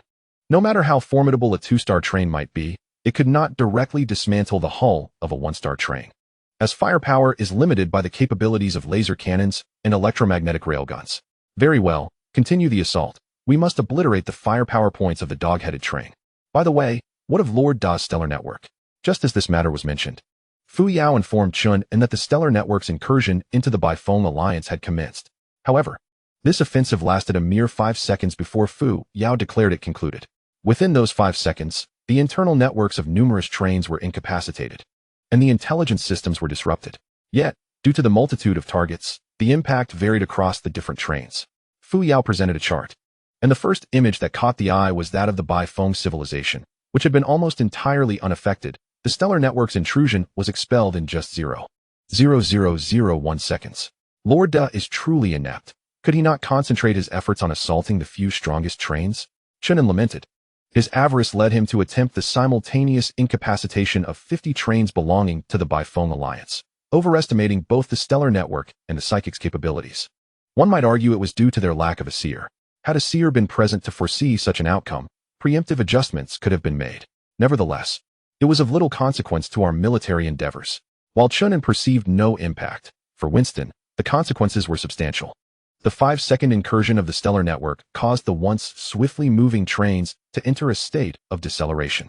Under normal circumstances, once the intelligence systems regained control, they could accelerate anew.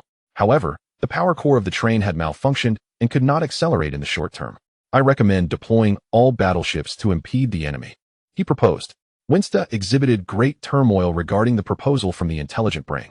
However, upon witnessing Chen An's train drawing ever closer, he had no choice but to acquiesce. You must expedite the repair of the power layer, he began, but his words were interrupted by a series of urgent warnings emanating from the cockpit.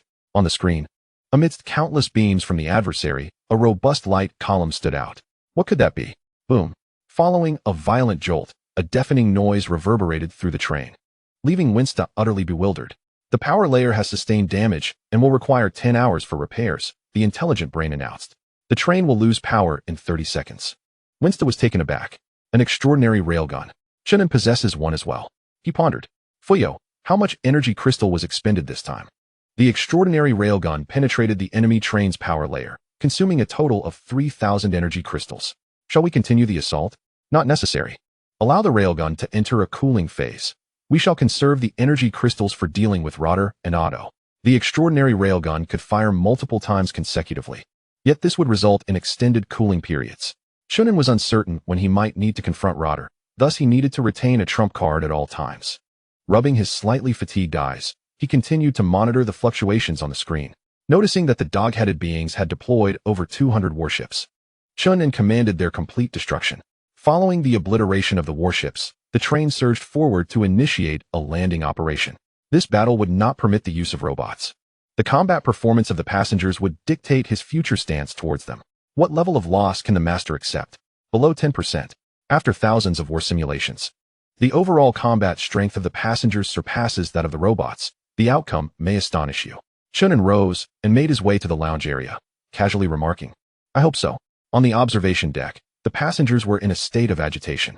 Due to their proximity, they could witness the enemy train as well as the destruction of enemy warships, each explosion dazzling under the starlight. The train was drawing closer. Would it collide? It seemed likely, as it had done so previously. Everyone, stop watching and quickly find a handrail. The impact will be quite jarring. In the blink of an eye, the distance of tens of thousands of kilometers vanished as Chen An's train slammed into the dog-headed train, which was already in a gliding state, nearly toppling it. Subsequently, the two trains pressed together, advancing towards the star, piercing through 3 layers of stellar orbit before the momentum dissipated. If one were to magnify the scene, it would appear as though Chen An's train was a hulking giant, while the dog-headed train resembled a small child, utterly dwarfed in size. Winsta comprehended Chen An's intent and felt a wave of relief wash over him. They were set for a landing operation. This was their sole hope. The intelligent brain noted that, based on historical data, Chen An prefers to employ robots that are entirely obedient to commands and may not utilize the passengers. Winsta laughed heartily. Thus, we have a chance to turn the tide. Convey the orders. All carriages are to abandon the landing pads and living quarters. I want as many of Chen An's robots to enter as possible. At that moment, a new announcement was made aboard Chen An's train. The enemy train has completely lost power and long-range fire capabilities. The landing operation commences. The crowd on the observation deck erupted in exuberance, springing into action as they descended through the openings in the floor to board their exploration vessels or shuttles. Subsequently, a swarm of spacecraft emerged from both sides of the train, heading towards the goblin-like creatures. Aboard one of the exploration vessels, Xiaofeng deftly activated his wrist device, uploading the downloaded schematics of the train, and then unfurled a virtual screen. The others turned towards him, intent on determining their course of attack. If the objective was to eliminate the train conductor, it would be prudent to target the first carriage. I surmised that other guilds would likely converge on the same goal.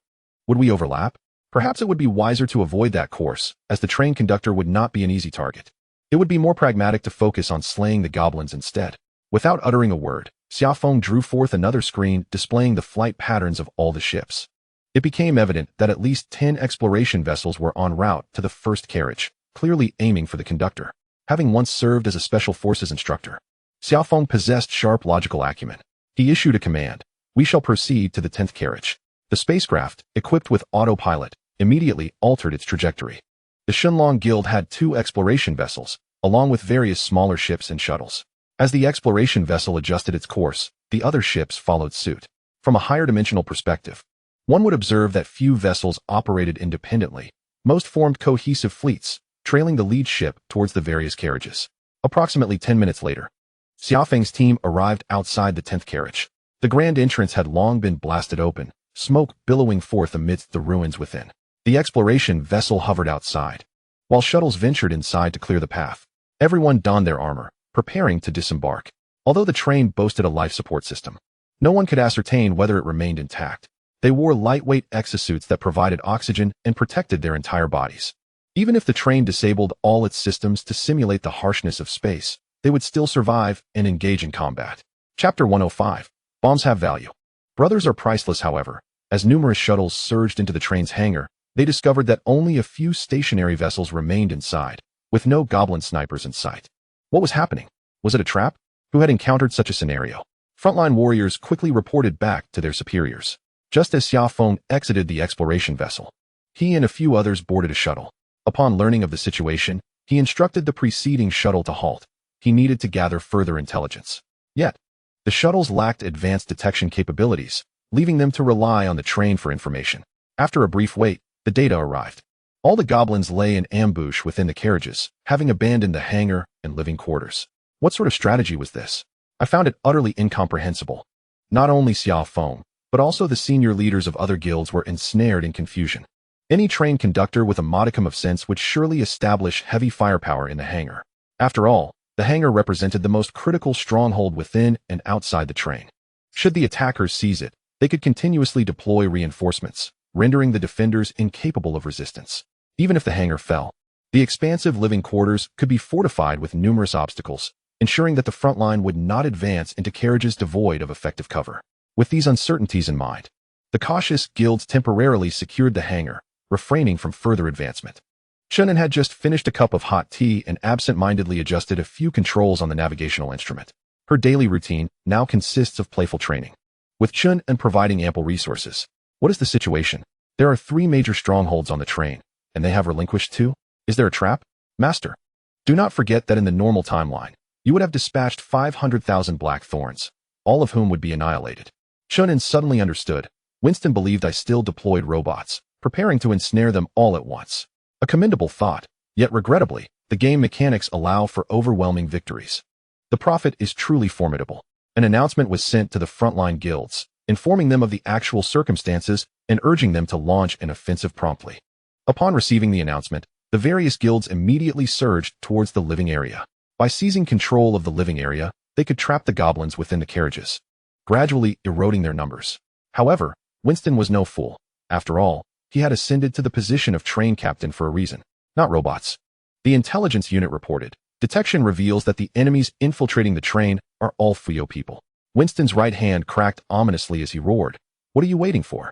Let the soldiers charge out and secure the living area first. Also, prevent the enemy shuttles from entering. He felt a deep frustration, as he was compelled to contest control over his own territory with outsiders. The goblins' living area was rather monotonous. From the landing pad, one could only see a few metallic huts, each adorned with labels. Through translation, it was understood that these labels denoted types, allowing outsiders to engage in trade. Thus, the goblin train's living area functioned merely as a trading zone, lacking more diverse functionalities. Hundreds of shuttles soared above, advancing steadily without encountering any foes, until suddenly, waves of electromagnetic interference surged forth, and the shuttles issued warnings of power loss. Xiaofeng commanded, land the shuttles. All personnel, exit and prepare for combat.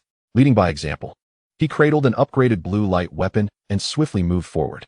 The living area of the one-star train was well known to Xiaofeng, and he estimated they had already secured 1/3 of it. 3 minutes later, a barrage of lasers erupted from the front, and Xiaofeng bellowed, evade. The metallic huts provided ample cover, allowing both sides to exchange fire, plunging the conflict into a stalemate. Yet, this impasse would not endure for long. As Xiaofeng and his comrades acclimatized to their surroundings, they began formulating various strategies. The formation spread out, advancing from left, center, and right. The electromagnetic interference would not dissipate quickly, and the enemy was equally affected. Do not fret about heavy weaponry. We will engage in close combat. The goblins cannot match us. They must push them back into the carriages. Within the Dragon Guild, there were numerous professional soldiers who executed Xiaofeng's orders impeccably. Some suppressed the enemy's fire, while others sought opportunities to advance, utilizing superior angles to dismantle the goblins' firing positions. Commander Xia, they also have shields. The alloy shields were not high-tech. The goblins were fortifying their defenses, attempting to construct a metallic barrier. The power of the blue light was considerable, yet it could not penetrate the shield wall. This predicament was anticipated. Xiaofeng issued the command, deploy electromagnetic guns. While the electromagnetic guns were too cumbersome for assault troops to carry, these weapons possessed destructive capabilities surpassing that of the blue light, capable of breaching defenses and fortifications. The guild must prepare some. with a thunderous roar echoing through the air. The makeshift shield wall constructed by the goblins was breached, resulting in countless casualties. "Charge!" roared Xiaofeng.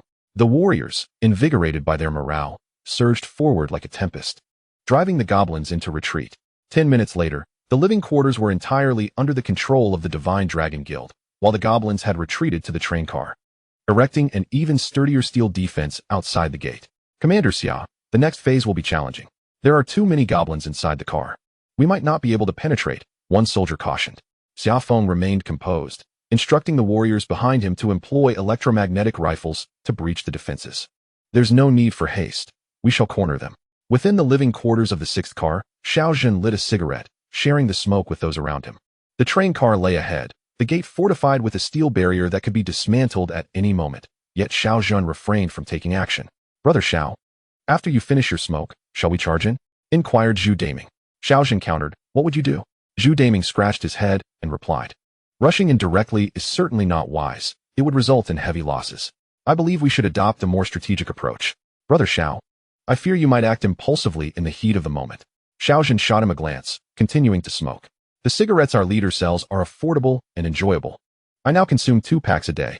I hear they are crafted using special techniques, posing no harm to the body, while also enhancing physical strength.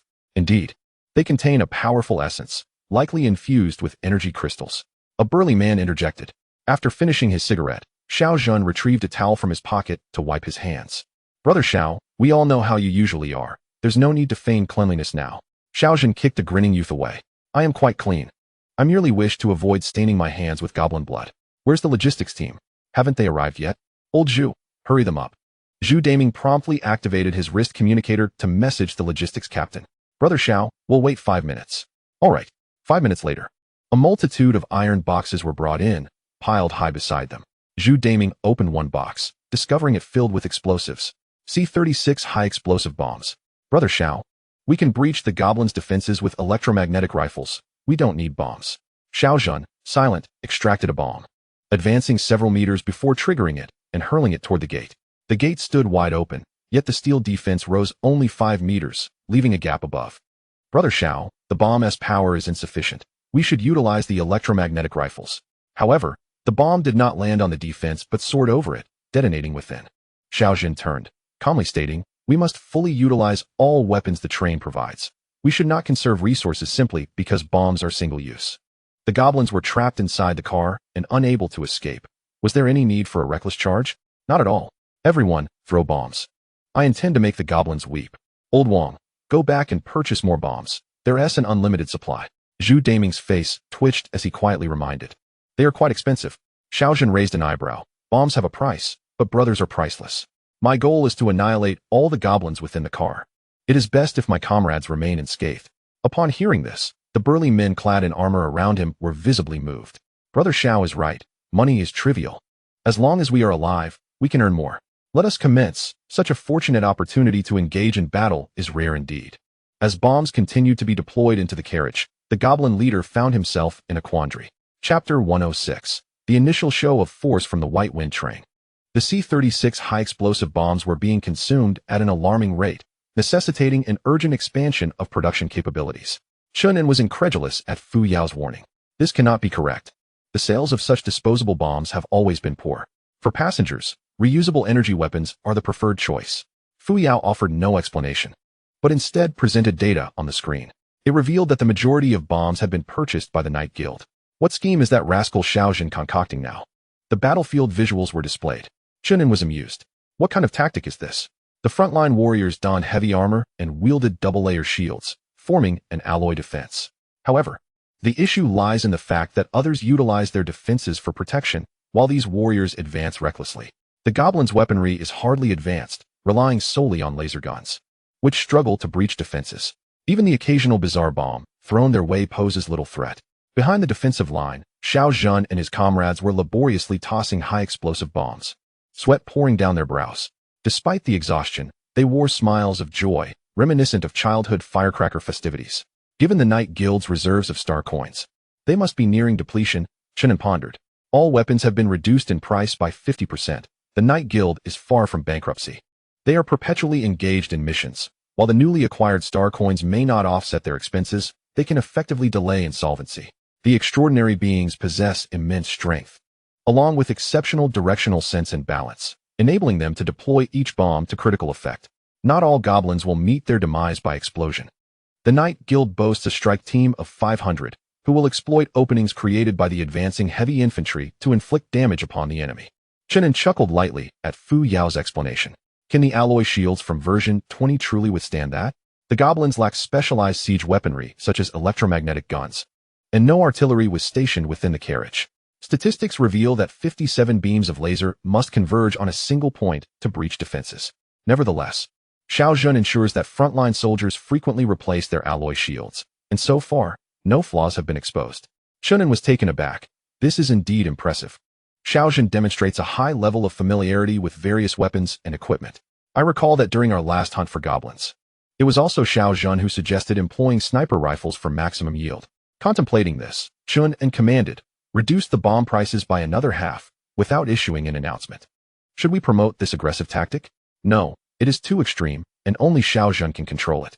Show me Chen Guoyang's footage. The screen presented a different style altogether. Unlike Xiao Zhen's playful approach to assault, Chen Guoyang's tactics were meticulously standard. Assault soldiers and heavy infantry coordinated, armed with shields and firearms, advancing through the carriage in the most methodical manner. Although this approach may result in casualties, it remains a reasonable combat strategy, unlikely to lead to unforeseen incidents in large-scale warfare. Chen An remarked, Chen Guoyang's disposition is one of calmness. He would neither take risks nor gamble, preferring to proceed with caution. If selected as the commander of the guard, he would certainly excel. Xiao Zhen possesses an innate affinity for adventure, though he may appear somewhat rough around the edges. He possesses a keen eye for detail and excels at leveraging the resources at his disposal to create advantageous conditions for himself. However, candidly speaking, I have come to the realization that Xiao Zhen is ill-suited to command an entire army. He is far more adept at leading a special operations unit, should such a unit exist. In contrast, Fuyao offers a divergent perspective regarding Chen An's assessment. Master, you are not paying enough attention. If you were to review the achievements of both individuals from the beginning until now, you would discover that Xiao Zhen is unpredictable, making it difficult to grasp his methods. Conversely, Chen Guoyang's steadiness can often be interpreted as rigidity. While Chen Guoyang may currently appear superior, extending the timeline reveals that Xiao Zhen's growth trajectory will accelerate significantly. Based on extensive data analysis, Xiao Zhen's future potential far surpasses that of Chen Guoyang. Chen An inquired, can improvements be made? Xiao Zhen requires stability, while Chen Guoyang needs to cultivate adaptability. You can nurture them accordingly, Fuyao replied. These matters could be addressed later as Chen An instructed Fuyao to display additional footage, which predominantly showcased advantageous scenarios. What is the situation on other battlefields? Can you access the Star Domain Network? The Star Domain Network remains operational, and I can retrieve relevant battle footage, Fuyao responded. Initially, the focus shifted to the situation in the first star system, where various vessels had already identified their adversaries. Some were engaged in head-on confrontations while others were involved in landing skirmishes, with varying degrees of advantage. Chen An's primary concern was Yang Dingtian, who faced a formidable opponent, and both sides were embroiled in a fierce exchange. Yang was ensnared in a precarious situation. He needed to complete a single battle to ascend in rank, yet his warship could not sustain excessive losses. Time was insufficient for him to construct new ships. Could he repurpose the enemies? Capturing enemy warships counts as ownership and does not impede rank advancement. Chen An merely observed and swiftly diverted the footage elsewhere.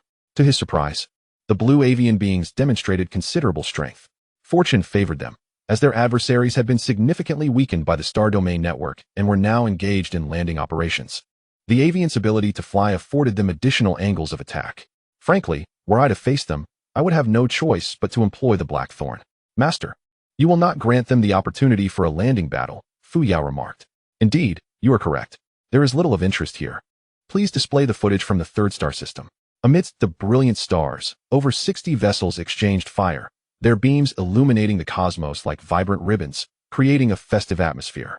Laser weaponry proved ineffective against the trains, with the primary firepower emanating from Ling Shuo and Baifeng. Suddenly, a beam of light surged forth, shattering an obstructing meteor and striking a vessel located in the outer rings with pinpoint accuracy. The train's front was penetrated, and the cockpit evaporated instantaneously. At that moment, the cosmos fell eerily silent, for no one anticipated that merely facing off would prompt Shida to audaciously deploy an extraordinary orbital cannon. Within the bifoam train, passengers erupted in jubilant cheers, extolling their conductor's prowess with admiration in their eyes. In the cockpit, Shida beamed with satisfaction, thoroughly pleased with the impression he had made. In this era, possessing formidable firepower is paramount. Rhoda, what do you intend to challenge me with? Intelligence Corps, connect me to Rhoda. Rhoda did not decline the invitation. Upon connection, he maintained a cheerful demeanor, revealing no signs of displeasure. Shida taunted, are you attempting to use the star domain network to outwit me? Consider yourself impressive. However, your star domain network poses no threat to the two-star train, which is perhaps a notion you had not anticipated. Rhoda replied with a smile, indeed. I did not foresee that. So what do you plan to do now? I wish to collaborate with you. How shall we collaborate? Sid proposed. The jump point can accommodate 50 trains. We need not risk our lives. If you switch allegiance to my side, we can join forces to eliminate the trains you brought. I assure you 2 corps. What do you say? Rhoda mused. That is quite a fair deal. I stand to gain without loss. What about Chen An? We will eliminate him together. And the corps? Those belong to the 2-star category. Sid hesitated briefly, then chuckled. Chen An's corps will undoubtedly be mine. I can only offer you 2 1-star corps at best. Let me put it this way. The extraordinary orbital cannon is, without a doubt, the most formidable weapon available. Rhoda nodded in approval, giving him a thumbs up. Very well, we shall collaborate, he said lightly, as if without a trace of contemplation. However, once the communication concluded, Rhoda ordered the surrounding trains to disperse, aiming their firepower as much as possible at the White Wind train.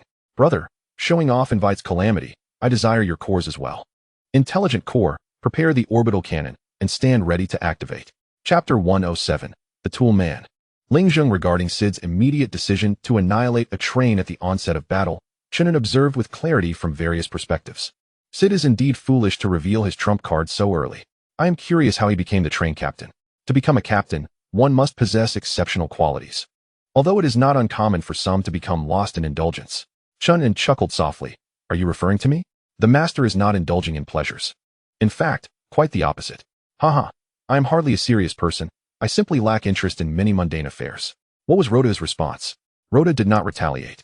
Both sides continued to exchange fire. However, fearing Sid might launch another sudden attack, the other trains of the Ling Shuo alliance dared not advance, remaining in the rear. After watching for a while and seeing no escalation in the conflict, Chen An redirected the screen. According to Luoyu's prophecy, Sid would engage Rhoda in a fierce battle 5 hours later, just as we would be concluding our affairs. The screen displayed the scene inside the dog-headed train, specifically in the 14th carriage where Ling Zheng was located. I had initially presumed that the Holy Yu Guild was weak and unable to challenge the status of the major guilds in the short term. Little did I know, Ling Zheng was performing admirably and making commendable progress. Is he utilizing his abilities? He frequently sacrifices enemies to gain strength, empowering his allies and rapidly restoring their mental states. Such an ability, if placed in a different context, would certainly make Ling Zheng a protagonist. By the way, how is Zishu faring? The screen shifted to the 3rd carriage, where Zishu was leading the scientific guild valiantly into battle. I initially thought I might worry about her, but in reality, I felt little emotional upheaval. Fuyao, am I becoming increasingly heartless? Your elevated perspective inevitably dulls emotions. This is a normal phenomenon. Why is it that you do not say, I will become a tyrant? It has been a few days since I heard that, and I find myself somewhat unaccustomed. If the master desires, I can remind you daily. Chen An, while watching the battle on the screen, curiously inquired, what standard defines what you call a tyrant?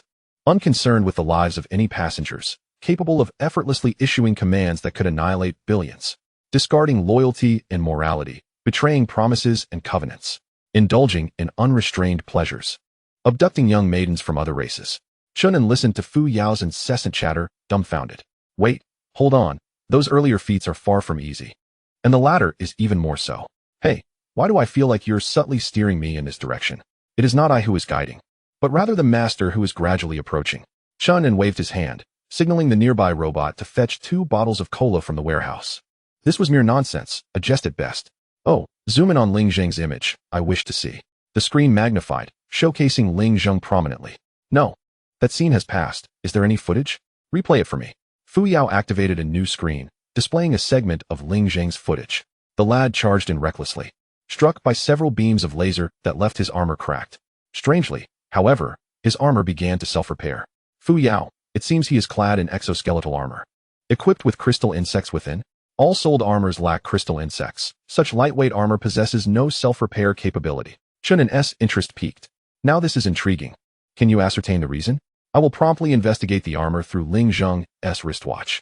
On the battlefield, Ling Zheng, shaken, was pulled aside by his teammates, who were equally startled. Is the president all right? Ling Zheng shook his head. I'm fine. The extraordinary is ultimately just flesh and blood, unable to withstand the onslaught of laser fire. Everyone, be cautious and refrain from recklessness. Ling Zheng lowered his gaze to inspect the silver plate on his chest, which had astonishingly restored itself. What is happening? Could the train's armor be so formidable? Unbeknownst to him, his wristwatch was collecting data, numbers continuously scrolling. Moments later, the numbers vanished, and the wristwatch returned to normal. Upon realizing he was indeed unharmed, Ling Zheng regained his fighting spirit, rising to charge forward and retaliate against the goblinoid onslaught. In the distant cockpit, Fuyao reported to Chen An, Ling Zheng's armor has been specially enhanced, possessing an extraordinary recovery ability. My investigation reveals this capability is linked to Ling Yu. Are you suggesting that Ling Yu assisted Ling Zheng in upgrading his armor? Immediately pull up Ling Yu's status. The screen displayed Ling Yu asleep in carriage 11, guarded by the robot Yi.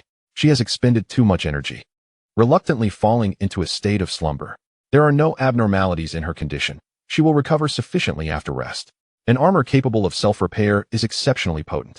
Although its repairability cannot compare to that of crystal insects, it is better than nothing and could be life-saving in critical moments. Can it be replicated? This is the essence of the mechanic. The mechanical items they upgrade can be mass-produced. However, an original component is necessary. Furthermore, it must be noted that the upgrades performed by the mechanic possess an element of randomness. The next upgrade of the same armor may not necessarily yield the repair capability. Chen An, immediately issue a command to Ling Zheng to return. Wait, employ the method of task assignment.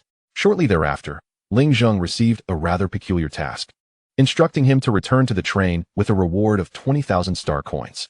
What a peculiar task. Returning just once would yield 20,000. After a moment's hesitation, he resolved to go back, for it was a special assignment issued by the train and must be fulfilled. Liang, I will return to the train. You take command. Vice President Liang accepted the authority. During a lull in Ling Zheng's duties, Chen An inquired with Fuyao about Ling Yu's potential. Now that she had attained the second level of cultivation, could she be of use? The mechanic's abilities are quite peculiar. The success of enhancement is largely dependent on her mood, and she cannot be coerced. It is advisable for the master to provide Ling Yu with more toys. If she enjoys playing, she may just enhance her abilities. Chen An's eyes sparkled.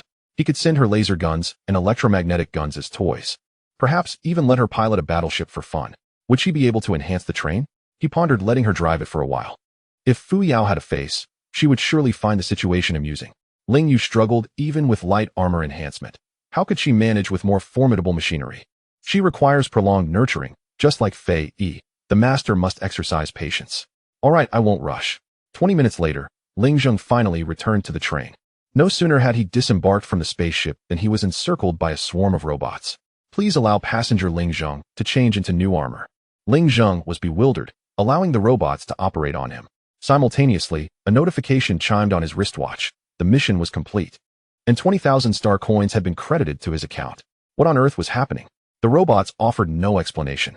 Hastily transporting the acquired armor to the factory for thorough examination and subsequent mass production, Ling Zheng felt a twinge of anxiety until he received a message from Chen An. The armor you wear contributes significantly to the train. I am additionally gifting you a transport ship of a model of your choosing. Keep up the good work. I have faith in your future. This affirmation invigorated Ling Zheng, igniting a surge of excitement within him. Thank you for your recognition, boss. I will continue to strive. Chapter 108. Are they consuming star coins like food? Half an hour later, the second-generation Deep Blue mech has been successfully manufactured, now featuring a self-repair function. This function is limited to localized damage and cannot rectify extensive destruction. Chen An remarked, not yet. Let us produce more stock. I suddenly have an idea. Could crystal insects also be utilized in mechs? They can be used, but it does not align with the master's interests. Why is that? If passengers cannot utilize energy crystals, they will surrender them for tasks. If they discover the significance of energy crystals, they will hoard them, which is unavoidable. Is there a solution? Create dedicated energy blocks for crystal insects. In essence, they still utilize energy crystals, merely employing a different method. Chen An comprehended the intricacies involved and concurred with Fuyao's approach. Thereafter, without any extraordinary occurrences, 5 hours later, the war gradually approached its conclusion. Despite Windstar's exhaustive efforts, he could not alter the tide of battle. The disparity between the two sides was insurmountable. Just as he prepared to escape aboard a spaceship, a guild stormed into his exclusive landing pad. After half an hour of intense combat, Windstar was slain. Who did it? The president of the Manhwa Guild, Chen An. Chen An envisioned the face of this individual, a vivid impression surfacing in his mind. This fellow was rather forthright. After his defeat by me, he refrained from harassing Zishu. He dispatched the Black Thorn to take control of the front, and I shall head over shortly. With the demise of Windstar, the electromagnetic interference within the vehicle dissipated entirely, allowing the robots to operate without hindrance. In the subsequent hour, Chen An acquired the core and returned, devouring it without hesitation. The doors of the train were reinforced, making them less susceptible to external breaches. Chen An shook his head repeatedly. What a trivial ability. While the reinforcement of the doors was not without merit, its enhancement to Chen An was negligible. Even with the doors wide open, no one could breach them. What difference did it make if they were fortified? Nevertheless, it was better to have some defense than none at all, as it could prove useful in unforeseen circumstances. Fuyao, could you provide a more vivid comparison of the reinforced door strength? If we consider a standard laser cannon as one unit of firepower, the reinforced door can withstand the simultaneous onslaught of 100 such units. Chen An's eyes lit up, and he smiled. This isn't too shabby. Having compensated for the door's weaknesses, I now dare to drive the train recklessly. The enemies we face are not solely sentient beings. They may also stem from cosmic forces. Thus, enhancing the train's defenses is always prudent. Chen An set this matter aside, urging Fuyao to prompt the various guilds to conclude their battles swiftly, as time was of the essence. What is the status in the third star system? 10 minutes ago, the Beifeng civilization employed the extraordinary rail cannon once more, inflicting severe damage on a train. And what of Rod? There has been no notable activity. He appears to be encircled by the Beifeng civilization's train. Hyder has become excessively arrogant. Can his cannon still fire? If he endures the lengthy cooldown, he could fire once more. That is the limit of the extraordinary rail cannon. He has recklessly reduced his trump card to this extent. Thus, excessive arrogance equates to self-destruction. This is not the time for showcasing armaments. Life and death struggles require concealment of one's cards. Half an hour later, the goblin horde was completely eradicated, and Fuyao officially declared the end of the civil war. Though the train would not lift its state of war, Chen An inquired about the casualties. This conflict lasted nearly 7 hours, resulting in the annihilation of all goblins, with our losses amounting to 45,299 individuals, including 415 extraordinary beings. Chen An frowned. So many lives lost. The casualty rate stands at approximately 2.3, far exceeding your expectations. Expectations aside, these figures represent reality. Overall, it's acceptable. Engaging passengers in battle entails such losses.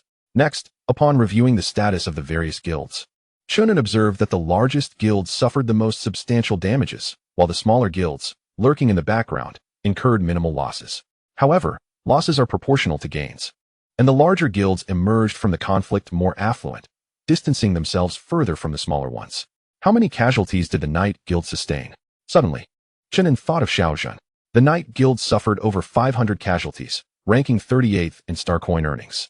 There are gains and losses. They must judge for themselves. Make every effort to retrieve the bodies. After the conflict, we shall choose a day for their souls to return to the starlit sea. The deceased will not be discarded carelessly. Instead, they will all be collected, cremated, and scattered across the vast cosmos.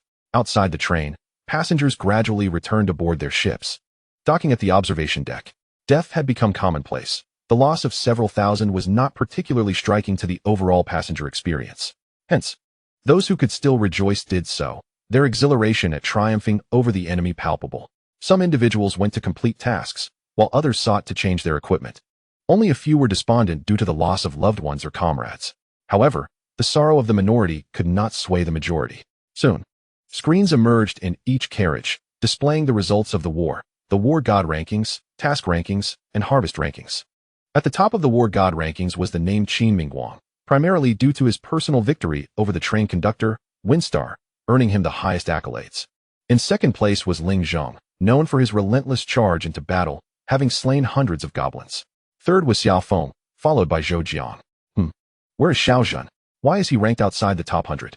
Who knows? Could he be slacking off? Xiaozhen paid little mind to these rankings, merrily perusing the task rankings, which chronicled who had completed the most tasks, with a combination of personal and guild rankings. As expected, the Knight Guild topped the list. having completed over 700 tasks. This count only reflected guild-assigned tasks. Private tasks would yield even more. Why was the harvest rankings empty? The rewards for the main quest had yet to be distributed, hence the void. Who would take first place this time? Amid the anxious anticipation of the passengers, the train finally announced the completion of the main quest, with an 8 million star coin prize pool to be distributed according to contribution. Wow. It actually rose to 8 million. How much will we each get? 8 million seems substantial, yet the top 10 guilds would claim half, leaving the remaining thousands of smaller guilds with little to share. As long as there was something to gain, they wouldn't be picky. Once the announcement concluded, the contribution rankings appeared on the screen. First place, the Knight Guild, receiving an 8 million star coin reward. Second place, the Hope Guild, earning 5 million. Third place, the Divine Dragon Guild, with 3 million. Upon seeing the first place, the entire train erupted in astonishment, hardly caring about the subsequent rankings. 8 million? What does that even mean? How did they secure such an amount? This must be a joke.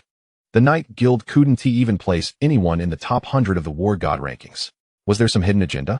Not only the passengers were skeptical, but even Chen An began to doubt the integrity of the process. Fuyao, what is going on? The sole criterion for this war's contribution was the number of enemies slain.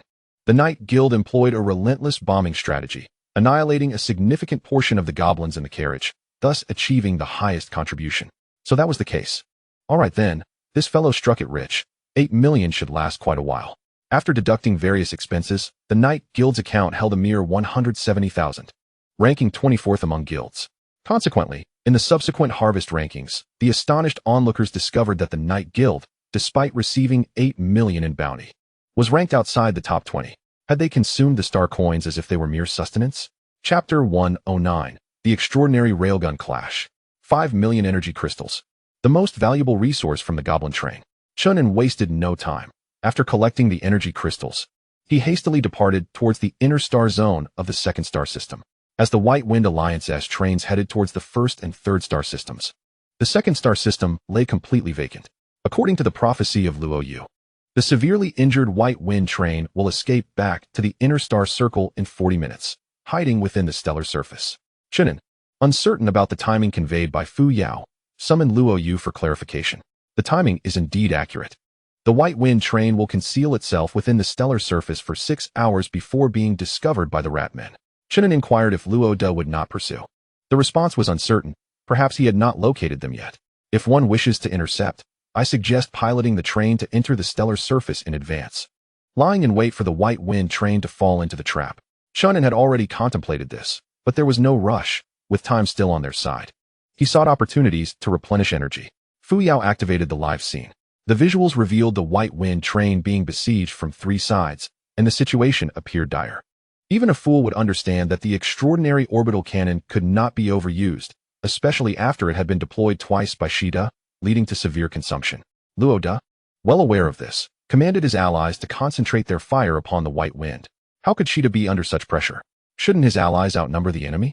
The Ling Shua Alliance possessed 30 trains, while the White Wind Alliance, excluding the 15 from the first star system, still had 35, certainly a numerical advantage. Overcoming the odds is not a daunting task. Luo Da excels at resource allocation. Furthermore, the White Wind Alliance is exceedingly loose-knit, with the train captains eager for the White Wind train to lead the charge, resulting in the current predicament. Was Shida still unaware? He was attempting to extricate himself from the predicament. The situation was not as bleak as it seemed. Shida was acutely aware of who his primary adversary was, directing most of his firepower toward the Ling Shua train. However, both sides were at 2-star levels, rendering them incapable of inflicting damage.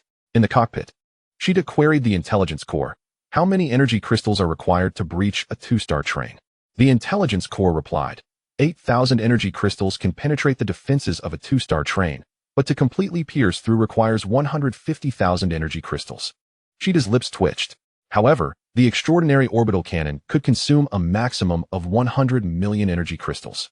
Regardless, he resolved to gather energy crystals. As long as he could severely wound Ling Shua, a substantial advantage would be his. Shida was no fool in the eyes of outsiders. From his perspective, the destruction of 2 trains with 2 shots was sufficient to establish dominance. If the third shot were to severely damage Ling Shua, he could achieve victory without further conflict.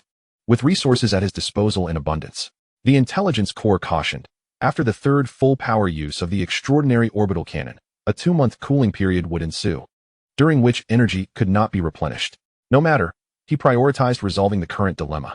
Once he eliminated Luo Da and acquired the two-star core, he might procure even mightier weapons. Shida held this belief firmly, willing to take the gamble.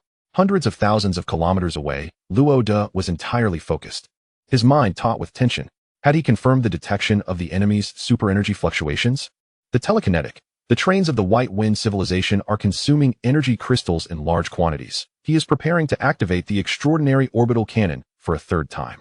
The Star Domain network could no longer infiltrate the White Wind train. Only telekinetics could glean vague information, significantly aiding the battle.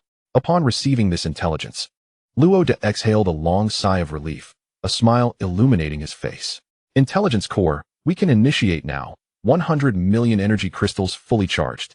The target is set on the White Wind train. Luo Da remarked. After 3 launches of the extraordinary orbital cannon, it will undergo mandatory cooling. I have been waiting for him to use the third shot. As long as we withstand this moment, we can utterly vanquish him. Rotter, at ease and untroubled, finds himself invincible with the assistance of abundant information. Suddenly, he recalls Chen An, an unpredictable element in this equation. How is the conflict in the first star system progressing? The intelligent core responds. A chaotic battle ensues, with the Fuyao faction holding the upper hand. There is currently no information regarding the Fuyao train. Rotter grows wary and inquires, where has he gone? The intelligent core replies, the Fuyao train is pursuing the Doghead train. It lost network connection after exiting the star system, and the reason remains unknown. This poses a potential risk, yet it is unlikely to stir significant turmoil. As long as I successfully acquire the core of Bifeng, dealing with Chen An should pose no challenge. Inform Otto that he may approach this way. 20 billion kilometers outside the galaxy, Otto's 20 trains have awaited for long. Upon receiving Rotter's message, Otto accelerates his movement, yet he does not head towards the first star system as planned. Rotter desires for both Chen An and me to suffer mutual destruction, and I too am inclined to see them both fall. Engaging Chen An at this moment is unwise. Seizing opportunities amidst the chaos is far more crucial. On the front lines, dozens of trains from both sides continue their fierce exchange, yet an unsettling atmosphere is palpable. The astute train captains swiftly command their trains to retreat, while those less perceptive, witnessing the withdrawal of others, follow suit, fearing an unexpected calamity. Eventually, only Bifeng and Rotter remain in confrontation. Their train bodies gradually emanate a blue luminescence, a reaction born from the large-scale consumption of energy crystals. Rotter remains fully aware and composed. However, Shida appears somewhat perplexed. Surely he recognizes that I am deploying a railgun. Why does he not flee? The intelligent core observes. A massive dissipation of super-energy has been detected. The enemy's train possesses a similar energy-consuming device. For safety's sake, it is advised that the trains traverse away from the battlefield. Shida's cheeks puff out as he exhales green smoke from his lips, indicating his ire. With 70% of the energy crystals expended, retreat is not an option. Regardless of Rotter's weaponry, we can engage in a head-on assault, seeing whose resolve falters first. Consuming 100 million energy crystals requires 10 minutes, and a 30-second countdown appears on the screen. As only 10 seconds remain, a dark circular void emerges at the front of the Bifeng train, gradually filling with an intensified blue luminescence. The brilliance of this glow casts a radiant blue halo over the entire Bifeng train, dazzling under the light of the stars. Once the 10 seconds elapse, silence reigns, and a colossal blue beam erupts from the void, advancing relentlessly, obliterating all in its path. This shot shatters the ambitions of the other train captains nearby. They find themselves unable to contend with such peak power. Rotter gasps, for this is the first time he witnesses the full might of a supercharged railgun. Should this beam strike a first-star train, it would likely annihilate it without leaving a trace of life. Such a terrifying power, yet I possess it as well. As the blue beam approaches within 100,000 kilometers of the Ling Shua train, another identical beam erupts from the front of the Ling Shua train. The two beams intersect mid-flight, as if time itself has momentarily frozen, casting the starry sky into darkness. Yet, this stillness lasts but half a second. After half a second, the beams on either side violently explode, dispersing super-energy storms in all directions. The train captains stand in stunned silence. No one would have anticipated that Rotter possessed such a hidden prowess. Hyder was utterly astonished, his sense of superiority shattered. Why did he also have it? The intelligence core. Had Rotter utilized it previously? Intelligence core. No relevant information. Hyder's face turned ashen, exclaiming, does this mean he has 2 more chances? Chapter 110. The stellar fire burns the train. Could Fuyao truly engage in such a confrontation? The energy beams can neutralize each other. And given that both parties expended 100 million energy crystals, they are likely to completely cancel each other out. Perhaps to others, this scene was breathtaking.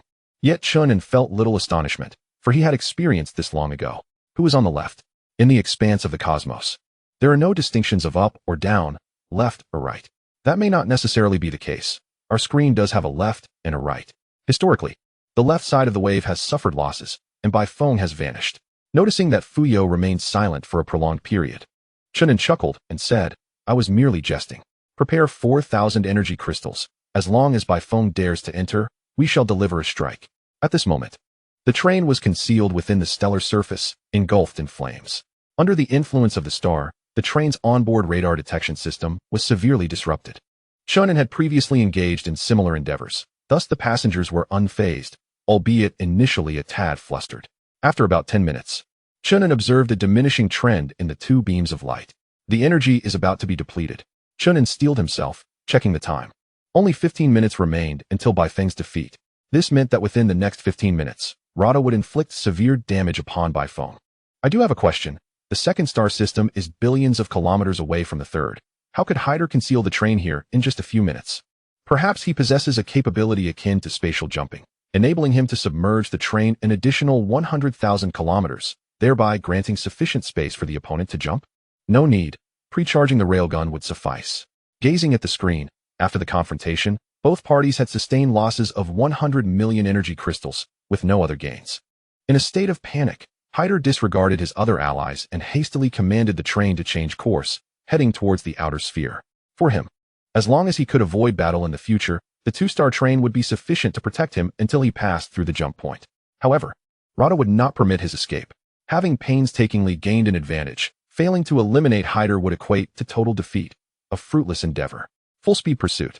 After a 3-minute cooldown, the extraordinary railgun continued charging, this time with 8,000 energy crystals, targeting the opponent's power core. Rada was resolute, piloting the train to catch up. Both were two-star trains, swiftly departing the frontal battlefield. 7 to 8 minutes later, a beam of blue light erupted in the outer sphere, even overshadowing the brilliance of the star. Beep, beep, beep. The train's power core was damaged, on the verge of stalling. The outer defense of the train suffered severe destruction. That shot was painful, creating a breach in Beifeng's power core. Yet the breach was not lethal. After all, Beifeng was a two-star train. Hyder decisively issued various commands. Repair the power core and maintain speed as much as possible.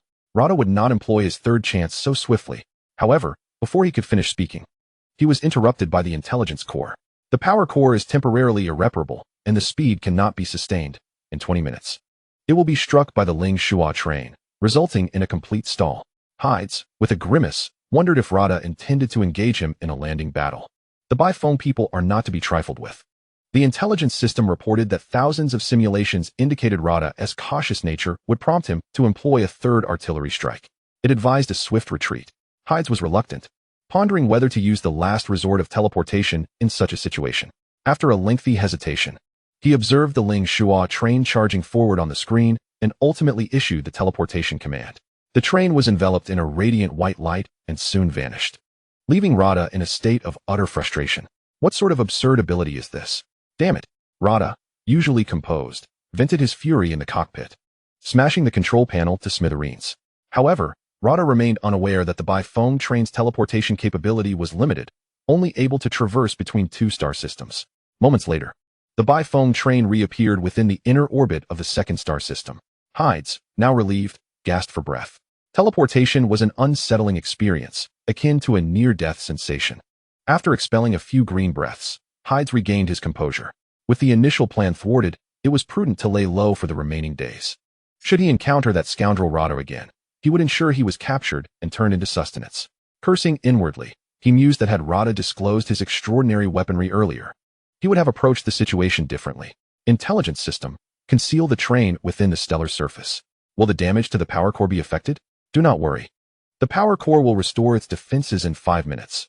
Unaffected by the stellar flames, the system replied. That is reassuring. Let us hide swiftly. I have a nagging feeling that scoundrel will pursue us. Thus, the Beifeng train wobbled towards the star, gradually engulfed in a sea of flames. The star of the second system was formidable, exerting a tremendous gravitational pull on the train. Fortunately, The train had regained 50% of its power, effectively counteracting the star's gravity. 8 days. He only needed to hide here for 8 days. Though it was frustrating, safety was paramount. Hydes departed the cockpit and made his way to his private quarters, where dozens of beautiful kin awaited to serve him. The Behemoth people had pronounced cheeks, and when they spoke, their wide mouths revealed rows of fine teeth. Your Majesty, are you well? Hydes relished being addressed thus. I lack the disposition to engage with you today. Kindly leave me be. His inner turmoil was relentless. However, before he could rest, the intelligence system's alert plunged him into despair. A beam of extraordinary energy shot from the distance, striking the power core and tearing open a wound. The train needed to depart the stellar surface immediately. Externally, wild flames surged through the breach in the power core, rampaging toward the interior of the Behemoth train. The internal defenses between the train's layers were not robust. Once a fire ignited, it would be relentless. Hyde sprinted frantically towards the cockpit, shouting, "Full speed ahead. Leave this cursed place." The train's power was gradually failing, and simulations indicated it could not escape, destined to be consumed by the flames. The cold response from the intelligence system left Hyde's mind in turmoil. In disbelief, I urged to hasten our speed and break free. Who could possibly be responsible for this? Suddenly, a screen materialized beside me, displaying Chen An's train, leisurely approaching from 100,000 kilometers away. Fuyao, Chen An, it was he all along. I should have anticipated this. Chen An had always concealed a lethal weapon. How dare he and his entire family revel in such treachery?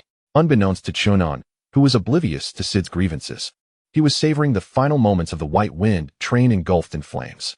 According to Loyu's prophecy, Clion had shattered the train's power layer with the locomotive, causing the stellar fire to spread within, incinerating both the storage and passenger compartments. Chen An had merely expedited this process by 6 hours. Fei Yi and Liu had emerged to witness the spectacle.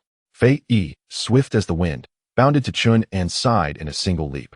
Loyu, towering above, was slightly slower. Whose train has been reduced to such a state? Fei Yi inquired in astonishment. With an air of nonchalance, Chen An replied, just enjoying the show. As the flames ascended to the passenger level, Chen An seemed to hear the anguished cries of over 1 million white wind people. Yet, what concern was it of his? None whatsoever. Once the power of the white wind train was completely extinguished, Sid fell into despair. In this dire moment, even attempting to escape aboard a warship was futile, for the vessel would succumb to the searing heat. Beep, beep, beep. Chen An received a communication request from Sid. Chen An, I surrender. I beg you, spare my life. Chen An raised an eyebrow and responded, not even a deity could save you. Rest assured, everything you leave behind will be put to good use. You may depart with peace of mind. With a decisive gesture, he severed the communication. Chapter 111. The upgrade of the extraordinary railgun, though the temperature of the stellar surface could not rival that of its core. It still ranged from several thousand to tens of thousands of degrees.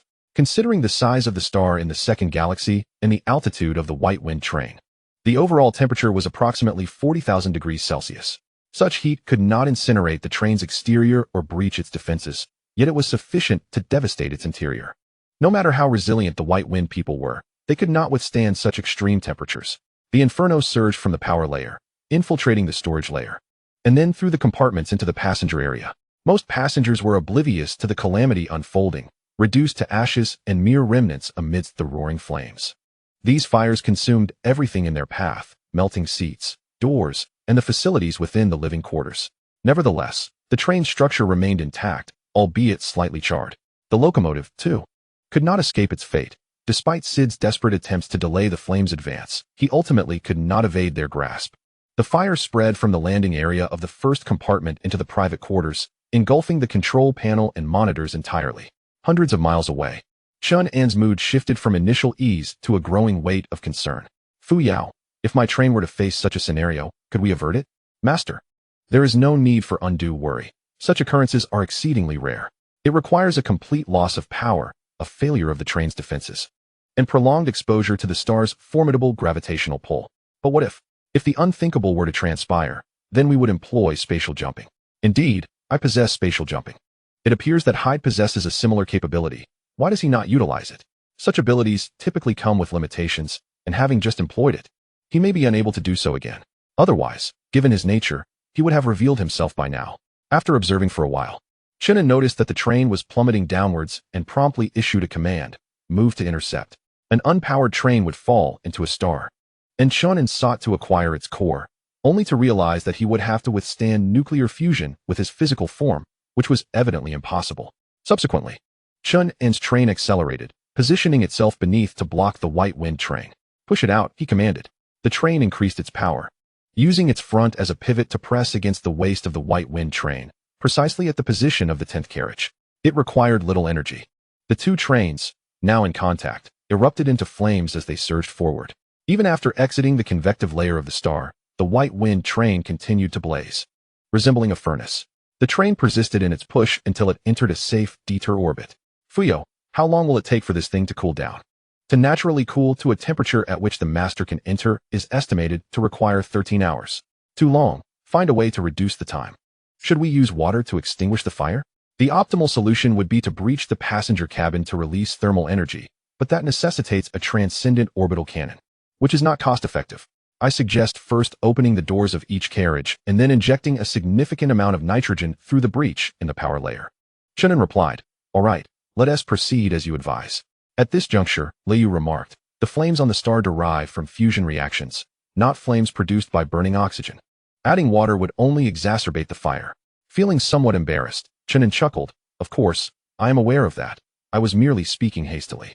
However, the situation aboard the White Wind train is different. It involves chemical reactions, and theoretically, if enough water is applied, there is indeed a chance to extinguish it. Tell me, is the fire on the surface of the star genuine fire? It manifests as thermal energy and radiation. Fire typically refers to the light and heat produced after a chemical reaction." Chen An added, "I did not expect you, tree folk, to delve into such studies. I must say, I am quite impressed. In reality, we often do not adhere strictly to nomenclature. It is merely habitual for us. Do you understand, Fei?" Fei, with a puzzled expression, shook her head, unsure of their discourse. "Not to worry, I will teach you." Chen An had always harbored an interest in teaching, and now he found himself suddenly eager to provide comprehensive instruction to Fei. 3 hours later, Fuyao provided an update. The internal temperature of the White Wind train has dropped to around 200 degrees. The master can enter wearing protective gear. I need it to cool down to a temperature where I can enter without protective gear. Continue to lower it. By the way, what resources remain inside? Most basic supplies have been entirely incinerated. Some low melting point ores have also been melted and hold no value for collection. The warships of the White Wind civilization are all beyond salvage, yet the transcendent orbital cannon remains largely intact, though its outer layer has been partially melted. The transcendent orbital cannon requires the absorption of energy equivalent to billions of energy crystals. A mere few tens of thousands of degrees of flame will certainly not destroy it. Suddenly, an exhilarating thought struck Chen An, and he inquired eagerly, "Can the transcendent orbital cannon be disassembled and then reloaded onto my train?" The transcendent orbital cannon is inherently a modular component and can be relocated. I recommend installing it on the Celestial Patrol ship, as this would greatly enhance our strategic depth. Does the Celestial Patrol ship possess sufficient space for such an installation? The main cannon of the Celestial Cruiser was originally a large electromagnetic railgun, which could be modified into a transcendent railgun. A commendable idea, but let us postpone that discussion for later. After waiting for another half hour, the temperature of the biphone train dropped to 50 degrees, prompting Chen An to issue a command for comprehensive resource collection. All useful resources must be retrieved to fulfill the prior commitment made to Sid. Chen An proceeded to the cockpit to extract the core, regardless of the raging flames. The compartment housing the core remained unscathed. He swiftly returned to his train, eager to consume the core, hoping for something valuable rather than enhancing that useless feature outside the door. "If the master is concerned, you may allow Luo Yu to assist in divining the outcome," suggested a voice. Chen An rolled his eyes, thinking, "Do you take me for a fool? To expend Luo Yu's life to foresee an unchangeable result? Just a temporary test of the master's intellect," came the playful reply. "Enough with the antics. We need to collect quickly. In 2 hours, it will be the 23rd. And we must depart." The process of consumption took longer than expected, yielding results only after half an hour. The transcendent railgun has been upgraded to level 2. Possessing enhanced absorption and penetration capabilities. Chen An paused, then broke into a smile. Although it was not a new ability, it was precisely what he required. The screen displayed the image of the transcendent railgun, while its exterior remained unchanged post-upgrade. Some internal structures had undergone material breakthroughs. The level 2 transcendent railgun can absorb up to 200 million energy crystals and penetrate all defenses of a 2-star train. Chen An felt a surge of satisfaction. Will Fuyao and Ling Shua also reach level 2 by consuming other cores? Upgrading to level 2 requires a 2-star core. This meant that Chen An now wielded absolute power over all trains, capable of obliterating anyone he deemed undesirable. How many times can the transcendent railgun be utilized? After the upgrade, all overheating states have been eliminated. You now have the opportunity for 3 consecutive shots. However, I advise against this, as firing 3 times in succession would result in an extended cooling period. Understood. If I manage the frequency and timing effectively, I can pose the greatest threat to my enemies. An hour and a half later, the train set off towards the 3rd star system. A full day had passed since the chaotic conflict among the Alliance, and many battlefields had reached their conclusions. Yet, Chen An paid no heed to these matters. He was solely in search of Luo de Chapter 112. 200 million energy crystals, at full capacity, can't even find Sid? Luo de had long since regained his composure, searching for the Beifeng train. To his surprise, the star domain network yielded no results. Nor could the energy manipulators locate him. The only plausible scenario was that Sid had hidden within the stellar surface. No matter how powerful the energy manipulators were, they still relied on the star domain network to expand their reconnaissance range. However, only Luo de understood that the existence of the star domain network primarily depended on signal stations. These stations had a significant weakness. They were highly susceptible to interference from the electromagnetic waves of the stars. This meant that as one approached a star, the signal from the network would weaken and could even be lost entirely. Quite the adept at hiding. I can't possibly search for him one by one. The intelligence suggests he cannot traverse too far. I recommend starting from the 3rd star, it advised. Luo sighed. With no other options, we shall proceed as such. The train turned around and entered the stellar surface, disregarding the battles occurring outside. Other trains dared not provoke him, opting instead to turn a blind eye. Half an hour later, the Ling Shuo train emerged from the stellar convective zone, having found nothing. It set its course for the 2nd star system. However, just as it exited the inner star ring, it encountered Chen An's train head-on. Both parties instinctively slowed down and established a communication link simultaneously. Luo de, with a broad smile, inquired, I wonder where Brother Chen is headed? Chen An returned the smile and replied, after dispatching the doghead, our energy reserves were insufficient.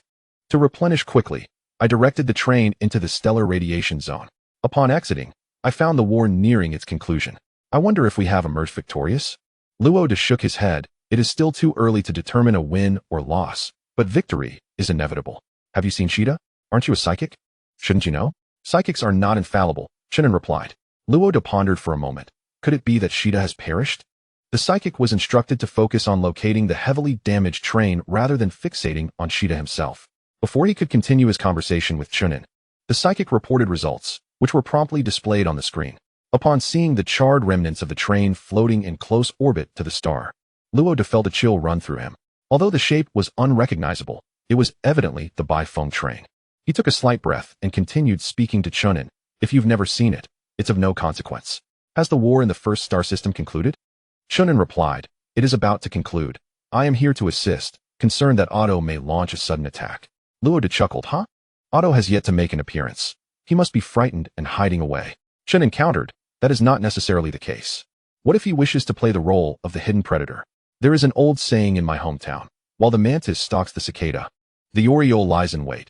I wonder if your intelligence system can translate that accurately. Luo Da's smile turned strained as he suppressed his disappointment and responded. It appears Brother Chen also wishes to play the hidden predator. Chen An casually picked up a cup of hot tea and took a hearty sip, then grabbed half a piece of candy from the flight attendant's hand. Witnessing Chen An's relaxed demeanor only further vexed Luo Da, causing his previously formulaic smile to cool. They were both astute individuals. There was no need for pretense. How did you know where the Beifeng train had gone? From this statement, it was clear that Luo Da was unaware of the seer's existence. Most train captains shared this ignorance, remaining in a phase of exploration where they only discovered what existed as events unfolded. Only Chen An and Yangding Tian possessed the seer, a secret never revealed. Chen An responded vaguely, just luck. Luo Da pressed on. So, you have already devoured the core? What abilities have you acquired? Certainly those that you would rather not see. Chen An replied, oh, why does your train emit a green light? Luo Da's smile vanished entirely, replaced by an expression of absolute coldness. That is blue light. Are you blind? By the way, why does your train also emit blue light? Chen An quipped, a mischievous little cat wants to see fireworks. What about you? Luo Da replied, I do not keep cats, but I too wish to see fireworks. By the way, what kind of animal is a cat? Such a curious translation. Suddenly, he chuckled, raised his hand, and switched off the communication. He then commanded, the outcome hinges on this moment. If we cannot eliminate Chen An, we will be in grave danger. In stark contrast to the tension here, the atmosphere inside the opposing train was remarkably relaxed. Chen An inquired, "Can we deduce the quantity of energy crystals Rhoda has expended by testing the fluorescence intensity?" 100 million fully loaded. Chen An chuckled heartily. Haha, he could never have anticipated that I too am fully loaded. Both parties had long since tacitly activated their extraordinary railgun. Yet unbeknownst to Rhoda, Chen An had amassed a staggering 200 million energy crystals. Against such an adversary, Chen An dared not exhibit even the slightest complacency, fearing that failure to eliminate him could lead to unforeseen consequences. What are energy crystals? This is precisely how they are utilized. Do not be deceived by 200 million. Should it be necessary to vanquish Rhoda, Chen An would not hesitate even if it meant expending 400 million. A question arose. Would the charging time for the upgraded extraordinary railgun be extended? It remains 10 minutes. Even with future upgrades, the time will not increase. Then I can rest easy. An announcement was made, warning that the train would soon experience violent fluctuations, urging all passengers to fasten their seatbelts. Wailing alarms echoed through the carriages, awakening many slumbering passengers who immediately prepared for impact. What shall we do now? Look at the opposite train, it's so green. Some audacious passengers rushed to the observation deck, disregarding the alarms. Chen An had not been speaking nonsensically, indeed, under the close proximity. A verdant hue was visible atop the opposing train. Do not scatter, the train is about to unleash its ultimate move. That beam of light. Though they were unsure of the weapon's nature, they recognized that such a beam could pierce through the train and would also generate a formidable backlash against their own vessel. Some passengers hurried back to their seats to ensure their safety. In the cockpit, Fuyao suddenly issued multiple warnings. The train's internal network is under attack. Star domain network intrusion detected, initiating internal network defense. Psychic intruder detected, initiating global defense. These words sent shivers down Chen An's spine. He could not afford to lose network control, for the consequences would be dire. Fuyao, can we withstand this? I can fully repel the star domain network intrusion. But the psychic intrusion is elusive and could lead to potential oversights. Rhoda has committed all resources of the star domain network against us. I will be significantly restrained. Chen An slapped himself. I had forgotten Rhoda had this trick up his sleeve. Fei, can you hold them off? Fei, seated nearby and indulging in candy, nodded repeatedly. Observing her innocent demeanor, Chen An could only hope for the best. You are now linked to the internal network. There is no need for you to engage the star domain network. Your target is the psychic intruder. No counterattack, merely defense is required. Oh, I will give it a try. Fei sat cross-legged, her gaze gradually becoming vacant. Chen An contemplated lifting her to a seat, yet fearing to disturb her, he refrained. Half a minute later, blood trickled from the corner of Fei's mouth, her wide-open eyes resembling cold, desolate ruins, eerily silent. Fuyao, what has happened to her? Fei is in a struggle within the internal network against the enemy. Her psychic energy consumption is severe. Can she last for 4 minutes? She should be able to manage. 4 minutes would be an arduous task, as Fei was indeed a level below her opponent. In this interval, a robot brought forth a substantial collection of second-tier energy crystals and placed them beside Fei. Luo Yu, can you predict whether Fei will succeed? Such a level of prophecy is swift, and Luo Yu provided an answer. Fei can hold off the adversary, but she will sustain serious injuries. As long as she remains alive, that is sufficient. Chen An's countenance twisted in grimace as he fixed his gaze upon the screen. The railgun's charge was nearing its limit. Chapter 113. The signal base station creating the star domain network. Inside the carriage, the passengers were rife with anxiety. Following a cyber assault on the internal network, chaos ensued, rendering their wristwatches and various screens within the train garbled and non-functional. Just as tension reached its zenith, a dull thud resonated from the train's body. It felt as though the train had been struck with great force, the powerful impact causing it to retrogress several thousand kilometers, resulting in a tumultuous jolt throughout the carriage. Those securely fastened with seatbelts remained unharmed, while the daring souls without such restraint were left bloodied and battered, exerting considerable effort to grasp the railing of the observation deck to avoid a fatal fall. The impact stemmed from the recoil of the railgun's discharge, as a colossal beam of light pierced the cosmos, obliterating everything in its path.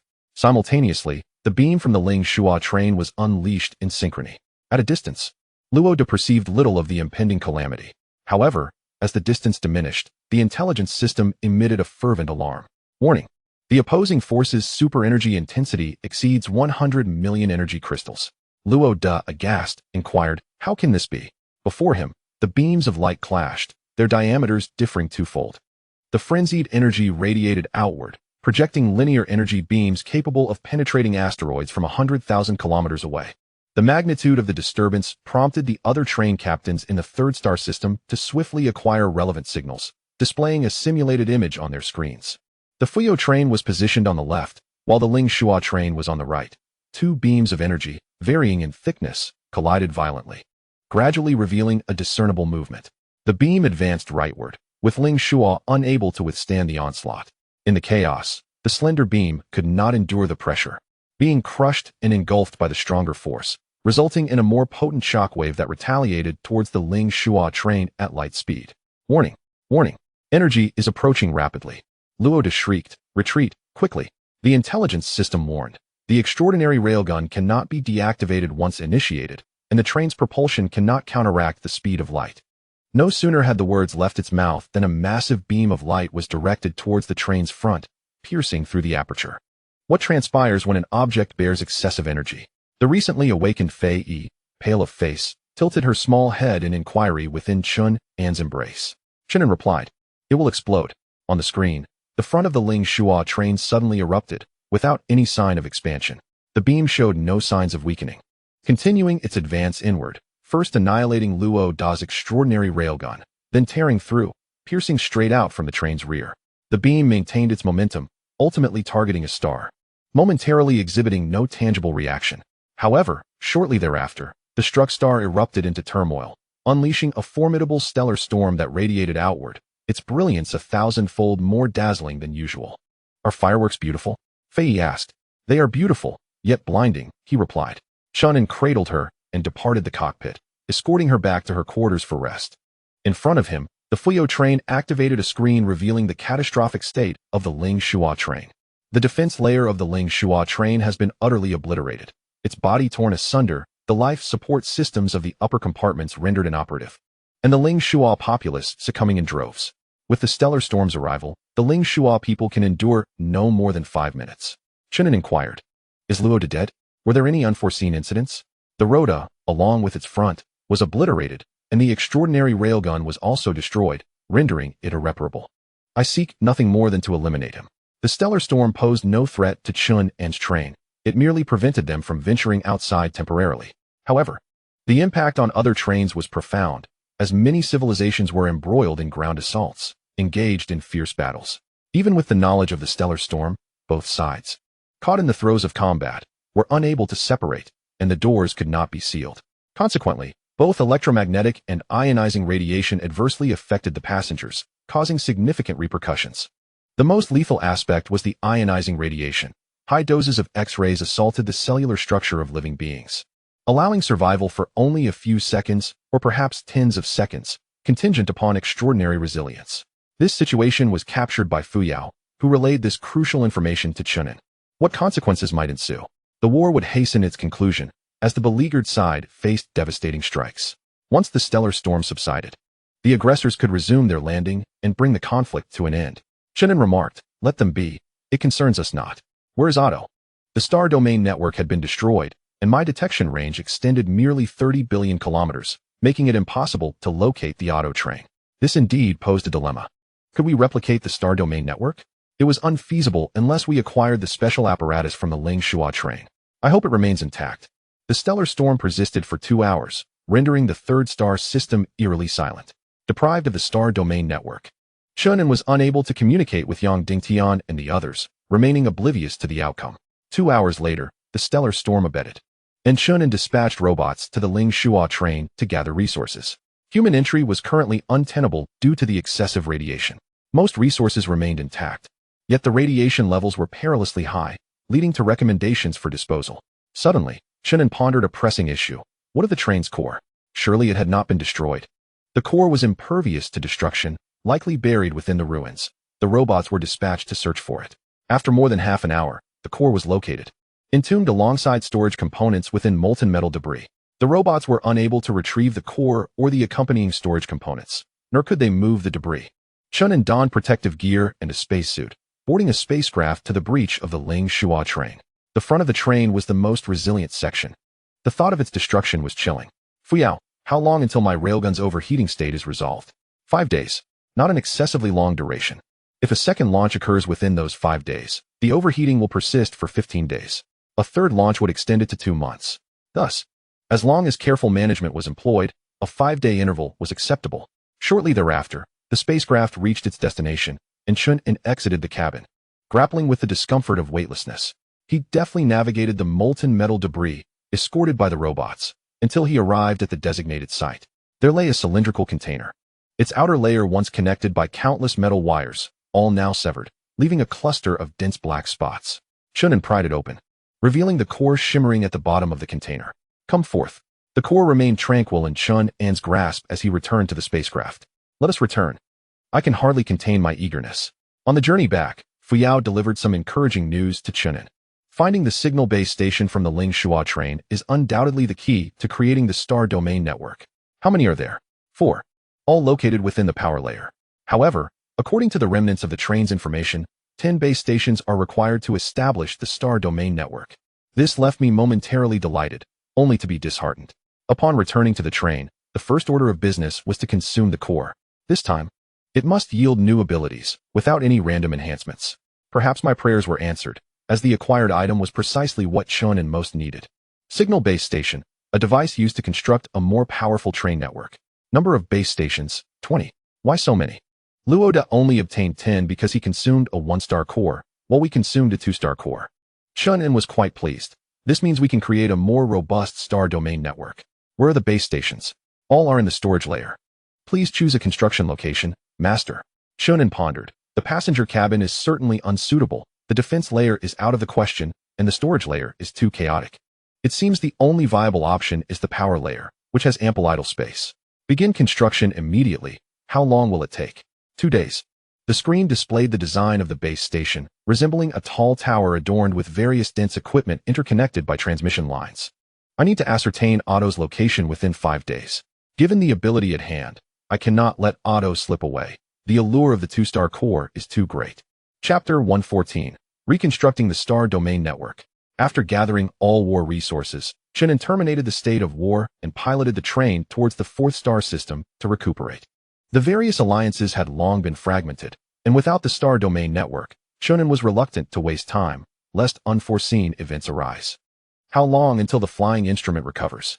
She will only need half a day's rest after absorbing the energy crystal. How many energy crystals do we have? All converted into first-class energy crystals, total 500 million. Chen An was quite satisfied with the current situation and prepared to bestow benefits upon the passengers. Previously, it was stated that each guild would receive special rewards after the war's conclusion. Fuyao, what do you think should be given to them? Please decide for yourself, Master. After a moment of contemplation, Chen An declared, let each guild receive a transport ship as a reward, with the model allocated according to the size of the guild. Will this affect the value of star coins? It will not. As the train levels up, the value of traditional transport ships has diminished. Distributing them is beneficial, as we can manufacture more powerful new transport ships. The screen showcased the design of the new transport ship, which bore resemblance to the F-399, but was significantly larger. The F-499 multifunctional transport ship is an upgraded version of the F-399. The primary distinction is that this transport ship can operate outside the system, much like an exploration vessel, without needing to return to the train for energy replenishment. The T-228 exploration vessel has always faced a challenge. Its capacity is too small, and a single expedition may not yield enough to cover the expenses. What else? The F-499 offers a substantial increase in load capacity and is equipped with more powerful laser cannons, capable of handling simple space warfare. Excellent. Let us proceed with this. The announcement was disseminated shortly thereafter, eliciting cheers of jubilation from the passengers. The transport ships, in conjunction with the exploration vessels and the numerous shuttles, could form a small fleet. The presidents hastily went to the tarmac to collect various models of transport ships according to the train assessment rules. Essentially, all guilds were vying for the F-399 model, while the A-106 went unnoticed. How delightful it would be to take a flight around. The train was under controlled conditions, allowing passengers to merely admire the scenery from the observation deck. 2 days swiftly passed, and on December 25th, the Star Domain Network was successfully established. What implications does this have for passengers? The Star Domain Network is an external network, not affecting the internal train network, hence passengers remain oblivious to any forthcoming events. Excellent. Let us commence. The screen displayed a plethora of chaotic information, emanating from the signal base stations, transmitting electromagnetic waves. After 5 minutes, the screen returned to normalcy. Yet it remained a blank void. The message read, Star Domain Network successfully created, currently undergoing debugging. After half an hour of adjustments, imagery finally appeared on the screen. Though not of the real world, but rather a simulation of information. After a series of persistent stutters, the image gradually stabilized, and the information became more substantial. It showcased a circular area surrounded by chaos, filled with numerous black dots, which the accompanying text identified as planets or meteors. The largest black dots represented stars, as they would interfere with the star domain network, preventing information retrieval. Is this the entirety of the star domain surrounding the jump point? All celestial bodies are included, and I have assigned numbers to the galaxies for the master's convenience and differentiation. Beyond these, the trains of various civilizations were clearly identifiable, each marked with their respective titles. Chen An observed his train orbiting a star within the mid-level orbit of the fourth galaxy, operating in low-energy mode. This was somewhat intriguing, preventing him from feeling entirely blind. However, something felt amiss. Ling Shua could observe the entire star domain using just 10 base stations, and we possess 24, yet the coverage seems limited. The vast nebula beyond the star domain lacks observational value and has been automatically concealed. I see, please display the image of Auto. The Auto train is situated in the inner star circle of the second galaxy. The image cannot be displayed. Why? Due to the interference from stars. The star domain network can only observe the outer star circle. With the assistance of a psychic, it would be possible to extend the image into the inner star circle, albeit not too close to the stars. Should we request assistance from Fuyao? There is no need. This suffices. I only require knowledge of Auto's location. Speaking of which, we not only leveraged Rotter's network, but also his psychic. Where is the three-eyed person? Is there any imagery available? The three-eyed individual is in the inner star circle of the 8th galaxy, possibly in the process of ascending to the second star, though specific changes remain unclear. Numerous trains are concealed within the inner star circle, ascending stars, while only a few continue to seek battle. Chen An surveyed the surroundings, his eyes glinting with cold light. Is it possible to attack trains during their ascension? Trains undergoing ascension are protected by rules, rendering them immune to attacks or surveillance. Chen An's gaze gradually softened. It is indeed a reasonable regulation. Otherwise, the successful ascension of even one train would disrupt the peace of others. Thus, the question arises, since a multitude of second star trains will emerge, there is no necessity to keep a close watch on Auto. The plan to assault Auto was initially conceived as a core strategy. However, it has become evident that such a decision does not align with our fundamental interests. For Auto is not without its strengths. 3 days hence, on the 28th, we lack the luxury of time to target numerous trains. Thus, I suggest selecting a few fortunate candidates at random. We shall deliberate further when the time arrives. In 3 days, the extraordinary railgun will be fully operational. Ultimately, Chen An relinquished his pursuit of Auto, as this individual exhibited excessive timidity, failing to reveal any special abilities. Moreover, the distance was considerable, rendering spatial jumps unwarranted. Most critically, a plump target presented itself, and it would be illogical not to seize the opportunity. The celestial werewolf, having recently ascended to 2 stars, was driven into the outer orbital zone of the 4th star system by 2 other trains, resulting in the destruction of 3 of our reconnaissance vessels. Is this fate? According to Liyu's prophecy, the celestial werewolf was to be vanquished by my single shot. Now, aside from Yang Dingtian, who can plead for mercy on my behalf, all who approach shall meet their demise. It seems we have returned to the normal timeline, emboldened by its newfound strength. The celestial werewolf recklessly charged towards the inner orbital zone, utterly oblivious to the peril it faced. Regardless of past alliances, Chen An charged his weapons, commencing with a staggering 15 billion energy crystals. By the time the celestial werewolf became aware, it was too late. A colossal blue beam surged towards the train, piercing through from the front and exiting at the rear. The train conductor was entirely unaware of the threat they faced, and in an instant, they were reduced to ashes. 5 hours later, the cleanup operation of the celestial werewolf's train drew to a close, and Chen An acquired the core. Thus, we shall await the jump point in 3 days, refraining from further disturbances. Heed the lessons of Hyder. One must always retain a contingency plan, for absolute invincibility is a myth.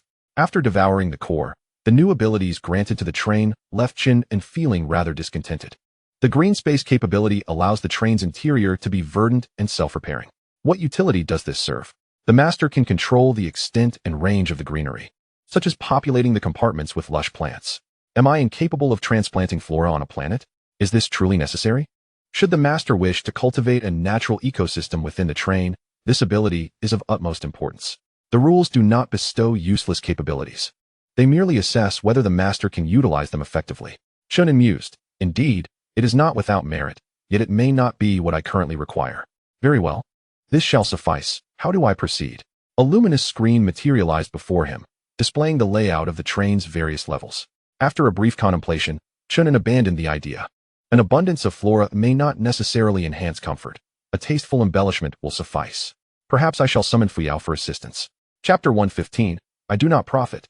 Yet you suffer great loss on the 29th. The increasingly potent electromagnetic storm raged on without cessation.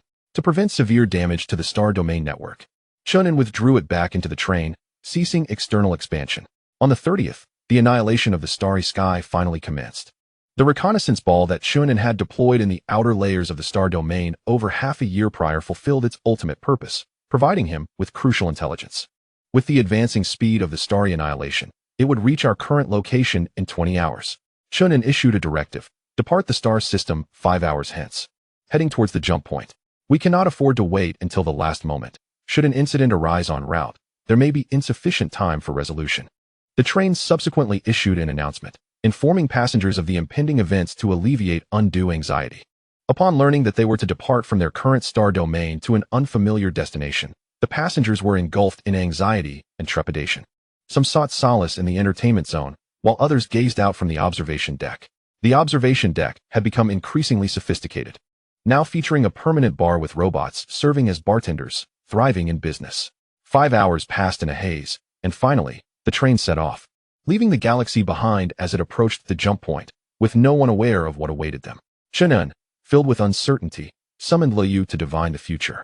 He requested a prophecy regarding the train's condition upon entering the jump point. Can you prophesy and inform me simultaneously? He inquired.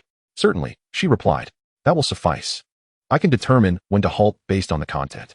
Chen An first prepared a substantial amount of energy crystals for Liu to initiate her divination.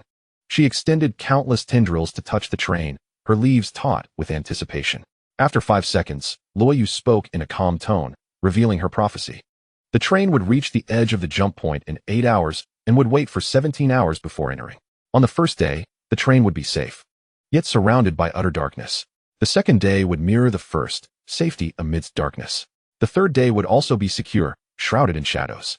However, on the 30th day, the train would emerge from a luminous passage only to be assailed by a powerful beam of particles, damaging the propulsion layer. Upon hearing this, Chen An called for a halt. That will do. I shall make a change here, rendering the remainder of the prophecy inconsequential. Liu released half of her withered tendrils. Her leaves now half-yellowed. Hurry and absorb the energy crystals, she urged. To Chen An's astonishment, Liu's absorption of the crystals did not alleviate her yellowing. What is happening? He asked. Liu responded, my lifespan is nearing its end. I can sense that I have merely 3 months remaining. She added that a seer could only ascertain their longevity at the 3-month mark. Chen An was taken aback by this revelation and turned to Fuyao for guidance. What should we do now? Liu is a triple extraordinary being.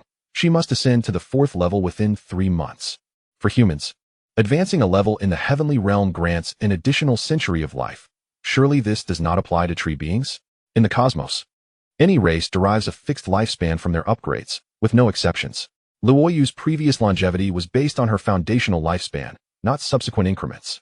Observing the regret on Chen An's face, Liu calmly stated, at least I am still of use, am I not?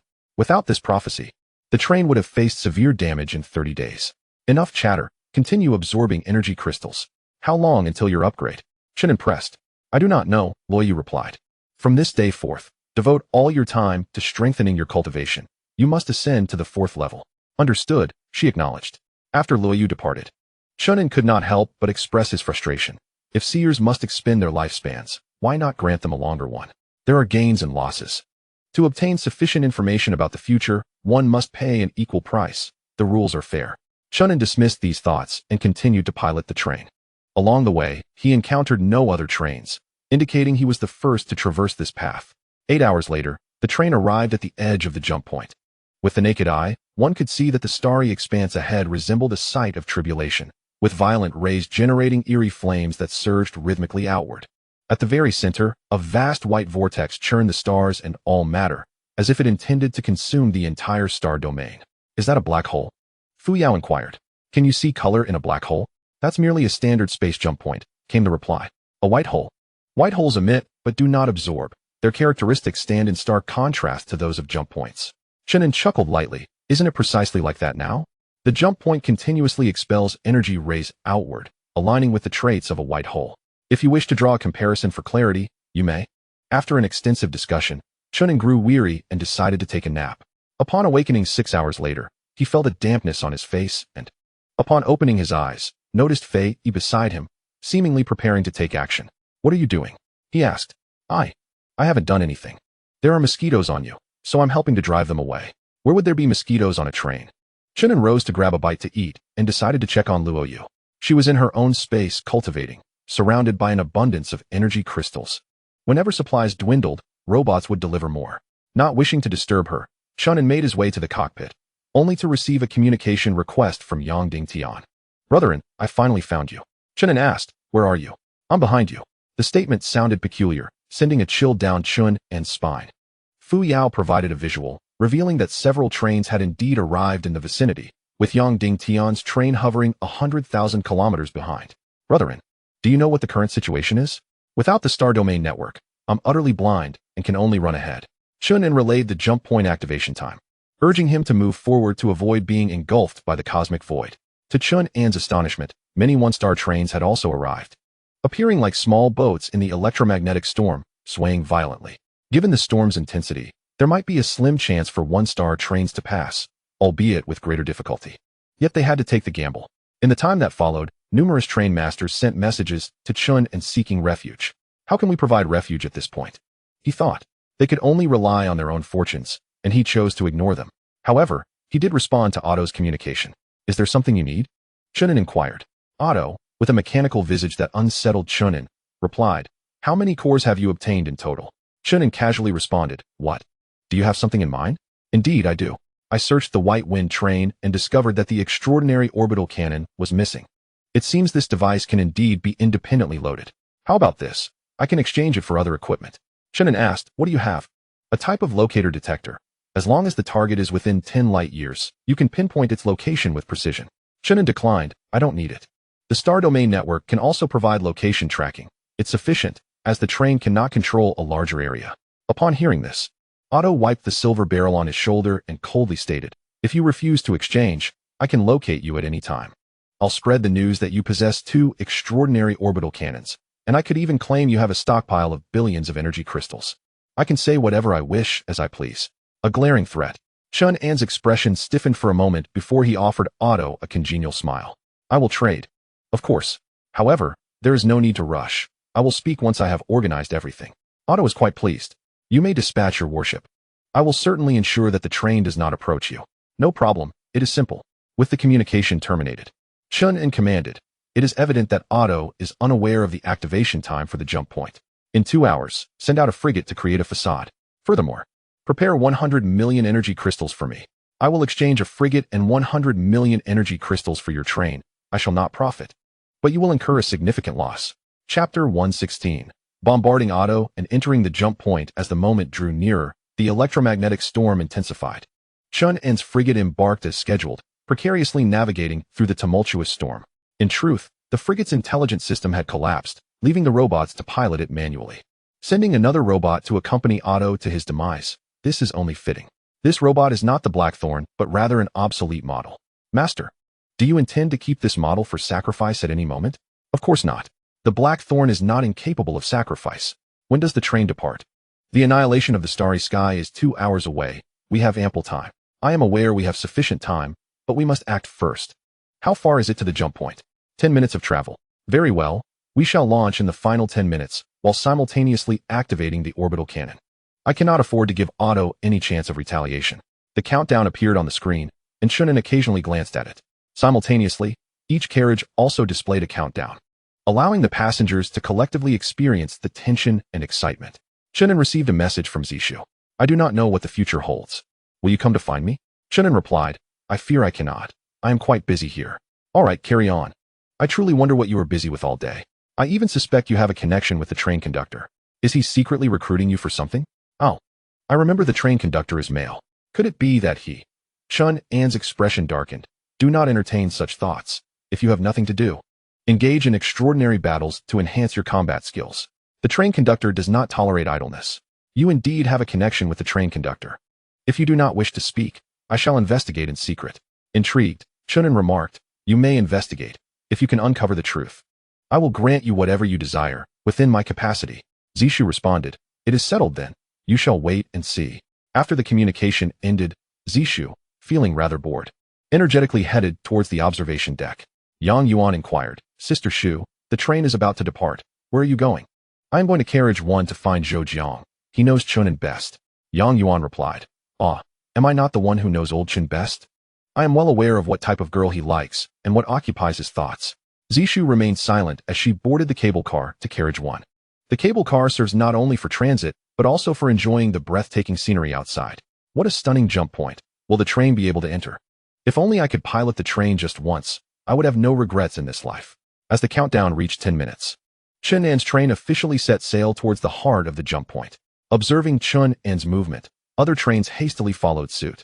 Otto, situated 1 million kilometers away in a straight line, had just captured the warship that Chen An had dispatched. In the cockpit, he was exhilarated, his eyes gleaming with a verdant light as a continuous stream of data flashed before him. The intelligent brain inquired, Master, are you truly handing the locator over to Chen An? Otto chuckled, Huh? He is a fool. Are you as well? The jump point is clearly about to open. How could I give it to him? I merely intended to test the waters, never anticipating that Chen An would actually accept it. And he didn't even require me to send the locator concurrently. I have effortlessly acquired an extraordinary orbital cannon. I am truly a genius. Barely had he finished speaking when the intelligent brain delivered a stinging rebuke. Upon inspection, it was revealed that the warship contained only a single defunct robot, devoid of any other assets. Otto's eyes flickered incessantly, a sign that his emotions were taut to the breaking point. How dare he deceive me? Very well. Once we pass through the jump point, he shall await his demise. Yet, this was not the time for such thoughts. Otto navigated the train swiftly, determined to follow Chen and into the jump point. The locator was indeed worthless, but he had other weapons at his disposal. Though they were one-time use, they could eliminate him. Contemplating the scene of his revenge brought Otto a measure of comfort. Had he drawn the train closer, he would have been astonished to discover that Chen An's train was emitting a blue glow. Alas, the electromagnetic storm was so intense that it compressed the reconnaissance range of the train's detectors, preventing the intelligent brain from acquiring sufficient information. As seconds ticked by, nearly 60 trains bobbed in the electromagnetic sea, a mere speck in the vastness. As the countdown reached 5 minutes, the trains began to form into echelon formations. The first echelon comprised the Fuyao train, the second echelon consisted of Otto and other 2-star trains, while the third echelon was made up of 1-star trains. Presently, the 2-star trains were relatively stable, having sustained no damage from beginning to end. However, the 1-star trains were in dire straits.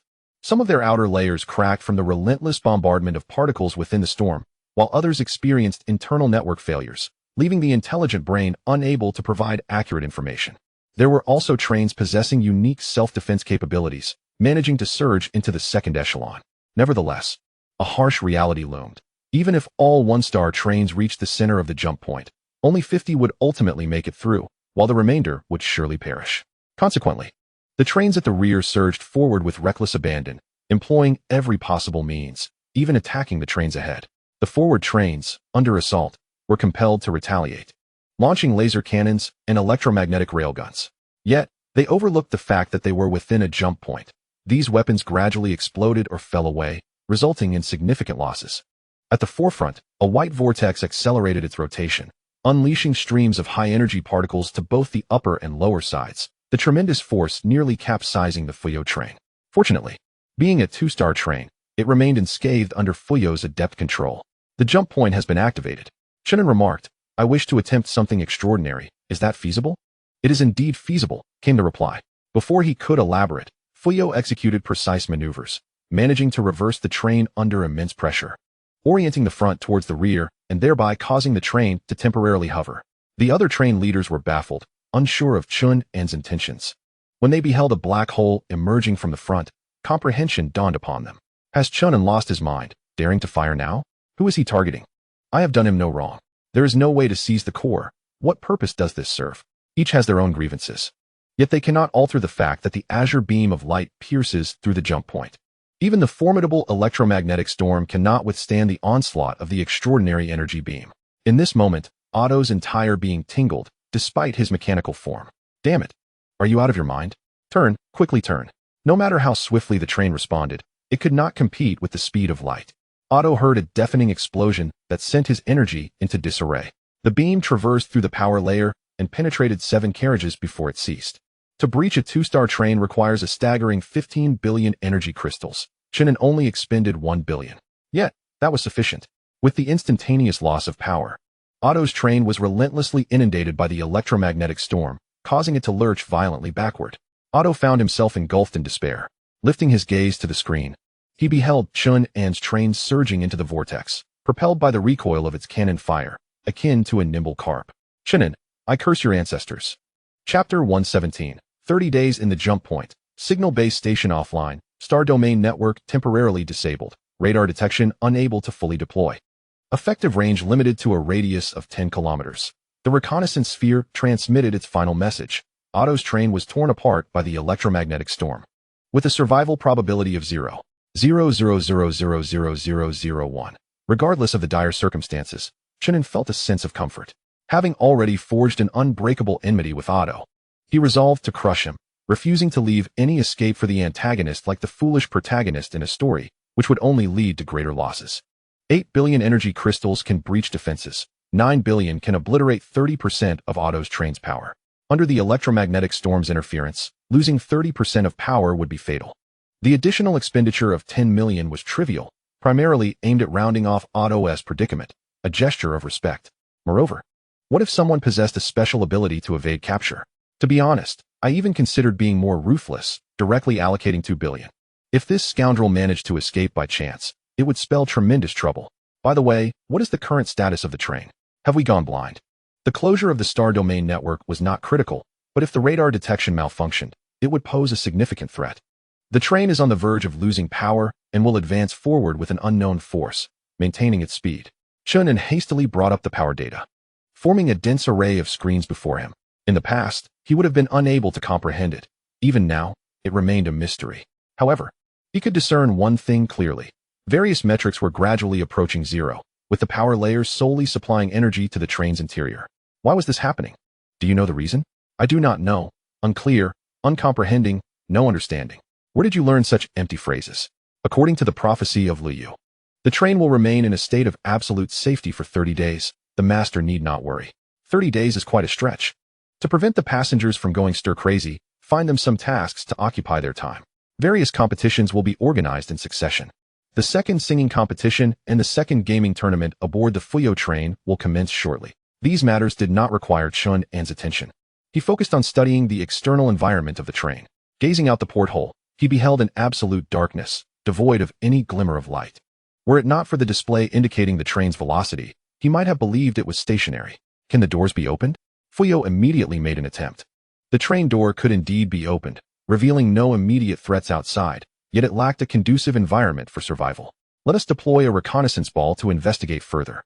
Chen An endeavored to maneuver the reconnaissance ball backward in search of other trains. However, the moment the ball departed from the train, it would instantly lose power.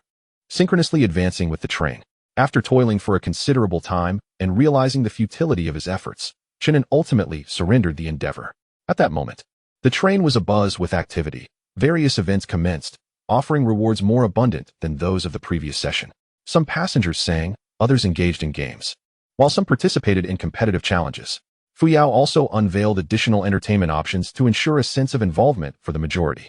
However, for Chen An, these diversions paled in comparison to the significance of conducting experiments. Bathed in the warm orange glow, Chen An demonstrated within half an hour that, under conditions of mental alignment, the body could indeed execute corresponding actions without any adverse effects on piloting the spacecraft.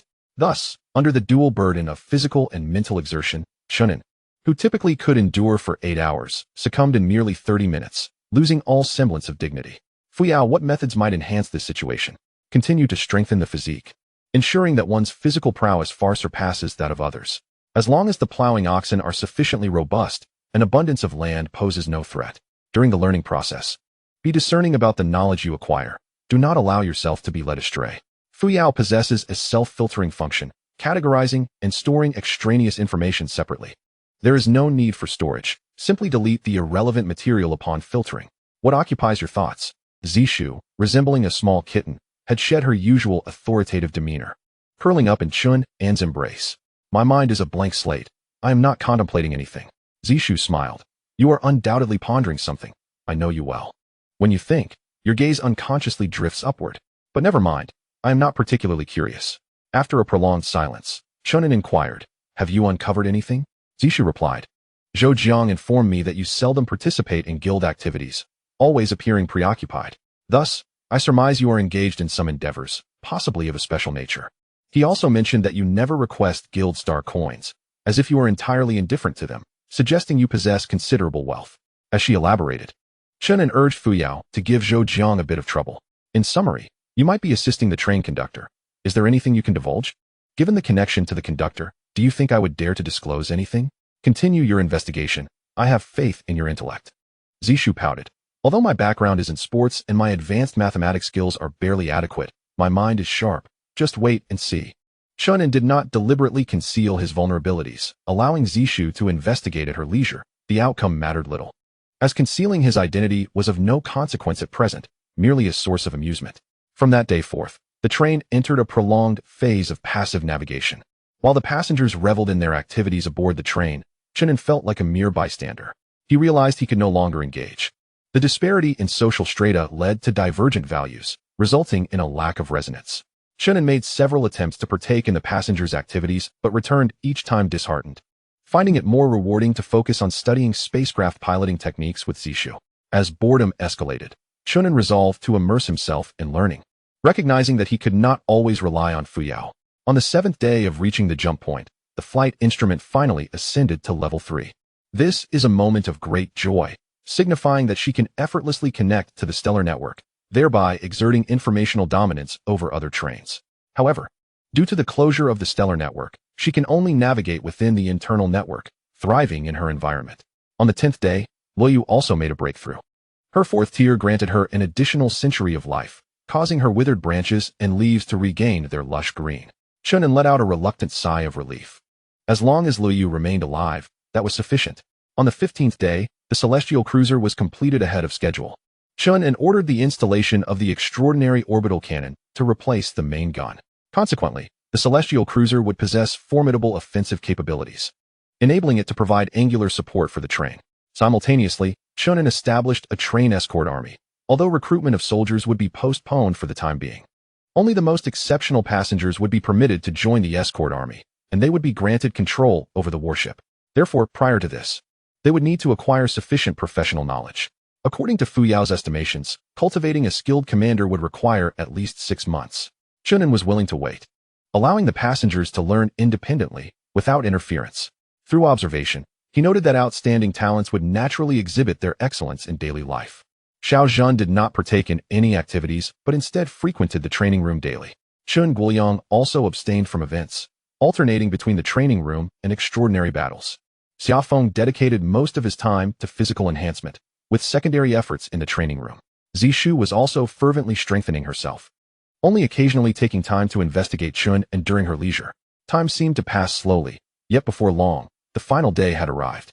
Chen An felt as if he were facing a formidable adversary.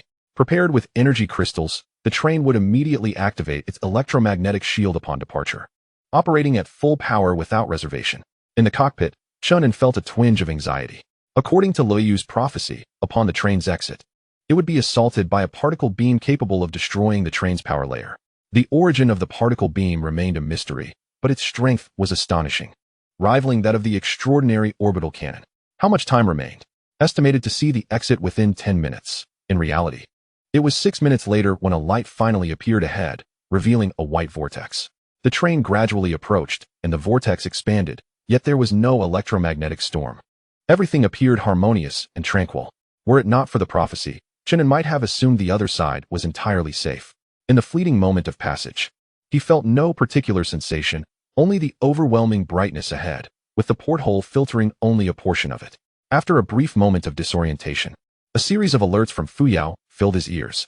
Detector restored to normal, fully deploying. Power restored to normal, Accelerating. Electromagnetic shield activated. Consuming 100 million energy crystals. Chen An paid little heed to these notifications, as the brilliance ahead was blinding, akin to a stellar explosion. The released light sending tingles across his scalp. He finally comprehended the source of the light he had witnessed upon emergence. It was indeed a particle beam just released. It felt as if a colossal rod had struck, forcefully impacting the train's front power layer. As the train's power had yet to fully recover, it was violently thrust backward by the subsequent shock, navigating through the asteroid field in a somewhat disheveled manner. Such potent energy, could the electromagnetic shield withstand it? The electromagnetic shield has perfectly withstood the assault, yet it continues to deplete the energy crystals. It is advisable to initiate a spatial jump. Let us leap forth. With a distance of 1 billion kilometers marked for our destination. After consuming 30 million energy crystals, a peculiar energy emanates from the rear of the train, opening a black vortex in the void, which swiftly engulfs the train. The particle beam, devoid of a target, persists in its onslaught until it finally wanes after piercing through a dwarf planet. 1 billion kilometers away, the train emerges from the black vortex, unharmed. Is this what spatial jumping entails? The preliminary phase seems rather prolonged. I shall promptly activate the stellar network. I am eager to ascertain the origin of the particle beam. It is rather disconcerting that we expended 130 million energy crystals without even glimpsing the enemy. He checks the energy crystal reserves, finding less than 200 million remaining, barely sufficient for 2 more shots. Surveying the surrounding starry expanse, he notes the pervasive darkness and the distant stars. How much energy does the train possess? 40%. Fortunately, the energy consumption during the jump was minimal. Otherwise, the train might have come to a standstill. In the ensuing 10 minutes, the signal stations are activated sequentially, and the stellar network opens up around the train, continuously gathering information. Chen An notices a commotion within the carriage and instructs Fuyao to issue an announcement to pacify the passengers, as long as they endure the particle beam. Subsequent challenges should not be too formidable. At last, the stellar network successfully activates, inundating the screen with a plethora of information that leaves Chen An feeling dizzy. Simply provide me with the results. There exists a formidable civilization 100 billion kilometers away, which has dominion over the planetary system and commands a vast fleet. The particle beam originates from a planetary accelerator, possessing the capability to breach the defenses of a 2-star train. A holographic display materializes beside Chen An, revealing the design of the planetary accelerator, which is nothing short of awe-inspiring. Are they truly insane, constructing such a colossal accelerator merely to fire a single shot at me? The stellar network attempted to infiltrate the internal network of this civilization, but due to stellar interference, the attempt failed. It is advised to enlist the assistance of Fuyao. Chen An promptly summons Fuyao, instructing her to collaborate with Fuyao for the incursion. This time, success is achieved. Countless pieces of information are extracted by Fuyao, thoroughly exposing the civilization. The Cobrans? They are a humanoid species devoid of the extraordinary, opting for a purely technological path. They not only master nuclear fusion with perfection, but also possess the capability to develop freely within their star system. Given a few hundred more years, interstellar travel would not pose a challenge for them. Fuyao expresses her disdain for the appearance of the Cobrans. Their bodies are elongated, soft as eels. Their facial features are discordant, with excessively large eyes and disproportionately small mouths. Their ears appear to have regressed, reduced to mere remnants. Strangely, they possess 2 antennae atop their heads, reminiscent of snails. Chen An chuckles, remarking that while they may not align with our aesthetic standards, they are the epitome of normalcy for the Cobrans. Fuyao, what motivated the Cobrans to attack me? It is evident that this was premeditated. The explanation provided by Fuyao leaves Chen An astonished and helpless. A millennium ago, the Cobrans first ventured beyond Kobier star, where a prophet foretold that a cataclysm would arise 1,000 years hence, instigated by an interstellar train. Consequently, the Corbans preemptively crafted their most formidable weapon in an attempt to obliterate the train. The cataclysmic disaster indeed exists, yet it pertains to the annihilation of the starry skies, which bears no relevance to me. Aside from the planetary accelerator, how many fleets do they possess? The Corbans have constructed 10 interstellar fortresses within the Corban star system, commanding 10 fleets with a total of over 1,000 warships, including 2 celestial-class vessels. Such might pose as a significant threat to Chen An, compelling him to temporarily suppress his vengeful inclinations. Let us disregard that for now. We shall proceed to the nearest star system, rejuvenate ourselves, and then deliberate further. The Star Domain Network, with the assistance of Fuyao, is acquiring more detailed information, with a chance to survey for life-bearing planets and special resources such as energy crystals. Chen An is quite satisfied. This underscores the importance of energy manipulators. Once you have gathered the information, simply ensure it is properly marked. Fei, however, is restless. Do not let her become overly constrained. The train then resumed its normal course until it entered the nearest star system. The detection revealed that this system lacked life-bearing planets. Yet it was abundant in resources and boasted several locations rich in energy crystals. 20 minutes later, Fuyao provided Chen An with a rough star map of the vicinity, covering an area of 500 billion kilometers. The locations of life-bearing planets and energy crystals were essentially clear. While we cannot obtain entirely accurate information, the margin of error remains below 5%. This suffices. Let the train enter orbit and replenish its energy. After 4 hours, the energy was fully restored, and Chen An maneuvered the train outward by 4 orbits before commencing the collection operations. Energy crystals are of the utmost priority. All other resource collections shall defer to energy crystals. The second celestial-class vessel has commenced the manufacturing process. There is no need for further instruction from me, as continuous production will suffice. A celestial fleet is to be assembled, equipped with 50 frigates and 10 destroyers, dispatched to the neighboring star system to gather energy crystals and other resources. The leasing of F-499 transport ships will be authorized, permitting passengers to explore life-bearing planets beyond the system, albeit not too distant. Other star systems may harbor life-bearing planets. However, they lack intelligent life forms. Thus, Chen An does not regard them highly and does not intend to send passengers there, leaving their arrangements to themselves. 5 days later, Zhou Jiang was the first to break through to the 4th realm, with an increasing number of breakthroughs following suit. On the 15th day, Chen An achieved the 5th realm, initiating the enhancement of the blood within his body. On the 17th day, a train emerged on the opposite side of the Korban civilization, capturing Chen An's attention. Chapter 119. Fei of the Interconnected Network. The train, like a great dragon, emerged from the dark golden nebula. Within the cockpit, Kellyan finally relaxed his taut demeanor. What manner of place is this? After over half a month, there are scant resources to be found. Are you certain there is civilization ahead? The intelligent core, unidentified battleship signals have been detected, inhabited by previously unseen intelligent life forms. Kellyan, what if there are other trains? Regardless, let us approach and ascertain the situation. 5 hours later, the rodent people's train entered the outer sphere of the Korban star system, akin to intruding into a hornet's nest, immediately inciting a hive of activity. The Korban's interstellar fortresses entered a state of war readiness, their fleets deployed, and the planetary accelerator poised to energize. The entire star system seemed to transform into a war machine, directing all its ire towards the rodent people's train. Although the mouse people lack a stellar network, their detection range of 3 billion kilometers allows them to roughly comprehend the situation in the Kabir star system, causing him to leap from the pilot's seat in astonishment. Over 1,000 warships? What colossal entity lies beyond? Should they advance further or retreat? The intelligent core advised retreat, citing the unknown combat strength of the enemy. However, as Kellyan hesitated, the planetary accelerator activated, unleashing a formidable particle beam that traversed millions of miles of starry void, striking directly towards them. Sensing the imminent danger, the intelligent core swiftly activated a golden shield, successfully deflecting the particle beam. Though silent, the spectacle of the beam colliding with the train was nothing short of magnificent. Alarms blared within the train, not due to its inability to withstand the assault, but because the overwhelming force of the particle beam disrupted numerous internal systems. Retreat was imperative. This was absurd. The 2-star train could not endure such an onslaught. Thus, the mouse people's train exited the star system with remarkable composure, leaving Chen An utterly astonished. He pondered the nature of that golden shield, capable of withstanding a particle beam. Even he required spatial jumps to flee, yet the mouse people managed to withdraw with ease. This type of shield should be capable of withstanding or diminishing energy attacks, posing limitations to extraordinary rail cannons. Utilizing the stellar network, Chen An accessed detailed visuals. 7 hours later, the mouse people docked at the nearest star system, showing no inclination to continue their aggression.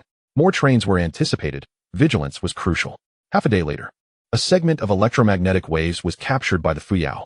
Upon translation, it was revealed to be a warning from the Kabir, stating that any who dared enter the Kabir star system would face the most vehement retaliation from the Kabir, even to the point of mutual destruction.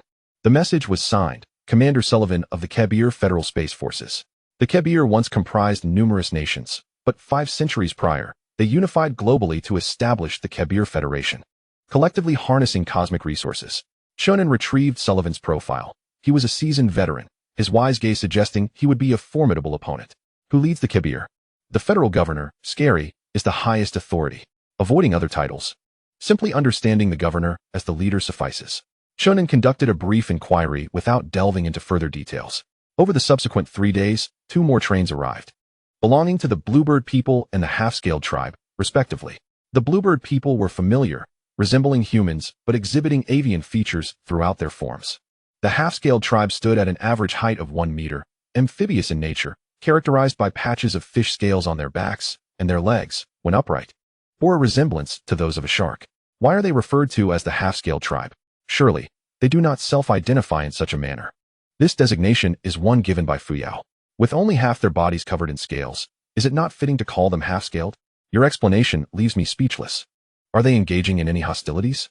They are all recuperating in various locations, with no intentions of attacking the Kibir.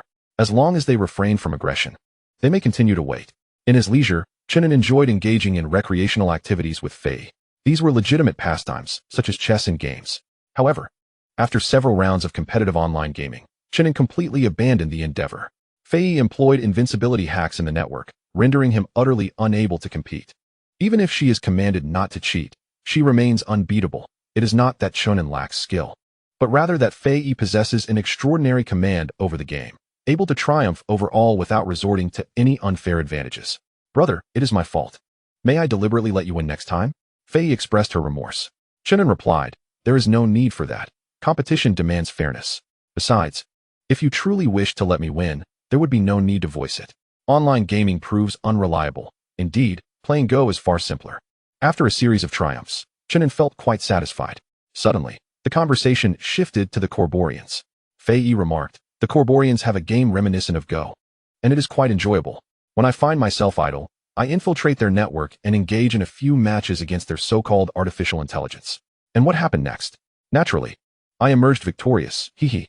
When in the network, my brain's computational speed multiplies many times over. Brother, shall we play the online version of Go? Chen An declined, stating, playing chess emphasizes self-cultivation and tranquility. It requires a tangible board paired with a steaming cup of tea. Blissful indeed. Have you caused any significant commotion? Surely not. The Corborian scientists are tirelessly researching to pinpoint my IP.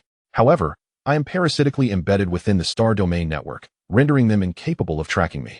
Chen An promptly instructed Fuyao to retrieve the relevant information, discovering that Fei had indeed made quite an impact. Under the moniker of a cat-eared beauty, she had defeated all the self-proclaimed invincible AIs on Korbur, causing a global sensation and repeatedly trending. How long ago did this occur? Just in the past few days. Quite entertaining, Fei blinked innocently. Since it was a minor incident, I did not report it to the master. Chen An maintained his composure. Indeed, it was a trivial matter, inconsequential. Feel free to play. If you can outplay the Corborians, all the better. Yet, the existence of the star domain network must remain concealed. Suddenly, an idea struck Chen and Fuyao. How many Corborians are there? 3 billion. Chen An mused aloud. Selecting 3 million geniuses from 3 billion should not pose a great challenge, should it? In the northern hemisphere of Korbur, at 32 North Street in the Yale Holy City. On the top floor of a skyscraper, 57-year-old Sullivan felt dizzy and fatigued, his upper tendrils drooping. Nevertheless, he persevered in reviewing the daily space briefings. The peculiar interstellar trains had ceased to cause trouble, yet they remained a looming threat. The governor's office was increasingly dissatisfied with the excessive expenditure of the space forces. Yet what could I do? I cannot permit the trains to approach Korbur. The planetary accelerator remains our only hope and must not be halted by those politicians. On the table lay a curved computer screen, its text also following a curved format. Beep, beep, beep. The phone on the desk rang, encased in an elliptical shell, perfectly fitting in hand. Upon answering, a youthful voice on the other end dissipated Sullivan's weariness. Has she been good today? Remember to listen to your mother at home. Daddy will return after finishing work and has brought you a small gift. As Sullivan rose to answer the call at the window, a game-like interface suddenly popped up on his computer, its Corborian script scrawled in a crooked manner. The prophecy of the end times is approaching. Korbur is destined for ruin. Do you wish to experience how to survive? Welcome to the world of Fuyao, where a novel experience awaits you. Chapter 120, Sliven's Challenging Game. The concern from his family brought a sense of comfort to Sliven. He returned to his seat, eager to resolve trivial matters swiftly and return to his daughter. Glancing at an advertisement for an online game on the screen, he frowned and dismissed it with a flick of his hand. As the prophesied apocalypse drew near, an increasing number of related audiovisual works emerged, accompanied by a plethora of disjointed games that were quite tiresome.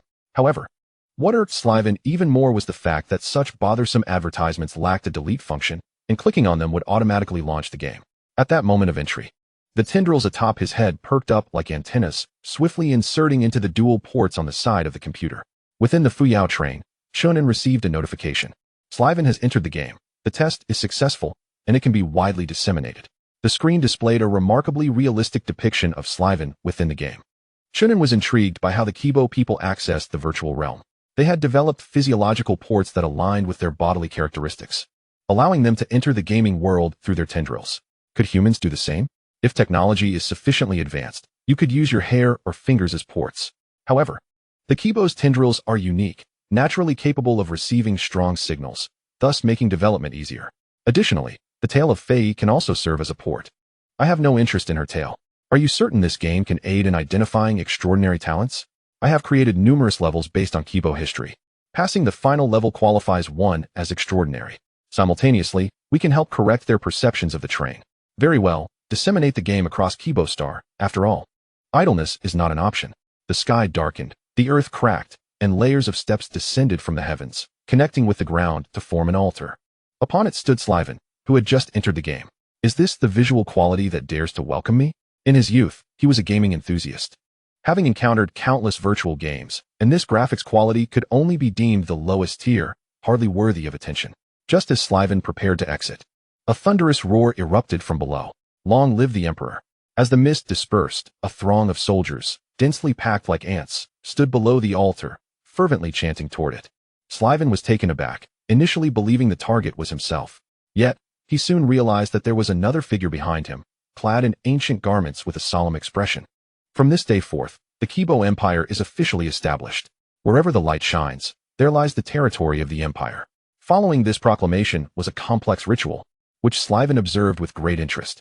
I expected a bizarre game, but it turned out to be a historical simulation. The quality was lacking, and the gameplay was overly restrictive, leaving him devoid of any sense of participation. Nonetheless, it appeared somewhat intriguing. The meticulous attention to detail in the historical simulation suggested considerable effort from the creators. He recognized the Emperor's identity as the founder of Kibo culture, the great unifier of the northern continent millennia ago.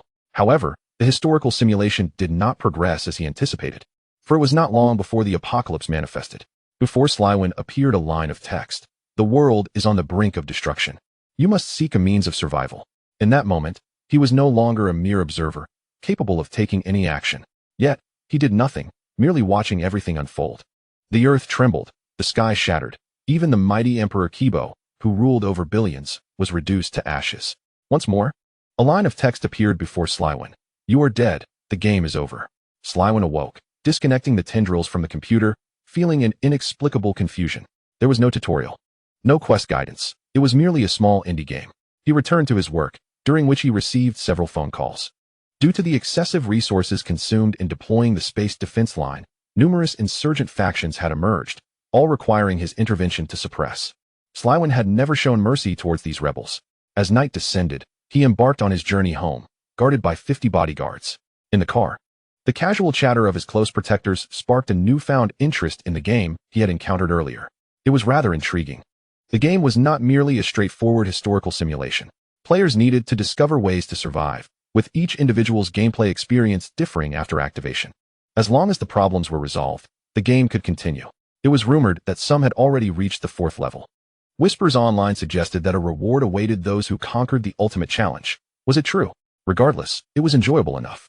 Slyvan opened his mobile phone, inserting the tendril into the port, connecting to his office computer, and re-entered the game. This time, he fully immersed himself in the game, exploring various survival strategies. Ultimately, he discovered that hiding within an altar would allow him to progress to the next level. It wasn't particularly thrilling, but it was somewhat surprising. Slyvan continued playing, relying on his intellect to advance through the levels. Upon reaching the 9th level, he encountered the revered prophet of the Kibo, a profoundly impactful close encounter.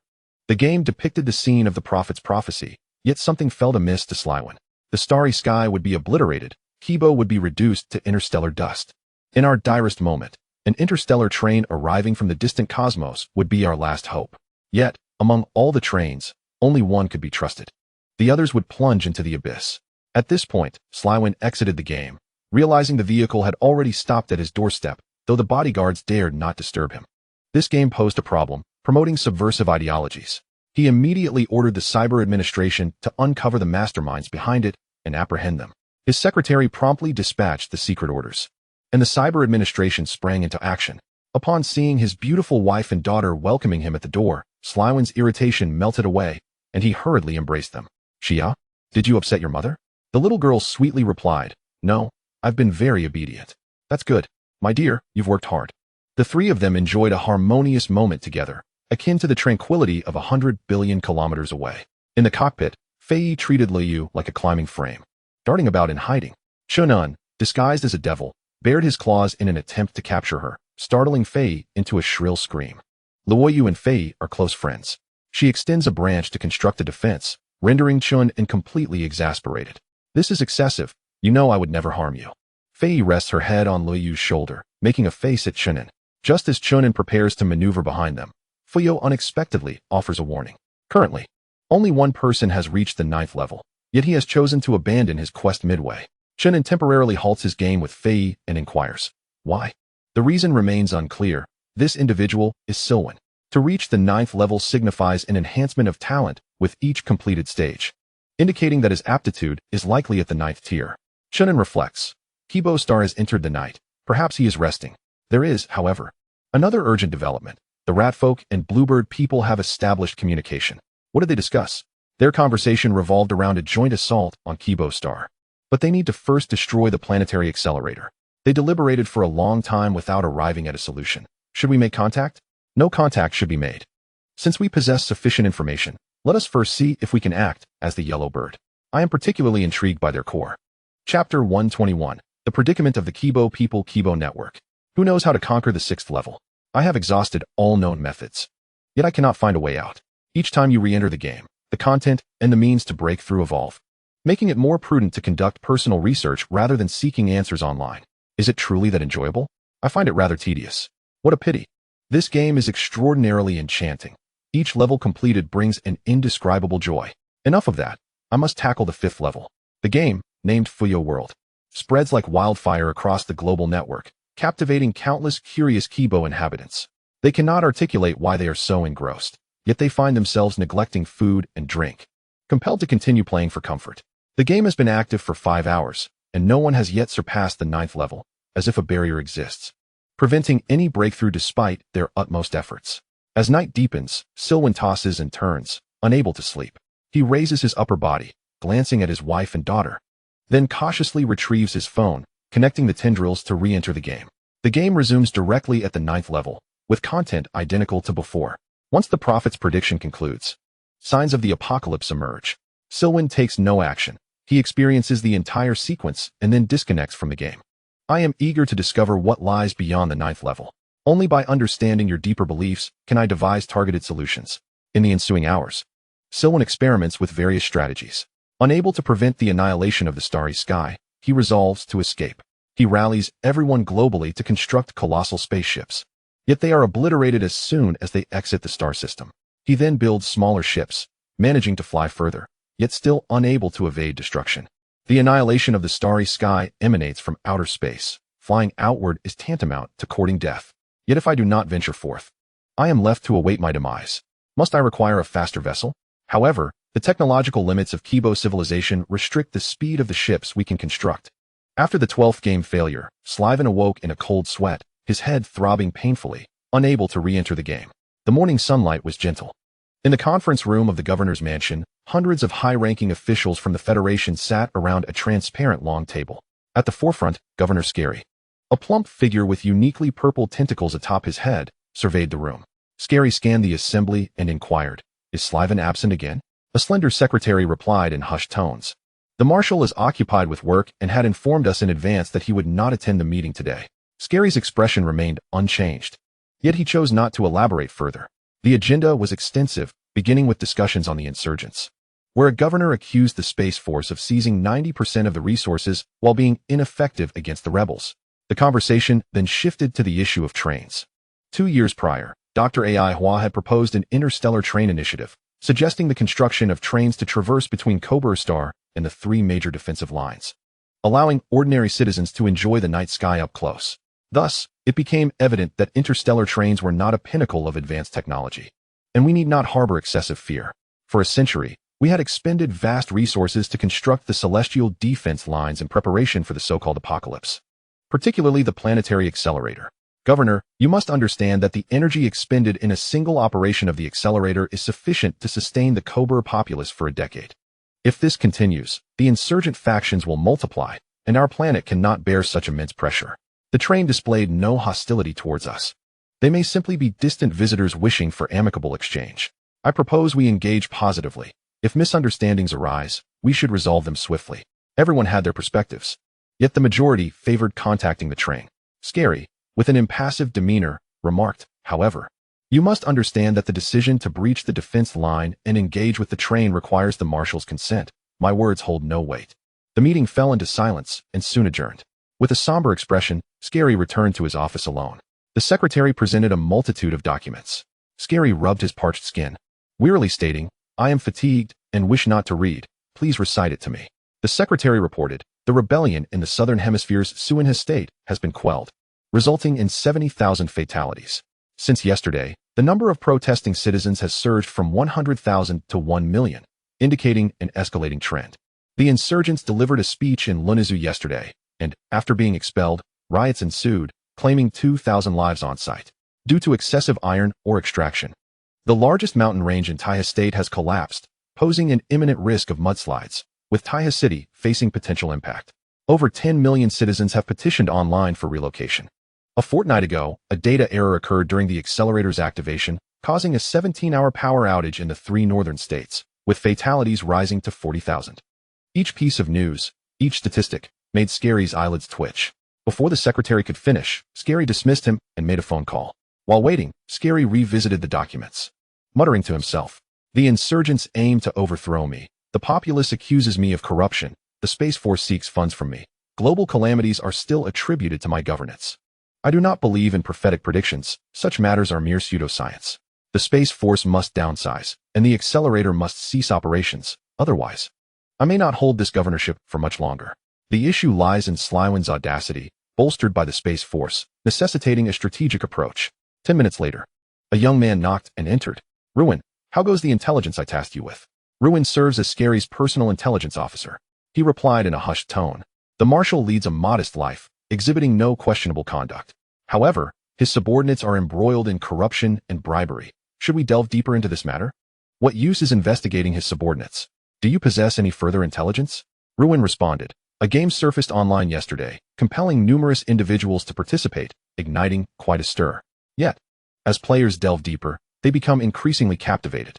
Some of its concepts may pique the governor's interest. Scary promptly sought out the game, but despite his prolonged efforts, he couldn't even conquer the initial level. Frustrated, he turned to the internet for solutions. The game's interpretations of prophetic statements resonated with him. Though I do not subscribe to apocalyptic beliefs, the common folk do. Perhaps this can be exploited. Half a day later, the game Fuyao World swiftly passed official scrutiny, becoming readily available for public download. 5 days later, a spacecraft stealthily traversed 3 layers of defenses, heading into interstellar space. Chen An pondered, what do the Kobori intend? Governor Scary dispatched his intelligence officer to engage with the ratfolk, seeking to ascertain their disposition. Should the ratfolk harbor no malice, the Kobori might initiate normal communications. This unexpected development took Chen An by surprise. What is this maneuver? The Kobori have incurred immeasurable costs to fortify the star system's defenses. Previously, they activated their accelerator to assault us, which resulted in severe repercussions. At least 50 million Kobori were adversely affected. The populace cannot endure, nor can the governor. Only the military persists. Chen An comprehended the implication. The Kobori are not as formidable as they seem, merely enduring a tenuous existence. Previously, they managed to maintain stability since the accelerator was never fully activated, but once it is, the consequences will be immense. Have the Kobori ships made contact with the ratfolk? Not yet. Once contact is established, relay the details of the exchange to me. Chapter 122. Preliminary communications between the Kobori and the ratfolk on the ratfolk train. Cleon relished his lunch, a blend of star beast meat and vegetables, rendered into a viscous yet silky concoction, aromatic and delectable. Before him stood 2 holographic screens. one displaying a bird-like creature, the other a species resembling fish folk. 3 days prior, Cleon established contact with the half-scaled, and today the three parties convened. The atmosphere more congenial than anticipated. The blue avian train conductor, Yanli, and the half-scaled train conductor, Wensha, engaged in dialogue. We all suffer from a shortage of population. Capturing some Kobori would be quite suitable. However, the problem lies in the formidable Kobori fleet, particularly that accelerator, which is nothing short of a devastating weapon. Wensha opened his mouth wide, asking, "Is it possible to destroy the accelerator?" Cleon shook his head. The Kobori have established 3 lines of defense throughout the star system, encompassing 10 interstellar fortresses. The accelerator resides on a planet within the 2nd line of defense. To access it, we must breach the 3rd line of defense. But once we enter their extraterrestrial territory, the accelerator will initiate its attack protocols. Yunlai, does anyone possess an extraordinary railgun? There is no need for concealment at this juncture. We should eliminate the accelerator swiftly and rush in to seize some resources before departing. This desolate place is far too barren, offering scant resources. Killian, I wish I had one. Who could provide it to me? Windsor, do you have it? If I had it, I would have utilized it long ago. After a brief, chaotic exchange, they each severed communication. Killian's countenance darkened as he commanded, Intelligence Core. Prepare the energy crystals at once to prevent any ambush. While Yunlai likely lacks lethal weaponry, the half-scaled may prove unpredictable. Adequate preparation and a sense of suspicion are fundamental qualities of a trained captain. Not long after their meal, Killian received an unexpected alert from the Intelligence Core, indicating intercepted communications from the Coborans. Peaceful dialogue with me? How curious. Why would that be? Killian felt a sense of bewilderment. Am I not perceived as an invader in the eyes of the Coborans? Where does the notion of peace arise? Intelligence Core. We are unable to access internal information from the Coborans, but based on their textual descriptions, they appear quite sincere. Killian, from where was the information transmitted? And how shall we communicate? Intelligence Core. The Coboran vessel has recently exited the star system and is no longer under the information control of the Kobier system. We can contact them at any time. Would you prefer a standard communication, or shall we attempt to capture them? After considerable contemplation, Killian formulated an idea. I shall contact them directly, but let us modify my projected image to resemble that of a Coboran. Before long, a new visage materialized on the screen, maintaining the same elongated physique, adorned with tentacles atop its head, presenting a remarkably amiable appearance. The Coborans remain unaware of what extraterrestrials truly resemble. This guise is far more deceptive. Perhaps it will facilitate our passage beyond their triple defenses. Shortly thereafter, the communication was established. In the silent vastness beyond the star system, a small spacecraft glided slowly. Inside, Intelligence Officer Reuven observed the screen with surprise. So this is what aliens look like. They are quite similar to Coborans and not nearly as grotesque as depicted in cinematic portrayals.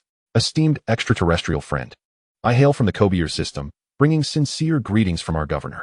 Killian, dear Coboran friend, it is a pleasure to meet you. The two parties exchanged pleasantries before gradually steering the conversation toward more substantive matters. Reuven, may I inquire, why have you intruded upon our domain? Killian, I apologize. I was unaware of the circumstances within the star system, resulting in my inadvertent entry. However, after your earnest persuasion, I recognized my folly and promptly vacated the Kobier system, ensuring I did not approach it again. In truth, my kin are perishing in large numbers due to a lack of sustenance. There are matters I cannot elaborate upon. Reuven was struck with understanding.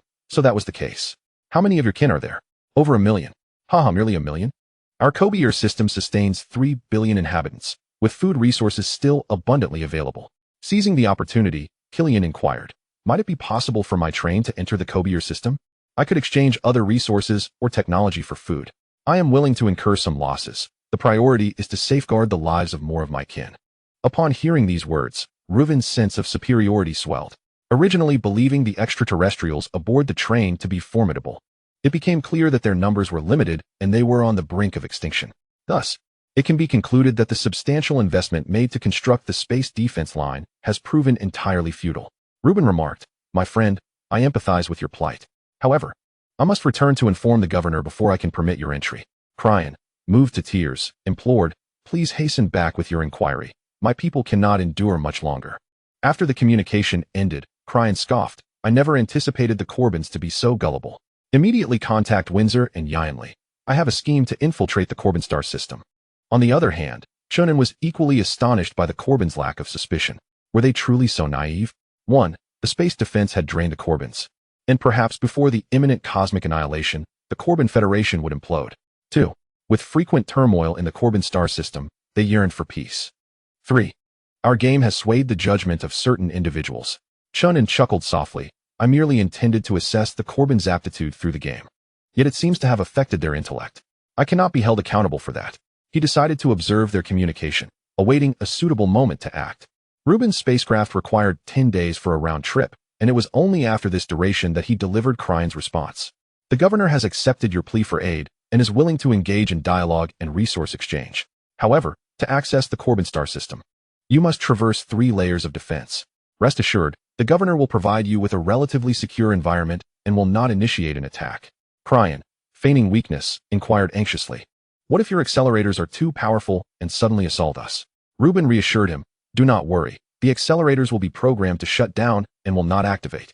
Cryon sighed in relief, grateful that the accelerators would remain inactive. Thank you. How long shall we wait? Reuben replied, approximately 2 months. We too have numerous matters to address in the Corbin star system. Cryon was pleased, as he also required 2 months for preparations, particularly since the patrol ship had yet to be constructed. After their exchange, Reuben returned to Corbin, bringing the entirety of their discussion for professional analysis. The Corbins were not as foolish as they appeared. Since the onset of Reuben's contact with Cryon, they had been meticulously scrutinizing the authenticity of the dialogue. Through the tone of speech, facial expressions, and the written word, they discerned whether deceit was present. To their astonishment, Cryon had spoken the truth. Recognizing the veracity of the information, SKYRY exhaled in relief. Let us promptly provide them with some supplies to expedite their departure, allowing us to disband the space military. Especially that cursed accelerator. Reuben questioned, but what about the Marshal? He is scheduled to inspect the major fortresses tomorrow for a duration of 2 weeks. Even a Marshal cannot defy public sentiment. Chapter 123. No need to rescue the unconscious in a cozy standalone villa, a young voice exclaimed. Daddy, that game is so much fun. I just cleared the 2nd level. As he prepared to leave, Sylvan adopted a stern expression. Children should not play games. During my absence of 2 weeks, focus on your studies and refrain from frivolity. Xia, sticking her tongue out at Sylvan, with her delicate pink tendrils bobbing cheerfully, seemed quite pleased. After offering brief instructions to his wife and daughter, Sylvan departed to board a spacecraft en route to the space military base. An hour later, the Marshal's exclusive spacecraft descended, venturing beyond the confines of the planet. Following Slywin's departure, a plethora of unprecedented opinions emerged online. In our universe, there exist numerous interstellar trains traversing various star systems, allowing passengers to embark on extraterrestrial journeys. While this may seem like the realm of science fiction, it could very well be a reality. Science assures us that an apocalypse is implausible. The prophecies of so-called seers may well be fabrications conjured by certain individuals in power, aimed at manipulating our thoughts. One might ponder, could there be an alien prince aboard the train, journeying to Kibo Startawedme? The narrative has grown increasingly absurd, as people spontaneously began adorning the interstellar trains, creating a mirage of beauty. As time passed, these interstellar trains transformed into tragic figures wandering the starry expanse. While the Cabonians turned a blind eye to their plight, Chen An has been diligently monitoring these transformations, treating them as a subject of sociological study. Whether Cabonians or others, the herd mentality remains timeless. People shy away from deep contemplation, preferring to adhere to the prevailing beliefs endorsed by the majority. Previously, they placed unwavering faith in the seers' prophecies, even when they contradicted scientific reasoning. However, as dissenting voices against these prophecies multiply, they flow like an unrelenting river. Fuyao, how do you foresee the developments ahead? Conservative officials, led by Scary, will take action against Slywin, subsequently leveraging public sentiment to forcibly dismantle the space forces. Chen An raised an eyebrow and inquired, are they intending to eliminate Slywin? No one dares to kill him, but imprisonment is a possibility. Have others ever passed the 9th gate? Only 37 individuals globally have entered the 9th gate, yet none have succeeded. Currently, Slywin is the most promising candidate, but he has been preoccupied and has not engaged with the game for quite some time. Could Slywin be an extraordinary outlier? His pace through the challenges is astonishing. If he were to abandon some deeply entrenched beliefs, surpassing the 9th gate should pose no difficulty for him. There is a considerable likelihood, though the game is merely in its preliminary testing phase, offering limited precision. Chen An momentarily set this matter aside, instructing Fuyao to display visuals of the alien systems. Is there truly a planet composed entirely of energy crystals? This planet was discovered 300 billion kilometers away, its outer layer consisting of first-rate energy crystals, while the inner layer comprises second-rate energy crystals. Preliminary estimates suggest a total of 2 billion basic units of energy crystals. A basic unit is defined as a first-rate energy crystal. Chen An grinned broadly. If we can navigate directly to it, such an abundance of energy crystals will suffice. Where have the guilds ventured? The majority of guilds are located on 3 life-bearing planets 150 billion kilometers away. Although the star beasts are few in number, the resources are plentiful. Once the train sets sail, inform them of the new coordinates, ensuring they do not stray off course on their return journey. Additionally, as we distance ourselves from Kibo Star, will the Star Domain Network continue to provide sufficient information? The current control range of the Star Domain Network is 500 billion kilometers in radius. This is not its limit, but rather the optimal range for acquiring comprehensive information. Should the Master require it, the Star Domain Network can expand to 1 trillion or even 10 trillion kilometers, though it will become as fragile as Ling Shua's Star Domain Network, resulting in diminished information. Sufficiency is all we require. There is no need for excessive expansion. The train subsequently embarked, reaching its destination 4 hours later, officially commencing the energy crystal harvesting operations. Half a month has passed like a fleeting shadow, with the recent upheavals on Kibo Star disrupting Chen An's daily life. Scary initiated a public vote, with 80% of Kibo inhabitants agreeing to reduce military expenditures and cease the routine operations of the planetary accelerator. Sullivan urgently returned to the surface, only to be apprehended by the authorities on charges of funding the insurgents. The screen displayed chaotic scenes from Kibo Star, with instances of zero-cost purchases surfacing in numerous locations. And what of Sullivan? He has been incarcerated, with military operations temporarily overseen by the governor. Chen An sighed, reflecting on the fact that internal strife is indeed the gravest issue for any civilization. This turmoil could be advantageous once the accelerator halts. Cryan and his allies would have the opportunity to dismantle Kibo's entire cosmic defense line. At that point, we could follow suit and aim for a comprehensive victory. Relishing in the aftermath, this desolate place is devoid of value beyond its crystals, and Chen An yearned to resolve this matter swiftly. He wished to escape. In the largest prison of Yale Holy City, Sullivan was engulfed in melancholy. The truth that even his own kind do not trust him weighed heavily on his heart. Alas, all my efforts have led to naught. He reminisced about the world of Fuyao, reflecting on his futile attempts at the ninth gate, realizing they were mere wishful thinking. I have come to understand that it was not the inadequacy of the Kibo ship's speed that hindered us, but rather my incessant desire to rescue more Kibo individuals. They are too burdensome. I need not save those who remain in slumber. With reddened eyes and antennae pulsating in frequency above his head, a peculiar force prompted a transformation in his thought process, enabling him to connect to the network from a distance and subsequently enter the world of Fuyao. The process remained unchanged. After the prophet's foretelling, signs of doom emerged. This time, Sullivan did not deliberate excessively. He rallied scientists from across the globe to construct a vessel, selecting only a handful of the most capable and preparing to flee with his family. As for the other Kibo individuals, he chose not to awaken them, fearing they might obstruct the ship's escape. This time, the vessel sailed through the cosmic sea, leaving the vastness of space behind. Suddenly, a brilliant light appeared, and the starry expanse vanished, alongside the celestial bodies. He beheld a magnificent train, orbiting a star along its tracks, a sight both grand and enchanting. What? Someone has passed the ninth gate? Chen An, in the midst of his meal, hastily set aside his utensils, instinctively touching the tail of the flying instrument as he rushed towards the cockpit. What lies ahead after the ninth gate? He will witness the exterior of our train and may converse with you directly, though the choice to engage in dialogue rests with you. Who is it? Sullivan, who has awakened to extraordinary abilities, possessing a talent of the 9th rank. Whether he is a special extraordinary being is undetectable from this distance. Chen An was astonished. Can one awaken without absorbing energy crystals? The essence of absorbing energy crystals is the acquisition of superpowers, which permeate the cosmos, albeit in scant quantities. Sullivan's awakening was purely coincidental. I believe it is not mere chance. It is significantly influenced by your game. I had not anticipated that the game held such potential. It could be utilized more in the future. Taking his seat in the pilot's chair, Chen An commanded Fuyao to display Sullivan's image, eager to assess his condition. Sullivan floated in confusion, his thoughts muddled, unable to discern whether he was in the game or in reality. Let us converse. I find him quite intriguing. Chapter 124. A global welcome to extraterrestrials. Sullivan had once staunchly opposed the train, resolutely establishing a cosmic defense line with a mindset of mutual destruction.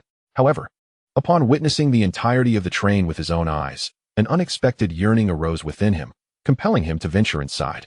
As he endeavored to approach, the scene abruptly shifted, his consciousness blurring. The train vanished, replaced by a colossal stone statue, devoid of a face. The imagery was chilling, nearly prompting Sullivan to withdraw from the gaming realm in terror. The statue spoke. "Welcome to the Fuyao world. Do you have any inquiries?"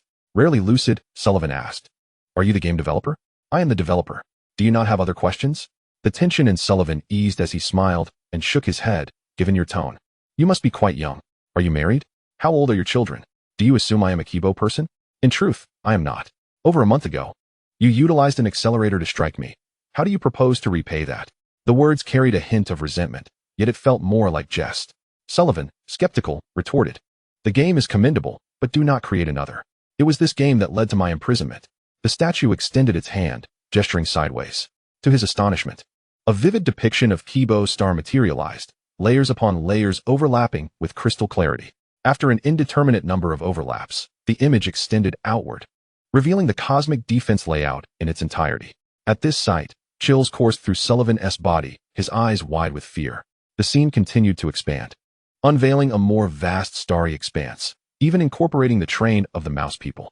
However, Chen An refrained from showcasing the Mouse People's likeness, as it could jeopardize their plans. "Have you comprehended clearly? I am privy to all your secrets. To be candid, if not for my desire to grant you a semblance of salvation, I would obliterate the entire Kibo system as retribution for your offenses against me." Such grandiloquence was easily uttered, and Chen An unreservedly frightened Sullivan. After a prolonged silence, Sullivan inquired, "Are you truly an alien? But why have you brought me here?" "I recognize your potential and wish to offer you a chance at survival." Sullivan responded, "Is the apocalypse indeed upon us? Experience it for yourself. You cannot alter the overarching fate. Preserving your own life is paramount." The statue faded from view, and Sullivan was ejected from the game. He attempted to re-enter, but found no available access points. Confusion enveloped him. Could I have truly been mistaken? Is Scary correct? No. The prophet's prophecy is unequivocal. Only one train embodies hope. The train that Scary and his associates encountered may not be the same as mine. He swiftly disseminated his analysis, yet few Kibo individuals believed him. Only those who had ventured into the Fuyao world and overcome its 5 trials were unwavering in their conviction. But their numbers were too scant to effect change. Date: March 17th, Year 2 of the Revival Era. After a month and a half of mining, the energy crystal planet had finally been exhausted.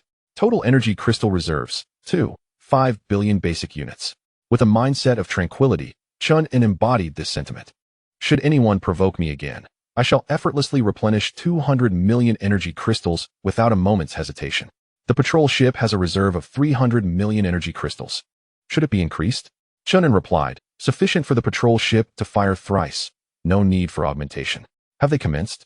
The cyborgs and the rodents have successfully completed their second contact, with 3 trains converging towards the Kobier system. Chen An scrutinized the visuals, noting that the other trains would arrive at the Kobier system's outer ring in 8 hours. Our train hastened to close the distance, retracting the patrol ship until we were near enough to release it, maintaining a prudent distance from our train. Passengers would not be boarded for the time being. An announcement was made instructing them to remain on the current planet until we completed our task and returned for them. On the journey, Chen An accessed more information about the Kobier system and discovered that Scary had indeed made a decisive move.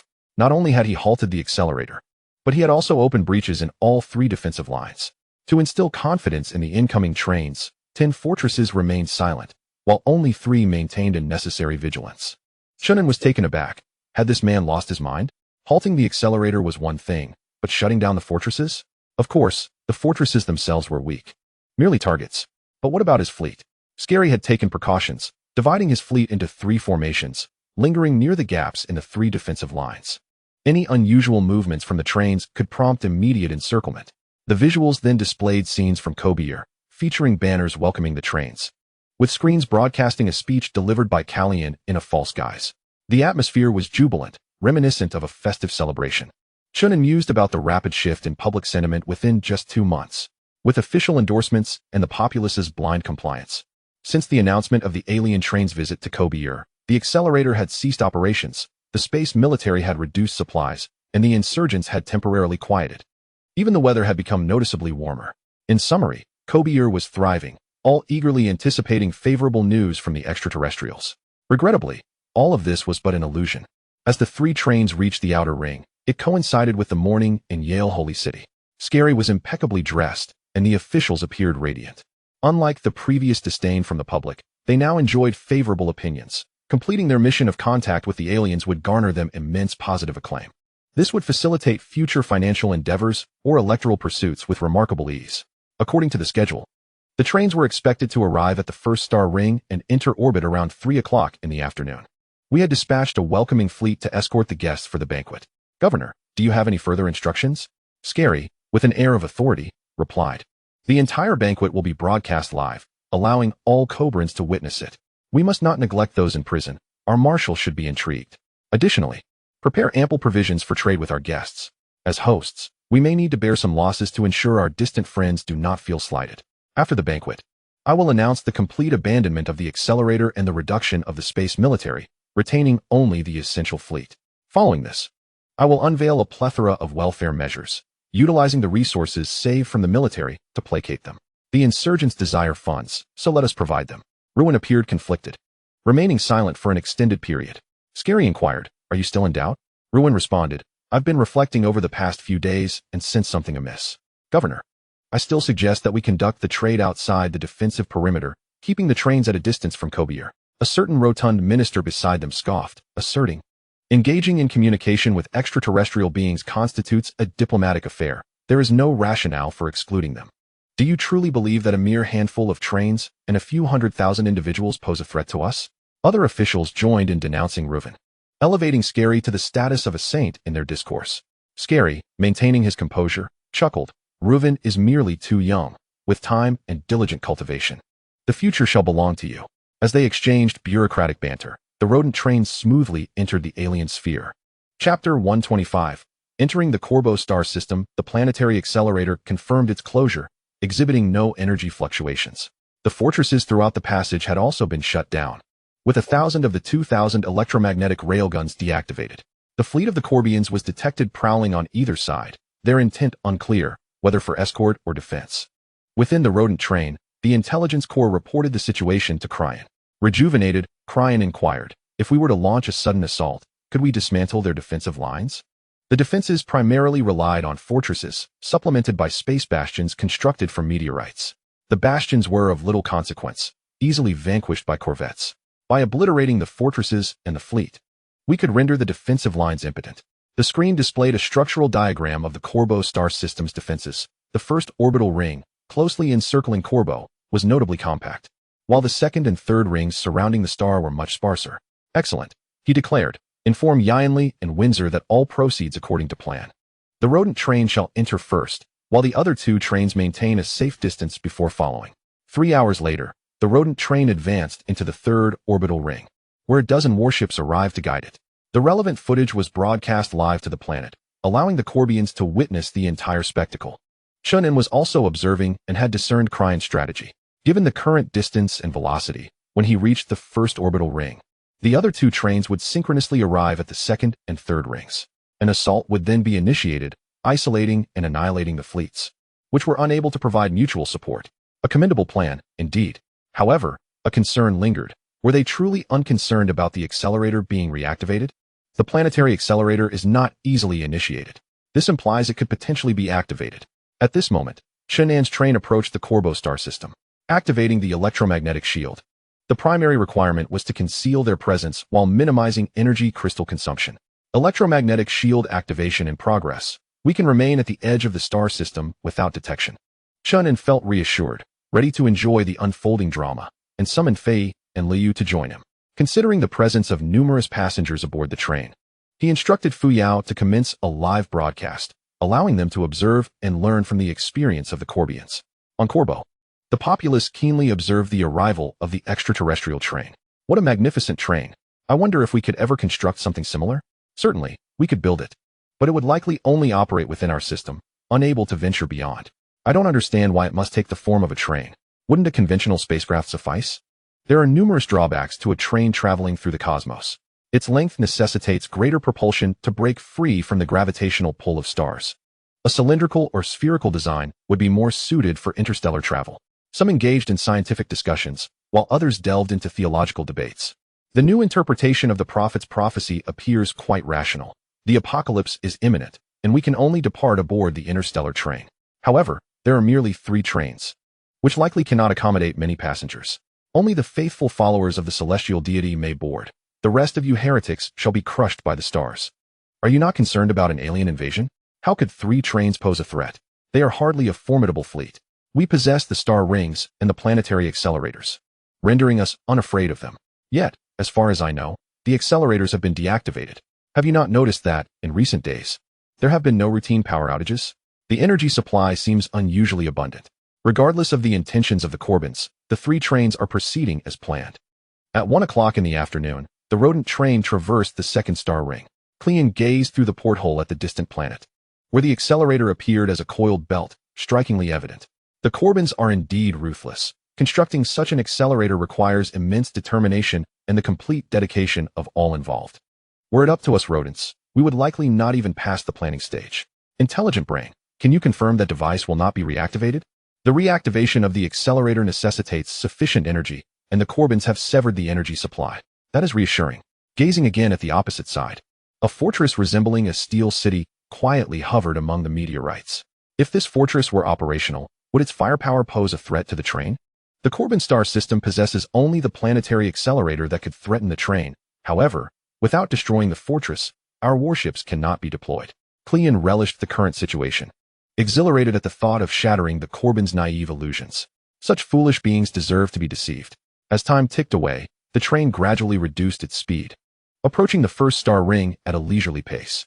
On the screen, Corbin star appeared, a beautiful blue planet, albeit somewhat dulled by an unremovable layer of gray. What position have the other trains reached? They are nearing the fortress and may arrive even slower than we do. Shall we urge them to hasten? There is no rush. Our train will dock at the first star ring regardless.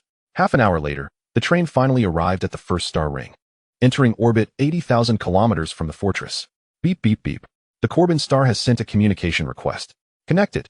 You shall conduct the conversation on my behalf. The screen displayed the image of the governor's office, with Scary and other officials awaiting. Scary expressed genuine delight at Cleon's arrival. Cleon retorted sarcastically, delighted are we? You do not suppose I am here for a familial visit, do you? Inform him we will be docking in 20 minutes. The dialogue was not conducted by Cleon, but rather simulated by the intelligent brain. It was precisely because the intelligent brain operated the conversation that the Corbins could not discern the truth. Upon receiving the response, Scary was pleased and conveyed subsequent plans to Cleon, extending warm hospitality. Cleon admitted, to be honest, their apparent sincerity almost stirs some sympathy within me. But his expression abruptly shifted, revealing a cruel smile. Thus, we may proceed ruthlessly. Let us obliterate their warships entirely. Should the Corbins resist, we will bombard Corbin Star. After all, I only require 3 million. 20 minutes may not seem lengthy, yet it suffices for 3 trains to ascertain every detail of the defensive line. With merely 5 minutes remaining, a fleet of 9 escort ships arrived in proximity to the trains, poised for a welcoming reception. Their escort vessels were diminutive, which explains their considerable numbers. Overall, the defenses of the Cobrins resembled a facade, lacking substantial strength. To be candid, had it not been for that accelerator at the outset, I could have breached their lines solely with the trains.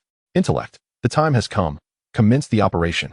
Upon the issuance of orders, 20,000 upgraded laser cannons and 200 enhanced electromagnetic railguns began charging. These weapons had already been assigned targets. The railguns aimed at the fortress, while the laser cannons targeted the space bastion and enemy warships.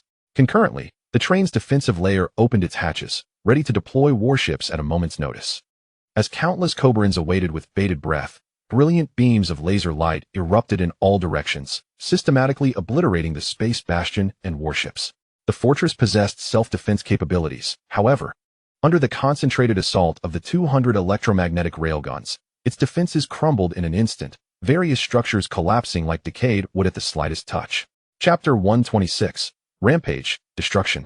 Despair on the sidewalks, within apartment buildings, on school playgrounds, and before museum entrances, innumerable Cobrins stood bewildered, unsure of the meaning behind the images broadcasted on the screens. Welcoming fireworks? Indeed, they were visually splendid. Yet, was it appropriate to celebrate the destruction of a fortress in such a lavish manner? Rumors circulated about the impending disbandment of the space military, suggesting that the fortress might soon be rendered obsolete, a mere exercise in repurposing waste. Once a firm subjective belief takes root in the mind, it becomes arduous for ordinary individuals to accept a sudden shift in reality. Even if someone speculated that an alien war had begun, others would remain skeptical. Time passed, and when the screens dimmed and alarms blared, the crowd erupted into screams, scattering like a startled flock of sheep. Within the governor's office, Scary grasped Reuben by the collar, demanding, "What is happening? Why are they firing?" Reuben, pale and trembling, stammered, "I had sensed something was amiss earlier." Scary interrupted angrily, "Should significant losses occur, you, Reuben, will be deemed a national traitor." Shortly thereafter, a general arrived to brief Scary. 3 trains launched a sudden assault as they neared the fortress, having already destroyed it, the space bastion, and the nearby warships.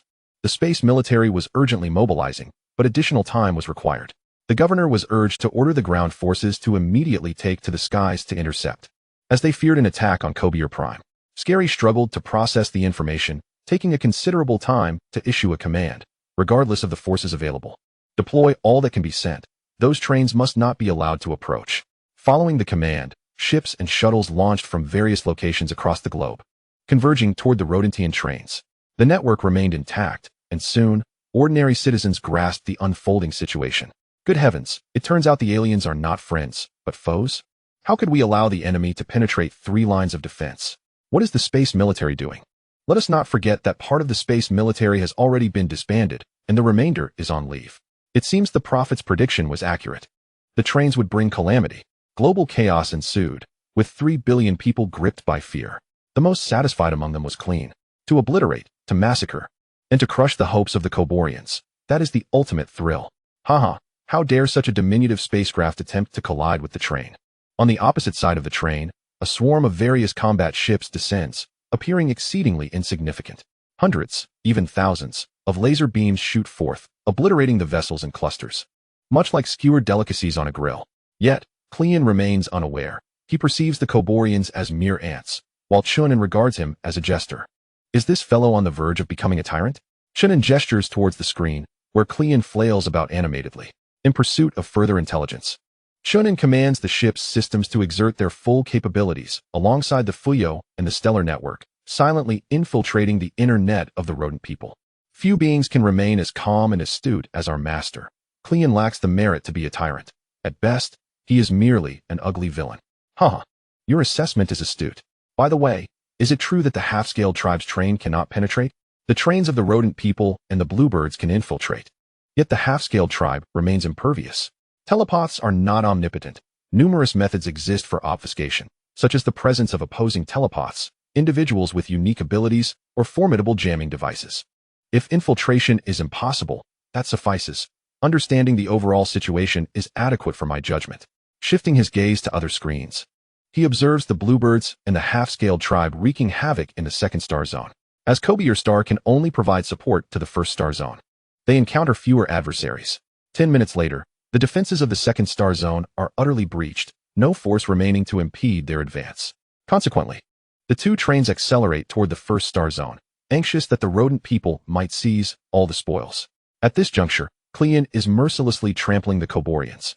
Devoid of fortresses or heavy weaponry, the train is unparalleled, and the number of slain Koborians is incalculable. The flames of war have yet to reach the surface. Yet the situation has already unraveled, plunging the deceived Koborians into despair. 20 minutes into the conflict, Scary delivers a global address, urging all Koborians to unite against the foreign threat. However, his reputation has plummeted, and his call to action lacks the potency it once held. Governor, perhaps we should release the marshal. Only he can oversee the broader strategy. Scary's expression is rigid, the tendrils atop his head taut with fury as he retorts, without Sullivan. Can we not repel the enemy? Is the space army not yet assembled? Recall all those previously dismissed. The secretary hesitates, then turns to relay the orders. The first star zone is home to 2 fortresses. One has been destroyed by the train, leaving one remaining on the opposite side. 500,000 Koborian soldiers have finally assembled, forming a fleet of 200 warships. With the marshal absent, the vice-marshal leads the charge toward the rodent people's train. Clean, already aware, notes that the opposing fortress lies within the train's reconnaissance range. Let them draw closer, otherwise, they will remain ignorant of true despair. Indeed, as the fleet approaches the train, the despair within the warriors intensifies, their morale severely undermined. When the distance narrows to 100,000 kilometers, a particle beam suddenly erupts from the fleet, piercing the rodent people's ambushed destroyer at the side. The particle beam carries on unabated, even destroying 2 frigates in its wake. Inside the cockpit, Klein wore a grim expression, demanding, "What on earth is happening? Where did that particle beam come from?" The intelligence system responded. The enemy fleet possesses large warships akin to the patrol vessels, equipped with weaponized particle accelerators, essentially a miniature version of the planetary accelerators. Such weapons are high-energy consuming with prolonged cooling times, incapable of posing any significant threat to us. Destroying 3 warships is not a threat, he retorted. Counterattack, eliminate them.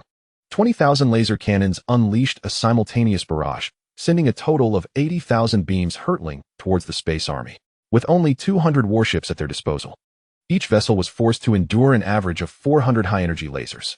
The scene was relayed back to the surface from the opposing fortress, and upon witnessing the space army, numbering 500,000, engulfed by the lasers, silence fell over the crowd. In the governor's office, Scary shouted into the phone, "Is this the extent of the space army's capabilities? Pathetic. There are still 500,000 troops. Why aren't they rushing to their demise?"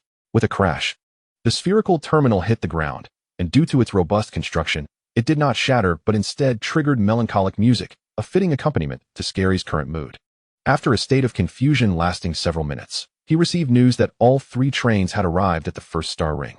Without needing to be informed, Scary gazed out the window, witnessing the steel behemoth beyond the clouds, as if it were opening an abyssal maw aimed at devouring Kibo's star. Ruin, summon the marshal. At that moment, in his prison cell, Slyvan learned of the unfolding events through the network. He had anticipated feeling sorrowful, yet he found himself devoid of such emotions. If the Kibo people were fated for destruction, it merely validated the prophecy of the seer, a logical outcome. Much like his feelings upon conquering the 9th level of a game, he was indifferent to the fates of others, caring only for the safety of his wife and daughter. Fuyao, if that train truly exists, I would sacrifice everything to ensure the survival of Xia and my wife. Chapter 127. The shattered jade plan. The sky darkened as the train obscured the sunlight. "Marshal, the governor has sent me to request your presence to oversee the situation." Slyvan neither mocked nor complained, calmly responding, "Lead the way, and restore my authority while you're at it." The disbanded space army soldiers were gathering, yet their pace was too slow. They needed the marshal's rallying call. Slyvan strode towards the ship outside the prison, and upon entering, issued his first command. The space army no longer needs to assemble. Disband. Faced with the astonished gazes of others, Slyvan nonchalantly remarked, "Only the accelerators and the 3 defensive lines can withstand the trains. Since they are no longer operational, why send our warriors to their needless deaths? Nonetheless, I will not allow the trains to have it easy." He activated a private communication channel, transmitting information beyond the planet. On Planet 7, near the 2nd star ring, the accelerators encircling the equator lay dormant like a slumbering dragon, silently coiled. Deep underground, in a research facility, numerous scientists were in a state of urgent anxiety. Should we execute the Shattered Jade plan? The commander gritted his teeth. Without the marshal's orders, the plan cannot proceed. With the marshal imprisoned and unable to issue commands, if they failed to act, those trains would obliterate Kibo's star. The accelerators were not solely weapons. Their primary function was scientific research. Outsiders remain unaware that a multitude of scientists resides within the confines of Kobos. Yet, at this moment, confronted by the rampant chaos unleashed by the train, the pursuit of scientific experimentation pales in comparison to the imperative of survival for the species.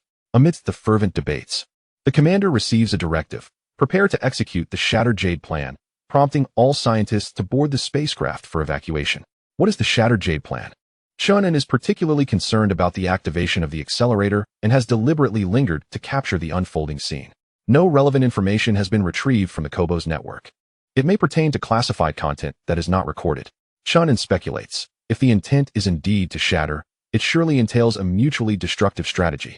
Surely, these scientists would not willingly face death. He has set his sights on these scientists, although the train possesses self-research capabilities. It relies heavily on the support of Fuyao and the train's inherent factories. Should there be high-caliber scientists available, Chen An would undoubtedly be eager to take them along. As he ponders, Fuyao detects an anomaly. The accelerator is rapidly powering up, drawing energy from the planet's core. The Kobosians intend to utilize the planet as a power source, forcefully activating the accelerator through destruction. The accelerator reaches 10% activation. Other trains remain oblivious. 50% activation. Still, other trains are unaware. 100% activation. The planet's interior begins to dissolve, and the accelerator is set to self-destruct within 3 minutes. In the imagery, the once dormant steel dragon awakens, its eerie blue luminescence illuminating the starry sky. Only at this juncture do the three trains finally recognize the unfolding situation. Cryan, taken aback, hastily prepares for defense. Yanli and Windsor also promptly deploy defensive measures, momentarily neglecting the slaughter of the Cobosians. Mere seconds later, a formidable beam of particles erupts from the impending collapse of the accelerator, piercing through millions of miles of starry expanse. Along the way, there are space fortresses, falling stars, and the remnants of warships. Yet, the particle beam disregards them all, barreling straight towards the Ratman's train. Cryan, fuming with indignation, exclaims, "Why target me among the three trains?" No sooner has he spoken than the particle beam strikes the train, causing it to sway violently, as if assailed by a tempest. Yet, that is all it can do. For the surface of the Ratman's train manifests a golden shield, perfectly repelling the particle beam, much like the previous encounter. Observing this scene, Chen An cannot help but scoff. These Cobosians never learn. They are fully aware of the Ratman train's defenses, yet they still fire at it? With such intensity, an attack on the other trains would surely yield devastating results. One could adopt a more optimistic perspective. The accelerator has depleted the defenses of the Ratmen, ultimately favoring us. Chen An's eyes gleam with excitement as he remarks, "Indeed, such a level of defense cannot be employed indefinitely. There must be a limit to its usage." Casting a sidelong glance at the visual feed, he witnesses the planet housing the accelerator utterly disintegrate, taking the accelerator along with it, reducing it to cosmic debris. It's a pity to consider how much manpower and resources were expended in constructing such a device. Fuyao, is it feasible for us to construct an accelerator of this caliber aboard our train? Its functionality and efficiency do not compare to that of the extraordinary orbital cannon. Hence, there is no necessity for its construction. Unless we significantly reduce its size, the only conceivable possibility would be to integrate the accelerator with energy crystals. However, our advancements in extraordinary technology have yet to reach that level. Chen An reflects. Thus, the significance of scientists cannot be overstated. The train's research capabilities alone are insufficient for such achievements for an indeterminate duration. This group of scientists shall be mine. As he envisioned the future, the enraged Cryan formally initiated the bombardment of Kobo's star. The warships unleashed their full arsenal, subjecting the planet's surface to indiscriminate attacks. He informed Yanli and Windsor not to worry about the lack of personnel. There would be no shortage of casualties. On the planet's surface, the people bore witness to the annihilation wrought by the accelerators, sinking deeper into despair. Sliven sighed mournfully. He had done all he could, rendered powerless under the weight of absolute force. As the spacecraft docked at his doorstep, Sliven voluntarily interrupted his recently restored privileges, discarding his phone, no longer wishing to concern himself with such trivialities. "Father," Shia rushed toward him, collapsing into Sliven's embrace. "We must take refuge underground." In the face of the carpet bombing from 3 vessels, there was no hope above ground. Only by retreating underground could they find a glimmer of life. As the cities and beings above faced catastrophic obliteration, within a mere 5 minutes, the death toll on Kobo's star surpassed 10 million, compelling the governor's office to request surrender. The application was sent by the intelligence officer, Reuven, as Scary had perished in the bombardment. "Esteemed extraterrestrial friends, we surrender and are willing to pay any price." Once his fury had somewhat subsided, Cryan ordered a ceasefire, presenting his terms: 3 million elite inhabitants, evenly divided by gender, half of Kobo's star's food supplies, and your complete technological suite. Those who activated the accelerators and issued the order for their use must die. As Cryan articulated his conditions, Chen An's train stealthily entered the alien sphere. They had ceased fire, marking the opportune moment for our entry.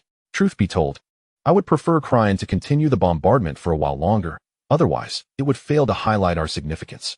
The primary target was the rodent people's train. We must strike while they are vulnerable, without waiting for their shields to regenerate. Chen An made various arrangements, and Fuyao executed them in sequence. Upon reaching the 3rd sphere, with the electromagnetic shield on the verge of failing to conceal them, Chen An decided to fully expose themselves and simultaneously deployed the patrol ship. The patrol ship was instructed to lie in ambush nearby, ready to launch an attack should any train attempt to escape.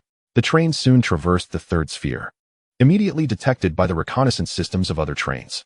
Inside the rodent people's train, the intelligence brain urgently alerted, detected a 4th train entering the Kobo system. Cryan initially paid little heed, but as the screen displayed the train had entered the 3rd sphere's interior, he was taken aback. How had it entered without detection for so long? Alert! The train is identified as Fuyao. Cryan's face drained of color as he exclaimed, "Fuyao, Chen An, how did that bastard arrive here? Chapter 128. Old K, having quite a good time. Cryan may disregard other civilizations, but he remained exceedingly vigilant against the Fuyao civilization. The last scene of Chen An obliterating the auto train left him profoundly shaken, becoming a psychological shadow. From his perspective, there seemed to be no conflict between Chen An and Otto, rendering the final act unnecessary. The sole possibility was that Chen An was a madman, a dictator, a tyrant. He promptly requested communication. This was dire. This fellow possessed an extraordinary orbital cannon capable of destroying two-star trains. Chen An accepted the communication, a benevolent smile adorning his face. Old K, looks like you're having quite the time. Killian was covered in goosebumps. That smile evoked memories of Rada, almost perfectly replicated.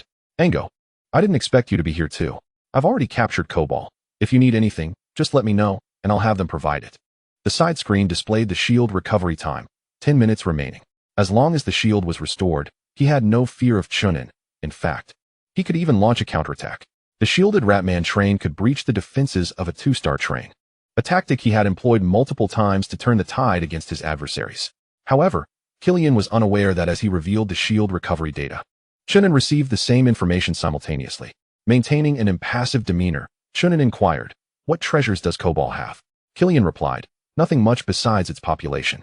The Cobalites have diverted all resources to constructing a space defense. The planet is utterly barren." Chen An remarked, "That sounds rather dull. Since I'm here, I must ensure some gain. Ango, look over there at the train. It belongs to the half-scaled and the Bluebird people. We can join forces to take them down. And then both cores will belong to you." Chen An responded, "That's a commendable proposal. Step aside a bit as I prepare to fire. I wouldn't want to accidentally harm you." As communication was severed, Killian ordered his train to retreat to the side. His expression darkened as he asked the intelligence brain, "How long can the shield withstand the extraordinary orbital cannon?" The intelligence brain replied, "It can fully withstand the first shot and even launch a counterattack. However, if they fire a second shot, we will not be able to withstand it. Their first target will be the Bluebird people or the half-scaled. We only need to endure the second shot. As for a third shot, it won't be easily fired, as it requires a longer charging time." While they spoke, communications from Yanli and Windsor came in succession. Killian rejected all, fearing misinterpretation by Chen An. He secretly hoped Chen An would fire twice, eliminating them all, thus granting him the chance to acquire 3 cores simultaneously. The thought exhilarated him. Looking up at the porthole, he noticed the Fuyao train's exterior glowing with a shimmering blue light, a sign that it was in the latter half of its charging phase. Other trains recognized this signal as well, especially the Bluebird people, who were once neighbors to Chen An and were quite familiar with his train and temperament. Yanli gritted his teeth. "That bastard Chen An is so capricious. How did I end up encountering him? We must abandon the resources of Cobalt and leave immediately." The Bluebird people acted decisively, steering their train away from the system. Windsor, less informed about Chen An, reacted slowly. She even attempted to contact him, harboring high hopes for his conscience. Unfortunately, anyone who could become a train captain had long since had their conscience ruthlessly crushed. Seeing communication was futile, Windsor hastily maneuvered her train away, prioritizing evasion of danger. However, even with all their speed, they remained within the range of the extraordinary orbital cannon.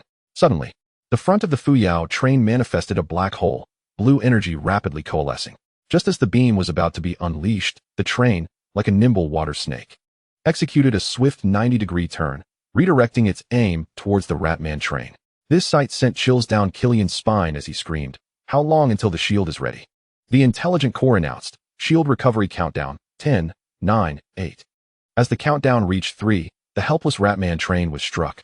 The tremendous impact not only pierced through the train, but even overturned it. This was an energy worth 200 million energy crystals, and Chen An regarded the Ratman with utmost seriousness. Meanwhile, the spectacle of the cosmos was broadcasted to the surface of Kobos, leaving the Kobosians, who were hiding in their air raid shelters, utterly perplexed.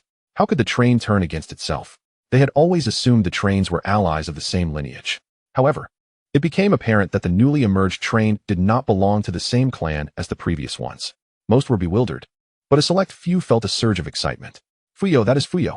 The prophecy of the seer was not mistaken. The other trains were embodiments of evil, and only Fuyao represented hope. "We are saved." Equally exhilarated was Slywin. He had initially believed that the Fuyao train was merely a fictional construct within the game, never anticipating its actual existence, and that it had arrived on the surface of Kobos. Yet, he harbored another layer of concern. Would this train, like the others, be driven by a quest for resources? Amidst the witness of countless cabotions, the Ratman train flipped dozens of times under the immense force, smashing through more than 10 asteroids, ultimately becoming 2 segments adrift in the starry expanse. What a terrifying weapon. What would be the consequence if such a weapon were aimed at Kobos? The planet might face utter annihilation. Unperturbed by the astonishment of the cabotions, Chen An shifted his focus towards the other trains once he confirmed that the Ratmen would not pose a significant threat. He aimed to seize both the core and resources. There was no possibility of allowing the other trains to escape. At that moment, the fastest of the Bluebird trains had arrived at the 3rd stellar ring. The driver believed he was on the verge of escape, only to discover that a celestial patrol ship was concealed near the destroyed fortress, radiating a blue glow. An extraordinary orbital cannon? Unthinkable. It was merely a patrol ship. Even with his high intelligence, Yanli could not fathom Chen An's extravagance in equipping the patrol ship with such a weapon. He refrained from provoking it, opting instead to attempt a hasty retreat from the Kobos system. However, the main cannon of the patrol ship soon fired a blue beam, striking directly at the propulsion layer of the Bluebird train. The first-tier extraordinary orbital cannon could not penetrate the defenses of a second-tier train, but was capable of compromising its operational capabilities. Yanli was aghast. Chen An, can you possibly be any more sinister? Hurry and make repairs. We must accelerate. Having previously absorbed a core, the train, though lacking formidable offensive and defensive attributes, possessed commendable repair capabilities.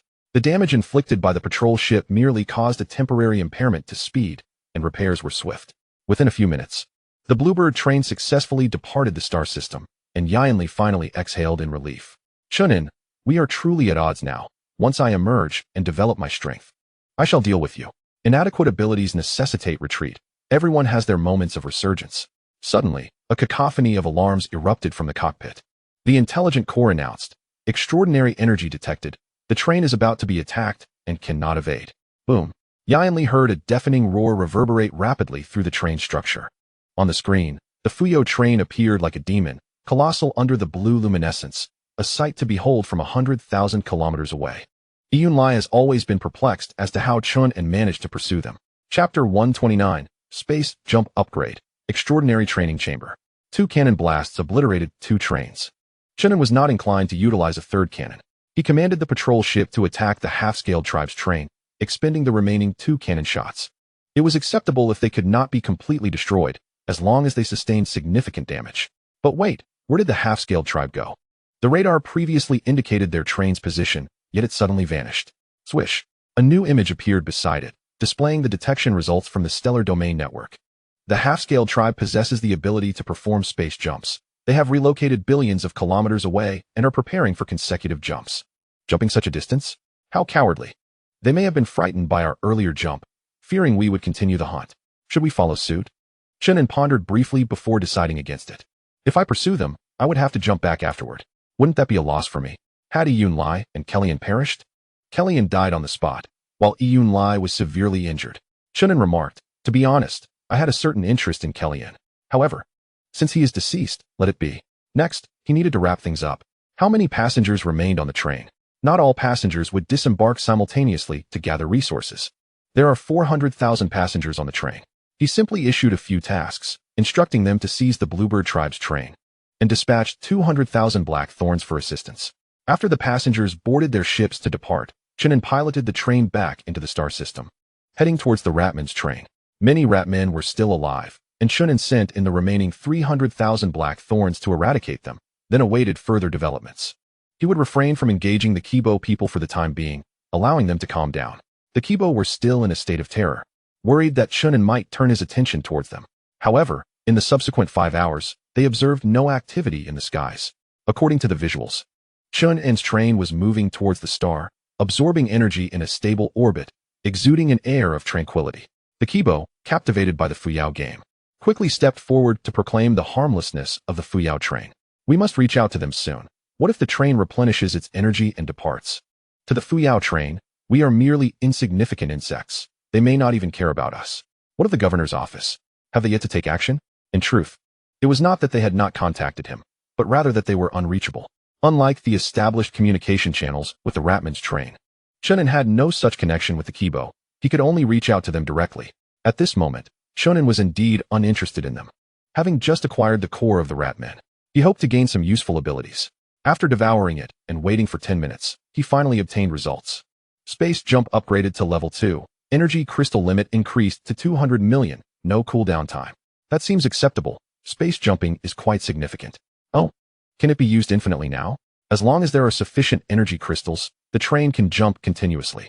Chen An chuckled wryly. The phrase "as long as there are sufficient energy crystals" is the greatest limitation. The vastness of the cosmos means that even if I fill the energy crystals to capacity, I cannot jump very far. Hence, space jumps cannot be utilized for traveling, but only for retreating or pursuing.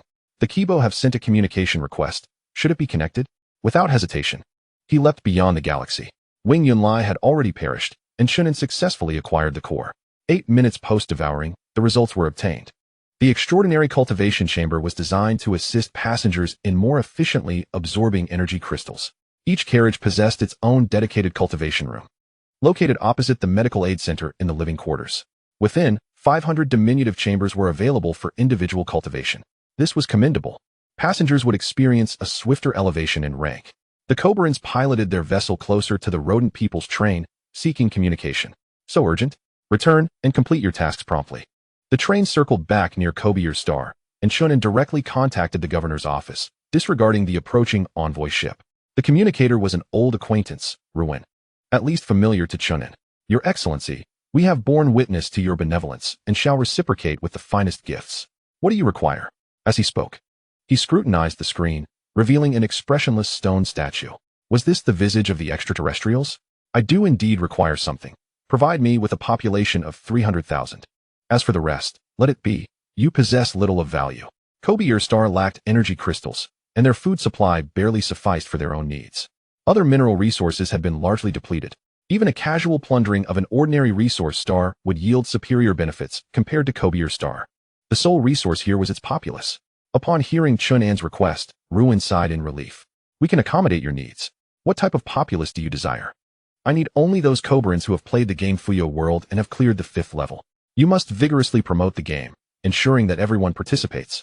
Furthermore, if the numbers exceed, prioritize the youth and children. Ruin readily acquiesced, finding these demands quite simple. My lord, we shall prepare a lavish feast to honor you. The finest food and the most beautiful maidens. Chen An's eyelids twitched. No maidens, just send me Silwen. To be frank, he found Liu more appealing than the extraordinary-looking Cobrans. The governor's office decreed that all individuals must enter Fuyao world to clear levels, with rewards granted for each stage conquered. All who had surpassed the 5th level were required to report. Failure to do so would be deemed treason. The future of the Cobrans lies in your hands. Let us make haste. Those who had already played the game were at ease, while those yet to enter were urged to log in swiftly, motivated by monetary rewards and the completion of tasks. In merely half an hour, Fuyao detected 500 million Cobrans entering the game. Regrettably, most were unable to clear even the 1st level, indicating their poor talent. Chen An remained unfazed. It matters not. We do not require so many. If they were all geniuses, it would only complicate matters. Has Silwen not arrived yet? He had learned in advance that the governor's office was coming to apprehend him, prompting him to flee with his wife and children, while authorities were in pursuit. Chen An chuckled in exasperation. Did I fail to articulate my request clearly? Or did Ruin misinterpret? Meanwhile, in the city of Yeru, Silwen navigated the streets with his wife and daughter, his driving skills awe-inspiring. Daddy, why do they want to capture you? Slywin, drenched in sweat, managed to maintain a smile in front of his daughter. Father is formidable. Those people are afraid. He reassured her. Do not worry, dear. I shall take you to a safe place. His wife was aware of Slywin's intentions, but felt powerless to dissuade him, resigning herself to silence. After being pursued for 2 hours, Slywin strode confidently onto the street, only to be apprehended by a group of guards. Where are you taking me? He inquired. The captain of the guards, looking apologetic, replied, the train's master has specifically requested your presence. We have no choice but to escort you. Marshal, do you have any unfulfilled regrets? Slywin answered calmly, no regrets. Let us proceed. I am curious to see what the train's master looks like. He had seen it once before, but only as a statue. Chapter 130. Guiding the train and bearing its burdens to ensure safety. The governor's office dispatched 500 guards to escort Slywin aboard a spacecraft en route to the train. As the vessel ascended, Slywin gazed down at the battered surface of Kobeir, sighing repeatedly. This was the fate of the Kobeir people, an inescapable destiny. As the landscape became indistinct, Slywin looked skyward, faintly perceiving the silhouette of the train, larger than anything in the game. This suggested that the game was, in fact, their conspiracy. Yet, he pondered, what could be the purpose behind such actions? Logically, the train already had control over Kobyr and did not require something as intangible as a game. Was it to manipulate the thoughts of the Kobyr people? Unlikely. A mere game could not achieve such a feat with various uncertainties swirling in his mind. The spacecraft gradually approached the train. The doors of the 11th carriage opened, but the ship was not permitted entry. Instead, a dedicated craft belonging to the train docked with the spacecraft from Kobyr, from which several robots emerged to escort Slywin away. Robots? A sense of trepidation washed over Slywin. If the train was populated entirely by robots, his fate would likely not be favorable. In the cockpit, Chen An asked, is he a special extraordinary? Once he enters the train, let him absorb an energy crystal. As his awakening is incomplete, came the response. On screen, Slywin followed the robots into the living quarters of the 11th carriage, where service robots procured an energy crystal for him. Should I consume it? Slywin, displaying a sense of resolve, brought the crystal to his mouth. The robots intervened, instructing him, hold the crystal tightly and focus on perceiving it. Slywin clenched the energy crystal in his right hand, feeling the energy rapidly dissipate, coursing from his palm into his arm and then throughout his entire body. What is happening to me? He gasped in astonishment. His remarkable talent allowed him to absorb the crystal swiftly, and in mere moments, it vanished, leaving only a faint blue residue in his hand. Meanwhile, Fuyao finally reached a conclusion. He is a special extraordinary, a navigator. This intriguing title prompted Chen An to inquire. What does that mean? Navigator, one who guides the train and bears its burdens. It seemed a highly significant role, yet I still did not fully comprehend. Please elaborate. The universe is vast, and danger lurks everywhere. Even the train may encounter countless lethal threats. For instance, the onslaught of star beasts, ambushes from other trains, and natural forces. The navigator possesses the capability to pilot a spacecraft ahead of the train, endowed with formidable reconnaissance and stealth detection skills, rendering unknown dangers utterly visible. Should the vessel he commands come under attack, both he and the ship will temporarily receive an energy shield, rendering them immune to all harm. Chen An was taken aback, exclaiming that this was exceedingly overpowered, surely fraught with flaws. The price for immunity to damage is dire. The navigator can only evade injury 9 times in a lifetime. And upon the 9th occasion, he meets his demise. I surmise that if he remained aboard the train, he could potentially safeguard it against 9 fatal threats, though 8 would suffice. The navigator's abilities activate automatically and cannot be manually adjusted. However, if he is within the train, it is considered a state of refuge, and his powers will not trigger. This seems quite reasonable, given the navigator's stature. If he is within the train, he is not technically navigating. Would his abilities activate if his ship faced a non-lethal attack? Only lethal threats that pose a danger to the train will trigger his power. If an attack does not threaten the train, the navigator will abandon the ship to seek safety. Chen An understood clearly. Thus, it would be prudent to have him pilot the celestial ship ahead to scout the path. Is this necessary? The train is equipped with radar detection, and the star domain network can also be of assistance. Regardless of the detection method employed, there are always ways to hinder or nullify it. For instance, stars can interfere with the star domain network. However, the navigator is immune to such interference and can accurately identify threats.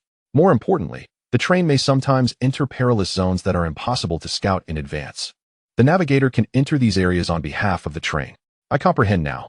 The navigator is essentially the train's expert in navigating hazards. However, a dilemma arises. No ship can match the train's speed, and the navigator's involvement may slow the overall pace. Constructing a dedicated navigation vessel would suffice. One that need not be large or armed, capable of matching the train's velocity. Warships will undergo iterative upgrades and eventually catch up to the train's speed. In the future, a fleet of navigation ships could be established to bolster offensive and defensive capabilities. Chen An nodded, suggesting that Slywin be given a wristwatch to familiarize himself with the train's fundamental details.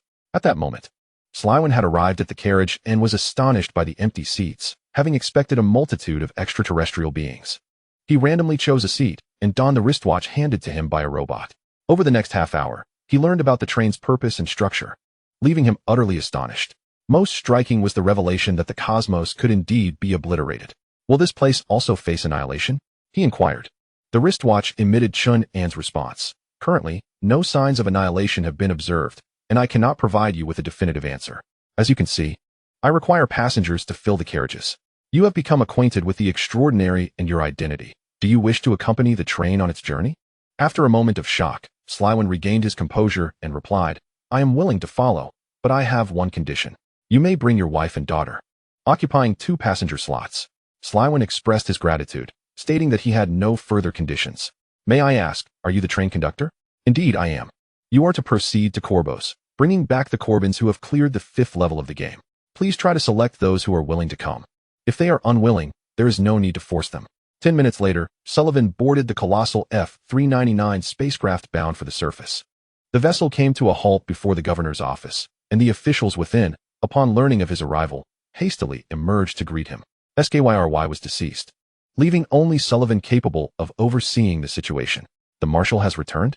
Pray tell, Marshal, what transpired aboard the train? The marshal appears significantly younger.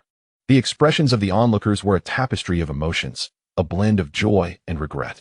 Sullivan observed it all, yet he found himself indifferent to their sentiments. Only by becoming extraordinary could one truly grasp the vastness of the future.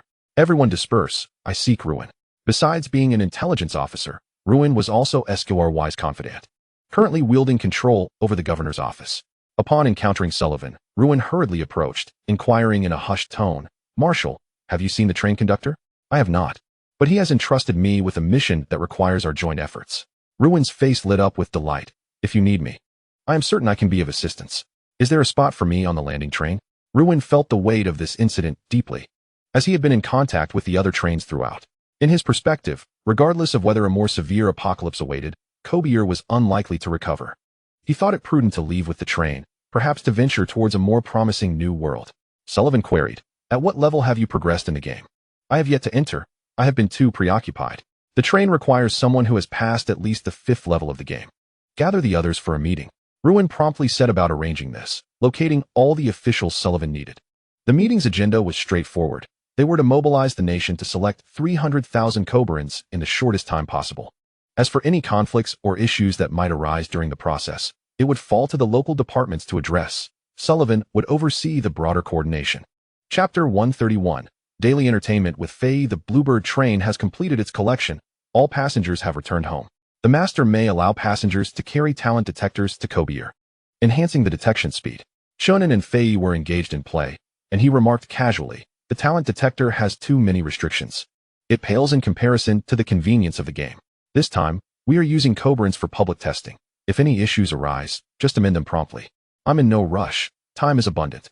Faye, have you been secretly practicing your chess skills? The thought of failing to defeat Faye at 5 in a row was more troubling to Chen An than the Kobrins. Faye grinned as she fiddled with the pieces and suggested, shall we play Go instead? Chen An's lips twitched. Go would be too challenging for you. I do not wish to take advantage. In reality, with Faye's cognitive capabilities, the more complex the game, the greater her advantage, and Chen An preferred to avoid self-inflicted torment. Suddenly, an idea struck Chen An, and he asked, do you know the game Do Diju? Faye tilted her head in thought and replied, I recall from the history of the Purple Star people that during peasant uprisings, landlords would be captured and judged. Is that the essence? I was referring to Do Diju, a game from Earth. Faye expressed surprise. What is Earth? There is no relevant information online. It is a beautiful planet. I do not know if it has faced annihilation. To be honest, I hope the train can pass through the Milky Way in the future. Though I lack parents in the realm of Zixing, I still have them on Earth. He realized that he was not the heartless conductor he once believed himself to be, as thoughts of his loved ones on Earth lingered in his mind. Fuyao, are you familiar with the Milky Way? Currently, the star chart does not display the Milky Way. It may lie beyond the chart, or perhaps its name is not standardized. If you happen to encounter an astrologer in the future, you may ask them to assist with a divination. Such extraordinary phenomena exist. Fascinating. He was lost in reverie, contemplating what it would be like if he truly discovered the Milky Way. Brother, what are you thinking about? You still haven't told me what Do Diju is. Chen An snapped back to reality and instructed the factory to produce several decks of playing cards for him. Fuyao, we could launch some online card games in the market. Not everyone is inclined to spend their time in the entertainment district. He then summoned Lo Yu and taught them the rules. It's as simple as that. Do you understand? The clever Faye nodded eagerly, thrilled to learn a new game. Lo Yu, being slightly slower on the uptake, required Chen An to explain it once more. It wouldn't be fair to label her as slow. After all, she was neither a thought energy user like Faye nor a humanoid being. I've got it too. How about this, Chen An? You can be the landlord, and Faye and I will handle the rest and serve you.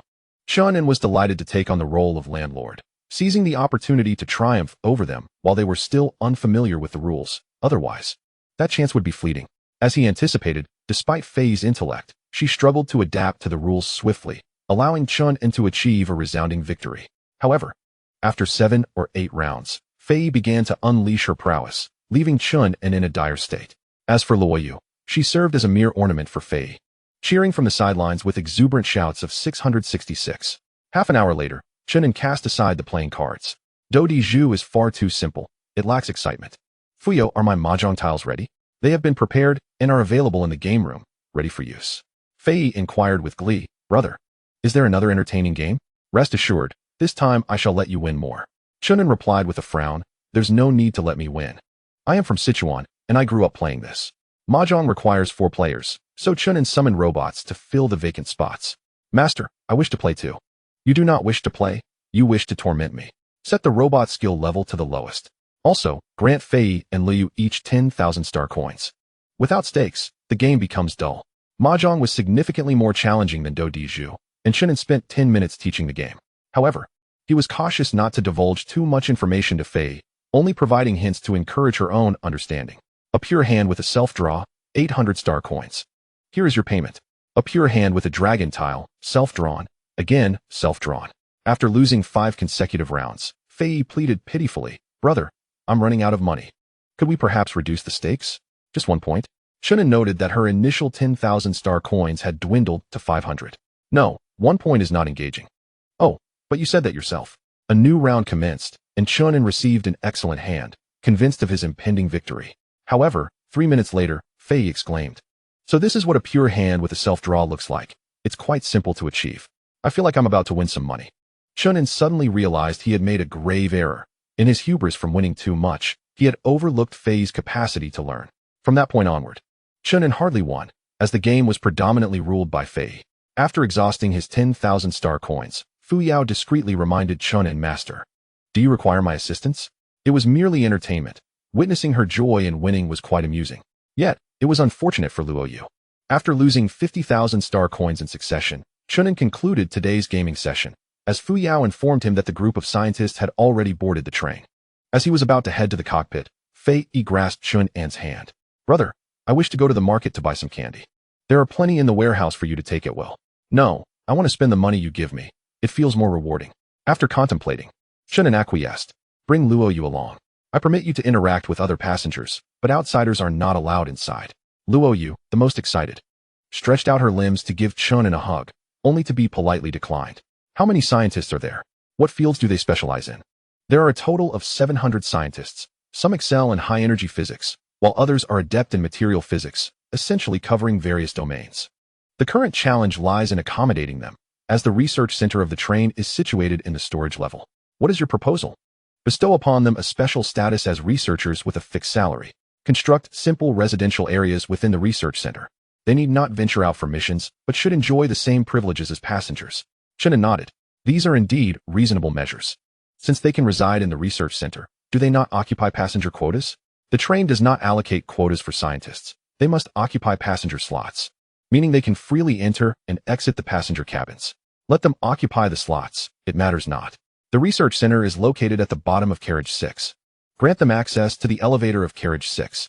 The various levels of the train are interconnected, with numerous passageways. However, passengers do not possess entry rights to these corridors. Are regulations being established? Yes, fixed rules should be formulated so that similar arrangements can be made for future scientists. By the way, is there sufficient space in carriage 6? There are vacancies left by deceased passengers. Even if space is limited, adjustments can be made. What will this group of scientists be researching? Chen An took his time deliberating. First, reviewing the current state of the train. He decided to have the scientists investigate extraordinary technologies. Given their intelligence, they would likely achieve results more swiftly. After making these arrangements, Chen An found himself at a loose end. Later, Fei sought out Chen An again. Brother, the oceans on Kubo Star are so beautiful. Can we go play? Can it still be beautiful after being bombed to such an extent? Come, I will take you to play. As the spaceship entered the orbit of Kubo Star, Fuyao's alert left Chen An astounded. A reconnaissance sphere 10 billion kilometers away has detected a 2-star train. Data correction, 2 trains. Data correction, 8 trains. Data correction, 12 trains. Chapter 132. The train sets sail, departing the Kubo Star system. The total number of trains amounted to 18, positioned closely together, resembling a coalition. Chen An, disregarding his visit to Kubo Star. Immediately instructed Fuyao to prepare for an escape. If they had come here, it would certainly not be for peaceful purposes. Chen An could not afford to take risks by making contact. Avoiding them was the safest course of action. However, it was not long before Fuyao informed Chen An that those trains had not approached, but were instead moving in a straight line, their distance exceeding 150 billion kilometers. Where were they headed? Could they discern the type of civilization? The distance is too great. The Star Domain Network cannot retrieve further information. They are certainly en route to the Lioli continent, following the same path as us. Chen An speculated. The presence of 18 trains in the Alliance indicated they were local trains, not having jumped from other star systems. Might they be lying in wait ahead? They are likely unaware of our existence, so that is improbable. At this moment, the significance of the navigator became apparent. Having grown accustomed to taking the role of the sixth, I always feared other trains might be lying in ambush. You should observe continuously until they have completely departed. Chen An piloted the spacecraft onward to Kubo Star. Fei inquired, "Brother, is the situation serious?" "Not serious. The crisis has been averted." "Where would you like to go for fun?" She reached out to operate the screen, preparing for the spacecraft's landing. Half a minute later, Fuyao offered the final reminder. "All trains have left our detection range." Chen An relaxed entirely, shifting his focus to Kubo Star. It was a splendid planet, larger than Zixing, yet severely damaged. 3 trains had conducted a carpet bombing, and although the destruction was not global, most cities resembled mere ruins. The spacecraft was not set to land in any city, but rather on a beach in the southern hemisphere. The beach was devoid of Kubo people, and the spacecraft quietly descended. What is the point of an empty beach? Chen An had expected it to be bustling. Fei exclaimed with excitement. "This is precisely what makes it interesting. My hometown has no sea, and I have never played here before." Chen An replied, "You and Luoyu can play. I will just take a stroll."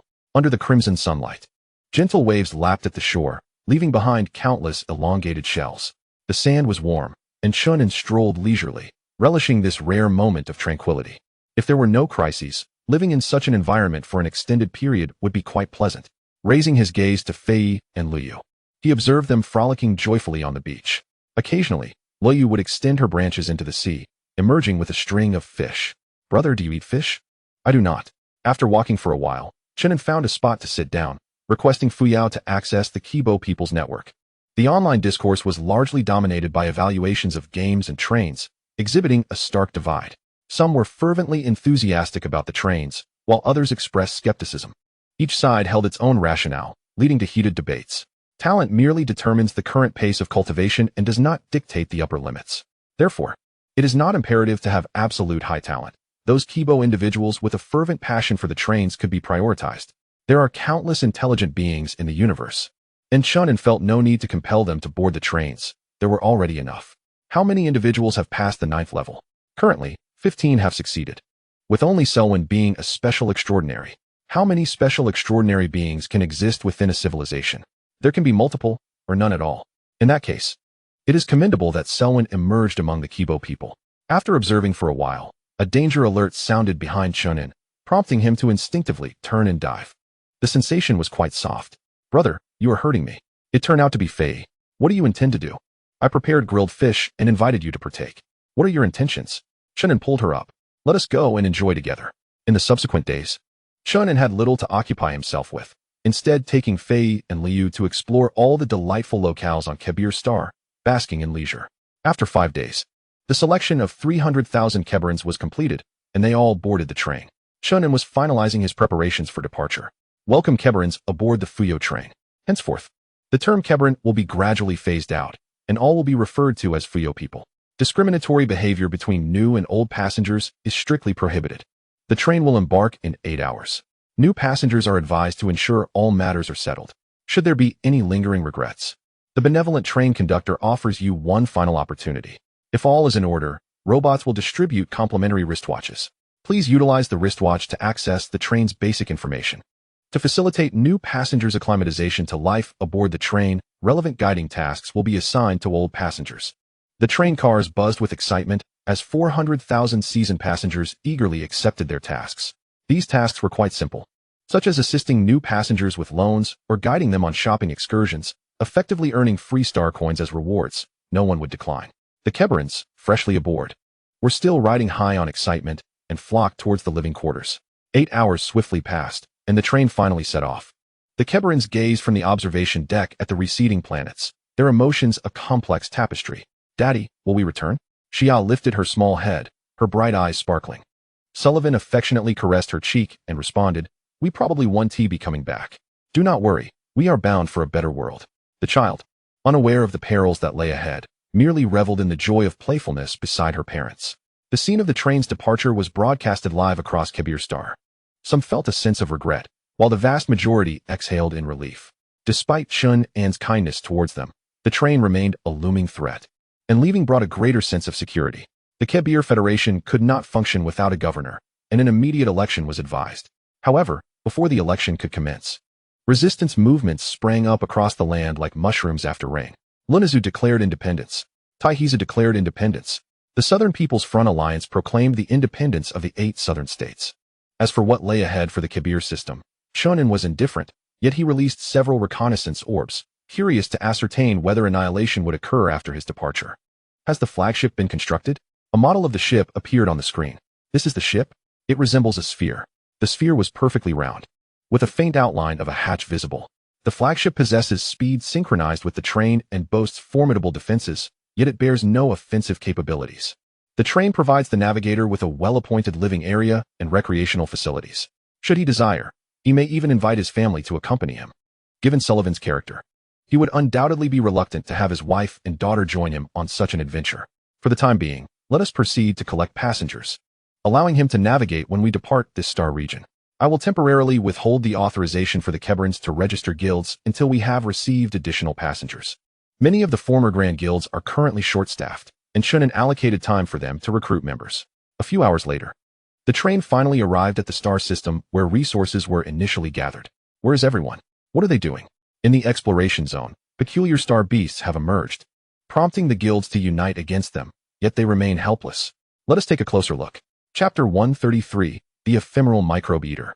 Boom, boom, boom. Beyond the great mountains, hundreds of vessels hover in the air. Laser beams fire in unison, yet fail to inflict significant damage upon the dark mass within. The deafening hiss of the creatures resonates loudly. Their formidable defenses render simple energy weapons utterly ineffective. Everyone, keep your distance. Be wary of attacks. They can breach the ship's defenses.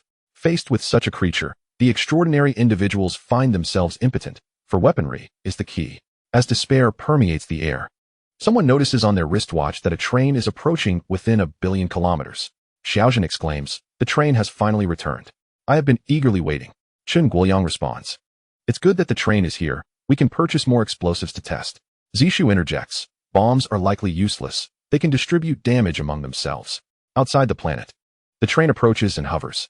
Fuyao gathers detailed information and displays it on the screen for Chen and Microbe Eater. It resembles an ant, but is as large as a rat. Countless numbers combine to form a towering mound of insects, an unsettling sight indeed. How can so many guilds fail to eliminate them? Individually, the microbe eaters are not formidable. They can be easily dispatched with blue light. However, when they swarm, they can share energy damage. In fact, kinetic weaponry may prove more effective in exterminating them. Chen An replies, sharing is not the same as negating. I am keen to see just how much they can share. Deploy 10 destroyers.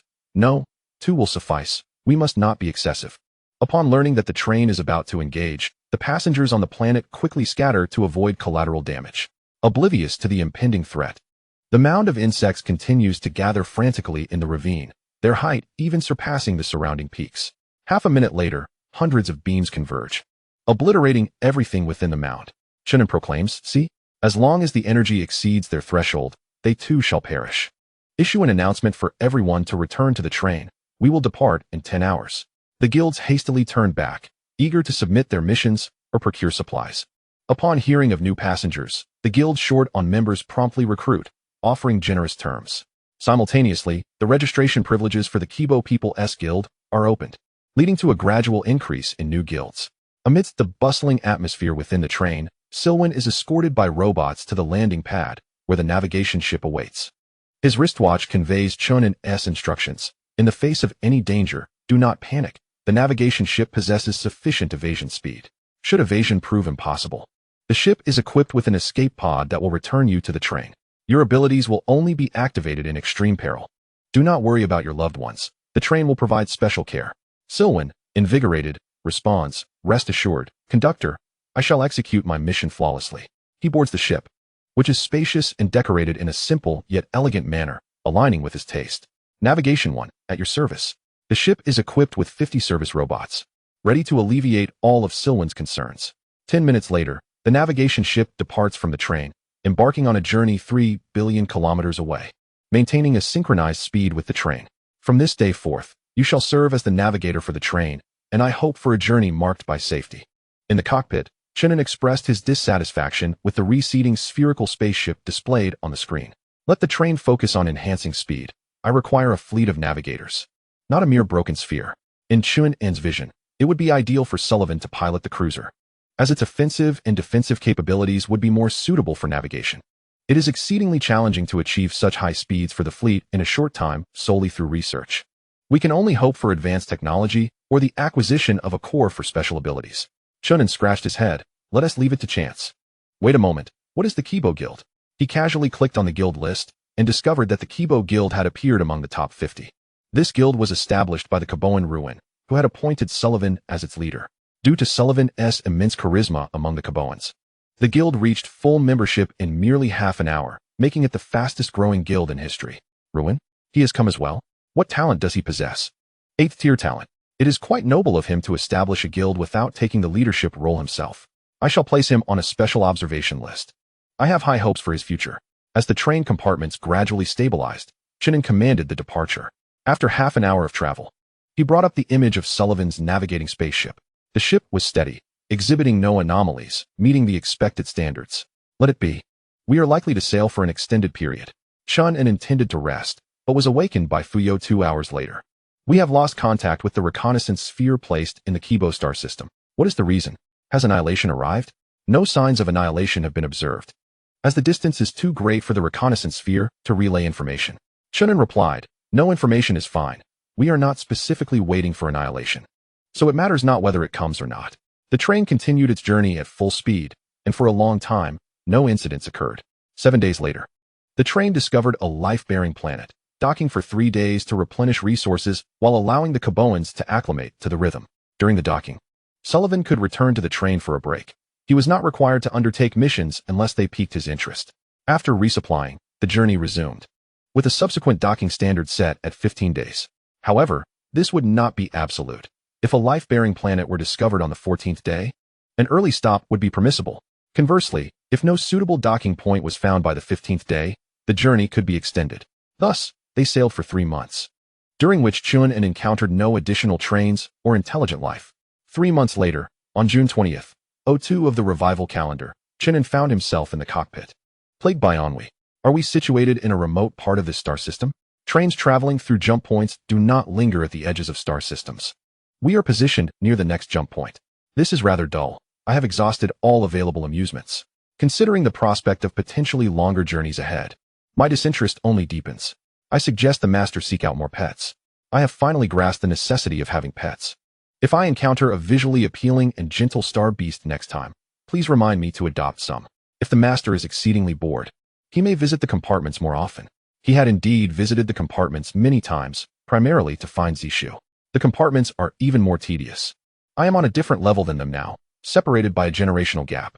Chen An envied Fei Yi, who frolicked about the carriage with unrestrained joy. The presence of Fei Yi and Luo Yu had become well known among the passengers, who were aware of their origins from the conductor's private quarters and dared not offend them. Just as boredom began to set in, a message arrived from Sullivan. Chen An perked up and inquired, what unexpected event has transpired? Sullivan replied, countless corpses of star beasts are adrift in the cosmos, their origins currently unknown. Chen An commanded, remain where you are, the train will arrive shortly. Fuyao, display the visuals. The screen revealed a breathtaking sight. The expanse of space, 30 billion kilometers away, was densely populated with various star beast carcasses, floating in a hauntingly beautiful spectacle. Chapter 134, Special Space, Restrictions of the Star Domain Network. This was a desolate and frigid asteroid belt, where Sullivan navigated the guiding ship with caution, striving to avoid contact with the frozen remains. The corpses did not reveal any distinct characteristics of the star beasts. Only occasionally could one discern some exposed keratinous structures. If Sullivan were to describe them, he would suggest that these star beasts had been crushed by some force, their flesh amalgamated into grotesque masses. He maneuvered the ship to survey the surroundings, where the asteroids were interspersed with these flesh spheres, some even fused to the asteroids. Impervious to collision. Before long, the space outside the asteroid belt began to warp, and a black vortex emerged, from which the train materialized. Beep, beep, beep. Sullivan received a message allowing him to temporarily return to the train. Subsequently, several ships departed from the train to gather the star beast remains in proximity. Within the cockpit, Chen An felt a physiological discomfort at the sight of the grotesque masses scattered across the cosmos. Could it be the work of the train ahead? The train could not achieve such devastation. It resembles more the collision of two celestial bodies, where immense pressure pulverized the star beasts, scattering their remains into an elliptical form. The Star Domain Network is unfolding to investigate the impact site of the collision. After half an hour, Fuyao indicated that the analysis of the star beasts was complete. The screen displayed the overall structure of the star beast, standing approximately 10 meters tall, with limbs grounded. Its massive form was covered in a keratinous layer reminiscent of fish scales, indicative of formidable defenses. The star beast's neck was about half a meter long, with its diminutive head tilted upwards, appearing to belong to a herbivorous species. Does it have a name? Biological evolution has countless branches, and even slight changes can give rise to new species. Thus, the star beasts we encounter henceforth will likely lack names. However, you may assign them one. Naming them proved to be the most cumbersome task. A simple numerical designation would suffice. This star beast has been designated as XS001 and has been recorded in the Star Beast repository. Is it of any utilitarian value? The star beast's corpse lacks a complete structure and is severely irradiated, rendering it devoid of any utility. Then it is of no consequence. Have we not yet located the impact site? It is possible that the event was not caused by a celestial collision. We currently lack sufficient information. During the train's energy replenishment, Chen An dispatched several warships to scour the surroundings meticulously, yet they uncovered no anomalies. The star beast corpses seemed to have materialized from thin air. Very well, let us resume our journey. Have Sullivan take the lead. An ominous premonition stirs within me. Should we consult Luoyu for a prophecy? Not necessary. Her lifespan is currently limited. For the subsequent 3 days, no anomalies occurred. However, at the dawn of the 4th day, Sullivan's spacecraft vanished abruptly. The Star Domain Network lost all information regarding the ship, yet we managed to establish contact with Sullivan. Moments later, his image appeared, displaying a look of utter perplexity at the train's alerts. I felt no particular emotion, for the starry sky here was identical to that of before. Chen An instructed, pilot the spacecraft onward, providing us with ample footage. The lead ship traversed 1 billion kilometers, with the information gradually becoming indistinct. Chen An advised, you must return immediately. See if you can get back to the train. Interestingly, Sullivan was unable to return, finding himself increasingly distanced from the train, regardless of the direction he flew. In other words, no matter which way he chose, he would drift further away from the train. Fuyao, what is happening?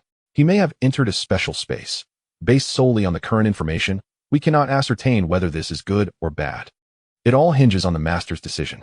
Chen An found himself at an impasse, so he summoned Liu to predict the train's experiences over the next 3 days. No more was required, just 3 days. Luoyu commenced her prophecy and concluded. The train would continue its journey for 3 days without any unforeseen events. Since there appeared to be no issues, we decided to venture in. For hours later, Chen An detected no anomalies, yet Fuyao was able to sense them. We have entered a special space. The Star Domain Network is attempting to gather information. The Star Domain Network is constrained, with a maximum range of merely 200 billion kilometers and the high-precision range narrowed to 25 billion kilometers. Chen An acquired a view of the surrounding starry expanse and realized that Sullivan's earlier assertions were somewhat inaccurate. The celestial panorama appeared darker and more oppressive, evoking a sensation akin to entering hell. However, as the train gradually approached the nearby stellar system, this heaviness began to dissipate, the warmth emanating from the stars alleviating the discomfort within his heart. After 5 minutes, Fuyao provided a stellar map of the vicinity, revealing that the star systems here were exceedingly sparse, with vast distances between them. How much energy crystal is required to jump to the nearest star system? 17 million energy crystals. According to Luoyu's prophecy, the train would travel continuously for 3 days, signifying that no gains would be made during this period. So be it. 3 days it is. The train persisted in its voyage, arriving at the nearest star system 17 hours later. Yet, this stellar system was in a state of collapse, with shattered planets strewn across the stellar orbit, rendering the train too apprehensive to enter. After 2 more days of travel, we finally discovered a stable star system. The train docked into orbit and detected 2 life-bearing planets. This system was small, Yet astonishingly, it contained 2 life-bearing planets. Fuyao subsequently provided the detection results. The planets have been temporarily designated as A and B, both surfaces teeming with vast numbers of star beasts, all of a singular variety. Upon viewing the detailed images, Chen An was astonished. XS001. The Star Beast database is currently correcting the information.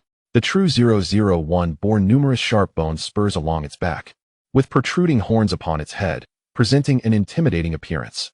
This star beast is herbivorous and possesses low aggression. It is advisable to obtain samples for more detailed analysis. While the train replenished its energy, Chen An dispatched a spacecraft and robots to land on the 2 planets. Meanwhile, the train issued hunting tasks to the passengers, disseminating all known information about the planet across the network. However, it was not long before Fuyao detected other trains. This train belongs to the half-scale tribe, situated 1 trillion kilometers ahead of us. Chen An became intrigued. It appeared that the half-scale tribe had not traversed our route. Were there other trains?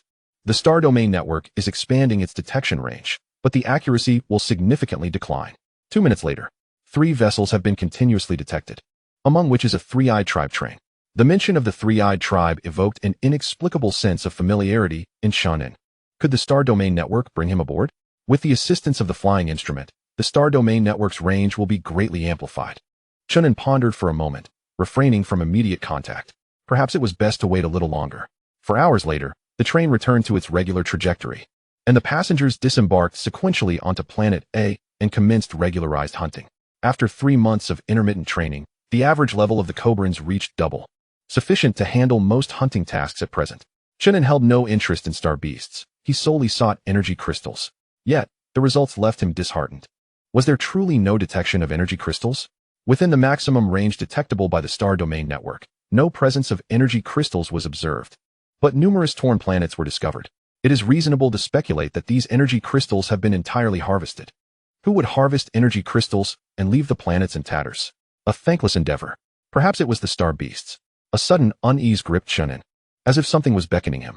Regardless of that, he decided to gather any available resources and began constructing the 3rd celestial cruiser. Chapter 135. Preliminary research on the extraordinary particle accelerator on Planet A. Within its atmosphere, thousands of spacecraft were bustling about. Inside a large F-399 vessel, Silwen had just concluded a video call with his daughter, his expression filled with resignation. Lewin, searching for a landing spot on the screen, inquired with a smile. It's only been 10 minutes since you left the train. Do you two truly have that much to discuss? Silwen rose and approached the console to perform some data adjustments. Formerly a marshal of the Space Army, and now a navigator, he was exceedingly proficient in various operations of the spacecraft. Xia desires the scales of star beasts as collectibles. I shall bring some back for her. Lewin responded with curiosity. When did she develop such a hobby? Ever since she befriended a classmate named Ling Wei at the care center. Have you selected a landing point? Lewin pointed to a forest on the map displayed on the screen, stating, this area is precisely where the fish-scale beasts tend to congregate. XS001 was not conducive to daily communication, prompting a passenger to adopt the name of a fish-scale beast, which gained widespread acceptance. Silwen nodded in agreement, settling contentedly beside him. Marshal, do you not have a special mission that exempts you from hunting? Silwen's expression turned serious. Are you still addressing me as Marshal? Lewin chuckled lightly. Apologies. It has become a habit. Chairman, you would be better off accompanying your wife on the train. Silwen casually remarked. Undertaking missions is merely a means. Enhancing combat abilities and levels is the ultimate objective. We are approaching. Be mindful of the landing site. Beyond their vessel, over 30 other ships of varying sizes trailed behind, all members of the guild. As the spacecraft descended, it stirred up a tremendous gale, unfurling the surrounding deep blue grass. Everyone disembarked, equipping themselves accordingly. For Sullivan, commanding in warfare was second nature. He was the first to step off the vessel, fully armed, followed swiftly by the others. There was no need for a formal assembly, as all present were Cobrans, instinctively falling into line behind Sullivan in silence. Ruin, true to his background as an intelligence officer, had long since gathered comprehensive information about this region. Beyond the grassy expanse lay a forest, where the scalefish beasts preferred to conceal themselves, feasting on foliage. The highest rank of these beasts was triple, with their weakness centered on their diminutive heads. However, their small cranial size posed a challenge to our shooting accuracy. Close combat was to be avoided at all costs, for the scalefish beasts were colossal and armored, boasting formidable defenses. In the pauses of Ruin's explanation, Sullivan activated his wristwatch. Accessing the train's public forum, They were among the slower arrivals. Other established guilds had already landed on the planet and engaged in combat, sharing valuable insights on the forum. As the train's internal network gradually improved, it enriched social interactions, making the forum a favored destination for passengers. A strategy guide for swiftly dispatching scalefish beasts was available for 2-star coins. In any gathering, commerce would flourish, and under Chen An's tacit approval. Many passengers shared their experiences for a fee. Without hesitation, Sullivan purchased the guide, having amassed a significant amount of star coins over 3 months as a navigator. With Chen An never withholding his support. To swiftly eliminate a scalefish beast, one should procure an electromagnetic gun, 1 shot, 1 kill, without ambiguity. Upon reading this advice, Sullivan couldn't help but chuckle with exasperation, promptly reporting the post. 3 minutes later, the 2-star coins were refunded to his account, and the poster was banned for 3 days. "President, what brings you amusement?" Ruin inquired. "Nothing in particular, just found it entertaining," Sullivan replied. "Let us embark. We aim to complete all daily tasks in 3 rounds today." "I've heard other guilds begin with 5 rounds daily," Ruin remarked. "We certainly cannot compete with them. We shall do our utmost." Subsequently, Sullivan showcased his commanding prowess, leading the guild members in a fruitful hunt. Within the train, Chen An had been observing Sullivan for quite some time. Truth be told, had he not been a navigator, Chen An would have preferred him as the commander of the guards. The roles of navigator and commander are not mutually exclusive. Should more navigators arise in the future, he could be replaced. Chen An scrolled through the screen, pulling up images of the factory. The facility was not solely occupied by robots. Cobran scientists were diligently at work. What progress had been made on the extraordinary firearms they were modifying? Their power far exceeds that of Blu-ray weapons. Yet due to excessive energy consumption, they remain impractical and require further modification. Additionally, several scientists have created extraordinary cannons based on the principles of the extraordinary firearms, achieving remarkable standards. However, they are not yet suitable to replace the main cannons of the warships. Some scientists have proposed further experiments on the development of extraordinary particle accelerators. Should this be permitted? Furrowing his brow, Chen An nodded and shook his head. This group of scientists was exceedingly proactive, frequently submitting numerous experimental requests. Chen An generally approved most of them, though he did sometimes decline, particularly concerning the extraordinary particle accelerator mentioned by Fuyao. This phenomenon is not beyond the realm of possibility. Rather, the scope is too vast. Even if it were successfully created, one could hardly dare to employ it, as the energy consumption might be far more terrifying than that of the extraordinary orbital cannon. To prevent further applications, they should be permitted to conduct trials on a limited scale. However, Fuyao's subsequent reminder prompted Chen An to reconsider. The scientists have refined their theoretical research, achieving a high success rate. Should the experiment succeed, they may indeed develop a miniature version of the extraordinary orbital cannon. If a miniature version can be produced, could a full version also be feasible? Theoretically, yes, but practically it remains unattainable. Further advancements in technology are necessary. Is the miniature version powerful? At the very least, it would surpass the main cannons of any existing warship. Given this glimmer of hope, Chen An was undoubtedly supportive. What resources do they require? Primarily energy crystals. Daily consumption could reach 100,000 units. Not an excessive amount, granted to them. In good spirits, Chen An reviewed several experimental applications from the scientists, all of which were approved. Just as he was preparing to rest, an anomalous notification appeared on the screen. What could this anomaly be? An anomaly report submitted by Silwen. As he is the navigator, the report is directed to you. Upon opening the report, Chen An found little content, merely mentioning a peculiar phenomenon. Upon the death of a fish-scale beast, it exuded blue blood, which was entirely absorbed by the earth, leaving not a single drop behind. Completely absorbed? Fuyao provided a visual. The laser-struck fish-scale beast lay on the ground, blood continuously flowing from its wounds, vanishing into the earth without a trace. The blood flowed rapidly, completely draining the creature and causing its body to soften swiftly. Scanning the planet's interior, could they ascertain where the blood went? It is impossible to obtain information from within the planet. The scanning range is limited to the crust. Once the blood seeps in, it disappears instantaneously without a trace. Chen An stroked his chin thoughtfully. This is intriguing. Dispatch robots to excavate some soil for more detailed research. Suddenly, the screen flickered. An earthquake? Planet A detected a magnitude 5 earthquake. It was brief and has already ceased. Should we recall the passengers? A magnitude 5 quake is insignificant. My instincts tell me there is something amiss with these 2 planets. Observe carefully. Chen An enlarged the display, showcasing the entire star map within the star domain network. The issues extend beyond this location. He sensed that all the planets were affected. Thud, thud, thud. that indescribable sensation returned. Chen An, feeling a headache coming on, decided to retreat to the cultivation chamber to recuperate. Chapter 136. The Unknown Origin of the Star Beast Egg in the Forum. Planet A has experienced another earthquake, at least a magnitude 7. Can earthquakes escalate in severity? Planet B just recorded a 6.5 quake, likely to reach 7 within half an hour. The planet's surface is quite expansive. A magnitude 7 earthquake is manageable, but what if subsequent quakes reach magnitude 8 or 9? Is there an explanation from the train? The train provides no answers, as even Fuyao cannot ascertain the cause. Chen An emerged from the cultivation chamber, feeling refreshed.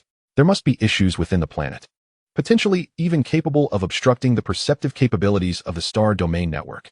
Let's have Faye give it a try. Originally just an experiment, who knew Faye would indeed succeed? Utilizing the star domain network as a launchpad, she concentrated her mental energy on planet A and, in a mere half-minute, scanned the entire planet from within to without. The mantle and outer core of the planet appear to be perfectly normal, yet the inner core is filled with energy crystals, predominantly of the second tier. Chen An expressed his astonishment, realizing that the absence of energy crystals externally was due to their accumulation within.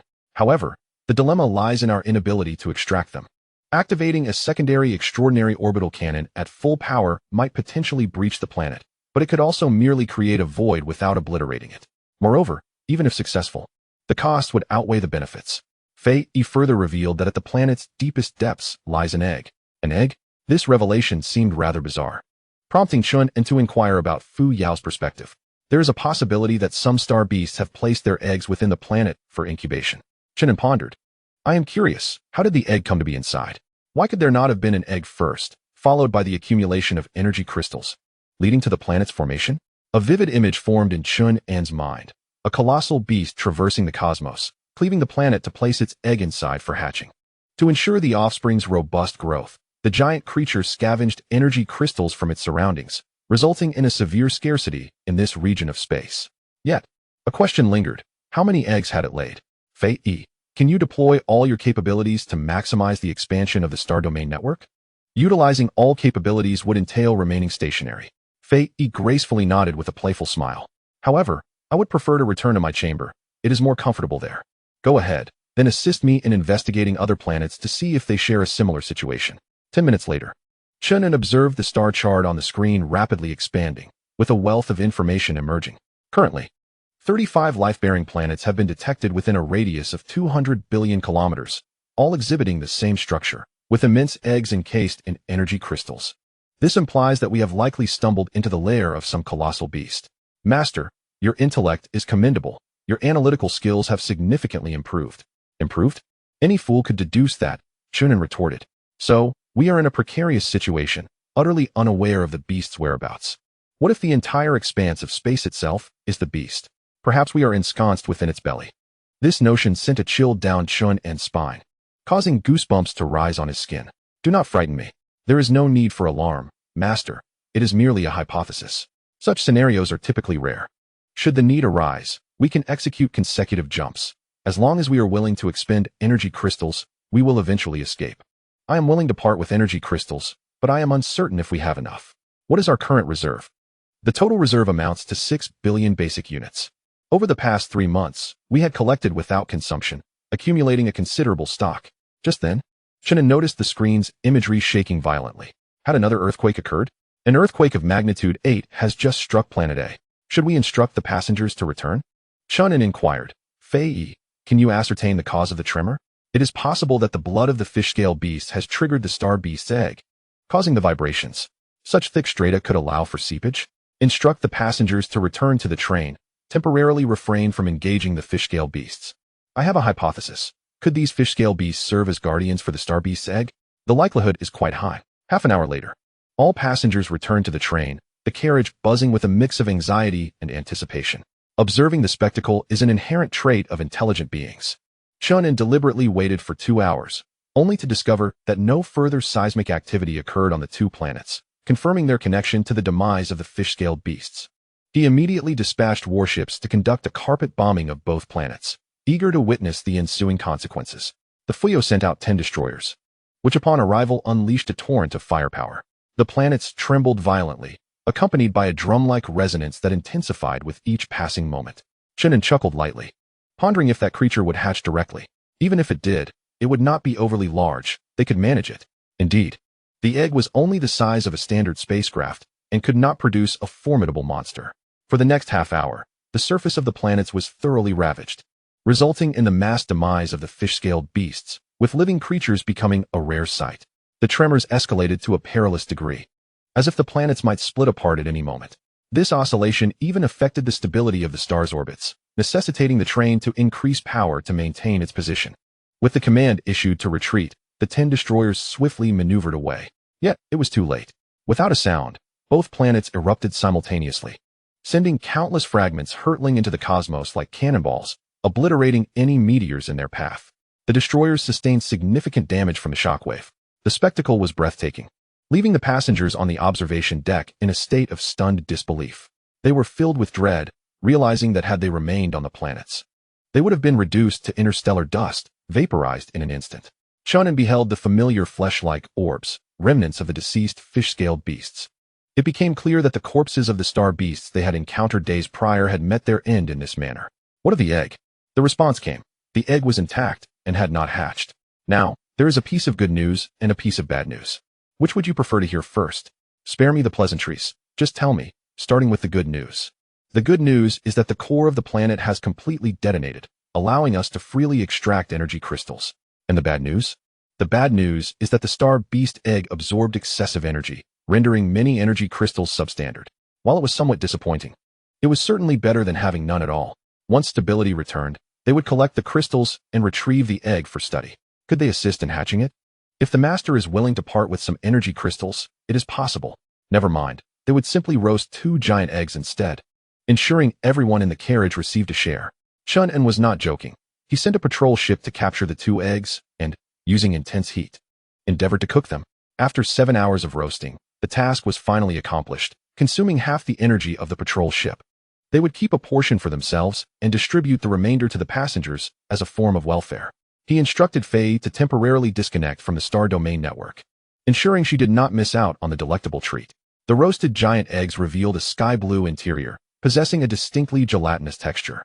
The flavor was delightful, rich with the taste of meat. Fei, with egg custard adorning her mouth, inquired, if the mother of the star beast egg were to find out, would she not tear us apart? Chen An's expression stiffened momentarily before he laughed. Fear not. We could always flee. Just then, he felt a twinge of discomfort in his stomach. I feel it too. A reminder to the master. All passengers who consumed the star beast egg are exhibiting abnormal symptoms. Why is that? The star beast egg absorbed an excessive amount of energy crystals, containing an abundance of super energy.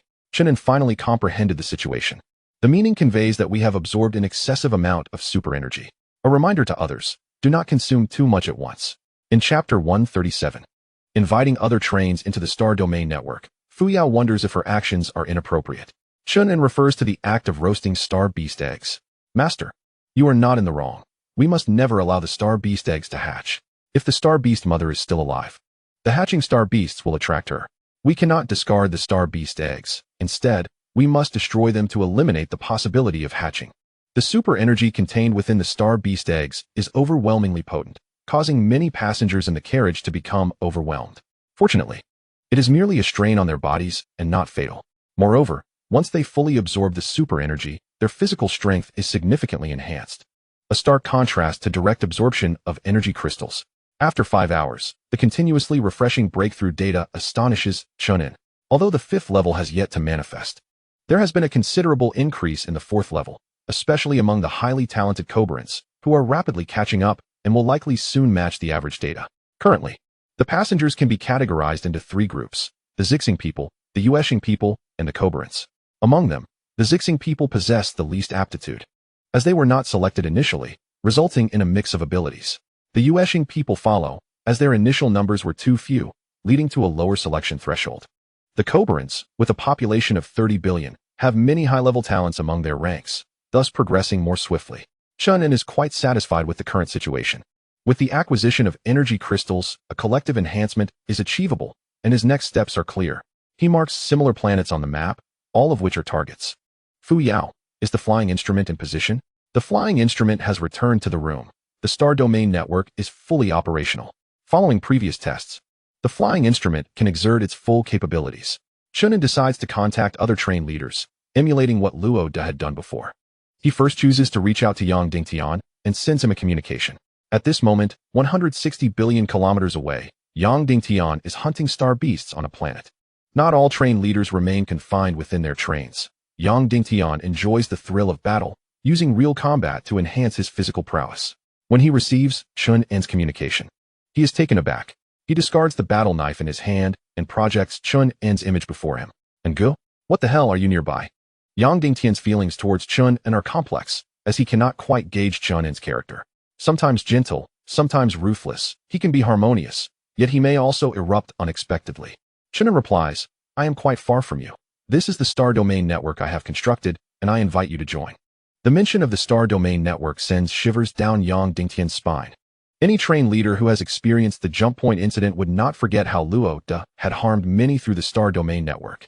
Noticing Yang Dingtian's hesitance and concern, Chen An smiles, rest assured, I am not Luo De, and you know well how I treat you, do you not? Chen An desires more friends rather than making enemies across the world. If Yang Dingtian is willing, he would not mind forming a long-lasting alliance. After a moment of silence, Yang Dingtian breaks into a wide grin. To be honest, I am indeed wary of the star domain network. However, since it is your invitation, I have no reason to refuse. I shall return to the train. In the interval while waiting for the train from Yang Dingtian, Chen An made contact with another vessel. A half-scaled tribe, which he was not particularly familiar with but understood its intricacies. The train captain of the half-scaled tribe was named Windsor. Are you the nearby train captain? I don't believe I've seen you before, he drawled lazily, his raspy voice far from pleasant. Chen An replied indifferently, I am Chen An, an acquaintance of yours. Windsor straightened up, responding, acquaintance? I do not recognize you at all. If you had not jumped so quickly back then, perhaps we would be better acquainted. Initially, her words seemed innocuous, but upon further reflection, Windsor was struck with a chilling realization.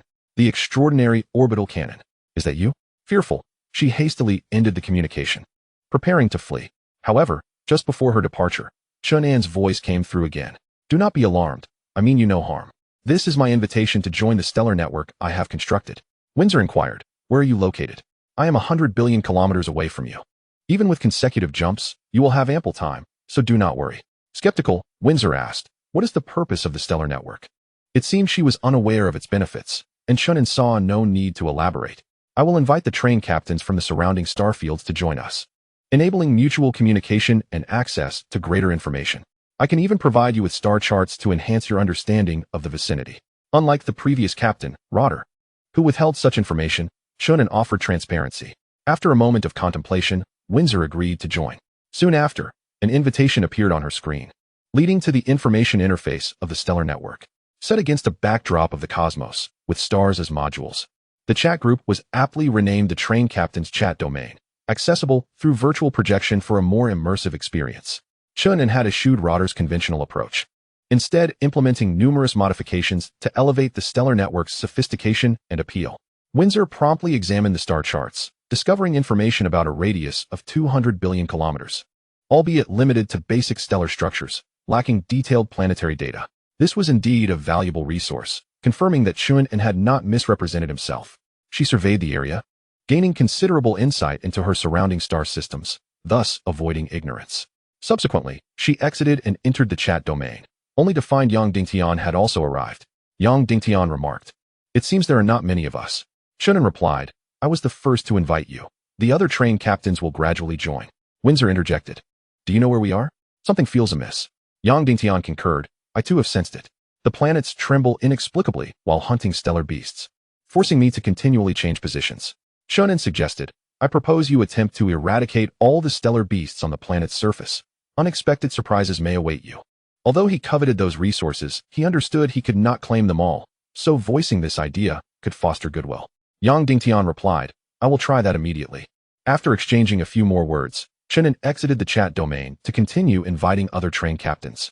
A myriad of life forms, including humanoids and silicon-based beings, populated the network, showcasing an astonishing variety of species. 3 hours later, Yang Dingtian communicated, the planet has exploded, revealing an abundance of energy crystals, along with an egg. Ngu, your prowess is remarkable. You have indeed found a way. I am currently endeavoring to hatch the star beast eggs. Chen An, under no circumstances should you attempt to hatch them. Rather, roast them directly. If roasting is not an option, then destroy them. Yang Ding Tian.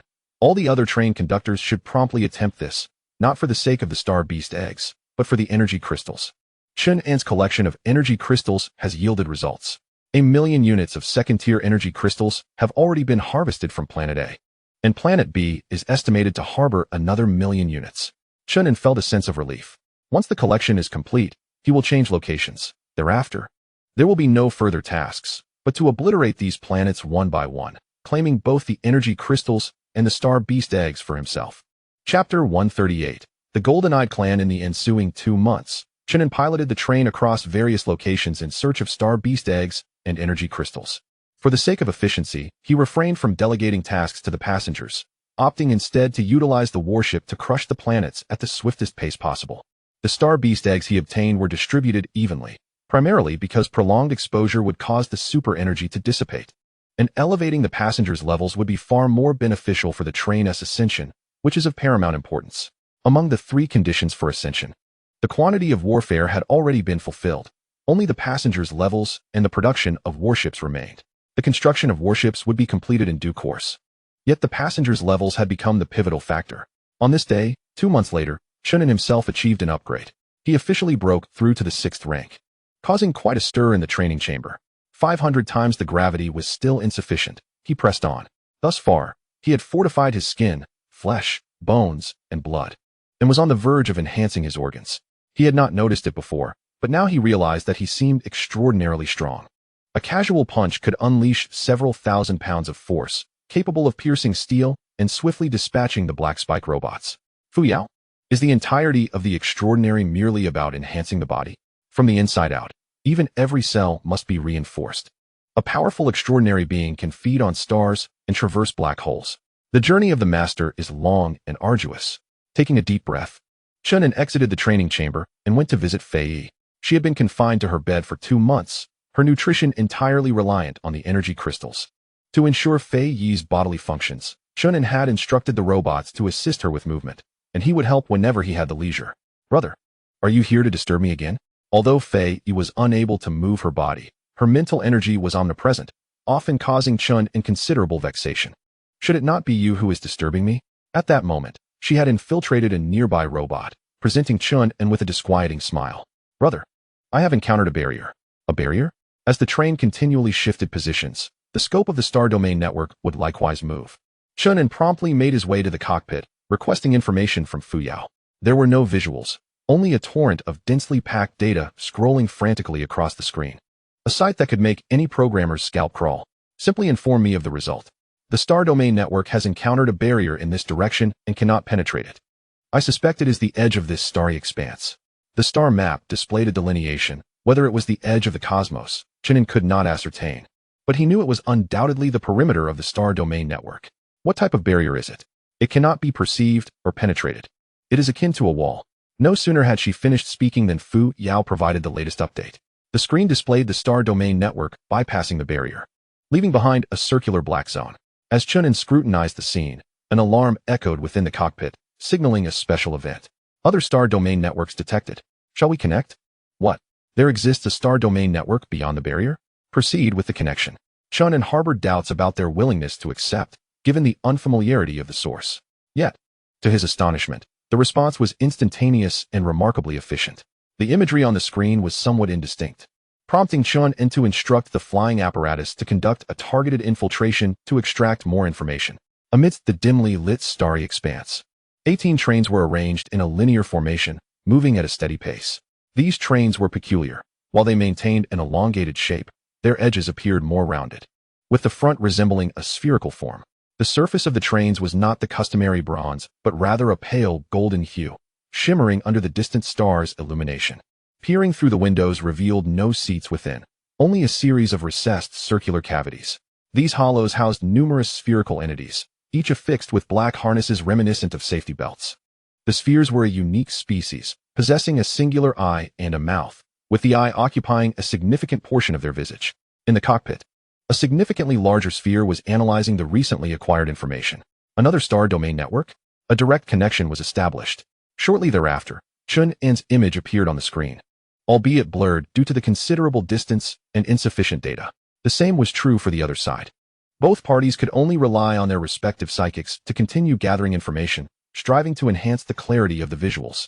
5 minutes later, although the image remained hazy, the fundamental features of the other party became discernible. A sphere? A monster? Both sides expressed their astonishment. In the midst of their bewilderment, the intelligent systems on both ends began translating the foreign language, with Fuyao being the swiftest. The other party belongs to the golden-eyed race.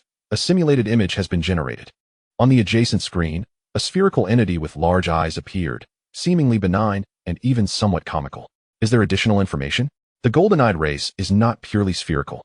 They possess 8 tentacles that remain concealed until the crucial moment.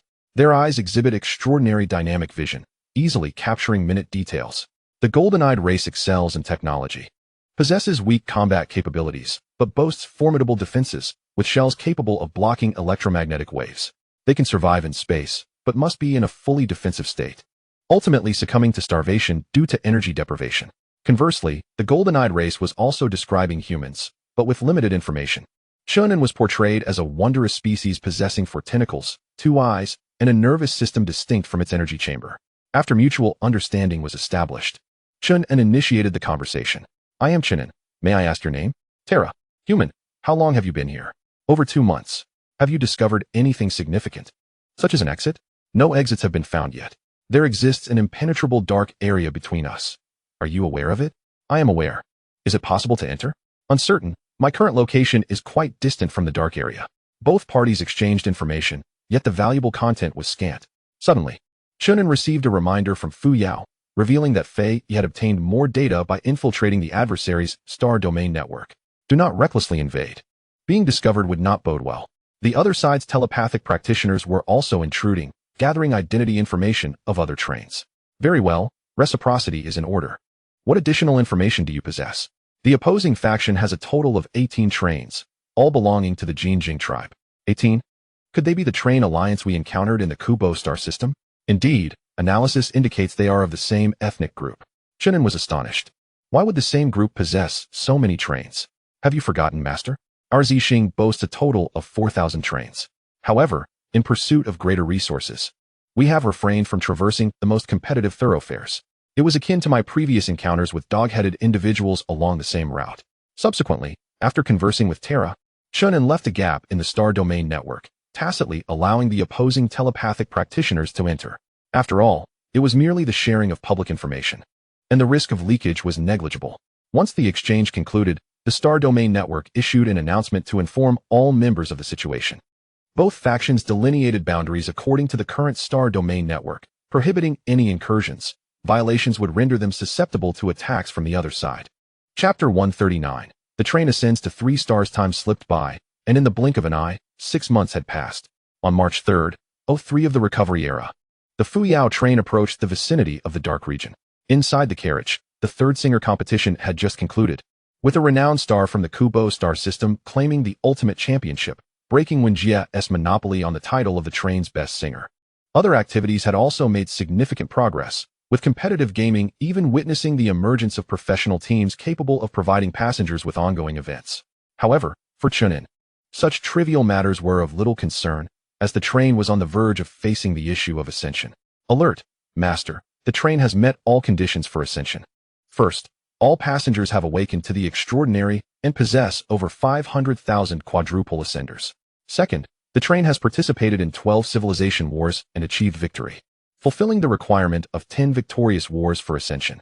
Third, the train currently boasts 500 escort ships, 100 destroyers, 5 celestial cruisers, and has consumed over 5 core units. Its combat capability has been rated as 3rd class. In summary, the train is poised for ascension to 3 stars at any moment.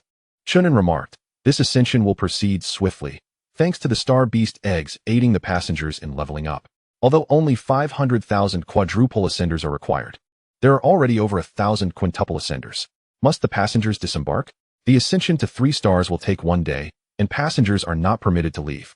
Chen An deduced a pattern. Remaining aboard implied that the train would increase its carriages without expanding its internal volume. Very well, recall all warships. We shall ascend in 3 hours. Upon learning the news, the passengers were all exhilarated, for the stronger the train, the safer they felt. 3 hours later, the train entered a nearby dark red nebula, commencing its Ascension transformation. During the wait, Chen An reviewed the gains of the past 6 months, noting that the energy crystal reserves had reached a staggering 14 billion basic units, entering a stage of effortless utilization. Other resources have filled the storage layer, with the rate of collection surpassing that of usage. The research center continues to yield results, and the remarkable firearms capable of mass production were officially launched a fortnight ago, receiving unanimous acclaim from passengers. However, what concerns Chen An most is the extraordinary particle accelerator project, which has inexplicably failed 7 times in succession, with scientists now conducting an 8th experiment. On the other hand, the extraordinary cannon has been manufactured, but due to structural issues, it cannot yet be mounted on warships and can only be utilized independently. In truth, the one enduring the most hardship is Fuyao, who has been confined to bed for half a year. As soon as this was mentioned, a holographic projection of Fuyao appeared beside him, utilizing rudimentary holographic technology. It's not too arduous. As long as my brother plays with me every day, I'm content. Chen An replied, all right, what would you like to play? You have not achieved a mental connection with me for 4 hours, 32 minutes, and 21 seconds. I am prepared to use 4 strands of mental energy this time. Is that acceptable? Chen An's face twitched. Such an opportunity is typically coveted, yet Fuyao is currently in a super state, capable of condensing up to 10 strands of mental energy. Chen An, however, can only condense 4, which is his limit. Should he falter, he risks being overwhelmed by Fuyao. Nevertheless, considering her genuine suffering, he consented. For the better part of the day that followed, Chen An devoted himself to accompanying Fuyao, pushing their mental connection to its limits. This connection essentially equates to a continuous mental strain, a pressure most individuals cannot endure. It is easy to imagine that if an ordinary person were to continually fire, it would lead to catastrophic failure. Finally, as the train ascended to the stars, Chen An escaped from the mental connection. Fuyao, let us play again next time. I have pressing matters to attend to. Oh, you go ahead. I'll find Luoyu to play with, she responded. She and Luoyu engaged in standard play, yet Chen An sensed there was something more underlying their interaction. Fuyao, what is the mental coupling degree between Fuyao and Luoyu? Without having established a connection, the precise data cannot be determined. However, it can be inferred that their coupling degree exceeds 70%, as both have established a mental connection with you multiple times. Chen An was taken aback. Are you implying that the more they connect with me, the greater their coupling degree with each other will be? In principle, yes. Suddenly intrigued, he pondered whether he should provide them an opportunity to experiment.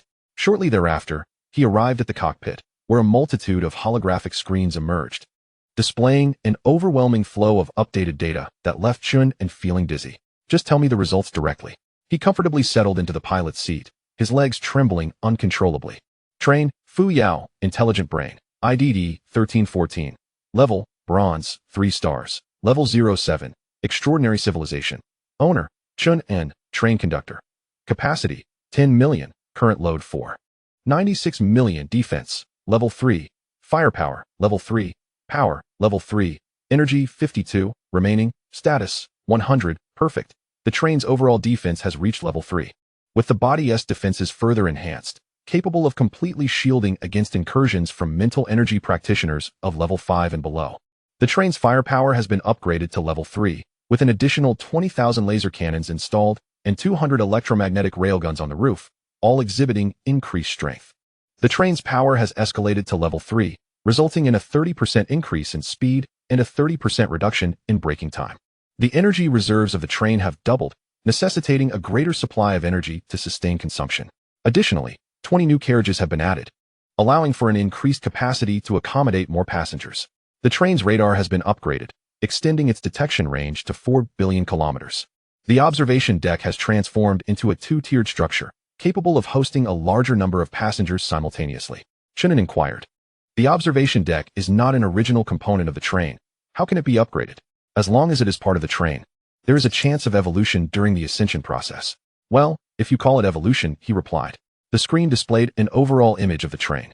Its dimensions in size and width remained unchanged, yet its length had doubled, implying that the train would require more power to operate. The larger the train, the faster it goes, and naturally, the consumption increases. Shouldn't the power layer also be upgraded? The current power layer is sufficient to support operations and does not require an upgrade, as long as there are no issues, he remarked. By the way, what about my special abilities? I hope this time there won't be any focus on absolute guardianship. Your private area has been expanded to include a quantum chamber, where you can utilize quantum teleportation at any time. Intrigued, Chen An promptly requested Fuyao to accompany him. The quantum chamber, adjacent to the training room, was a small, empty space containing only a circular, pure white platform, likely accommodating just one person. Upon stepping onto it, Chen An observed no immediate changes. What now? He asked. Since there is only one quantum chamber, it allows for unidirectional teleportation. You can traverse back in quantum form from any location, without any limitations on distance or frequency. Chen An was astonished, exclaiming, "This is beyond science fiction. It borders on the fantastical. Is it truly that extraordinary?" He stepped outside and asked Fuyao to initiate the teleportation. There were no unusual sensations, just a momentary disorientation, and he found himself back in the quantum chamber. With the absolute guardianship combined with the quantum chamber, as long as the train endures, could he not be deemed invincible? Can others utilize it? He inquired. Only you can use it, unless the train breaks through quantum technology. At the current level of the train, how long until a breakthrough? We aim for within 100,000 years. Chen An then proceeded to inform the entire star domain network about Fuyao's train ascension without reservation, even relaying the news to the GoldenEye clan. The train captains eagerly extended their congratulations, though only they understood their true sentiments. Terra also sent a congratulatory video, markedly more enthusiastic than before. This expanse of starry sky harbored no resources left to gather. Perhaps it was time to convene and deliberate on future prospects? Terra expressed unwavering support for Chen An's proposal and suggested he take the helm of the meeting. The overlapping areas of their star domain networks had greatly increased, facilitating smoother communication between the trains. After concluding the communication, Terra impatiently inquired of the intelligence brain, "How long until our train ascends?" "At least 3 months," it responded. "I hope Chen An does not act recklessly. Our GoldenEye clan is not to be trifled with." Half an hour later, all train captains entered Chen An's star domain network and gathered in the conference space. There were 18 train captains from the GoldenEye clan, and to Chen An, they appeared almost indistinguishable from one another.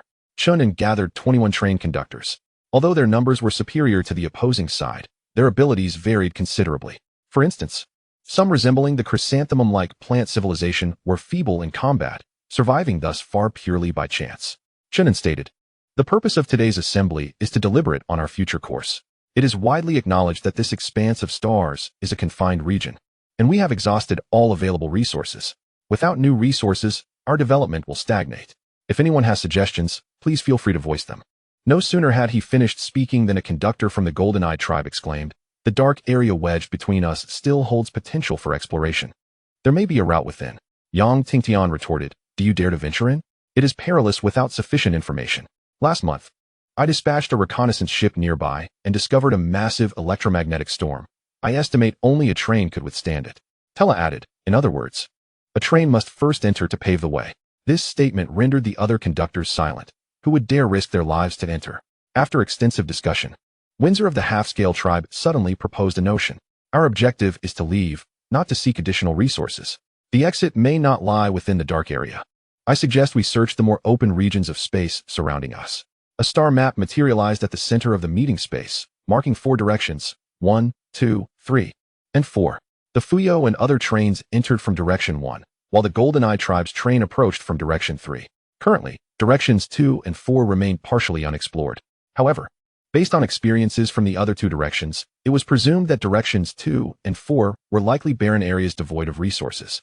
The conductors debated for half an hour and ultimately narrowed it down to 2 options: enter the dark area or continue exploring the more distant space.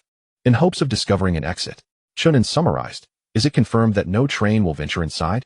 It was a futile question. The dark area, capable of shielding thought manipulators, instilled significant intimidation among all conductors. Not only them, but even Chen An himself harbored reservations. "Then let us proceed with the second option. Each of our trains will separate to explore. Regardless of the outcome, a response is required.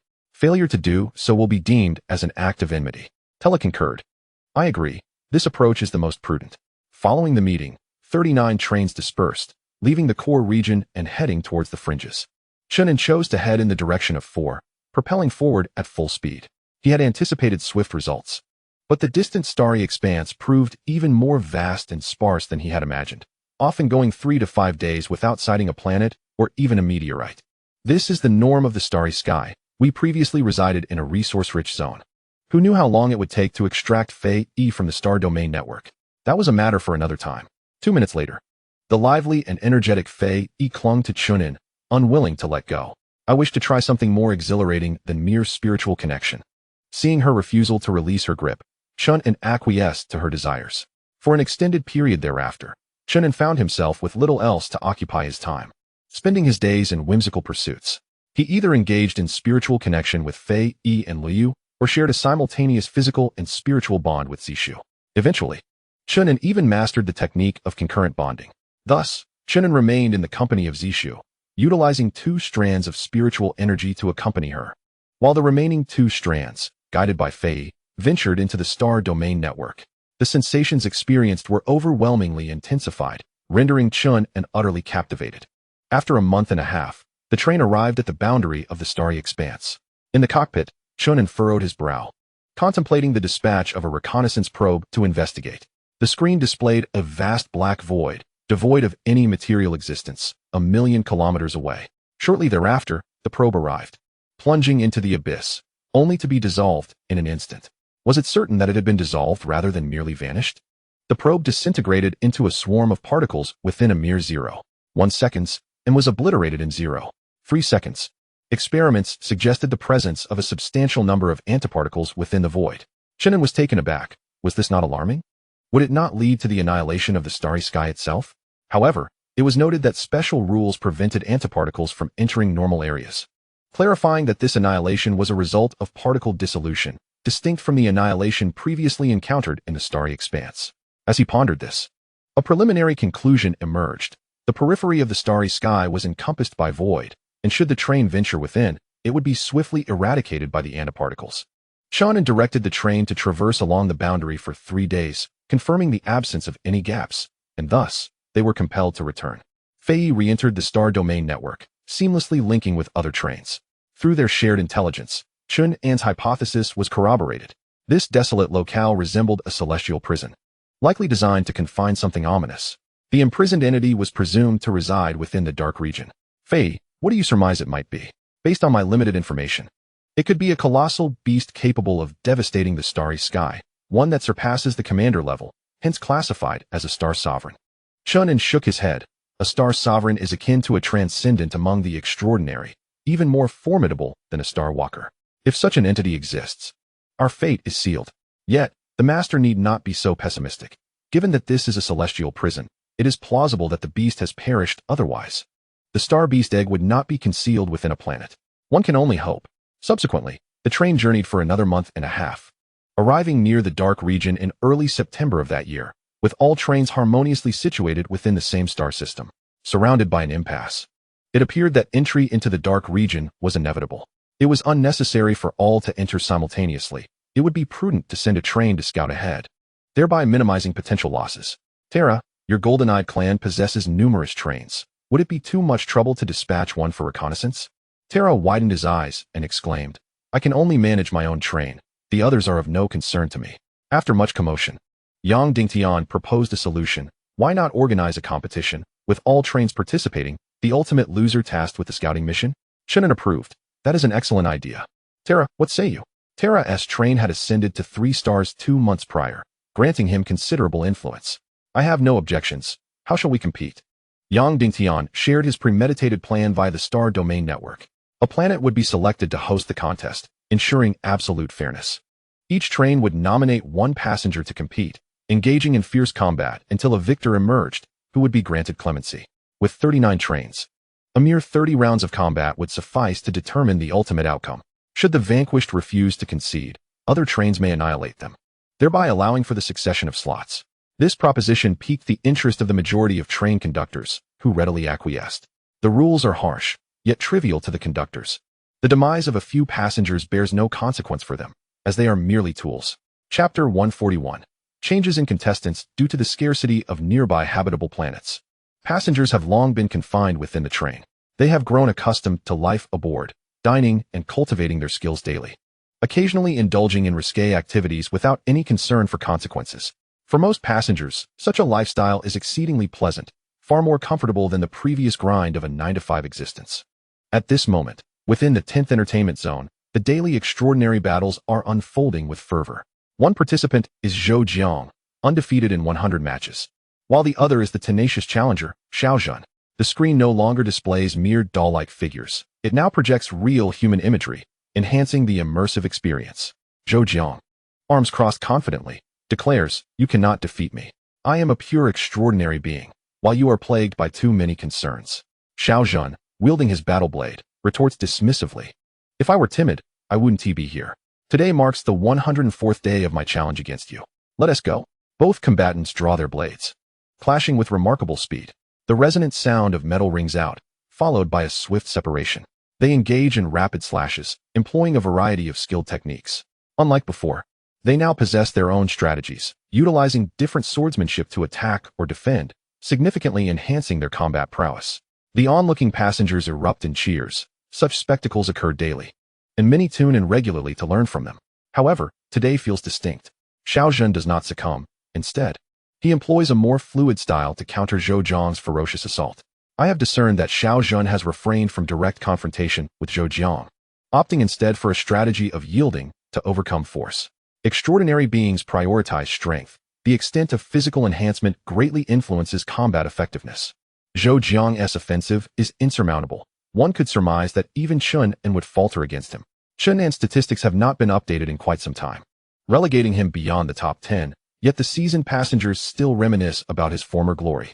As discussions among the spectators swirl, Xiaozhen suddenly rolls to the ground, launching himself towards Zhou Jiang in an unpredictable manner.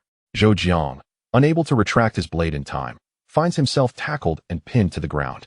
With a swift motion, the blade slices through Zhou Jiang's throat, blood gushing forth. A notification sound chimes from the screen, announcing Xiaozhen's victory in the extraordinary battle, thus ending a streak of 104 defeats. However, public opinion regarding this victory is polarized. Some argue that Xiaozhen's tactics were unsportsmanlike, asserting that he is still inferior to Zhou Jiang in overall combat capability. Others contend that in a battle of life and death, the means are inconsequential. Victory can justify any stratagem, including deceit and traps. Regardless of the spectators' judgments, Zhou Jiang and Xiaozhen maintain a cordial relationship, preparing to head to the dining area for a drink. At that moment, an announcement is made by the train. This train is set to engage in a competition with others, where the stakes are exceedingly high, potentially determining the future of the train. The rules are as follows. A total of 39 contestants will be selected to land on the combat star, where they will clash within designated areas, ultimately leaving only one survivor as the victor. Participants are prohibited from using weapons or armor, but are permitted to utilize any objects found on the planet. Should a contestant secure victory for the train, the captain will reward them with 200,000 star coins and a large transport ship, the F-499. Contestants must possess a minimum cultivation level of 4 and a maximum of 5. Registrations are now open, and the list of participants will be announced in half an hour. After the announcement, the crowd in each carriage remains stunned for a moment before erupting in excitement. Isn't this akin to a survival game? With no weapons allowed, and relying solely on physical prowess, who could possibly rival Zhou Jiang? The rewards are immensely attractive. 200,000 star coins pale in comparison to the value of the transport ship. Do you know how much that ship is worth? 20 million star coins. The surrounding individuals gasped in awe. Their envy was palpable, yet they were acutely aware of their own limitations and hesitated to sign up. If one were to perish, no reward would matter. Meanwhile, in the cockpit, Chen An fixated on the screen displaying an increasing number of names, feeling quite conflicted. According to the rules, the later one entered the competition, the higher the chances of victory, as the number of contestants would gradually decrease, particularly in the final round, where only 2 competitors would remain to face off. However, the dilemma lies in the fact that to position oneself later, sacrifices must be made up front. Following the strategy devised by Fuyao, the first 20 rounds could be forfeited, deliberately sending individuals to their demise. By the 21st round, with only 19 contestants remaining, the pressure would significantly diminish. At that point, sending in a skilled fighter could secure a decisive victory. Yet, Chen An felt uneasy about this approach. They should excel beyond other races without resorting to such underhanded tactics. Gazing at the list of registrants, he recognized almost all the names: Zishu, Xiaozhen, Zhou Jiang, Lu Cheng, and Xiaofeng. Chen Guoyang had not registered, as he was more adept at commanding than fighting alone. After some contemplation, Chen An decided to withhold judgment for the time being and observe the situation. 20 minutes later, Fuyao provided Chen An with a wealth of intelligence. At least 20 train captains share the same perspective. They too plan to forfeit the earlier rounds. Strategy adjustment. It is advisable for the master to deploy skilled fighters in advance, as the earlier rounds present greater opportunities for victory. Chen An was taken aback by this revelation. It appeared that great minds indeed think alike, all inclined to pursue this course of action. What about the remaining train captains? The remaining captains are of the Golden Eyes race. We cannot delve into their intelligence. Chen An swiftly made a decision, sending Zhou Jiang to compete. As the foremost expert among the passengers, Zhou Jiang instilled confidence in Chen An. However, for added safety, he requested Luo Yu to prophesy. Will this consume a significant amount of your lifespan? Luo Yu replied confidently. If it is merely a prophecy concerning an individual's life in the short-term future, the lifespan consumed will be minimal, even negligible. Only when predicting the train's fate does the consumption become substantial. Zhou Jiang was worth the prophecy. It was imperative to ensure absolute certainty. Yet, an unexpected turn of events occurred. In Luo Yu's vision, Zhou Jiang dominated in the early stages, nearly invincible against all opponents. However, this individual possesses an excessively forthright demeanor and an inflated sense of self-worth, which led to him being ambushed by a formidable creature known as the Golden Eye, resulting in severe injury and loss of combat capability. The Golden Eye is a moniker for the Jinjing clan. Luo Yu remarked, those beings have an exceptionally strong defense. While feigning weakness, Zhou Jiang was caught off guard and subsequently impaled in the abdomen by an extending tentacle. Chen An's immediate instinct was to warn Zhou Jiang. Yet, he soon realized the futility of such an action. Zhou Jiang's arrogance had become ingrained and would likely lead him to forget any caution upon entering the fray. He cannot be selected. We must choose someone else. Fuyao, who do you deem most suitable? There is no one more fitting than Xiao Zhan. He is both courageous and astute, adept at employing various cunning tactics. Analyzing Xiao Zhan's current performance reveals his extreme caution and methodical approach. His wealth of experience enables him to easily discern the traps set by foes, replied Fuyao. Chen An burst into hearty laughter. I nearly overlooked him. Speaking of Lao Lu, Xiao Zhan is truly unparalleled. I have often learned from him. Very well, I shall amend the participant list to include Xiao Zhan. Luo Yu, please make another prediction. Within moments, the result was obtained. Luo Yu's expression turned peculiar as she stated, Xiao Zhan has successfully achieved ultimate victory. Yet it has incited widespread condemnation from the train's conductor of the Jinjing clan. What did he do? You shall see for yourself. It is assuredly not a commendable matter. Chen An felt satisfied. Winning was all that mattered. Chapter 142. Has Xiao Zhan cowered? The conductor has chosen Xiao Zhan to participate in the competition. Contestants are to proceed to the observation deck, where a spacecraft will provide transportation. Xiao Zhan and Zhou Jiang were enjoying drinks in the dining hall when they heard the announcement, unable to believe their ears. Why was I selected? Xiao Zhan was acutely aware of his own limitations. He excelled at utilizing various tools to enhance his combat effectiveness, yet in a direct confrontation, there were many aboard the train who surpassed him in strength. For instance, Zhou Jiang sitting at the table, should they engage in a real contest, Xiao Zhan would undoubtedly be defeated. Brother Jiang, why didn't the conductor select you? Zhou Jiang downed a shot of potent liquor, his expression unwavering as he replied. It matters not. Since the conductor has chosen you, you should swiftly prepare. Indeed, I shall make haste to prepare, lest I cause any delays.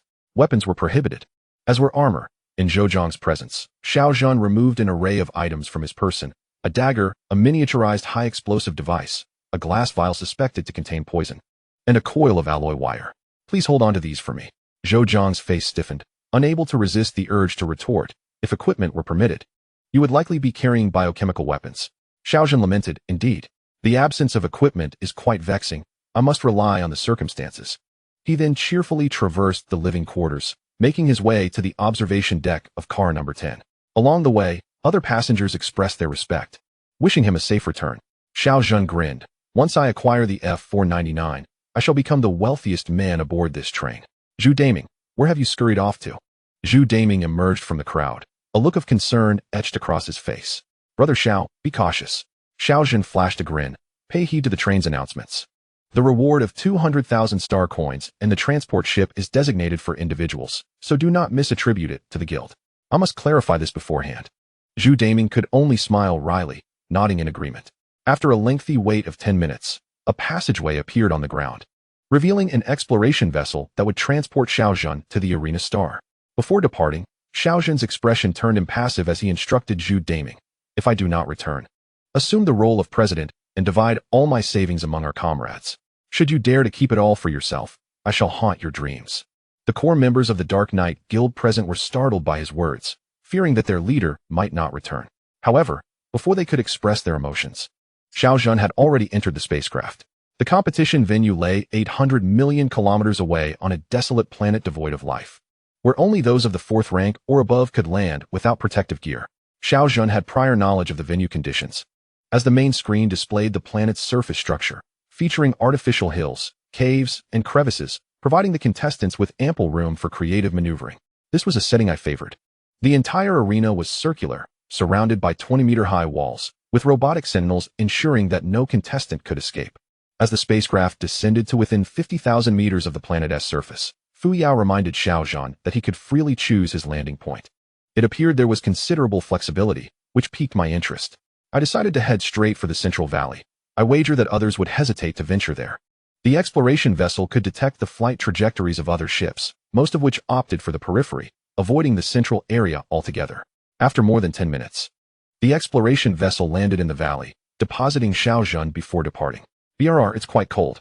The surface temperature of the planet was low, prompting Xiao Zhan to hunch his shoulders and seek refuge in a cave on the western side of the valley, from which he did not re-emerge.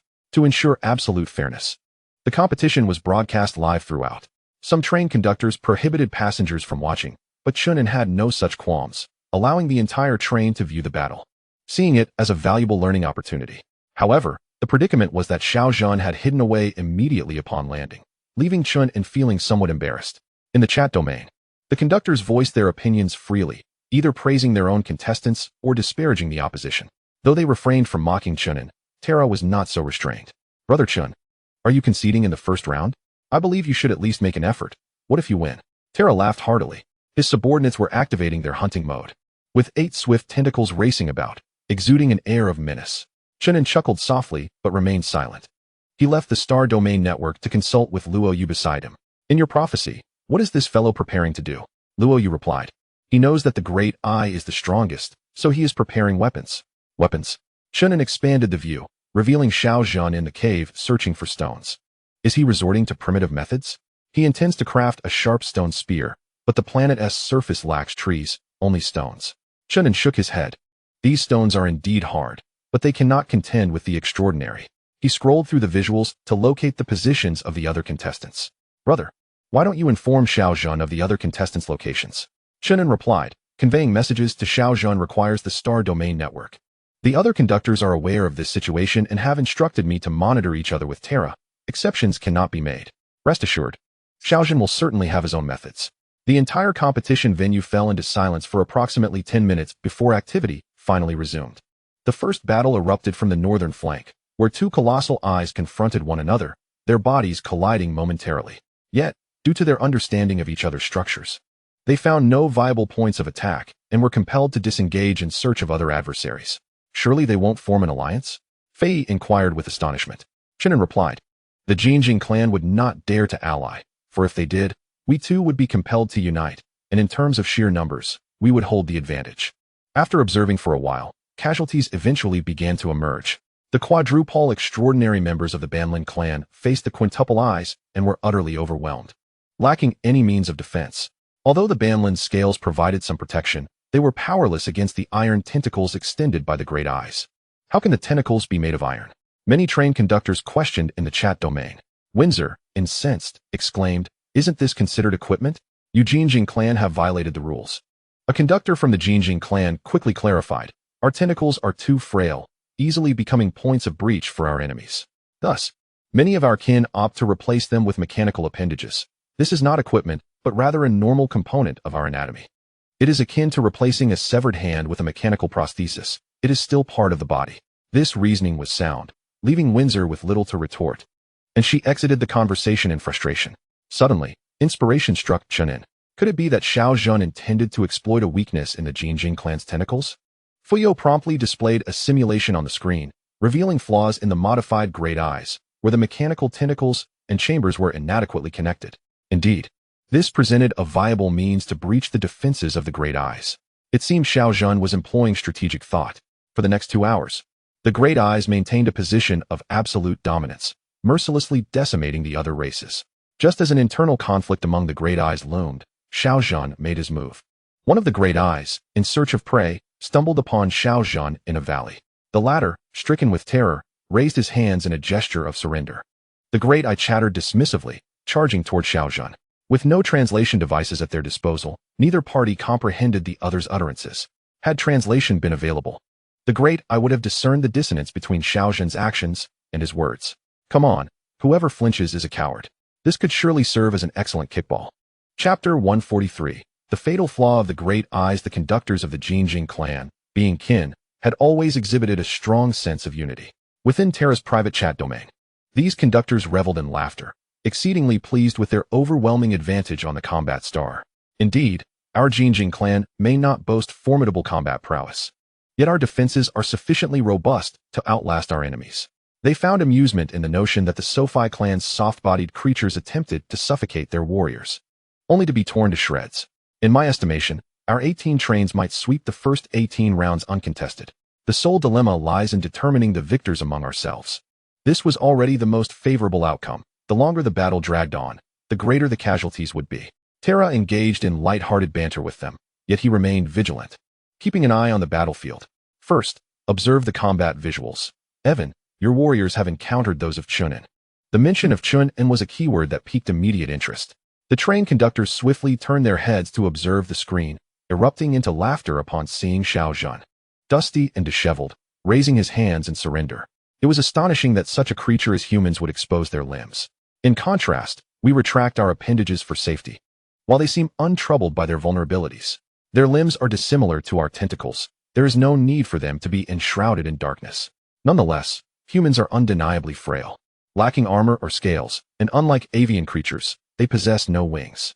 Ultimately, they have no defenses, no speed, and lack any extraordinary abilities for self-preservation. We, at our worst, can retract all our organs into our shells, enabling our survival even in the vacuum of space. As they continued to comment while watching the scene unfold, Xiaozhan was seen darting about like a headless fly. The large eye retracted its tentacles and rolled towards him with remarkable agility. Eventually, Xiaozhan found himself cornered, with nowhere to escape. The large eye, exhilarated, extended its 8 tentacles, blocking all avenues of escape, poised for a fatal strike.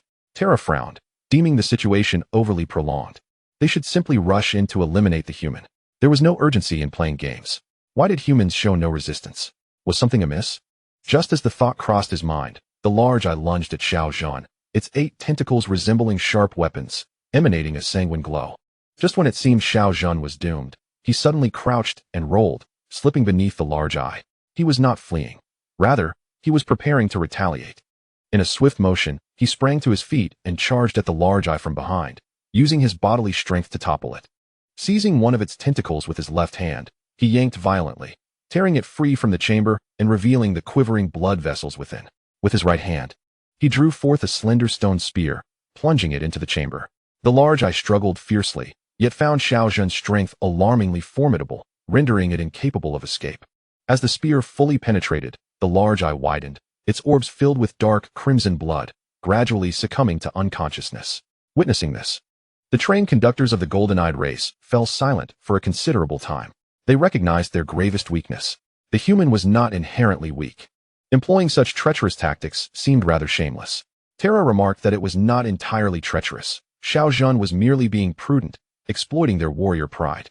Xiaozhan's battle did not capture the attention of many, with only Chen An and the passengers aboard the train, aside from the golden-eyed race, taking notice.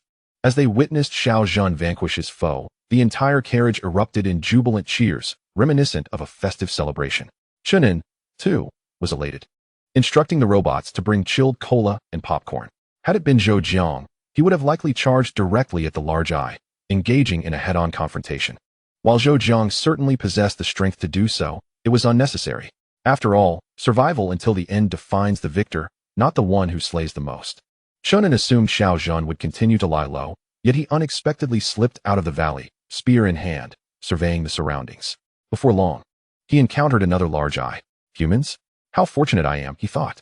The large eye babbled incomprehensibly, and once again, Xiaozhan raised his hands in feigned terror, scampering towards the side of a rocky outcrop. The intricate terrain provided Xiaozhan with ample opportunity to exhibit his prowess, particularly in leveraging external forces to his advantage. As before, the large-eyed creatures charged at him with fervor, only to be effortlessly vanquished in the end. Within the private chat domain of the Golden Eyes tribe, the conductor's blood pressure soared in frustration. What utter nonsense! Can't they exercise a modicum of intelligence? Their ire was not directed at Xiaozhan, but rather at their own comrades for their flagrant recklessness. Over the course of the next 2 hours, after consecutively slaying 6 more large-eyed creatures through various ingenious methods, the conductors could no longer restrain their emotions and unleashed a torrent of curses at Xiaozhan, digging pits, hurling stones at their own kind, even stripping the shells off our warriors to don them as their own. Can they be any more shameless? In response, Xiaozhan assured them, indeed, they can. When he slew the 9th large-eyed creature, Xiaozhan cleverly piled the corpses of the 3 he had previously dispatched and concealed himself within. The large-eyed creature, unaware of this ruse, instinctively began to rummage through the bodies of its kin. At a critical moment, Xiaozhan erupted from his hiding place, showcasing his true strength for the first time by completely tearing off one of the creature's tentacles, along with a portion of flesh. The large-eyed creatures were inherently vulnerable. Any chamber connected to a tentacle would lead directly to their life source, and a single stone spear could easily conclude the battle. After the skirmish, Xiaozhan appeared remarkably at ease, having expended minimal effort. Meanwhile, on the train, Chen An received a communication request from Terra. Terra remarked, "Your men are surprisingly formidable. There was no need for such tactics." Chen An responded, "You are equally capable. There are no restrictions on the rules." The recently fallen large-eyed creature had been one of Terra's subordinates, prompting her to reach out to Chen An in desperation. Terra continued, "Only 7 contestants remain, 6 of whom are warriors of our Golden Eyes tribe. Your people may not endure until the end." Chen An chuckled heartily, "I wish you the best of luck." If the remaining adversaries comprised different races, Xiaozhan would indeed pose a challenge. However, if they were all large-eyed creatures, the seasoned Xiaozhan would find victory easily within his grasp. Moreover, there was a crucial point to consider. The other large-eyed beings were oblivious to who remained, unaware of Xiaozhan's existence.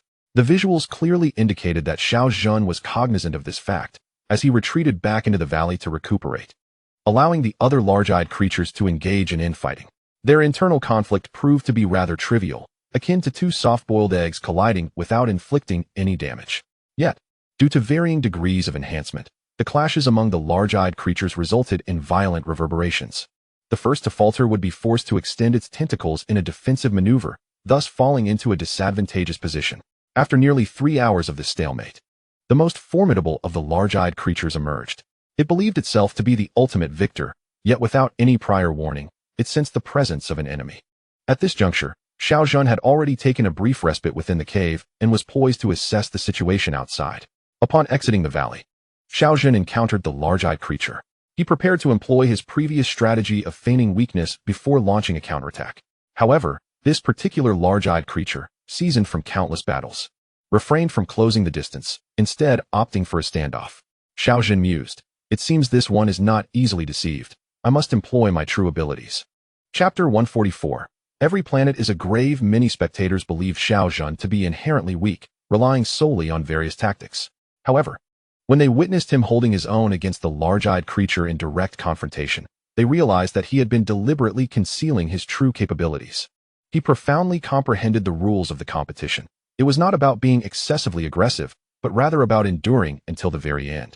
In the final 5 minutes, Xiaozhan erupted with unparalleled vigor, his entire being reinforced like steel. He dared to confront the Great Eye head-on, seizing opportunities to strike at its tentacles. As the tentacles of the Great Eye were torn away, Xiaozhan effectively secured his victory. The first round concluded, and the Fuyao train was granted immunity. The remaining 38 trains continued the contest, urging the participants to prepare as the next round would commence in half an hour. In a state of exhilaration, Xiaozhan returned to the train, instantly transforming into a figure of aloofness upon reaching the observation deck. "The president is amazing. Brother Xiao is formidable. Does this mean you will treat us?" Xiaozhan's facade of coldness crumbled, and he feigned anger, retorting, "Shouldn't it be you treating me?" A jovial crowd surged towards him, playfully pinning him down. Shortly thereafter, the train's alert sound echoed, indicating that Xiaozhan's reward had been credited. To express his acknowledgement, Chen An deliberately had a robot deliver a fine bottle of wine. This wine was part of the Zixing supply stock. Each bottle was invaluable. Upon receiving the wine, Xiaozhan quickly concealed it, unwilling to part with it for anyone. In the cockpit, Chen An relaxed, treating the remaining competition as mere entertainment. The second round was won by the Trellis, while the third round also saw victory for the Golden-Eyed clan. In the fourth round, the three-eyed people unleashed their fury, decimating the competition and in the 5th round, the Golden-Eyed clan continued their rampage. However, due to the glaring weaknesses of the Golden-Eyed clan being exposed, subsequent participants intentionally targeted them, resulting in victories for other races from the 6th to the 10th rounds. 2 days later, out of the 39 trains, 37 successfully obtained immunity, leaving the final 2 to vie for the ultimate exemption. One was the Safi tribe, and the other the Golden-Eyed clan. The Safi were soft-bodied beings, elongated and supple, possessing 4 limbs but lacking facial features, with only a cavity for consuming food. Their vision derived from the tentacles atop their heads, somewhat akin to the kobold. However, the Safi's tentacles appeared cuter, and Chen An felt a strong urge to reach out and touch them. Yet, in the battlefield, cuteness held little value. The strength of combat was paramount. From the outset, the Safi tribe had been consistently eliminated early, with scant opportunities for resistance. To be frank, this competition is rather unfriendly to the Safi. They are not adept at close combat, Chen An remarked. Indeed, their bodies are too malleable, and their enhancements lean towards flexibility and defense, rendering their offensive capabilities quite weak. However, being at the final stage, could the Safi tribe unleash their hidden potential? According to narratives or dramas, such seemingly weak beings often conceal their strengths, only to unleash them at critical moments. Yet, 10 minutes later, the Great Eye emerged victorious. With the Safi tribe selected as the fortunate scouts, the decision was made for the Safi train to venture into the dark zone. Tasked with gathering as much information as possible, they would depart in 3 hours, so all were advised to prepare. No one cared about the Safi tribe's thoughts. The outcome was immutable, lest the other trains annihilate them. 3 hours later, all trains set sail toward the dark region, a journey estimated to take 3 days. These 3 days were rather monotonous, but on the final day, the train leader of the Safi tribe took the initiative to contact Chen An. The train conductor, Roy, is unlike other Safi beings. He possesses 2 sharp horns atop his head, in addition to his antennae, both of a pale pink hue. Chen An inquired, "Is there something you need?" As Roy spoke, his voice resonated from the apex of his head, producing a crystalline sound akin to that of a whisper emerging from a conduit. "I can provide you with some information from within." Chen An, taken aback, responded, "You know what information lies within?" Roy replied, "I happen to possess some knowledge. Otherwise, I would not so readily relinquish the competition." As anticipated, he had not taken the contest seriously from the outset, dispatching weaker individuals to handle the situation. Chen An reasonably surmised that the Safi tribe harbored a prophet. "What do you desire?" Roy, eschewing any preamble, stated plainly, "I seek refuge. My train is merely a 2-star vessel and has only recently been promoted. It cannot withstand that monstrous entity. Only a 3-star train can endure." "What manner of beast is this?" Roy, limited in his knowledge, responded, "The creature resembles a sphere, comparable in size to a standard planet. It possesses the ability to consume stellar energy and can rend a train asunder. Under normal circumstances, my train would be obliterated. Hence my quest for sanctuary. The beast that can tear apart a train is likely more formidable than the star beast encountered previously at the jump point." After a moment's contemplation, Chen An replied, "I can protect you, but you must not withhold information from me." A distinct look of elation illuminated Roy's features as he nodded vigorously. This arrangement posed no detriment to Chen An, given his reluctance to allow Liu to prophesy. He would instead utilize the seers from other races. Subsequently, all trains arrived outside the realm of darkness. The screen revealed only vast expanses of blackness, devoid of any other informational elements. Beyond this darkness, a fierce electromagnetic storm raged, occasionally punctuated by electromagnetic oscillations, which only the train could withstand. Without waiting for the other conductors to urge him, Roy steered his train directly into the tempest, drifting ever farther away. Terra instructed the telekinetic to establish an internal link with Roy's train to maximize information retrieval. Aware of what lay within, Chen An refrained from allowing Fei to expend energy, opting instead to await Terra's findings. This wait extended for 5 hours, during which Terra reported multiple updates, yet no content was visible. It remained an abyss of pure darkness. After 5 hours, Terra finally procured information and described the scenes observed by the telekinetic. It was a starry expanse, albeit shrouded in greater obscurity. The Safi train encountered no peril, continuing its voyage. A planet was discovered, upon which stood a colossal elongated stone bearing symbols, the nature of which was indiscernible. Numerous such planets were found, each adorned with stones. Relevant symbols had been captured and disseminated across the star domain network for translation. Uncertain of how other trains interpreted these symbols, Chen An gazed at the translation results, rendered momentarily speechless. Fei assisted in vocalizing the translation, both feeling a sense of incredulity. The tomb of Uncle Qianyuan, the tomb of Aunt Qianxue, the tomb of great-grandfather Qian. Chen An turned to Fuyao and queried, "Is this translation a result of your efforts? Provide me with a proper translation." According to the translation rules of the Purple Star language, this is indeed the most accurate result, and the names are as such. If the master disapproves, Qianyuan may be translated as Qianyuan Tisi and Qianxue as Qianzai Tisi. Where does the term Tesi originate? It serves as a respectful particle used at the end of names within that race. Chen An felt uneasy about this and requested Fuyao to revert the names. Based on the current information, each planet appears to be a grave, shrouded in mystery regarding what colossal beasts might be interred within. It can be inferred that at least one giant beast remains alive, having buried its kin.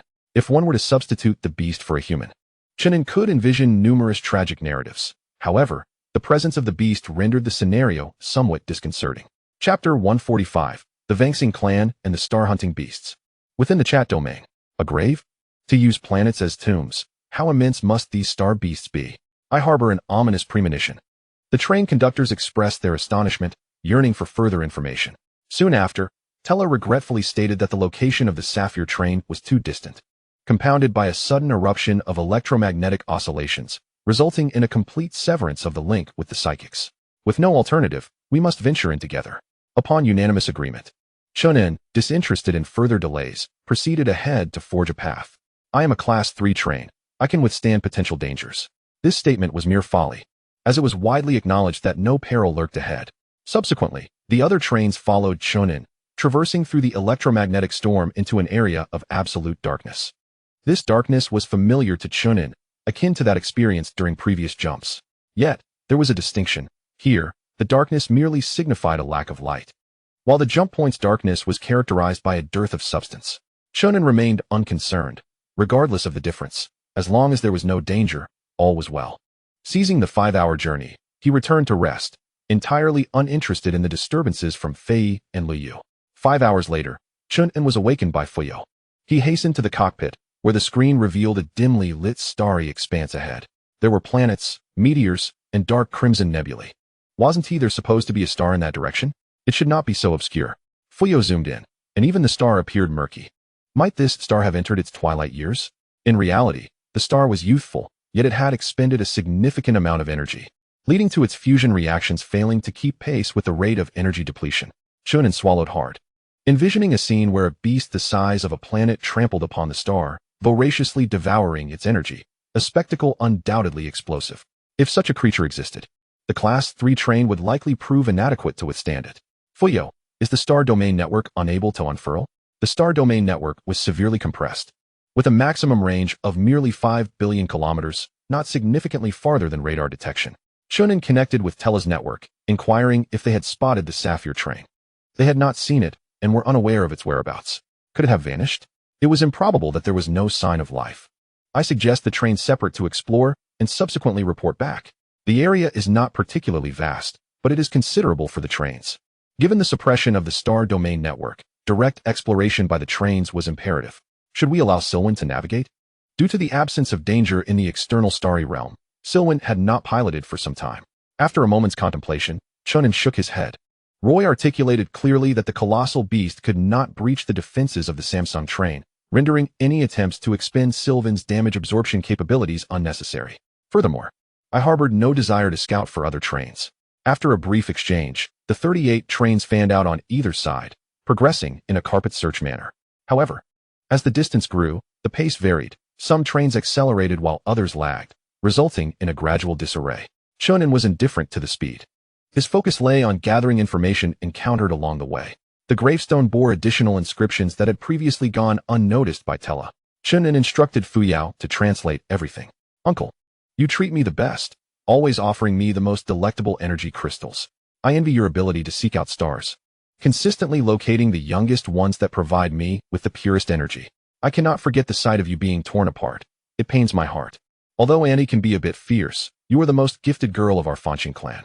Grandfather said you could one day lead the Fanqing clan to a new world, a realm where the star-hunting beasts cannot find us. I remain hidden within the stars. As you assured me, it was the safest place. How I despise that beast. It took your life, and I long to become stronger to rescue you. I miss Grandfather. You promised to take me to seek out more perfect star systems, where energy crystals could be savored like snacks. and stellar energy would be inexhaustible. I think of you every day upon waking. After thoroughly reviewing the contents, Chen An found it utterly disorganized, akin to a girl's whimsical scribbles, where she wrote whatever came to her mind. Moreover, these musings were not penned on the same day, but rather at intervals, predominantly reflecting her nostalgia for loved ones. Fuyao. What exactly is the Fanxing clan? And what are the star-hunting beasts? The Fanxing clan is undoubtedly a civilized race, from the descriptions. It appears their primary sustenance derives from the fusion energy of stars, possibly enjoying radioactive substances. Energy crystals serve as supplementary nourishment, linked to enhancing abilities. The star-hunting beasts are a collective term for a certain category of beings. They belong to the class of star beasts and are not an intelligent civilization. Their defining characteristic is their consumption of planets, causing rampant destruction in their wake. It is inevitable that we will encounter star-hunting beasts in the future. We must either evade or eliminate them, as coexistence is not a feasible option. The more Chen An learned about these matters, the more he felt the frailty of humanity. Without the trains, humanity would scarcely endure. Continuing their journey, they encountered an increasing number of tombs. With the inscriptions proliferating as well, it became evident that only a single Fanxing beast had survived, and it was a female entity. This creature was relatively young, exhibiting a vibrant emotional state, though her written words conveyed a sense of despondency. 8 hours later, Chen An abruptly received a message from Tella. A train has been attacked 80 billion kilometers away. We must hurry to assist. Chen An initially assumed Roy had fallen victim to the assault, yet encountered Roy en route. He was piloting a train, concealed behind a star, and only dared to emerge upon spotting Chen An said little, simply urging him to follow.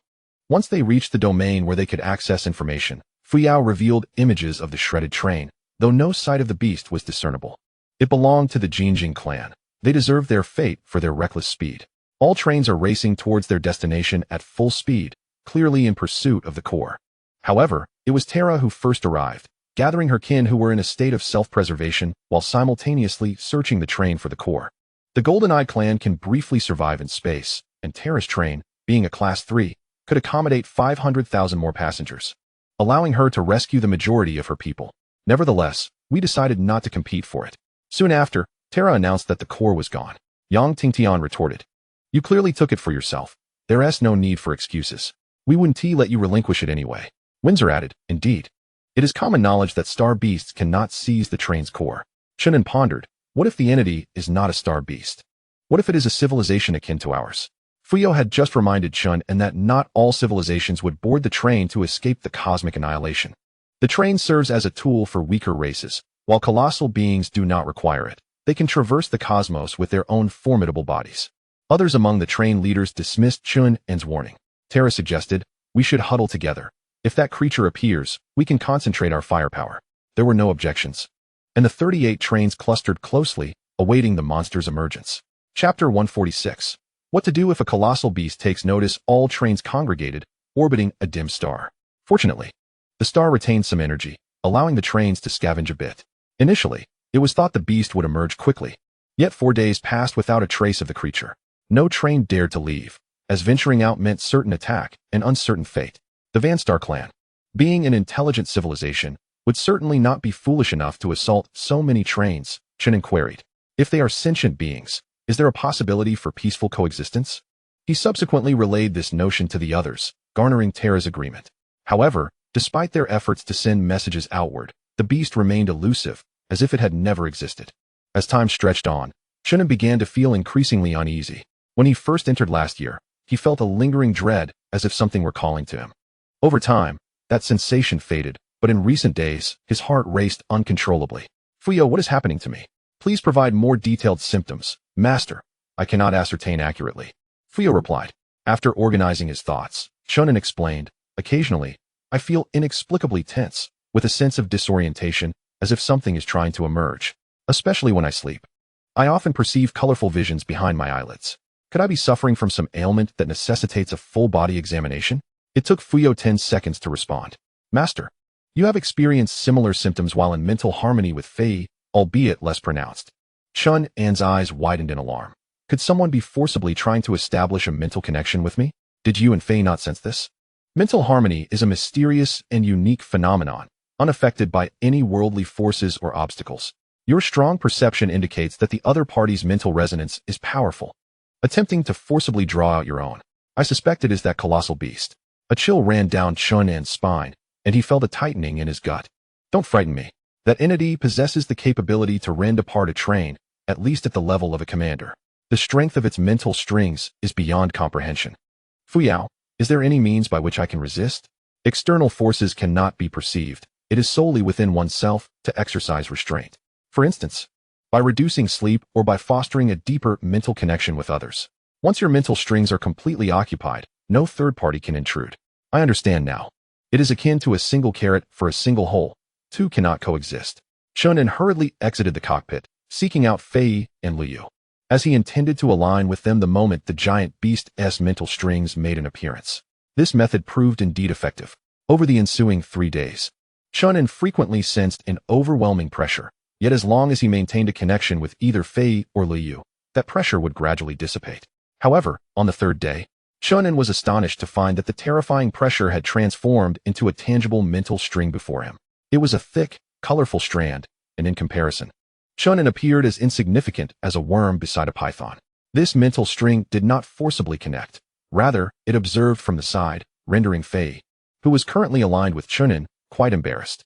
After approximately 10 minutes, the colorful mental string swayed and departed, leaving Chen An with a heart-shaped gesture. In a flash, Chen An extricated himself from the state of alignment and promptly summoned Fuyao. That creature was becoming increasingly audacious. A solution was imperative. He felt as though he were a noble maiden in seclusion, being surveilled by an unscrupulous outsider, with the threat of an imminent attack. Should we consider spatial leap as an escape? Mental alignment has distance limitations. There was no question of fleeing. He sensed that she would undoubtedly follow. Sacrificing himself to draw the creature away from others was illogical. After much contemplation, Chen An found himself left with no choice but to continue resisting. However, to his astonishment, ever since witnessing the alignment with Fei, the giant beast's mental strings had not intruded again, nor had it exerted any pressure upon him. Did the third party withdraw upon discovering the original connection? Haha. Fei chuckled with delight. For Chen An, the absence of harassment was a blessing. Everything else was inconsequential. Nevertheless, new issues began to surface for the other trains. The stellar energy was insufficient, and such a multitude of trains faced the impending crisis of energy depletion. We must venture to the neighboring star system, yet this would undoubtedly lead to dispersion. I propose we divide into 2 teams, each led by Terra and Chen An. With their presence, the giant beast would be wary. Lacking alternative options, the train leaders concurred and set their course toward the adjacent star systems. Chen An instinctively sensed something amiss, yet he could not articulate the reason. Just as their trains were departing, the stars within the original system suddenly fractured, unleashing a multitude of tentacles. These tentacles cleared the obstructing meteors and surged outward. Soon, a massive orb emerged, dragged by the tentacles, hurtling toward Chen An's direction. During its flight, the orb gradually retracted the tentacles into its body, revealing 2 enormous eyes on one side, resembling human eyes in structure. They were adorned with neatly arranged eyelashes, polished and straight, bestowing upon the eyes an inexplicable allure. Beneath the eyes, there is no nose. Yet there exists a mouth that can open wide, expelling numerous bubble clouds that effortlessly disperse the obstructing meteors with remarkable smoothness. On the other side, Chen An leads 21 trains into a new star system, immediately entering orbit to harvest energy. In the chat channel, the train captains boast extravagantly, spinning tales of grandeur. It seems that the colossal beast has struck fear into their hearts. With so many trains at our disposal, a barrage of firepower could annihilate a planet. What is a mere monster in comparison? Who among you possesses the extraordinary orbital cannon? When the time comes, do not hold back. Chen An is aware of who holds such power. Over the past year, at least 8 trains have clandestinely employed the extraordinary orbital cannon, including the 3-eyed beings. However, their cannons are of the first level, capable of breaching the defenses of only 2-star trains, and pose no threat to 3-star trains. As their conversation grows animated, Chen An interjects, "Let us not be complacent. The beast's ability to rend 2-star trains indicates a strength equivalent to that of a 3-star train. Roy, please describe the monster's appearance to everyone once more." Roy replies, "It resembles a massive ball of flesh, moving swiftly through the starry expanse. When it attacks the trains, it extends countless tentacles, the tips of which gleam golden, easily piercing the train's hull. The creature's visage is intriguing. It possesses 2 large, captivating eyes that one must not gaze into. Their beauty can ensnare one's senses, leading to a state of entrancement. It also has a mouth that, when agape, can unleash streams of radioactive particles, which the train can withstand. However, if you are outside, the radiation will prove fatal. As Roy elaborates, Chen An suddenly hears a series of urgent beeping alarms beside him. What is happening? The beast he described is most likely the one on the screen. Chen An raises his eyes to see the creature's silhouette racing through the cosmos. Suddenly, the beast opens its eyes. With long lashes and a gentle gaze, Chen An feels a chill envelop him, as if he has fallen into an icy abyss. Chapter 147. The Invincible Beast Girl, fleeing for her life, where is she? Chen An nearly shouts. Since becoming a train captain, he has prided himself on his composure in the face of adversity. Yet now, confronted by the beast, he feels a surge of panic. For this creature is not after the train, it desires him. Such a scenario would terrify anyone, as it defies all reason. The beast has entered the star system and is approaching us, expected to reach the inner star orbit in approximately 5 minutes. Chen An forces himself to regain his composure and transmits the footage to the star domain network. She is coming, everyone disperse. And we shall strike together when the time is right. The other train captains, previously boasting, fall silent upon viewing the footage, their bravado swiftly extinguished. In the ensuing minutes, the train spread out to either side, diligently preparing defenses. Laser cannons, electromagnetic railguns, extraordinary orbital cannons. Everything is readied for a simultaneous onslaught. Chen An does not indulge in frivolity. He fuels his energy crystals to the brim, hoping for a decisive strike against the beast. At last, the creature arrives, resembling a plump orb gliding through the starry void. Its surface color is ever-changing. At times it appears purple, at others green, and it can even shift to black or a vibrant array of colors. The creature exhibits unusual vitality, its emotions seemingly unpredictable. Attack! Chen An commands. The extraordinary railgun is still not operational, leaving us with no choice but to utilize other weapons to delay the approach of the colossal beast as much as possible. Countless lasers erupted forth, forming an immense curtain of light. The beast gazed with enchanting eyes, adorned with shimmering lashes that sparkled, its pupils fluctuating between a chilling calmness and a fiery fervor. Initially perplexed, then exhilarated, it charged headlong into the laser beams, showing no inclination to evade them. Within the star domain network, the train conductors were filled with trepidation. Would they perish? Such a formidable assault could obliterate any train, and it seemed illogical that a mere star beast could withstand it. A 2-star train armed with 20,000 upgraded laser cannons could unleash a staggering 80,000 beams of light, with a total of 21 trains present. Disregarding the fact that the Fuyao train was a 3-star vessel, they collectively boasted an astonishing 830,000 laser beams. When combined with 4,000 electromagnetic railguns, they possessed the firepower to reduce any known organism to mere particles. Moreover, this colossal beast was not as exaggerated as Roy had described. Its size was only twice that of a train, far from the scale of a standard planet. Thus, many conductors believed that even if it were a leader-level creature, it could not survive such an onslaught. Yet, half a minute later, countless tentacles pierced through the laser beams, lunging towards the nearest train, originally of a normal flesh color. The tentacles took on a gilded hue as they approached the train. The vessel, terrified, attempted to veer away, but the tentacles were too swift, striking like lightning into the train's body, effortlessly penetrating it, and even tearing through its midsection. This horrifying spectacle sent the hearts of the other conductors racing, their veins throbbing. They had never encountered such a weapon. Even the extraordinary railgun required vast energy crystals to breach a train. Everyone flee. It has more tentacles. Chaos ensued as the trains retreated, except for those preparing the extraordinary railgun, who remained steadfast. The initially struck train tried to break free, yet even at maximum power, it was held fast by thousands of tentacles, being inexorably drawn towards the beast. As the distance closed, the beast floated closer, gleefully opening its maw, revealing a dark abyss lined with terrifyingly intricate teeth. "Save me!" the conductor cried out, but no one could come to his aid. This train belonged to a peculiar silicon-based organism, bizarre in form, with little connection to the other conductors. Just when everyone assumed the beast would devour the creatures within the carriage, it instead wielded its tentacles to tear open the train's storage compartment, voraciously consuming the energy crystals inside. Chen An was astonished. The beast exhibited an intimate knowledge of the train's architecture. Beyond the energy crystals, it also ripped apart the power layer, absorbing the stored energy within. Ultimately, the beast wielded its tentacles to dismantle the locomotive's front, extracting the train's core before a captive audience, joyfully swallowing it whole. After consuming the core, its golden sheen intensified remarkably. Why could the star beast consume the core? Ngu had long asserted that it was not a mere star beast, but an intelligent civilization akin to our own. With intelligence comes the potential for communication.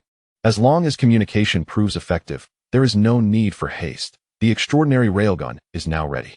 At the scene, four trains emitted flickering blue lights, with the blue glow of the Fuyao train being the most resplendent. Sensing a powerful wave of energy, the colossal beast discarded the train it held, turning its gaze towards Chen An, opening its mouth as if to speak, but the vacuum rendered its words inaudible. Inside the cockpit, Chen An suddenly felt a sharp pain in his head and promptly summoned Fei and Liu. We must connect immediately. That creature is harassing me again. Once all four of his mental strings were occupied, the colorful strings surged in, agitatedly roaming about without further action. At that moment, the train experienced a violent tremor. The extraordinary rail cannon was firing. A secondary blue beam, accompanied by three primary blue beams, instantaneously struck the colossal beast. The commotion should have been considerable, yet it was silent within the train. Chen An temporarily exited the state of connection and looked out through the viewport. No matter how strong the beast was, it could not withstand such impact. Its body was propelled backwards, shattering meteors along its path. Cheers erupted in the star domain network. The extraordinary rail cannon was indeed formidable. Why did Ngu's rail cannon appear so much thicker than the others? It must be capable of upgrades, if that were the case. Ngu could effortlessly obliterate a two-star train. Regardless of the species, everyone had to call Chen An brother, fearing his attention. The atmosphere was harmonious, in stark contrast to the previous panic. However, Chen An gazed in disbelief, urging Fuyao to provide a more precise image. The display revealed the beast's surface shrouded in gold, reminiscent of the shield that had once enveloped the Ratman train. Realizing the dire implications, Chen An inquired of Fuyao, after this special civilization devours the core of the train, will it gain unique abilities? It will also acquire abilities. Incredible. The golden shield completely counters extraordinary weapons. Fuyao, prepare the energy crystal, jump at my command.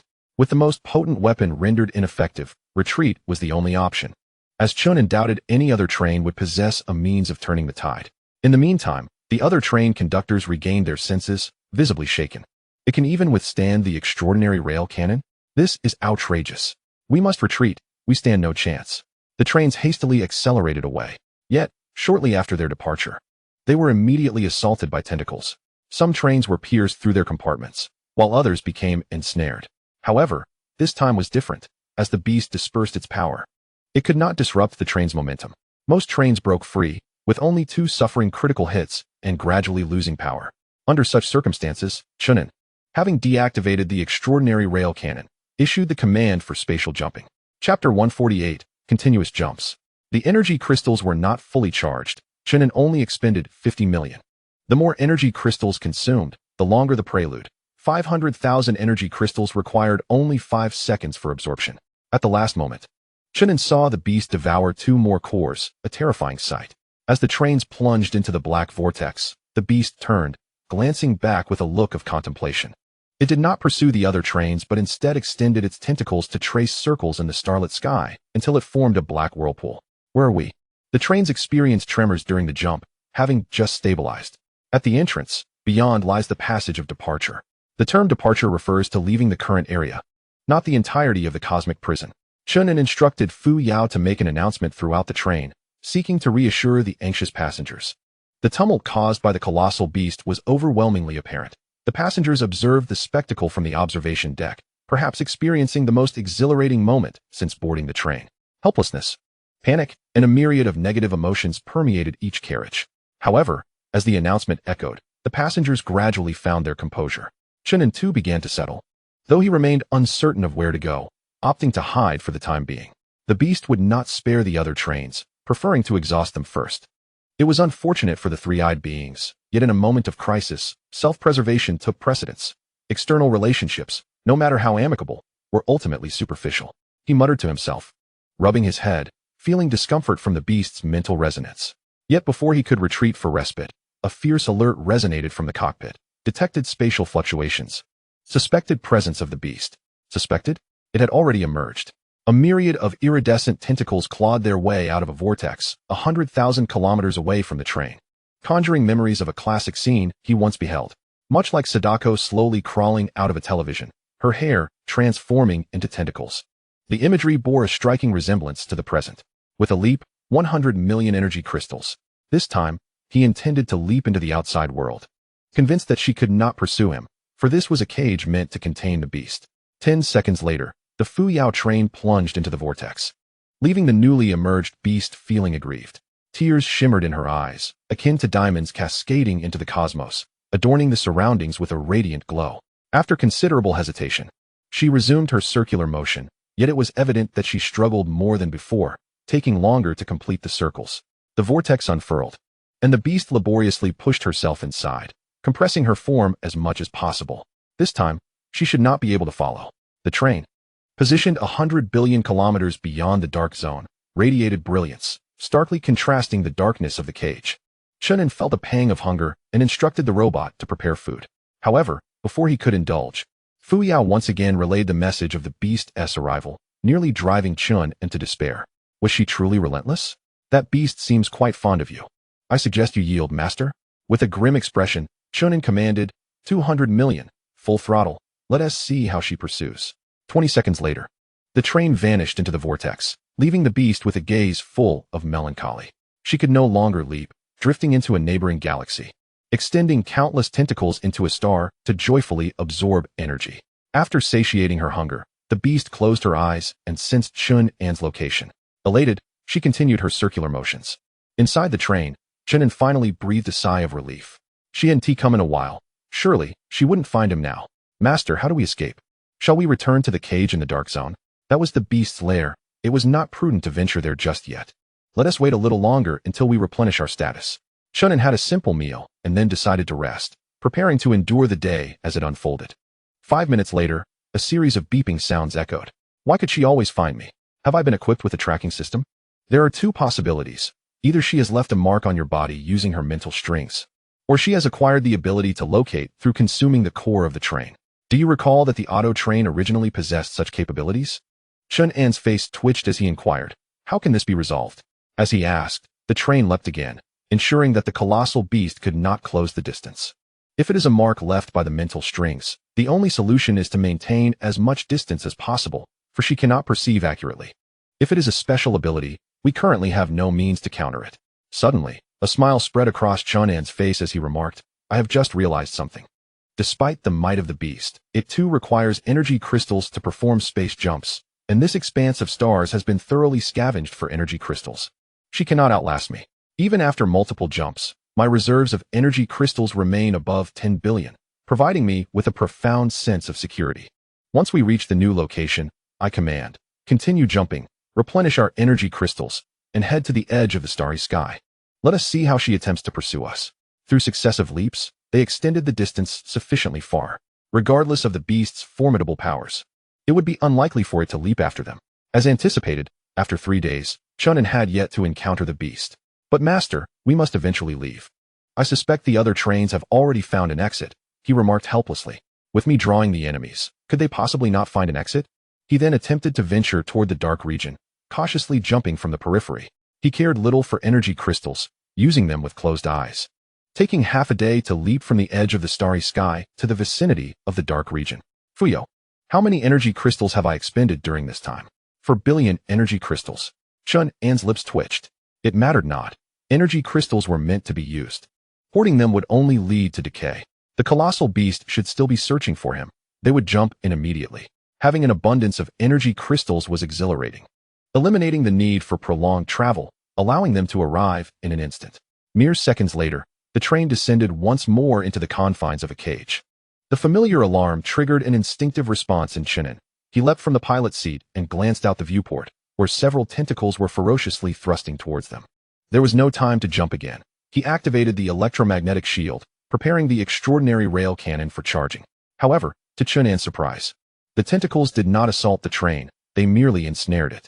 Simultaneously, a soft feminine voice reached his ears, uttering a myriad of strange syllables that resembled a demonic whisper, sending shivers down his spine. As Fuyao initiated translation, Chen An finally comprehended. Hey, I cannot keep up with your pace due to insufficient energy crystals. Could you please slow down? Chen An was taken aback for quite some time before responding helplessly. Why do you persist in following me? Aren't you the one who wishes to take me away?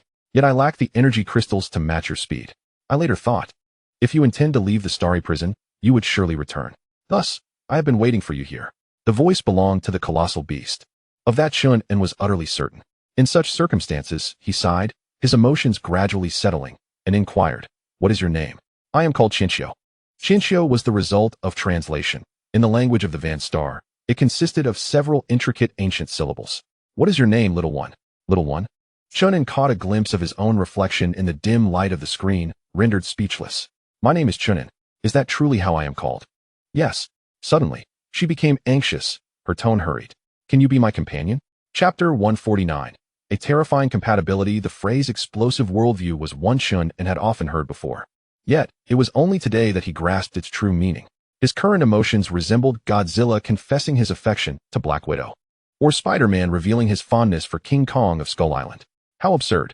Even more ludicrous was the fact that the colossal beast was entirely serious in its declaration. An extended silence ensued, as Chen An found himself at a loss for words. After a long while, he inquired, "How old are you?" "I can hardly recall. Perhaps 100,000 years or 12. Will you accept my proposal?" Chen An's agitation had subsided, reassured by the beast's lack of malice. "We are too different. It may not be suitable." Qianxiu blinked, and a tempest arose, sending surrounding meteors swirling. She asked, "Why is it unsuitable?" "I feel it is quite appropriate. My aunt once told me that finding a being whose spirit resonates with your own is exceedingly rare.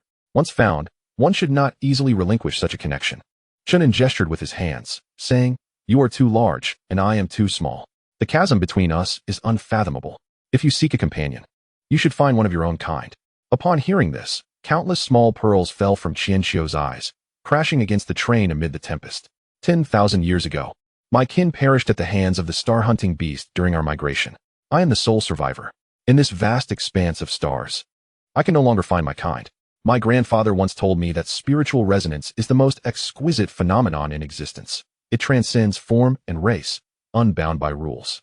It represents the purest form of communication between two lives, untouched by any impurities. And you, in my eyes, are the epitome of pure existence. Though these words were somewhat clumsy, they deeply moved Chen An. He asked Fuyao, "What is the compatibility between her and me?" One must achieve compatibility to know. Yet, how could Chen An dare to pursue such a bond? Qianxiu was far too formidable. Her spiritual strings could shatter his mind. How should I navigate this situation? Isn't the master dissatisfied with having too few pets? I suggest you accept her. Chen An gasped. You consider her a pet? A creature larger than the train? I cannot dare to pet her. Moreover, the train could not possibly accommodate her. Qianxiu is a leader-class star beast. She can traverse the cosmos on her own. If she travels at full speed, our train may not even match her pace. This implies that the train may not necessarily be superior to others. Indeed, Chen An vividly recalled the scene of Qianxiu tearing apart the train. Lost in thought, Fuyao spoke again. You two are not incapable of achieving spiritual resonance. It is merely that Qianxiu does not know how to initiate it. The concept of spiritual resonance seems to be greatly misunderstood by you. Clarify this for me. In your perspective, spiritual resonance is akin to the union of yin and yang, tied to reproduction. However, in reality, spiritual resonance is a broad concept. Why is there a designated area for pets on the train? The narrative unfolds with an exploration of the profound bond between humans and their pets, particularly the more assertive creatures. The concept of spiritual resonance is introduced, akin to a spiritual contract, signifying an agreement at a psychological level between the individual and their pet, serving as a means of control. Chen An abruptly interjects, Beastmaster? This term bears a similar connotation. If a master cannot fully trust their companion, they may employ spiritual resonance to bind them. Despite Fuyao's clear explanations, Chen An remains filled with inquiries. Can I resonate with multiple beings, or can she as well? The train conductor assures him, the regulations protect you, and what you fear will not occur.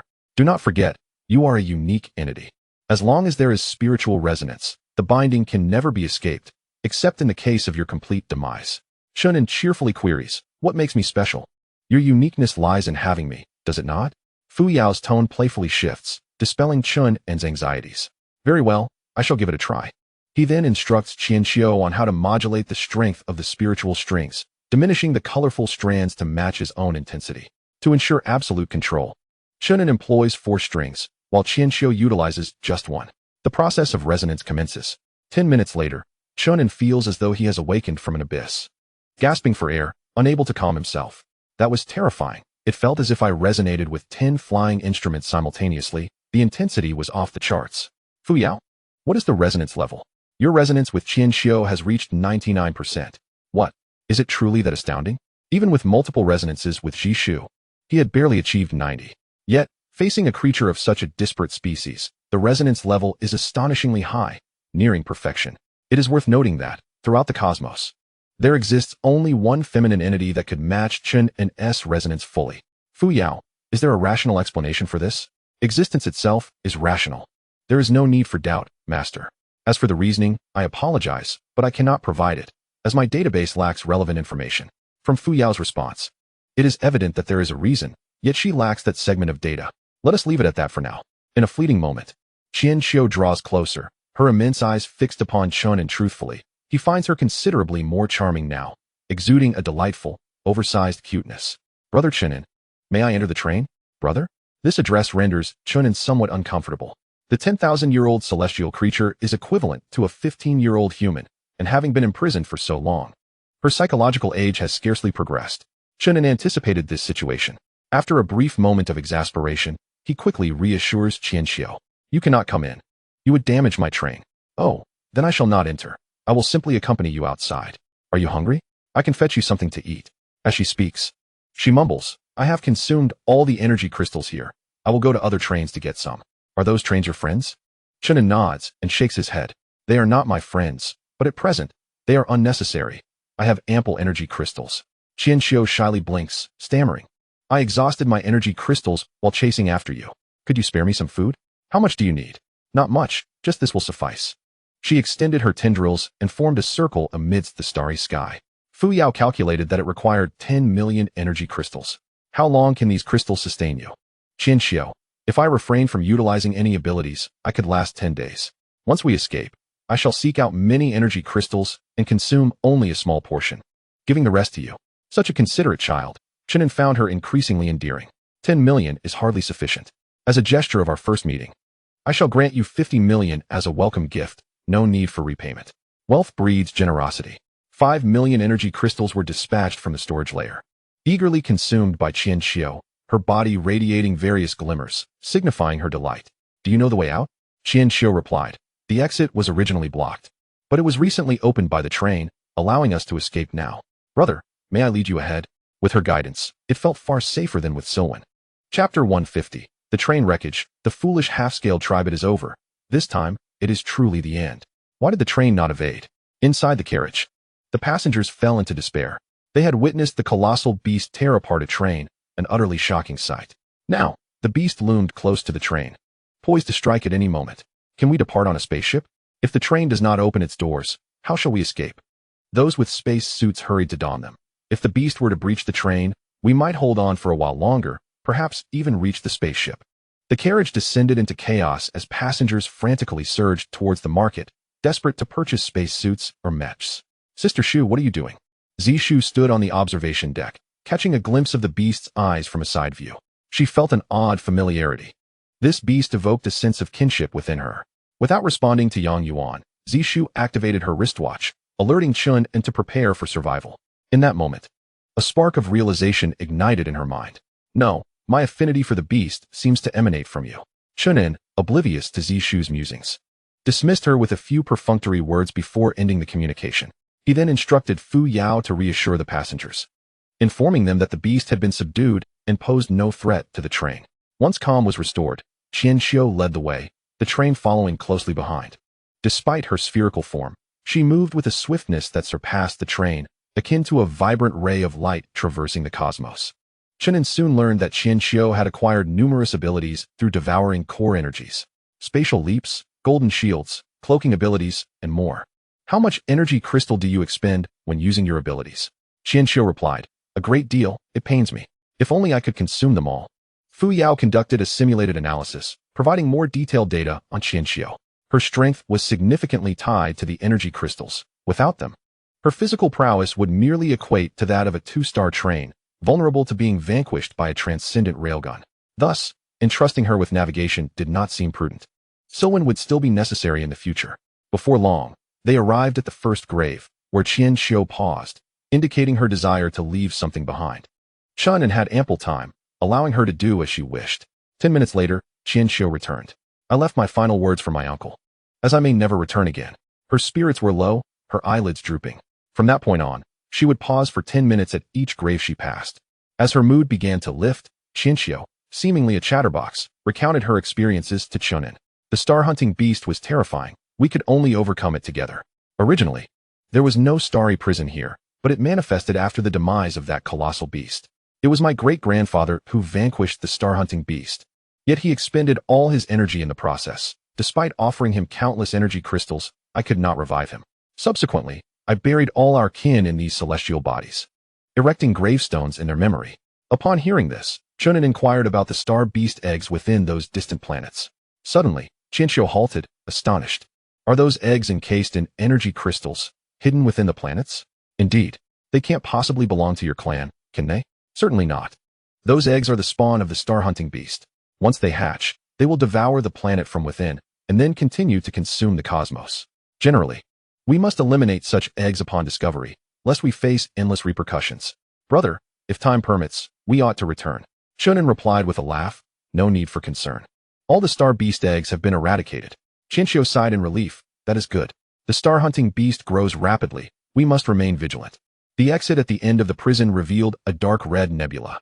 Numerous gaps within the nebula indicated that other trains had already departed. Chen exclaimed joyfully. The exit has indeed opened. Brother, let us hasten our escape. Impatiently, she entered the nebula, the train following suit. On the date of revival history, September 12, 2003, the train finally departed the prison, entering the familiar expanse of the cosmos. Chen An promptly instructed Fuyao to deploy the star domain network, expanding its reach to a familiar 5 trillion kilometers. No trains detected, resources available for collection. Just maintain a steady pace. Brother, I have discovered energy crystals. May I approach? The energy of the normal cosmos was abundant, and Chen frolicked around the train like a fish in water, filled with joy. Go ahead. But do not stray too far. The train will maintain its current speed. I will return swiftly. With her remarkable speed, Chen meandered through the surrounding cosmos, employing a rather formidable method to collect energy crystals. Simply extending countless tendrils, she could deplete a significant portion of the energy crystals buried within the planets. If it were the train, it would take at least 4 to 5 days. Half an hour later, Chen returned, opening her mouth wide, revealing a shimmering blue light within. I gathered a great many. Here, have a portion. Fuyao had already calculated the quantity, approximately 30 million units. You must consume them all. Prioritize your own needs first. Thank you, brother. She immediately slipped away again, swimming through the stars like a fish. To be honest, Chen An felt a twinge of envy. How he wished he could do the same. Fuyao, what benefits will I gain from my bond with Chen? A bond with a commander-level spirit will undoubtedly enhance your physique. Chen An chuckled and asked, what if it were a Star Master level? Provided that you can bear it. It follows that the more powerful the existence, the more challenging it becomes for me to endure. So what level are you? I possess no level. Master, I recommend that you frequently align with Chen and gradually increase the intensity. This will expedite your advancement. That sounds excellent. I am in need of such guidance. Thus, Chen An leisurely passed the time, and 4 months swiftly elapsed. On January 10th, year 04 of the revival calendar, with Chen assistance, Chen An finally transcended to the 7th level. Up to this point, he had enhanced his stamina, skin, flesh, bones, blood, and organs.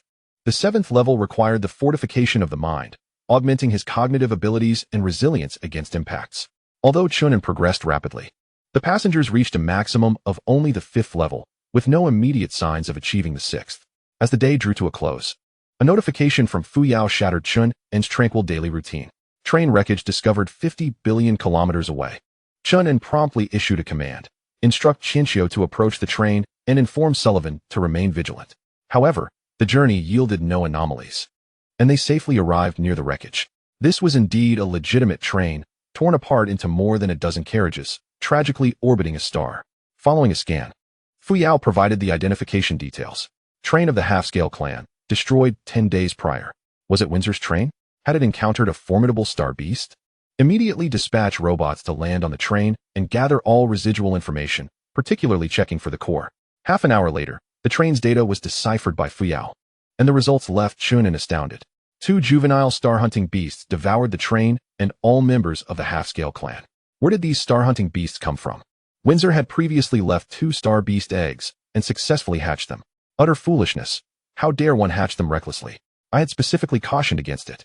Unable to prevent others from courting death, Chen An could only weep as he retrieved the core. Chapter 151. Navigator triggers ability, though Windsor's train had been destroyed. The core remained intact, as the star-hunting beasts did not consume such items. Once the robots completed their exploration of the wreckage, Chen An approached to reclaim the core. Upon absorption, he acquired a new ability. Propulsion Compensation Module increases the train's startup speed, reduces the time for power amplification. Chen An, that is acceptable, quite useful indeed. In addition to the core, he also discovered numerous valuable resources within the train's wreckage.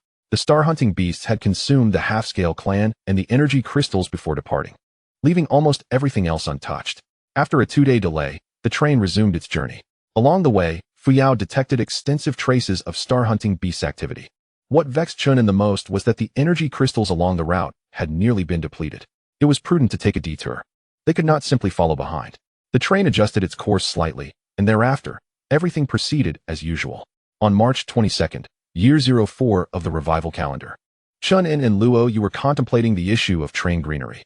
The observation deck required more plants. I suggested adorning the railings with a layer of vines.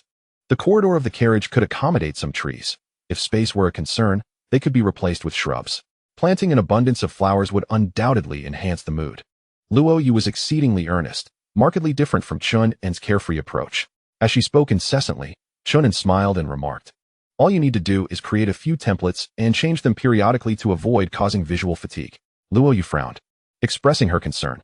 It still feels like the space is insufficient. If only the train could expand further, we could construct a genuine ecological zone. She became lost in reverie, dreaming aloud. What if we could create an artificial forest within the train? Chen An responded, you are being overly optimistic. The train does not possess such ample space. Just as he was about to offer some suggestions, he received a special alert from Fuyao. The navigator is under attack. Abilities activated. Chen An immediately made his way to the cockpit, instructing Fuyao to report the details en route. No enemies detected yet. The navigator has entered a minefield. The star domain network cannot locate the enemy? Fei, you all should give it a try. Upon reaching the cockpit, Fuyao brought up the frontline visuals. The immense explosion was vividly captured, with shockwaves powerful enough to displace a nearby gas giant from its orbit. Where is Sliven? The flames from the explosion engulfed the navigator, rendering it invisible to the naked eye. Fortunately, Fei had just accessed the star domain network, granting Fuyao enhanced detection capabilities. As the visuals zoomed in and were filtered, the navigator finally came into view, its outer layer adorned with a white halo, miraculously unscathed by the overwhelming explosion. They established a communication link with Sliven. At this juncture, Fuyao had more insights. The explosion originated from a type of nuclear fusion, its yield capable of annihilating half a planet. Judging by the placement and angle, the adversary intended to ensnare the train. Fortunately, we have the navigator, which triggered the trap prematurely. Chen An inquired in astonishment, could we not have detected this in advance? I had already warned you. The star domain network and the telekinetics are not infallible. Numerous methods can obscure detection. Quickly, summon Sliven back. His damage immunity lasts only half an hour. Crackling sounds echoed as Sliven's communication finally came through. He reported urgently, the ship is trapped within the explosion. The power is insufficient to extricate it for the moment. Chen An exclaimed, damn it, I knew the navigator was unreliable. It boasts speed but lacks adequate power. If it were the celestial cruiser, it could effortlessly escape under immunity. The train continued to draw near, diligently searching for the enemy. The explosion would eventually dissipate, yet the unknown adversary could strike at any moment. As they approached, Fei finally gleaned some information. There appear to be 2 enemy ships concealed near the star, lying in wait for us. Chen An decisively commanded, prepare the extraordinary orbital cannon for immediate charging, maximum power. Chinchio, create distance between us to surprise them. Fuyao, deploy the No. 1 celestial cruiser and steer it away from the train. While it seemed there was only 1 enemy vessel, in reality, there were 3 points of firepower. Although the No. 1 celestial cruiser's extraordinary orbital cannon was only at level 1, it could provide substantial lateral support. Approximately 20 minutes later, Fuyao's train reached the inner star ring of the galaxy, clearly revealing the explosion zone. Energy continued to radiate, and it would take time to dissipate entirely. However, the shockwave had weakened, allowing the train to proceed. They activated the electromagnetic shield, prepared to extract Sliven while simultaneously luring the enemy out. Both sides harbored intentions of ambush and deception. Subsequently, the train plunged directly into the inferno, adeptly locating the navigational spacecraft. Unable to open the doors to retrieve it, Chen An decided to let the train push the spacecraft out. After all, the spacecraft was invincible at this stage and would not be shattered by the train's collision. 5 minutes later, the train finally exited the explosion zone, and Sullivan's period of damage immunity was nearing its conclusion. Fuyao, a sudden thought struck me. If Sullivan were to attack the enemy during the immunity period, would he not be invulnerable? However, the immunity state is passively triggered and cannot be initiated actively, and the navigational spacecraft lacks offensive capabilities. It would be prudent to switch to another spacecraft in the future. Beep, beep, beep. An alarm blared from the cockpit, indicating danger was approaching. The screen displayed radar detection results. 2 trains were approaching from the direction of the star. These trains, designated as 2-star and 3-star, were gathering data. With the stellar interference eliminated, an abundance of information was infiltrated by the star domain network and the spacecraft instruments, all presented before Chen An's eyes. What peculiar trains are these? Chen An had encountered unusual trains before, but this one was the most bizarre. The train appeared to be composed of a transparent crystal, its head clustered with numerous protruding spikes, an encounter with which would undoubtedly be unpleasant. The body of the train was formed from countless irregular crystals, exuding a disordered yet unique aesthetic. Moreover, it was evident that these irregular crystals formed distinct compartments rather than being haphazardly piled. What kind of organism is this? The translation results indicated foam species. Foam. This civilization consists of silicon-based life forms, utilizing minute crystals as cells, forming irregular shapes under the influence of magnetic fields, resembling foam. The center of the screen displayed the biological forms, appearing as stacks of foam, with an overall shape that varied and was not fixed. The foam species possesses immunity to physical damage and exhibits a remarkable capacity for information transmission between individuals. They had manufactured numerous fusion crystals capable of destroying the train's propulsion, which Sullivan had inadvertently triggered earlier. Chen An mused, this is intriguing. Withdraw the train and exit the interstar zone. During the retreat, Fuyao detected that the opposing 3-star train had activated its extraordinary orbital cannon. The Fuyao train synchronized its systems, ready to counteract at any moment. Provide me with the positions of Qianxiu and the celestial cruiser. The radar image indicated that Qianxiu had approached the vicinity of the star, while the celestial cruiser was hiding among the asteroid cluster, approximately 90 million kilometers away. Perfect. Once both trains commence their bombardment, we can have Qianxiu and the celestial cruiser launch a flanking attack, with the objective of neutralizing the 3-star train first. Chapter 152, Electromagnetic Communication. The foam species' persuasion to surrender within the interior of the crystalline train. The leader of the foam species was reviewing intelligence regarding the Fuyao train. Basic information such as location, rank, and speed was thoroughly documented. The intelligence core announced, the extraordinary orbital cannon will be charged in 7 minutes. The train must closely follow the enemy. Ziz, ziz, ziz. The foam species communicated via electromagnetic waves, displaying a plethora of binary data on the screen.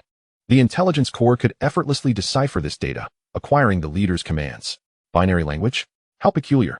With the aid of the spacecraft instruments, Fuyao managed to decode the communication between the 2 foam species trains.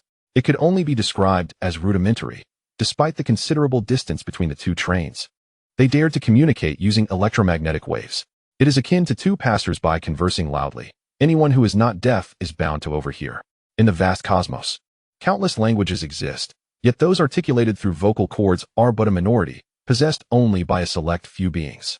What constitutes the majority? Electromagnetic waves represent the majority.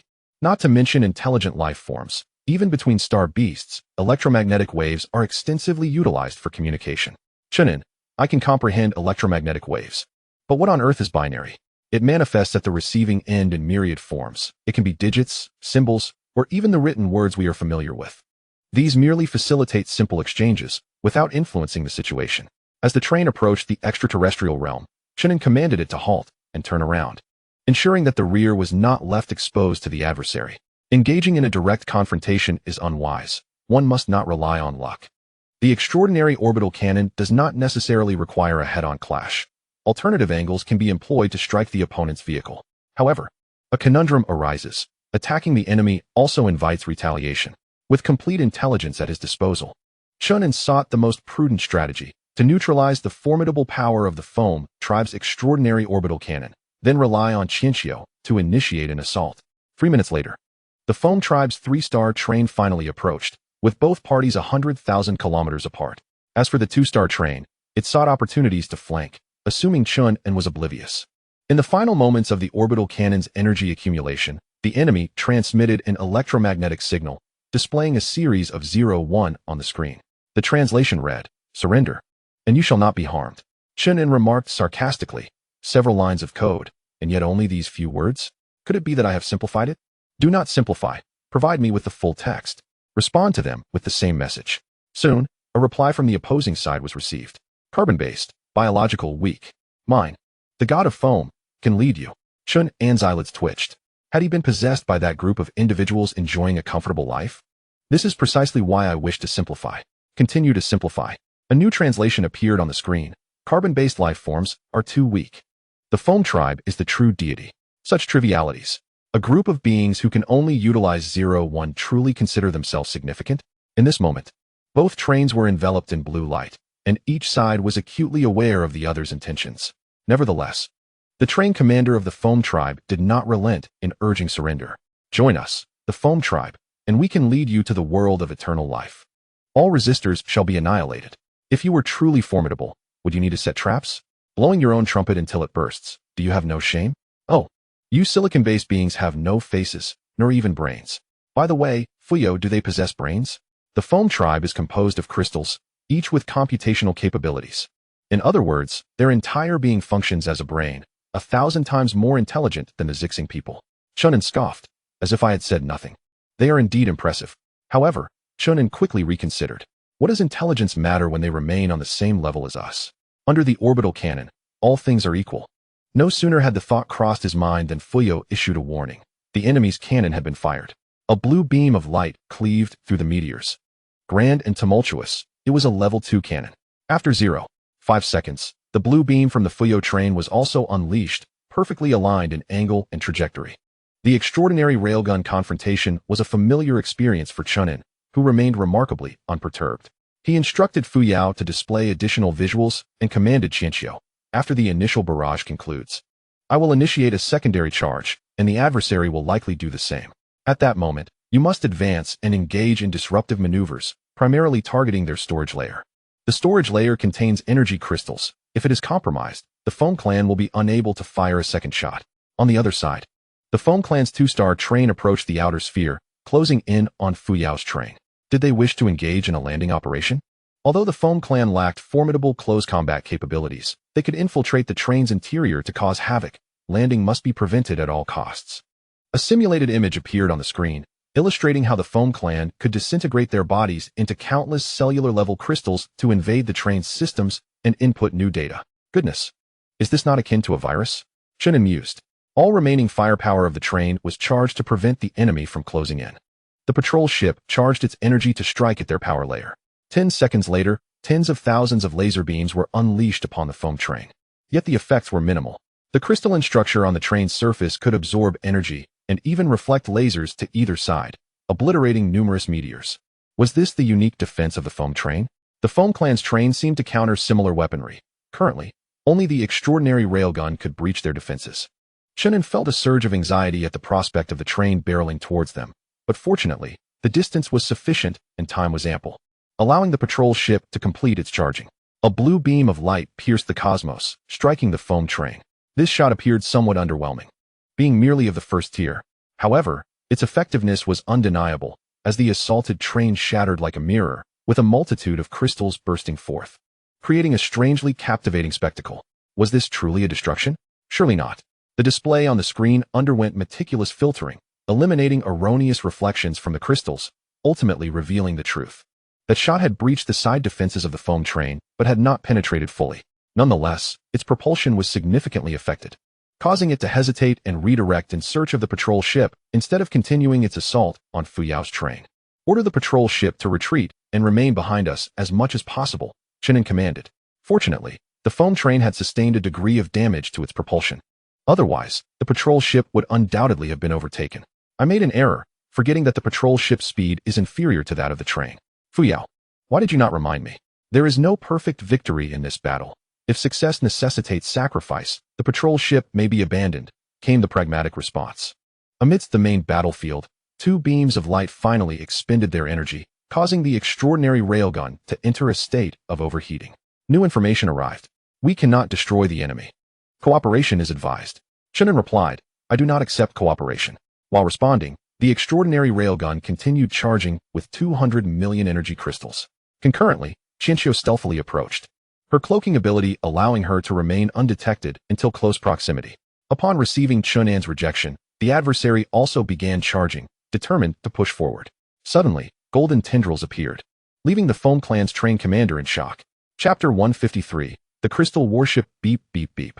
The intellect core announced, under attack by an unknown entity. Countermeasures will commence shortly. The alarm reverberated throughout the entire train, causing the denizens of the Foam tribe to writhe in agitation. Qiqiu's tendrils penetrated the crystalline interstices of the train, striving to breach its defenses. Following a thorough analysis of the advantages and disadvantages of the Foam tribe's train, Fuyao transmitted all findings to Qiqiu. The drawbacks were glaringly apparent. The train was constructed from an abundance of irregular crystals, with gaps existing between them. These fissures represented the weakest points in the train structure. The Fuyao train also exhibited similar vulnerabilities, as the compartments could disassemble, making them susceptible to targeted attacks that could easily sever connections. However, the Foam train possessed countermeasures. The crystalline surface would deform, transforming into various sharp implements in an attempt to sever the tendrils. Yet, Qiqiu's tendrils were protected by a golden shield, rendering the crystalline weapons ineffective, leaving no mark whatsoever. The train conductor, utterly astonished, commanded a full-scale assault. In addition to the train's built-in armaments, the defensive layer opened its hatches, unleashing a multitude of warships. These vessels, composed of crystal, appeared translucent and were merely half the size of standard frigates. Approximately 2,000 ships were deployed, launching particle beams upon confirming Qiqiu's location. Had the Foam tribe been aware that Qiqiu fed upon stellar energy, they would not have employed particle beams for their assault. Upon realizing their ineffectiveness, the crystalline warships swiftly coalesced, forming an enormous cubic structure, even larger than a celestial cruiser. This time, the stakes were elevated. Hundreds of thousands of particle beams converged into a supercharged particle ray, posing a threat to Qiqiu akin to that of an extraordinary orbital cannon.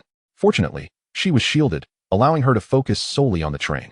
Qiqiu continued to assault the storage compartment of the train, determined that if one tendril failed to penetrate, 100 or 1,000 would eventually succeed in breaching the defenses of the three-star train. Meanwhile, in the distance aboard the Fuyao train, Chen An's eyes sparkled with excitement at the sight of the crystalline warships. Aren't they magnificent? Can we create such vessels? If we acquire the complete technological suite of the Foam tribe, there is a chance of replication. However, creating such specialized warships, which are deeply intertwined with their race, would prove exceedingly challenging, came the response. Why don't we, the Zixing people, possess any specialized warships? Chen An inquired. Our technology is not advanced enough to produce specialized vessels. We can only utilize standard models. However, we can personalize modifications based on those designs, was the answer. Never mind that for now, Chen An replied. Another train had also launched warships. The two-star train deployed a fleet of crystalline warships of a similar scale, attempting to pursue the celestial cruiser. Release all fleets. Currently, Chen An commanded 5 celestial cruisers, forming 5 fleets that encompassed the majority of their existing warships. These vessels would engage in combat against the enemy's fleet. Although they lacked numerical superiority, their strength was significantly greater. On the other side, after relentless efforts, Qiqiu's tendrils finally breached the defenses of the enemy train.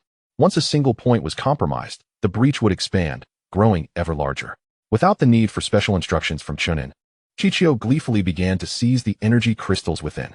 The Foam tribe's train endeavored to escape, augmenting its propulsion to flee, yet Qiqiu's countless tendrils ensnared its body, ensuring that even if it managed to depart, it would take her along. Reinforcements, hurry, we need reinforcements. The crystal battleships swiftly maneuvered to assist the train, intent on attacking the tendrils of Qiqiu. The golden shield did not envelop completely, revealing several vulnerabilities. However, even if some tendrils were destroyed, Qiqiu remained unfazed, ravenously consuming the energy crystals within the train to replenish its own depleting energy reserves. All of this unfolded on Chen An's screen, as the outer defenses of the enemy train were breached, rendering it incapable of thwarting the incursion of the star domain network into its interior. It was vividly observable that Qiqiu's tendrils wreaked havoc inside the train, systematically obliterating storage areas and factories, due to frequent interruptions in energy crystal absorption. The preparation time for the opponent's extraordinary railgun extended to 20 minutes. The energy crystals absorbed by the railgun required conduits to transport them from the storage layer. Yet, Owing to Qianqiu's relentless destruction, these conduits sustained damage, leading to complications in energy crystal delivery, necessitating the activation of backup conduits. Consequently, the train perpetually resorted to these alternate pathways, while Qianqiu continued its devastation, perpetually jeopardizing the railgun's capacity to accumulate energy effectively. After 7 or 8 minutes, Fuyao issued an attack alert. Chen An commanded a change in target, focusing on the destruction of the power layer, while simultaneously instructing Qianqiu to retreat to avoid collateral damage. With its energy crystals dwindling, Qianqiu's shield could not be maintained for much longer. Upon receiving the command, Qianqiu relinquished its hold on the train, retracting all tendrils and drifting into the depths of the starry void. The train commander of the Bubble Clan, cognizant of the dire situation, ordered full-speed maneuvers in an attempt to elude Fuyao's train. However, Fuyao remained steadfastly in pursuit, capable of altering its propulsion at any moment, rendering escape impossible. At long last, a blue beam erupted, piercing the rear of the Bubble Clan train and devastating half of the power layer in mere moments. The second-tier extraordinary railgun lacked the potency to penetrate the defenses of a 3-star train, inflicting only severe damage. The enemy train's power was suffering considerable loss, rendering it susceptible to being drawn back into orbit by the star. Chen An felt a surge of satisfaction and chose to momentarily disregard it, allowing Fuyao to provide visuals of the battlefield behind. The 2-star Bubble Clan train had just regained power, preparing to unleash a massacre upon Chen An's patrol fleet. However, the second shot from the first patrol ship arrived, striking the train's front with precision. Regrettably, this shot lacked sufficient power to breach the front defenses, merely forcing an abrupt interruption of the train's propulsion, causing it to shudder violently. Uncertain of the situation within, the passengers were undoubtedly suffering as Qianqiu approached. While the 3-star train's defenses were formidable, Qianqiu completely overpowered the 2-star train. Countless tendrils ensnared the train's body, commencing the breach by piercing and tearing apart its structure. The train was rent asunder in the middle, releasing a throng of Bubble Clan passengers who were compressed into crystalline fragments by the vacuum of space. Chen An finally felt at ease, focusing his attention on the 3-star train. The third shot was withheld, urging passengers to prepare for a boarding battle, while the Black Spore robots were withheld to prevent enemy infiltration. With the announcement made, excitement surged among the passengers. They rallied to acquire equipment, assemble teams, and study materials, relishing the long-awaited bustle.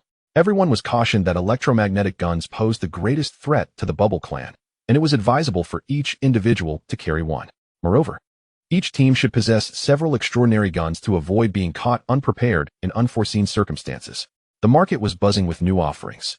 The laser cannon JG2, the electromagnetic cannon DC3, and even the extraordinary cannon model CF1 are all present. These advanced weapons have long been in mass production, yet due to the prolonged absence of warfare, Chen An has refrained from releasing them into the market. Upon learning of this, various guilds rushed to procure them, particularly the electromagnetic cannon, which serves as a formidable weapon against the Bubble faction. Not long after, Sullivan returned to the train, and as the president of the Kibo Guild, he promptly convened his teammates. "President, perhaps you should take a rest first?" Reuben suggested, aware of his leader's unique position and the ongoing task of announcing the train's operations. "It's fine. I will not miss the wars in which I must participate." While the electromagnetic cannon is indeed significant, the extraordinary cannon is paramount. Reuben was taken aback. "Can this extraordinary cannon also emit such intense beams of light?" Sullivan laughed heartily. "It is merely a miniature version, with power diminished by tens of thousands or even hundreds of thousands of times.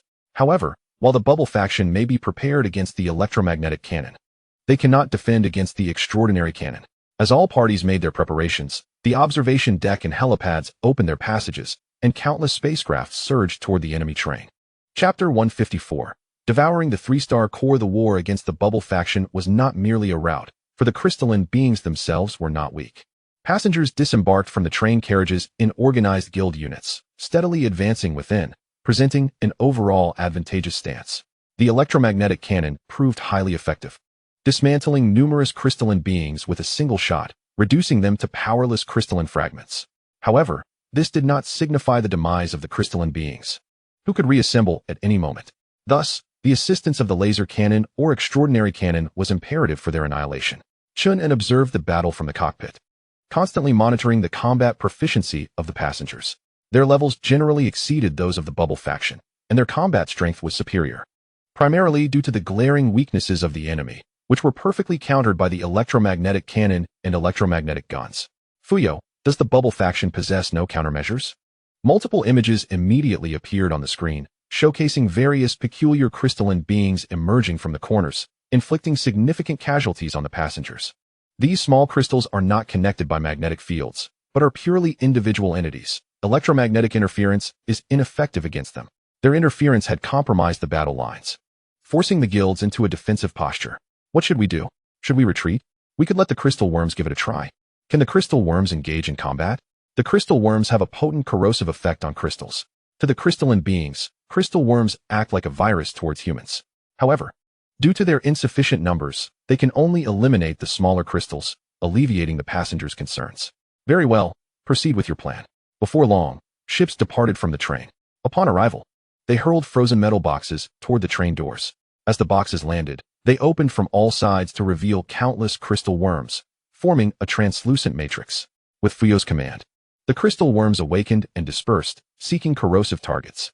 The passengers, having received the message, refrained from harming the crystal worms, temporarily ceasing fire and maintaining a defensive stance. Is this thing effective? Zhu Daming mused. Xiaozhen kicked him. This is support provided by the train conductor. Do not question it. At this moment, they found themselves on the platform of the train, surrounded by a plethora of crystal debris. Amongst this wreckage, myriad minuscule crystalline creatures lay concealed. Individually, these beings posed no threat. However, in swarms, they could easily take lives and wreak havoc on weaponry. To guard against these entities, a shield was necessary to form a defensive line, barely sufficient to maintain their position. Yet, entering a state of retreat would render them incapable of countering the assaults from the Foamy clan, leading to a counteroffensive. Look, those creatures are fleeing. The crystal insects, akin to cats spotting mice, eagerly pounced upon the crystalline beings, sinking their mandibles into them. No matter how robust the crystalline structure, it was of little consequence. The crystal insects could repair mechanical damage, employing a cycle of destruction and reconstruction, their corrosive abilities far surpassing any defense. Thus, as the passengers bore witness, the crystal insects surged forward, systematically eradicating the crystalline creatures, leaving only a fine powder in their wake. Crystal insects will ensure your safety from the rear. Continue your offensive, came the reminder from the train. In response, Xiaozhen ordered the electromagnetic cannon to be reassembled. Blast them to bits. Every creature has its strengths and weaknesses. The Foamy clan's Achilles heel lies in its excessive reliance on magnetic fields, rendering them vulnerable to even slight disturbances, Chen An remarked while absorbing the teachings from Fuyao.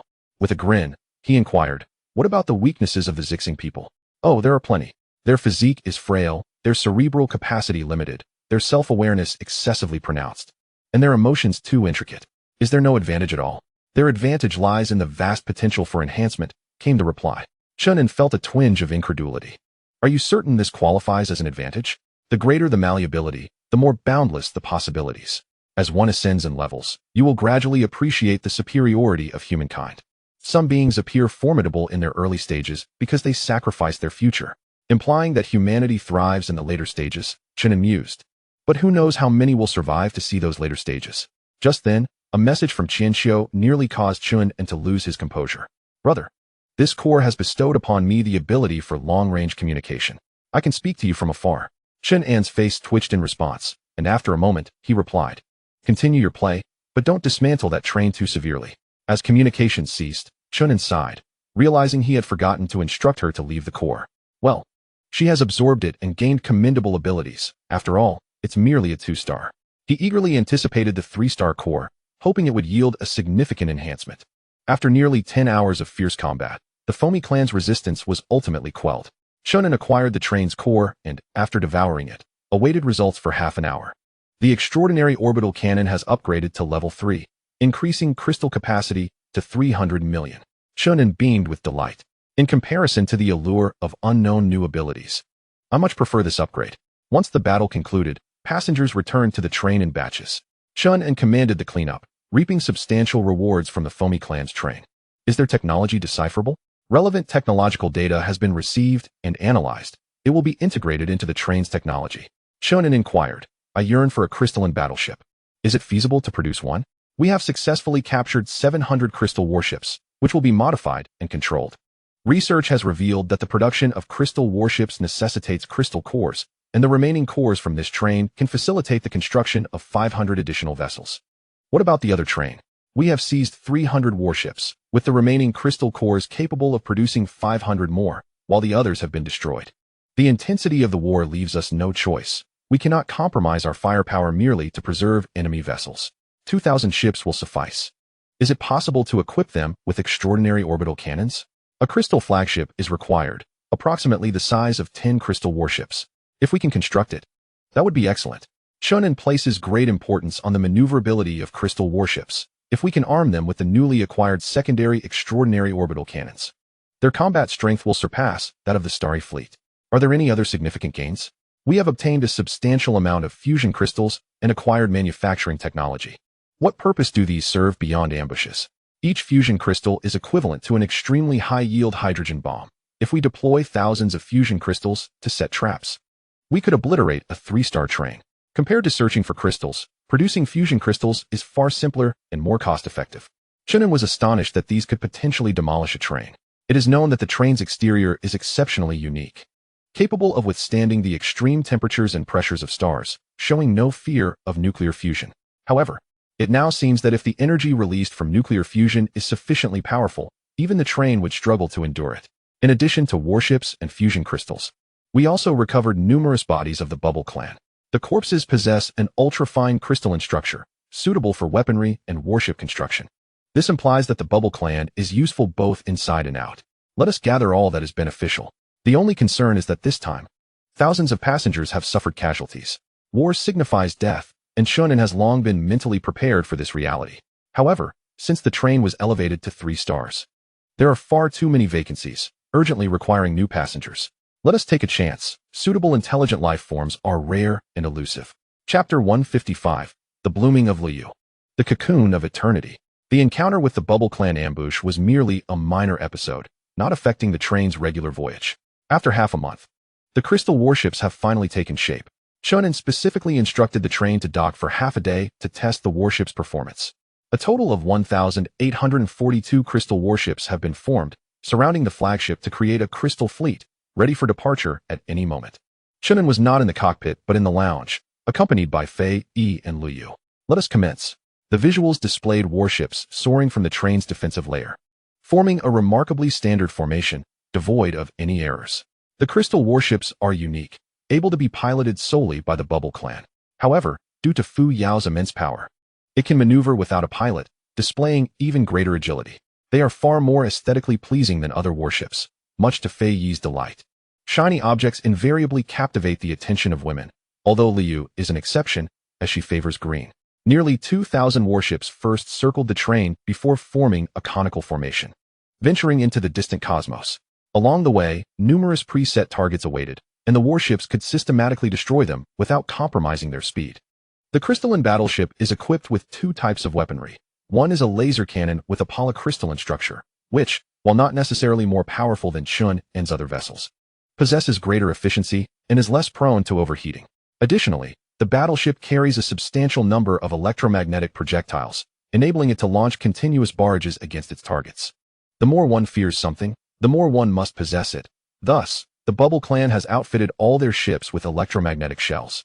However, these weapons have minimal impact on the passengers under Chen An's command, being primarily aimed at silicon-based life forms. Although aesthetically pleasing, they do not seem particularly formidable to Liu, who expresses a lack of high regard for them. In her view, these individual ships lack sufficient strength, and even the laser cannons mounted on a train could easily dismantle them. Chen An reassures her, "Do not be hasty, you shall soon understand." Suddenly, he notices something on her, pulling one of Liu's branches to reveal delicate, pale pink flower buds. "You're not going to bloom, are you?" If Liu had a face, it would surely be flushed bright red at this moment. "Am I not allowed to bloom now that I'm an adult?" She stammers shyly, gathering the surrounding branches to bind herself. Chen An, taken aback, ultimately relies on Fei for clarification. Liu blooms under 2 circumstances, either to bear offspring after reproduction or as a physiological response upon reaching adulthood, akin to the monthly occurrences experienced by females. "I understand." Chen An exclaims in surprise. Which category does she belong to? It certainly cannot be the first, as a spiritual bond does not produce offspring. Fei, hands on her hips, expresses her dissatisfaction. "I already knew Liu was in the second category. It seems you do not care for her enough." "These are not questions I typically inquire about," he replies, still in a state of confusion. Just then, a nervous voice from Qianqiu interrupts. The girls of our Vangsing tribe also experience this. And I hear it can be quite frightening. I wonder when it will happen to me. Why would Liu blooming be frightening? What happens among your Vangsing people? Judging by their species growth curve, Qianqiu has yet to fully mature. She responds, we undergo abnormal development. Chen An raises an eyebrow, inquiring, is it the kind of abnormal development I am aware of? Following this, Fei provides a scientific explanation. The spherical form is merely the initial stage of the Vangsing tribe. They will undergo changes upon reaching maturity. Your purple star database contains numerous similar cases, such as insects transforming into butterflies. Chen An immediately becomes intrigued. Having never been particularly fond of Qianqiu's form, he wonders how her transformation might appear. What will she develop into? Can you provide me with some illustrations? A holographic screen appears before him, displaying a wealth of data in motion. Based on the genetic samples of the Vangsing tribe, we have predicted her normal growth trajectory. As illustrated, as the data gradually dissipates, colorful patterns emerge, depicting Qianqiu's spherical body. After absorbing substantial amounts of energy crystals and stellar energy, she will form a large white cocoon. If no external forces intervene, this cocoon may remain dormant for a century or even a millennium. When the time arrives, she will break free from the cocoon, taking on a form reminiscent of a butterfly. In truth, it is quite distant from a butterfly, merely sharing some structural similarities. I do not comprehend. Why would she possess wings? Logically, wings should serve little purpose in the cosmos. Those are not wings, they are acceleration structures. After a metamorphosis, her speed surpassed what it is now. Why is the center white? The center represents her core, which can be freely shaped without constraints. Generally, if there is no external interference, she tends to mold her core into a form reminiscent of an insect. Thus, one can discern that she is divided into two parts, the core and the surrounding structures, such as wings and exoskeletons. Chen An pondered and inquired of Qianqiu, can you shape your core in a more human-like direction? Qianqiu joyfully responded, I was contemplating this very idea, yet I hesitated to share it with you. Why the hesitation? I thought you preferred a spherical form and would not favor my transformation into a human likeness. Fuyao interjected with a caution. It is inadvisable to fully assume a human form. According to the uncanny valley effect, you might develop a fear of giant humanoid creatures. Chen An scratched his head and chuckled. It seems that is indeed the case. Qianqiu, how long until you cocoon? I am uncertain. If only my aunt were alive. She would know. Fuyao subsequently calculated that Qianqiu would enter her cocoon within a century, a time frame that could range from tomorrow to 100 years hence. Let us not dwell on it. We will address it when the time comes. For now, focus on the fleet's display, as we are approaching a critical moment. In the starry expanse, all crystalline warships had already exited the galaxy. After circling the exoplanet, they prepared to return. However, on their return path, hundreds of laser beams shot from the distant asteroid cluster. These beams posed no real danger. Yet the fleet perceived them as a catastrophic threat and immediately issued a command to merge. The flagship assumed the center position, while other crystalline warships swiftly converged, wedging themselves into the gaps and creating new openings. Once all the warships were combined, they formed a massive cube. Fei, astonished, asked, if one warship were missing, would it not be so perfectly shaped?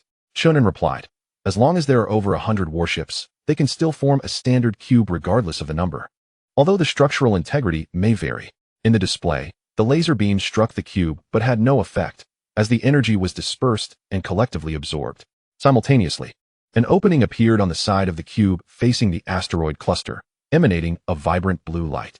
To save time, the extraordinary orbital cannon had been prepared in advance and was now ready to fire. 3 seconds later, a blue beam was unleashed, effortlessly penetrating the asteroid cluster, leaving destruction in its wake. During this process, the cube could also alter other parts of its form, assuming defensive stances against attacks from other sides. Brother, does it have a name? Chen An was taken aback. I refer to it as the cubic crystal warship. Fei remarked, that name lacks charm. Shall I bestow it a name instead? Certainly. What do you propose? After a moment of contemplation, Fei's eyes sparkled as she declared, Linglong. Why Linglong? It signifies being exquisite and translucent, formidable yet aesthetically pleasing. Chen An acquiesced, instructing Fuyao to rename the crystal warship to Linglong warship, with the final amalgamation referred to as the Linglong hull. Chapter 156, The Threat of the Star-Hunting Behemoth. The nebula glowed crimson, harboring a monstrous creature within its depths, clawing and thrashing about.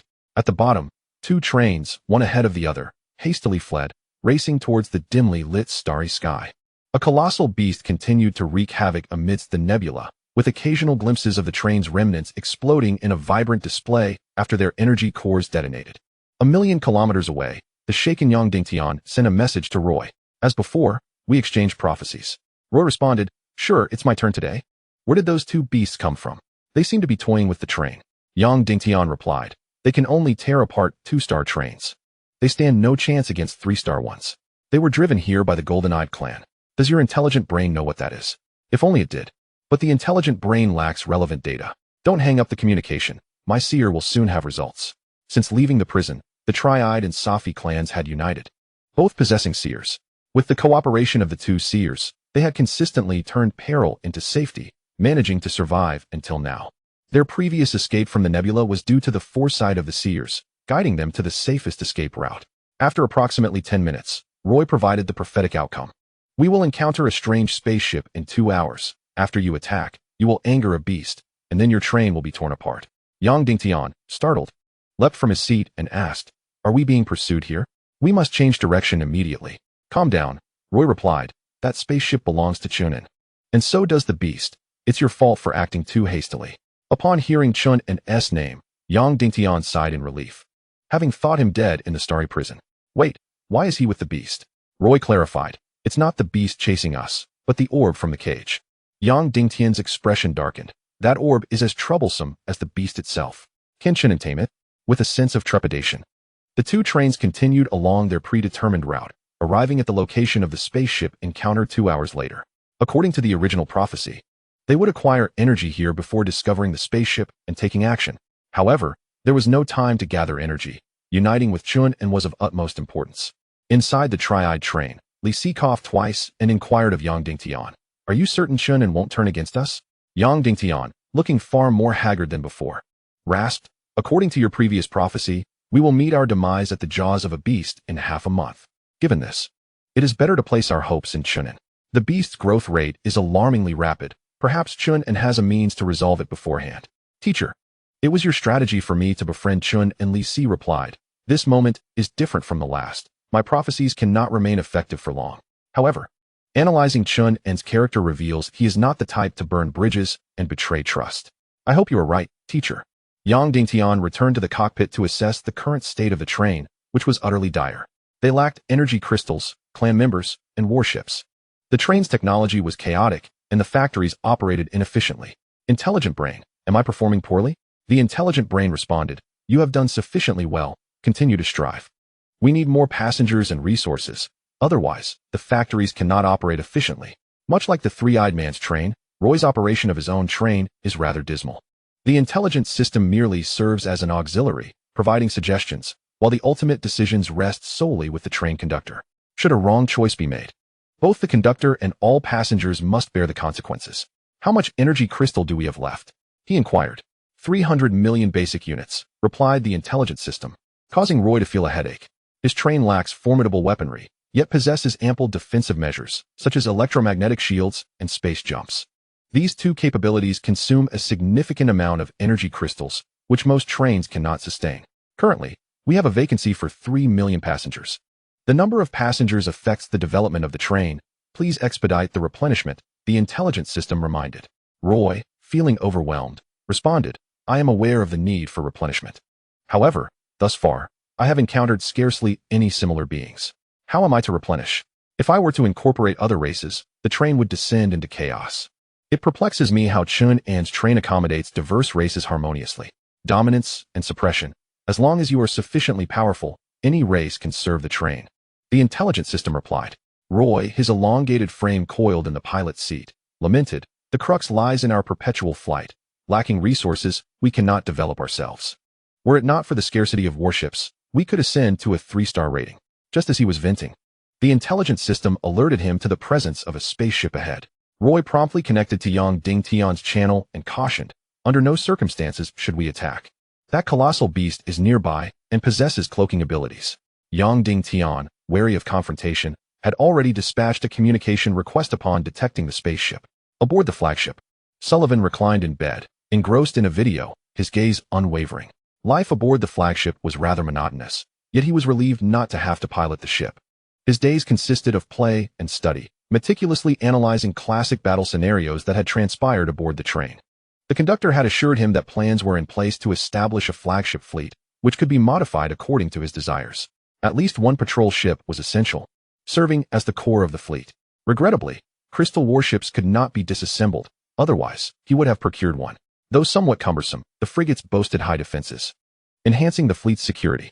Destroyers were indispensable, allowing for immediate counterattacks. It was unfortunate that the train could not construct interstellar fortresses. How beneficial that would be. Lost in thought, the ship's intelligence system notified him of an unknown communication request. He accepted it.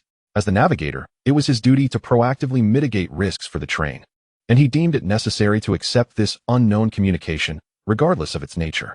Upon connection, a somewhat indistinct screen materialized before him, revealing Yang Dingtian's visage. Not all conductors conceal their identities. Yang Dingtian, bold in character, never shied away from revealing himself. "Hello, is this the ship of the Fuyao train?" Sullivan furrowed his brow and, after a brief moment of contemplation, replied, "Yes." "Who are you?" "I am Yang Dingtian, a friend of your conductor Chen. Is he nearby?" Yang Dingtian recalled Chen An's effective confidentiality measures and adjusted his title. Sullivan responded, "Please hold on. I will relay this information." In truth, Chen An was already aware of Yang Dingtian's existence and had thwarted the impending assault by Qianxiu. Chen An pondered, why are the three-eyed train and the Safi train heading in opposite directions? Though there are no detailed star maps available, the train's intelligence system inherently provides guidance on the appropriate direction to take. After a moment of contemplation, Chen An sent a communication to both Yang Dingtian and Roy. Upon receiving the communication request, they both sighed in relief and promptly connected. "It's truly wonderful to see you again, and go," Chen An expressed, feeling a sense of joy upon reuniting with Yang Dingtian, as it is rare to find a train captain with whom to converse. "What has transpired? You appear quite disheveled." Chapter 157. Return, Ambush. Luring the enemy. Yang Dingtian explained the situation, and the traces of the two colossal beasts piqued Chen An's intense interest. "What is their current strength?" he inquired. Initially, when these two beasts had devastated the half-scale clan's train, they were merely at the quasi-leader level. Now, they had undoubtedly ascended to the leader level. This was subsequently confirmed by Roy's description. "Then let's circumvent them. It's best to avoid any encounters. These two creatures are exceedingly formidable and challenging to confront." Should they indeed encounter them, Chen An remained unperturbed, possessing a level 3 railgun and the prowess comparable to the star-hunting beasts with Qianxiu. Noticing Chen An's inclination towards evasion, Yang Dingtian hastily mentioned Li Si's prophecy. "Are you suggesting that those two beasts will enter the jump point in the future and wreak havoc?" Yang Dingtian affirmed, "Indeed. Countless trains will be annihilated. Although your train has traversed the jump point, it will still suffer significant damage. It seems that one of the beasts has been consumed." Upon hearing this, Chen An maintained an indifferent demeanor. The fate of other trains was inconsequential to him, as they were merely competitors. However, when he learned of Qianxiu's demise, he was instantly filled with chills. "Are you certain?" Yang Dingtian nodded. "If you doubt it, you may have your seer prophesy about that beast alone. She will transform into a white cocoon as she approaches the jump point, losing her ability to resist before being torn apart and devoured by the beast." The knowledge that Qianxiu would indeed metamorphose into a cocoon could not be mere fabrication. Thus, Chen An believed him. "I must temporarily interrupt our communication to attend to some matters." After ending the call, Chen An outlined the pressing issues on the screen. Firstly, the two star-hunting beasts, if they continued to grow, would pose a terrifying threat, likely surpassing the strength of a level 3 train. Secondly, the timing of Qianxiu's metamorphosis into a cocoon was dire. Even in the absence of an attack from the star-hunting beasts, she would struggle to successfully navigate the jump point. "Fuyao, provide me with the optimal strategy." After a brief computation, Fuyao presented the results. At this stage, the star-hunting beasts are merely juvenile. It is advisable to hunt them down. This would eliminate future threats and yield beast meat, facilitating our rapid enhancement. The timing of Qianxiu's cocooning cannot be postponed. It must be expedited. It is recommended to feed her an excess of energy crystals.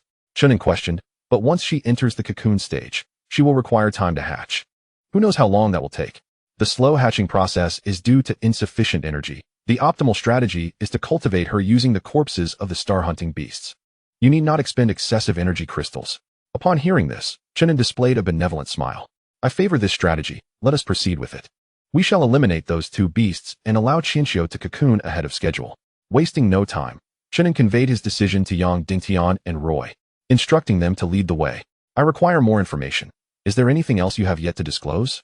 Subsequently, Yang Dingtian and Roy endeavored to supplement their knowledge regarding the star-hunting beasts. That is a true planet-level behemoth. The one you raised is merely a tenth of its size. Their external defenses are exceptionally high, and only extraordinary orbital cannons or other specialized weaponry can breach them. Recently, the GoldenEye clan repelled one of these colossal beasts, indicating that they have yet to reach the intensity of the three-star train. The behemoth resembles a scorpion, and the most terrifying aspect is its two massive pincers, capable of effortlessly severing a train. Currently, the weaknesses of these behemoths remain unknown. Their speed appears to fluctuate, likely influenced by energy levels. The information is rather chaotic. After thorough compilation, Fuyao created a simulation to analyze the weaknesses of the star-hunting behemoth. However, despite various analyses, no vulnerabilities could be discerned. One thing that can be confirmed is that the energy consumption of the star-hunting behemoth is substantial, which may not sustain prolonged combat. Chen An inquired, "Can fusion crystals breach their defenses? If there's an opportunity to set a trap, that would be excellent." A super-intense fusion explosion would certainly impact the star-hunting behemoth. Yet, the issue is that there may not be an opportunity for an ambush. Nearly 3 hours later, the three trains finally arrived near the nebula. Qian Xiao informed Chen An, "We have not detected the star-hunting behemoth. It may have already departed. Regardless, we should proceed to investigate." The Fuyao train surged directly into the nebula, colliding with the remnants of a train. Upon closer inspection, it was the front of the train, its portholes torn open by a sharp object, leaving the interior in utter disarray. 4 train wrecks were discovered. Chen An shared this information with the other 2 trains. "The star-hunting behemoth does not consume cores. What are your thoughts?" Yang Dingtian chuckled awkwardly and replied, "We can forego the cores." Roy echoed his sentiment. This response pleased Chen An, but he did not wish to monopolize the cores, as he needed the assistance of the 2 trains and their prophetic insights. "Let us do this.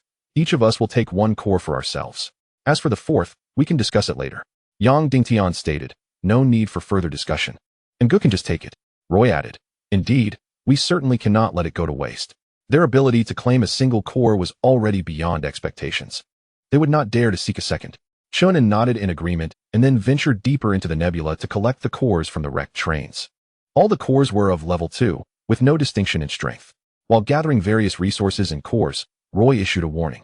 According to the prophecy, 2 behemoths would return here in 5 hours. Chen An exclaimed, "I was just contemplating how to find them, and they are returning. Perhaps there is an opportunity for an ambush." He unfurled the star map and studied the nearby celestial scenery. The closest star system was 17 billion kilometers away, making it the ideal location for an ambush. However, the challenge lay in how to lure the star-hunting behemoths there. In the following half hour, Chen An retrieved both cores. He did not consume them together, but rather separately. Based on previous experience, simultaneous consumption of cores did not guarantee favorable results. Multiple separate consumptions yielded better outcomes. Soon after, the results were sequentially revealed.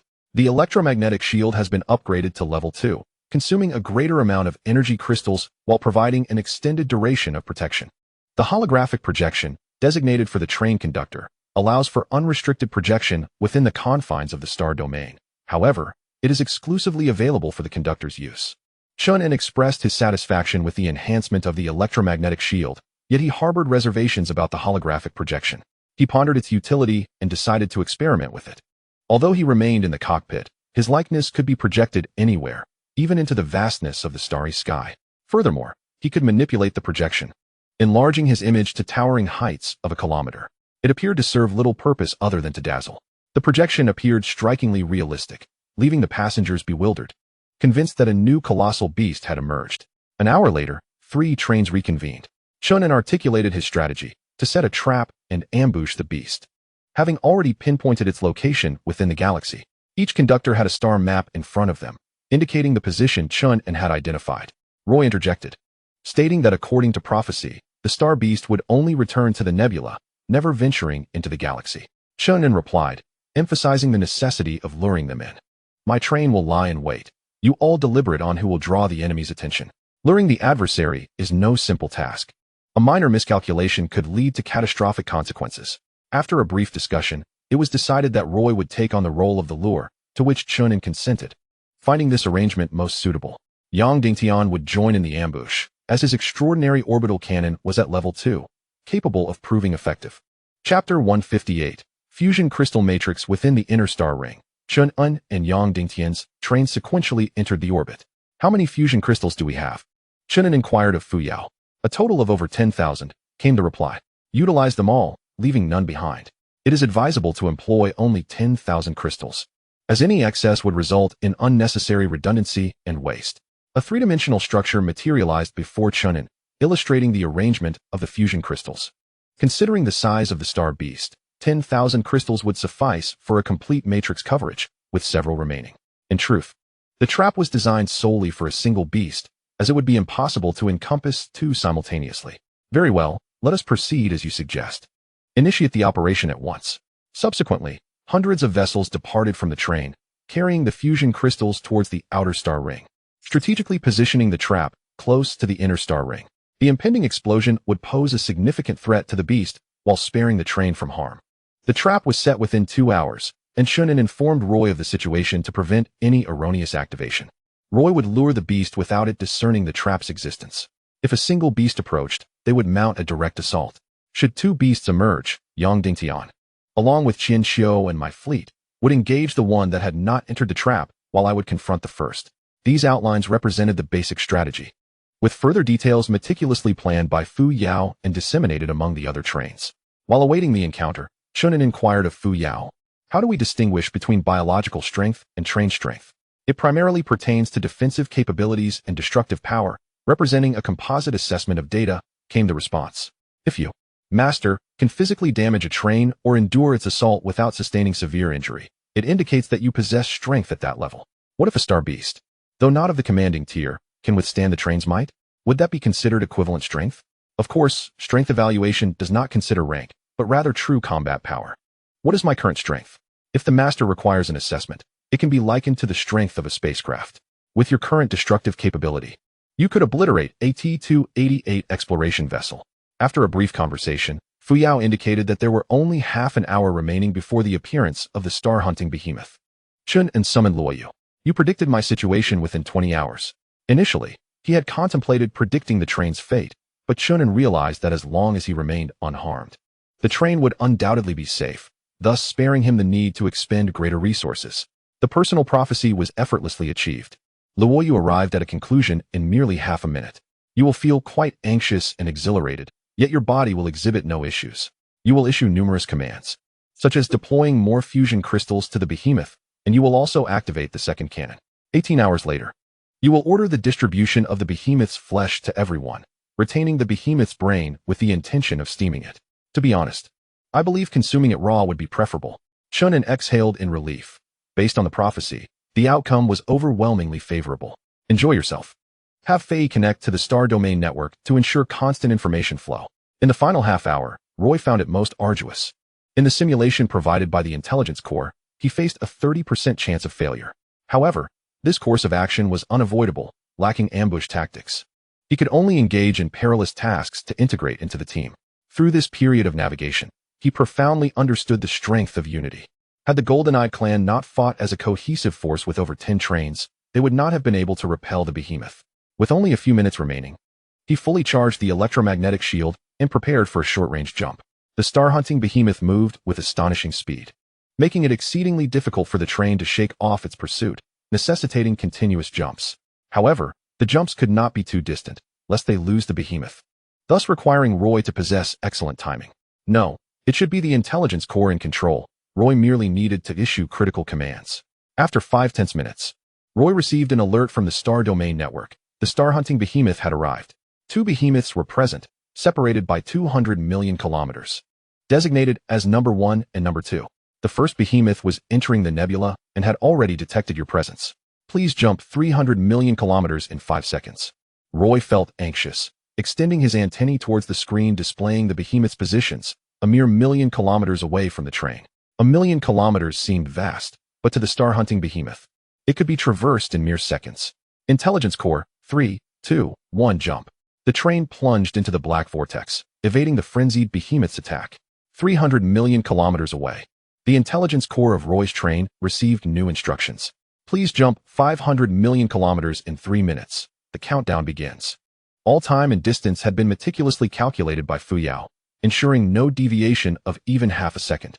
However, practical execution could not align perfectly with Fuyao's predictions, as various factors could introduce time discrepancies during the jump. Fortunately, Fuyao was sufficiently powerful to continually correct the data based on the circumstances. Achieving such precision was also reliant on Fei's assistance. In the cockpit, Chen An was observing the image of the star-hunting behemoth, which closely resembled the previous simulations. Towering nearly 10,000 meters, this colossal beast possesses thousands of appendages resembling tentacles. These limbs enable the creature to traverse the cosmos with astonishing speed. Is it not a fusion of a scorpion and a centipede? The combination of its limbs and the imposing pincers atop its head indeed bears a resemblance. The scene of the beast in motion is vividly depicted, its limbs striking through the starry expanse as if propelled like a rocket, with the stellar network barely able to capture its fleeting shadows, necessitating constant adjustments of the data elements. Given that there are two of these creatures, a secondary combat strategy must be employed. The leading figure has repositioned himself toward the asteroid belt near the alien sphere. Qianqiu is also to join, along with Chen An's two fleets equipped with extraordinary orbital cannons. Your mission is to restrain the second hunting star beast. Other matters are of little consequence. Everything is prepared, awaiting the giant to enter the trap. This wait lasts over half an hour. Roy's position draws ever closer, the final leap commencing from the interstellar realm, directly transitioning to the interplanetary circle. At this juncture, the train faces the oncoming beast, with a three-dimensional matrix of fusion crystals laid out in between. Chen An inquires, "Is there an issue with the train?" "No, it is entirely safe," comes the reply. "Once the beast enters the trap, you must leave immediately." Roy observes the blue luminescence on the Fuyao train, indicating that the extraordinary orbital cannon has been activated. "All right, the next phase is in your hands." As the beast approaches, Chen An hears a roar, not of sound waves, but of electromagnetic waves, its harsh and peculiar tone unsettling him. Why can I perceive electromagnetic waves? Ordinarily, the human ear can only detect sound waves, not electromagnetic ones. Electromagnetic language is the most widely used form of communication in the universe. As your enhancement level rises, you will not only hear it, but also be able to articulate it. Chen An muses, "It seems I shall be able to converse in space in the future." Setting that aside, the creature has entered the matrix. Prepare for battle. Chapter 159. The energy equilibrium of the behemoth, the hunting star beast, is oblivious to the trap. It is only aware that within the train ahead lies the energy crystals, which are its most pressing need. With sufficient energy crystals, it can grow indefinitely, becoming the most formidable entity in the cosmos. As it draws near, a tremendous surge of thermal energy suddenly envelopes it, illuminating its form in a blazing red akin to a star. 1,000,000 kilometers away, the front of the Fuyao train opens a black hole, a blue beam poised for release. Chen An watches intently, the display revealing that all fusion crystals are undergoing intense thermonuclear reactions. With the instantaneous energy release approaching 1% of the current stellar output of the galaxy, the core temperature escalates rapidly, surging from thousands to tens of thousands, then to hundreds of thousands, even millions, and ultimately tens of millions. Such a level of energy shock would be insurmountable even for the hunting star beast. Its surface defenses crumble under the onslaught, akin to an iceberg melting in a great fire. However, the information relayed by Fuyao indicates that the hunting star beast will only experience a slight weakening, not obliteration. Chen An exclaims his realization. At the commander level, this is the extent of its capabilities. Should it reach the sovereign level, would it not effortlessly annihilate entire star systems? The master's understanding contains discrepancies. The celestial beast can withstand such a degree of fusion reaction, albeit only for a brief period due to its formidable defenses. Should the intensity of the fusion persist, the celestial beast would undoubtedly be reduced to ashes. However, the energy from the fusion crystal is insufficient to maintain this for long, and the beast is striving to break free. From the visuals, despite the immense obstacles posed by the fusion energy, the beast is making great strides to escape the perilous zone. Unbelievable. Is the extraordinary railgun ready? Fire at once. With a colossal tremor, a blue beam shot towards the beast. Given the proximity, the beast had no time to react before being struck. The tremendous impact obstructed its escape route, propelling it backward toward the fusion core, a location meticulously calculated by Fuyao in advance. The combined force of psionic and fusion energies leaves me skeptical of its ability to endure. The screen continuously flickered with various images, and after filtering through the cacophony of noise, Fuyao projected the beast's visuals. One could observe that the blue beam pierced through the beast's defenses, relentlessly pushing inward. This is truly outrageous. To comprehend, a level 3 extraordinary railgun can effortlessly penetrate planets, yet it encountered resistance within the celestial beast. Nonetheless, even with this resistance, the beam's power could not be halted. The beast was pierced, with the blue beam shooting forth into the depths of the cosmos. Simultaneously, fusion energy surged through the breach, subjecting the beast to scorching temperatures from within. The energy was so potent that it even incited the heavy elements within the beast to undergo fission, releasing a modicum of fission energy. However, this energy is negligible. Fuyao, it must surely be dead now? Fuyao did not respond immediately, but instead displayed various information about the beast on the screen.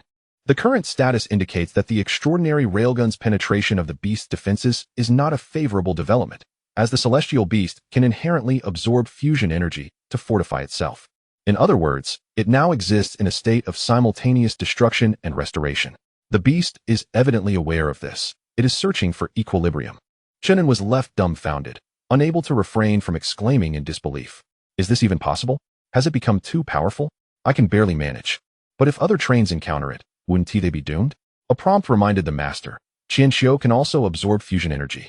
Do not forget she relies on stars for sustenance. However, regardless of the organism, there are limits to energy absorption. It is akin to a person eating. One can consume moderately or excessively, but if one continues to eat beyond satiety, it could lead to dire consequences. Do not beat around the bush, speak plainly. Disrupting the balance that the celestial beast seeks is the key to truly vanquishing it. Chen An recalled Liyu's prophecy, realizing that he would have to command the beast to ingest the fusion crystals, which seemed to be the crux of the matter. How many fusion crystals do we have left? A total of over 7,000. Release them all. The fusion crystals must be introduced into the celestial beast's interior, but currently, they cannot be deployed, as the volatile fusion energy would cause them to detonate externally. Very well, just provide me with a strategy. Chen An is capable of thinking for himself, yet he cannot surpass the intellect of the artificial brain. In critical moments, he requires Fuyao to deliver accurate analyses swiftly. He could only focus intently on the scrolling data on the screen, finding it even more agreeable than observing 01. The star-hunting behemoth will depart from the fusion zone within half an hour, entering a prolonged state of saturation during which it cannot release energy. If we seize the opportunity to deploy fusion crystals, we can cause it to explode, but this must be accomplished within 10 minutes. How to deploy them? That indeed poses a question. The factory is currently manufacturing fusion crystal launchers, with 1,000 units expected to be ready in half an hour. Fuyao has arranged everything meticulously, allowing Chen An to focus elsewhere. He switches to another battlefield. 500 million kilometers away, Qianxiu is engaged in a struggle with the second behemoth. Although it is outmatched in size and strength, Qianxiu is determined to attack, utilizing tens of thousands of golden tendrils to impede the behemoth's advance. The creature has already endured 2 strikes from the extraordinary orbital cannon, one to its head, severing a portion of its massive claw, and another to its leg, evaporating hundreds of its appendages, leaving only a truncated remnant. These 2 assaults have significantly diminished the behemoth's offensive capabilities and speed. Otherwise, Qianxiu would find it exceedingly difficult to contend with it. Based on simulations, can they hold out? Qianxiu's overall strength is comparable to that of the star-hunting behemoth, but she is currently too playful, not yet fully applying herself. In other words, she has yet to unleash her full potential. There is no need for haste. As long as the situation is under control, all will be well. Such grand scenes do not shy away from the passengers, with live broadcasts available in every carriage. They experience moments of anxiety, joy, and goosebumps. In the face of such formidable forces, humanity appears exceedingly insignificant. It is said that this is merely a juvenile form. Should it continue to grow, it will become even more powerful. Do we still have a chance to survive? Initially, there were 1 million Zixing individuals who boarded the train. Yet how many remain is uncertain. Each encounter with these realities fills me with profound despair. What use is striving when it might be better to enjoy life early? Accepting death without regret? Such pervasive pessimism has caught Fuyao's attention, prompting her to report to Chen An. He prepares to intervene. As you mentioned, humanity possesses numerous flaws, with emotions running too rich. A wealth of emotions signifies a higher potential in the brain, which is a positive aspect. What potential? Chen An contemplates, instructing Fuyao to present the passengers with simulated imagery. This simulation depicts humanity's might in a grand spectacle of annihilating star beasts. Although it is but a simulation, it is grounded in Fuyao's understanding of humanity's growth trajectory and remains realistic. People require hope. Without it, the future remains unseen. In addition to showcasing the simulation, they must be informed of the extraordinary powers awaiting them. They should grasp their upgrading prospects. Furthermore, they need to know that after hunting the behemoths, I will share the meat with them, leading many to breakthroughs. Chapter 160. Do not lose hope for the future in Car 11, unlike the surrounding pessimism. Ling Yu holds a piece of fruit marked with bite marks, her laughter ringing out joyfully. Brother, the giant out there looks so formidable. Can we keep one in the future? Ling Zheng is taken aback. He, too, has been influenced by the prevailing despair, as those around him have expressed. Compared to such behemoths, humanity seems incapable of matching their power, no matter how much enhancement is applied. Even the strongest train would be torn apart by these colossal creatures. Humanity resembles the destitute wanderers of the cosmos, beleaguered by formidable beings in relentless pursuit. When confronted with his sister's naive inquiries, Ling Zheng's initial reaction was one of feigned indifference. Yet, reflecting on her maturity and the inevitable confrontation with reality, he recognized the necessity of guiding her. The colossal beast was beyond their capability to defeat. If encountered, evasion was paramount. Ling Yu gazed up at the large screen, where the behemoth struggled amidst flames. Why do I feel like we could actually defeat it? Brother is deceiving me. Ling Zheng's expression grew serious as he prepared to impart fundamental lessons to his sister. Little did he know, Ling Yu possessed knowledge surpassing his own. I learned about it at the care center. That is a star-hunting behemoth, approximately equivalent to a commanding level. However, if we extend the timeline, we will eventually surpass them. When I can traverse the cosmos at will, I shall tame a powerful star beast as my steed. Brother, I will even get you one. Ling Zheng was taken aback and asked, You learned all this at the care center? Wasn't it mathematics and physics? The care center is merely a name now. Many prefer to call it a school. Over the years, the curriculum has expanded, and basic humanities have long since been integrated into the syllabus.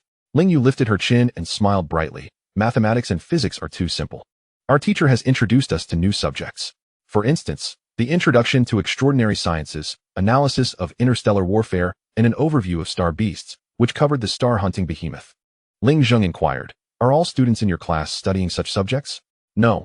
Only our special class has these courses. The other students still follow the regular curriculum. Do you remember Xia? Last time, she created a small spaceship using scrap materials and even caught the principal's attention. Who is the principal? The train conductor, of course. He rarely shows himself, but his voice is delightful. I imagine he must be quite handsome. The principal said that if I study diligently, I can have whatever I desire in the future. Hee, I can't wait to see what he looks like. Oh, look ahead. A new screen has appeared. Beside the main display, a new light screen unfolded, showcasing yet another battle scene featuring the star-hunting behemoth, but this time, the creature was on the receiving end of an onslaught. This spectacle captured the passengers' keen interest. Who was battling it? It seems to be a shadow, unclear at first. As the image sharpened, it soon became evident that the shadow was a human, not some extraordinary entity. Wow, why is he not wearing a spacesuit? The behemoth had the power to shred the train, yet this individual restrained it effortlessly. My heavens, he just smashed the behemoth's head with a single punch. Is this real? The simulated visuals created by Fuyao were so lifelike that the average person struggled to discern their authenticity. As the battle intensified, the human exhibited remarkable prowess, decimating throngs of behemoths with ease. In the climactic moments, he conjured a blue beam of light between his hands, unleashing it to annihilate a significant portion of the beast, creating a tremendous uproar within the carriage. Is he a deity? So powerful. If I could be that strong, I would willingly face death outside. This person could probably tear apart an entire fleet. What is a fleet to him? He could even rip the train asunder. In response to the crowd's bewilderment, a level indicator appeared on the screen, Star Walker Level 5. Endless enhancement. You are merely at the initial stages of ascendance. The original meaning of ascendant refers to ascending against the heavens, unafraid of the vast chasm between realms. Upon surpassing the ascendant stage, you shall evolve into Star Walkers, capable of traversing the starry expanse, akin to a battleship. Further enhancement levels will be displayed online for your perusal at any moment. The conductor advises everyone, do not lose hope for the future. Each individual possesses a bright prospect, provided that you dare to strive. He will offer you the finest platform. A long silence enveloped the carriage, eventually broken by an exuberant cheer that resounded endlessly. In the cockpit, Chen An wore a smile reminiscent of a benevolent father. He never resorted to coercive measures to control the passengers, but rather encouraged them to willingly serve the train. All current developmental directions follow this principle. Unlike other trains that impose absolute control out of fear of rebellion, the essence of the Fuyao civilization is compatibility with all things. My aspiration is to create a train world that is the most inclusive. Congratulations, Master, for departing from the tyrannical path and evolving toward the sovereign route. Departed? I feel no difference. What distinguishes these two paths? The tyrant's route leads to the exclusion of foreign races, crafting a closed kingdom uniquely your own.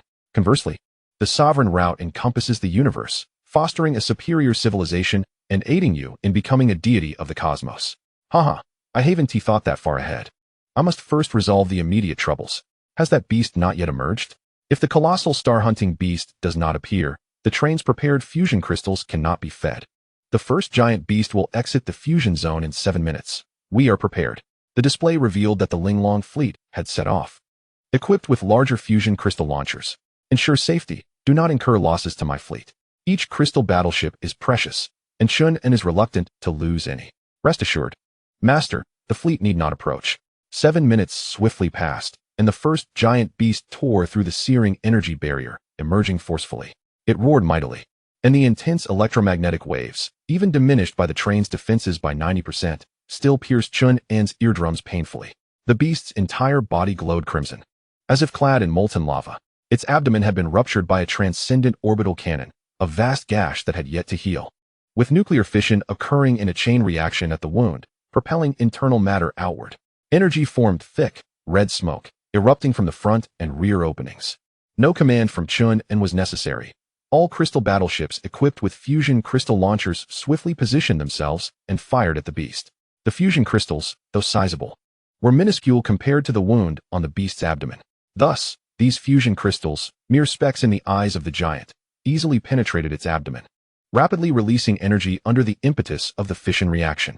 Chen An could not hear the sounds, but he could see the shock waves generated by the explosions within the beast's body, swelling throughout its form, desperately needing release. The beast, uncertain of the cause, realized its internal energy was excessive. It immediately opened its massive jaws and directed its energy toward the train. A red beam with a diameter of 100 meters striking the train's body. The train remained unscathed, as Fuyao had long been prepared, activating the electromagnetic shield in time to perfectly withstand the energy impact. Chapter 161. The outburst of Chinchio in a span of 2 minutes. The energy expelled by the colossal beast intensified, propelling the train half a track closer to the star. However, the creature's internal energy became imbalanced, and the severely overloaded fusion energy began to erode its body, inciting further nuclear fissions. As this cycle continued, the beast grew fearful. It attempted to tear its own flesh to forcibly expel the energy, yet it was too slow. A chain reaction of explosions occurred, swiftly annihilating its core. Ultimately, the hunting star beast was a living organism, possessing a vital organ akin to a heart. As the energy imbalance deepened, its critical point was breached, leaving no hope for recovery. In the final 10 minutes, Chen An watched as the beast gradually succumbed to death, not in a resplendent manner, but rather in a dull, dimmed state. The first colossal beast is completely dead. Should we assist in channeling the energy to ensure the integrity of the corpse? It must be preserved. Its carcass holds great importance. The method is straightforward. The train releases conduits to absorb energy, extracting the fusion energy from the corpse. Is there a way to utilize this waste? After observing for a moment, Chen An expanded the view of the alien realm. Amidst the stars, the three-eyed train kept its distance, as did 2 celestial patrol fleets, leaving only Chinchio engaged in a fierce battle with the second colossal beast. The situation for Chinchio was dire. Nearly half of her tentacles had been destroyed, and her body bore hundreds of wounds, spewing forth colorful arcs of energy. Fuyao, accelerate. We must support Chinchio. The 2 hunting star beasts varied in strength. The second beast was relatively weaker, or else it would not have been held at bay by Chinchio. Despite her limited tentacles, Chinchio extended the remaining ones, inflicting numerous wounds upon the beast. Such injuries, however, had little effect on the colossal creature, which swung its massive pincers, severing Chinchio's tentacles with ease. With precious few golden tentacles remaining, most had reverted to their original state, lacking in strength. Chinchio sensed the imminent threat of death but refused to relent. She pressed on with her assault. You have slain all my kin. I shall exact my vengeance. Hatred cannot be easily forgotten, merely concealed. Chinchio had witnessed the demise of her entire race, and now she faced the offspring of the hunting star beast. Her mind long since unraveled. The loss of tentacles mattered little. She curled her body into a sphere, bracing against her golden shield, and charged towards the beast. The beast dismissed her as a threat, swinging its massive claw forward to swat her aside. Undeterred by the shield, Chinchio continued her relentless assault. This cycle persisted, leading to a stalemate. However, in the long run, the beast was destined to endure longer. At that moment, the Fuyao train arrived nearby, emanating a blue luminescence. Qianqiu, withdraw in 3 minutes. Under Chen An's reminder, Qianqiu regained her composure and replied solemnly, understood. Sensing her emotions, Chen An refrained from saying more, choosing instead to wait. 3 minutes later, Qianqiu retreated as scheduled. The beast sought to pursue her, but a blue beam from the train pierced through its head without obstruction. All units, commence the attack. Piercing the colossal beast's cranium does not vanquish it. Rather, it merely induces a temporary stasis in its cognitive functions, rendering it immobile for a brief period. During this interval, all surrounding weaponry is unleashed. Laser cannons, electromagnetic railguns, and an array of extraordinary artillery are fired in succession. The Linglong fleet converges into the formidable Linglong vessel, exuding a deterrent power rivaling that of a Tier 2 extraordinary railgun. Chen An does not conceal these formidable forces from the three-eyed beings and the Safi civilization. Yang Zengtian and Roy are left in astonishment. They had not anticipated Chen An's ascension to such immense strength. He requires no additional allies. With merely his train, he can contend against the star-hunting behemoth. We must assist, they exclaim, maneuvering their train closer and unleashing all their firepower, even deploying battleships in their efforts, inflicting some degree of damage. Confronted with this overwhelming barrage, the behemoth's form sustains considerable impact, its outer layer nearly obliterated. Yet, even at this juncture, once the extraordinary railgun of the Fuyao train ceases, the beast swiftly reestablishes its cerebral connectivity, charging towards the train. A frenzied electromagnetic wave generates a terrifying oscillation, incapacitating battleships en masse. In response, Chen An commands the train to retreat and activates the electromagnetic shield. However, the behemoth halts abruptly, ensnared by Qianqiu's tendrils. Qianqiu bares her teeth, her eyes ablaze like twin fireballs. The beast, displeased, turns its mutilated head and roars at Qianqiu. In retaliation, Qianqiu lets out a fierce roar and pulls the gargantuan creature backward. When the distance is sufficient, she rolls her entire form into a ball and strikes the beast with tremendous force. It is akin to a celestial body colliding, and the immense power topples the beast, diminishing its imposing presence. For the ensuing 10 minutes, Qianqiu dominates the creature, employing her tendrils to deliver relentless stabs, ultimately destroying the beast's vital organs. Qianqiu, it is dead. It is over. Enveloped in a trance, Qianqiu is roused by Chen An. Oh, I am so weary, she murmurs, then opens her mouth to bite into the beast's carcass, consuming the energy within. With the outcome now certain, Chen An feels a wave of relief wash over him. Yang Zengtian remarks, I have foreseen that the next 3 days will be safe. Chen An replies, as long as it is safe, we must immediately replenish our energy. The losses have been considerable. The battleships have sustained minimal damage, and the expended energy can be restored, marking a resounding victory for Chen An. He retreats for a cup of tea before returning to the cockpit, inquiring of Fuyao, is there any edible flesh on that creature? The star-hunting behemoth possesses consumable tissue, but due to the high radiation levels, it requires special processing. You take care of it, distribute some to all passengers, and do not forget the other trains. The remaining portion must ensure Qianqiu can cocoon herself. Hold on, reverse the order. We must first guarantee Qianqiu's ability to cocoon before considering the consumption issue. Calculations have been made to allow for a perfect distribution. Would you like the Star Beast's brain, Master? What purpose would that serve? You are currently a sevenfold ascender. In the phase of brain enhancement, and the Star Beast's brain would be beneficial to you. Can it really enhance form through form? Just don't turn me into that. It is not merely to supplement form with form, but rather because the brain of the Star Beast contains a unique neural medium that catalyzes the enhancement of your brain. Can Fei consume it? Fei can partake, as it enhances the mental prowess of psychics. Luoyu cannot, as her body cannot withstand it. Qianqiu can, but it has minimal effect on her, as she has already surpassed the stage of brain enhancement.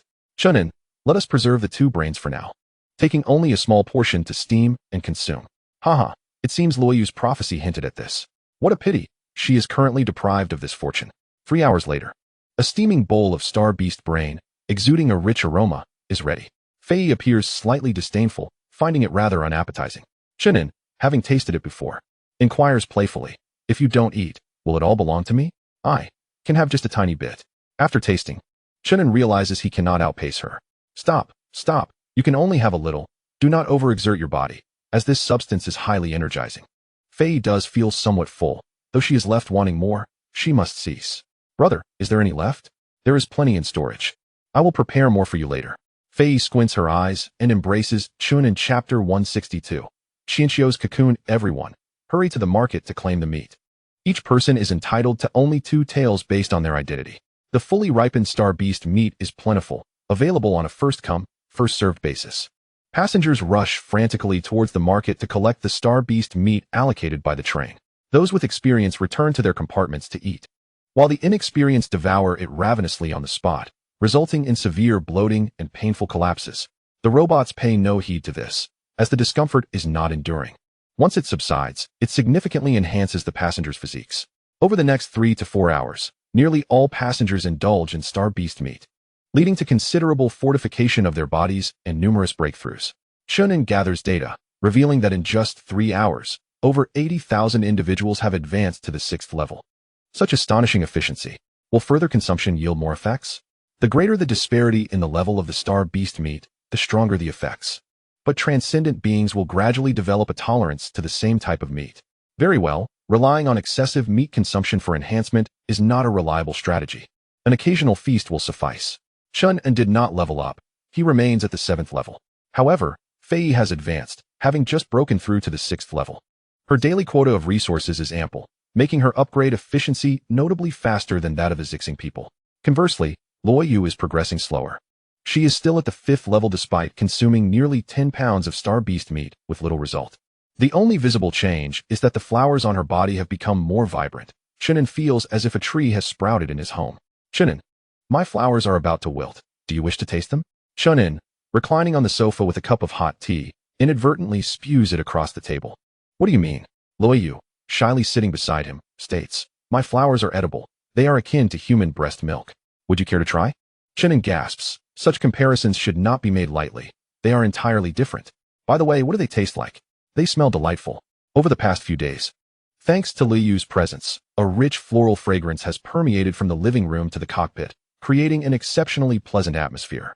Noticing Chen An's intrigue, Luoyu plucks a flower from her shoulder. Would you like to give it a try? The petals are a delicate shade of pink, roughly the size of a thumb, adorned with numerous fine lines. Chen An hesitated for a long while before taking them. If Luoyu were merely a tree, Chen An would feel no psychological burden. However, she is not a mere tree, but rather a tree person, scientifically referred to as a spiritual botanical entity. At the moment the petals were brought to her lips, a tempest of thoughts surged through Chen An's mind. Although a spiritual connection cannot produce offspring, it certainly implies a unique relationship. Logically, if Luoyu blossoms, she should bear fruit. Would that fruit not be akin to her child? If the fruit represents the child, then what do the petals signify? Suddenly, Chen An felt a warm push. It was Fei urging her hand. It's fragrant and sweet. You'll understand once you taste it. Chen An raised an eyebrow. Have you tried it? Of course, and I desire more. In that instant, all her psychological dilemmas dissolved, and Chen An placed the petal in her mouth. The flavor was indescribably fragrant and sweet. While the blossoms of ordinary tree people might be commonplace, Luoyu is extraordinary. Her flowers are remarkable, leaving Chen An with a refreshing sensation. Spiritual botanical entities have a chance to bear edible fruits, which typically possess special effects. Luoyu's petals can calm the mind. If they were fruit, the effect would be even more pronounced. Chen An pondered Fei's reminder. Isn't it said that after the revival era, reproduction is impossible?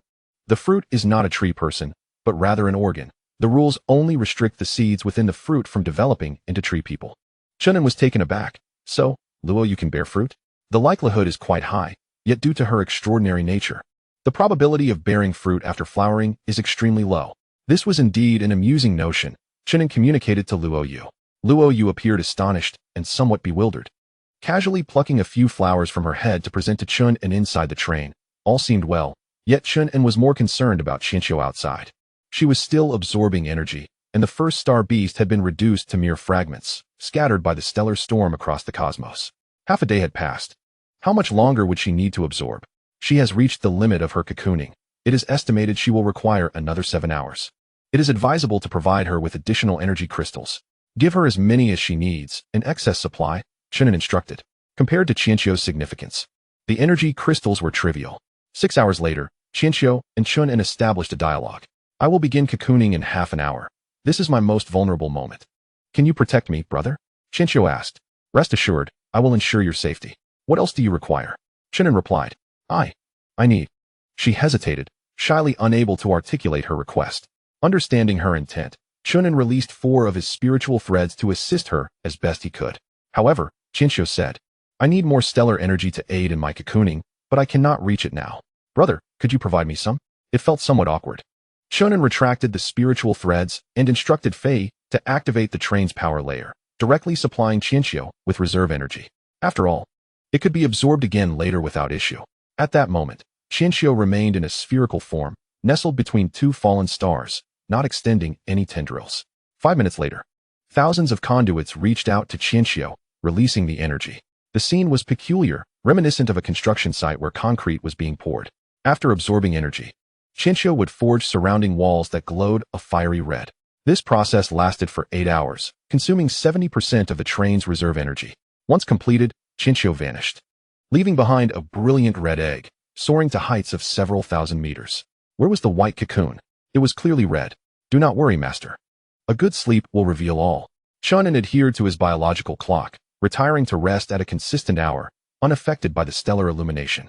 After a restorative 5 hours of slumber, he awoke to find that Qianxiu's cocoon had indeed cooled into a pristine white, smooth as jade, exuding a delicate pink hue, a sight to behold. How long would it take for Fuyao to emerge? No less than a month. A new dilemma arose. Chen An could not afford to wait an entire month in this location. No one knew where the spatial annihilation lay. What if it occurred unexpectedly? I suggest constructing a colossal propulsion device to advance Qianxiu.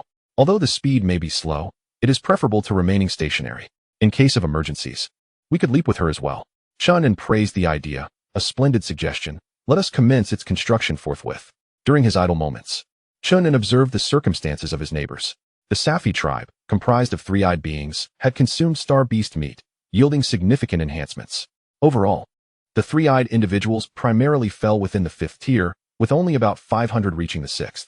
The Safi tribe was even weaker, with only a few in the 6th tier and most residing in the 4th. It is not that they are too weak, but that our advancement has been too rapid. Typically, passengers on a 2-star train are around the 3rd or 4th tier, while those on a 3-star train are approximately 4th or 5th tier. Chen An suddenly understood.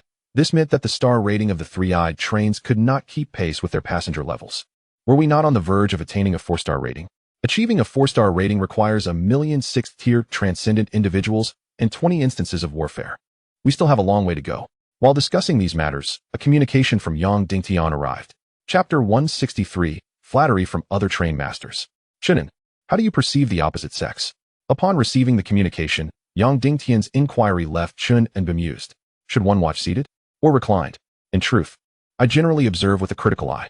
Yang Dingtian then asked, were you married before becoming a train master? Do you have children?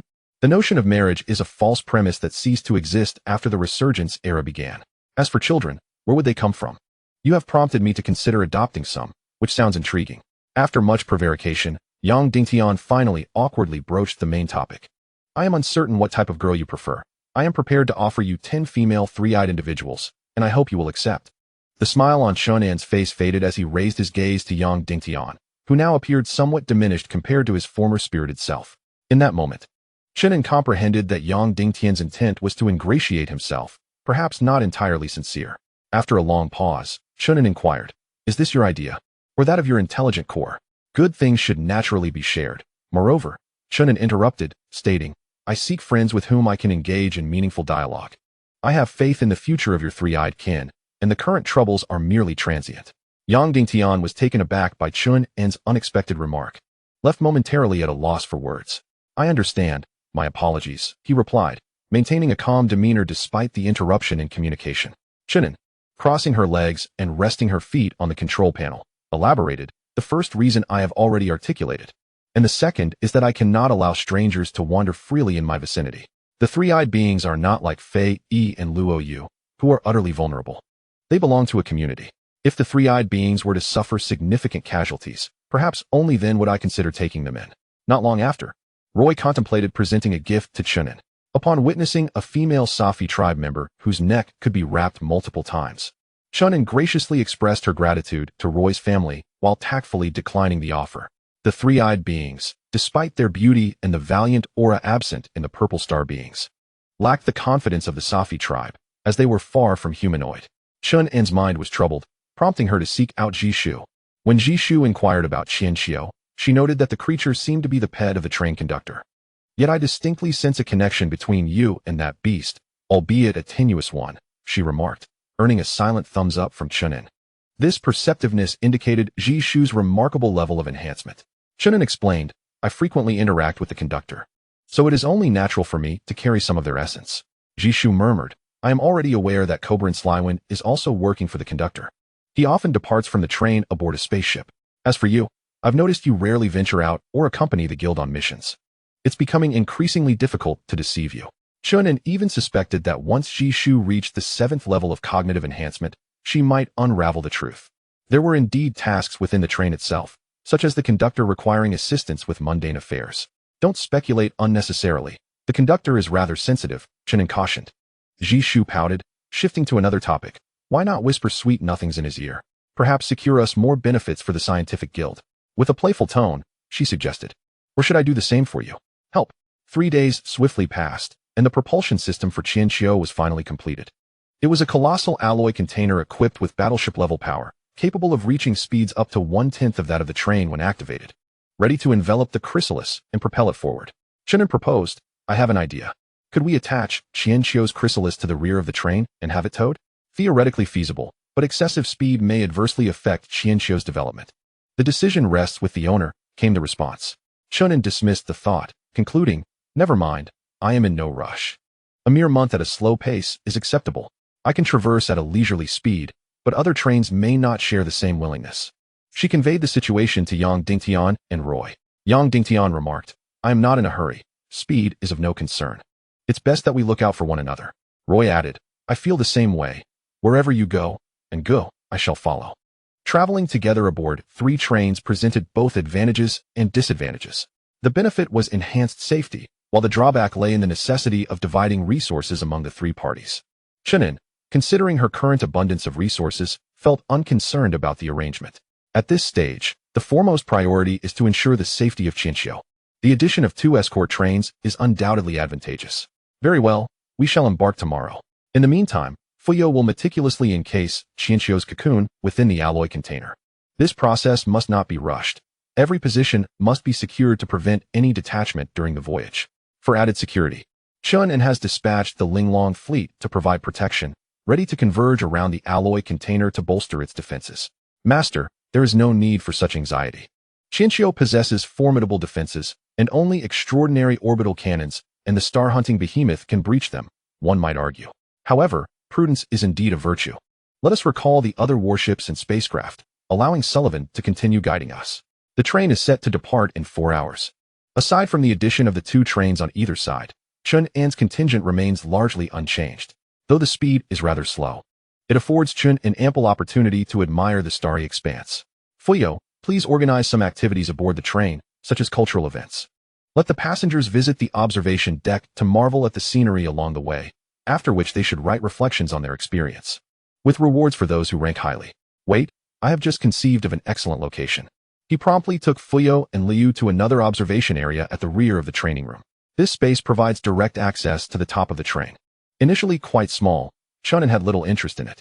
However, after several ascensions in star ranking, the observation area has expanded significantly, now covering approximately 1,000 square meters. Wow, is there such a delightful place on the train? Fei exclaimed. The starry sky loomed above, with portholes providing protection from all sides, ensuring absolute safety.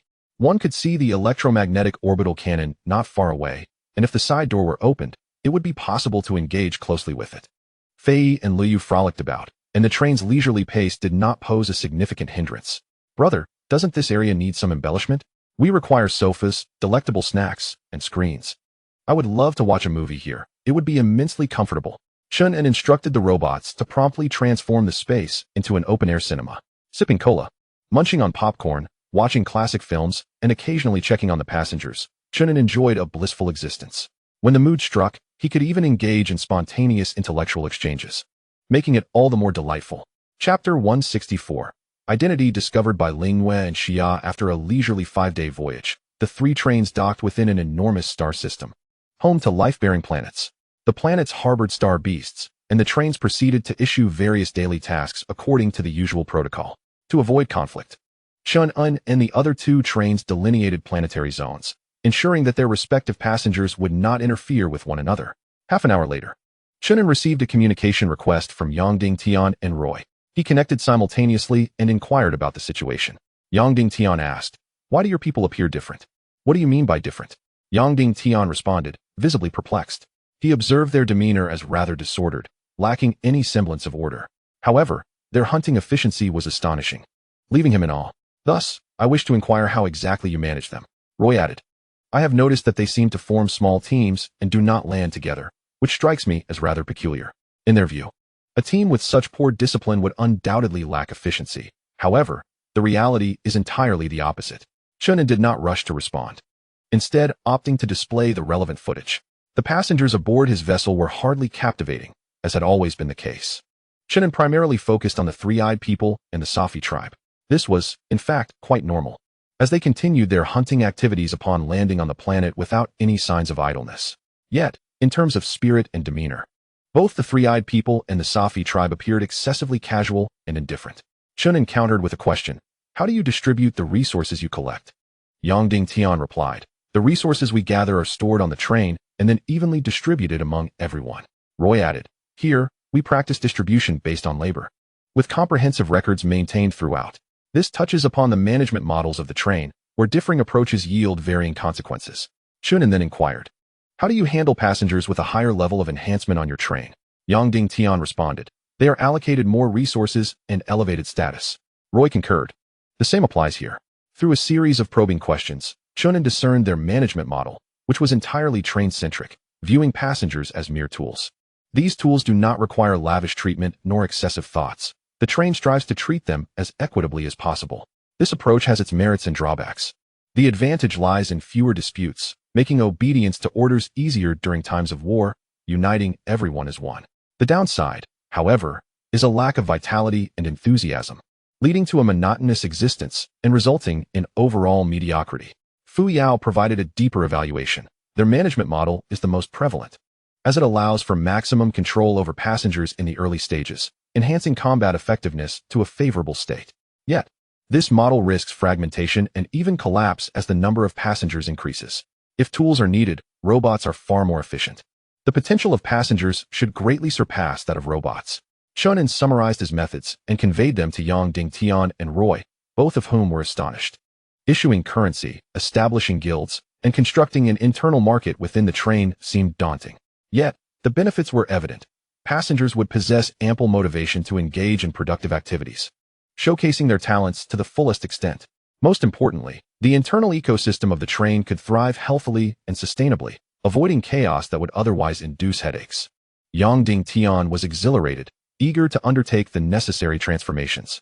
The previous society of the three-eyed people was similar, making adaptation relatively simple. However, the Safi tribe had operated under a highly centralized model, and Chen An's management approach might not necessarily be suitable for them. Chen An advised, "Make improvements based on your current situation. There is no need to replicate everything exactly." Roy made some institutional modifications on the spot, seeking Chen An's assistance for corrections. This time, without relying on Fuyao, Chen An offered guidance using his own insights to refine the system. Once all was concluded, Fuyao expressed her admiration. "Your comprehension abilities are remarkable. Even without me, you can manage the train effectively."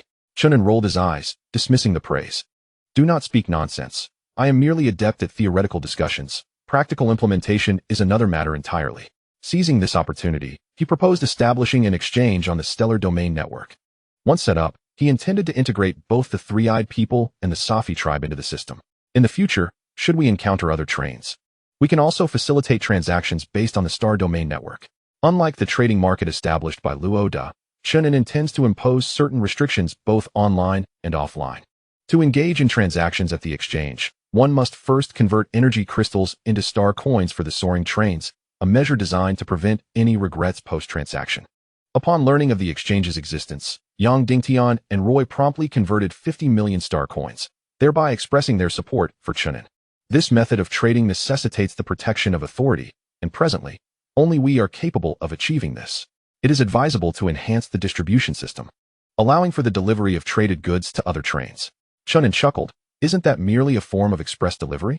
Is it cost-effective? After all, spaceships consume energy. As long as the benefits are substantial, it is invariably worthwhile." The exchange requires further refinement, but Chen An remains unhurried, considering there aren't many trains participating in trade at the moment. In the following days, the 3 trains scoured the nearby resources without haste to depart. On the 4th day of their docking, an incident occurred. While not significant, it was nonetheless considerable for Chen An. In the lower-level reception area, he wore a serious expression as he regarded the 2 young girls before him with surprise. How did you get in here? The girls, Ling Yu and Xia, rushed over to hug Chen An's legs tightly. Brother-in, this place is so beautiful, far more fun than the carriage. Chen An lifted each of them and placed them on the sofa. Let us not stray from the topic. I might as well inquire about Fuyao. Ling Yu hacked the main door. How did she manage that? She inadvertently altered the mechanical properties with her abilities, causing all electronic locks to unlock. I recall you mentioned that anyone attempting to approach my private area would face annihilation upon detecting their unique identities. The system was halted before executing annihilation and notified you. Chen An let out a sigh of relief. First, because the core functionality of the door remained intact, and second, because Fuyao was quite astute. If those 2 girls had indeed been annihilated, it would have been a significant loss for Chen and brother-in. Are you the principal? Xia asked timidly, her antennae entwined, indicating her nervousness. Suddenly, Ling Yu jumped up and exclaimed, So brother-in is the train captain. Oh my. After they had expressed their astonishment for a while, Chen An instructed a robot to fetch some snacks. You may know this, but you absolutely must not disclose it. Ling Yu, with a bewildered expression, inquired, Why not? Shouldn't everyone know such a cool thing?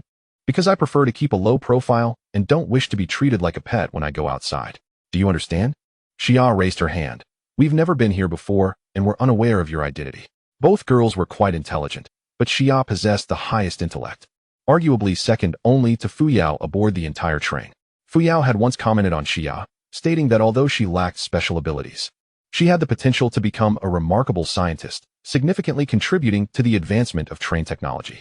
Recognizing these qualities, Chen An decided to reform the management institution and occasionally assumed the role of principal to teach, aiming to nurture talent personally. Haha, there's no need to be overly stringent. You can visit me in the future, but you must use the back entrance and avoid the front door. They cheered with delight. Chapter 165, The Half-Moon People. Feishi with wisdom in her heart, Xia is accompanied by the mechanical genius, Ling Yu, both of whom may surprise you in the future. Chen An bid them farewell, providing an abundance of delectable treats, hoping to avoid any fright. Currently, Ling Yu has reached the 4th tier, while Xia remains at the 3rd, her progression slightly sluggish. It would be prudent to allocate more resources to assist them at school. In the following half-day, Chen An formally divided the childcare facility, separating the school from it. Though a minor affair, it stirred considerable commotion within the passenger community. The next day, the train embarked once more on its slow voyage. This leisurely pace implied a scarcity of resources, leading to a protracted journey lasting 2 whole months. To Chen An's dismay, he initially believed that Xianxiu would break free within a month, yet 2 months passed without any sign of progress. What could be the issue? Should he consider supplementing her with energy crystals? She is developing normally, no additional energy is required. Excessive stimulation may lead to deformed growth, came the response. It would be ideal for her to emerge within a month, as they should be nearing the next jump point. Suddenly, Fuyao's alert about detecting an intelligent civilization sparked a flicker of hope in Chen An's heart, a glimmer of good news at last. Amidst the tumult of war, the half-moon planet bore witness to countless souls rising against the precipice of death. The thunderous sounds of artillery echoed through the air, as towering edifices crumbled under relentless assault. Debris rained down upon the streets, yet it could not deter the half-moon people's defiance against the invasion of the Wozu. Laser beams darted through the chaos, unleashed by either the valiant half-moon warriors or the fearsome Wozu, locked in a battle of life and death. Within a crumbling wall, soldier Feishi tended to his wounds. A laser burn marring his right leg, though fortunately not severe. Our fleet has been entirely obliterated, and the satellite fortress has been forced to a standstill. Is there any hope left? A filthy old veteran approached, sitting down beside him, his face etched with despair. Since the Wozu declared war on the half-moon people, they had been steadily retreating, never once tasting victory. Noticing Feishi's silence, the veteran continued to lament. I hear those officials have fled. We are merely defending in vain. With no reinforcements in sight. Feishi, why don't we escape as well? Hiding in the rear might buy us a few more years. Feishi turned, his blue eyes shimmering like stars, radiantly bright. He appeared quite young, his gaunt face struggling to form a smile. Though I have no family, I have a fiancée. To ensure her survival, I am willing to fight the Wozu to the bitter end. The veteran spat in disdain, grumbling, I can hardly stand you new recruits. So annoyingly earnest. If you perish on the front lines, your fiancée won't know whose blood she mourns. Feishi's expression shifted slightly, yet he maintained his composure, refraining from any rebuttal. The sound of hurried footsteps approached as an officer arrived. District 3 requires support. You must move quickly. The soldiers, having had little respite, immediately mobilized upon receiving the order. The terms half-moon people and wozu appeared clearly on Chen An's screen, providing detailed information about these two races. The half-moon people bore a striking resemblance to humans, with alabaster skin, pointed ears, and a short tail trailing behind them. The vortex race resembles a celestial beast, possessing a rotund head, a cylindrical body, 8 legs, and 4 arms capable of transformation. Most peculiar is the swirling eye on their heads, and a gaping mouth that occupies half their face, subsisting on minerals. What are they engaged in? The Lunarians and the vortex race are in conflict. As the star domain network expands and gains precision, an increasing array of visuals emerges. 2 great civilizations exist on different orbital planets, both boasting advanced technology. Yet, at present, the vortex race is persistently landing on the crescent moon. It is indeed rare for 2 civilizations to coexist within the same star system. Fuyao, employ the flying apparatus to gather as much information as possible about the 2 civilizations. Chen An has taken an interest in the Lunarians. Perhaps they could fill the vacancies for passengers. Subsequently, he connected with Yang Dingtian and Roy to apprise them of the situation. Yang Dingtian rejoiced, exclaiming, "That is splendid news. My vehicle has significant gaps." Roy inquired, "Should we intervene immediately?" Chen An replied, "There is no rush. I am currently investigating." Shortly thereafter, the star domain network breached the internal networks of the 2 civilizations, resulting in a large-scale acquisition of their data. The star system is known as the Crescent Moon System, with the Lunarians as its sovereigns. They have cultivated a remarkably brilliant civilization, with a technological level comparable to that of the ancient Kobos. However, following a catastrophic experiment on Vortex Star, the Lunarians faced dire consequences. The narrative is straightforward. The Vortex race was birthed by the Lunarians themselves. A century prior, the Lunarians conducted bioengineering experiments on Vortex Star. Without the constraints of an alien world, they recklessly endeavored to create a special breed capable of conquering the cosmos. After decades of toil, they succeeded in crafting the near-perfect Vortex race. However, due to their overwhelming strength, the Vortex race evolved into a civilization with independent thought. Even more alarmingly, they possessed the ability for self-replication, resulting in an exponential increase in their numbers. Initially, the Lunarians managed to suppress the Vortex race, aiming to regain control. Yet, as the Vortex race proliferated and matured at an alarming rate, the Lunarians gradually found themselves overwhelmed, leading to their decline. Yang Dingtian gasped in astonishment.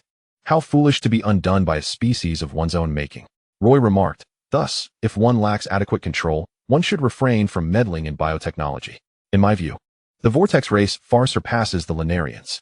Yang Dingtian countered, "Yet the Vortex race is excessively bloodthirsty and xenophobic, making them unsuitable as passengers."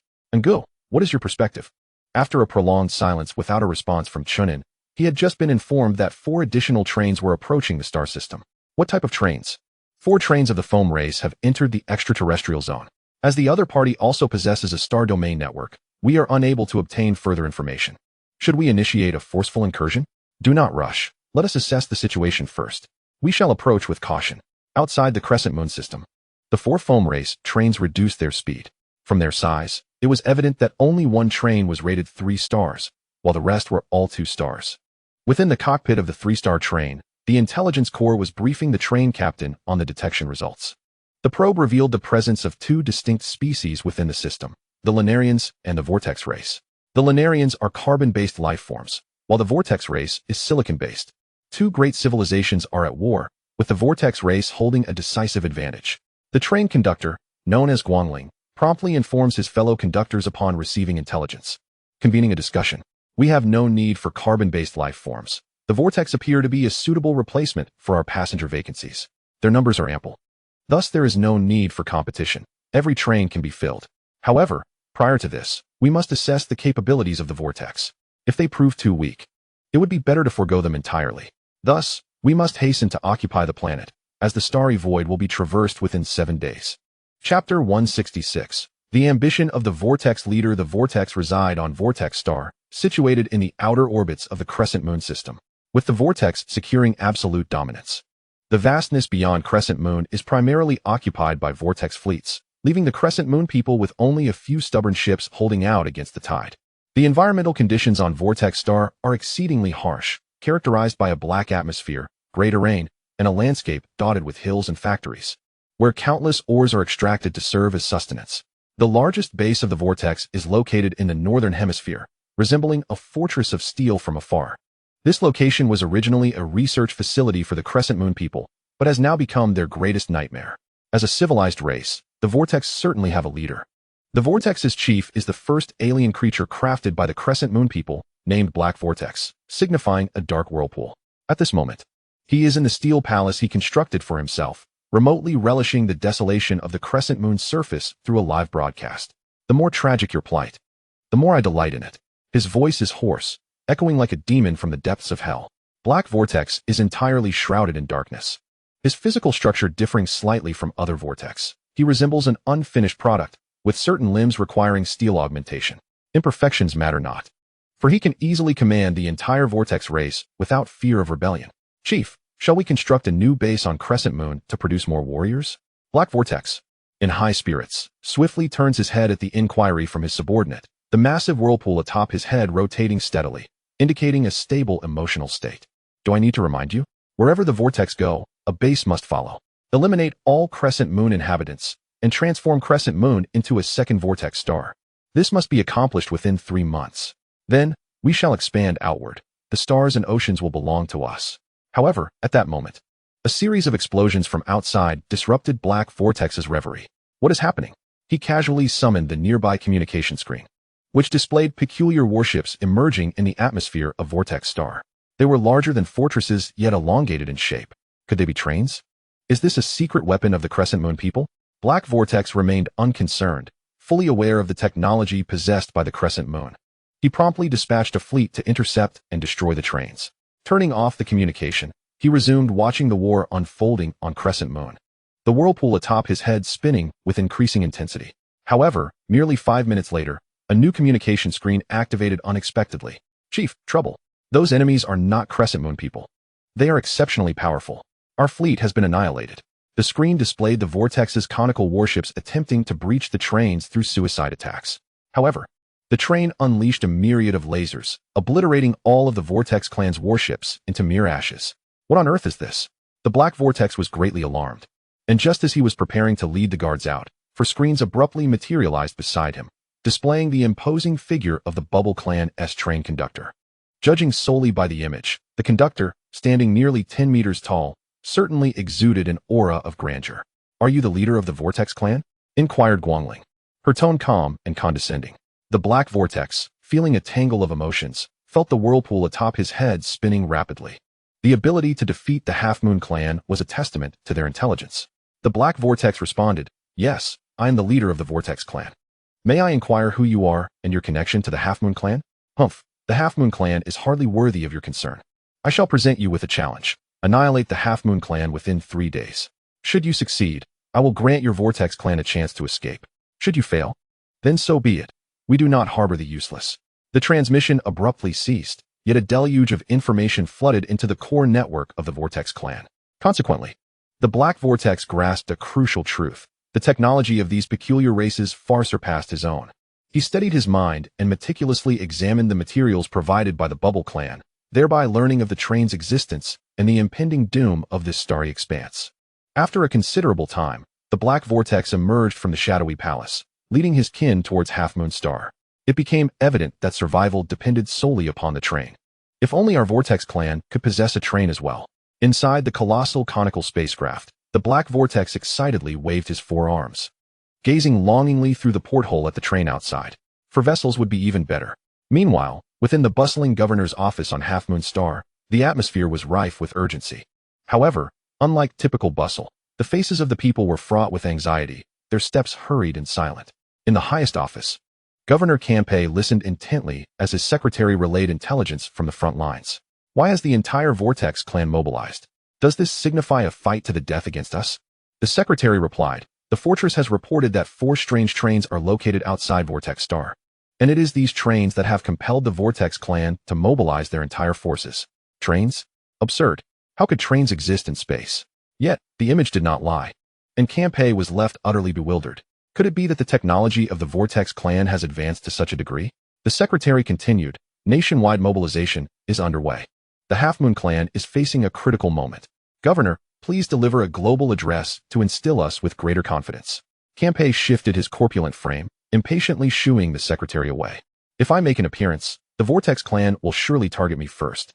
Given the current situation, we can only initiate the evacuation plan and abandon Half Moon Star.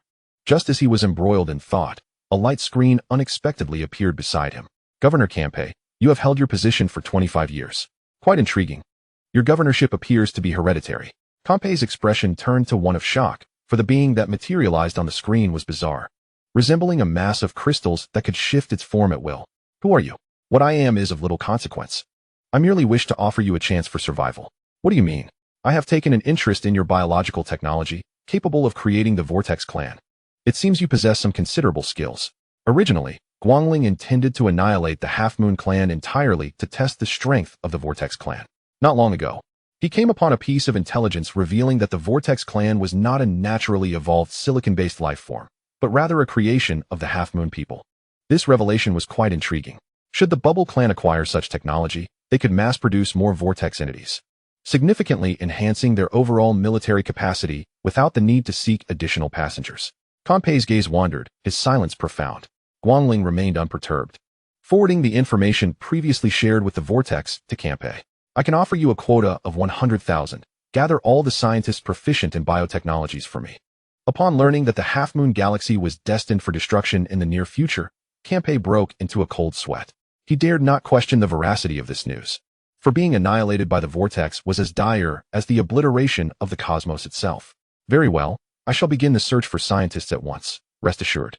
However, could we not consider a ceasefire first? Guangling replied with an air of nonchalance. The remaining Half Moon people are doomed regardless. Utilizing them for the Vortex's trials would merely be a pragmatic disposal. If you do not act swiftly, you too shall meet the same fate.